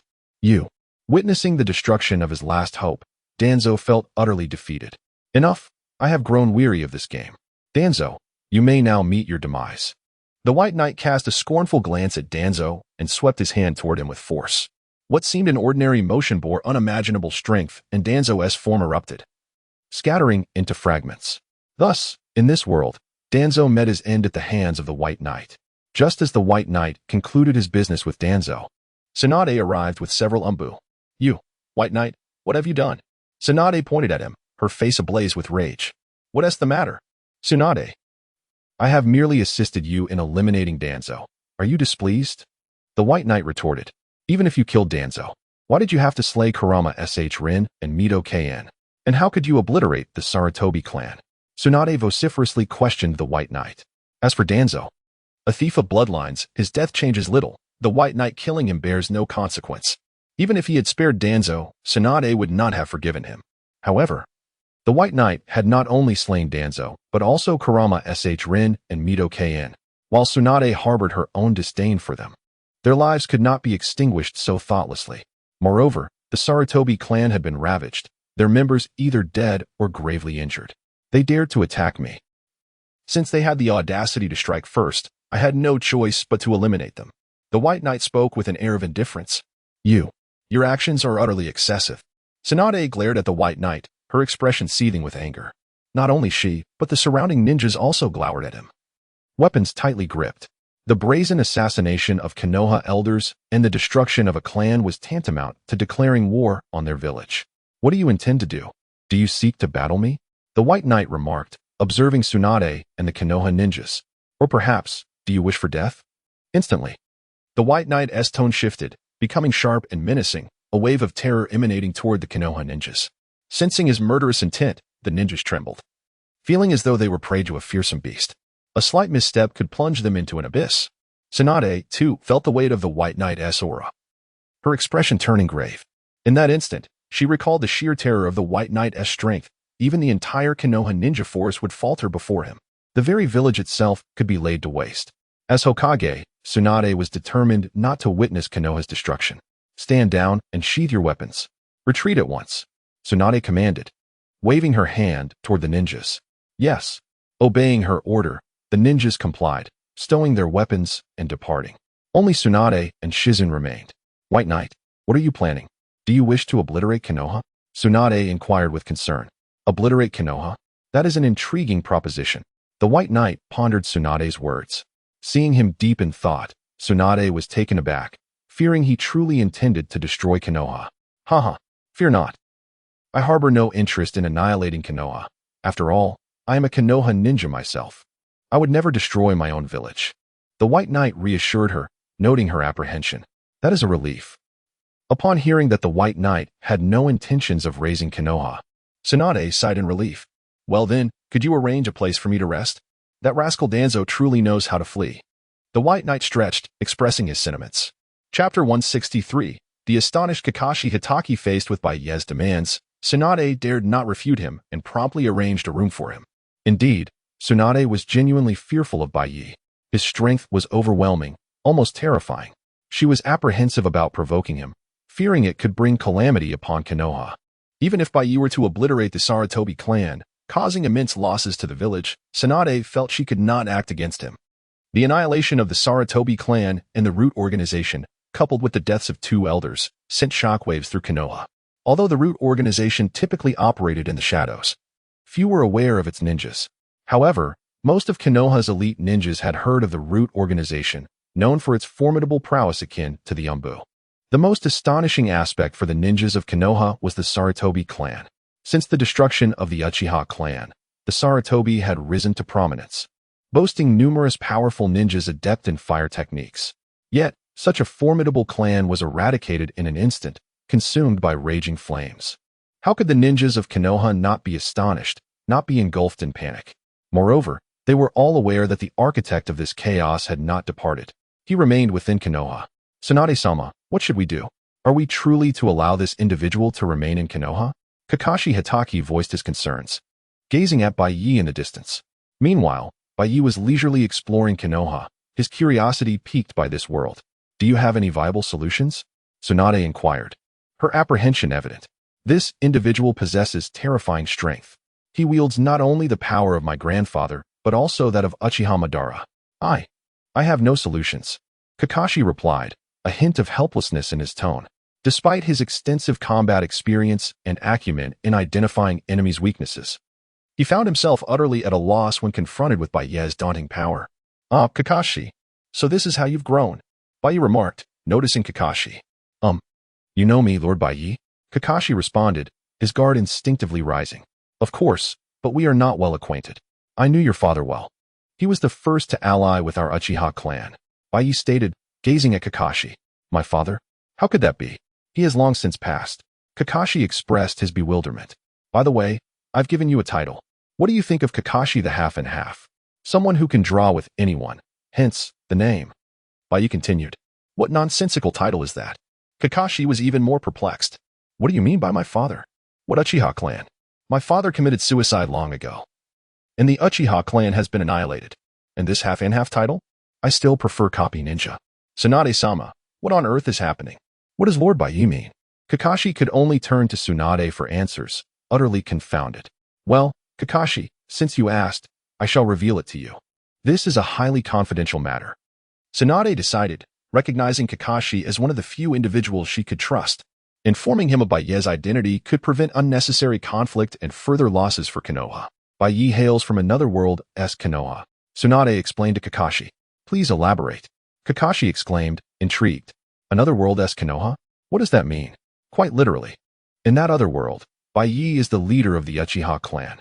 He directly annihilated the Sarutobi, the Nara, the Shimura, and the Mito clans. And he also killed the 3rd Hokage, Sarutobi Hiruzen. Tsunade divulged all the information she had gathered. Upon hearing this, Kakashi was astounded. He had speculated about Baiye's identity, but could never have fathomed that he originated from a different world. Wait, Tsunade-sama, you mean that in this other Konoha, Baiye destroyed 4 ninja clans and killed the 3rd Hokage? That Konoha must be exceedingly weak. Kakashi asserted, his mind racing. The Nara, Shimura, Sarutobi, and Mito clans were pivotal to Konoha. Losing them would spell disaster for the village. No, you are mistaken. The Konoha in that other world is far more powerful than ours. They defeated the 4 great ninja villages, and even Tsunade here has become a vassal of Konoha, Tsunade clarified. How is that possible? Kakashi could hardly believe her words. Though incredulous, he sensed an underlying truth. In that other realm, the Uchiha and Shinji clans had united. Indeed, while I have become Hokage in this world, the Shinji clan has vanished, Tsunade mused. Imagine if the Uchiha and Shinji had allied. Konoha would be immensely powerful. Kakashi contemplated the implications. Although Konoha currently relied on the 4 clans, he understood that if the Uchiha had not been destroyed and the Shinji had not disappeared, Konoha would have been exceedingly formidable, perhaps even stronger than the current alliance of 4 ninja clans. Kakashi, do you understand now? Baiye's strength is beyond what our Konoha can contend with. You must also warn the other ninjas not to provoke him lightly, Tsunade cautioned Kakashi. I understand, Tsunade-sama. With the revelation of Baiye's identity, Kakashi regarded him with newfound respect. Chapter 164. The impulsive Asuma Sarutobi at the entrance of Konoha. Asuma Sarutobi returned from a recently completed mission, accompanied by Shikamaru Nara, Ino Yamanaka, and Choji Akimichi. Finally back in the village, he sighed, utterly exhausted. A B-rank mission is no small feat. As they stepped into the village, Ino's tense expression finally relaxed. What a hassle. I never expected a B-rank mission to be so troublesome. Shikamaru remarked, feeling drained. I'm starving. I crave barbecue. It's been nearly half a day since I last ate. Choji lamented, clutching his round belly. Observing his team's weary demeanor, Asuma couldn't help but smile. Well then, to celebrate our successful mission, I shall treat you all to some barbecue, he declared. Really? Thank you, Asuma-sensei. That's wonderful. Let us hurry. Choji was the first to spring up with excitement. Seeing Choji's enthusiasm, Ino and Shikamaru quickly agreed, though Asuma reminded them, before that, we need to report to the Hokage office about our mission. However, upon arriving near the Hokage building, they were met with devastation. The area resembled a battlefield. What? What happened here? Has the village been attacked? Asuma and his companions were bewildered. Just then, a ninja rushed towards them. Asuma, it's really you. You finally returned. The newcomer exclaimed excitedly. Efren, what happened? Asuma asked, puzzled. Efren, a ninja from the Sarutobi clan, was Asuma's cousin. Asuma. The Sarutobi clan has been decimated. Many of our kin have perished. Our stronghold has been destroyed. Efren cried. His face filled with despair. What? Efren, what do you mean? What has happened to our clan? Speak clearly. How could our clan be destroyed? Who would dare attack us? Asuma grasped Efren anxiously, his heart racing. The gravity of the situation dawned upon him. It's true. Our clan has suffered an enemy assault. Our stronghold is in ruins, and most of our people have been killed or wounded. Efren quickly recounted the calamity that had befallen them. How could this happen? Asuma was furious, immediately racing towards the Sarutobi stronghold. His thoughts of reporting the mission or feasting forgotten. Choji, Ino, let us go see for ourselves. Hurry, Shikamaru urged as they all hastened to the clan's residence. Upon arrival, the once thriving Sarutobi stronghold lay in ruins, with a few injured clan members remaining. Asuma, you're back. Thank goodness. You must avenge the Sarutobi clan. They implored. Yes, we cannot let that scoundrel go unpunished. With the death of Hokage Sarutobi Izashi and the devastating fire techniques unleashed by a mysterious assailant, the Sarutobi clan's strongest remaining ninja was now Asuma. Who did this? Who dared to obliterate our clan? I will not let him escape. Asuma seethed with rage. It was Baiye. He is still in the village. Efren informed him. Baiye, you say? I will seek him out and exact our vengeance. Asuma declared in fury, but Shikamaru and the others arrived just in time to intervene. Wait, Asuma-sensei. Do not act rashly. Anyone capable of destroying the Sarutobi clan and who remains in the village cannot be underestimated. We need to gather more information. Shikamaru reasoned. Asuma, though impulsive, recognized the wisdom in Shikamaru's words. He took a deep breath, suppressing his anger. Efren, please recount everything that has transpired during our absence, he requested, striving to remain calm. Yes, many events have unfolded, all instigated by Baiye. He clashed with the Leaf Ninjas, destroyed the Root organization, and killed Elder Tanshin and Elder Mito. Efren detailed, without hesitation. Upon hearing Sarutobi Hiruzen's account, both Asuma Sarutobi and Shikamaru were utterly astounded. What? You're saying this man, Byakuya, possesses both the Sharingan and would release? He single-handedly confronted the entire Umbu of Konoha. The Sarutobi clan was decimated by a single individual. Is such power even possible for a human to wield? Asuma and Shikamaru, being ordinary ninjas, adhered to the common understanding that ninja battles hinged on both skill and numbers. A skilled Jonin could defeat a Chunin, but 10 Chunin working together could overwhelm, even kill, a Jonin. Yet, Hiruzen claimed that one person challenged all of Konoha's Umbu and effortlessly annihilated the Sarutobi clan. How could a single ninja contend with so many? The extent of Byakuya's power was beyond their comprehension. Asuma, it's hard to believe, but it's true. His power is immense, and he's still in Konoha, Hiruzen declared. He wouldn't have believed it had he not witnessed it himself. Damn it, that wretched fiend. Asuma clenched his fists, consumed by rage. At that moment, a group of ninjas approached, their clan symbols identifying them as members of the Shimura, Udatain, and Mitokado clans. Asuma, it's really you. You've finally returned. Excellent. You must avenge our clans. Yes, we must have our revenge. Following Byakuya's assassination of Kohara Udatane, Hamura Mitokado, and Danzo Shimura, these three clans were thrown into disarray. These individuals were not only elders of Konoha but also the heads of their respective clans. Their deaths left the clans in turmoil. Seeking vengeance, but knowing they stood no chance against Byakuya's power, they had been gathering, discussing how to confront Byakuya. When they learned of Asuma's return, they sought him out, hoping he would lead them in avenging their clans. Asuma was the strongest among them and the son of the third Hokage, making him a capable leader in both strength and status. They believed that under his command, they could defeat Byakuya and exact their revenge. Seeing the impassioned ninjas of the three clans, Asuma was equally stirred. That damnable Byakuya. I will kill him. He clenched his fists in frustration, knowing his power might not be enough. Asuma, we know he's strong, and we'll support you. That's right. All three clans will assist you. Together, the four of our clans can surely defeat Byakuya. The other ninjas chimed in, confident that their combined strength could overcome even Byakuya's might. Very well. Let's go. We'll show him our power. Filled with renewed confidence, Asuma led the ninjas of the four clans toward Byakuya's location without hesitation. Wait. Asuma-sensei. Wait. Shikamaru called out, trying to stop Asuma. As one of Konoha's most intelligent individuals, Shikamaru sensed that things weren't so simple. If Byakuya were truly so easily dealt with, the Hokage wouldn't have allowed him to remain in Konoha. Sadly, Asuma was consumed by anger and vengeance, paying no heed to Shikamaru's words. Lord Byakuya, this is the Hokage Rock of Konoha, Kakashi Hatake announced. Since learning of Byakuya's identity, Kakashi had been at his side, acting as a guide and introducing him to the sights of Konoha. Hokage Rock, is it? Sarutobi's head is still up there. What an eyesore. Kakashi. What do you say I destroy that statue? Byakuya mused, gazing at Hiruzen's likeness. Perhaps it's best not to, Kakashi replied, somewhat reluctantly. Are you sure? Kakashi. Remember that this man was responsible for your father's death, Byakuya pointed out. That. Kakashi fell silent. It wasn't that he didn't want to avenge his father, but the third Hokage was already dead. Perhaps it's best to let it be, Kakashi ultimately decided, abandoning the idea of destroying Hiruzen's statue.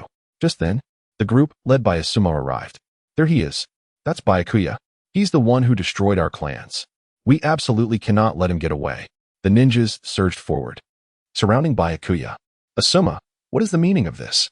Kakashi asked, puzzled. Kakashi, what are you doing here? I'm here for revenge. To avenge my clan. Asuma glared at Byakuya, his eyes ablaze with fury. Chapter 166. Are you seeking revenge or inviting death? Asuma, you wish to avenge Lord Baiye. Wait. Do not act impulsively. Lord Baiye's power is exceedingly formidable. You are no match for him. Kakashi Hatake swiftly intervened, blocking Asuma Sarutobi.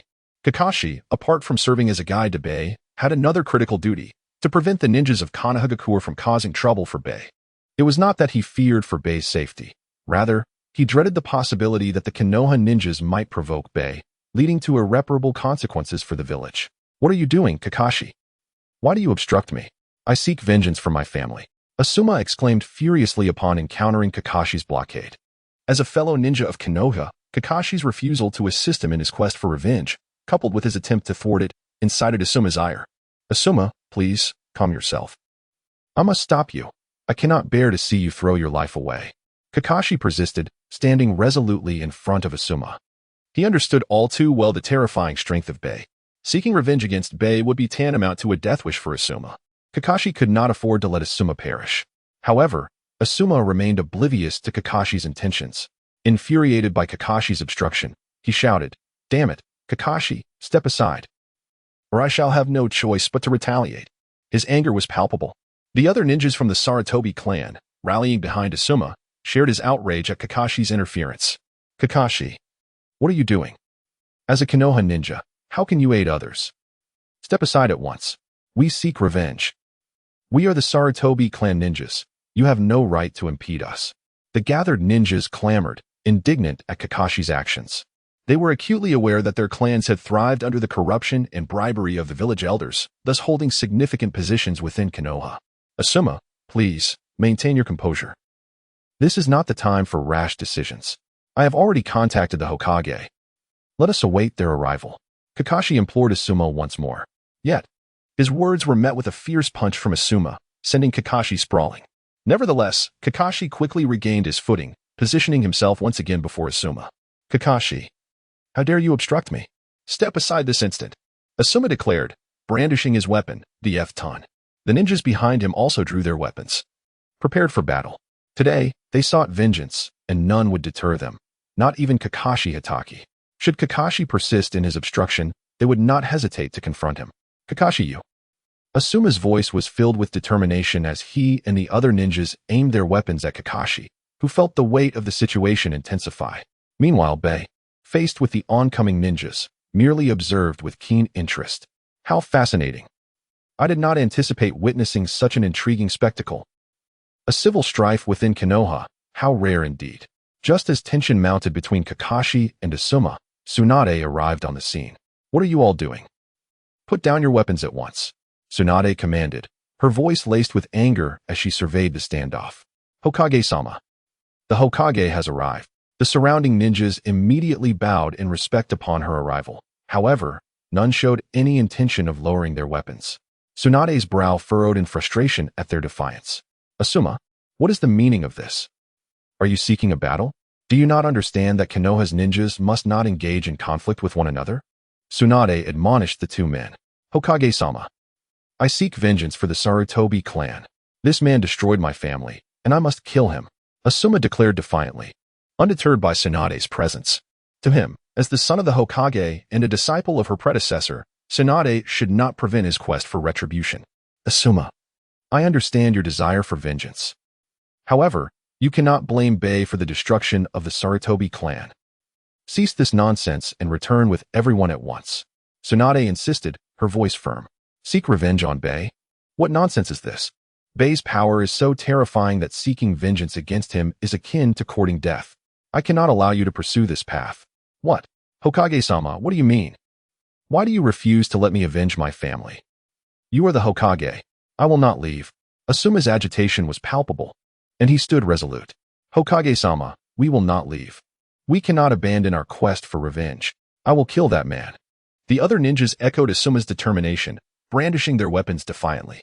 How dare you defy my orders? As Hokage, I command you all to leave at once. Tsunade's anger flared as she asserted her authority, demanding compliance from the resolute ninjas. Chapter 167. The foolhardy Asuma Sarutobi Tsunade was acutely aware of the formidable strength possessed by Baiye. If Asuma Sarutobi and his companions dared to launch an assault against Baiye, their fate would be sealed, death. At present, the Leaf Village's power was already considerably diminished, and Tsunade was unwilling to suffer further casualties among its ninjas. Thus, upon witnessing the hesitation of these ninjas, she invoked her authority as Hokage and commanded them to withdraw. Surprisingly, upon hearing Tsunade assert her position, some individuals began to entertain thoughts of retreat. It is common knowledge that within the entirety of the Leaf Village, the Hokage holds the greatest authority. All Leaf ninjas are obliged to heed the Hokage's orders, under penalty of being labeled as rogue ninjas. Clearly, none among them wished to be branded as traitors. However, Asuma Sarutobi was undeterred by such considerations. Tsunade, what are you doing? Why won't you let us seek vengeance? If you dare to obstruct me, even if you are Hokage, I will not hold back, Asuma defiantly declared, openly challenging Tsunade. Asuma's impulsive nature had long been established. During the tenure of the third Hokage, Hiruzen Sarutobi, he had frequently clashed with the Hokage and openly defied orders, ultimately leaving the Leaf Village to serve as a protector for a feudal lord. Had he been an ordinary Leaf ninja, he would have been branded a rogue long ago. Yet, the influence of his Hokage father shielded him from such consequences. Despite Tsunade's current role as Hokage, she was also a disciple of Hiruzen Sarutobi. In this light, Asuma and Hiruzen were considered peers. Thus, in response to Tsunade's command, Asuma not only refused to retreat, but escalated his defiance. Asuma, what are you doing? Stop this at once, Kakashi Hatake urgently implored, realizing the recklessness of Asuma's actions in openly confronting the Hokage. Was he courting death? Asuma, however, dismissed Kakashi's intervention, shouting, what are you doing, Kakashi? Let go of me. I will seek my revenge. It is none of your concern. He evaded Kakashi's grasp and pointed his weapon in Kakashi's direction, a clear threat that he would retaliate if obstructed. Kakashi found himself at a loss. While Asuma's brazen behavior revitalized the spirits of those who had previously faltered, If Asuma was unafraid, what was there for them to fear? In times of trouble, Asuma would stand as their shield. As the son of the Hokage, could Tsunade truly dare to eliminate him? Asuma, have you lost your senses? Do you wish to betray the Leaf Village? Tsunade's tone sharpened, her fury ignited. It was infuriating that despite her invoking her authority, Asuma continued to resist. His behavior suggested a blatant disregard for her position. Betrayal? Huh. What does it matter if I forsake the Leaf Village for revenge? Asuma retorted boldly, echoing sentiments he had expressed in the past. However, in those instances, the Hokage was Hiruzen, his father, who would never label his own son as a traitor. Now, the Hokage was Tsunade. What did you say? Asuma, repeat that. Tsunade gasped in disbelief, astonished that Asuma would utter words of betrayal against the village. This was no mere insubordination. It was an outright declaration of treason. What's wrong? I am seeking vengeance today, even if it means betraying the Leaf Village. I will have my revenge. No one can stop me. Anyone who dares to intervene will perish. Asuma declared with arrogance, showing utter disdain for Tsunade. Asuma's audacity inspired others to rally behind him. Asuma is right. We demand vengeance. No one shall stand in our way. We will surely have our revenge. Initially, these individuals had followed Asuma for retribution, and witnessing his defiance, they felt compelled to match his fervor. You all truly intend to betray the Leaf Village? Tsunade's anger reached a boiling point.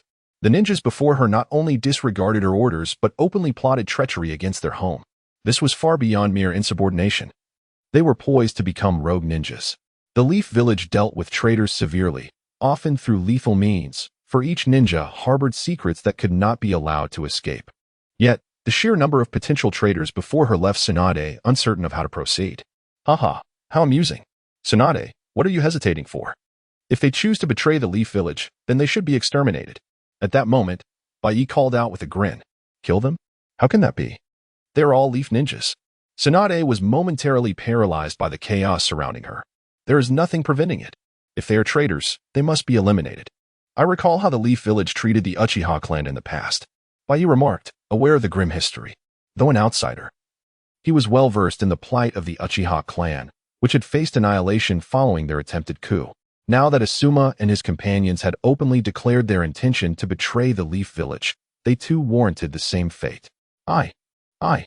Tsunade hesitated at Baiye's words. What? Are you afraid? If you lack the resolve to act, allow me to take matters into my own hands. Baiye cast a menacing gaze at Asuma and the others. Chapter 168. I hear your head fetches a high price. Frankly, Baiye harbored animosity towards figures like Asuma Sarutobi. Now that they had presented themselves, Baiye could hardly let the opportunity pass. The sight of Baiye emerging ignited fury among the assembled ninja. It's him. This is the man who decimated our clan. Attack. Kill him. He must die. Enraged by the presence of the one who had brought ruin to their families, the ninja seethed with animosity.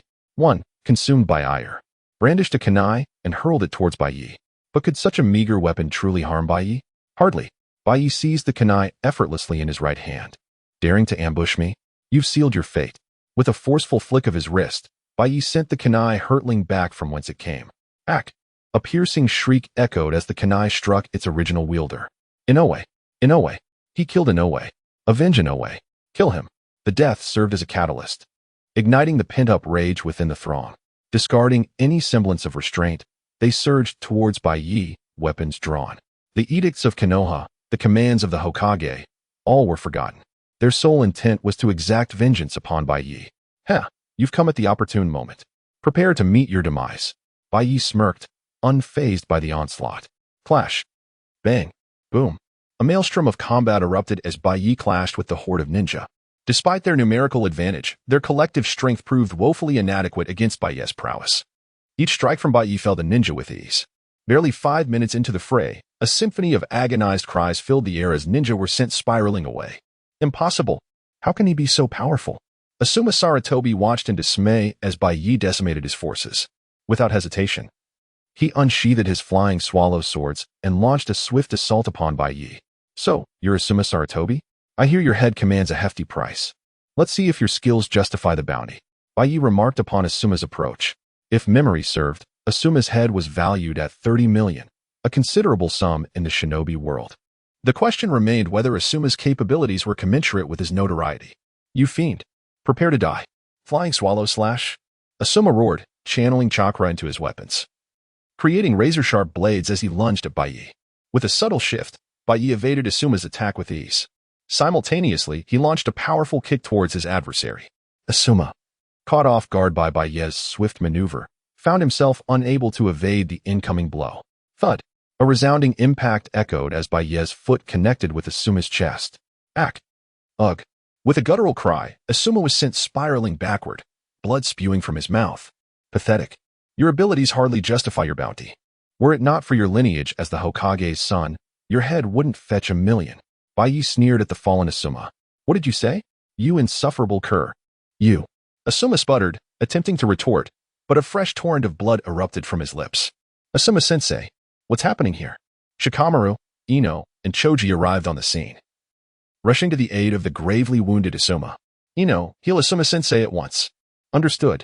Ino, adept in medical ninjutsu, immediately began tending to Asuma's injuries.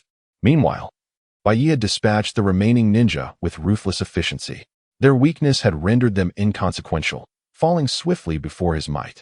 Noticing Asuma receiving treatment, Baiye's gaze narrowed. A straggler remains. Baiye began to stride towards Asuma. Halt! Who are you? How dare you attack Konoha ninja within the village? Shikamaru demanded, stepping forward to confront Baiye. Choji joined him, effectively blocking Baiye's path. The Ino Shikacho trio? Aren't you supposed to be clever? Why the sudden lapse in judgment?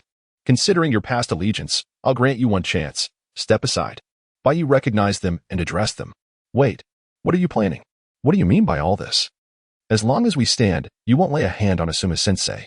Shikamaru remained perplexed by Baiye's words. Despite his intellect, he struggled to comprehend the situation. Determined to protect Asuma, they stood their ground. You still linger here? Are you truly courting death? Baiye's tone turned menacing, and a palpable wave of killing intent emanated from him, engulfing Shikamaru and his comrades. The chilling aura sent shivers down their spines. Hold, Baiye-sama. Please, allow me to reason with them. Kakashi Hitaki emerged from the distance, interjecting. Kakashi-sensei, you've arrived just in time. Save Asuma-sensei, Shikamaru exclaimed, as if grasping at a lifeline. However, Kakashi disregarded the injured Asuma and addressed Shikamaru and the others. Shikamaru, Choji, Ino, leave this place immediately. This is beyond your concern. Kakashi's tone was firm. Chapter 169. Your Asuma-sensei has exploded. Just moments ago, Kakashi Hitaki had intended to save Asuma Sarutobi and thwart his attack on Baiye. However, upon realizing the sheer recklessness of Asuma's actions, Kakashi completely abandoned the idea of aiding him. As a ninja of Konoha, it was utterly unacceptable for Asuma to openly defy the Hokage's orders while loudly proclaiming his intention to betray the village. Was he seeking death? Did he no longer value his life? Consequently, Kakashi resolved to abandon Asuma entirely. Nonetheless, he felt compelled to save Asuma's students. After all, they were part of this generation's Ino Shikacho, and Kakashi maintained a good relationship with the three clans. He could not bear to watch them perish alongside Asuma. Shikamaru, Ino, Choji. You must leave at once. What is transpiring here is beyond your capacity to engage, Kakashi stated gravely as he regarded the trio. But Kakashi-sensei, what on earth is happening? They exclaimed, bewildered. Indeed, Asuma-sensei is injured. Why cannot we assist him? Shikamaru and the others questioned, their confusion palpable. Wasn't the village of Konoha supposed to be a family? Why would they not rush to aid their wounded teacher? Surely, this was the moment to unite against a formidable foe. Asuma Sarutobi has betrayed Konoha. He is now a rogue ninja. You must leave quickly before you become entangled in this. Kakashi sighed, his voice heavy with resignation. What? A rogue ninja? How could this be? The revelation left Shikamaru, Ino, and Choji in shock. They were acutely aware of the grim fate that befell rogue ninjas. Yet, their confusion only deepened. How could their beloved teacher, the son of the third Hokage and the heir to the will of fire, suddenly turn traitor? Just yesterday, they had completed a mission together, planning to enjoy a barbecue afterward. How had their Asuma-sensei transformed into a rogue ninja in the blink of an eye?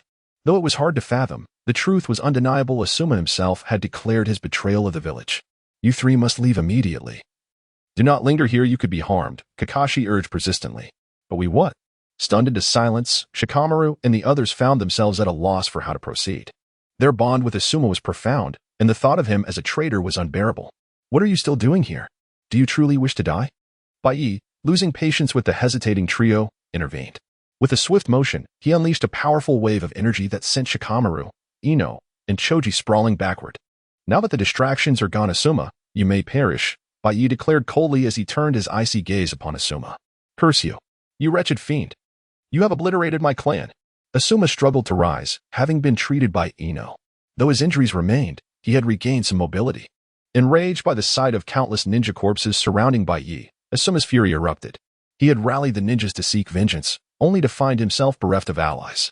Previously, the Sarutobi clan had merely suffered decimation, with some survivors remaining. After this confrontation, however, all the ninjas had perished, leading to the utter annihilation of the Sarutobi clan. The Sarutobi clan? Mere trash if it's gone, so be it. I have long desired to eradicate this clan, Baiye scoffed, revealing a history of animosity towards the Sarutobi lineage. Asuma, now furious at Baiye's derision of his clan, charged forth with the strength he had just regained. You despicable villain, die. Pathetic resistance. You may perish, Baiye sneered, effortlessly unleashing a torrent of chakra that struck Asuma with devastating force. With a thunderous explosion, Asuma had no chance to react. He was obliterated, leaving behind nothing but fragments. Asuma-sensei, no. How could he die like this? Shikamaru and Ino struggled to process the horror unfolding before them. Just yesterday, their teacher had been alive, and now he had been reduced to mere dust before their eyes. Particularly affected was Choji, who, consumed by rage at the loss of his mentor, prepared to charge at Baiye. I will avenge Asuma-sensei. His eyes blazed with fury. Yet Shikamaru swiftly intervened. Choji, don't be rash. Stop. As a person of high intellect, Shikamaru understood the gravity of their situation. Although he shared their grief over Asuma's death, he recognized that they could not act impulsively. Curse you, Shikamaru. Do not stop me. Choji shouted defiantly. Ino, don't just stand there. Quickly help me restrain Choji. Shikamaru urged, realizing he could not hold Choji back alone. I understand mind-body switch technique. Ino activated her jutsu, successfully restraining Choji. Despite her desire for vengeance, she too knew that fighting now would lead to their doom. Together, Shikamaru and Ino worked to pull the enraged Choji away from the scene. Chapter 170. Tsunade, no need to thank me. Upon witnessing the demise of all the ninjas at his hands, Baiye waved his hand with satisfaction. It's all taken care of. Tsunade, what do you think? I've dealt with the rogue ninjas. Shouldn't you express your gratitude? Baiye approached Tsunade with a smile, to which she responded with a smile that was more painful than tears. Gratitude, I truly owe you for 8 lifetimes. Since Baiye's arrival in Konoha, the village had endured numerous battles. Initially, Baiye clashed with the ninjas and Umbu of the village. Although he showed restraint, every Umbu and Konoha ninja was left severely wounded. Soon after, Danzo and the Root organization sought confrontation. Baiye obliterated the entire Root organization. Exposing Danzo's would release Sharingan arm. Subsequently, Baiye eliminated Konoha's elders and attacked the Sarutobi clan. Ultimately, the 4 great ninjas were directly annihilated by Baiye, resulting in countless Konoha ninjas perishing by his hand. Now, Baiye expected us to express gratitude. Tsunade truly found herself at a loss for how to thank Baiye. To speak bluntly, since Baiye arrived in Konoha, at least half of the Konoha ninjas had fallen victim to him. Although these ninjas did not heed her commands, they were undeniably part of Konoha, and this was a grievous loss for the village. Tsunade longed to lash out at Baiye. Yet she was acutely aware that neither she nor the entirety of Konoha stood a chance against him. Should she act recklessly, it would be Konoha that would suffer. No need for thanks. It is merely my duty. After all, I too am a part of Konoha, and you are my woman. Observing Tsunade's furious yet restrained demeanor, Baiye laughed heartily. Kakashi promptly informed the Umbu to handle the bodies and elevate the security level of Konoha. Tsunade, witnessing Baiye's demeanor, turned away from him, issuing commands to Kakashi. Yes, Kakashi responded, springing into action upon receiving Tsunade's orders. News of the annihilation of Konoha's elders and the 4 clans quickly spread throughout the village, leaving all in shock. However, as Hokage, Tsunade was swift to consolidate power within Konoha. Despite the village's diminished strength, Tsunade's authority grew. She managed Konoha's affairs with increasing adeptness. In a nearby forest, a figure clad in black and white observed Konoha. This was none other than Zetsu of the Akatsuki organization. During this period, Zetsu had been gathering intelligence on the tailed beasts in preparation for the Akatsuki's impending capture of them. However, to his surprise, while investigating the Nine Tails in Konoha, he encountered Baiye. Would release in Sharingan? Uchiha Baiye. Who is this person? How could he possess both bloodlines? Zetsu pondered. It is essential to note that Zetsu's true identity is the third son of Kagaya Otsutsuki. His singular goal is to resurrect Kagaya Otsutsuki. To achieve this, the powers of would release and Sharingan must be fused to awaken the Rinnegan. For this purpose, Zetsu had schemed for millennia, instigating wars among ninjas. After 1,000 years, he succeeded in deceiving Uchiha Madara into awakening the first pair of Rinnegan. Unfortunately, Madara awakened them too late and died shortly thereafter. Thus, Zetsu had to continue his plans and form the Akatsuki organization. However, he never anticipated encountering another individual with both Sharingan and would release. Uchiha Baiye. Who is this formidable individual? Should we report this to Pain? Zetsu mused. Not yet. Our task is to investigate the tailed beasts. We can address other matters later. Zetsu rasped. The sudden emergence of Baiye left Zetsu in deep contemplation. Therefore, he resolved to observe Baiye closely for a time, assessing whether Baiye could assist him in achieving his plans. Not good. We've been discovered. Let us retreat.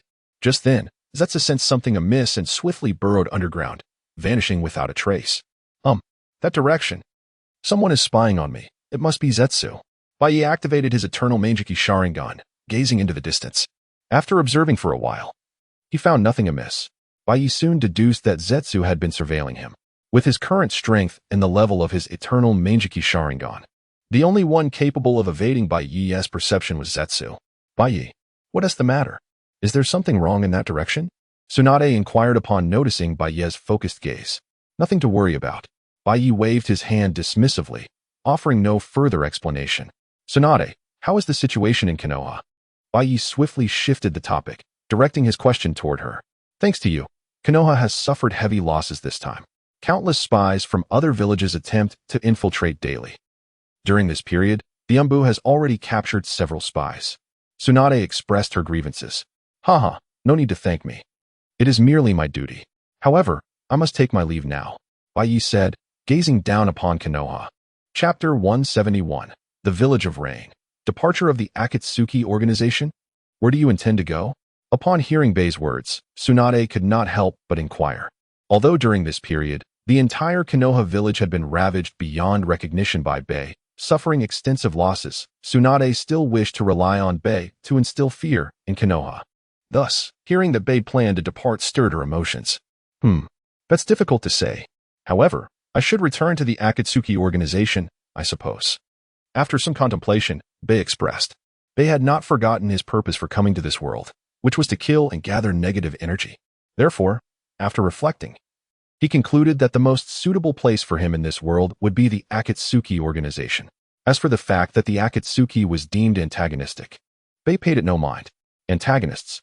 Are there truly any villains in the world of ninjas? Moreover, the so-called villains in the ninja world do not seem to be particularly heinous individuals. Instead, they all possess their own aspirations and seek to change the world, overthrow the old order, and establish a new one. However, these antagonists invariably meet with failure. In contrast, the protagonists of the ninja world, despite their fervent proclamations, merely uphold the old system. Aside from fighting, they possess little in terms of aspirations.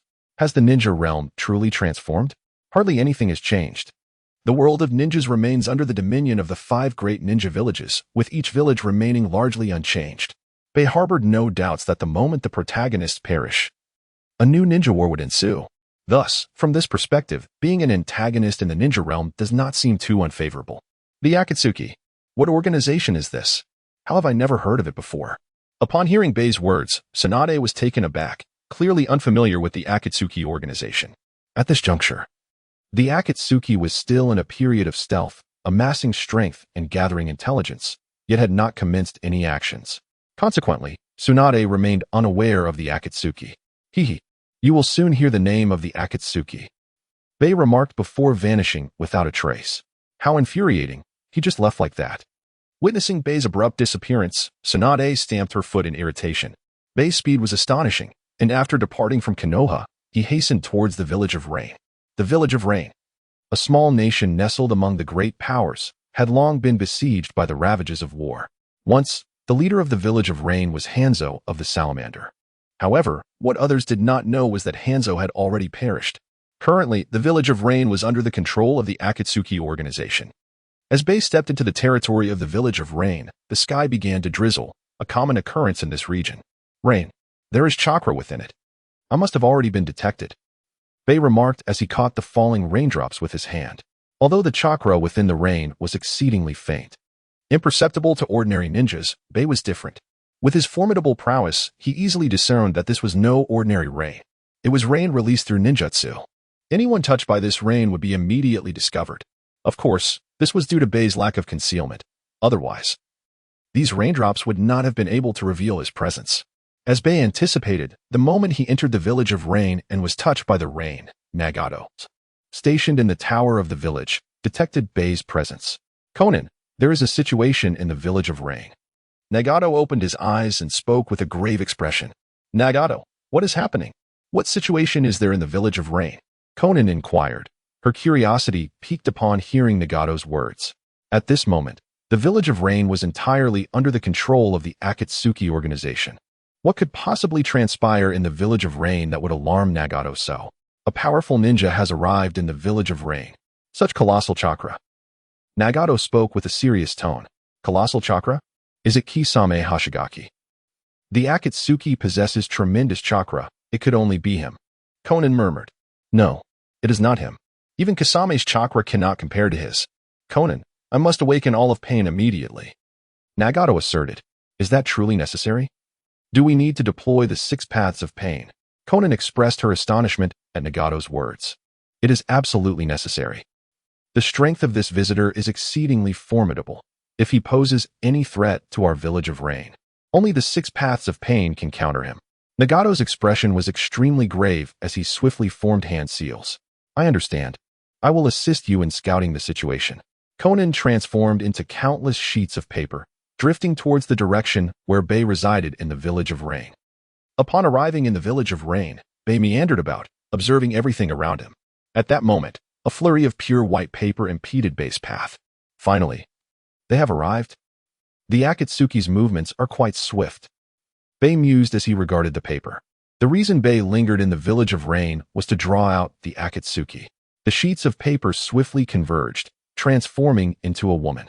Unknown ninja. Please state your identity. What brings you to the village of Rain? Conan inquired coldly, gazing at Bei. Me? I am Uchiha Baiye. My purpose for coming to the village of Rain is quite simple. I wish to join the Akatsuki, Bei stated, looking at the figure before him. The Uchiha clan. The Akatsuki. Upon hearing Bei's words, Conan's eyes widened in shock. The Uchiha clan. Kin of Itachi Uchiha. Hadn't all the members of the Uchiha clan perished? Are there still Uchiha alive? Moreover, how does he know about the Akatsuki? How could he be aware that the Akatsuki's base is in the village of Rain? Bei's declaration left Conan astonished. I do not understand what you are saying. What Akatsuki? I know nothing. This is the village of Rain. I am a Rain ninja. You are not welcome here. Please leave. Conan stated firmly, issuing an eviction order.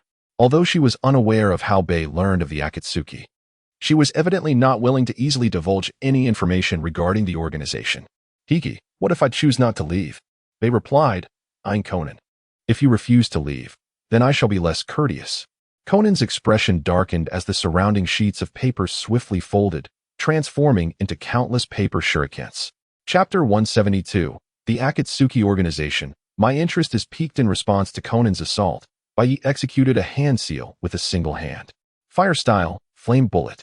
Instantly, a torrent of scorching flames erupted, surging towards Conan like an immense wave of fire. Futile. My paper has been saturated with water. It is impervious to flames. Confronted with Baiye's fiery onslaught, Conan remained unfazed. She was acutely aware that her paper-based ninjutsu was most vulnerable to fire. Thus, in every confrontation with fire-style ninjas, she would preemptively drench her paper in water, believing it would effectively repel fire-based attacks. Conan's strategy was indeed commendable. Utilizing moistened paper could indeed mitigate the impact of fire-style assaults. However, regrettably for her, she was facing Baiye.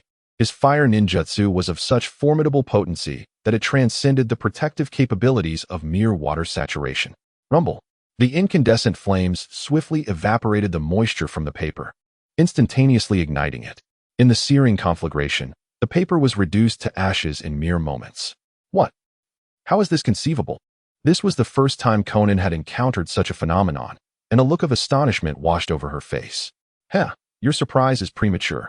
Susanoo. As Conan stood in disbelief, Baiye promptly invoked the power of Susanoo. A maelstrom of untamed energy coalesced around Baiye, swiftly materializing into an enormous skeletal hand that reached out to seize Conan. Conan attempted to evade Baiye's attack, but the velocity of his assault was simply too overwhelming for her to react in time. By the time she realized the danger, it was too late. She was already ensnared within the grasp of Baiye's Susanoo. I have you now. Baiye smirked, gazing at Conan. Release me at once.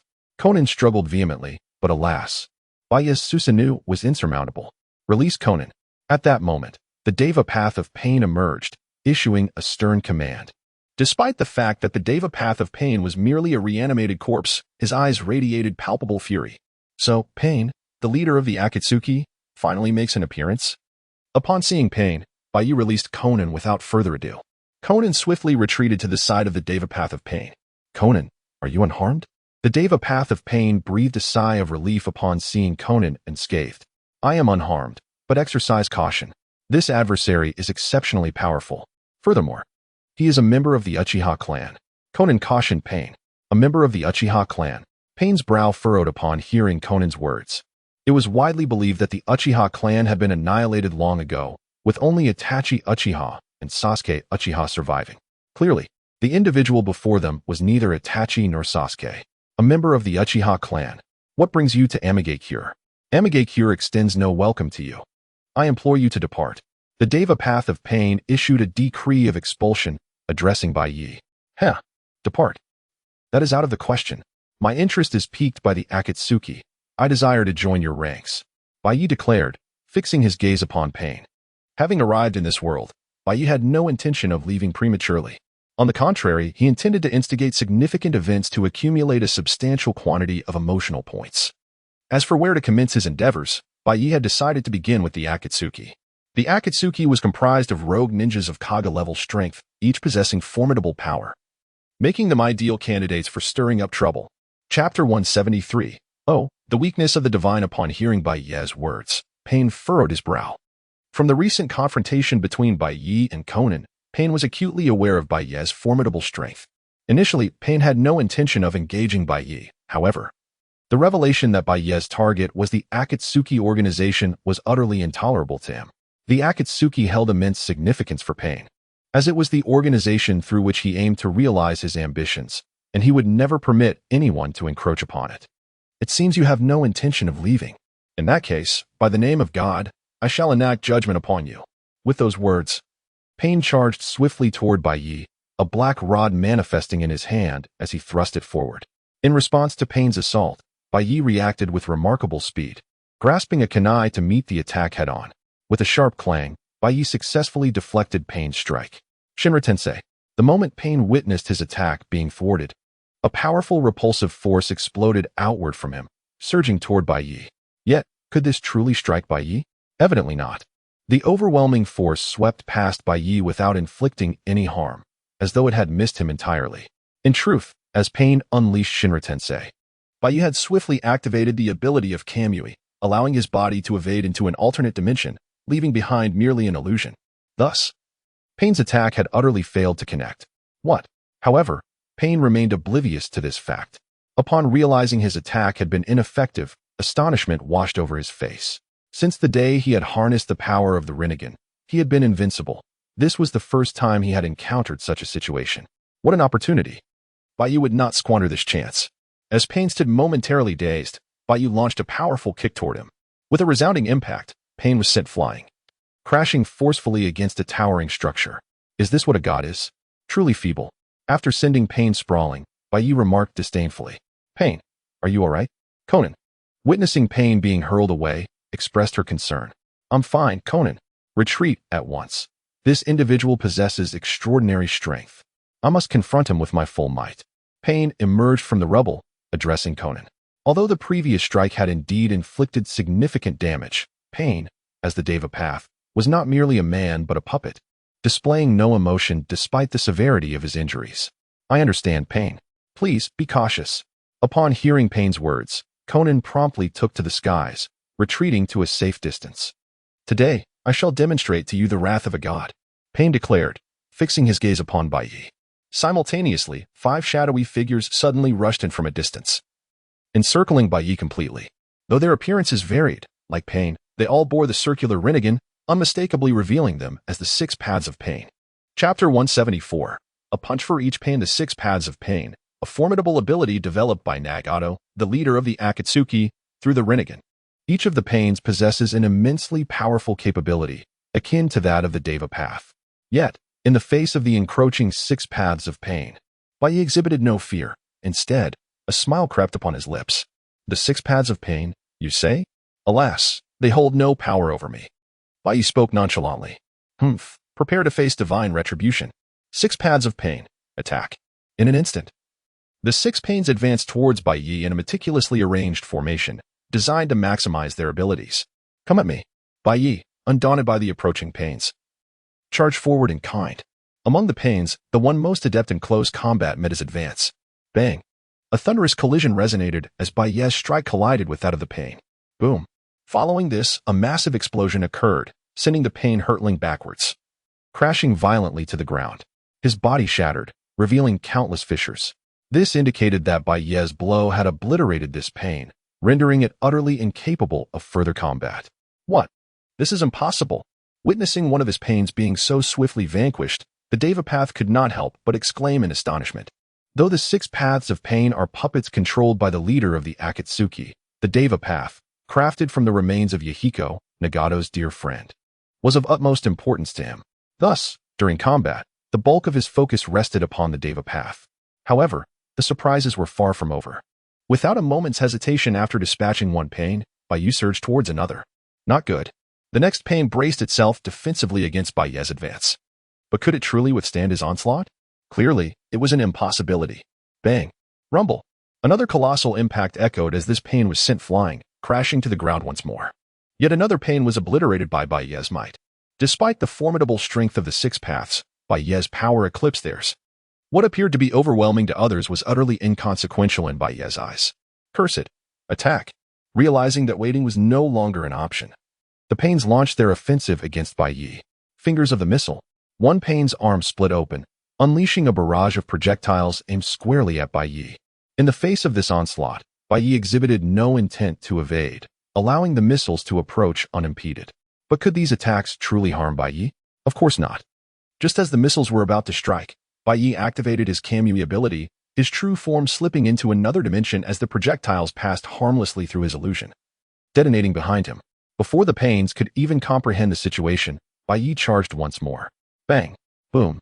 The sound of yet another tremendous explosion rang out, as yet another pain fell to Baiye's overwhelming strength. Chapter 175. Annihilation of Pain. The 6 Paths commanded 6 puppet forms. However, upon their initial confrontation, 3 were swiftly obliterated by Baiye. How infuriating. This individual possesses remarkable strength. He effortlessly destroyed 3 of my pains. It appears that I must resort to that technique. Faced with Baiye's formidable prowess, Nagato, who was manipulating Pain, could not conceal his astonishment. Pain understood all too well that the situation could not continue as it was. It was imperative to eliminate this adversary immediately, otherwise, the remaining 3 pains would also meet their demise. Thus, Pain resolved to unleash a powerful assault. Is Pain truly going to employ that technique? It could potentially harm your body. Conan voiced her concern. She was acutely aware that while Pain's techniques were immensely powerful, they also exacted a significant toll. Each use of such a potent ninjutsu drained considerable energy from Nagato. There was no alternative. This individual was far too strong, and the only option was to resort to that technique. Nagato, controlling the Deva Path, uttered solemnly. He understood that this technique should not be used lightly. Yet, the strength of his opponent left him no choice. Shinra Tensei. Without a moment's hesitation, the Deva Path aligned its hands, and as they spread apart, a pitch-black sphere of energy materialized within its grasp. This is. As the Deva Path released the energy sphere, Baiye recognized the movement. This is bad. It is Shinra Tensei. Baiye recognized the technique employed by the Deva Path. He understood that even with his own strength, being struck by this technique would pose significant complications. Therefore, without a moment's hesitation, Baiye charged towards the Deva Path. Block him. The Deva Path, aware of Baiye's intentions, quickly commanded the other two pains to intercept him. Get out of my way. Baiye, facing the two advancing pains, acted without hesitation, dispatching them with a flurry of blows. Yet, these two pains were not without merit. At the very least, they successfully delayed Baiye. The black sphere within the Deva Path's grasp ascended into the heavens. Disappear, Kamui. As the dark sphere began to unleash its power, Baiye activated the force of Kamui. The space surrounding the sphere distorted, and then, astonishingly, the black orb vanished. What? How is this possible? The Deva Path was taken aback upon witnessing the disappearance of the Shinra Tensei it had just conjured. At that moment, Baiye surged forward, delivering a powerful punch to the Deva Path. Boom. A tremendous explosion ensued, and the Deva Path was obliterated by Baiye's might. The 6 paths of pain have been utterly destroyed. Not far away, Conan gasped in disbelief as she witnessed Baiye effortlessly dismantle the 6 paths of pain. Indeed, the 6 paths of pain have been vanquished. Now, it is time to confront him directly. He should be in that location. Baiye seemed to sense something as he gazed towards a distant tower. Without delay, Baiye leapt towards the tower's direction. This is dire. Nagato. Observing Baiye's actions, Conan hastened to follow closely behind. Though her velocity was remarkable, Nanami was outpaced by Baiye. Boom. With Baiye's punch, a gaping hole was torn through the edifice before them. A beam of light pierced through, illuminating a gaunt figure in a wheelchair. Nagato, leader of Akatsuki. At last I found you, Baiye declared, gazing at the emaciated man, the very manipulator of the 6 paths of pain. Nagato, exercise caution. Nanami interjected. Swiftly stepping in front of Nagato, Nanami absconded immediately. His prowess is exceedingly formidable. Nagato urged Nanami. From their recent skirmish, Nagato was acutely aware of Baiye's overwhelming strength far beyond his own capabilities. Should Baiye truly intend harm, he would be defenseless. Despite his lack of fear of death, Nagato was unwilling to see Nanami perish. No. Nagato, I refuse to leave. Mi Yanhong died saving me. I cannot allow you to sacrifice yourself for me. Nanami protested. Nanami, disregard me. Flee at once. I shall impede him. Nagato reiterated. Nagato, I shall not depart. Let us confront him together. Nanami affirmed resolutely. Hold on. What are you two doing? I have no intention of slaying you. Why this melodramatic farewell? Baiye remarked, observing their theatrical display. You won't kill us. Nanami and Nagato stammered, taken aback by Baiye's words. Indeed, I shall not slay you, Baiye affirmed unequivocally, noting their astonishment. Though his target was Akatsuki, Baiye had no desire to obliterate the organization. Even less so did he intend to kill its leaders, Nagato and Nanami. Then what brings you here? Nagato inquired, hearing Baiye's declaration. Did I not mention it? I have designs on your Akatsuki. Baiye continued. Designs on our Akatsuki. Nagato and Nanami exchanged puzzled glances, unable to comprehend his meaning. I am aware that Akatsuki's objective is to realize world peace. I can assist you in achieving this goal, Baiye stated, gazing at the two. Realize world peace. Can you truly accomplish this? Nagato and Nanami inquired, a flicker of interest in their eyes. Of course, have you not witnessed my power? Baiye responded. Your strength is indeed formidable, but what does this have to do with realizing world peace? Nagato remained perplexed. Baiye's strength was undeniable, but its relevance to world peace eluded him. With my immense power, I could effortlessly annihilate 4 villages. Once only one village of ninja remains, the world will be at peace, Baiye declared, his tone resolute. Chapter 177, A Path to Peace. This is the solution that Baiye contemplated. Given that the world is comprised of 5 great ninja villages, and that numerous ninja wars have been instigated by these very villages, the idea arose that by annihilating 4 of the ninja villages, only a single realm of ninjas would remain, thereby preventing future conflicts. Indeed, this is Baiye's vision for achieving peace. Upon hearing Baiye's proposal, both Conan and Nagato were taken aback, their expressions reflecting sheer astonishment. How is this even possible? They exclaimed. The strength of the ninja villages is formidable. They could not help but voice their disbelief. While their surprise was palpable, it stemmed not from the audacity of Baiye's plan, but rather from the realization of his lack of power to bring such an ambition to fruition. Despite their astonishment, both Conan and Nagato found themselves in agreement with Baiye's radical approach. The Akatsuki organization established by Nagato sought to capture tailed beasts to wield them as weapons against other ninja villages, inflicting suffering upon the world to ultimately usher in peace. In this light, Baiye and Nagato's ideologies bore striking similarities. However, Nagato was acutely aware of the overwhelming strength possessed by the 5 great ninja villages, which the Akatsuki could not hope to contend with. Nothing is impossible, Baiye declared. Once, Uchiha Madara and Senju Hashirama possessed the strength to unify the ninja world. Alas, Hashirama was too naive. But now, I wield the powers of both Hashirama and Madara. As his words resonated, an immense vitality surged forth from him, causing the ground around Baiye to erupt with an abundance of flora. Yet, this was not the end. As the life force brushed against Nagato's emaciated form, his body began to mend rapidly, wounds healing at an astonishing pace. Within mere seconds, all of Nagato's injuries had miraculously vanished. Nagato, your body, Konan gasped. Witnessing the transformation, concern for Nagato's injuries had weighed heavily on her. Despite her efforts to summon medical ninjas, none had been able to heal him. Nagato, my injuries are healed, he exclaimed, attempting to rise from his wheelchair. Perhaps due to his prolonged period of immobility, he wobbled slightly upon standing for the first time. Nevertheless, it was evident that he had fully recovered. As Nagato regained his strength, Baiye's eyes underwent a rapid transformation. Soon, he activated his eternal Manjiki Sharingan, unleashing an overwhelming aura. Is this the power of wood release? The strength of the first Hokage? Truly formidable. As the immense power radiated from Baiye, both Nagato and Konan found themselves drenched in sweat, their expressions wrought with fear. What is this power? It's terrifying. In the face of such overwhelming presence, they felt a profound sense of dread. Under the weight of Baiye's formidable aura, Konan, being the weaker of the two, collapsed onto the ground. Meanwhile, Nagato, possessing the Manjiki Sharingan, fared slightly better, yet his serious demeanor revealed the magnitude of the threat Baiye's power posed to him. Chapter 178.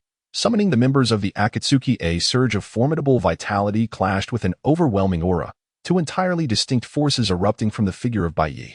Both Konan and Nagato felt the immense pressure emanating from him. First came the refreshing vitality, followed closely by the terrifying aura. The two disparate powers continued to surge forth, and both Nagato and Konan struggled to withstand their intensity, just as they were on the verge of succumbing. Baiye retracted his Manjiki Sharingan and the might of would release. With the oppressive presence dissipated, both Nagato and Konan exhaled in relief. What a terrifying power, they thought, a lingering sense of dread washing over them. My strength is adequate, I suppose. But can such power truly conquer the world?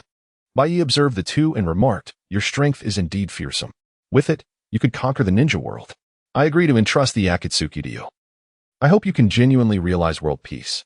Nagato, fully aware of Baiye's terrifying prowess, understood that even the combined might of the entire Akatsuki would be no match for him.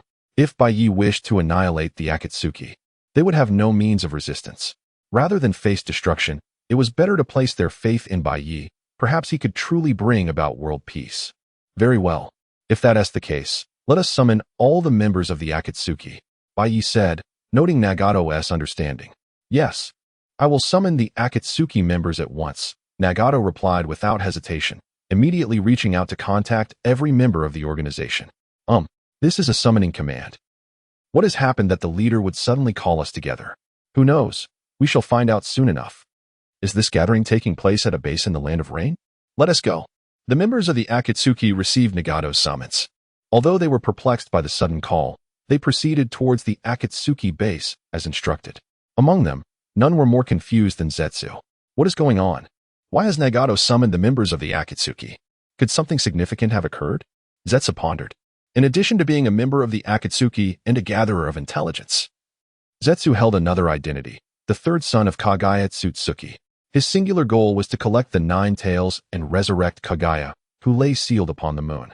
Thus, for years, Zetsu had labored towards this objective. The formation of the Akatsuki was closely tied to his ambitions, as he intended to leverage the organization's resources to gather the 9 tails. Now, receiving the unexpected order for a gathering left him deeply perplexed. I must see what scheme Nagato is concocting. Though he was filled with questions, Zetsu obediently followed Nagato's command, making his way toward the Akatsuki base. Chapter 179. Who agrees? Who disagrees? Within the stronghold of the Akatsuki, all members convened, save for Orochimaru, who had already been expelled. They awaited the arrival of their leader, Pain. Thud, thud, thud. At that moment, accompanied by the sound of heavy footsteps, Pain emerged from the shadows. With Nagato's injuries healed, he had once again utilized the Rinnegan's power to restore the 6 paths of pain, which had been obliterated by Baiye. "Hey, Pain, what brings you to us?" exclaimed Deidara, the first to call out. "I am currently engrossed in my artistic endeavors." Following Deidara's proclamation, the boisterous Haiden chimed in. "Indeed. Is there something of great significance? I still have prayers to offer to Lord Jashin." The other members of the Akatsuki, while silent, bore expressions of confusion, clearly unaware of Pain's purpose in gathering them. "Today, I have summoned you all to announce an important message." Pain's voice resonated, capturing the attention of every member. "From this moment forth, I shall no longer serve as the leader of the Akatsuki." The revelation struck the members with astonishment. "Pain, are you jesting?" one member exclaimed. "If you relinquish your position, who will assume leadership?" Another queried. "Surely, there is no one else in the Akatsuki capable of leading." The expressions of concern and disbelief were palpable among them. Pain had been the founder of the Akatsuki and, more significantly, the most formidable among its ranks. Could there possibly be someone stronger than Pain within their midst? "I shall be the new leader of the Akatsuki." Who agrees, and who opposes? Just as the murmurs of confusion filled the air, Baiye stepped forward. Upon his entrance, the members of the Akatsuki fell into deeper perplexity. They could not fathom why Pain would hand over the mantle of leadership to this individual. Was he truly of exceptional strength? "Who are you? On what grounds do you presume to be my leader?" Haiden was the first to voice his dissent, striding toward Baiye with defiance. "I am Uchiha Baiye," Baiye retorted. "If you refuse to accept this, then be gone." As his words echoed, a surge of powerful chakra erupted from him, cascading toward Haiden. With a resounding crash, Haiden was sent hurtling backward, colliding forcefully against the rock wall. What? The members of the Akatsuki, initially perplexed, were now filled with astonishment as they witnessed Baiye's sheer power. Among them, Itachi Uchiha exhibited the greatest astonishment, not merely at Baiye's strength, but at his name. "Uchiha Baiye? From the Uchiha clan? How can this be?" Itachi gazed at Baiye in disbelief. It was known that, in his quest to protect the village of Konoha, Itachi had allied with him to annihilate the entire Uchiha clan, leaving only himself and his brother Sasuke as survivors. The sudden appearance of someone named Uchiha Baiye was nothing short of astonishing. Chapter 180. "How dare you attack me as Uchiha Itachi," observed Baiye. Baiye's gaze also turned towards him. "Uchiha Itachi, the traitor of the Uchiha clan, how could you destroy the entire Uchiha clan for the sake of Konoha? You truly are a treacherous wolf," Baiye disdainfully remarked, his contempt palpable. Although Baiye was not of this world, and the Uchiha clan here was not the same as the one he knew, he still harbored no fondness for Itachi, the traitor responsible for their annihilation. In the face of Baiye's accusations, Itachi's expression tightened, yet he feigned innocence. "What are you saying? My destruction of the Uchiha clan has nothing to do with Konoha. This is all for power," Itachi hastily replied. Despite having turned traitor against Konoha, his heart still leaned towards the village. His joining of the Akatsuki was merely a guise, a means to spy and gather intelligence for Konoha. "Huh? Do you still pretend before me? Are you not under the orders of that scoundrel Sarutobi Hiruzen to infiltrate the Akatsuki as a spy?" Baiye looked at Itachi with undisguised contempt. How do you know this?" Realizing he could no longer conceal the truth, Itachi conceded openly. "How do I know? It is quite simple. I just returned from Konoha, and I killed many people," Baiye declared. "What? You went to Konoha? What do you plan to do to Konoha?" Upon hearing that Baiye had committed murder in Konoha, Itachi became visibly agitated. He held Konoha in great regard. "That is difficult to say. I intend to destroy Konoha," Baiye replied, observing Itachi's agitation with a sense of satisfaction. "Damn it, you will die? I absolutely will not allow you to destroy Konoha." Without a moment's hesitation, Itachi drew a kunai and hurled it towards Baiye. In response, Baiye waved his hand, effortlessly deflecting the kunai away. However, Itachi's reflexes were equally swift. Seeing his kunai miss its target, he immediately launched another. Yet this time, the kunai was aimed not at Baiye, but rather at the one that had been deflected. With a sharp clang, the two kunai collided, and in an instant, both changed direction, continuing their flight towards Baiye. But could such an attack truly harm Baiye? Clearly not. The two kunai passed right through Baiye's form, embedding themselves harmlessly into the ground. "What? How is this possible? Is this an illusion?" Itachi exclaimed, bewildered as he perceived his kunai passing through Baiye. Yet, regardless of how intently he scrutinized, it proved futile. You dare attack me? It seems you seek death. Since you desire to die, I shall oblige. Baiye's form vanished in an instant, reappearing before Uchiha Itachi, and he unleashed a ferocious punch aimed squarely at him. Chapter 181. Uchiha Itachi's demise from the outset. Byakuya harbored a certain antipathy towards Uchiha Itachi. Now, with Itachi daring to assault him, he was essentially courting death. If demise was what he sought, Byakuya would oblige without hesitation. Alas, faced with Byakuya's onslaught, Uchiha Itachi reacted with remarkable alacrity, relying on the formidable perception of his Sharingan. He swiftly discerned Byakuya's trajectory and nimbly evaded. However, could he truly elude Byakuya's assault? Such a feat was implausible. While Itachi's Sharingan was undeniably potent, Byakuya's Sharingan was even more so. Bang! Wham! With a resounding crash, Byakuya's fist sent Uchiha Itachi hurtling through the air, where he collided forcefully with a wall. Cough! Immediately thereafter, Itachi disgorged a mouthful of blood. Cough! How can this be? Clutching his chest, Itachi stared at Byakuya in disbelief. He was utterly perplexed as to how he could have been struck, despite having clearly perceived Byakuya's attack trajectory with his Sharingan's enhanced vision. The other Akatsuki members, witnessing the so-called new leader of their organization defeat Uchiha Itachi in a single exchange, were likewise astonished. As fellow members of Akatsuki, they were intimately familiar with Itachi's capabilities. Never would they have imagined that Itachi would be vanquished so swiftly. Of course, Byakuya's motive for attacking Itachi extended beyond mere dislike. He also sought to intimidate the other members of Akatsuki. As a collection of rogue ninja, they were an unruly bunch. Without a display of overwhelming power, they would never submit to his authority. Damn, Amaterasu. Recognizing the formidable power of his adversary, Itachi wasted no time in unleashing his ocular technique, Amaterasu. Instantly, a sea of black flames engulfed Byakuya. Yet, Byakuya remained unfazed by the inferno. Amaterasu, is it? Then be extinguished, Byakuya declared, his gaze sweeping over the surrounding flames. As his words echoed, the black flames vanished without a trace. What? How can this be? How did you evade Amaterasu? Itachi exclaimed, his face etched with astonishment. He was utterly bewildered as to how his opponent had managed to thwart his ocular technique. Was that the extent of your attack? If so, then prepare to meet your end, Byakuya retorted. In a flash, he appeared before Itachi, his right hand seizing Itachi's throat before he could react. Blast! Tsukuyami! Even in his predicament, Itachi refused to yield, unleashing another technique. A potent Jinjutsu surged towards Byakuya. But could this truly harm Byakuya? Again, the answer was no. Confronted with Itachi's powerful illusion, Byakuya's eyes glowed crimson as he activated his eternal Mangekyo Sharingan. While Itachi's Tsukuyami was indeed formidable, it posed no threat to Byakuya's eternal Mangekyo Sharingan. With the activation of his enhanced eyes, the illusion was instantly shattered, and Byakuya tightened his grip. Snap! With a swift motion, Byakuya twisted Itachi's neck, ending his life. Chapter 182. Do you doubt my power? Uchiha Itachi was effortlessly slain by Baiye. The members of the Akatsuki present looked on in disbelief at Baiye. They had not anticipated such decisiveness from him.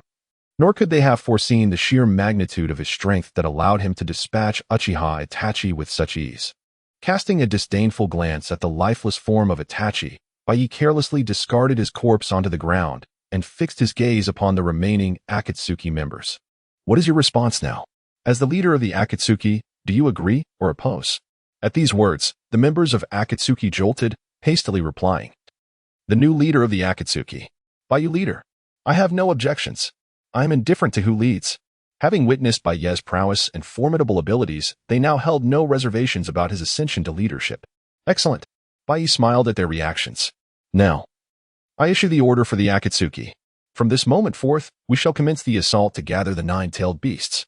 Yes, Baiye leader. The Akatsuki members expressed unanimous agreement.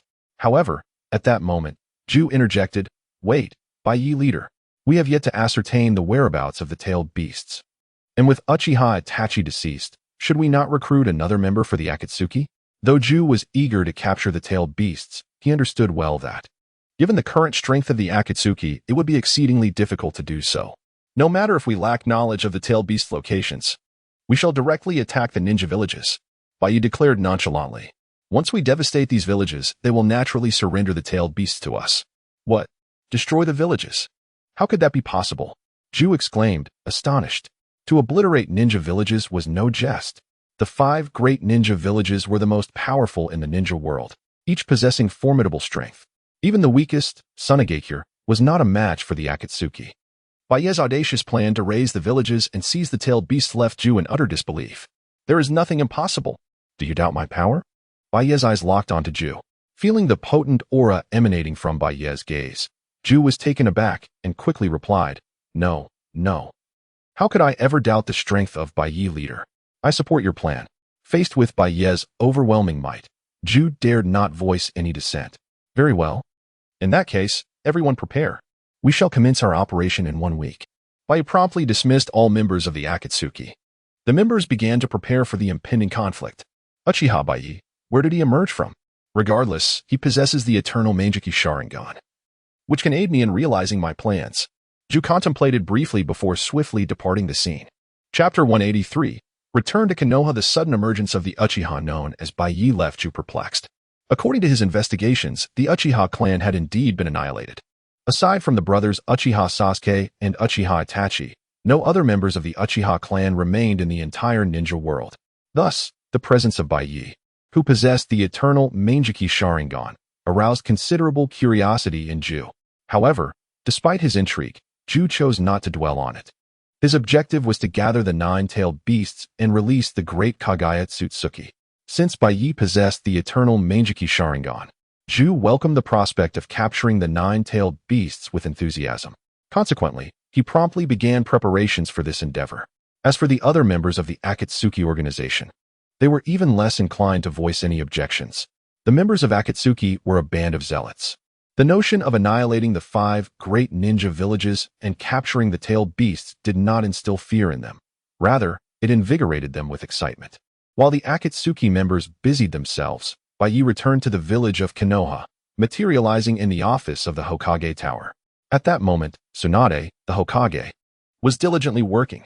Suddenly, she sensed an unfamiliar presence in her office and instinctively shouted with vigilance, "Who goes there?" As her voice echoed, the Umbu operative station nearby swiftly materialized, surrounding Tsunade in a protective stance. "Tsunade, long time no see. You need not greet me so ceremoniously," Baiye remarked with a smile, observing the wary expressions of those around him. "It's you." "Baiye."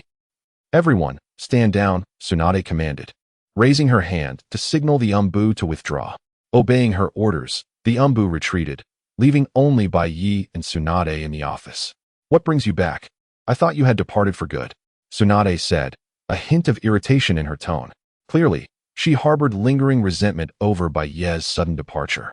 Tsunade, I have some delightful news to share with you," Baiye replied with a grin, noticing her vexation. "News?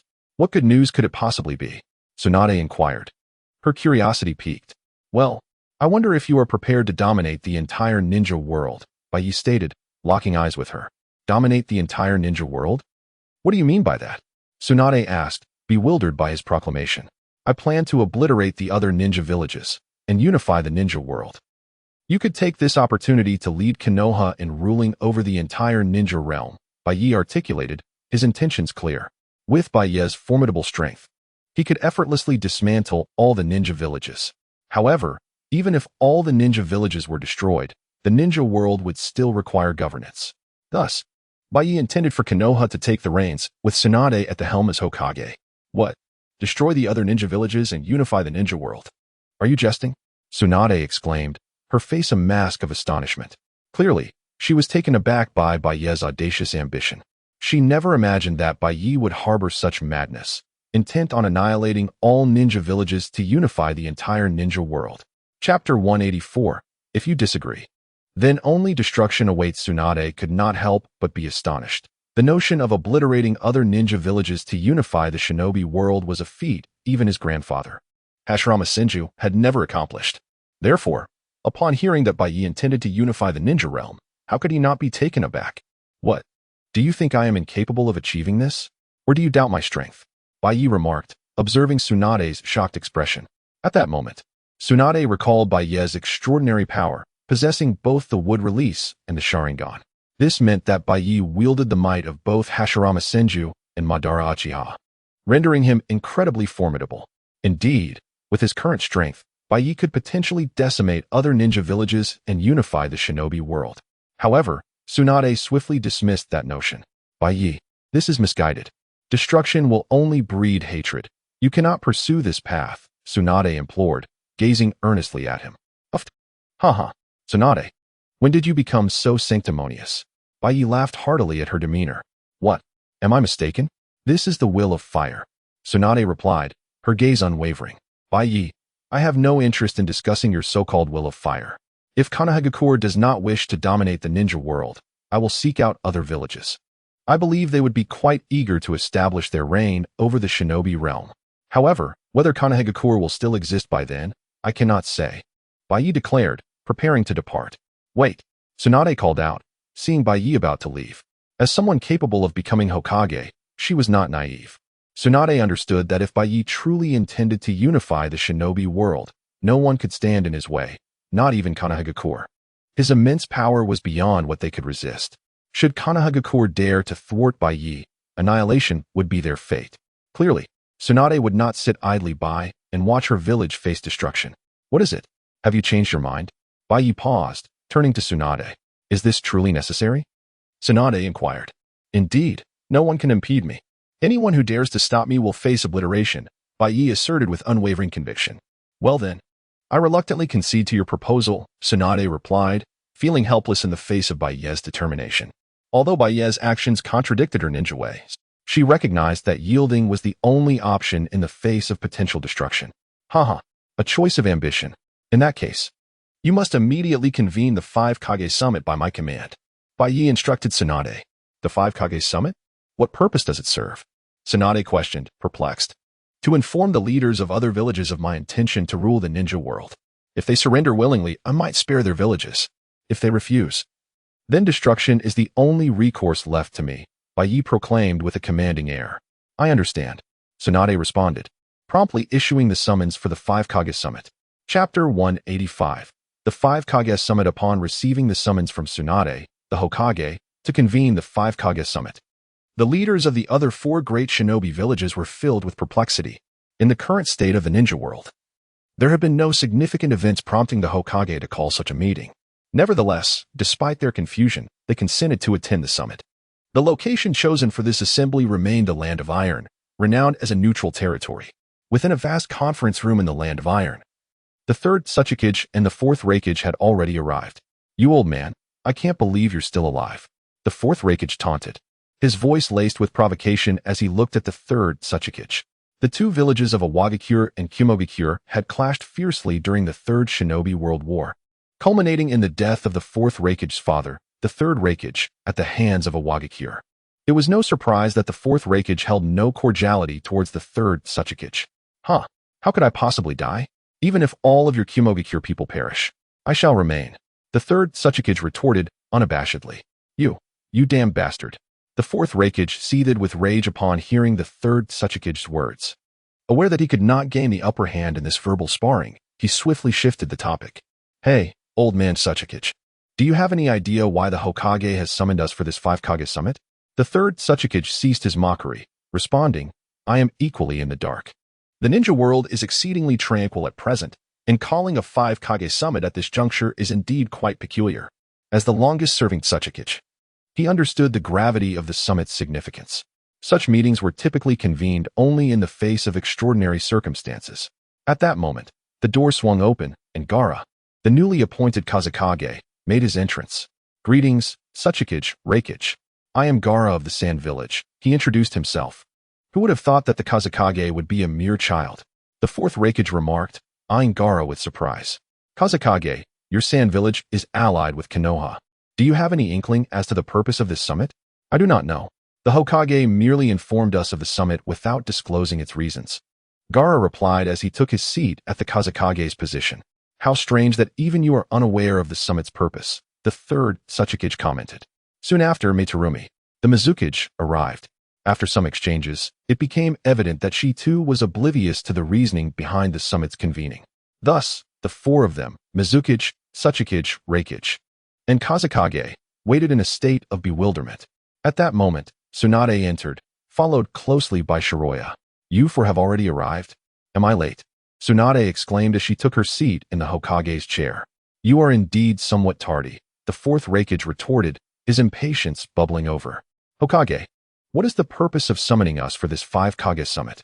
Chapter 186. The tempestuous Raikage. Not only was the fourth Raikage profoundly perplexed, but the other Kages also gazed at the recently arrived Tsunade with expressions of bewilderment. Clearly, they were all exceedingly curious as to why this Hokage had summoned the 5 Kage summit without any apparent reason. In response to the inquiries from the assembly, Tsunade offered no reply, instead turning her gaze towards Baiye. Stepping forward, Baiye addressed the gathered Kages, stating that the purpose of convening the summit was remarkably straightforward, to unify the entire ninja world. Upon hearing Baiye's words, the representatives from the other villages were filled with confusion. What did it mean to unify the ninja world? Was this an attempt to obliterate their villages?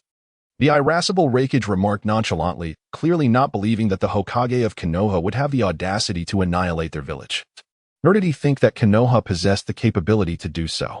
However, Baiye's next statement left the Raikage utterly astounded. You are correct, Raikage. Konoha indeed intends to obliterate your Kumogakure, Baiye stated, locking eyes with the Raikage. What? What did you say? Repeat that.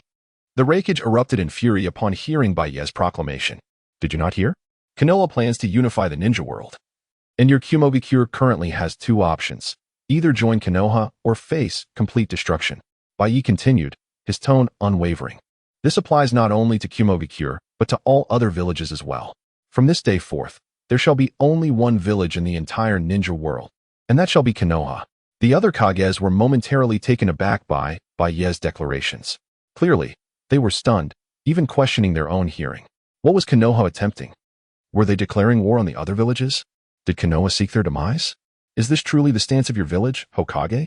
The third Sachikage asked gravely as he turned to Tsunade. Indeed, what Baiye has articulated reflects the will of Konoha, Tsunade affirmed with resolute confidence. Upon hearing Tsunade's confirmation, the expressions of the other Kages shifted to grave concern. Konoha had effectively chosen its course against their villages. The audacity of Konoha was staggering. Not only the Kages but their guards also bore grim visages, sensing the impending storm of a new ninja war. Damn it, I care not for your intentions. Konoha, do you truly wish to annihilate our Kumogakure? The Raikage, filled with rage, surged forward, electricity crackling around him as he prepared to strike Baiye. Given his volatile temperament, the Raikage could hardly contain his fury upon hearing Baiye's intention to destroy Kumogakure. Thus, in a fit of anger, he launched a direct assault on Baiye. Despite the ferocity and swiftness of the Raikage's attack, Baiye showed no inclination to evade. Instead, he extended a single hand and grasped the Raikage's fist with force.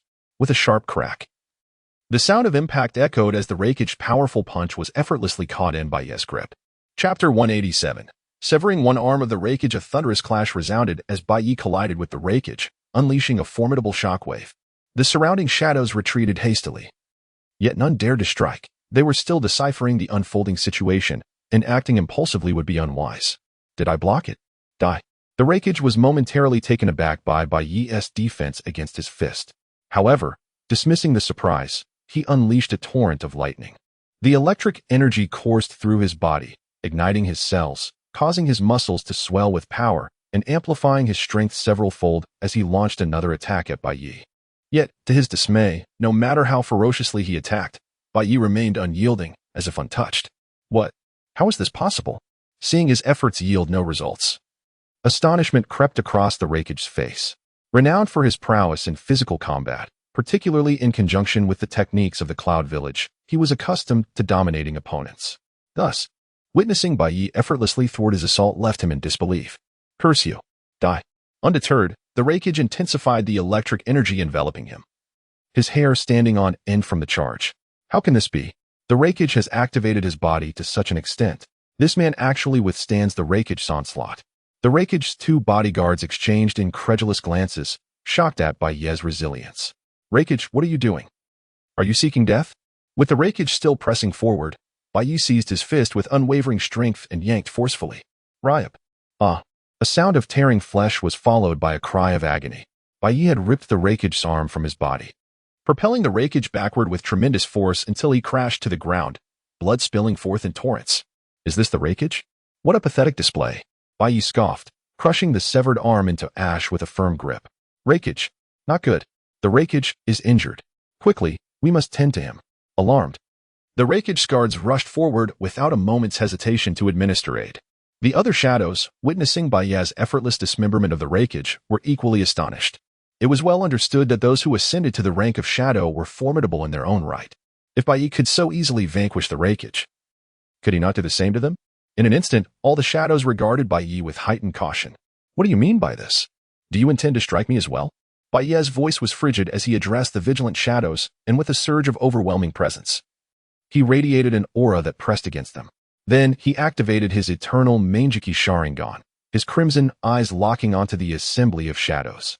Chapter 188. The power of Uchiha Madara and Shinji Hashirama under the overwhelming aura of Baiye. The expressions of all present shifted dramatically, their breaths seemingly suspended for a fleeting moment. What an intimidating presence. Is this the foundation of Konoha? Is it possible that Konoha is truly on the brink of instigating a new ninja war? The faces of the various Kage turned grave as they regarded Baiye, fully aware of the sheer terror of his power. Among them, the third Tsuchikage appeared particularly distressed. Upon witnessing Baiye's eyes, he trembled uncontrollably. Those eyes, indeed, they are the very eyes of Uchiha Madara. Having lived since the Warring States period, the third Tsuchikage had once accompanied his master, the second Tsuchikage, to witness Madara's formidable strength firsthand. The most indelible memory etched in his mind was of Madara's eternal Manjiki Sharingan. The potency of that strength, the dread it instilled, remained vividly alive in his recollection. Each time he recalled Madara's eyes, a sudden wave of trepidation surged within him. Initially, with Madara's demise, the third Tsuchikage had presumed that such overwhelming power had vanished. However, he never anticipated that he would once again behold such terrifying might today. What are you saying, Tsuchikage? Uchiha Madara is dead. The other Kage exclaimed in unison, clearly aware of the weight that Madara's name carried. I cannot ascertain the truth. Yet this power is strikingly reminiscent of the fearsome Uchiha Madara. The third Tsuchikage replied gravely. Haha, you are not mistaken, Tsuchikage. I now wield the power that once belonged to Uchiha Madara. But this is merely the beginning. With that, Baiye's will surged forth, causing the ground around him to convulse violently as countless enormous trees erupted from the earth, racing towards the other Kage. Not good. Quickly evade. Attack. Protect the Tsuchikage. Safeguard the Mizukage. Fall back. In response to Baiye's onslaught, the guards of each Kage sprang into action, felling the encroaching trees to ensure the swift retreat of their leaders. Boom. A tremendous explosion reverberated through the venue as it erupted in chaos. The Kage and their guards stumbled from the blast, landing on the ground, their eyes warily fixed on the towering trees. This would release. The power of the first Hokage. What is happening? How can the power of would release manifest in one of the Uchiha clan? Uncertain, they exchanged anxious glances. We may be facing grave trouble. Despite their confusion regarding Baiye, a member of the Uchiha clan, wielding the first Hokage's would release. They understood the formidable nature of such power. Would release is renowned as a force that can quell chaos. Now, with Konoha simultaneously possessing the powers of Uchiha Madara and Shinji Hashirama, this was undeniably ominous news for the other villages. Confronted with the power unleashed by Byakuya, everyone present wore solemn expressions, acutely aware of the implications of both Uchiha Madara and Shinji Hashirama's strength residing within a single individual. They braced themselves for a fierce battle. However, to everyone's astonishment, Byakuya retracted his power, easing the tense atmosphere that had gripped the area. Huh? What's going on? Everyone wondered, perplexed by Byakuya's actions. You may leave now, Byakuya declared, addressing the group. Leave? What do you mean by that? Demanded Gaara, the Kazekage, his brow furrowed in confusion. Is my meaning not clear? Byakuya retorted. I am offering you a chance to survive. Return to your villages, gather your shinobi, and prepare to surrender. Otherwise, you will all meet your demise. Byakuya's voice dripped with disdain as he surveyed the assembled Kage. Insolent. The Kage seethed with fury at Byakuya's words. As leaders of their respective villages, they were accustomed to respect and deference, not such blatant contempt. Yet, they suppressed their anger, recognizing the immense power Byakuya wielded, amplified by the combined might of Hashirama and Madara. Their priority was to return to their villages, where they would be safe. Surely, Byakuya, powerful as he was, could not stand against an entire village. Though the Kage were inclined to retreat, one among them refused to let the matter rest. You detestable fiend! How dare you sever my arm? Unforgivable! Prepare to meet your end. The fourth Raikage bellowed, lightning crackling around his form. Thanks to the efforts of medical knee, his injury had been stabilized. Despite the loss of his arm, his fighting spirit remained unbroken. The Raikage, known for his volatile temper, had suffered a grievous insult during the Five Kage summit. He could not simply let Byakuya's transgression go unpunished. Die! He roared, launching himself at Byakuya, his remaining arm crackling with lightning. Lightning release armor. Undaunted by the Raikage's ferocious assault, Byakuya calmly extended his right hand, effortlessly halting the Raikage's advance. A powerful shockwave erupted from the point of contact. Despite the Raikage's full-force attack, Byakuya remained unyielding. Impossible! The Raikage exclaimed, refusing to yield. He redoubled his efforts, but to no avail. He could not move Byakuya even an inch. It seems you have a death wish. In that case, I shall grant it to you, Byakuya said, his right hand moving with blinding speed.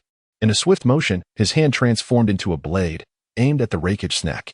With a sickening sound, Byakuya effortlessly decapitated the Raikage, leaving him no time to react.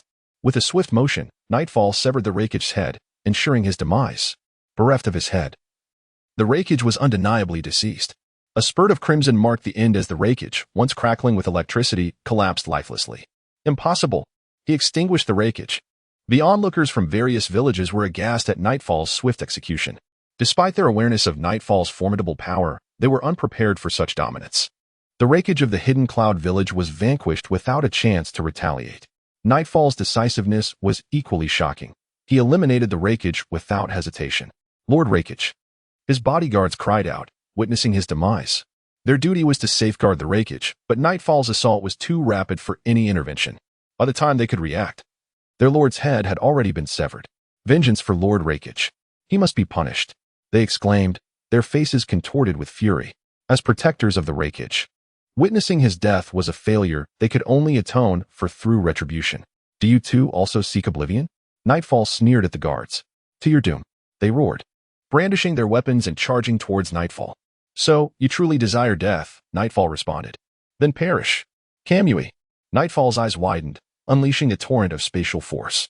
The space around the charging guards twisted violently. What is happening? The space is distorting. Before they could comprehend their fate, the guards were crushed by the spatial anomaly. He has eliminated two more. The onlookers shuddered at Nightfall's ruthlessness, his willingness to kill without a second thought. Why do you linger? Do you also seek your end? Nightfall's gaze swept over the remaining Kage. Let us depart at once. Seized by terror, the Kage and their bodyguards fled the scene without hesitation, unwilling to share the Raikage's fate. Only Nightfall and Tsunade's guards remained. Was this truly wise, Nightfall? We have antagonized the other ninja villages, Tsunade voiced her concern. Fear not. They shall soon meet their end, Nightfall replied dismissively. Chapter 191. Has Konoha village lost its sanity? To the outside world, it seems utterly irrational for Konoha village to provoke the other four great ninja villages. Even if Konoha is formidable, can it truly withstand a combined assault from the other four? However, for Baiye, such considerations are trivial. Baiye has acquired the legendary powers once held by Senju Hashirama and Uchiha Madara. It can be asserted that, within the entire ninja realm, no one stands a chance against him. Should the four great ninja villages dare to launch an offensive against him, their only fate would be death. Yet, the other villages remain oblivious. In their respective villages, the Kage returned home, immediately commencing preparations for war. All were summoned to heed orders, and every shinobi from Iwagakure was called back, abandoning all tasks. They entered a state of heightened readiness. Upon the return of the third Tsuchikage to the village, he issued a series of commands. Hearing these orders, the entire Iwagakure swiftly mobilized. Nevertheless, the shinobi were filled with confusion. Tsuchikage-sama, what is the matter? What has happened? Indeed, Tsuchikage-sama, weren't you attending the Five Kage summit? Why are we entering a state of war readiness? Within Iwagakure, countless shinobi inquired anxiously of their leader. Have they lost their minds? Konoha has gone mad. The Hokage has gone mad. Konoha has directly declared war on the other four ninja villages. The Tsuchikage exclaimed. What? How is that possible? Yes. What is Konoha trying to achieve? Tsuchikage-sama, could this be a misunderstanding? Upon hearing this news, the other Iwagakure shinobi were equally astonished. A misunderstanding? I wish it were so. However, Konoha has outright killed the Raikage. Is there any possibility of a misunderstanding in such a scenario? The third Tsuchikage remarked. Clearly, he was reluctant to engage in battle, but recognized that conflict was now unavoidable. What? They killed the Raikage. This. All Iwagakure shinobi present were taken aback. The assassination of the Raikage signaled a path of no return. Thus, Konoha has indeed gone mad. Prepare for battle. Our adversaries possess formidable strength. The Tsuchikage declared gravely. Yes. In response to the Tsuchikage's words, the shinobi of Iwagakure nodded in agreement. With the Raikage slain by Konoha's hands, what more could they say? They must prepare for combat. Similarly, Sunagakure received word of Konoha's declaration of war. Kazekage, what did you say? Konoha's shinobi have killed the Raikage and declared war on the other 4 great ninja villages. The elders Chiyo and Eyes were equally astonished. Indeed, Elder Chiyo, Elder Eyes, Gaara affirmed with unwavering conviction. What is happening? Has Konoha lost its sanity? Sister, this is truly perplexing. Chiyo and Eyes shared a mutual bewilderment regarding Konoha's actions. Elders, what should we do now? Gaara inquired of Chiyo and Eyes. Although he had ascended to the position of Kazekage, he was at a loss regarding how to respond to Konoha's sudden declaration of war. First, let us prepare for battle. We must observe the reactions of the other villages. We concur. After a moment of contemplation, Chiyo and Eyes responded. Chapter 192, The Wrath of the Cloud Ninja Village and the Hidden Mist Village. Terumi May had returned to her village. The eldest elder, Yuan Shi, inquired about her experience at the 5 Kage Summit. Well, the 5 Kage Summit did not go as expected. It was my first time attending, and I unexpectedly found myself in a declaration of war from the Leaf Village. Terumi May lamented. The Hidden Mist Village had been without a Mizukage since the demise of the 4th Mizukage, and it was under duress that Terumi May had ascended to the position of Mizukage, marking her inaugural participation in the summit. What? You say the Leaf Village declared war? What transpired? Elder Yuan Shi asked urgently upon hearing her words. The situation is as follows. The Leaf Village assassinated the Raikage and declared war on all villages. Terumi May recounted the events with haste. How could this be? Has the Leaf Village lost its senses? Upon hearing Terumi May's account, Elder Yuan Shi was taken aback, sensing the madness of the Leaf Village's actions. Elder Yuan Shi, what should we do now? Terumi May inquired anxiously. Well, we must prepare for battle and observe the reactions of the other villages. The one who should be most concerned is the Cloud Ninja Village. Elder Yuan Shi contemplated and responded. In the Land of Lightning. Within the Cloud Ninja Village, all the elite shinobi had gathered at the Raikage's office. At that moment, the air was thick with their fury. How dare the Leaf Village kill our esteemed Raikage? This is unforgivable. We must avenge him. Indeed, we shall invade the Leaf Village and make them aware of our might. The Leaf Village has gone too far. They must not be spared. One after another, the Cloud Ninjas roared with indignation. As one of the 5 great ninja villages, the Cloud Ninja Village prided itself on its formidable strength. Each ninja took immense pride in being a Cloud Ninja. They firmly believed that under the leadership of the Raikage, their village would rise and surpass the Leaf Village to become the foremost ninja village. Now, with their Raikage slain, how could they possibly contain their rage? The Cloud Ninja Village had always been a martial society, and the murder of their Raikage incited a clamorous call for revenge among them. Torai, what should we do now? Indeed, with the Raikage fallen, you were his most trusted ally. Quickly issue the command. We must avenge our Raikage. These furious Cloud Ninjas turned their gaze towards a middle-aged shinobi, Torai, a senior ninja, and a trusted minister of past Raikages. With the death of the Raikage, Torai had become the most powerful figure in the Cloud Ninja Village, and all the ninjas awaited his command to launch an attack on the Leaf Village. Should we not deliberate further? Torai expressed his concerns. The Leaf Village would not dare provoke us without confidence in their strength. If we rashly attack, we might fall into their ambush. However, the other Cloud Ninjas were unconcerned with deliberation. Deliberate further? What more is there to discuss? Our Raikage has been slain, and we must avenge him. Indeed, Torai, you were the Raikage's most valued aide. How can you not seek vengeance now that he has fallen? Are you afraid? One Cloud Ninja complained, directing his frustration at Torai. How could I be afraid? If that is the case, we shall launch an assault on the Leaf Village. Seeing the fervor of his fellow ninjas, Torai recognized that further discussion was futile. Reluctantly, he issued the command to advance. Chapter 193. The naive Naruto in the village of Konoha. Following the return of Tsunade and Shiroya, the announcement of an impending ninja war was swiftly made. Upon hearing this news, all the ninjas in Konoha were taken aback. However, by this time, the village was firmly under Tsunade's command. Even though the Konoha ninjas were perplexed by her orders and astonished at the looming conflict, they nonetheless prepared to follow Tsunade's directives. Yet, there was one exception, Naruto Uzumaki. What? Our village is going to engage in a ninja war with others? What about the sand village where Gaara is? Naruto exclaimed loudly upon receiving the news from his teacher, Kakashi Hatake. Forget about Gaara. Our village has declared war on the sand village. Gaara is now the Kazekage, and when we meet again, we shall be adversaries. Kakashi replied sternly. Adversaries? How can that be? I refuse to become enemies with Gaara. I will go to the Hokage. The Hokage can surely put a stop to all this. The naive Naruto shouted, determined to head towards the Hokage building. Wait, Naruto. I understand your feelings, but the declaration of war against the Sand Village is the Hokage's command. You cannot prevent it. Kakashi intervened. No, I do not believe it. I must speak with the Hokage. Naruto insisted stubbornly, continuing his march towards the Hokage building. Seeing Naruto's back, Kakashi quickly followed. Yet he did not hinder Naruto.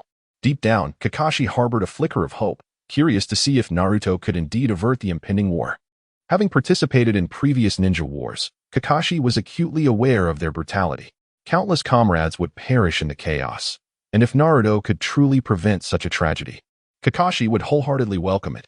Meanwhile, in the Hokage's office, Tsunade and Shiroya were deliberating the details of the impending ninja war. Shiroya, you have killed the Raikage and declared war on the other 3 villages. The ninja war is now unavoidable. Are you truly capable of repelling the onslaught from all 4 villages? Tsunade inquired, her concern evident. Although Shiroya displayed fearsome power, possessing the strength of both Uchiha Madara and his grandfather, Tsunade remained anxious about facing the combined might of 4 villages. Do not worry. Annihilating the other 4 villages is merely a trivial task for me. But tell me, are you prepared to unify the ninja world? Shiroya asked Tsunade, his confidence unwavering. Unify the ninja world? That is something even my grandfather could not achieve. Am I truly capable of such a feat? Tsunade questioned, her self-doubt surfacing. Of course you can. If I say you can, then you can. Your task now is to ready yourself to command the entire ninja realm. Shiroya asserted with conviction. I understand. I know what I must do. Tsunade responded, her face now radiating confidence. At that moment, the office door swung open, and Naruto burst in. Urgency etched across his features. Hokage, why have you initiated the ninja war? Naruto demanded without a moment's hesitation, confronting Tsunade directly. Chapter 194. The oblivious Naruto. Upon the sudden entrance of Naruto Uzumaki, both Kakashi Hatake and Tsunade furrowed their brows. At that moment, Kakashi hurriedly approached, exclaiming, I apologize, Hokage. Naruto is too impulsive. He has never experienced a ninja war and does not comprehend its gravity. Naruto, you fool. Return immediately. Do not cause a disturbance here. Sakura shouted as she rushed to his side. I refuse to go back, Kakashi-sensei. I must prevent the ninja war. Our village hidden in the leaf cherishes peace and upholds the will of fire. How can we instigate a war among ninjas?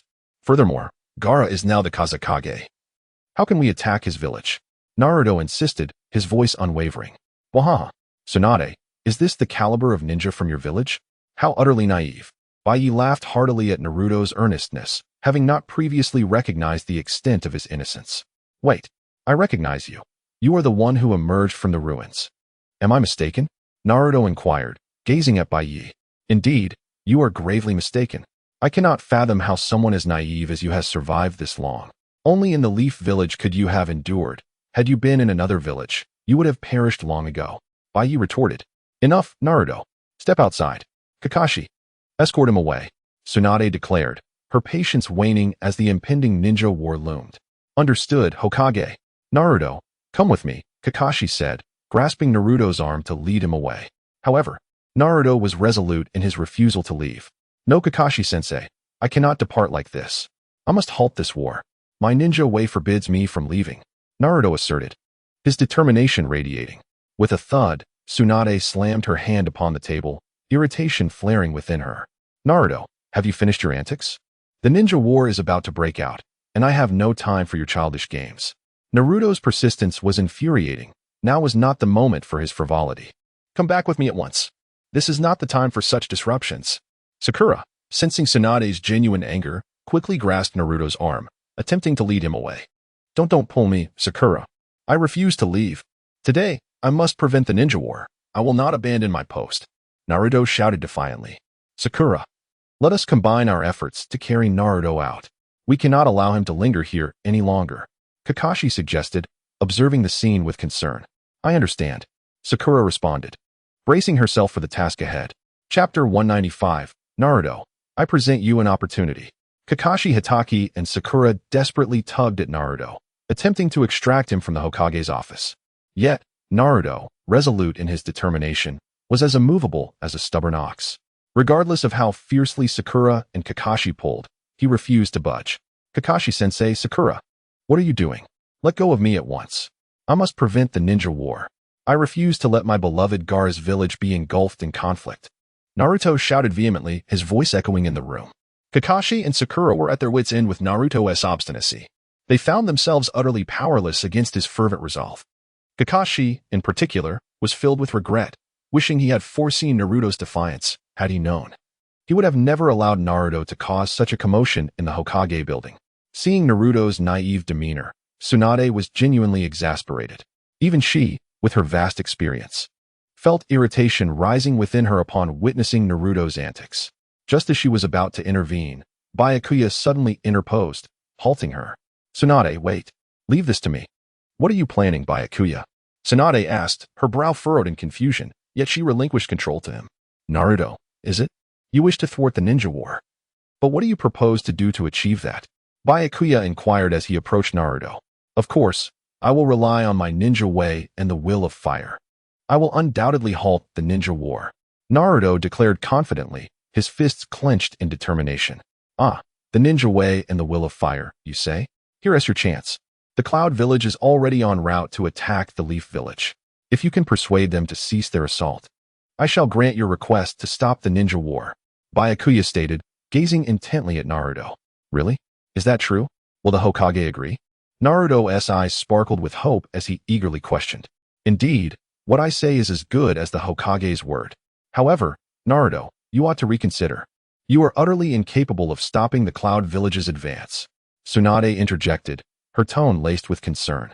To halt the Cloud Village's offensive was nothing short of a fantasy. After all, the Raikage had fallen to Byakuya's might. The animosity between the Leaf and Cloud Villages had escalated to an irreconcilable state.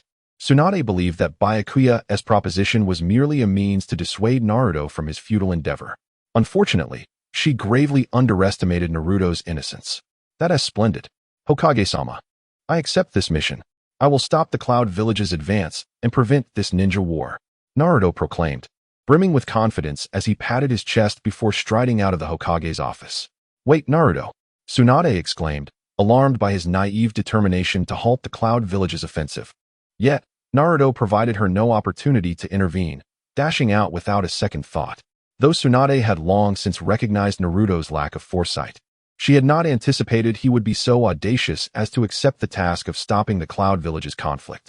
Byakuya, I must go after Naruto, Tsunade declared urgently. After him? No need. Let him be. Byakuya replied nonchalantly. But it's far too perilous.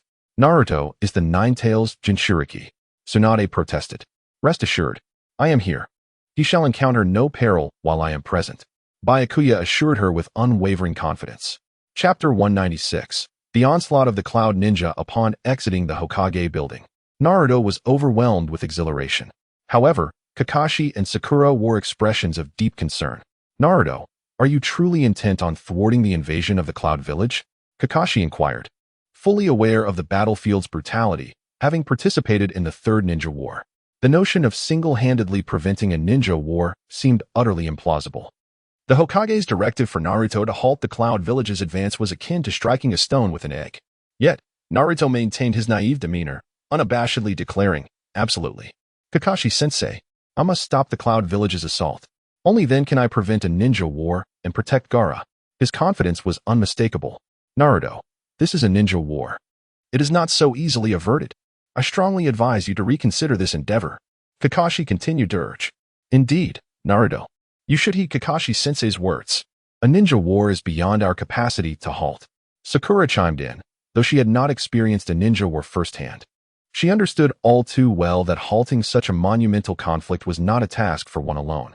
The idea of Naruto confronting a ninja war single-handedly appeared reckless. How can you both say that? I will stop the ninja war. I swear it by the will of fire and my ninja way, Naruto declared, fists clenched, brimming with self-assurance. It was evident that Naruto remained oblivious to the war's grim realities, mistakenly believing that a ninja war was merely a duel between two ninjas, one that he could easily prevent with his strength. I hope you can indeed perform a miracle, Kakashi thought, observing Naruto's unwavering confidence. While he recognized the unlikelihood of Naruto successfully halting the Cloud Village's advance and preventing the war, he had no alternative but to believe in Naruto's potential to create a miracle. In the border region of the Land of Fire, a formidable contingent of Cloud Ninjas was swiftly approaching, each face etched with fury. They were acutely aware that their Raikage had been slain by those from the Leaf Village. Their singular purpose was clear: to besiege the Leaf Village and avenge their fallen leader. Everyone, be cautious. We have entered the Land of Fire and may encounter Leaf Ninjas at any moment. Tidai warned the surrounding Cloud Ninjas. However, rather than expressing fear, the Cloud Ninjas seethed with rage. Those wretched Leaf Ninjas, let them come. I will slay them in revenge for the Raikage. One shouted, filled with fervor. Indeed, let them witness the might of the Cloud Ninjas, echoed another, as their collective anger surged. At the sight of such fervor, Tidai sighed in resignation. It was evident to him that with the Cloud Ninjas in such a volatile state, the offensive into the Land of Fire could spell disaster. Tidai-sama, Leaf Ninjas are approaching. At that moment, a sensing ninja reported urgently. Chapter 197, Conquering the Ninja World, A New Era. Everyone remained on high alert. How many people are in Konoha? Sachikage inquired hastily. Report, sir, only 3. A Cloud Ninja replied, bewildered. 3? Are you certain? You cannot be jesting. Sachikage exclaimed, taken aback by the news. Lord Sachikage, I assure you, there are indeed only 3. The Cloud Ninja responded emphatically. Upon realizing that only 3 individuals stood before them, he was astonished. Nevertheless, he had verified the information multiple times. There were indeed just 3. As all the Cloud Ninjas remained perplexed, Naruto, Sakura, and Kakashi Hatake arrived. Be vigilant, Kakashi commanded, gripping his kunai, while Sakura tightened her hold on her weapon. However, Naruto did not react. Instead, he approached the Cloud Ninjas. Fellow Cloud Ninjas, let us not engage in combat. This world yearns for love, not war, Naruto proclaimed, addressing the assembled ninjas. The Cloud Ninjas stared at Naruto, utterly confounded. Who is this lively character? Is he part of a Konoha conspiracy? Sachikage furrowed his brow, eyeing Naruto with suspicion. Lord Sachikage, according to our intelligence, he is the Jinchuriki of the Nine Tails, Uzumaki Naruto. The Cloud Ninja reported without hesitation. The Jinchuriki of the Nine Tails? Does Konoha intend to use him against us? Sachikage and the Cloud Ninjas readied themselves for battle, their vigilance heightened. Yet, Naruto seemed oblivious to the tension, continuing his verbal diplomacy. Let us cease hostilities. Konoha seeks peace. Let us halt this conflict and achieve harmony through love, he called out passionately. The Cloud Ninjas, however, dismissed his words as folly. Cease fighting? What nonsense! Our Raikage was slain by you, and you dare speak of peace? Lord Sachikage, what shall we do now? The other Cloud Ninjas turned to him, their eyes filled with anticipation. Regardless of Konoha's schemes, we must not retreat. Attack! Capture them! Sachikage commanded decisively, though he remained perplexed by the arrival of merely 3 individuals from Konoha. Yes, attack! Upon hearing Sachikage's command, the eager Cloud Ninjas surged forward. Retreat, Naruto! Kakashi shouted in alarm, witnessing the incoming assault. Yet, Naruto maintained his innocent demeanor. What are you doing? We must not fight. We desire peace. Unfazed, the Cloud Ninjas unleashed a barrage of ninjutsu. Boom! With a cacophony of anguished cries, Naruto was sent hurtling backward, his pleas drowned in the chaos. Damn it! Kakashi contemplated rushing to save Naruto, but the overwhelming number of Cloud Ninjas made it impossible. Soon, Kakashi, Naruto, and Sakura found themselves surrounded. Kakashi-sensei, what should we do now? Sakura asked, her expression grave. I am aware of the predicament. Kakashi replied, his countenance serious as he assessed their dire situation. Despite Kakashi's formidable strength, he found himself at a loss against such a multitude of adversaries. How can you act in this manner? We seek peace. Naruto, now severely wounded, continued to shout. Regrettably, no matter how fervently Naruto implored, the relentless onslaught of cloud ninjas persisted. Naruto, enough. We must engage the enemy. Kakashi and Sakura urged him, exasperated by the situation. How could this happen? Naruto exclaimed. Disbelief etched across his face as he beheld the swarm of cloud ninjas. Advance. Capture them. The boy is the Nine-Tails Jinchuriki. We can use him as leverage against Konoha. Tsuchikage commanded, unleashing an army of cloud ninjas upon Kakashi and his companions. Though Kakashi was powerful and Naruto was the Nine-Tails host, the odds were insurmountable.